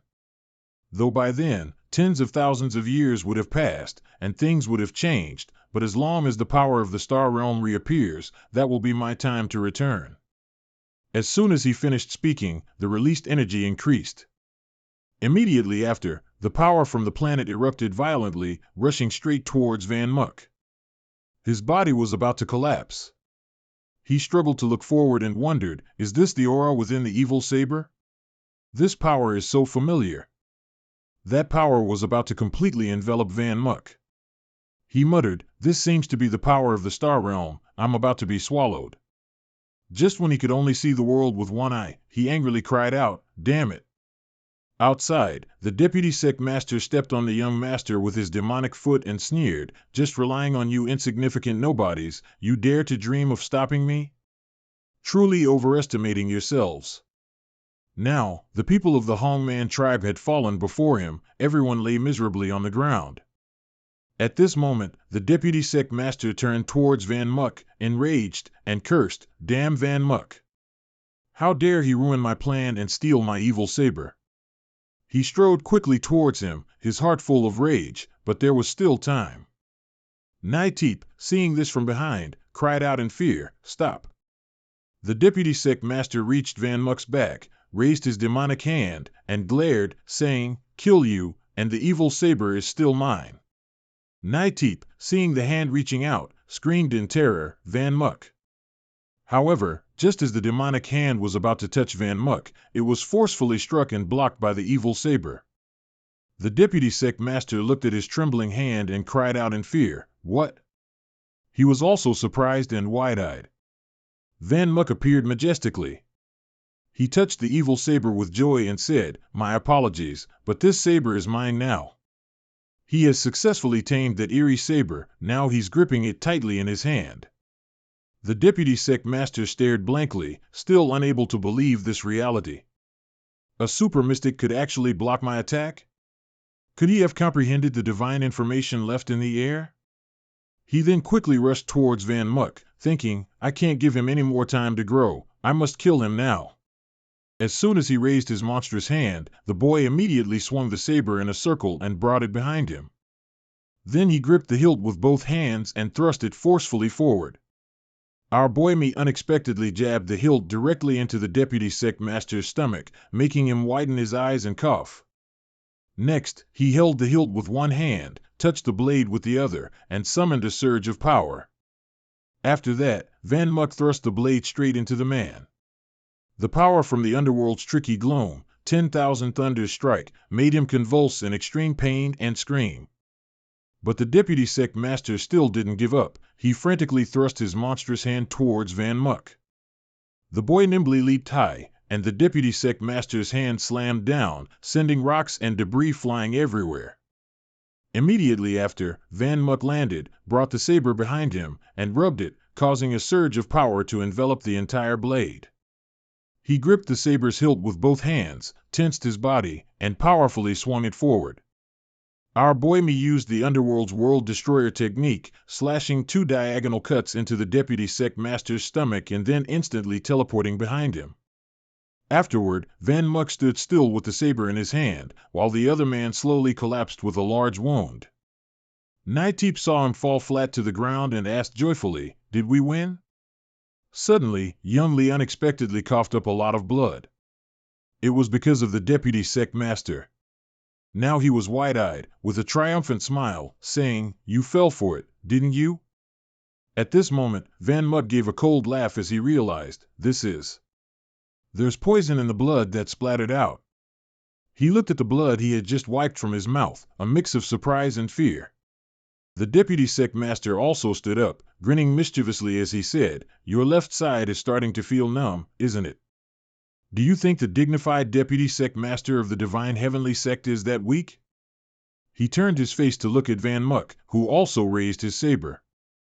He immediately spoke up, "Playing with poison my entire life, using countless people as experiments." The deputy sect master walked up to Van Muck, extending his monstrous hand and saying, "The most perfect test subject is myself." The X-shaped slash is now gradually recovering.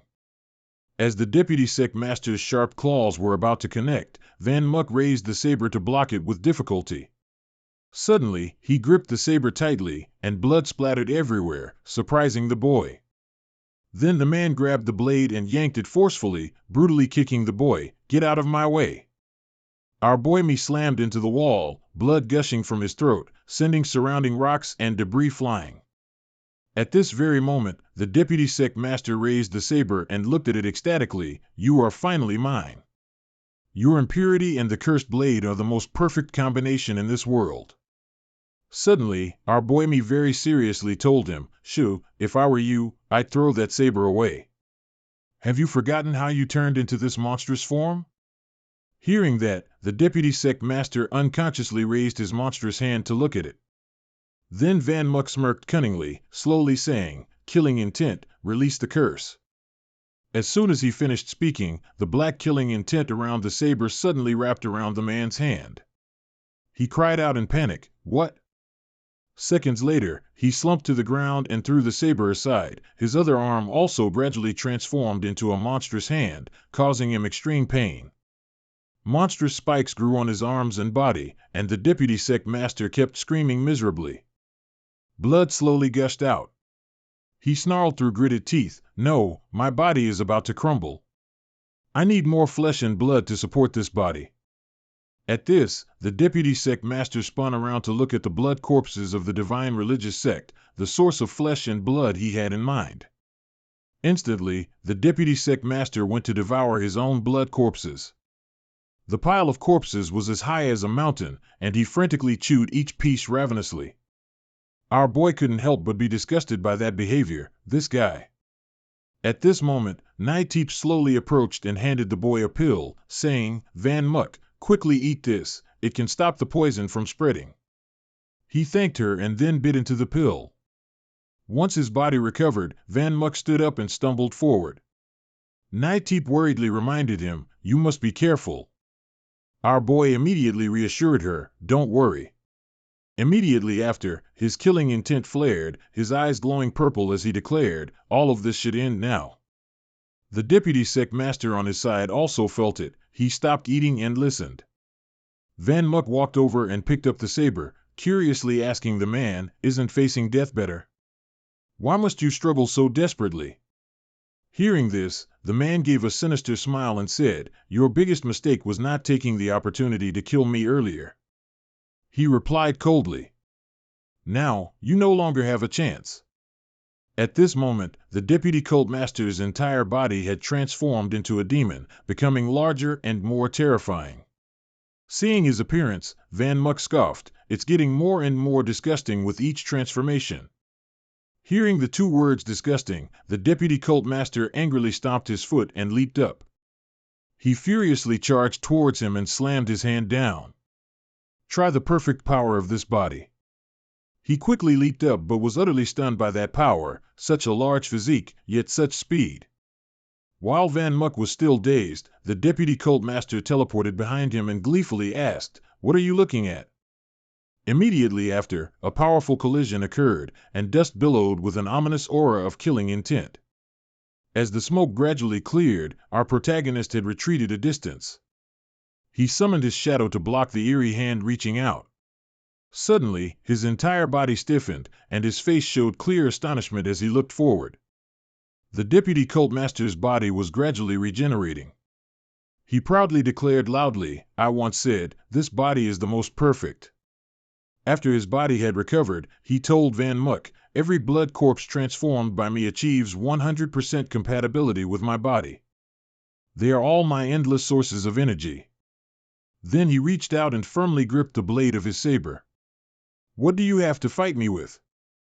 Our protagonist raised his saber to block with difficulty. The deputy cult master suddenly pushed the saber upward and then powerfully punched Van Muk. Blood gushed from his throat once again. He thought desperately, "The power is too great, I can't contend with him." Thinking this, he quickly retreated backward, summoning his Shadow Legion to confront him. The Shadow Legion appeared very quickly, and they all simultaneously raised their fists towards the deputy cult master. Seeing this, he sneered contemptuously. Then, while batting away the shadows, he scoffed, "You think these ghosts can hurt me?" Just as that guy was still fighting the Shadow Legion, Van Muk, along with his saber, shot past him. As he charged forward and slashed into his left arm, the deputy cult master quickly used his right hand to punch him hard in the face. The deputy cult master's arm fell to the ground. Our protagonist retreated a distance from him. He wiped away the blood staining his face. He couldn't help but think in alarm, "Is this the power of a saint? If this continues, even with the power of the wicked saber." At this moment, the deputy cult master's left arm was slowly regenerating. In despair, Van Muk suddenly remembered, "Wait, the power of the wicked saber. The wicked saber in my hand hasn't fully awakened its power yet. If I can use the power of the spiritual realm to awaken it, just like in my memory." Right then, the deputy cult master had also charged forward, unleashing a barrage of attacks. Our protagonist regained his composure. While blocking the attacks, he secretly calculated, "Then I can defeat him. I must activate it and buy enough time." While the deputy cult master kept attacking relentlessly, Van Muk calmly dodged each attack, aiming to prolong the time. He continued to charge wildly. The other guy kept smiling. Meanwhile, he quickly fled. While delaying the battle and trying to awaken the wicked saber, "Come on, hurry." The deputy cult master now also noticed the abnormality. He thought to himself, "This guy is stalling for time. What trick is he planning?" Then he raised his hand, enveloped in destructive power, and muttered to himself, "The wicked saber is still in his hand. I can't drag this out any longer. Whatever he's planning, I must quickly deal with him." The deputy cult master used the Divine Guardian's punishing spear technique. He forcefully struck Van Muk, piercing right through him. Our protagonist took the full brunt of the attack, and blood gushed from his throat incessantly. Van Muk's location suddenly exploded, and dust filled the air. The deputy cult master smiled smugly, utterly satisfied. The people of the Hongman tribe, seeing that scene, stood motionless as if struck by lightning, all looking at him in shock. Nightip's eyes welled up with tears, and she cried out his name in anguish, "Lie Van Muck." The deputy cult master also noticed her at this moment. He said smugly, "I forgot about you all, don't worry."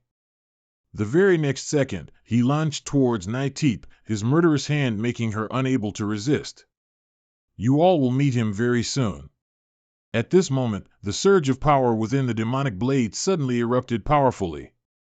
Its might blocked the deputy cult master's hand, leaving him horrified. "What?" He leaped back, seeing Van Muck with the blade in his hand. He asked with extreme curiosity, "You're not dead?" Van Muck smirked smugly and menacingly. "It seems my luck is a little better." "Are you ready to die?" The deputy cult master was no pushover either. He regained his imposing demeanor and replied, "Me, ready to die? What are you talking about?" Before he could finish his sentence, Van Muck's ice-cold expression and sharp eyes suddenly magnified in his mind. His hands trembled, and he thought in horror, how did this guy's oppressive aura suddenly become so strong? A terrifying fear enveloped the deputy cult master. He wondered, could it be because of the demonic blade? At this moment, he stood still, looking at Van Muck, then continued to question himself, has he completely grasped the power of the demonic blade? Then he reassured himself, no matter the reason, I must take it back. The deputy cult master had just finished thinking. Van Muck, along with the blade, lunged past him. The attack was done. "This is for you." As he finished speaking, the deputy cult master was shocked to realize, fast, too fast. A series of slashes had pierced through the deputy cult master. Van Muck flew out, enveloped in a surge of power. The other man's body was now covered in gashes and purple blood. He maintained his arrogant demeanor and contemptuously told him, "Is this the power the demonic blade grants you?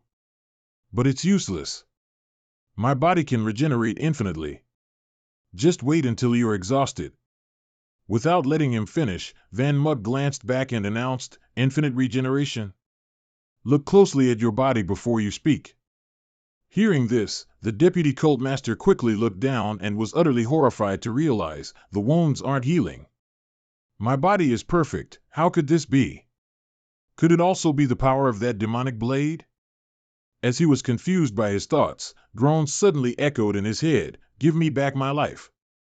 Sister, I don't want to die. I want revenge." The deputy cult master yelled in annoyance, "Who are you people? Stop it. Don't say another word." However, the voices grew more and more numerous, "I don't want to die. Where's Mom? Go to hell." It was then that he started when he realized, the blood zombie cells in my body are resisting me. The words "go to hell" were continuously uttered. The blood zombies within his body were resisting with all their might. The deputy cult master was unwilling to accept this truth. He yelled helplessly, "Why resist me? I am your god." The blood zombie body was gradually emerging from him. Van Muck's blade was also raised before him. He walked forward with power surging through his body, his entire being glowing brightly, and sneered, "God? Do you even deserve it? You're nothing but a pile of filthy trash. Go to hell and repent your sins." Seeing the fierce slash from the demonic blade hurtling towards him, the deputy cult master screamed in horror, "No!" Finally, he collapsed to the ground, miserably defeated. Then he turned his face to look at Van Muck, stammering, "I lost. No, it can't be." Van Muck showed no mercy and struck with a single slash. The deputy cult master's body vanished in an instant. He spoke at the same time, "Nothing is impossible. Everything is over." A moment later, Van Muck slowly walked towards everyone, his body covered in blood. He held out the blade and looked at it with tired eyes. "I didn't expect borrowing a bit of your power to have such strong side effects, or perhaps I'm too weak." As he said this, his eyes blurred and slowly closed amidst cries of "Lie Van Muck. Senior." A moment later, Van Muck opened his eyes. The first sight he saw was everyone's joyful faces. And Lo immediately said, "He's awake. I knew Senior would be fine." He lay in bed, his body wrapped in bandages, and asked in confusion, "Are you all trying to make me into a mummy?" At this moment, Grandpa and Enlo jumped up in joy. Senior is awake. We must celebrate, Senior. Suddenly, Naitip irritably yelled, "You're all too loud. Get out, all of you. He needs quiet." She pushed them all out and said, "Get out, all of you. He needs rest now. I'll take care of him." Once everything was settled, she shyly approached Van Muck's bed and asked, finally quiet, "How are you feeling now?" He was annoyed by the bandages. "Damn it, why wrap so much?" but gently replied, "I feel very good, don't worry." Afterward, Van Muck reached out his finger to touch the blade next to him, thinking to himself, unexpectedly, my body couldn't withstand the immense power of the saw. Then he was utterly confused. Why can't I feel the immense power within the demonic blade anymore? What's going on? Just then, the old young master kicked open the room door and shouted. He walked over and slapped Van Muck on the back, happily saying, "Our guy, me," looked at his expression and curiously asked. He replied smugly. Then he recounted proudly. All members of the divine heavenly sect in the cursed land have been annihilated, and their other followers gathered in Hongman Chao have also been driven out by us. Hearing that, he touched the evil blade next to him and continued to ask. The young master immediately replied. According to the hostage, the origin of this blade is exactly that. He couldn't believe what he had just heard, and said with great weariness. Suddenly, Naitip spoke in a very serious tone, startling him. She put on a grave expression and announced. Our guy, me, was a bit skeptical of that statement. However, Naitip insisted. She enthusiastically explained to him. Let alone a weapon he once used. If this news becomes known to other forces, your situation will be very dangerous. Hearing that, he stared intently at the evil blade beside him. Just then, the young master placed his hand on his chest and promised Van Muck. Only a few leaders in Hongman Chao know about this. You are our great benefactor, so we definitely won't reveal it. But suddenly, he became a bit hesitant. Our guy, me, heard that and said calmly. He affirmed with great determination. The two of them were very pleased to hear that. The young master proudly praised Van Muck. Afterward, our guy, me, told him. A moment later, under the heavy rain, a group of people approached the graves with black umbrellas over their heads. Van Muck and his sand sealing team walked to Shin Ning's grave. In his hand, he held a doll. Then he placed the doll beside her grave and said sorrowfully. He used the black umbrella next to him to cover the doll, while the team members behind him remained silent, their emotions in turmoil. A moment later, Enlo sadly recounted. The senior next to the memorial stele got a spot for you, so you can reunite with your family now. After speaking, she tightly pressed her lips together in pain, trying to hold back her tears. The heavy rain continued to fall. The sand sealing team had also turned and left. As soon as he finished speaking, the rain suddenly stopped.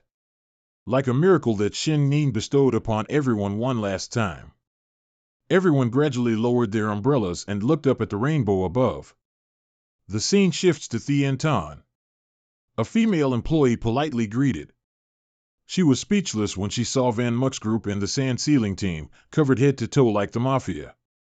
Tam then, standing behind, said awkwardly, Don't say we know them. Just as the employee was about to press the button, she suddenly stopped when she heard our men quietly whisper. Almost 6 teleportation tickets. We're in a hurry, please be quick. Hearing that, she withdrew her hand and replied, All right, I'll do it immediately. A moment later, our men's system announced that 60 million had been spent. The employee happily held out the tickets. Here are your tickets.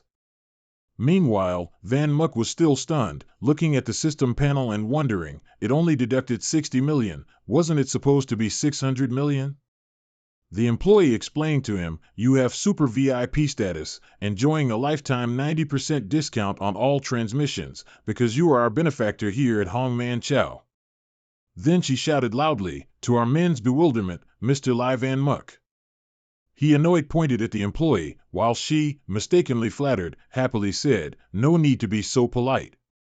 But all eyes immediately turned to him. Everyone simultaneously called Van Muck's name, which terrified him. A second later, a crowd of rabid fans rushed towards him like cats to fat little Muck Muck. I love you, our hero, don't go. Van Muck ran as if encountering a wild beast, constantly screaming for help. Seeing the hazy dust cloud created by the female fans, Nai-Teep helplessly said to Lo, let's go, let's enter the transmission array and wait for him. She was still surprised by the scene in front of her. Senior is really popular. Yes, very popular. The 5 members of Fong's team had arrived, only waiting for Van Muck, who was trying to escape the rabid fans. Seeing him in the distance, Nai-Teep raised her hand and called out, Van Muck, hurry up, the transmission array has started. If you don't come soon, we're going without you. Hearing that, our men strained with all his might, wait for me. Damn it, watch me. He stopped running and leaped towards everyone. The sight of him streaking through the air with both feet surprised the female fans immensely. As soon as Van Muck landed, Nai-Teep praised steadily, not bad. Gia and Lo, who were at the back, held up 100-point signs. He panted a few times, then asked confusedly, would you die if you waited for me a little?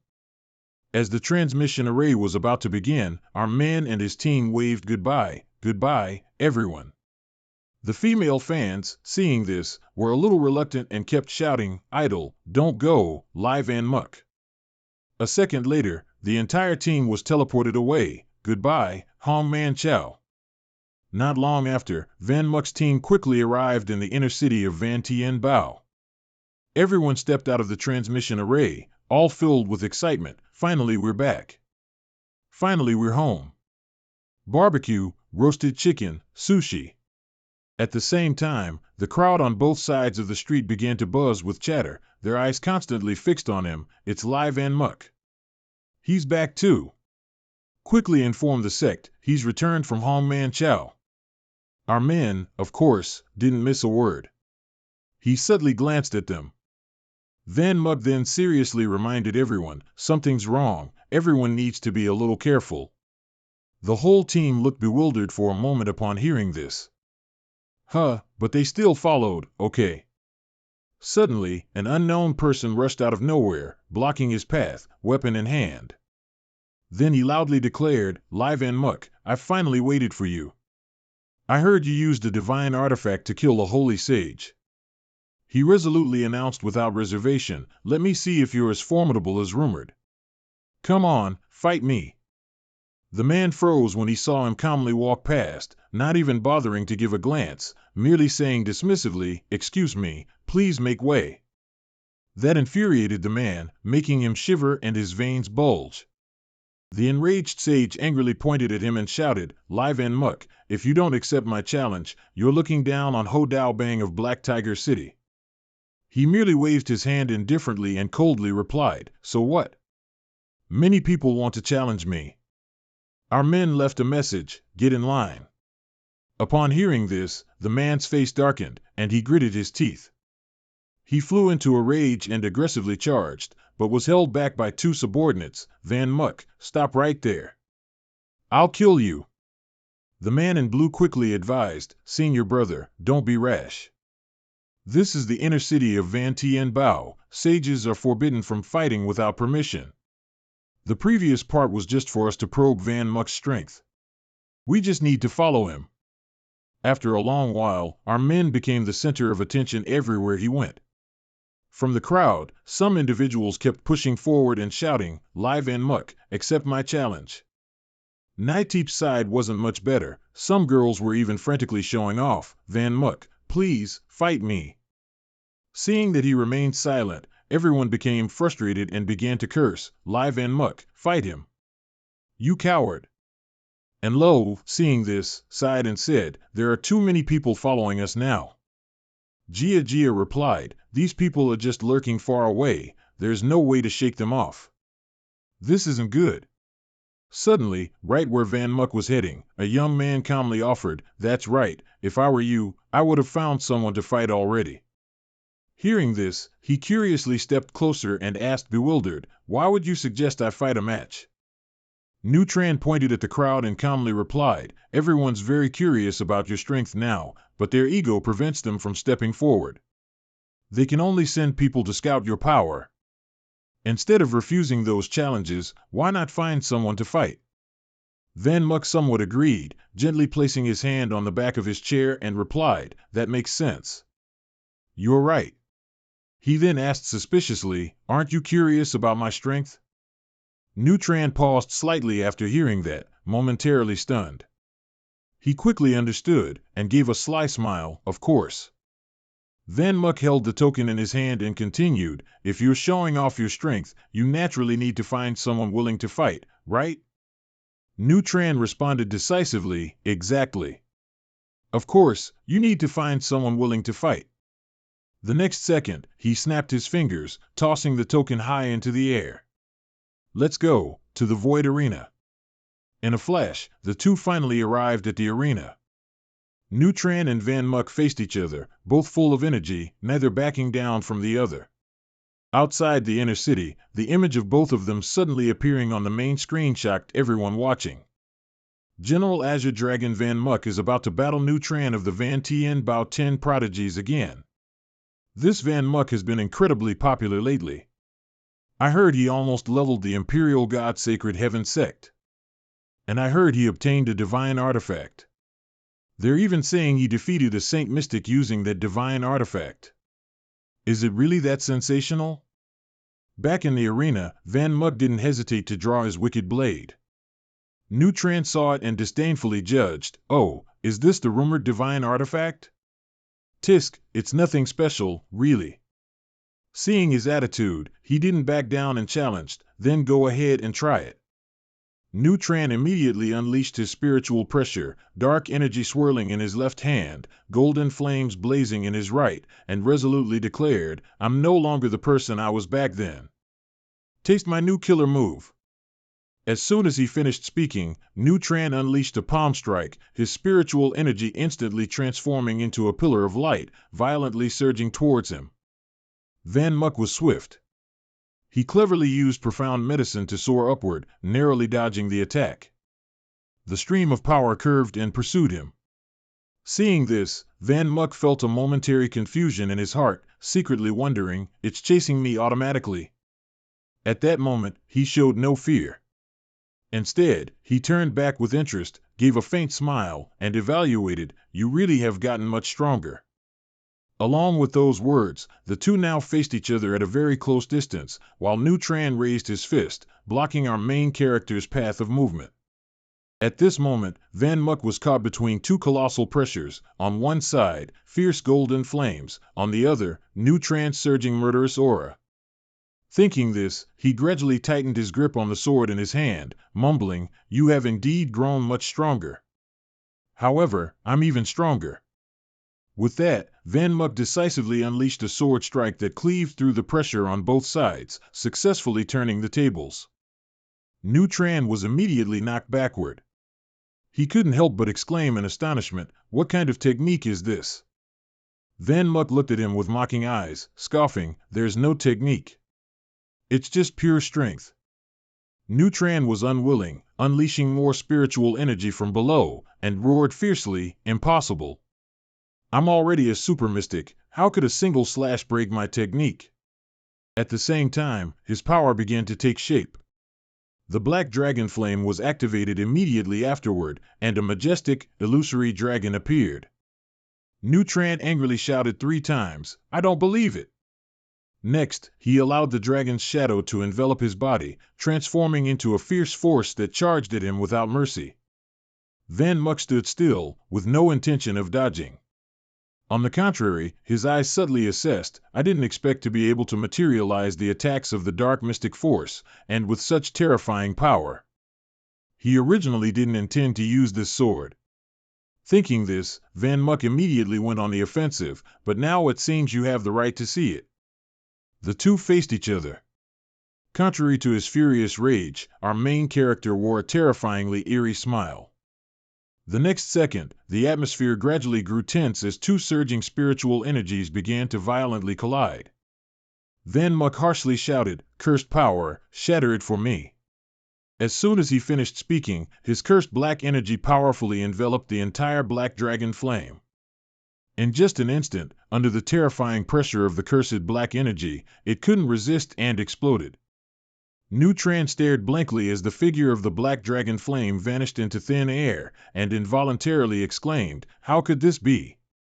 While Nutran was still dazed, Van Muck immediately pressed his wicked blade against his neck and declared, "It's over. You've lost."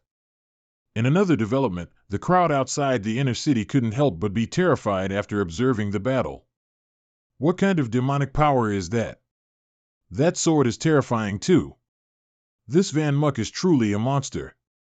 As for Nutran, he screamed unwillingly, "I won't accept this." Again, Black Dragon Flame, but to no avail. He choked back tears, looking at the Black Dragon Flame in his hand with a heart-wrenching pain. "What did you do? My beloved Black Dragon." Seeing this, Van Muck softly reassured him, "Don't worry.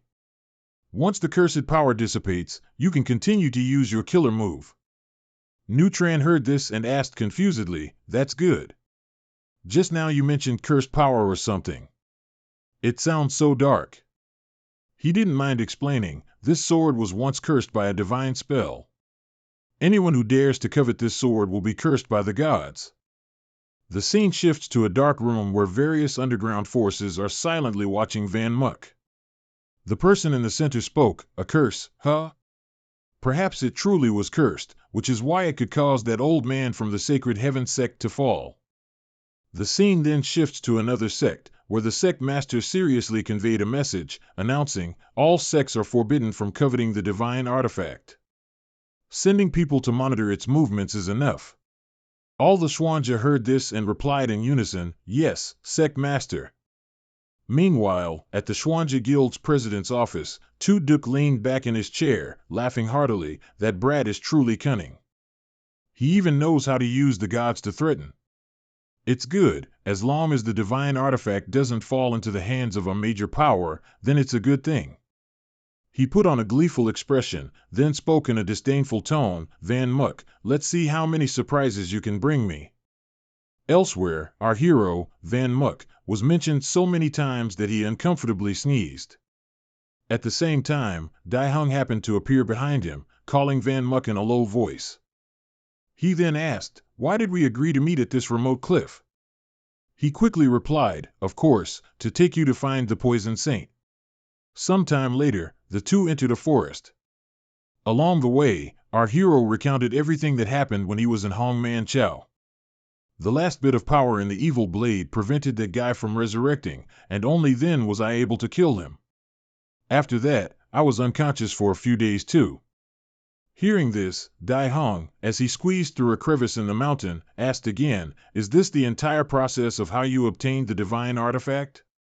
He quickly replied, "That's right. Why are you suddenly so curious about that sword?"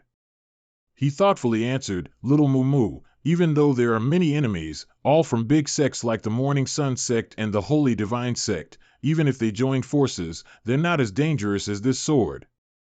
Van Muck shivered slightly when a spider unexpectedly greeted him, but he didn't forget to answer, "Do you mean the curse?" The words at the arena were for those cunning people to hear, to make them bother me less. Dai Hung turned and glanced at him, then stated his conjecture, "No, I don't mean that. It's that you obtained this sword too easily. It's as if it was waiting for you to find it. The cursed god has descended to the mortal realm, but he must have kept a way out for himself." He immediately pointed directly at him, implying something, then continued, "His target could very well be you." Van Muck slowly walked closer, suspiciously asking, "What does that mean? Could it be that the cursed god wants to possess my body to return to the human world?"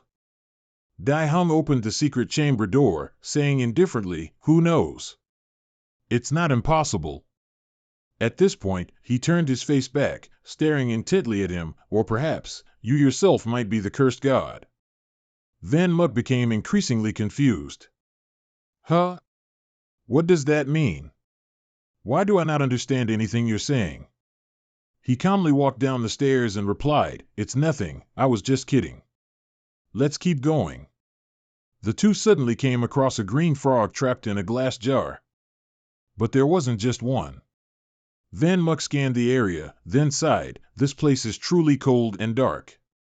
The poison saint is truly an oddball." Dai Hung calmly replied, "Anyone who can achieve something to its extreme is more or less eccentric." Suddenly, a huge explosion erupted fiercely from the room ahead. He jumped in surprise and yelled, "Ouch!" An explosion! Could it be an ambush? Suddenly, a sweet voice rang out, leaving him slightly dazed. "Oh, that hurts so much." The voice came from a girl, her entire body showing the aftermath of the explosion, her clothes tattered. She rubbed her head, muttering to herself, "Failed again. It seems the ratio isn't quite right." The girl began to regain her composure, then gently looked up at the two men. Then she shrieked in alarm, "Oh my God, why are there people here? You're here to kill me, aren't you?" Dai Hum quickly explained, "The combat saint's disciple introduced us here."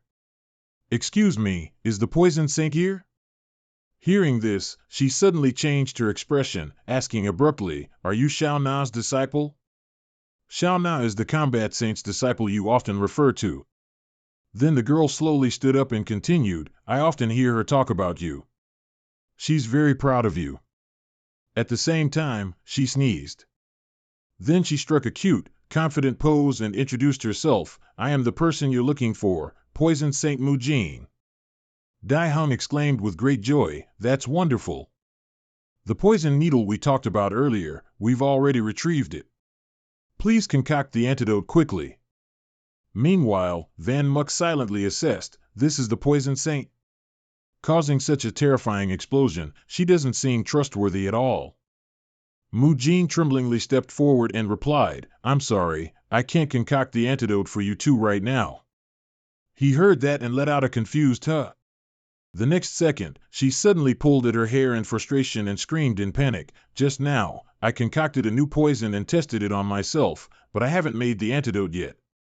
Now I only have half an hour left to live, I must quickly concoct the antidote." Van Mug made a dissatisfied face and thought, "This girl is really stupid, I give up." Mujin hurriedly got to work, "I need to quickly recalculate the proportions, 8g of non-toxic chi waste. I'm starting to feel dizzy." Our hero stood watching, stunned, and wondered, "Is she really okay?" Meanwhile, an angry voice suddenly erupted from behind, successfully catching the attention of both of them. "Poison Saint, I've finally found you." The man in the orange robe appeared, panting, and continued, "Didn't expect this, did you? That year, everyone in the sect was poisoned to death by you, but I was the lucky one who survived. I endured countless hardships and finally found you. This time, you're dead for sure." He didn't hesitate, darting past both of them, yelling, "Don't block my way."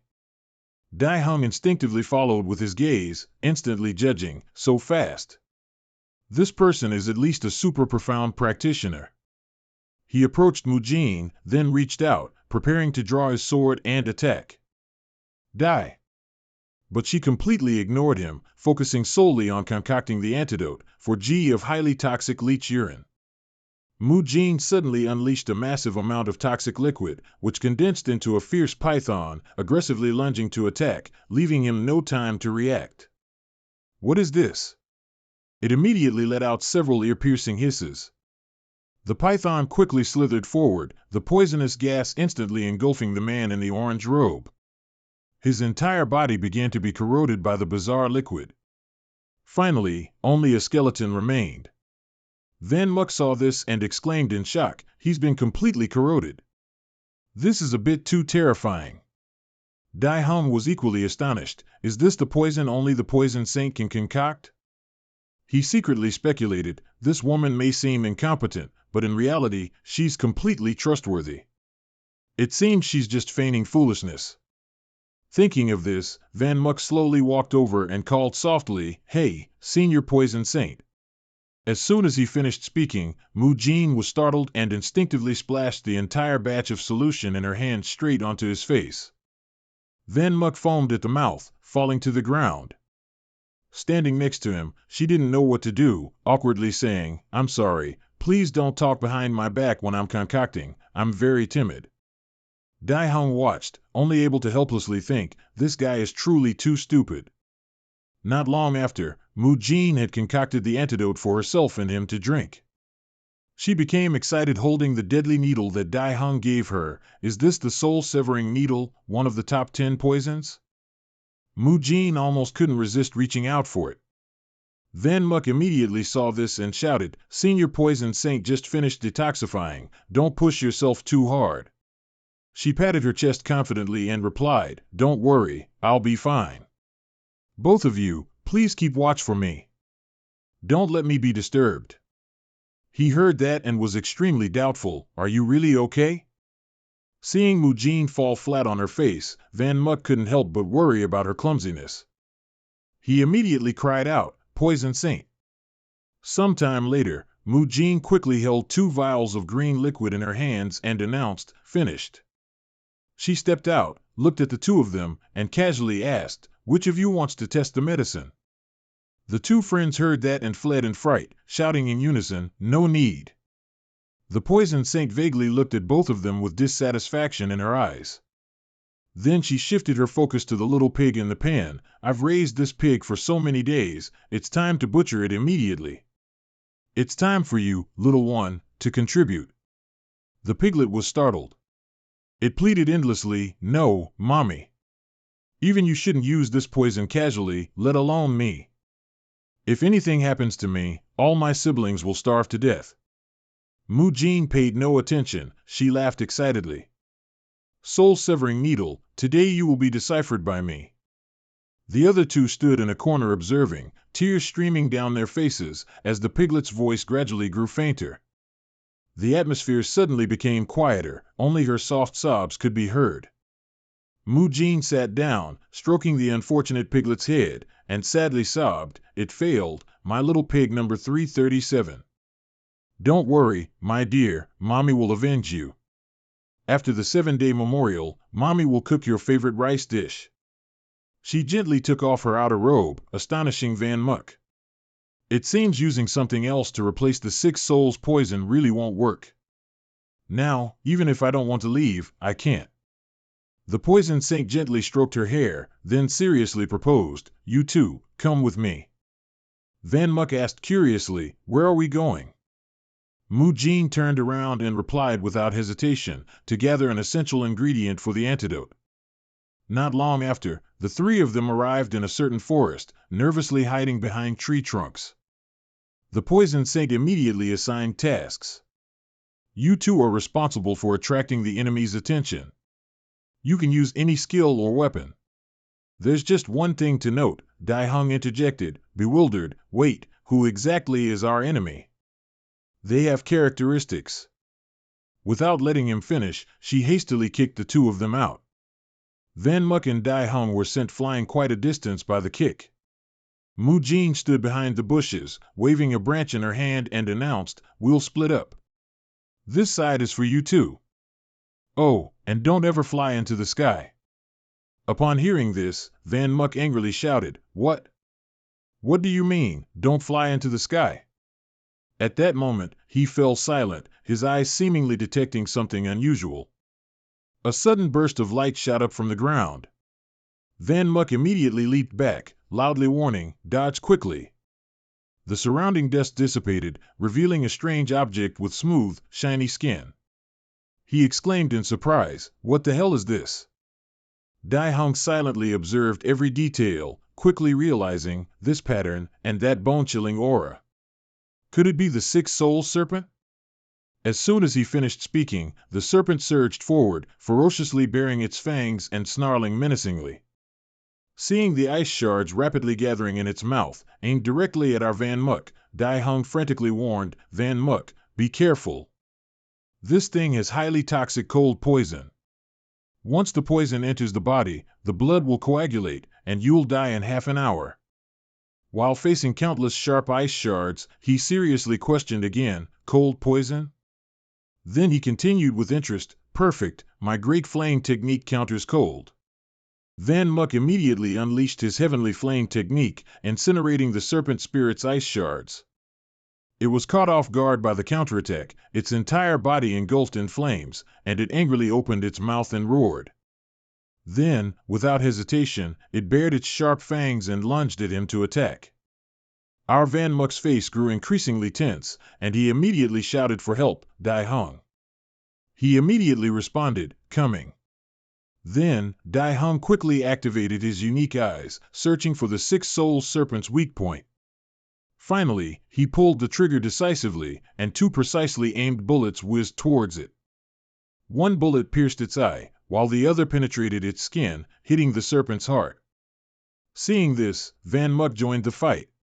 He flew up, gripping his sword tightly, and declared, if it's a snake, it must be chopped into 7 pieces. With that, Van Muk decisively struck, beheading the serpent in an instant. After dealing with it, the two returned to high five, celebrating their victory.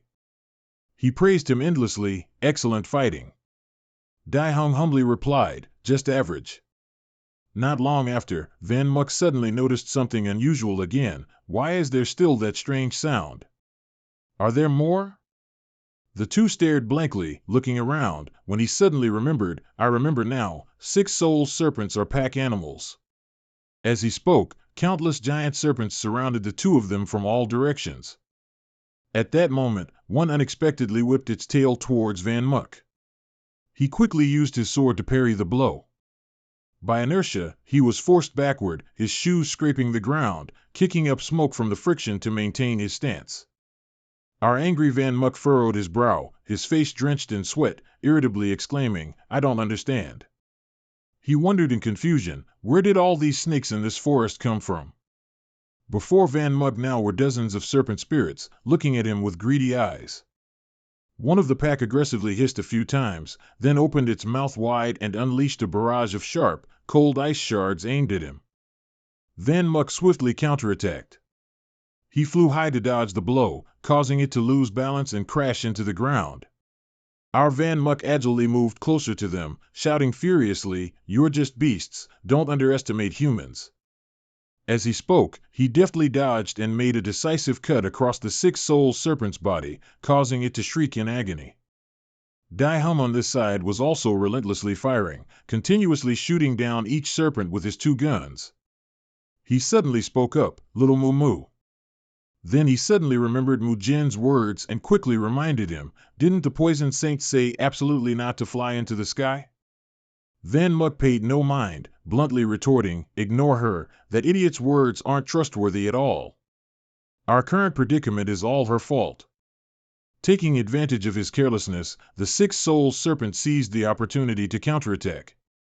It powerfully whipped its tail, slamming our Van Muk straight to the ground. Dai Hung turned back in shock to check, Little Moo Moo. That hurts like hell, he grumbled as he scrambled to his feet, cursing, these beasts are playing dirty sneak attacks again. He rested his hands on his knees and said, kill one, and another one pops out. This is so annoying, let's just finish them all at once. Then he decisively jumped up, his eyes flashing with electricity, his fury erupting. Van Muk shouted the technique, divine assimilation. Dai Hung immediately panicked and tried to stop him, wait. Elsewhere, a deep voice suddenly spoke, the aerial surveillance in the forest detected an intruder. Following that, Van Muk's image was displayed on a mysterious person's phone screen. The man angrily muttered, someone dared to intrude on my territory? What a nuisance. After saying this, he didn't hesitate to grab his coat and leave, decisively stating, go deal with it. At the same time, at Mu Kan's location, she suddenly appeared inside a dark cave. The poison saint excitedly burst out laughing, then said to herself, finally, I found it. It wasn't in vain sending those 2 kids to draw fire. She showed no fear, even in front of a ferocious black snake. Instead, she calmly told it, 6 Souls Python King, I've come to borrow some things from you. Upon hearing this, it immediately opened its mouth wide, puffing up and growling menacingly. Its eyes glowed with a mysterious, deadly red. The python decisively charged to attack Mu Kan. She calmly looked at it, her face showing no fear as she exclaimed, what a lively child. But it's bedtime now, otherwise, Mommy will wake up. As soon as she finished speaking, she quickly clasped her hands together, creating a thick surge of murderous aura. Mukin unhesitatingly spread her palm, covered in slimy poison, and shouted, "Blood Heart." She resolutely lunged forward, clawing a long line across its body, leaving poison on it. "Rest now." The Six Souls Python King immediately shrieked violently in pain. Though small, the dose of poison spread extremely quickly, paralyzing its entire body and causing it to lose control. Witnessing this scene, the Poison Saint teasingly said, "As a poison-type beast king, you've never experienced the numb sensation of being poisoned, have you? It's a pity, when it comes to poison, you're only the king of Six Souls Pythons. But I am the king of this world." After that bold declaration, the giant python miserably collapsed to the ground. Mukin quickly reverted to her clumsy self, stumbling immediately after just a few steps. As a result, she fell headfirst to the ground due to inertia. The Poison Saint sat up, covered in wounds, sobbing and complaining, "It hurts so much, I twisted my ankle, and I fell on my face too. I want to go home. To be defeated by such an idiot is truly humiliating." The Six Souls Python King was thinking that. On this side, a fist formed as Van Muck entered his possessed state. A series of continuous punches unleashed anger upon the giant snake, each punch carrying immense power. Along with a loud shout of. Then, from amidst the dust and smoke, two dark hands appeared, as if wanting to tear everything apart. Another shadow warrior of Van Muck appeared and snorted. Dai Hung watched from behind and exclaimed, "Wow, these shadow warriors are truly stronger than imagined. Is it a summoning-type technique?" Meanwhile, the giant snakes continued to fight. He intently observed and wondered, "But why don't I see the flow of mystic power in the summoned creatures?" Dai Hung then closed his eyes in acceptance. Forget it, the master of these summoned creatures is no ordinary person anyway. Little Mumu has been able to fully control soul possession.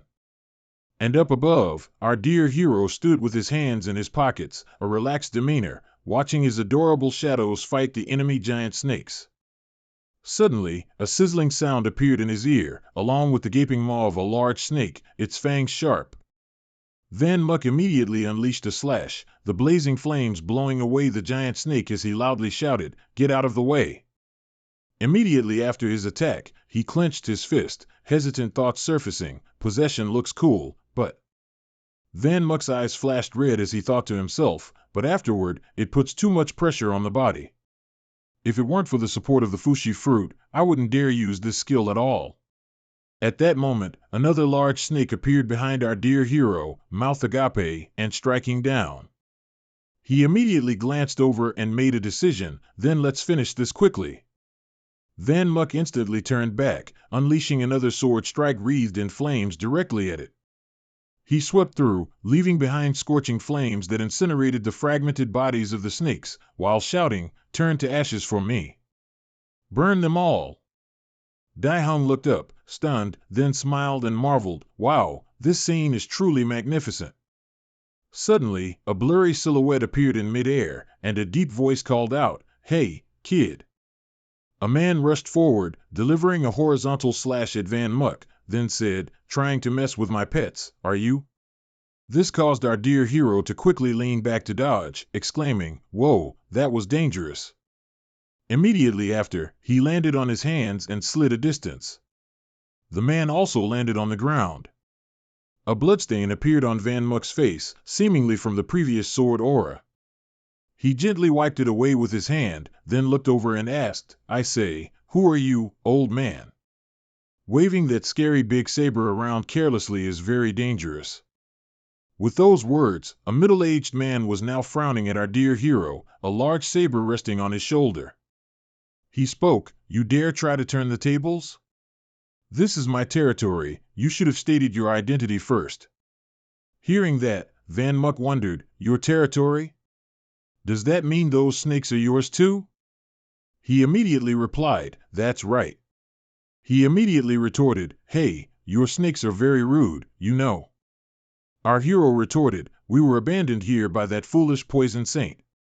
We hadn't even done anything when your snakes suddenly attacked us." Hearing that, he immediately asked, "Poison Saint? Is her name Mukan? Without any guard, Van Muck immediately replied, That's right. You know her? Then that's great. This man was Lycon Thuong. Hearing him say that, he immediately swung his saber and charged decisively. If you two have any relation to that woman, no one will leave today.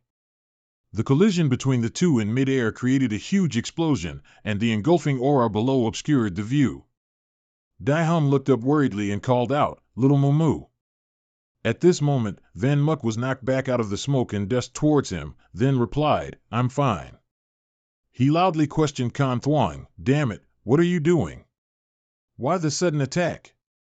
I thought you were someone easy to talk to. He landed and stood there, yelling, Poison Saint's henchman, give me back my daughter's life. Along with those words, Kan Thuong frowned angrily, his eyes and voice filled with hatred. Hearing those hateful words, Van Muck imagined Mukan's scary face with a test tube of poison and wondered, what did that Poison Saint do to his daughter, I wonder? Kan Thuong on this side immediately charged with the large saber in his hand, yelling, Die! Our hero quickly raised his weapon to block, and the extremely powerful collision made both of them tremble. He squinted his face, gritted his teeth, and said, This guy. At the same time, Van Muck swung his saber, pushing him away, and shouted, What does your daughter's grudge have to do with me? If you want revenge, go find the Poison Saint. Kan Thuong landed, looked over, and asked, What does it have to do with you? He continued to swing his saber, and blue lightning appeared, while his voice was full of resolve, Poison Saint's henchmen, all deserve to die. No sooner had he finished speaking than the gigantic saber, carrying immense energy, aimed directly at Van Muck, who was hovering. In a blink of an eye, the distance was very close. He looked over, frowned, and muttered to himself, Too fast, no time to dodge, I can only defend. After thinking, our hero brought his saber forward to block. At the point of impact, a golden lightning bolt appeared, and the attack was immediately neutralized, leaving him a bit stunned. Van Muck's eyes flashed with surprise as he wondered, Huh? I blocked it that easily? Just then, standing outside the battle. From below, Dai Hum shouted loudly in warning, Little Mumu, that's Yang Gong, look above your head. Seeing that, our hero immediately looked up. His eyes widened in shock, pupils constricted, blood vessels bulging, his voice faltering, That's. At this moment, a very large formation appeared in the sky. Inside the formation, large sabers slowly emerged, while Van Muck still stood there in a daze. Kan Thuong raised his hand in front of him to form a seal. Profound power appeared in his hand as he spoke, arrangement complete, myriad calamity blade array, open. As soon as he finished speaking, dozens of large blades immediately flew down from the formation, directly targeting our hero. He continuously swung his saber, trying to neutralize the great blades shooting from the formation. While he was busy fending off the attacks in front of him, a large saber appeared above Van Muck's head. At the same time, another saber appeared right in front of him, making our hero grimace and mutter, Damn it, I can't escape this time. Thus, a huge explosion occurred in midair, and dust flew everywhere after that collision. Kan Thuong stood there, looking over calmly. Then he took out a cigarette and gently lit it and took a puff. He took a deep drag, then retracted his great saber to his side. Kan Thuong's gloomy voice resonated with the appearance of the Poison Saint, You finally came, didn't you? Mukan, upon arriving, immediately questioned, Hey, you rotten old man, why do your mother snakes only have a little bit of venom? He took out a vial of poison and replied, To prevent some wicked woman from stealing it, I collect it once every 10 days. Seeing that, the Poison Saint asked, Do you hate me that much?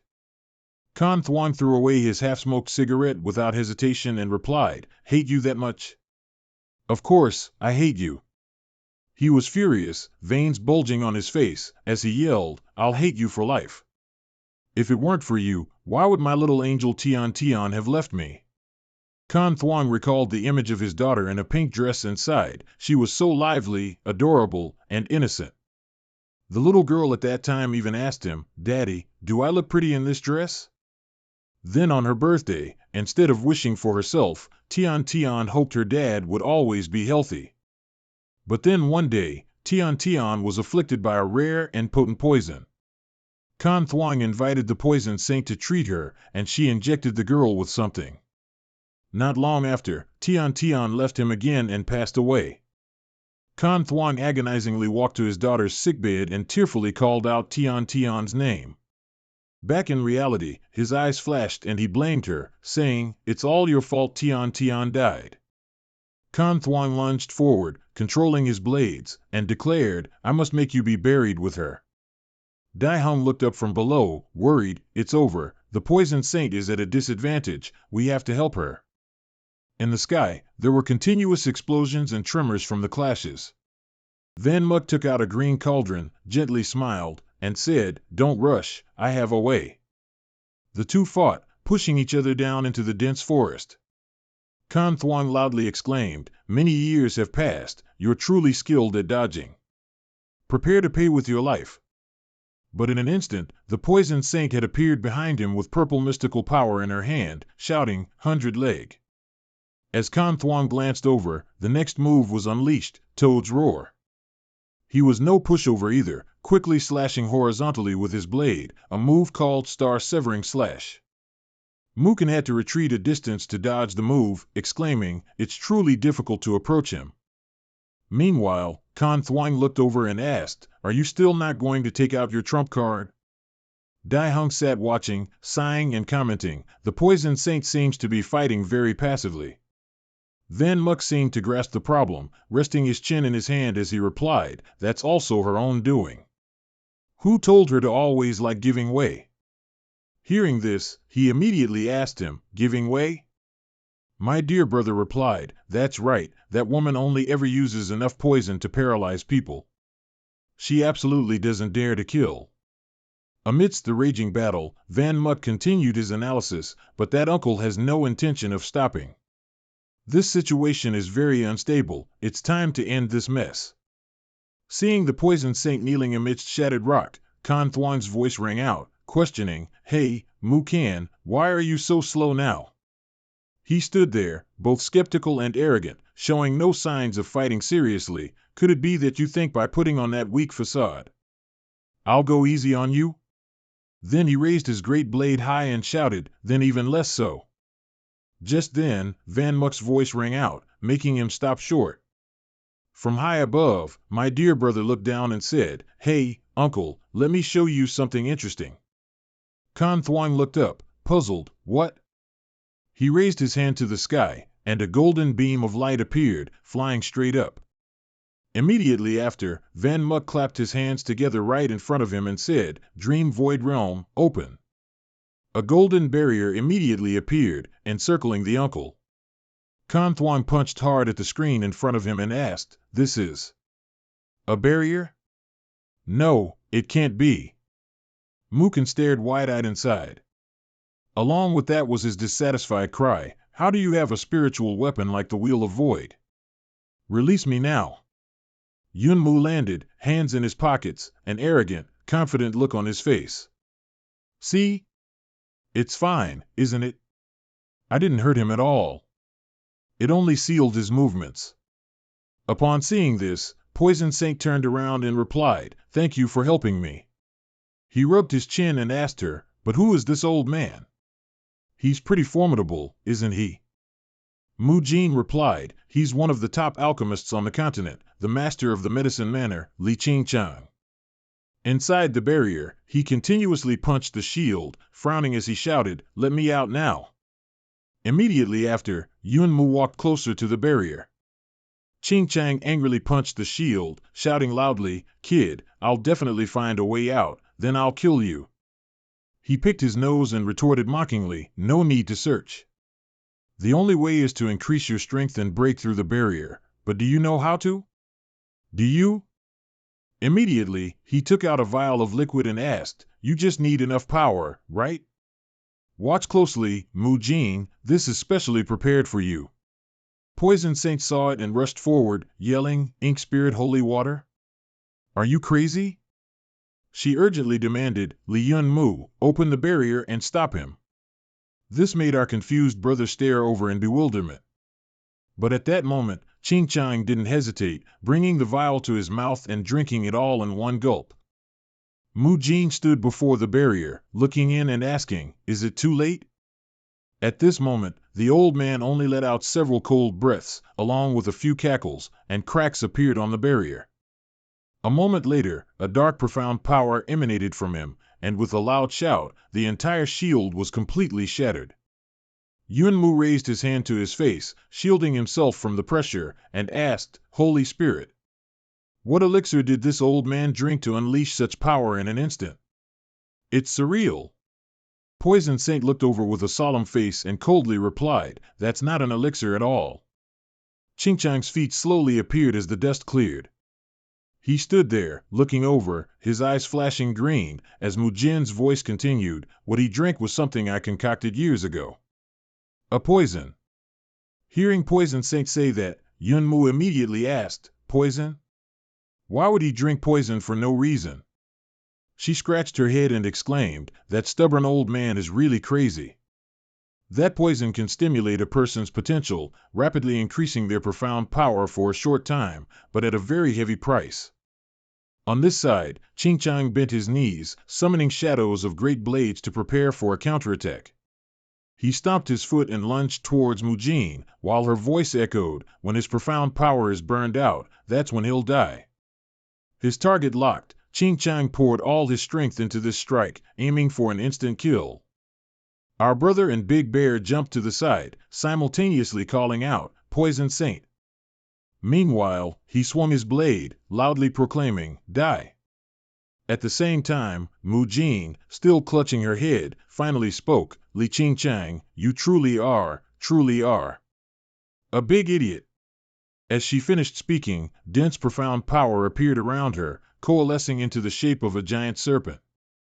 Mu Jin raised her hands and pushed it out to counter his attack. In a flash, Ching Chang's great blade was knocked aside, and at the same time, the profound power violently pushed him backward. The blow caused Ching Chang to cough up blood, his eyes turning white, then he grunted. Poison Saint now watched him collapse to the ground, clenched her fists, and cursed, "This stubborn man." She walked over, grabbed Ching Chang's collar, lifted him, and continued, "Get up now." Mu Jin angrily scolded, "Did you really think I couldn't beat you? It's all because I respected you as Tian Tian's father." She lowered her head, her voice somber, "You also know Tian Tian was afflicted with the 9 Emperor poison, right?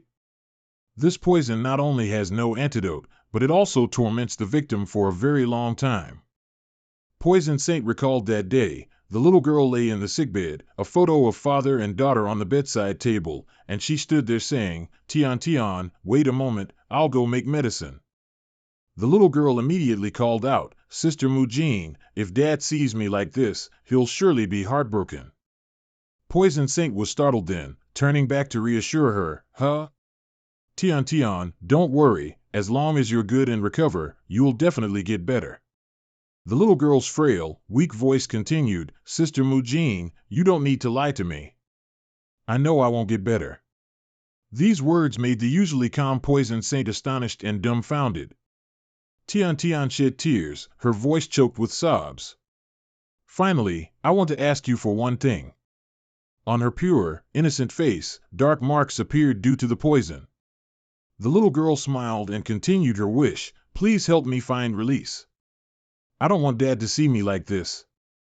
Back in reality, Mu Jin spoke to Ching Chang in a sad voice, "Tian Tian's passing would make you lose your will to live. But your hatred for me, the fire of revenge, would give you a purpose to keep living. Yet now, you carelessly risk your life for revenge." Hearing her recount this story, he was stunned and spoke with deep suspicion, "No, no way, you must be lying to me to get the 6-soul poison." Seeing Ching Chang's stubbornness, Mu Jin continued to scold loudly, "Stop deceiving yourself. Haven't you ever wondered why I didn't fight back?" His eyes remained blank as he listened. "Clearly, there are 6 soul vipers in this Star River forest too, so why do I bother traveling all the way to you every few years, getting beaten again and again?" At this point, she released Ching Chang's collar, and he collapsed to his knees before her. He was tormented by pain and remorse, clenching his teeth as tears streamed down his face. How much pain must a man endure to shed tears? His voice choked. So that's how it is. Tian, my Tian, your dad is useless. Poison Saint stood there and added, Tian once told me that her biggest regret was not being with her family, traveling the world to see different sceneries, and enjoying local delicacies. Then she took out a vial of solution and said to him, if you still love her, drink this antidote. Mu Jing turned and walked away, tossing the vial back and saying her last words, go help Tian fulfill her dying wish. Qingchang's face was reflected on the vial at this moment. Perhaps he had already made his own decision. The scene shifts back to the Poison Saint's base. Yunmu picked up a vial and asked, this is the 6-soul viper poison. The 6-soul beast in the Star River Forest is really terrifying. I was almost eaten by it. She sighed after hearing this, you two have worked hard. Then she turned around, her attitude suddenly changing, and fumed, if I had known, I wouldn't have come to the Medicine Manor. Not only did I not get the poison, but I was also forced to reveal my little secret. A small snake lunged to attack our Yunmu. He quickly caught it and asked Poison Saint, will that stubborn old man drink the antidote? Mu Jing, holding the snake venom tube, widened her eyes and replied, him? It'd be better if he died. But he's a doting father, he's probably somewhere now. At this moment, Qingchang held a small wooden box with Tian's picture on it. He stood in the middle of a vast green prairie, looking into the distance and recalling his daughter's last wish. Now, Qingchang would take his daughter to travel all over this continent. After a very touching father-daughter moment, now before us is Yunmu's wide, yawning mouth. Yunmu sat there sighing, I feel like there's nothing to do lately. Even though we got the antidote, there's still no clue how to enter the New War realm. Big Bear threw him a can of soda and replied, why so gloomy? We have time, we can think of a way slowly. Catch. Yunmu's voice continued, think of a way slowly, huh? We'll probably be thinking until the next intergalactic war starts in 3 years. By then, who knows if Sister Shui can hold on? A question popped into Big Bear's head, intergalactic war? Then he turned to our Yunmu and asked, Little Mumu, do you know about the Freemen? He innocently asked back, what are the Freemen? Big Bear explained, they are a group of renegades and sages expelled from their sects, forming a gray, underground organization. His face thoughtful, he continued, they occupy gray areas on various continents according to their own rules. Some organization leaders even reach the level of battle saints, calling them underground emperors. It's no exaggeration to say that even the Sage Guild can't do anything about them. Hearing this, Yunmu resolutely asked, so they're like gangsters, right? What about it? Big Bear replied, think about it, if they've been expelled from their sects. And of course, they can no longer participate in the intergalactic war. The masters among the freemen definitely want to reach the stage of holy war. If they want to advance further, it's highly possible that the freemen know how to enter the New War realm. These words made him pause. An idea flashed in his mind.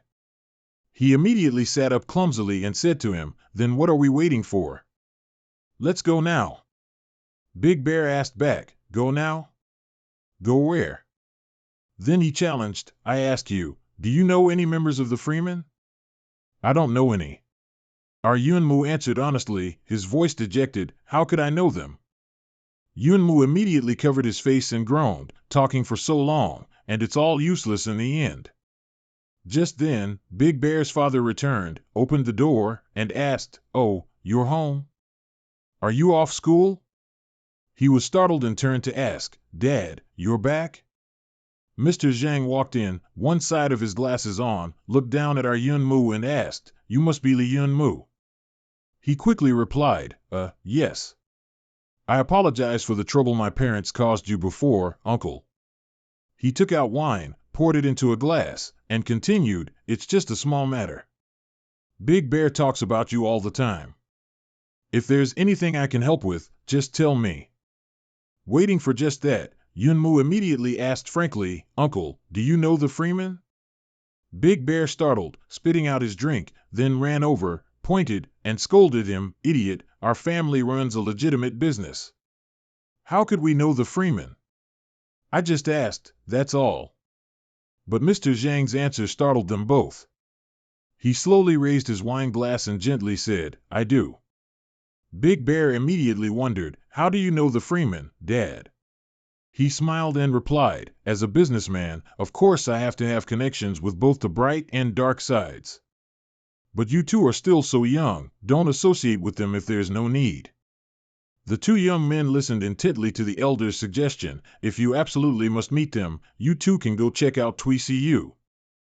Big Bear continued, TWCU is the Sea Tribe's auction house, besides its regular auction activities. There's also a super auction once a year. This super auction will see forces from all over appear each year, including the Freeman. Mr. Truong added, that's right. Moreover, the auction will be held in a few days. This is precisely why I came back this time. Regardless of whether you want to associate with the bright side or the dark side, this auction is the most suitable place. He smiled, slightly furrowing his brows as he looked at the two and continued, but it only provides an opportunity. As for how much you can achieve, that all depends on you two. Van Muk bowed slightly, seeming expectant. Having an opportunity is enough. Next. He smiled calculatingly and softly added, just leave it to us. My charming guy's answer made even Mr. Truong, one of the wealthiest businessmen, pause and think. Then he smiled and exclaimed, ha, I'm starting to understand why my foolish son likes you so much. Tomorrow I need to go to TWCU's Central Chow branch for business. You two come along and apply for auction participation at the same time. Scene shifts to the next day. It's Van Muk's voice. Although I had mentally prepared myself to face a bunch of rich people, seeing these luxurious cars still sent shivers down my spine. Big Bear reminded, I advise you to temporarily put away that rustic appearance. Right now, you need to look like you're rich. My charming guy looked at himself and commented, why do you rich people always like to wear such restrictive clothes? And the hairstyles are so weird too. Hearing that, he growled, you'll have to endure the discomfort. Look ahead. Van Muk followed his gaze, his eyes flashing with a naive wonder. In front of them was a large and luxurious building. He observed it carefully and said, looks like this is the place. Let's go, Big Bear. My charming guy adjusted his clothes, smiling challengingly, let's go meet these underground emperors together. Right now, at the Frame Architecture Building, blue sky, white clouds, golden sunlight. Many people are heading inside to participate in today's auction. Big Bear turned and asked, Little Muk, have you thought of a way to find the Freeman yet? My charming guy adjusted his vest and confidently replied, don't worry, I've been thinking about it all night. I've come up with a comprehensive plan, it's bound to work out. Just as they were about to step inside, a security guard put out his hand to stop them. Sirs, I'm really sorry. He announced, your account balance is not 1 billion, so you don't meet the conditions to enter TWCU. This made Van Muk sweat as he turned to complain, Big Bear, aren't you super rich? He replied, my dad hasn't given me pocket money in ages. Seeing this, the male customer next to them sarcastically spoke up, where did these two penniless guys come from? They don't even have 1 billion. The girl accompanying him also chimed in mockingly, if you're not going in, don't block the way, you poor devils. Just then, a familiar voice asked, why aren't you two going in? Those people's eyes widened, wondering, holy cow, that's... It was none other than Big Bear's father, Mr. Truong, a renowned figure in the financial world. He approached, smiling, and asked the two, waiting for me? He honestly told his father, we don't have enough money, we don't meet TWCU's requirements. As soon as the guard saw him, he immediately bowed and greeted, Mr. Truong. Old Truong walked over and put his arm around Van Muk's shoulder, wondering, no way, my friend, there must be a slight glitch in your system. What? This friend of mine is General Tom Long, and also a member of the Lai sect. How could he not have even 1 billion? That recent display of flexing astonished the guests standing there, causing them to exclaim, what? General Tom Long is that young? The Lie sect, I heard all the disciples of that sect possess extraordinary power. Truly talented youths. After hearing this, the guard gave a wry smile and replied, so it's Mr. Truong's friend. I sincerely apologize, our system must have malfunctioned. Please, come in. After entering and walking together down the hallway, Van Mug didn't forget to thank Mr. Truong. Thank you very much, Uncle. He put his hand in his pocket and waved it off. It's nothing. I've also prepared some things for you. Then he took out 2 masks and a black card and told the two, these are 2 masks and a black card. Remember to carefully conceal your identities, after all, this place is. As he spoke, the 3 had entered the auction hall, a lavishly decorated room, brightly lit by crystal lights, where many wealthy faces appeared. Scene shifts to the VIP room of the auction. Inside, a woman's voice filled with surprise exclaimed, this is. Are you sure you want to auction it? Van Muck, now wearing a mask, replied, definitely. Please arrange it quickly for me, don't miss the auction in a few days. He stepped over, plucked a flower, smelled it, and mused to himself, this flower smells really good. The staff, seeing this, felt a pang. Sir, each of those flowers costs 10 million. This woman was the head of TWCU. Seeing the fruit in front of her, she appeared surprised and thought to herself, this is a fushi fruit. Then she looked at my charming guy and suggested, Sir, how about this, we'll buy this fushi fruit from you. Just name your price, we won't refuse. He immediately looked over and replied, TWCU is truly different, very generous, but I don't need money, I need information. The head of TWCU immediately stepped forward and politely asked, Sir, please have a seat. What kind of information are you looking for? Van Muck sat down, placed a hand on his chin, looked over, and smiled, replying, simple. I need a way to enter the new OA realm. This request startled her. She frowned slightly and thought to herself, enter the new OA realm?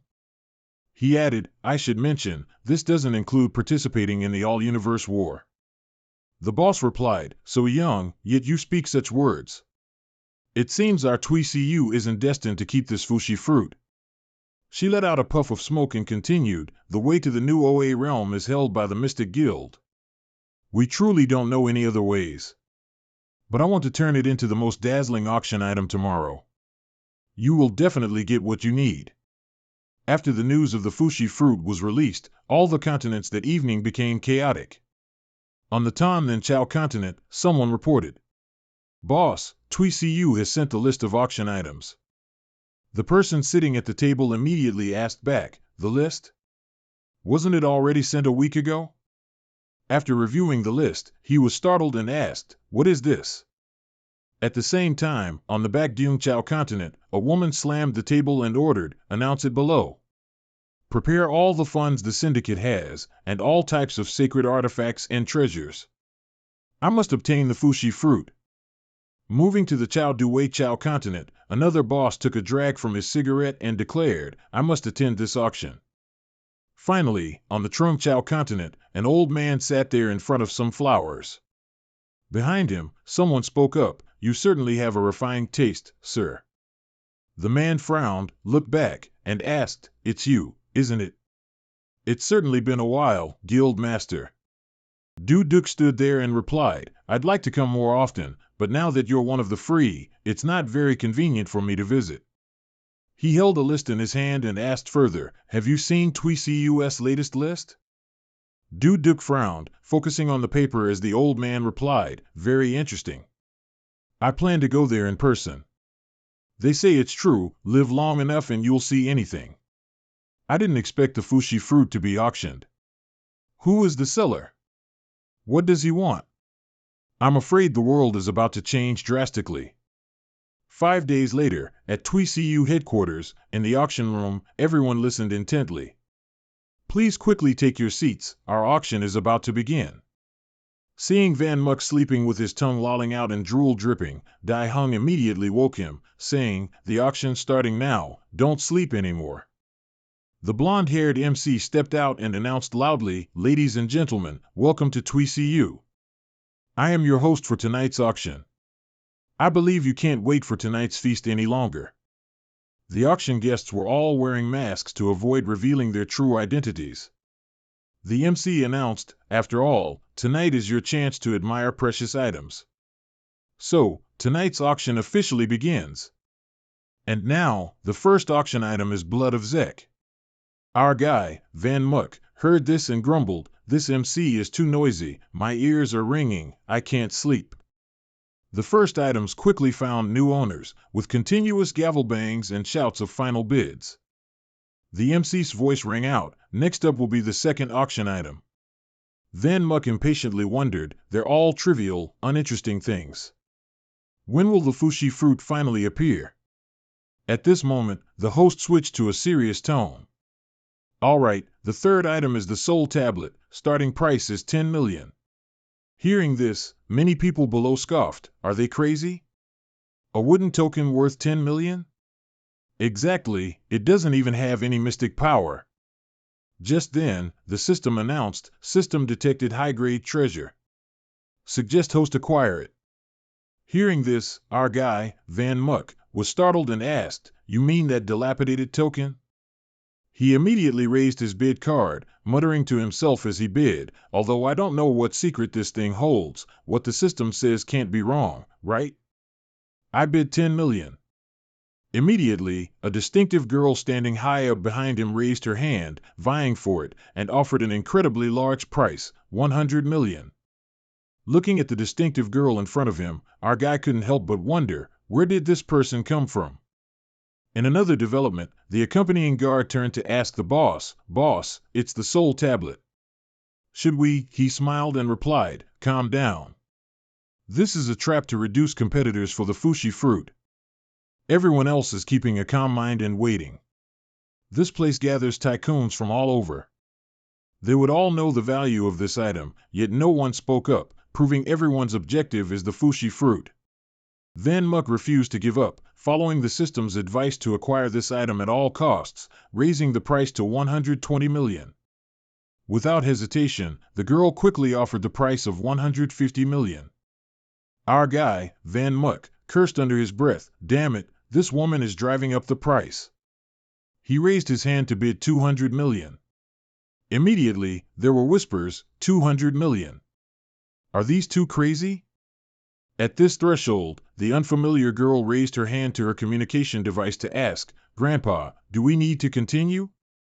The other end of the line replied, "I see." The man sitting there murmured, "Originally, I wanted to lure those old-timers into the trap.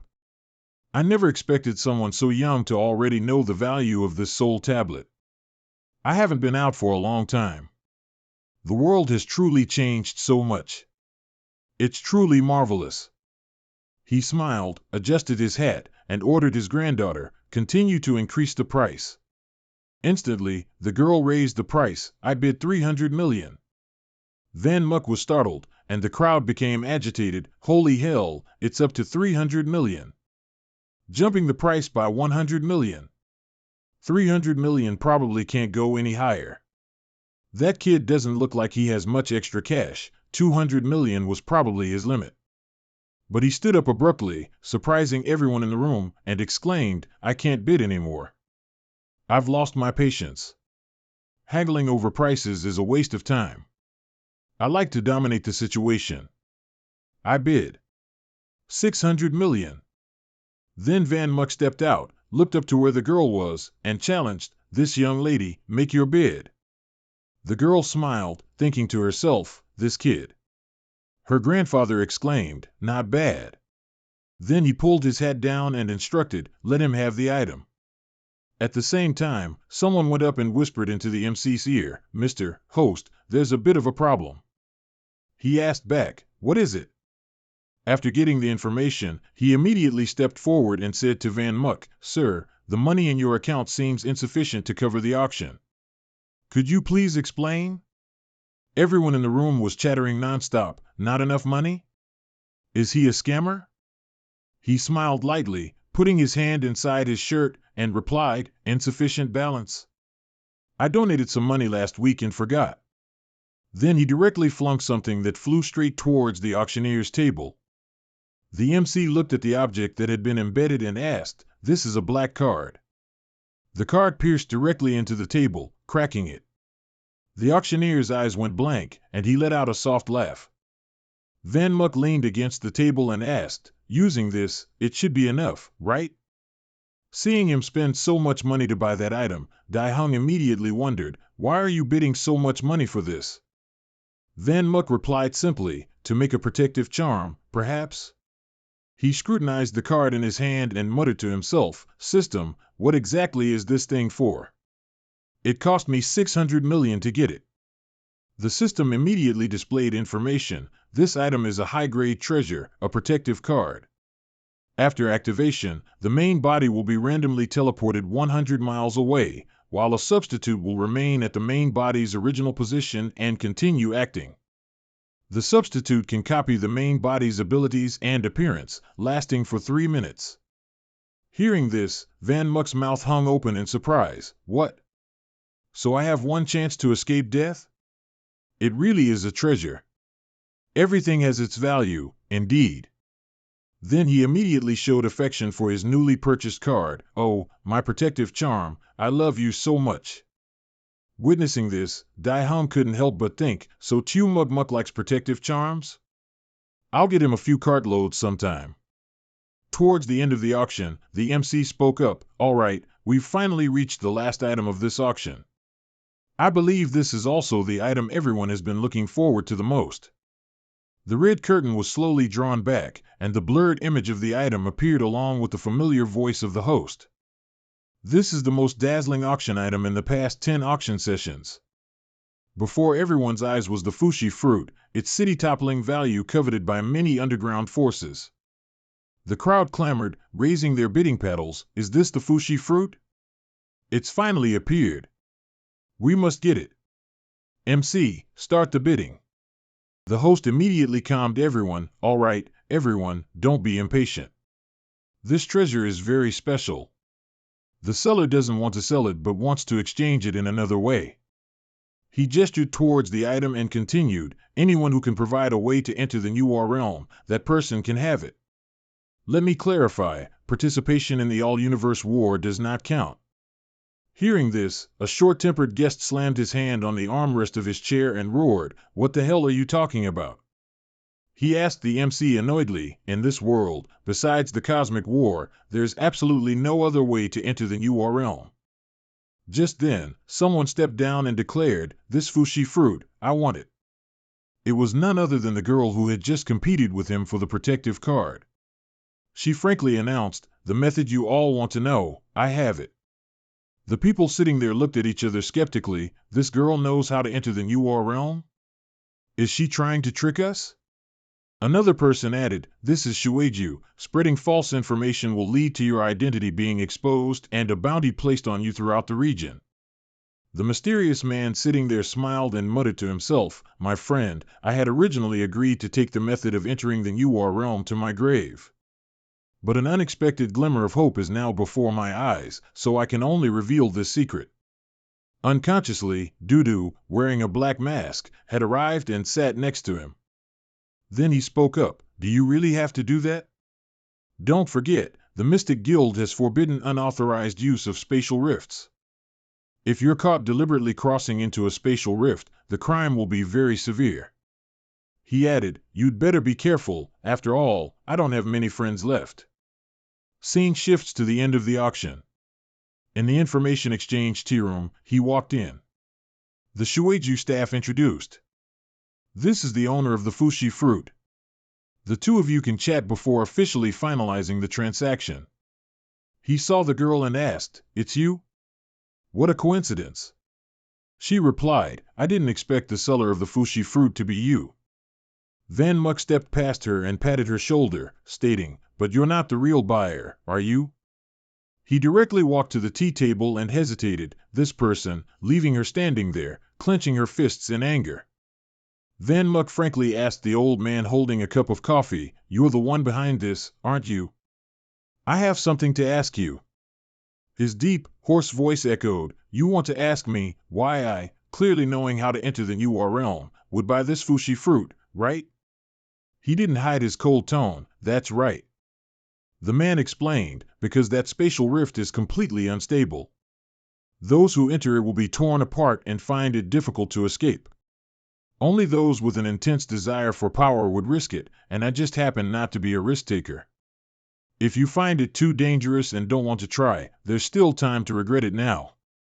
Van Muck stepped forward and sat in the chair opposite him, replying, "You don't need to worry about this. As long as you help me into the spatial rift, this fushi fruit is yours." The old man continued, "It seems you already have a way to resist the tearing forces of space, then I won't ask any more questions." The two sat silently, looking at each other, finally reaching a decision. "Then, let's close the deal." The old man took out a jade pendant and continued, "This is a jade token to serve as a keepsake. When you arrive at that place, my people will take you to the spatial rift. The location of the spatial rift that I know, I think you're probably very familiar with it too." He narrowed his eyes, looking intently, and asked back, "I'm very familiar with it." The image of the vast city, bright with lights at night, along with the old man's affirmation, "That's right, that spatial rift is located in the star realm of the Schwanja Guild headquarters." Van Muck, deep in thought, was startled by the old man's voice. "Young man, just consider this old man to be rambling." He raised his hand to his hat and continued, "No matter how capable you think you are, as long as it concerns the Xian ancestor, don't try to find answers. Some things shouldn't be touched." The black hat was placed on the table, and Van Muck's grateful voice said, "Thank you for your reminder, Senior. Don't worry, I'm not interested in such matters." The old man replied, "That's good then." He removed his mask and instructed, "Young man, if you ever need my help, just go to Black Street and tell the people there you're looking for Vaitu." Unexpectedly, this person was none other than the underground emperor of Central Chao, the leader of the Baklan Du clan, Baklan Du Vaitu. He also didn't hesitate to remove his mask and replied, "Your willingness to meet a junior like me is truly my honor. My name is Lai Van Muck. It's a pleasure to meet you." The scene shifts to the Central Chao continent's Schwanja Guild.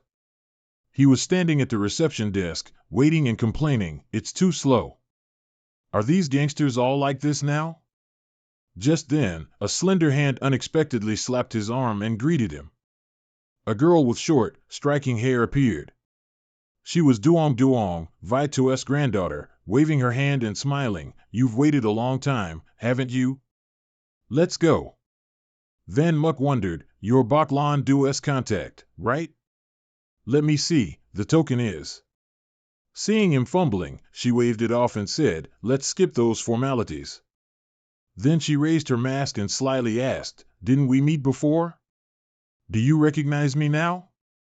It turned out Duong Duong was the girl from the auction. He asked, "So it was you? If you were coming, why did Senior give me the token?" She quickly pushed him away and replied, "Oh, don't mind those small details. Let's go, quickly." Two young men in black suits stood looking at each other, complaining, "That's odd, we can't find the person the old man told us to pick up, can we? This is the right place, though. Let's try searching again." Upon arrival, Duong Duong announced, "This is the place." Van Muck exclaimed, "I never thought such a luxurious and magnificent star realm would have such a desolate place." She continued, "This is the least developed area in the star realm. Usually, very few people come here." Then she took out a device, pressed the red button, and instructed him, "But you should still be careful. It'll be big trouble if you disturb the guardians." Seeing what was in front of him, Van Muck's eyes narrowed, and he said hesitantly, "You mean, you politely call this thing a rift?" Before them was a doorway and a vast space, emitting a thick, deep purple aura. He turned back and asked, "Wait, what are you taking your weapon out for?" Duong Duong replied, "What for?" "To prepare before an adventure, of course. Who knows what's in there?" Hearing that, Van Muck frowned and looked at her. "You brought me here so I could go in by myself, that's it." Duong Duong's face fell as she replied, "Huh? You're not taking me with you?" Then she rushed forward, pleading with him, "Please, take me with you. I really want to go on an adventure, which is why I snuck out here." Please, take me with you. He was a bit surprised to hear that. Snuck out? No, it's too dangerous. I have to call Senior to come pick you up. While Duong Duong was trying to hold him back, Van Muk suddenly noticed something unusual and stopped to ask, "What's wrong?" He looked at the sword slowly appearing and wondered, the Lotta sword is constantly roaring. What in the world is going on? The sword slowly appeared, its aura was somewhat similar to that of the rift. Van Muk gripped it tightly in his hand, and purple streams of energy from the gate were being sucked in. He exclaimed in surprise, "This sword is absorbing the power of the Star Realm?" Witnessing this, Duong Duong couldn't help but ask, "Hey, what are you doing? This will attract the Guardians." He replied, puzzled, "I don't know what's happening either. I can't stop it." Indeed, two people appeared at that moment and asked, "Who's causing trouble here?" She yelled, "Look! The Guardians are here. This is all your fault." The two masked guardians said to each other, "That person is mobilizing the Star Realm's energy again? Impossible. No one but the Xian ancestor should be able to control the energy here." Meanwhile, Van Muk and Duong Duong were still bewildered. The guardians' voices rang out. Behind them was the spatial rift. They quickly leaped to attack and shouted, "Arbitrarily utilizing a spatial rift is the gravest crime. Capture them." He gritted his teeth and cursed, "Damn it, I can't move. Stop, you cursed sword." In a critical moment, Duong Duong rushed forward and knocked away the two guardians. Seeing Van Muk frozen, holding the sword in his hand, she shouted, "Hurry and find a way to stop your stupid sword. I'll handle these two." The black-haired guardian warned, "It's too dangerous. This kid's speed and sword technique just now are no joke." At the same time, Duong Duong glared at them seriously and said loudly, "Hey, you two. Disturbing a beauty's adventure will cost you dearly." Iron gauntlets gradually appeared on her hands, then she stepped forward coldly and said, "Just stepping out to play and I already run into a fight. Luckily, it's intimidating, just in time to test out my new gear." As soon as she finished speaking, several extremely sharp claws emerged from her gloves. She quickly charged forward, using her claw strike to directly attack the two of them.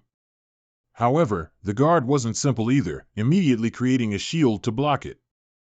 Black Mao turned back to remind his teammate, Eagle, "This girl isn't simple. Use Alpha Combat Log. Let's finish this quickly." The other guy replied, "Understood." As he finished speaking, he swung an axe to block Duong Duong's claws. The Eagle quickly jumped back. At this moment, Black Mao concentrated his profound energy into his heavenly war axe. Then he swung towards her. Duong Duong could only cross her arms in front of her chest to block. She was knocked back a distance, bent her knees, looked over and said, "Your silly bear strength is quite impressive, huh? I won't confront you directly." Black Mao shouted a signal, "Eagle, 12 o'clock, 50 meters." A sniper scope appeared, the target right in the center was Duong Duong. Only then did she realize it with a start. The Eagle quickly pulled the trigger. A glowing red bullet flew out of the barrel with immense pressure. She quickly leaned back, dodging the lethal move in front of her. At the same time, Black Mao seized the opportunity, gripped his heavenly war axe firmly and declared, "I've got her." A huge explosion occurred, sending dirt, rocks, and dust flying everywhere. He declared, "You won't escape this time. Eagle, give her the final blow." At this moment, Duong Duong's hands were forced to brace against the extremely powerful slash, limiting her movement. The Eagle on his side sneered, aimed carefully, and replied, "Coming right up. I love this kind of fixed target practice." As he finished speaking, the bullet was fired, directly aimed at Duong Duong. It carried a powerful energy, tearing through the air as it flew. A direct hit would certainly be life-threatening. But a sword appeared, lightly slicing the bullet in half. The Eagle exclaimed in surprise, "What was that?"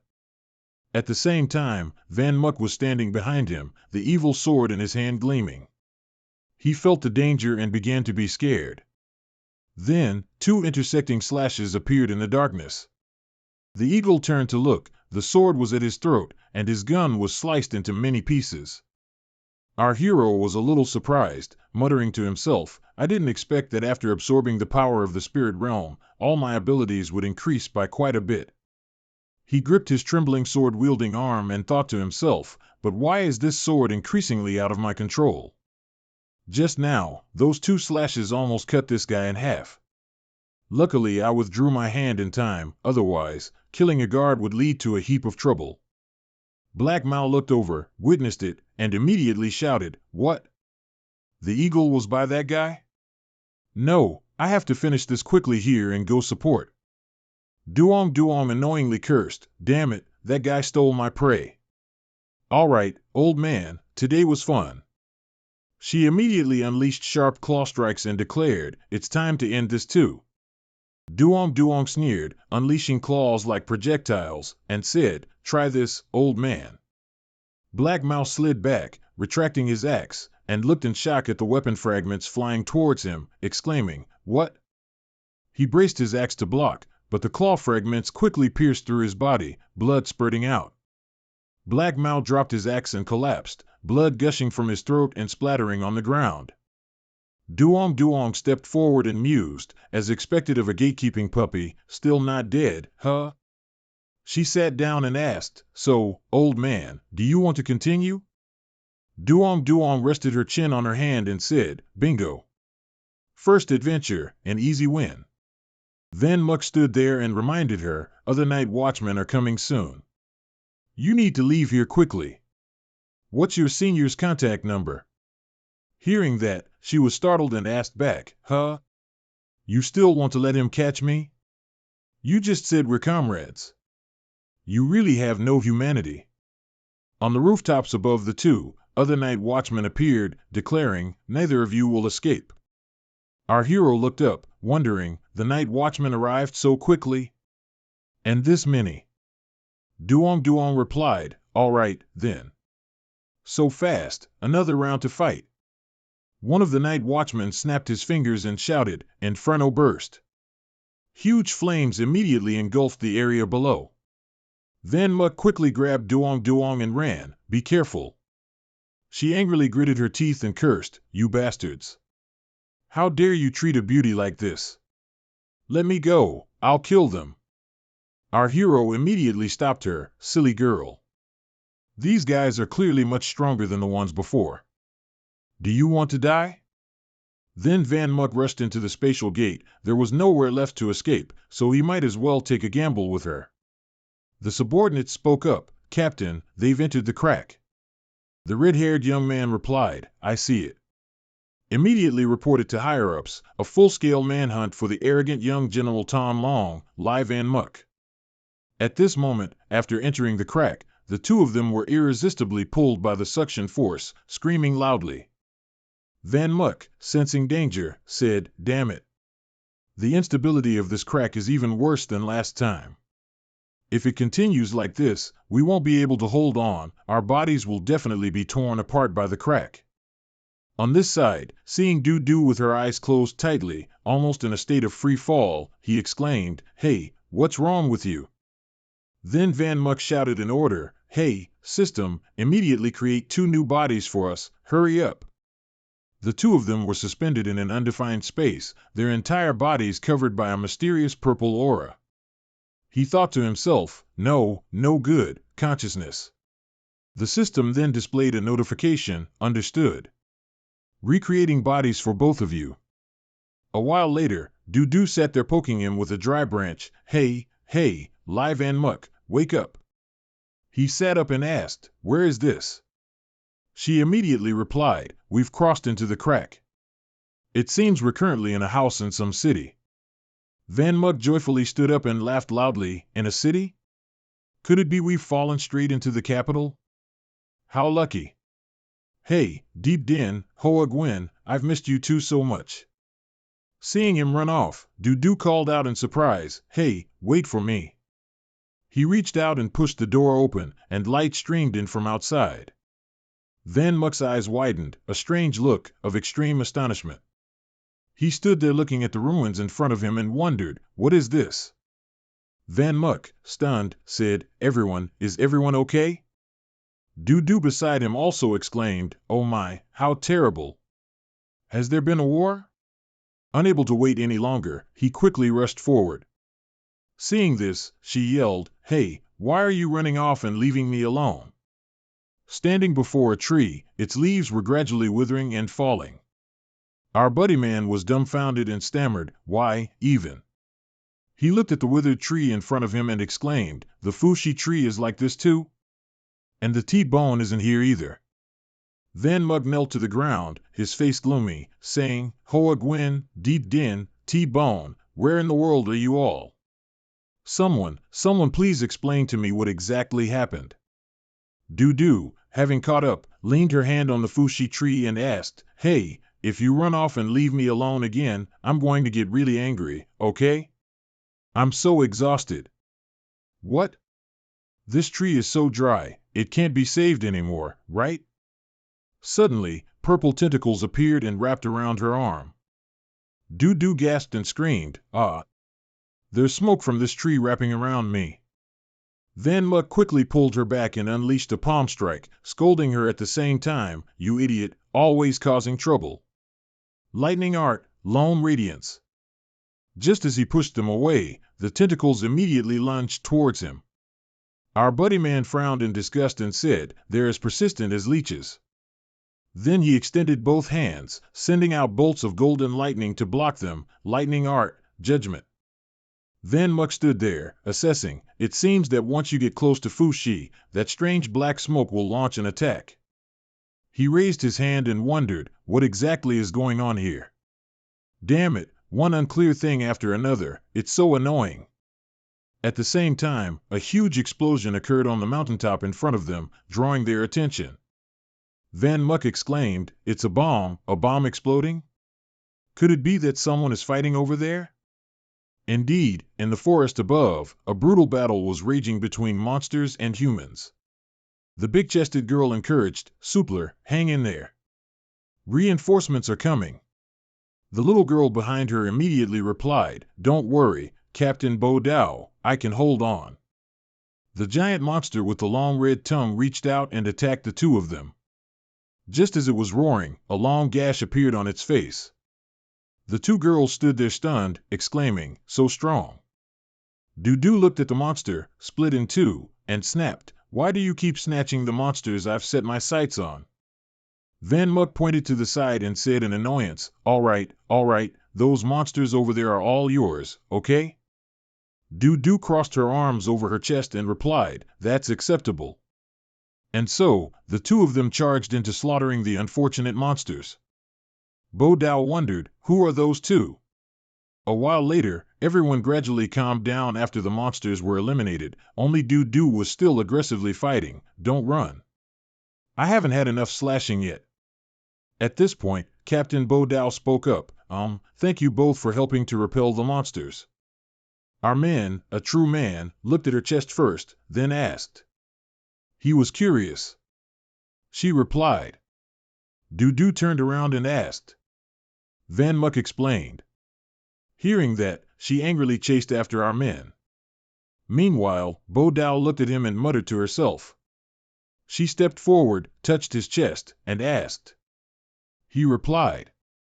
Hearing that, Bo Dao exclaimed in surprise. Supler, standing behind them, still didn't understand what was happening. It was still the female captain's voice. Are you from somewhere else? Report.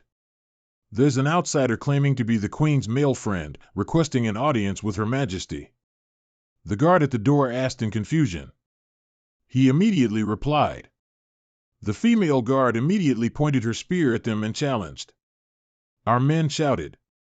Hey, Hoa Gwyn, come out quickly. If you don't, your wife here will die at the hands of your subordinates. The two guards immediately asked. As soon as she finished speaking, she loudly ordered. Everyone around them had their spears at their throats. Doo wondered.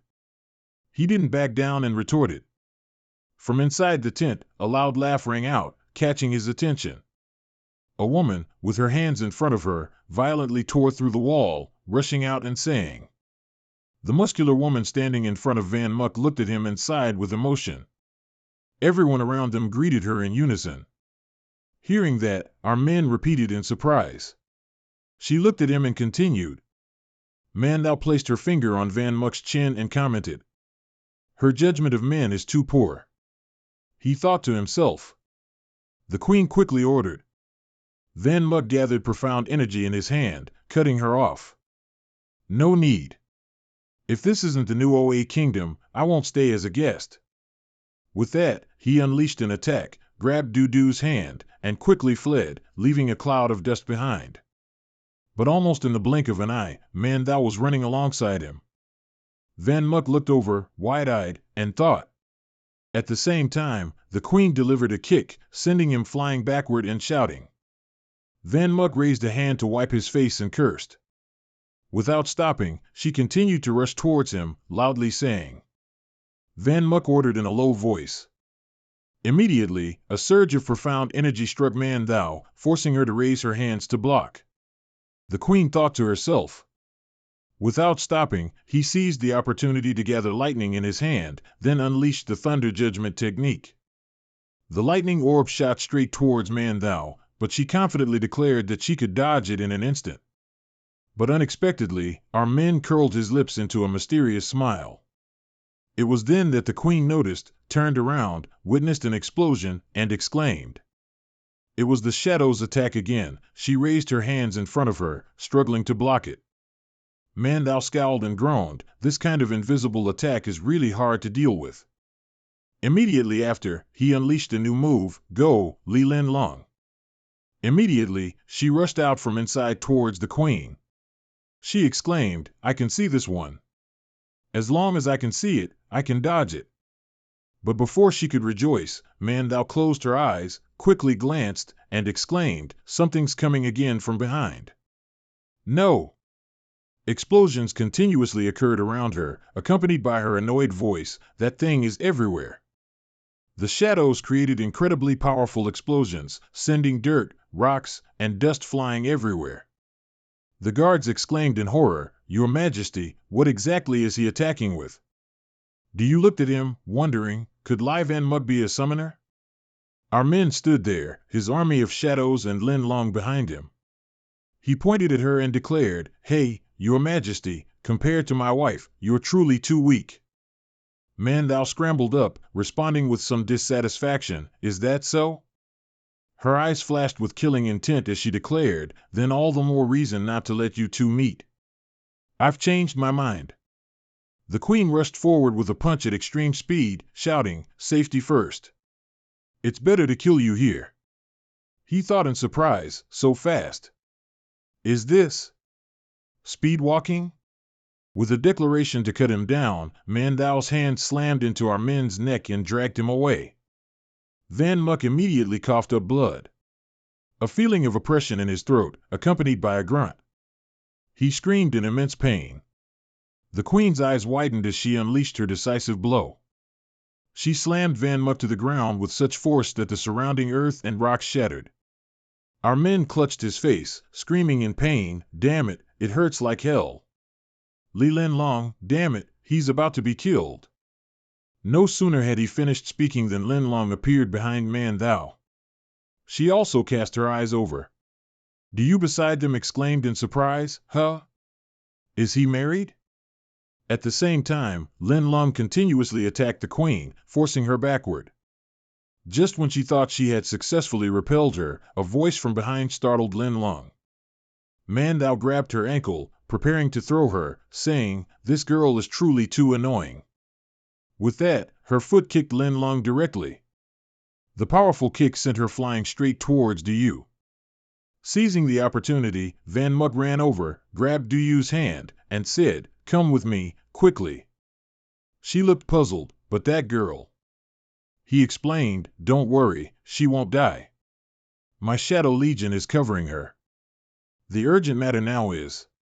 Van Muck's eyes were extremely urgent as he continued, We must quickly find Hoa Gwen. If it's the two of us, we can definitely defeat her. Manhua, looking at the two fleeing, but held back by Lin Long, cursed helplessly, Damn it. She yelled a command, "Don't let them escape. Warriors, capture those two." The soldiers received the order and aimed their spears at the two. Van Mug gathered his mystical power, his hands glowing red, and declared, "No choice then, morning sun great flame." But before he could unleash it, there was a commotion in the forest, and birds flew everywhere.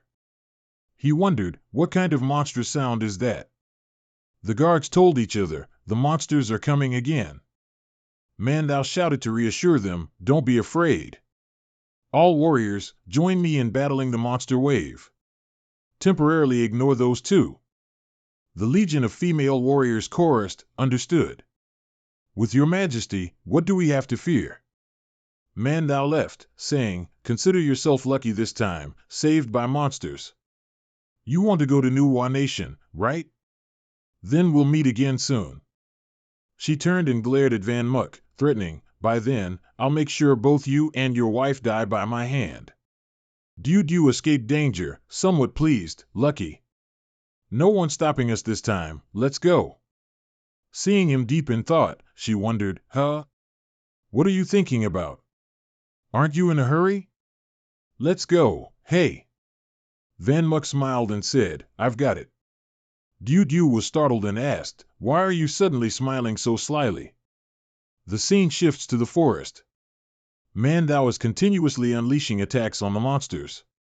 The powerful blows made the monsters explode. Sup Lo exclaimed, "The queen is so strong. She can deal with so many monsters by herself." Bo Dao reminded, "Don't get distracted, Sup Lo, there's already a breach in the defensive wall." She added, "We must stop it right at the breach, otherwise the villagers in the rear will suffer disaster." Mandau declared, "Bo Dao, now you take the people to evaluate the villagers, I will use my ultimate move to stop these monsters." She worried, "But the side effects of that move are very harmful to your health." But she didn't seem to care much, channeling her mystic power, and declared, "So what if it's harmful? I am everyone's queen, protecting everyone is my duty." Mandau furiously charged to attack the monsters, shouting loudly, "You pesky flies, don't you dare harm my villagers." She continuously fought fiercely, using a series of moves to eliminate all the monsters. Mandau stood there, raising her fist, a bit disheveled and exhausted. She looked back, and the monsters were still relentlessly charging. The queen stood blocking them and yelled, "Bring it on, all of you. Today, not a single one of you will pass." Sometime after the battle, Mandau knelt there, surrounded by shattered rocks and debris covering the monsters. Bo Dao ran over and said, "Your Majesty, the monsters have been repelled, the villagers are all safe." "Your Majesty, how are you?" She replied, "I'm fine, it's just the side effect of the explosion technique, so I can't move temporarily." Just then, two arrows shot out from nowhere. They were aimed directly at Bo Dao and Sup Lo. They screamed in pain, "Damn it, who is it?"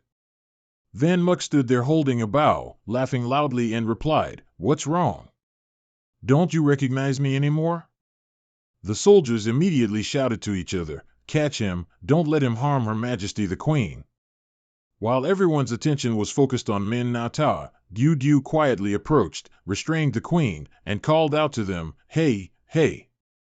She smiled, her claw at Mandau's throat, and continued, "I advise you all not to move. Your queen is currently in my hands." She yelled, "You two scoundrels, if you're so good, wait until I recover, then we'll fight." Van Muk ran over and replied, "Do you think we're stupid? Why should we wait for you to recover before fighting?" He declared with a cold face, "I want to take your life while you're weak." Mandau, covered in wounds, knelt on one knee, gasping, "You're truly despicable." Van Muk sneered, "Despicable, you say? As long as we win, that doesn't matter at all." She let out a cold snort, looking disdainfully at the monster behind Min Na Ta, "Don't get too ahead of yourself.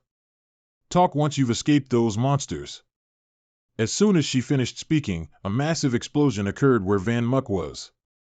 Dew widened her eyes and shouted, "Hey, Lai Van Muk." Mandau frowned and muttered, "In such a short time, the monsters have launched a second wave of attacks, and the frequency is even higher." The monster extended its enormous head and giant tentacle from the dense smoke. A frenzied slash was unleashed, severing its wrist, blood spraying everywhere. Van Muck stood heroically from afar, mocking, "You ugly thing, how rude." He rested his precious sword on his shoulder, his face still stained with blood, but declared war. "How dare you interrupt my conversation with this lady? Die quickly." Men Nata truly feared neither heaven nor earth. "You're quite a few, aren't you? Let's see." He began counting 1, 2, 3, then exclaimed, "Oh wow, there are as many as 42 of them." Yet he turned around and ran away, then bye-bye. Leaving the other two stunned. "He's just running away?" Men Nata anxiously asked. "Nonsense, over 40 of them, let's run." Before they got far, Van Muck was surrounded by 3 monsters. Dude yelled, "Watch out in front." He squinted at them, looking displeased. "What now?" Out of nowhere, someone attacked its neck directly, and the monster roared in pain. Men Nata paused for a second, wondering, a one-hit kill? Who was it? It turned out to be Hoa Gwyn. She held a staff in her hand and gestured, ordering, "Come on, sisters, let's clean up those wicked creatures." The sudden appearance left Van Muck dumbfounded. Witnessing the fierce battle unfolding, he couldn't help but wonder, where did these female warriors come from? In an instant, they've taken down the leader of those strange beasts. Another female bodyguard rushed forward, and Men Nata exclaimed, "Everyone is incredibly formidable." She spun around, wielding her staff gracefully, clearing out several monsters at once. Finally, the monster corpses fell to the ground with a thud. Van Muck's eyes widened in realization. "Wait, that move just now was..." Deep Din spoke from behind, "Hey, I'm talking to you. How long are you planning to stand there dumbfounded?" He quickly recognized a familiar face and burst out laughing. Men Nata was astonished. "Deep Din, it's really you all? Have you gotten taller again?" The girl crossed her arms and replied, "Because I'm still growing, you know." Van Muck rambled, "That's great, I'm relieved now that you're all safe." Hoa Gwyn placed her weapon on her shoulder and greeted, "I truly didn't expect to still see you, my true love." Men Nata wore a sinister expression. "Hey, since you're here, let those villains witness what's called." Van Muck did the same action as her, and even added the saying, "United husband and wife, can drain the East Sea dry." The monsters looked very displeased, and all rushed towards the two of them. It swung its gigantic arm, and the agile boy quickly ducked and dodged it. Hoa Gwyn flew over in coordination and chopped off one of its legs. She was like a brave beauty, saying in a heroic tone, "Good." Then, Hoa Gwyn gained momentum from behind and, alone, facing the monsters directly, declared, "I'll round you all up directly, just you wait." She spun like a whirlwind, slicing through their bodies. Several golden sword strikes also attacked the monsters. Van Muck, with one hand in his pocket and the other holding his weapon, stood heroically amidst the scattered corpses and sighed, "Finally, they're all dealt with."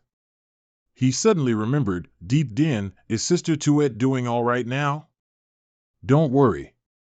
The little girl, busy with something next to a corpse, added, "Sister Tuet's condition is still very stable." Deep Din pulled her sword out of the monster's body and asked, "But why are you in Kwa Fu Kwak?" Men Nata slowly walked over, "Don't mention it." Van Muck felt disgruntled. "I originally wanted to go to New Oa Kwak, but the space rift brought me here instead. At first, I even thought this was New Oa Kwak. It worried me to death." He was curious, "Do you know what these monsters actually are?" Deep Din replied, "I don't know either." Suddenly, the little girl's eyes widened as if she had discovered something. Deep Din squinted at the purple shard in her hand and realized, this is a scale. Not long after, a resounding voice echoed in Kwa Fu Kwak, "Nu Oe Gioi, thank you very much, esteemed one." Bo Dao placed a hand on her chest and bowed respectfully. "Without your help, our entire army would certainly have been annihilated. Thank you for coming to our rescue in time." She also urged, "Hey, Queen, hurry up and thank them." Man Thou blushed and awkwardly turned her face away. "Thanks." Hearing that, Hoa Gwen couldn't help but choke on her water and burst out laughing. Look at your arrogant demeanor. She found it a bit strange and asked, why did you help me? You and I are clearly enemies. Hoa Gwen stood up and explained, do you understand the phrase lips without teeth feel cold? These monsters have breached your defenses, next they will attack New Oa Quack, won't they? She hastily continued, instead of sitting around waiting to die, it's better to take the initiative, unite the forces of our two nations, and confront these monsters together. Man now mumbled, why are you starting to use your brain now? You were clearly someone who used to solve everything with brute force. She put her hands on her hips and smiled cheerfully. This is all what my beloved strategist taught me. How about it? Amazing, right? She looked on from behind with resignation. I knew it. Deep Din came in to report, Your Majesty, I have completed my investigation. Hoa Gwen waved her hand. Look, this is my lovely strategist, and also my order. So, what are those monsters? The little girl bowed and presented an additional condition. Your Majesty, I need to know the specific situation of Kwa Fu Quack being attacked by beasts before I can make a decision. Man thou recalled the past in a deep voice. This must be told starting from 5 days ago, when a large number of monsters suddenly appeared in the western city-state. She recounted, those monsters were very strong, and the cities were severely destroyed by them. They were forced to abandon the city-state and flee to the western forest. After Kwa Fu Quack established a temporary base here to prepare for a counterattack, those beasts attacked again, pushing them back. Just 1 day later, they came again. She and everyone else didn't know how many waves of attacks they had stopped, but the monsters kept pouring in. Deep Din nodded, I understand. The little girl held up a purple shard and said, Your Majesty, this is what I found on the beast's body. These beasts are formed from mud and mortar, and their power is supplied by this scale. My subordinate analyzed this scale. Deep Din concluded, it is very likely to be the scale of the legendary demon dragon. Bo Dao was surprised, demon dragon? Van Muk was equally surprised, what the heck is a demon dragon? Hoa Gwen gripped the arms of her chair, suspicious, wasn't that thing sealed 400 years ago? How could it appear again?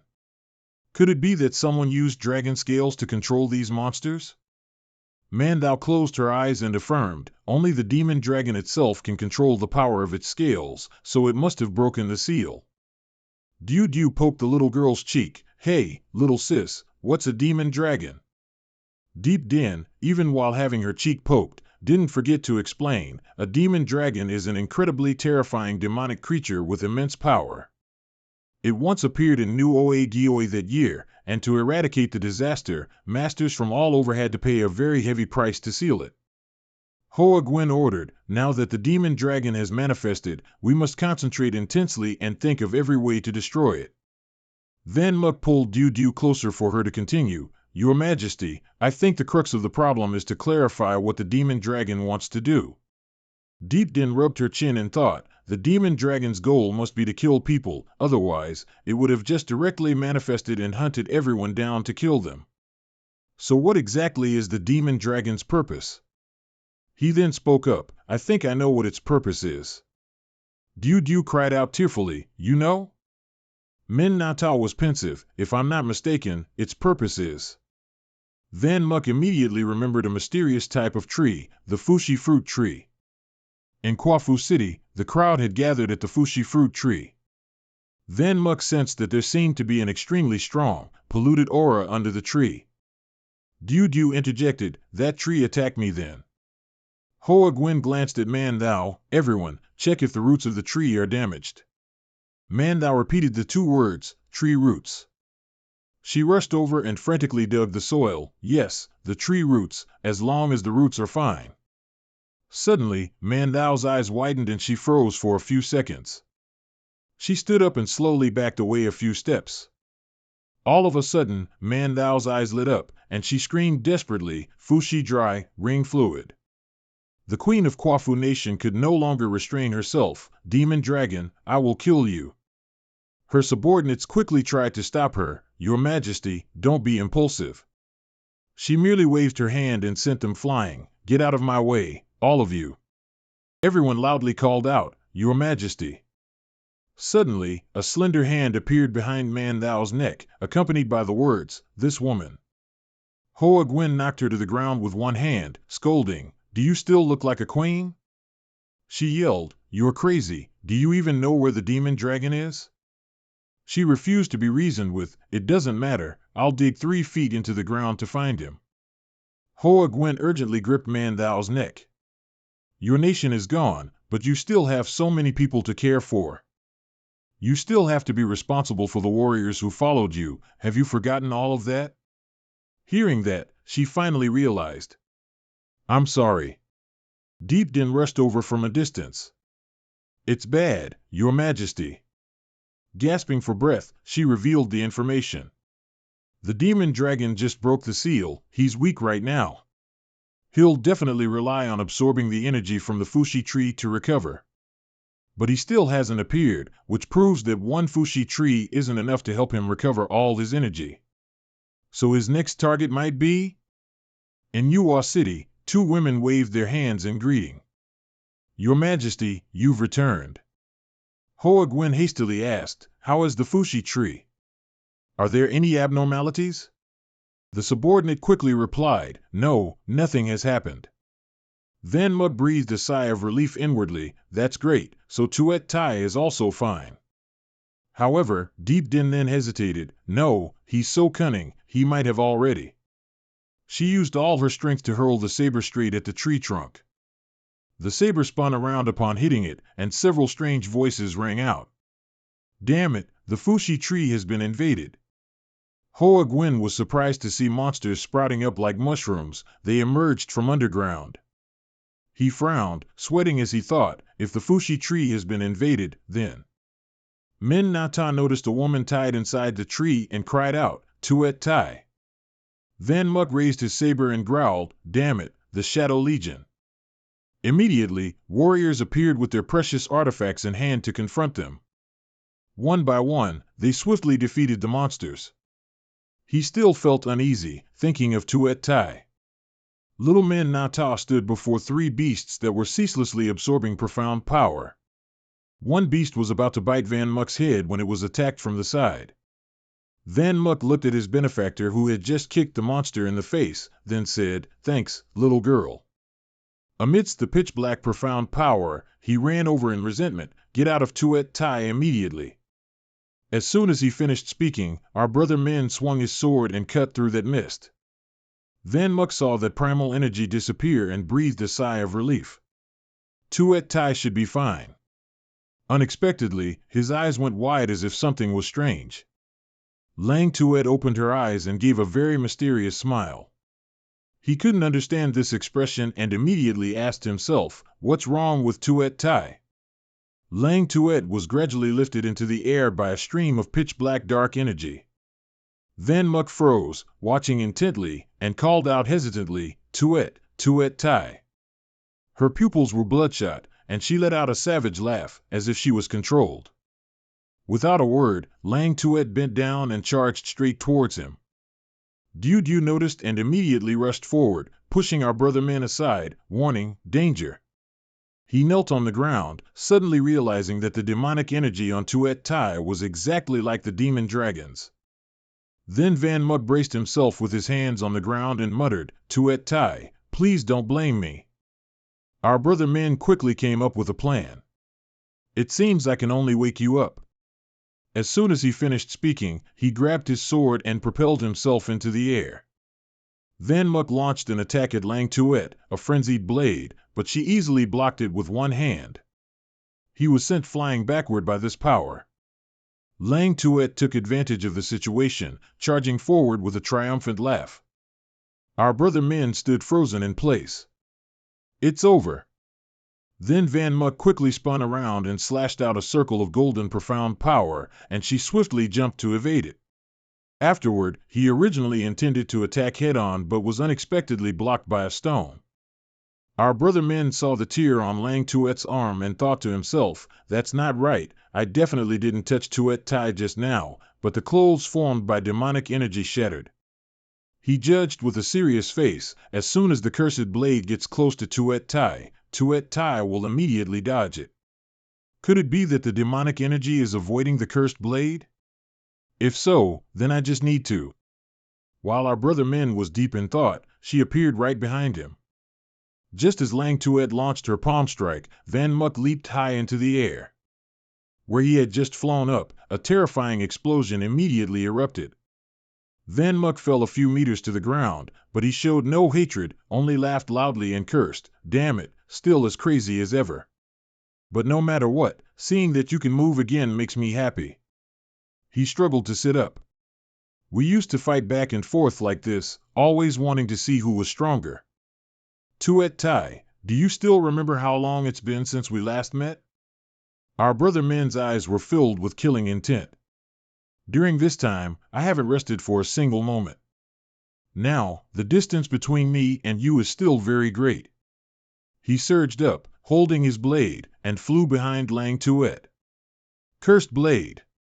She was unprepared for this dangerous blow and could only stand frozen, watching. Immediately, Lang Tuet was violently thrown backward. Van Muk saw that she was no longer capable of fighting and walked over. "It seems I guessed right, the power of curses can absorb energy from all forms, including this demonic energy." The demonic energy dispersed, revealing Lang Tuet's naked body. He took out a pre-prepared bottle of antidote and said, "It'll take some time for the medicine to work, just rest here for a bit." Our brother Min gently brought it to Lang Tuet's mouth and poured it in, and she slowly drank it. Van Muk then stuck his sword into the ground. "I'll leave this sword here, in case the demonic power invades you again." He turned and left, saying, "Little girl, keep an eye on Tuet Tai here. Let me know immediately if anything happens." The woman obeyed. "Understood." The fire of hatred began to ignite in Van Muk. This guy is too much, taking advantage of others again and again, even daring to use Tuet Tai. Our brother Min growled, "This time, I'm really angry." He extended his hand and created a fire elemental spirit. "Min Na, come out and help me with something."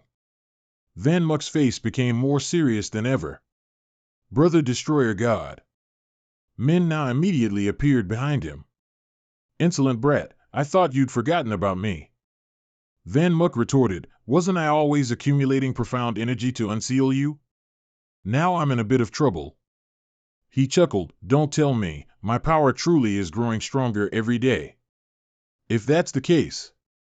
Min Na's eyes lit up, "Just let me lend you a hand." Our brother Min squinted and smiled, "Thanks." Mon Thao and Hoa Gwyn are still fighting the monsters on the other side. Damn it, why do these monsters keep emerging from underground? That Ma Long guy wants us to die of exhaustion. Van Muk ran up from behind, taking out his crossbow to prepare to shoot arrows. Our men and Min now created a mysterious mystical power. Night is about to fall upon the immortal realm. Creating a dark night, obeying my blood pact, I summon you here, into this mortal world. Min now ordered, "Descend." Just then, a flock of Min Nan birds appeared and flew over, and the two queens stared up with wide eyes. A chilling aura appeared, beginning to hunt. The monsters below continued to challenge wildly, and the birds also appeared to confront them. Each monster was attacked by the beaks of the Min Nan flock to the point of being unable to resist. Mon Thao exclaimed, "Hoa Gwyn, your husband is too strong." Hearing that, she twisted a lock of her hair shyly and replied, "Not at all." Deep Din frowned, covering her mouth and thought, "The number of strange beasts is dwindling. In theory, Ma Long should have appeared by now." Suddenly, the girl took a step back, and the ground began to shake. Deep Din pointed forward and shouted, "Look at the Fushi tree." At this very moment, a deadly aura was forming on that ancient tree. Van Muk didn't feel surprised at all, "So you finally decided to show yourself, huh?" He looked at Ma Long taking form and scoffed, "You cowardly tortoise." Seeing that, Mon Thao leaped up towards the Fushi tree. She aggressively raised her fist, "Ma Long, I must kill you to avenge my people." Below, everyone called out anxiously, "Mon Thao."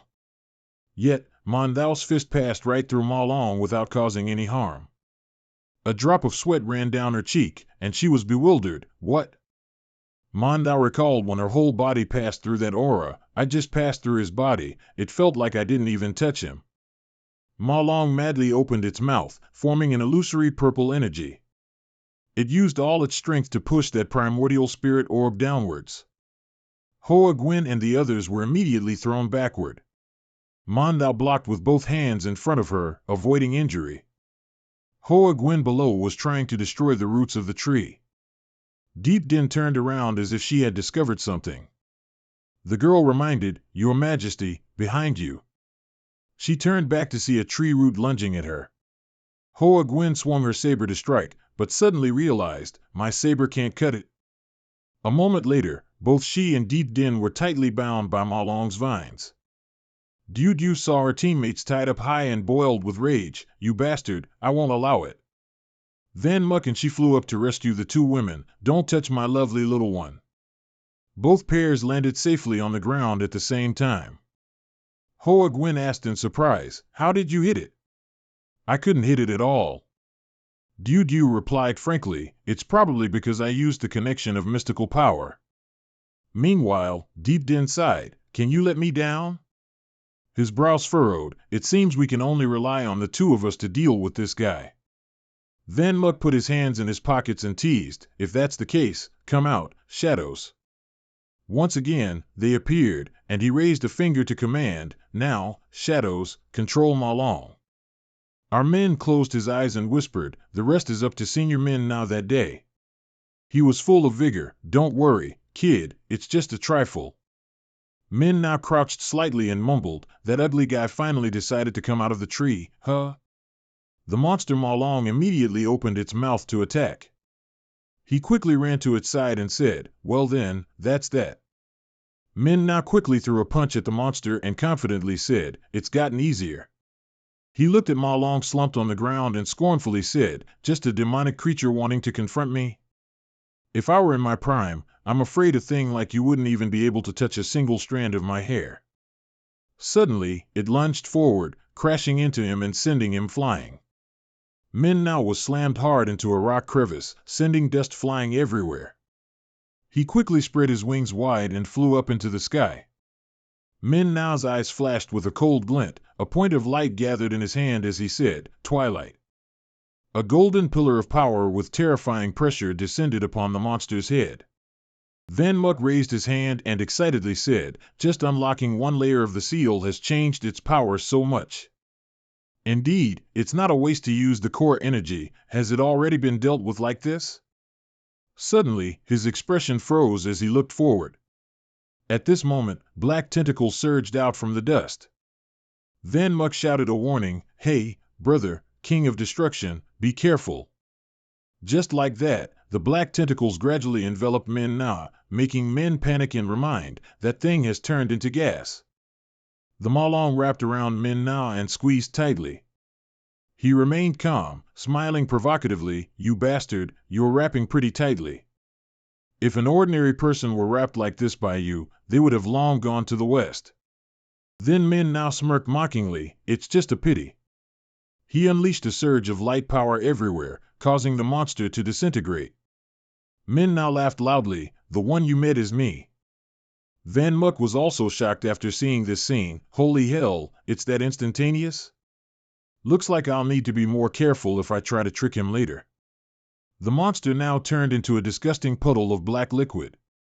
Then, slowly, they merged again, reforming its body. Min Na said annoyed, "It's merged back into one again. It seems this thing is just an energy body, without a physical form. It's truly a bit difficult to deal with." After taking the full force of the previous move, the Ma Long went into a rage and lunged to attack him. Min Na also struggled to resist and cursed, "Damn, you're angry now, huh?" Its strength and speed are both much greater than before. He grabbed its mouth and gathered his strength to lift it. Min Na confidently said, "But when it comes to strength, I..." Before he could be cool for 5 minutes, the monster used its tail to violently strike him on the head. Min Na groaned in pain, clutching his head and cursing, "You dare to play dirty tricks?" This blow was not just ordinary pain. In a moment of carelessness, the monster's tail struck again, making Min Na panic. "Oh no!" In that critical moment, Diu lunged forward, sliced its tail, and shouted, "Die!" Min Nao was surprised after seeing this scene. He looked at her silent figure and recalled, it's the girl who came with the little brat. Diu jumped up and quickly charged to counterattack, even as the Malong roared in defense. Her claws scraped across its sturdy, scaled tail. But from behind, another tail ambushed Ruuru, flinging her into the rocks and dirt. Ruuru panted, calculating as she watched the monster slowly approach. This isn't good. No matter how much I like to play, if I keep taking risks. She gave a forced laugh and said, I have to admit, I overdid it this time. Suddenly, dark clouds appeared above the monster's head. Van Muk's voice echoed in the air, lightning law. Immediately, a bolt of lightning struck the monster's head. Ruuru exclaimed in surprise, isn't this the Witch King's move? After delivering his blow, Van Muk casually walked over and said, I don't understand why you guys just keep rushing out, one after another. He pointed to his own head and reminded with a smile, can't you use your brain a little? Min Na King and Demon Dragon are almost evenly matched. If we support each other at the same time, wouldn't we be sure to win? At this moment, the Demon Dragon was roaring in pain, scorched by Van Muk's lightning spell. He calmly declared, that ugly thing has been hit by my temporary paralysis attack. We can use this time to adjust a bit. Van Muk reached out to help Ruuru, and at the same time asked Min Na, Big brother, can you still move? He snorted coldly and said, you naughty kid, stop talking to me in that tone. Min Na stood up and said, kid, this thing's power isn't as great as mine.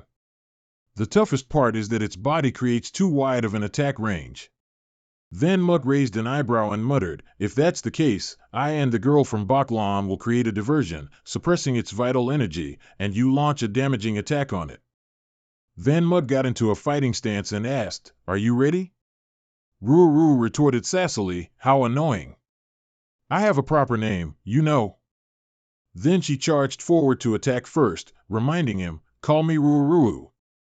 Let's go. Ruuru used her sharp claws to strike the demon dragon's tough scales. Attacked by her, it furiously lunged forward, trying to bite and tear back. Van Muk took the opportunity to jump onto the demon dragon's body. He smirked and unleashed his skill, Rising Sun Great Flame Art. A huge flame erupted, enveloping the demon dragon, making it roar in pain. It angrily thrashed its body wildly. Van Muk jumped off it and reminded, everyone be careful, this thing has gone mad, it's attacking randomly now. Min Na seized the opportunity and lunged, punching it hard while taunting, still want to run rampant, huh? He grabbed its tail and pierced into it. Min Na's voice was full of confidence, watch me pluck your dragon scales. At this moment, Min Na forcefully tore off a scale from the demon dragon, making it roar in pain. He fought with increasing ferocity, if you want to fight me, go down into the dirt and train for a few more years. The demon dragon was about to burrow into the ground to escape. Its entire body slammed hard into the ground, sending rocks and dirt flying everywhere. Min now swiftly leaped off the demon dragon's body. Van Muk praised him, well done, you're truly my big brother. He smiled in satisfaction at the praise but didn't forget to remain vigilant, it's not over yet. At this moment, the demon dragon's form gradually regenerated. Min now laughed and said, look, it's merging again. Van Muk, on the other hand, looked quite pleased and said, it truly can't be refined. He stood there and provoked the demon dragon, hey, you ugly thing, it doesn't matter how many times. The three of us will fight until you submit. After hearing that declaration, it snorted unhappily. This time, the demon dragon didn't attack but tried to burrow straight into the ground. Min now warned in surprise, holy cow, this monster wants to run. It wants to burrow into the ground again. Suddenly, Van Muk's voice rang out, big brother. He reminded him, push that thing into the spiritual realm. If it can't disappear normally. Then Van Muk made a sinister face and said, then it belongs to me. Min now smiled upon hearing this and replied, you greedy kid. Suck it in. The demon dragon was immediately pulled back by his force, unable to burrow into the ground. Just like that, the demon dragon's entire body was gradually sucked into the black hole. It roared unwillingly as its body slowly dissolved. Men now laughed and said, "Be a good boy for me." Then he increased the suction, making it fly inside. Men now mumbled with a smile, "Go on in." Half of the demon dragon's body was sucked in, but it still struggled. Van Muk drew his arrow taut and said, "Still struggling? Give up, you're mine now." It was then shot straight inside. His voice rang out, "Stay put in there for me." The demon dragon angrily used its two small hands to grab the crack, wanting to escape. But the spatial gate closed before it could escape. Everyone said with trembling voices, "We won." The crowd cheered joyfully, "Our nation has been preserved." At this moment, Mondao's face darkened, making Bo Dao worried, "Your Majesty the Queen." Suddenly, Hoa Gwen rushed over from afar, shouting loudly, "Di Lin." She joyfully threw him into the air and cheered, "You're amazing. You've saved us again." Van Muk blushed and said, "Put me down, so many people are looking." Hoa Gwen then put him down and said to the children, "Come on, let's celebrate, no going home until we're drunk." Ruru immediately agreed, shouting, "No going home until we're drunk." Suddenly, Mandao spoke up, "Wait, it's not over yet." Her expression became serious as she proposed, "Hoa Gwen, do you dare to duel me? Whoever wins, the Fushi fruit tree belongs to them." Deep Din angrily scolded, "Are you crazy? This Fushi tree belongs to our country. By what right do we have to duel you to decide who it belongs to?" Mandao's eyes narrowed as she questioned, "You who possess the Fushi tree will never understand me." She explained, "Without the Fushi fruit from the Fushi tree, this world cannot reproduce. Inability to reproduce also means no next generation." Mandao said agonizingly, "My country, my people, will all go to the brink of ruin. I cannot stand by and watch it all happen." Hoa Gwen reminded, "Mandao, don't be rash. We can think of a solution together." She ignored the advice and lunged to attack. The Fushi tree bears fruit only once every 1,000 years. "How will you solve it?" Hoa Gwen quickly jumped up to dodge. Mandao glared and threatened, "Hoa Gwen, even if you dodge, can you make all your people dodge too? If you don't fight me today, I will lead my people to attack. Don't blame me if people die then." Hoa Gwen's face also became angry as she asked, "Are you threatening me?" Van Muk, standing behind, spoke up, "Hoa Gwen, agree to her. Otherwise, she won't stop." She called out, feeling unyielding, "Di Lin. All right, if you want to fight, I'll oblige." Then Mandao lunged to attack, satisfied, "That's right." And so, the two of them punched and kicked each other fiercely in the air, causing cracks everywhere. Hoa Gwen parried a blow and said, "Mandao, give up." She continued to throw a punch directly at her face and reminded, "You can't beat me." Mandao angrily retorted, "I don't believe you." Hoa Gwen delivered a kick that sent Mandao flying to the ground and said, "Then I'll fight until you clearly see reality." She didn't give Mandao a chance to recover and immediately launched another attack. That blow covered an entire area of the sky with dirt and rocks. As the smoke and dust gradually cleared, Hoa Gwen looked at Mandao lying helplessly on the ground and said, "You lost, Mandao." She said unwillingly, "Damn it, I haven't lost. I can still fight." Tears streamed from Mandao's eyes as she murmured, "I may not need my country, but I cannot let my people perish with it. But I truly, truly have lost, Hoa Gwen, I beg you." She abandoned all dignity and pleaded, "Please take in my people, they are all innocent." Hoa Gwen called out in confusion, "Mandao." At this moment, Van Muk walked over and sighed, I never thought someone as resilient as you would come to this." "Don't worry, I have a way."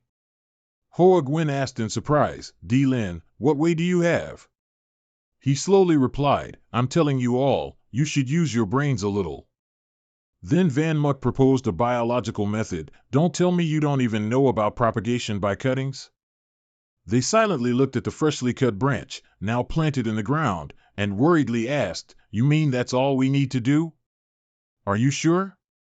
Our brother responded dejectedly, "Yes, just water it on time and it will grow into a big tree."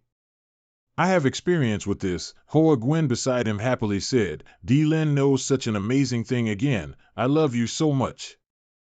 Man Thou also looked at him with grateful eyes. "I can't believe we can possess the Fushi tree again. It's truly unbelievable. I really don't know how to repay you." Van Muk replied, "If you want to thank me, why not give me that dead tree?" She asked in surprise, "Giving it to you is fine, but what do you need a dead tree for?" He replied boredly, "I haven't thought of it yet, but I'll use it eventually."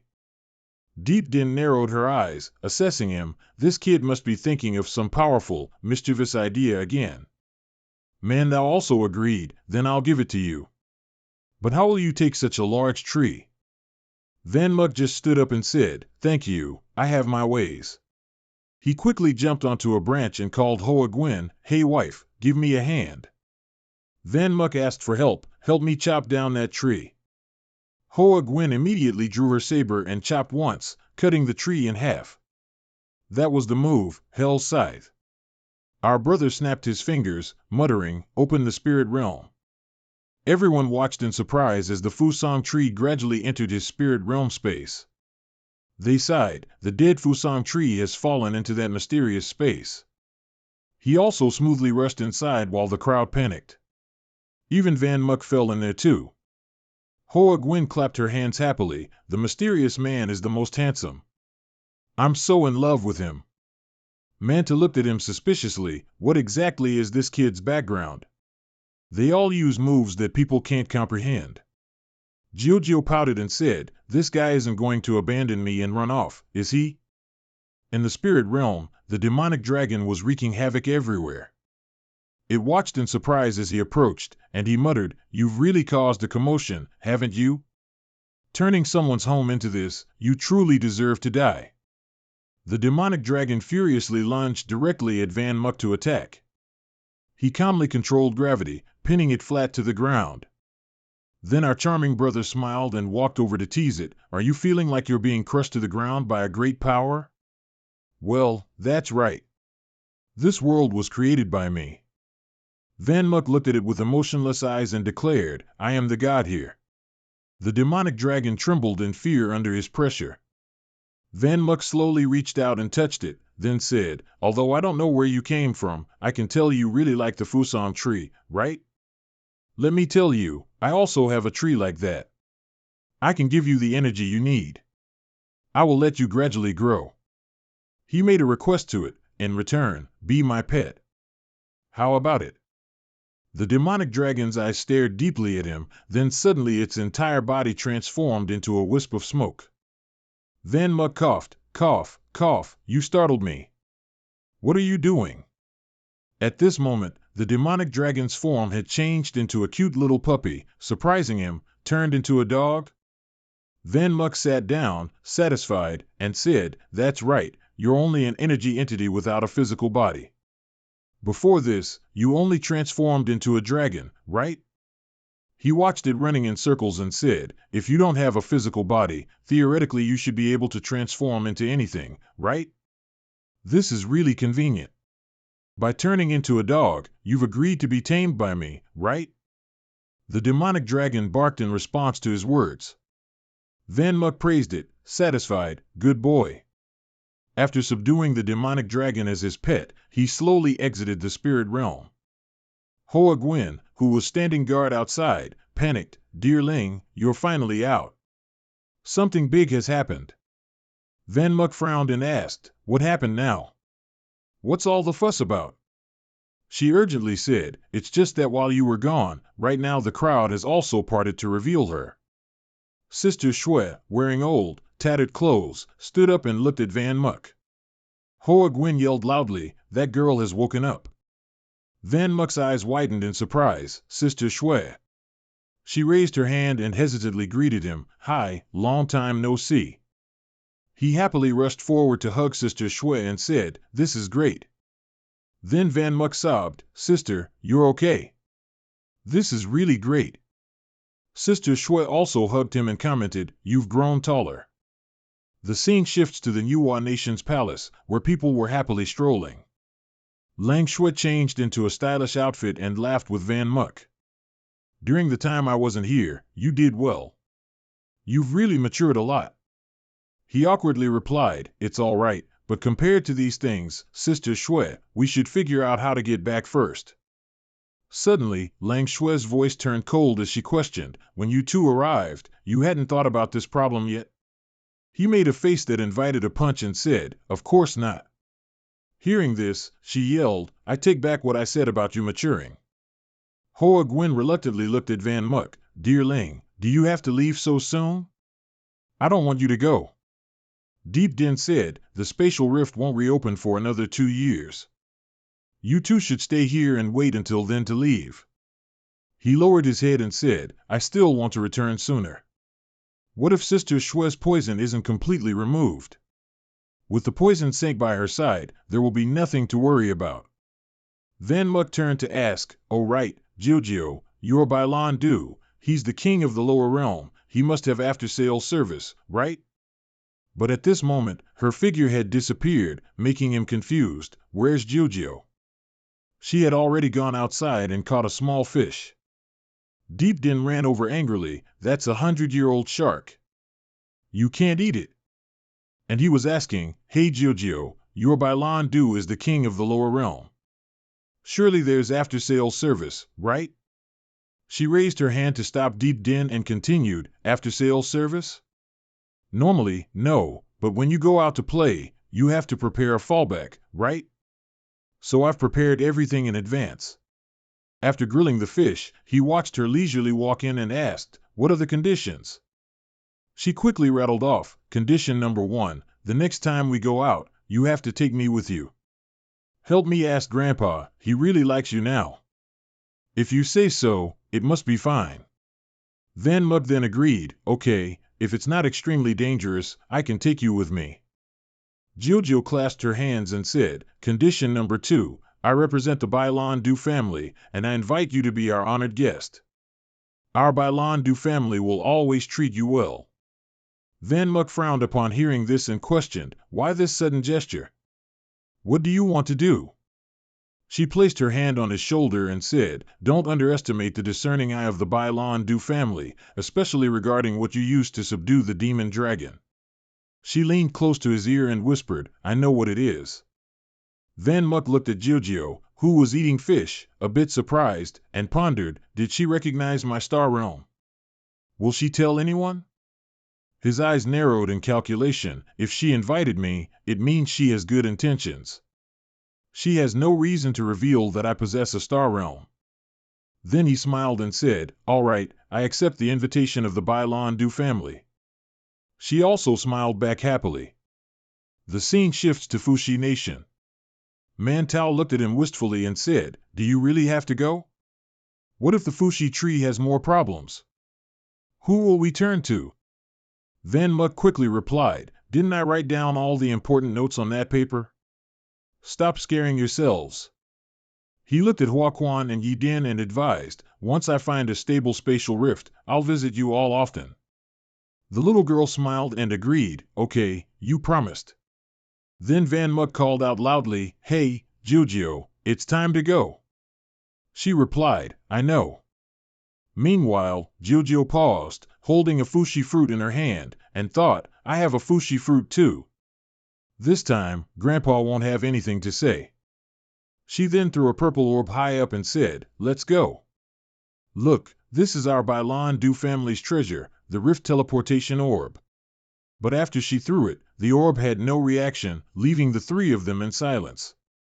After a moment, with still no movement, Sister Shui looked at her suspiciously and asked, hey, is this thing of yours reliable? Jiujio awkwardly replied, probably. At this moment, a spatial rift suddenly appeared in the sky, saving Jiujio. She excitedly cheered, of course it's reliable. Van Muck extended his wings and carried the two of them into the air. Jiujio urged, Li Van Muck, fly up quickly. We don't know when it'll close. He heard that and cursed, what? Damn. The people of Manhua Nation silently watched as Van Muck bickered, Jiujio, you should lose some weight. I can barely fly anymore. My sister Shui is definitely lighter. She retorted irritably, What? I'm heavy? You jerk. The scene shifted. The three of them had safely returned to the city. Jiujiu shivered, hugging herself and muttering, Every time I cross through a rift, I get such a headache. I'm not going there to play anymore. Van Muck also thought, if I hadn't regenerated your bodies, you would have already died in there.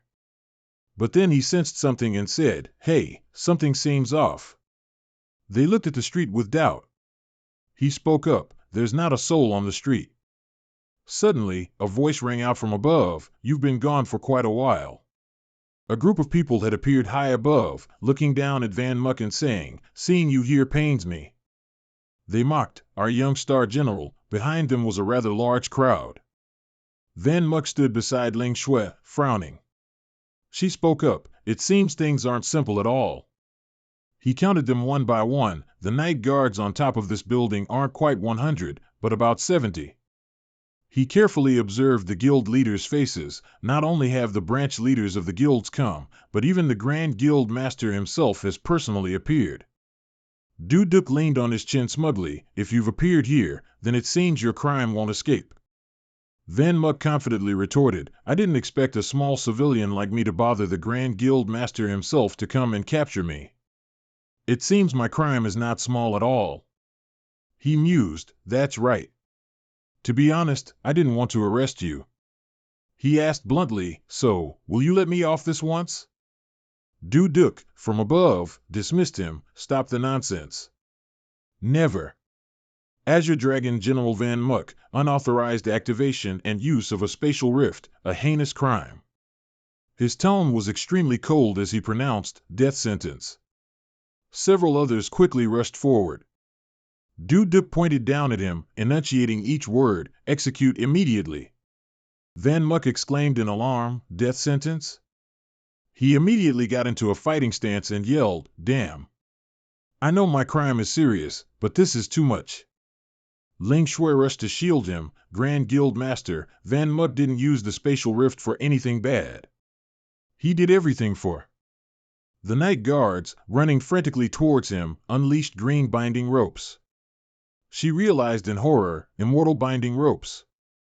Ling Shui instantly jumped up, pushing Van Muck behind her against this dangerous attack, and warned, Be careful. He slipped from her grasp, frantically shouting, saying these words to them is useless. Jiujiu protected Sister Shui, her body is still very weak. The terrifying power made our guy fall back several meters. He dug his knees into break, damn it, no chance to even breathe. The cultivation level of these people is likely all above the super mystic tier. Several masked figures jumped down from behind to attack. Criminal Van Muck, we advise you to stop resisting, you can't escape. One guy swung his hand, intending to strike our guy, but he fortunately managed to dodge. Van Muck raised his arm to block the second blow. Who would just surrender? Getting caught means death. One person suddenly appeared behind him, and even whispered, Even if you resist, nothing will change. He raised 3 fingers, summoning his ghostly mystic power, Die. That guy pointed his hand forward, a blazing fire engulfed the entire area where he stood. Seeing this, Jiujiu couldn't help but worry, Li Van Muck, are you all right? Our guy had now escaped. That guy sneered, a fire-type user getting taken care of by fire, if that gets out, it'll be really embarrassing. Another person ran frantically from behind, sneering, Kid, don't rejoice too soon, overconfidence will get you killed.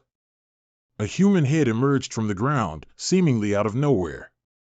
That guy stretched his entire body out, intending to pounce on Van Muck, making him shiver, There's someone hiding underground? Our guy's eyes became sharper than ever, spinning in a circle. Having thought that, Van Muck didn't hesitate, he spun around, kicked the guy, and laughed gleefully.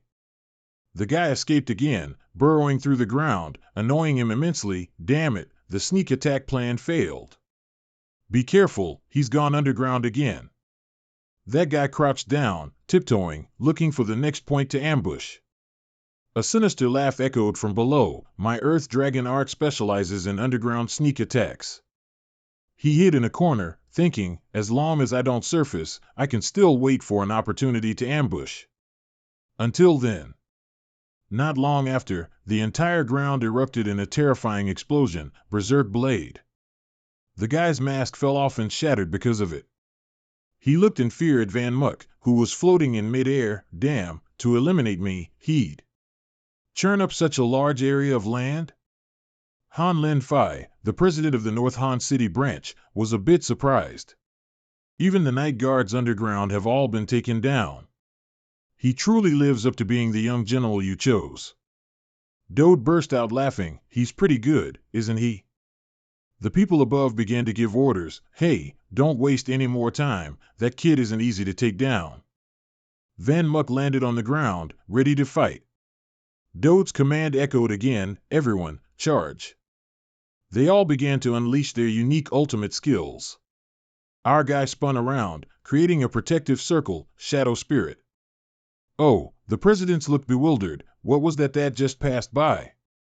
It doesn't seem to be mystic power, another person replied. Who the hell knows what it is? The president became increasingly intrigued. There are countless secrets that can be exploited from this kid. Van Muck flew into the air, boldly swinging his blade down, thunderous berserk blade, sending lightning bolts down on them, knocking everyone back. Our guy fought like a maniac, one more strike, thunderous. But just as he was about to unleash his move, the sword paused for a moment. He frowned, gritting his teeth as he watched it absorb the crimson spiritual energy. Not again. What's going on? This broken sword is acting up again at a critical moment. The presidents witnessing this scene panicked. That guy is wildly absorbing the mystic power of the star realm. How can that be? How can he control the mystic power of the star realm? Dode narrowed his eyes, observing and listening to the chatter. Only a mystic ancestor should be able to control the mystic power here. He turned to Zhao Xian, the president of the Flower Petal City branch, and urgently ordered, Little Zhao, block all information related to Van Muck from getting out. He obeyed, understood. A hooded figure reached out to our guy provocatively. Obediently surrender, you can't escape anymore. At that dangerous moment, Jojo rushed forward, using her ultimate skill, Death Spirit Claws. She turned back, scowling and reprimanding him. I really admire you. Can't you just throw away that broken sword? Van Muck was helpless. I want to, but I absolutely can't. My hand. He looked down at his arm, which was also absorbing vital energy, and exclaimed, my hand and it are stuck together. Moreover, I feel like something is creeping up my arm and going inside. Gradually, the crimson mystic power had climbed up to our guy's face. No, my body is about to overflow. Soon after, Van Muck leaned back as if that energy had permeated deep into his bones. No, I can't contain it anymore. Our guy's pupils also turned crimson, and his breathing grew increasingly rapid.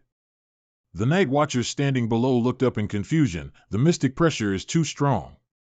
Van Muck couldn't control the power and swung down with an earth-shattering slash, mystic blade slash.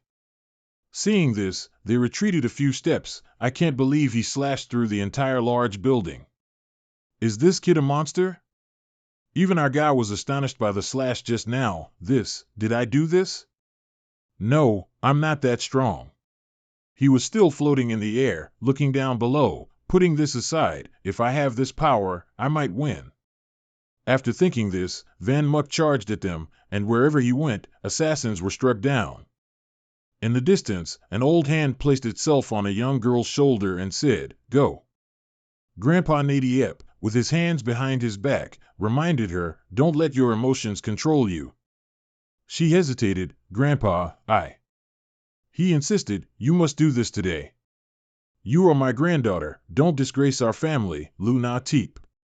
She quietly bowed her head and sadly replied, Yes.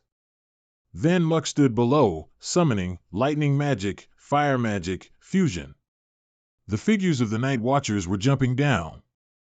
A second later, he held out his palm, and instantly the area was engulfed in terrifying smoke and fire.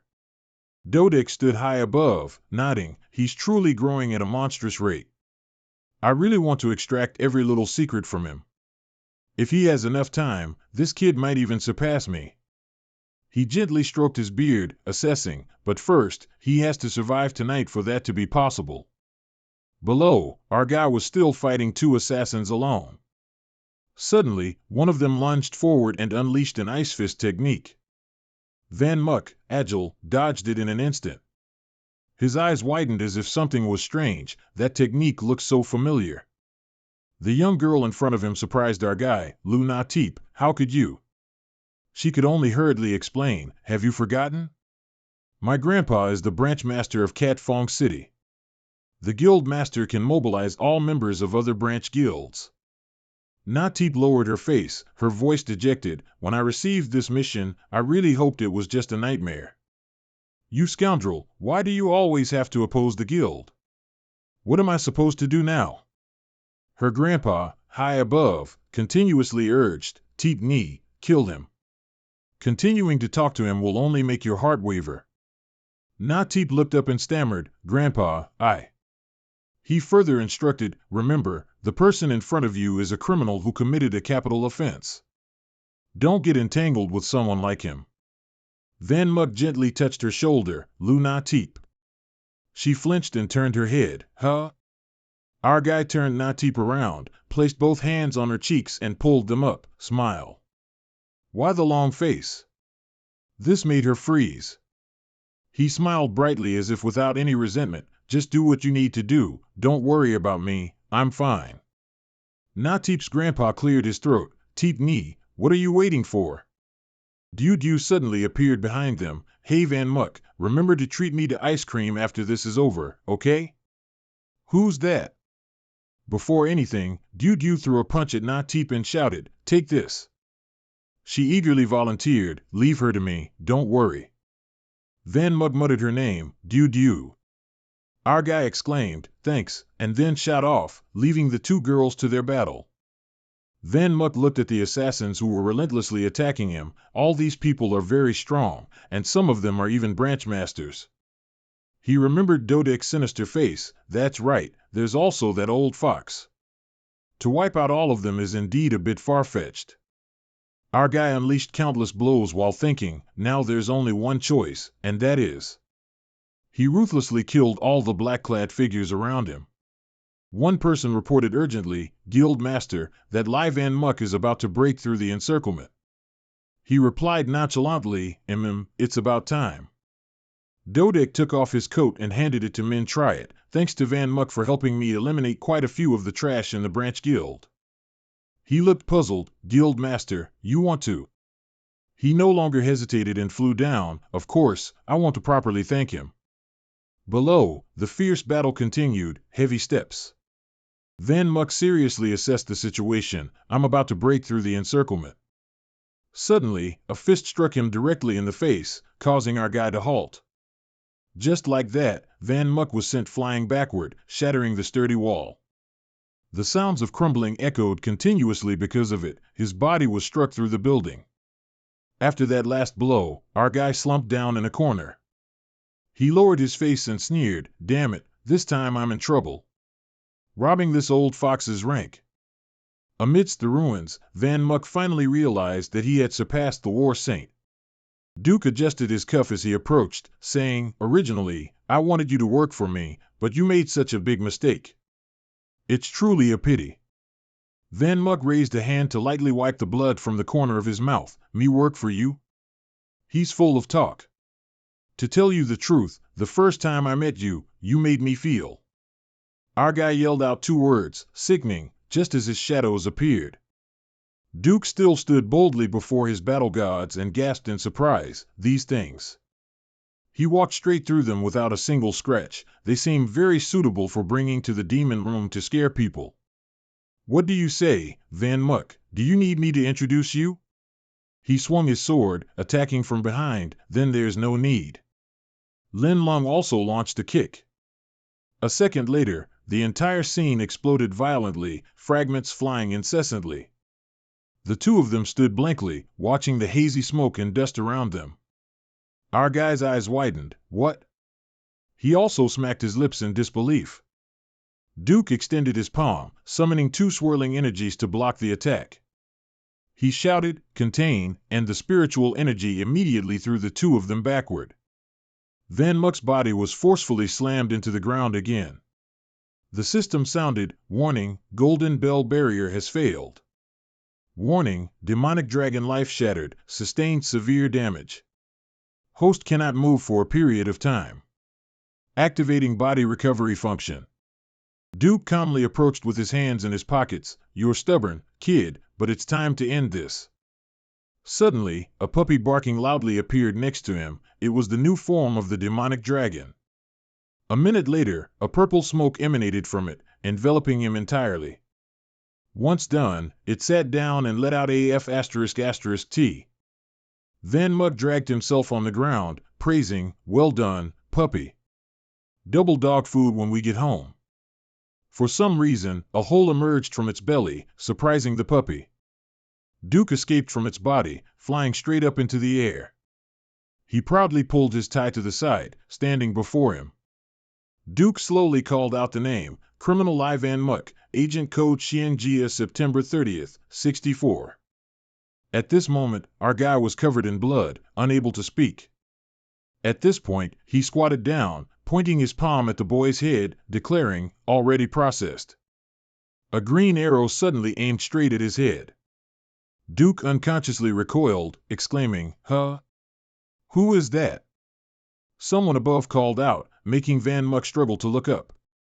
Someone above called down, "Hey, little Muck Muck, still alive?" The people from the So family, Duong family, and Truong family arrived just in time to reinforce. "So sorry, we're late." Suddenly, someone below waved, calling out, "Hey, Dai Hong." He quickly recognized the person, Sister Tuet. "Van Muck, you really succeeded." Our guy yelled like crazy, "Damn it, why are you only coming now? A little later and you would have been attending our funeral." They teased him, "Let's go home, not saving that idiot." He urgently called out, Hey, I was just kidding. Come back." Duke narrowed his eyes, naming each one, Duong family of Tien Long City, So family of Tien Van City, Truong family of Cat Fong City.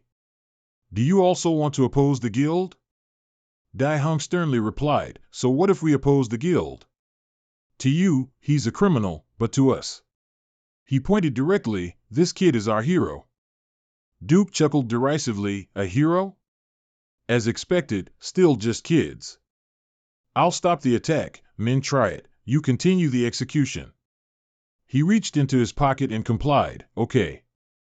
Men try it pulled out a gun and provoked, "Hey, watch closely, your hero."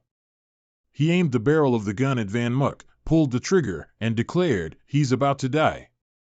The bullet was inches from his face, and our guy's eyes were still wide with shock. Unexpectedly, at the brink of danger, another person arrived, severing Min Triat's arm and deflecting the bullet.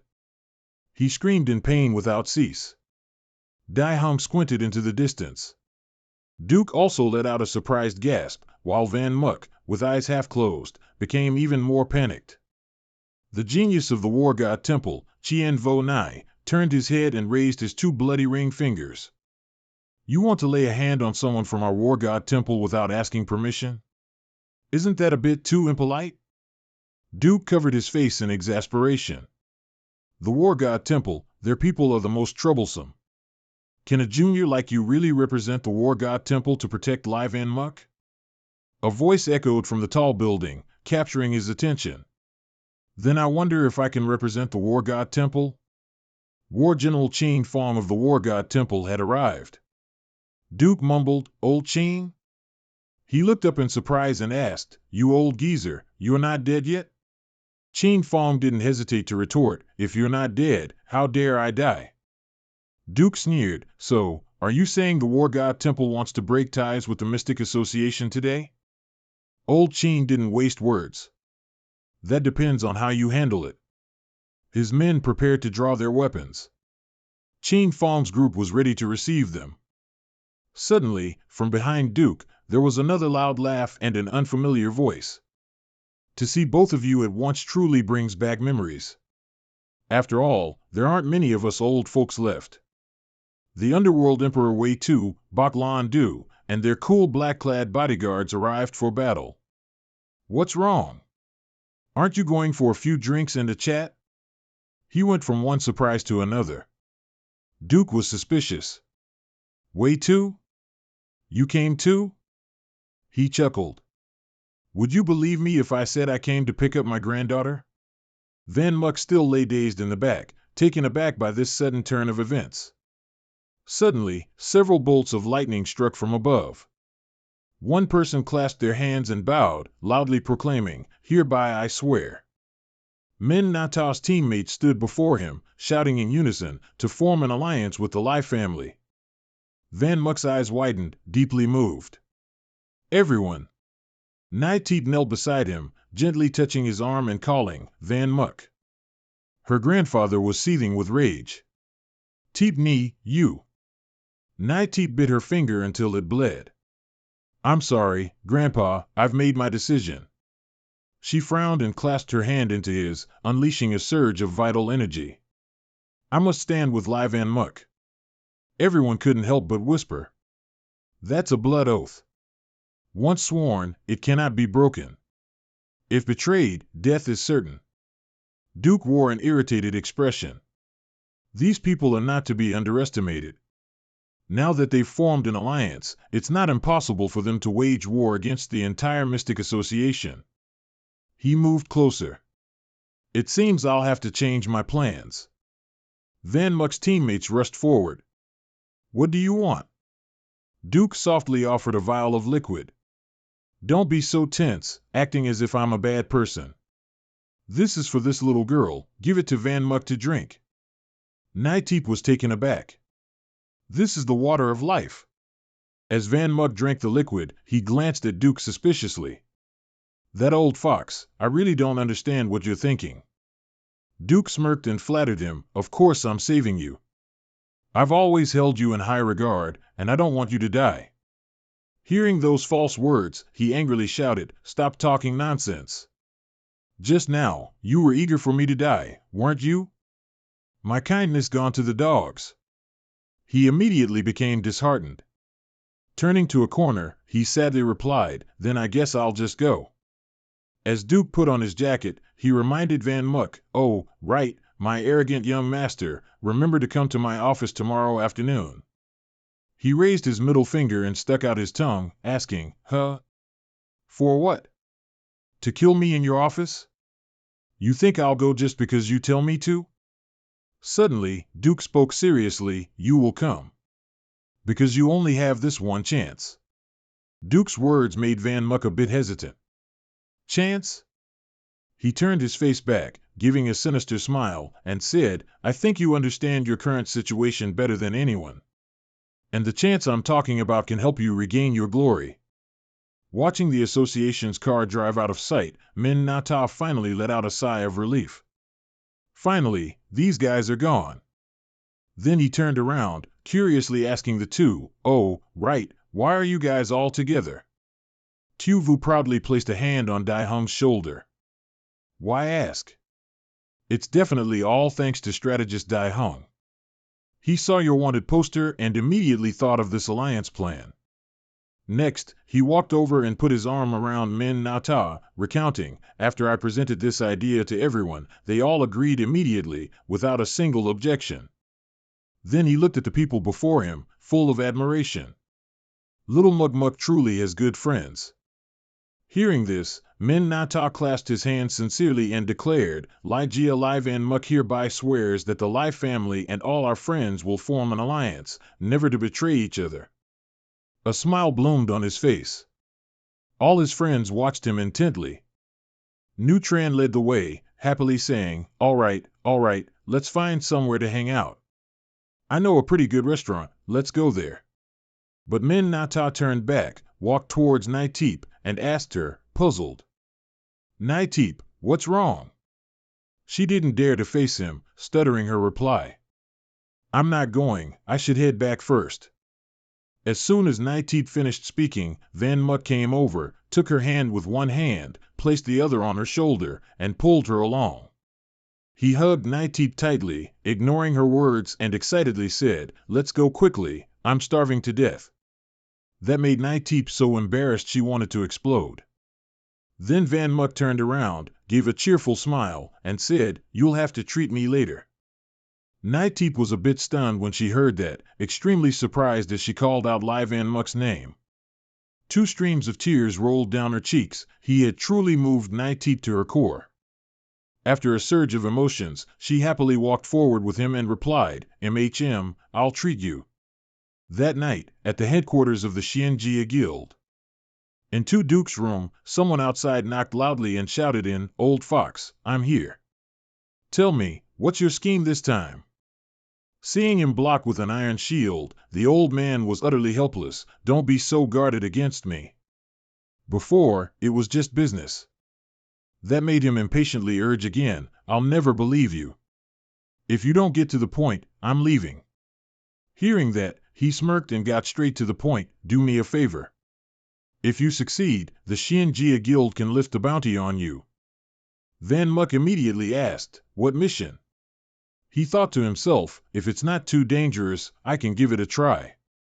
After all, it's not good for Dai Hung and the others to keep opposing the guild." Immediately after, Two Duke ordered, "Here." An armored heart flew straight towards Van Muck. He took off his hat and held it in his hand, asking in surprise, "This aura, is it a sacred artifact?" Two Duke immediately replied, "That's right." Then he put on a cunning expression and ordered him, "Your mission is to use it to destroy a spatial rift." Two Duke slowly explained, "Since Earth entered the Dark Ages, humans became prey to the Xian beasts, almost driven to extinction, until the Xianjia appeared. Hundreds of years passed, humans gradually built their safe zones, slowly forgetting the threat of Xian beasts, but the Xianjia Guild could not forget. Most spatial rifts lead to unknown Xian beast worlds. This time, the spatial rift that needs to be destroyed is one of the most dangerous potential rifts." Then he suddenly pointed at him and loudly said, "And you." Two Duke walked up to him, urgently saying, "You can freely pass through spatial rifts, ignoring their stability, so this mission can only be done by you." Hearing those words, Van Muck immediately turned away and waved his hand in refusal, bored. "How about no? It sounds a bit dangerous. I'm going back first." His reaction left the other man dumbfounded for a moment. Then Two Duke grabbed him by the collar. "You can't leave." Van Muck struggled continuously. "Let me go. I think you're trying to use this method to kill me." Hearing that, he sighed wearily and reassured him, "Nonsense, if I killed you, wouldn't they come after me for revenge?" Two Duke used every word to manipulate him. "Moreover, don't worry, it's very safe. On the mechanical core, there's a jade token. You can throw the sacred artifact into the spatial rift first, then activate it from the outside." However, that only made Van Muck angrier. He shouted furiously, "Save my foot, let go now, or I'll scream." The old man helplessly told him, "This entire building is filled with my people. I'll only let you go if you agree." Seeing that, he had no choice but to comply. All right, I agree." After leaving the Xianjia Guild headquarters, Van Muck was still furious, constantly cursing on his way, "That damn old man, just you wait." At Two Duke's room window, an unknown person watched him and asked, "I really don't understand you. Why would you let Van Muck do this?" It turned out to be Nightteep's grandfather, constantly questioning his choice. "You could clearly develop him and his alliance into your own people. Now, it's like pushing them towards enemy forces, isn't it?" Old man Two Duke smirked cunningly, confidently telling him, "Don't worry, I've planned everything. Your future grandson-in-law won't escape." A while before that, after Nightteep heard what Van Muck had just recounted, she couldn't help but ask in shock, "Huh? Sacred Orb Continent?" Then she slammed the table and stood up, vehemently objecting, "It's too dangerous. The Sacred Orb Continent is the territory of the Sacred Heaven sect. The guild master wants you to go sacrifice yourself." Even though the main forces of the Sacred Heaven sect have disbanded, a skinny camel is still bigger than a horse. Van Muck calmly replied, chewing his food, "I originally didn't want to agree, but as soon as I heard Sacred Heaven sect, I felt I had to go." Hearing that, she grabbed his hand and offered, "Then we'll go with you." Dai Hong also agreed, that's right. It's too dangerous for you to go alone. The sincerity of both left Van Muk speechless. Lu Nai Teep, Dai Hong, you guys. Then he pulled out 2 suitcases, astounding them. What are you talking about? Of course we're coming along, I've already prepared all your luggage. At this moment, Dai Hong and Nai Teep were filled with regret. We really should have let the sacred heavenly sex people beat this scoundrel to death. You're right. After that, the 3 of them went to the sacred holy continent. Once Van Muk opened the spatial rift, he couldn't help but be astonished. Holy hell, it's that simple. The 3 of them chatted together, unaware that someone was rushing down from above. Isn't the sacred holy continent the central region of the sacred heavenly sect? Yet there wasn't a single enemy along the way. Recently, they've been strongly suppressed by the Xuanja Guild. They've probably all gone into hiding. Van Muk held the sacred artifact in his hand, happily saying while the strange dark shadow plunged down, then this mission is much easier than I thought.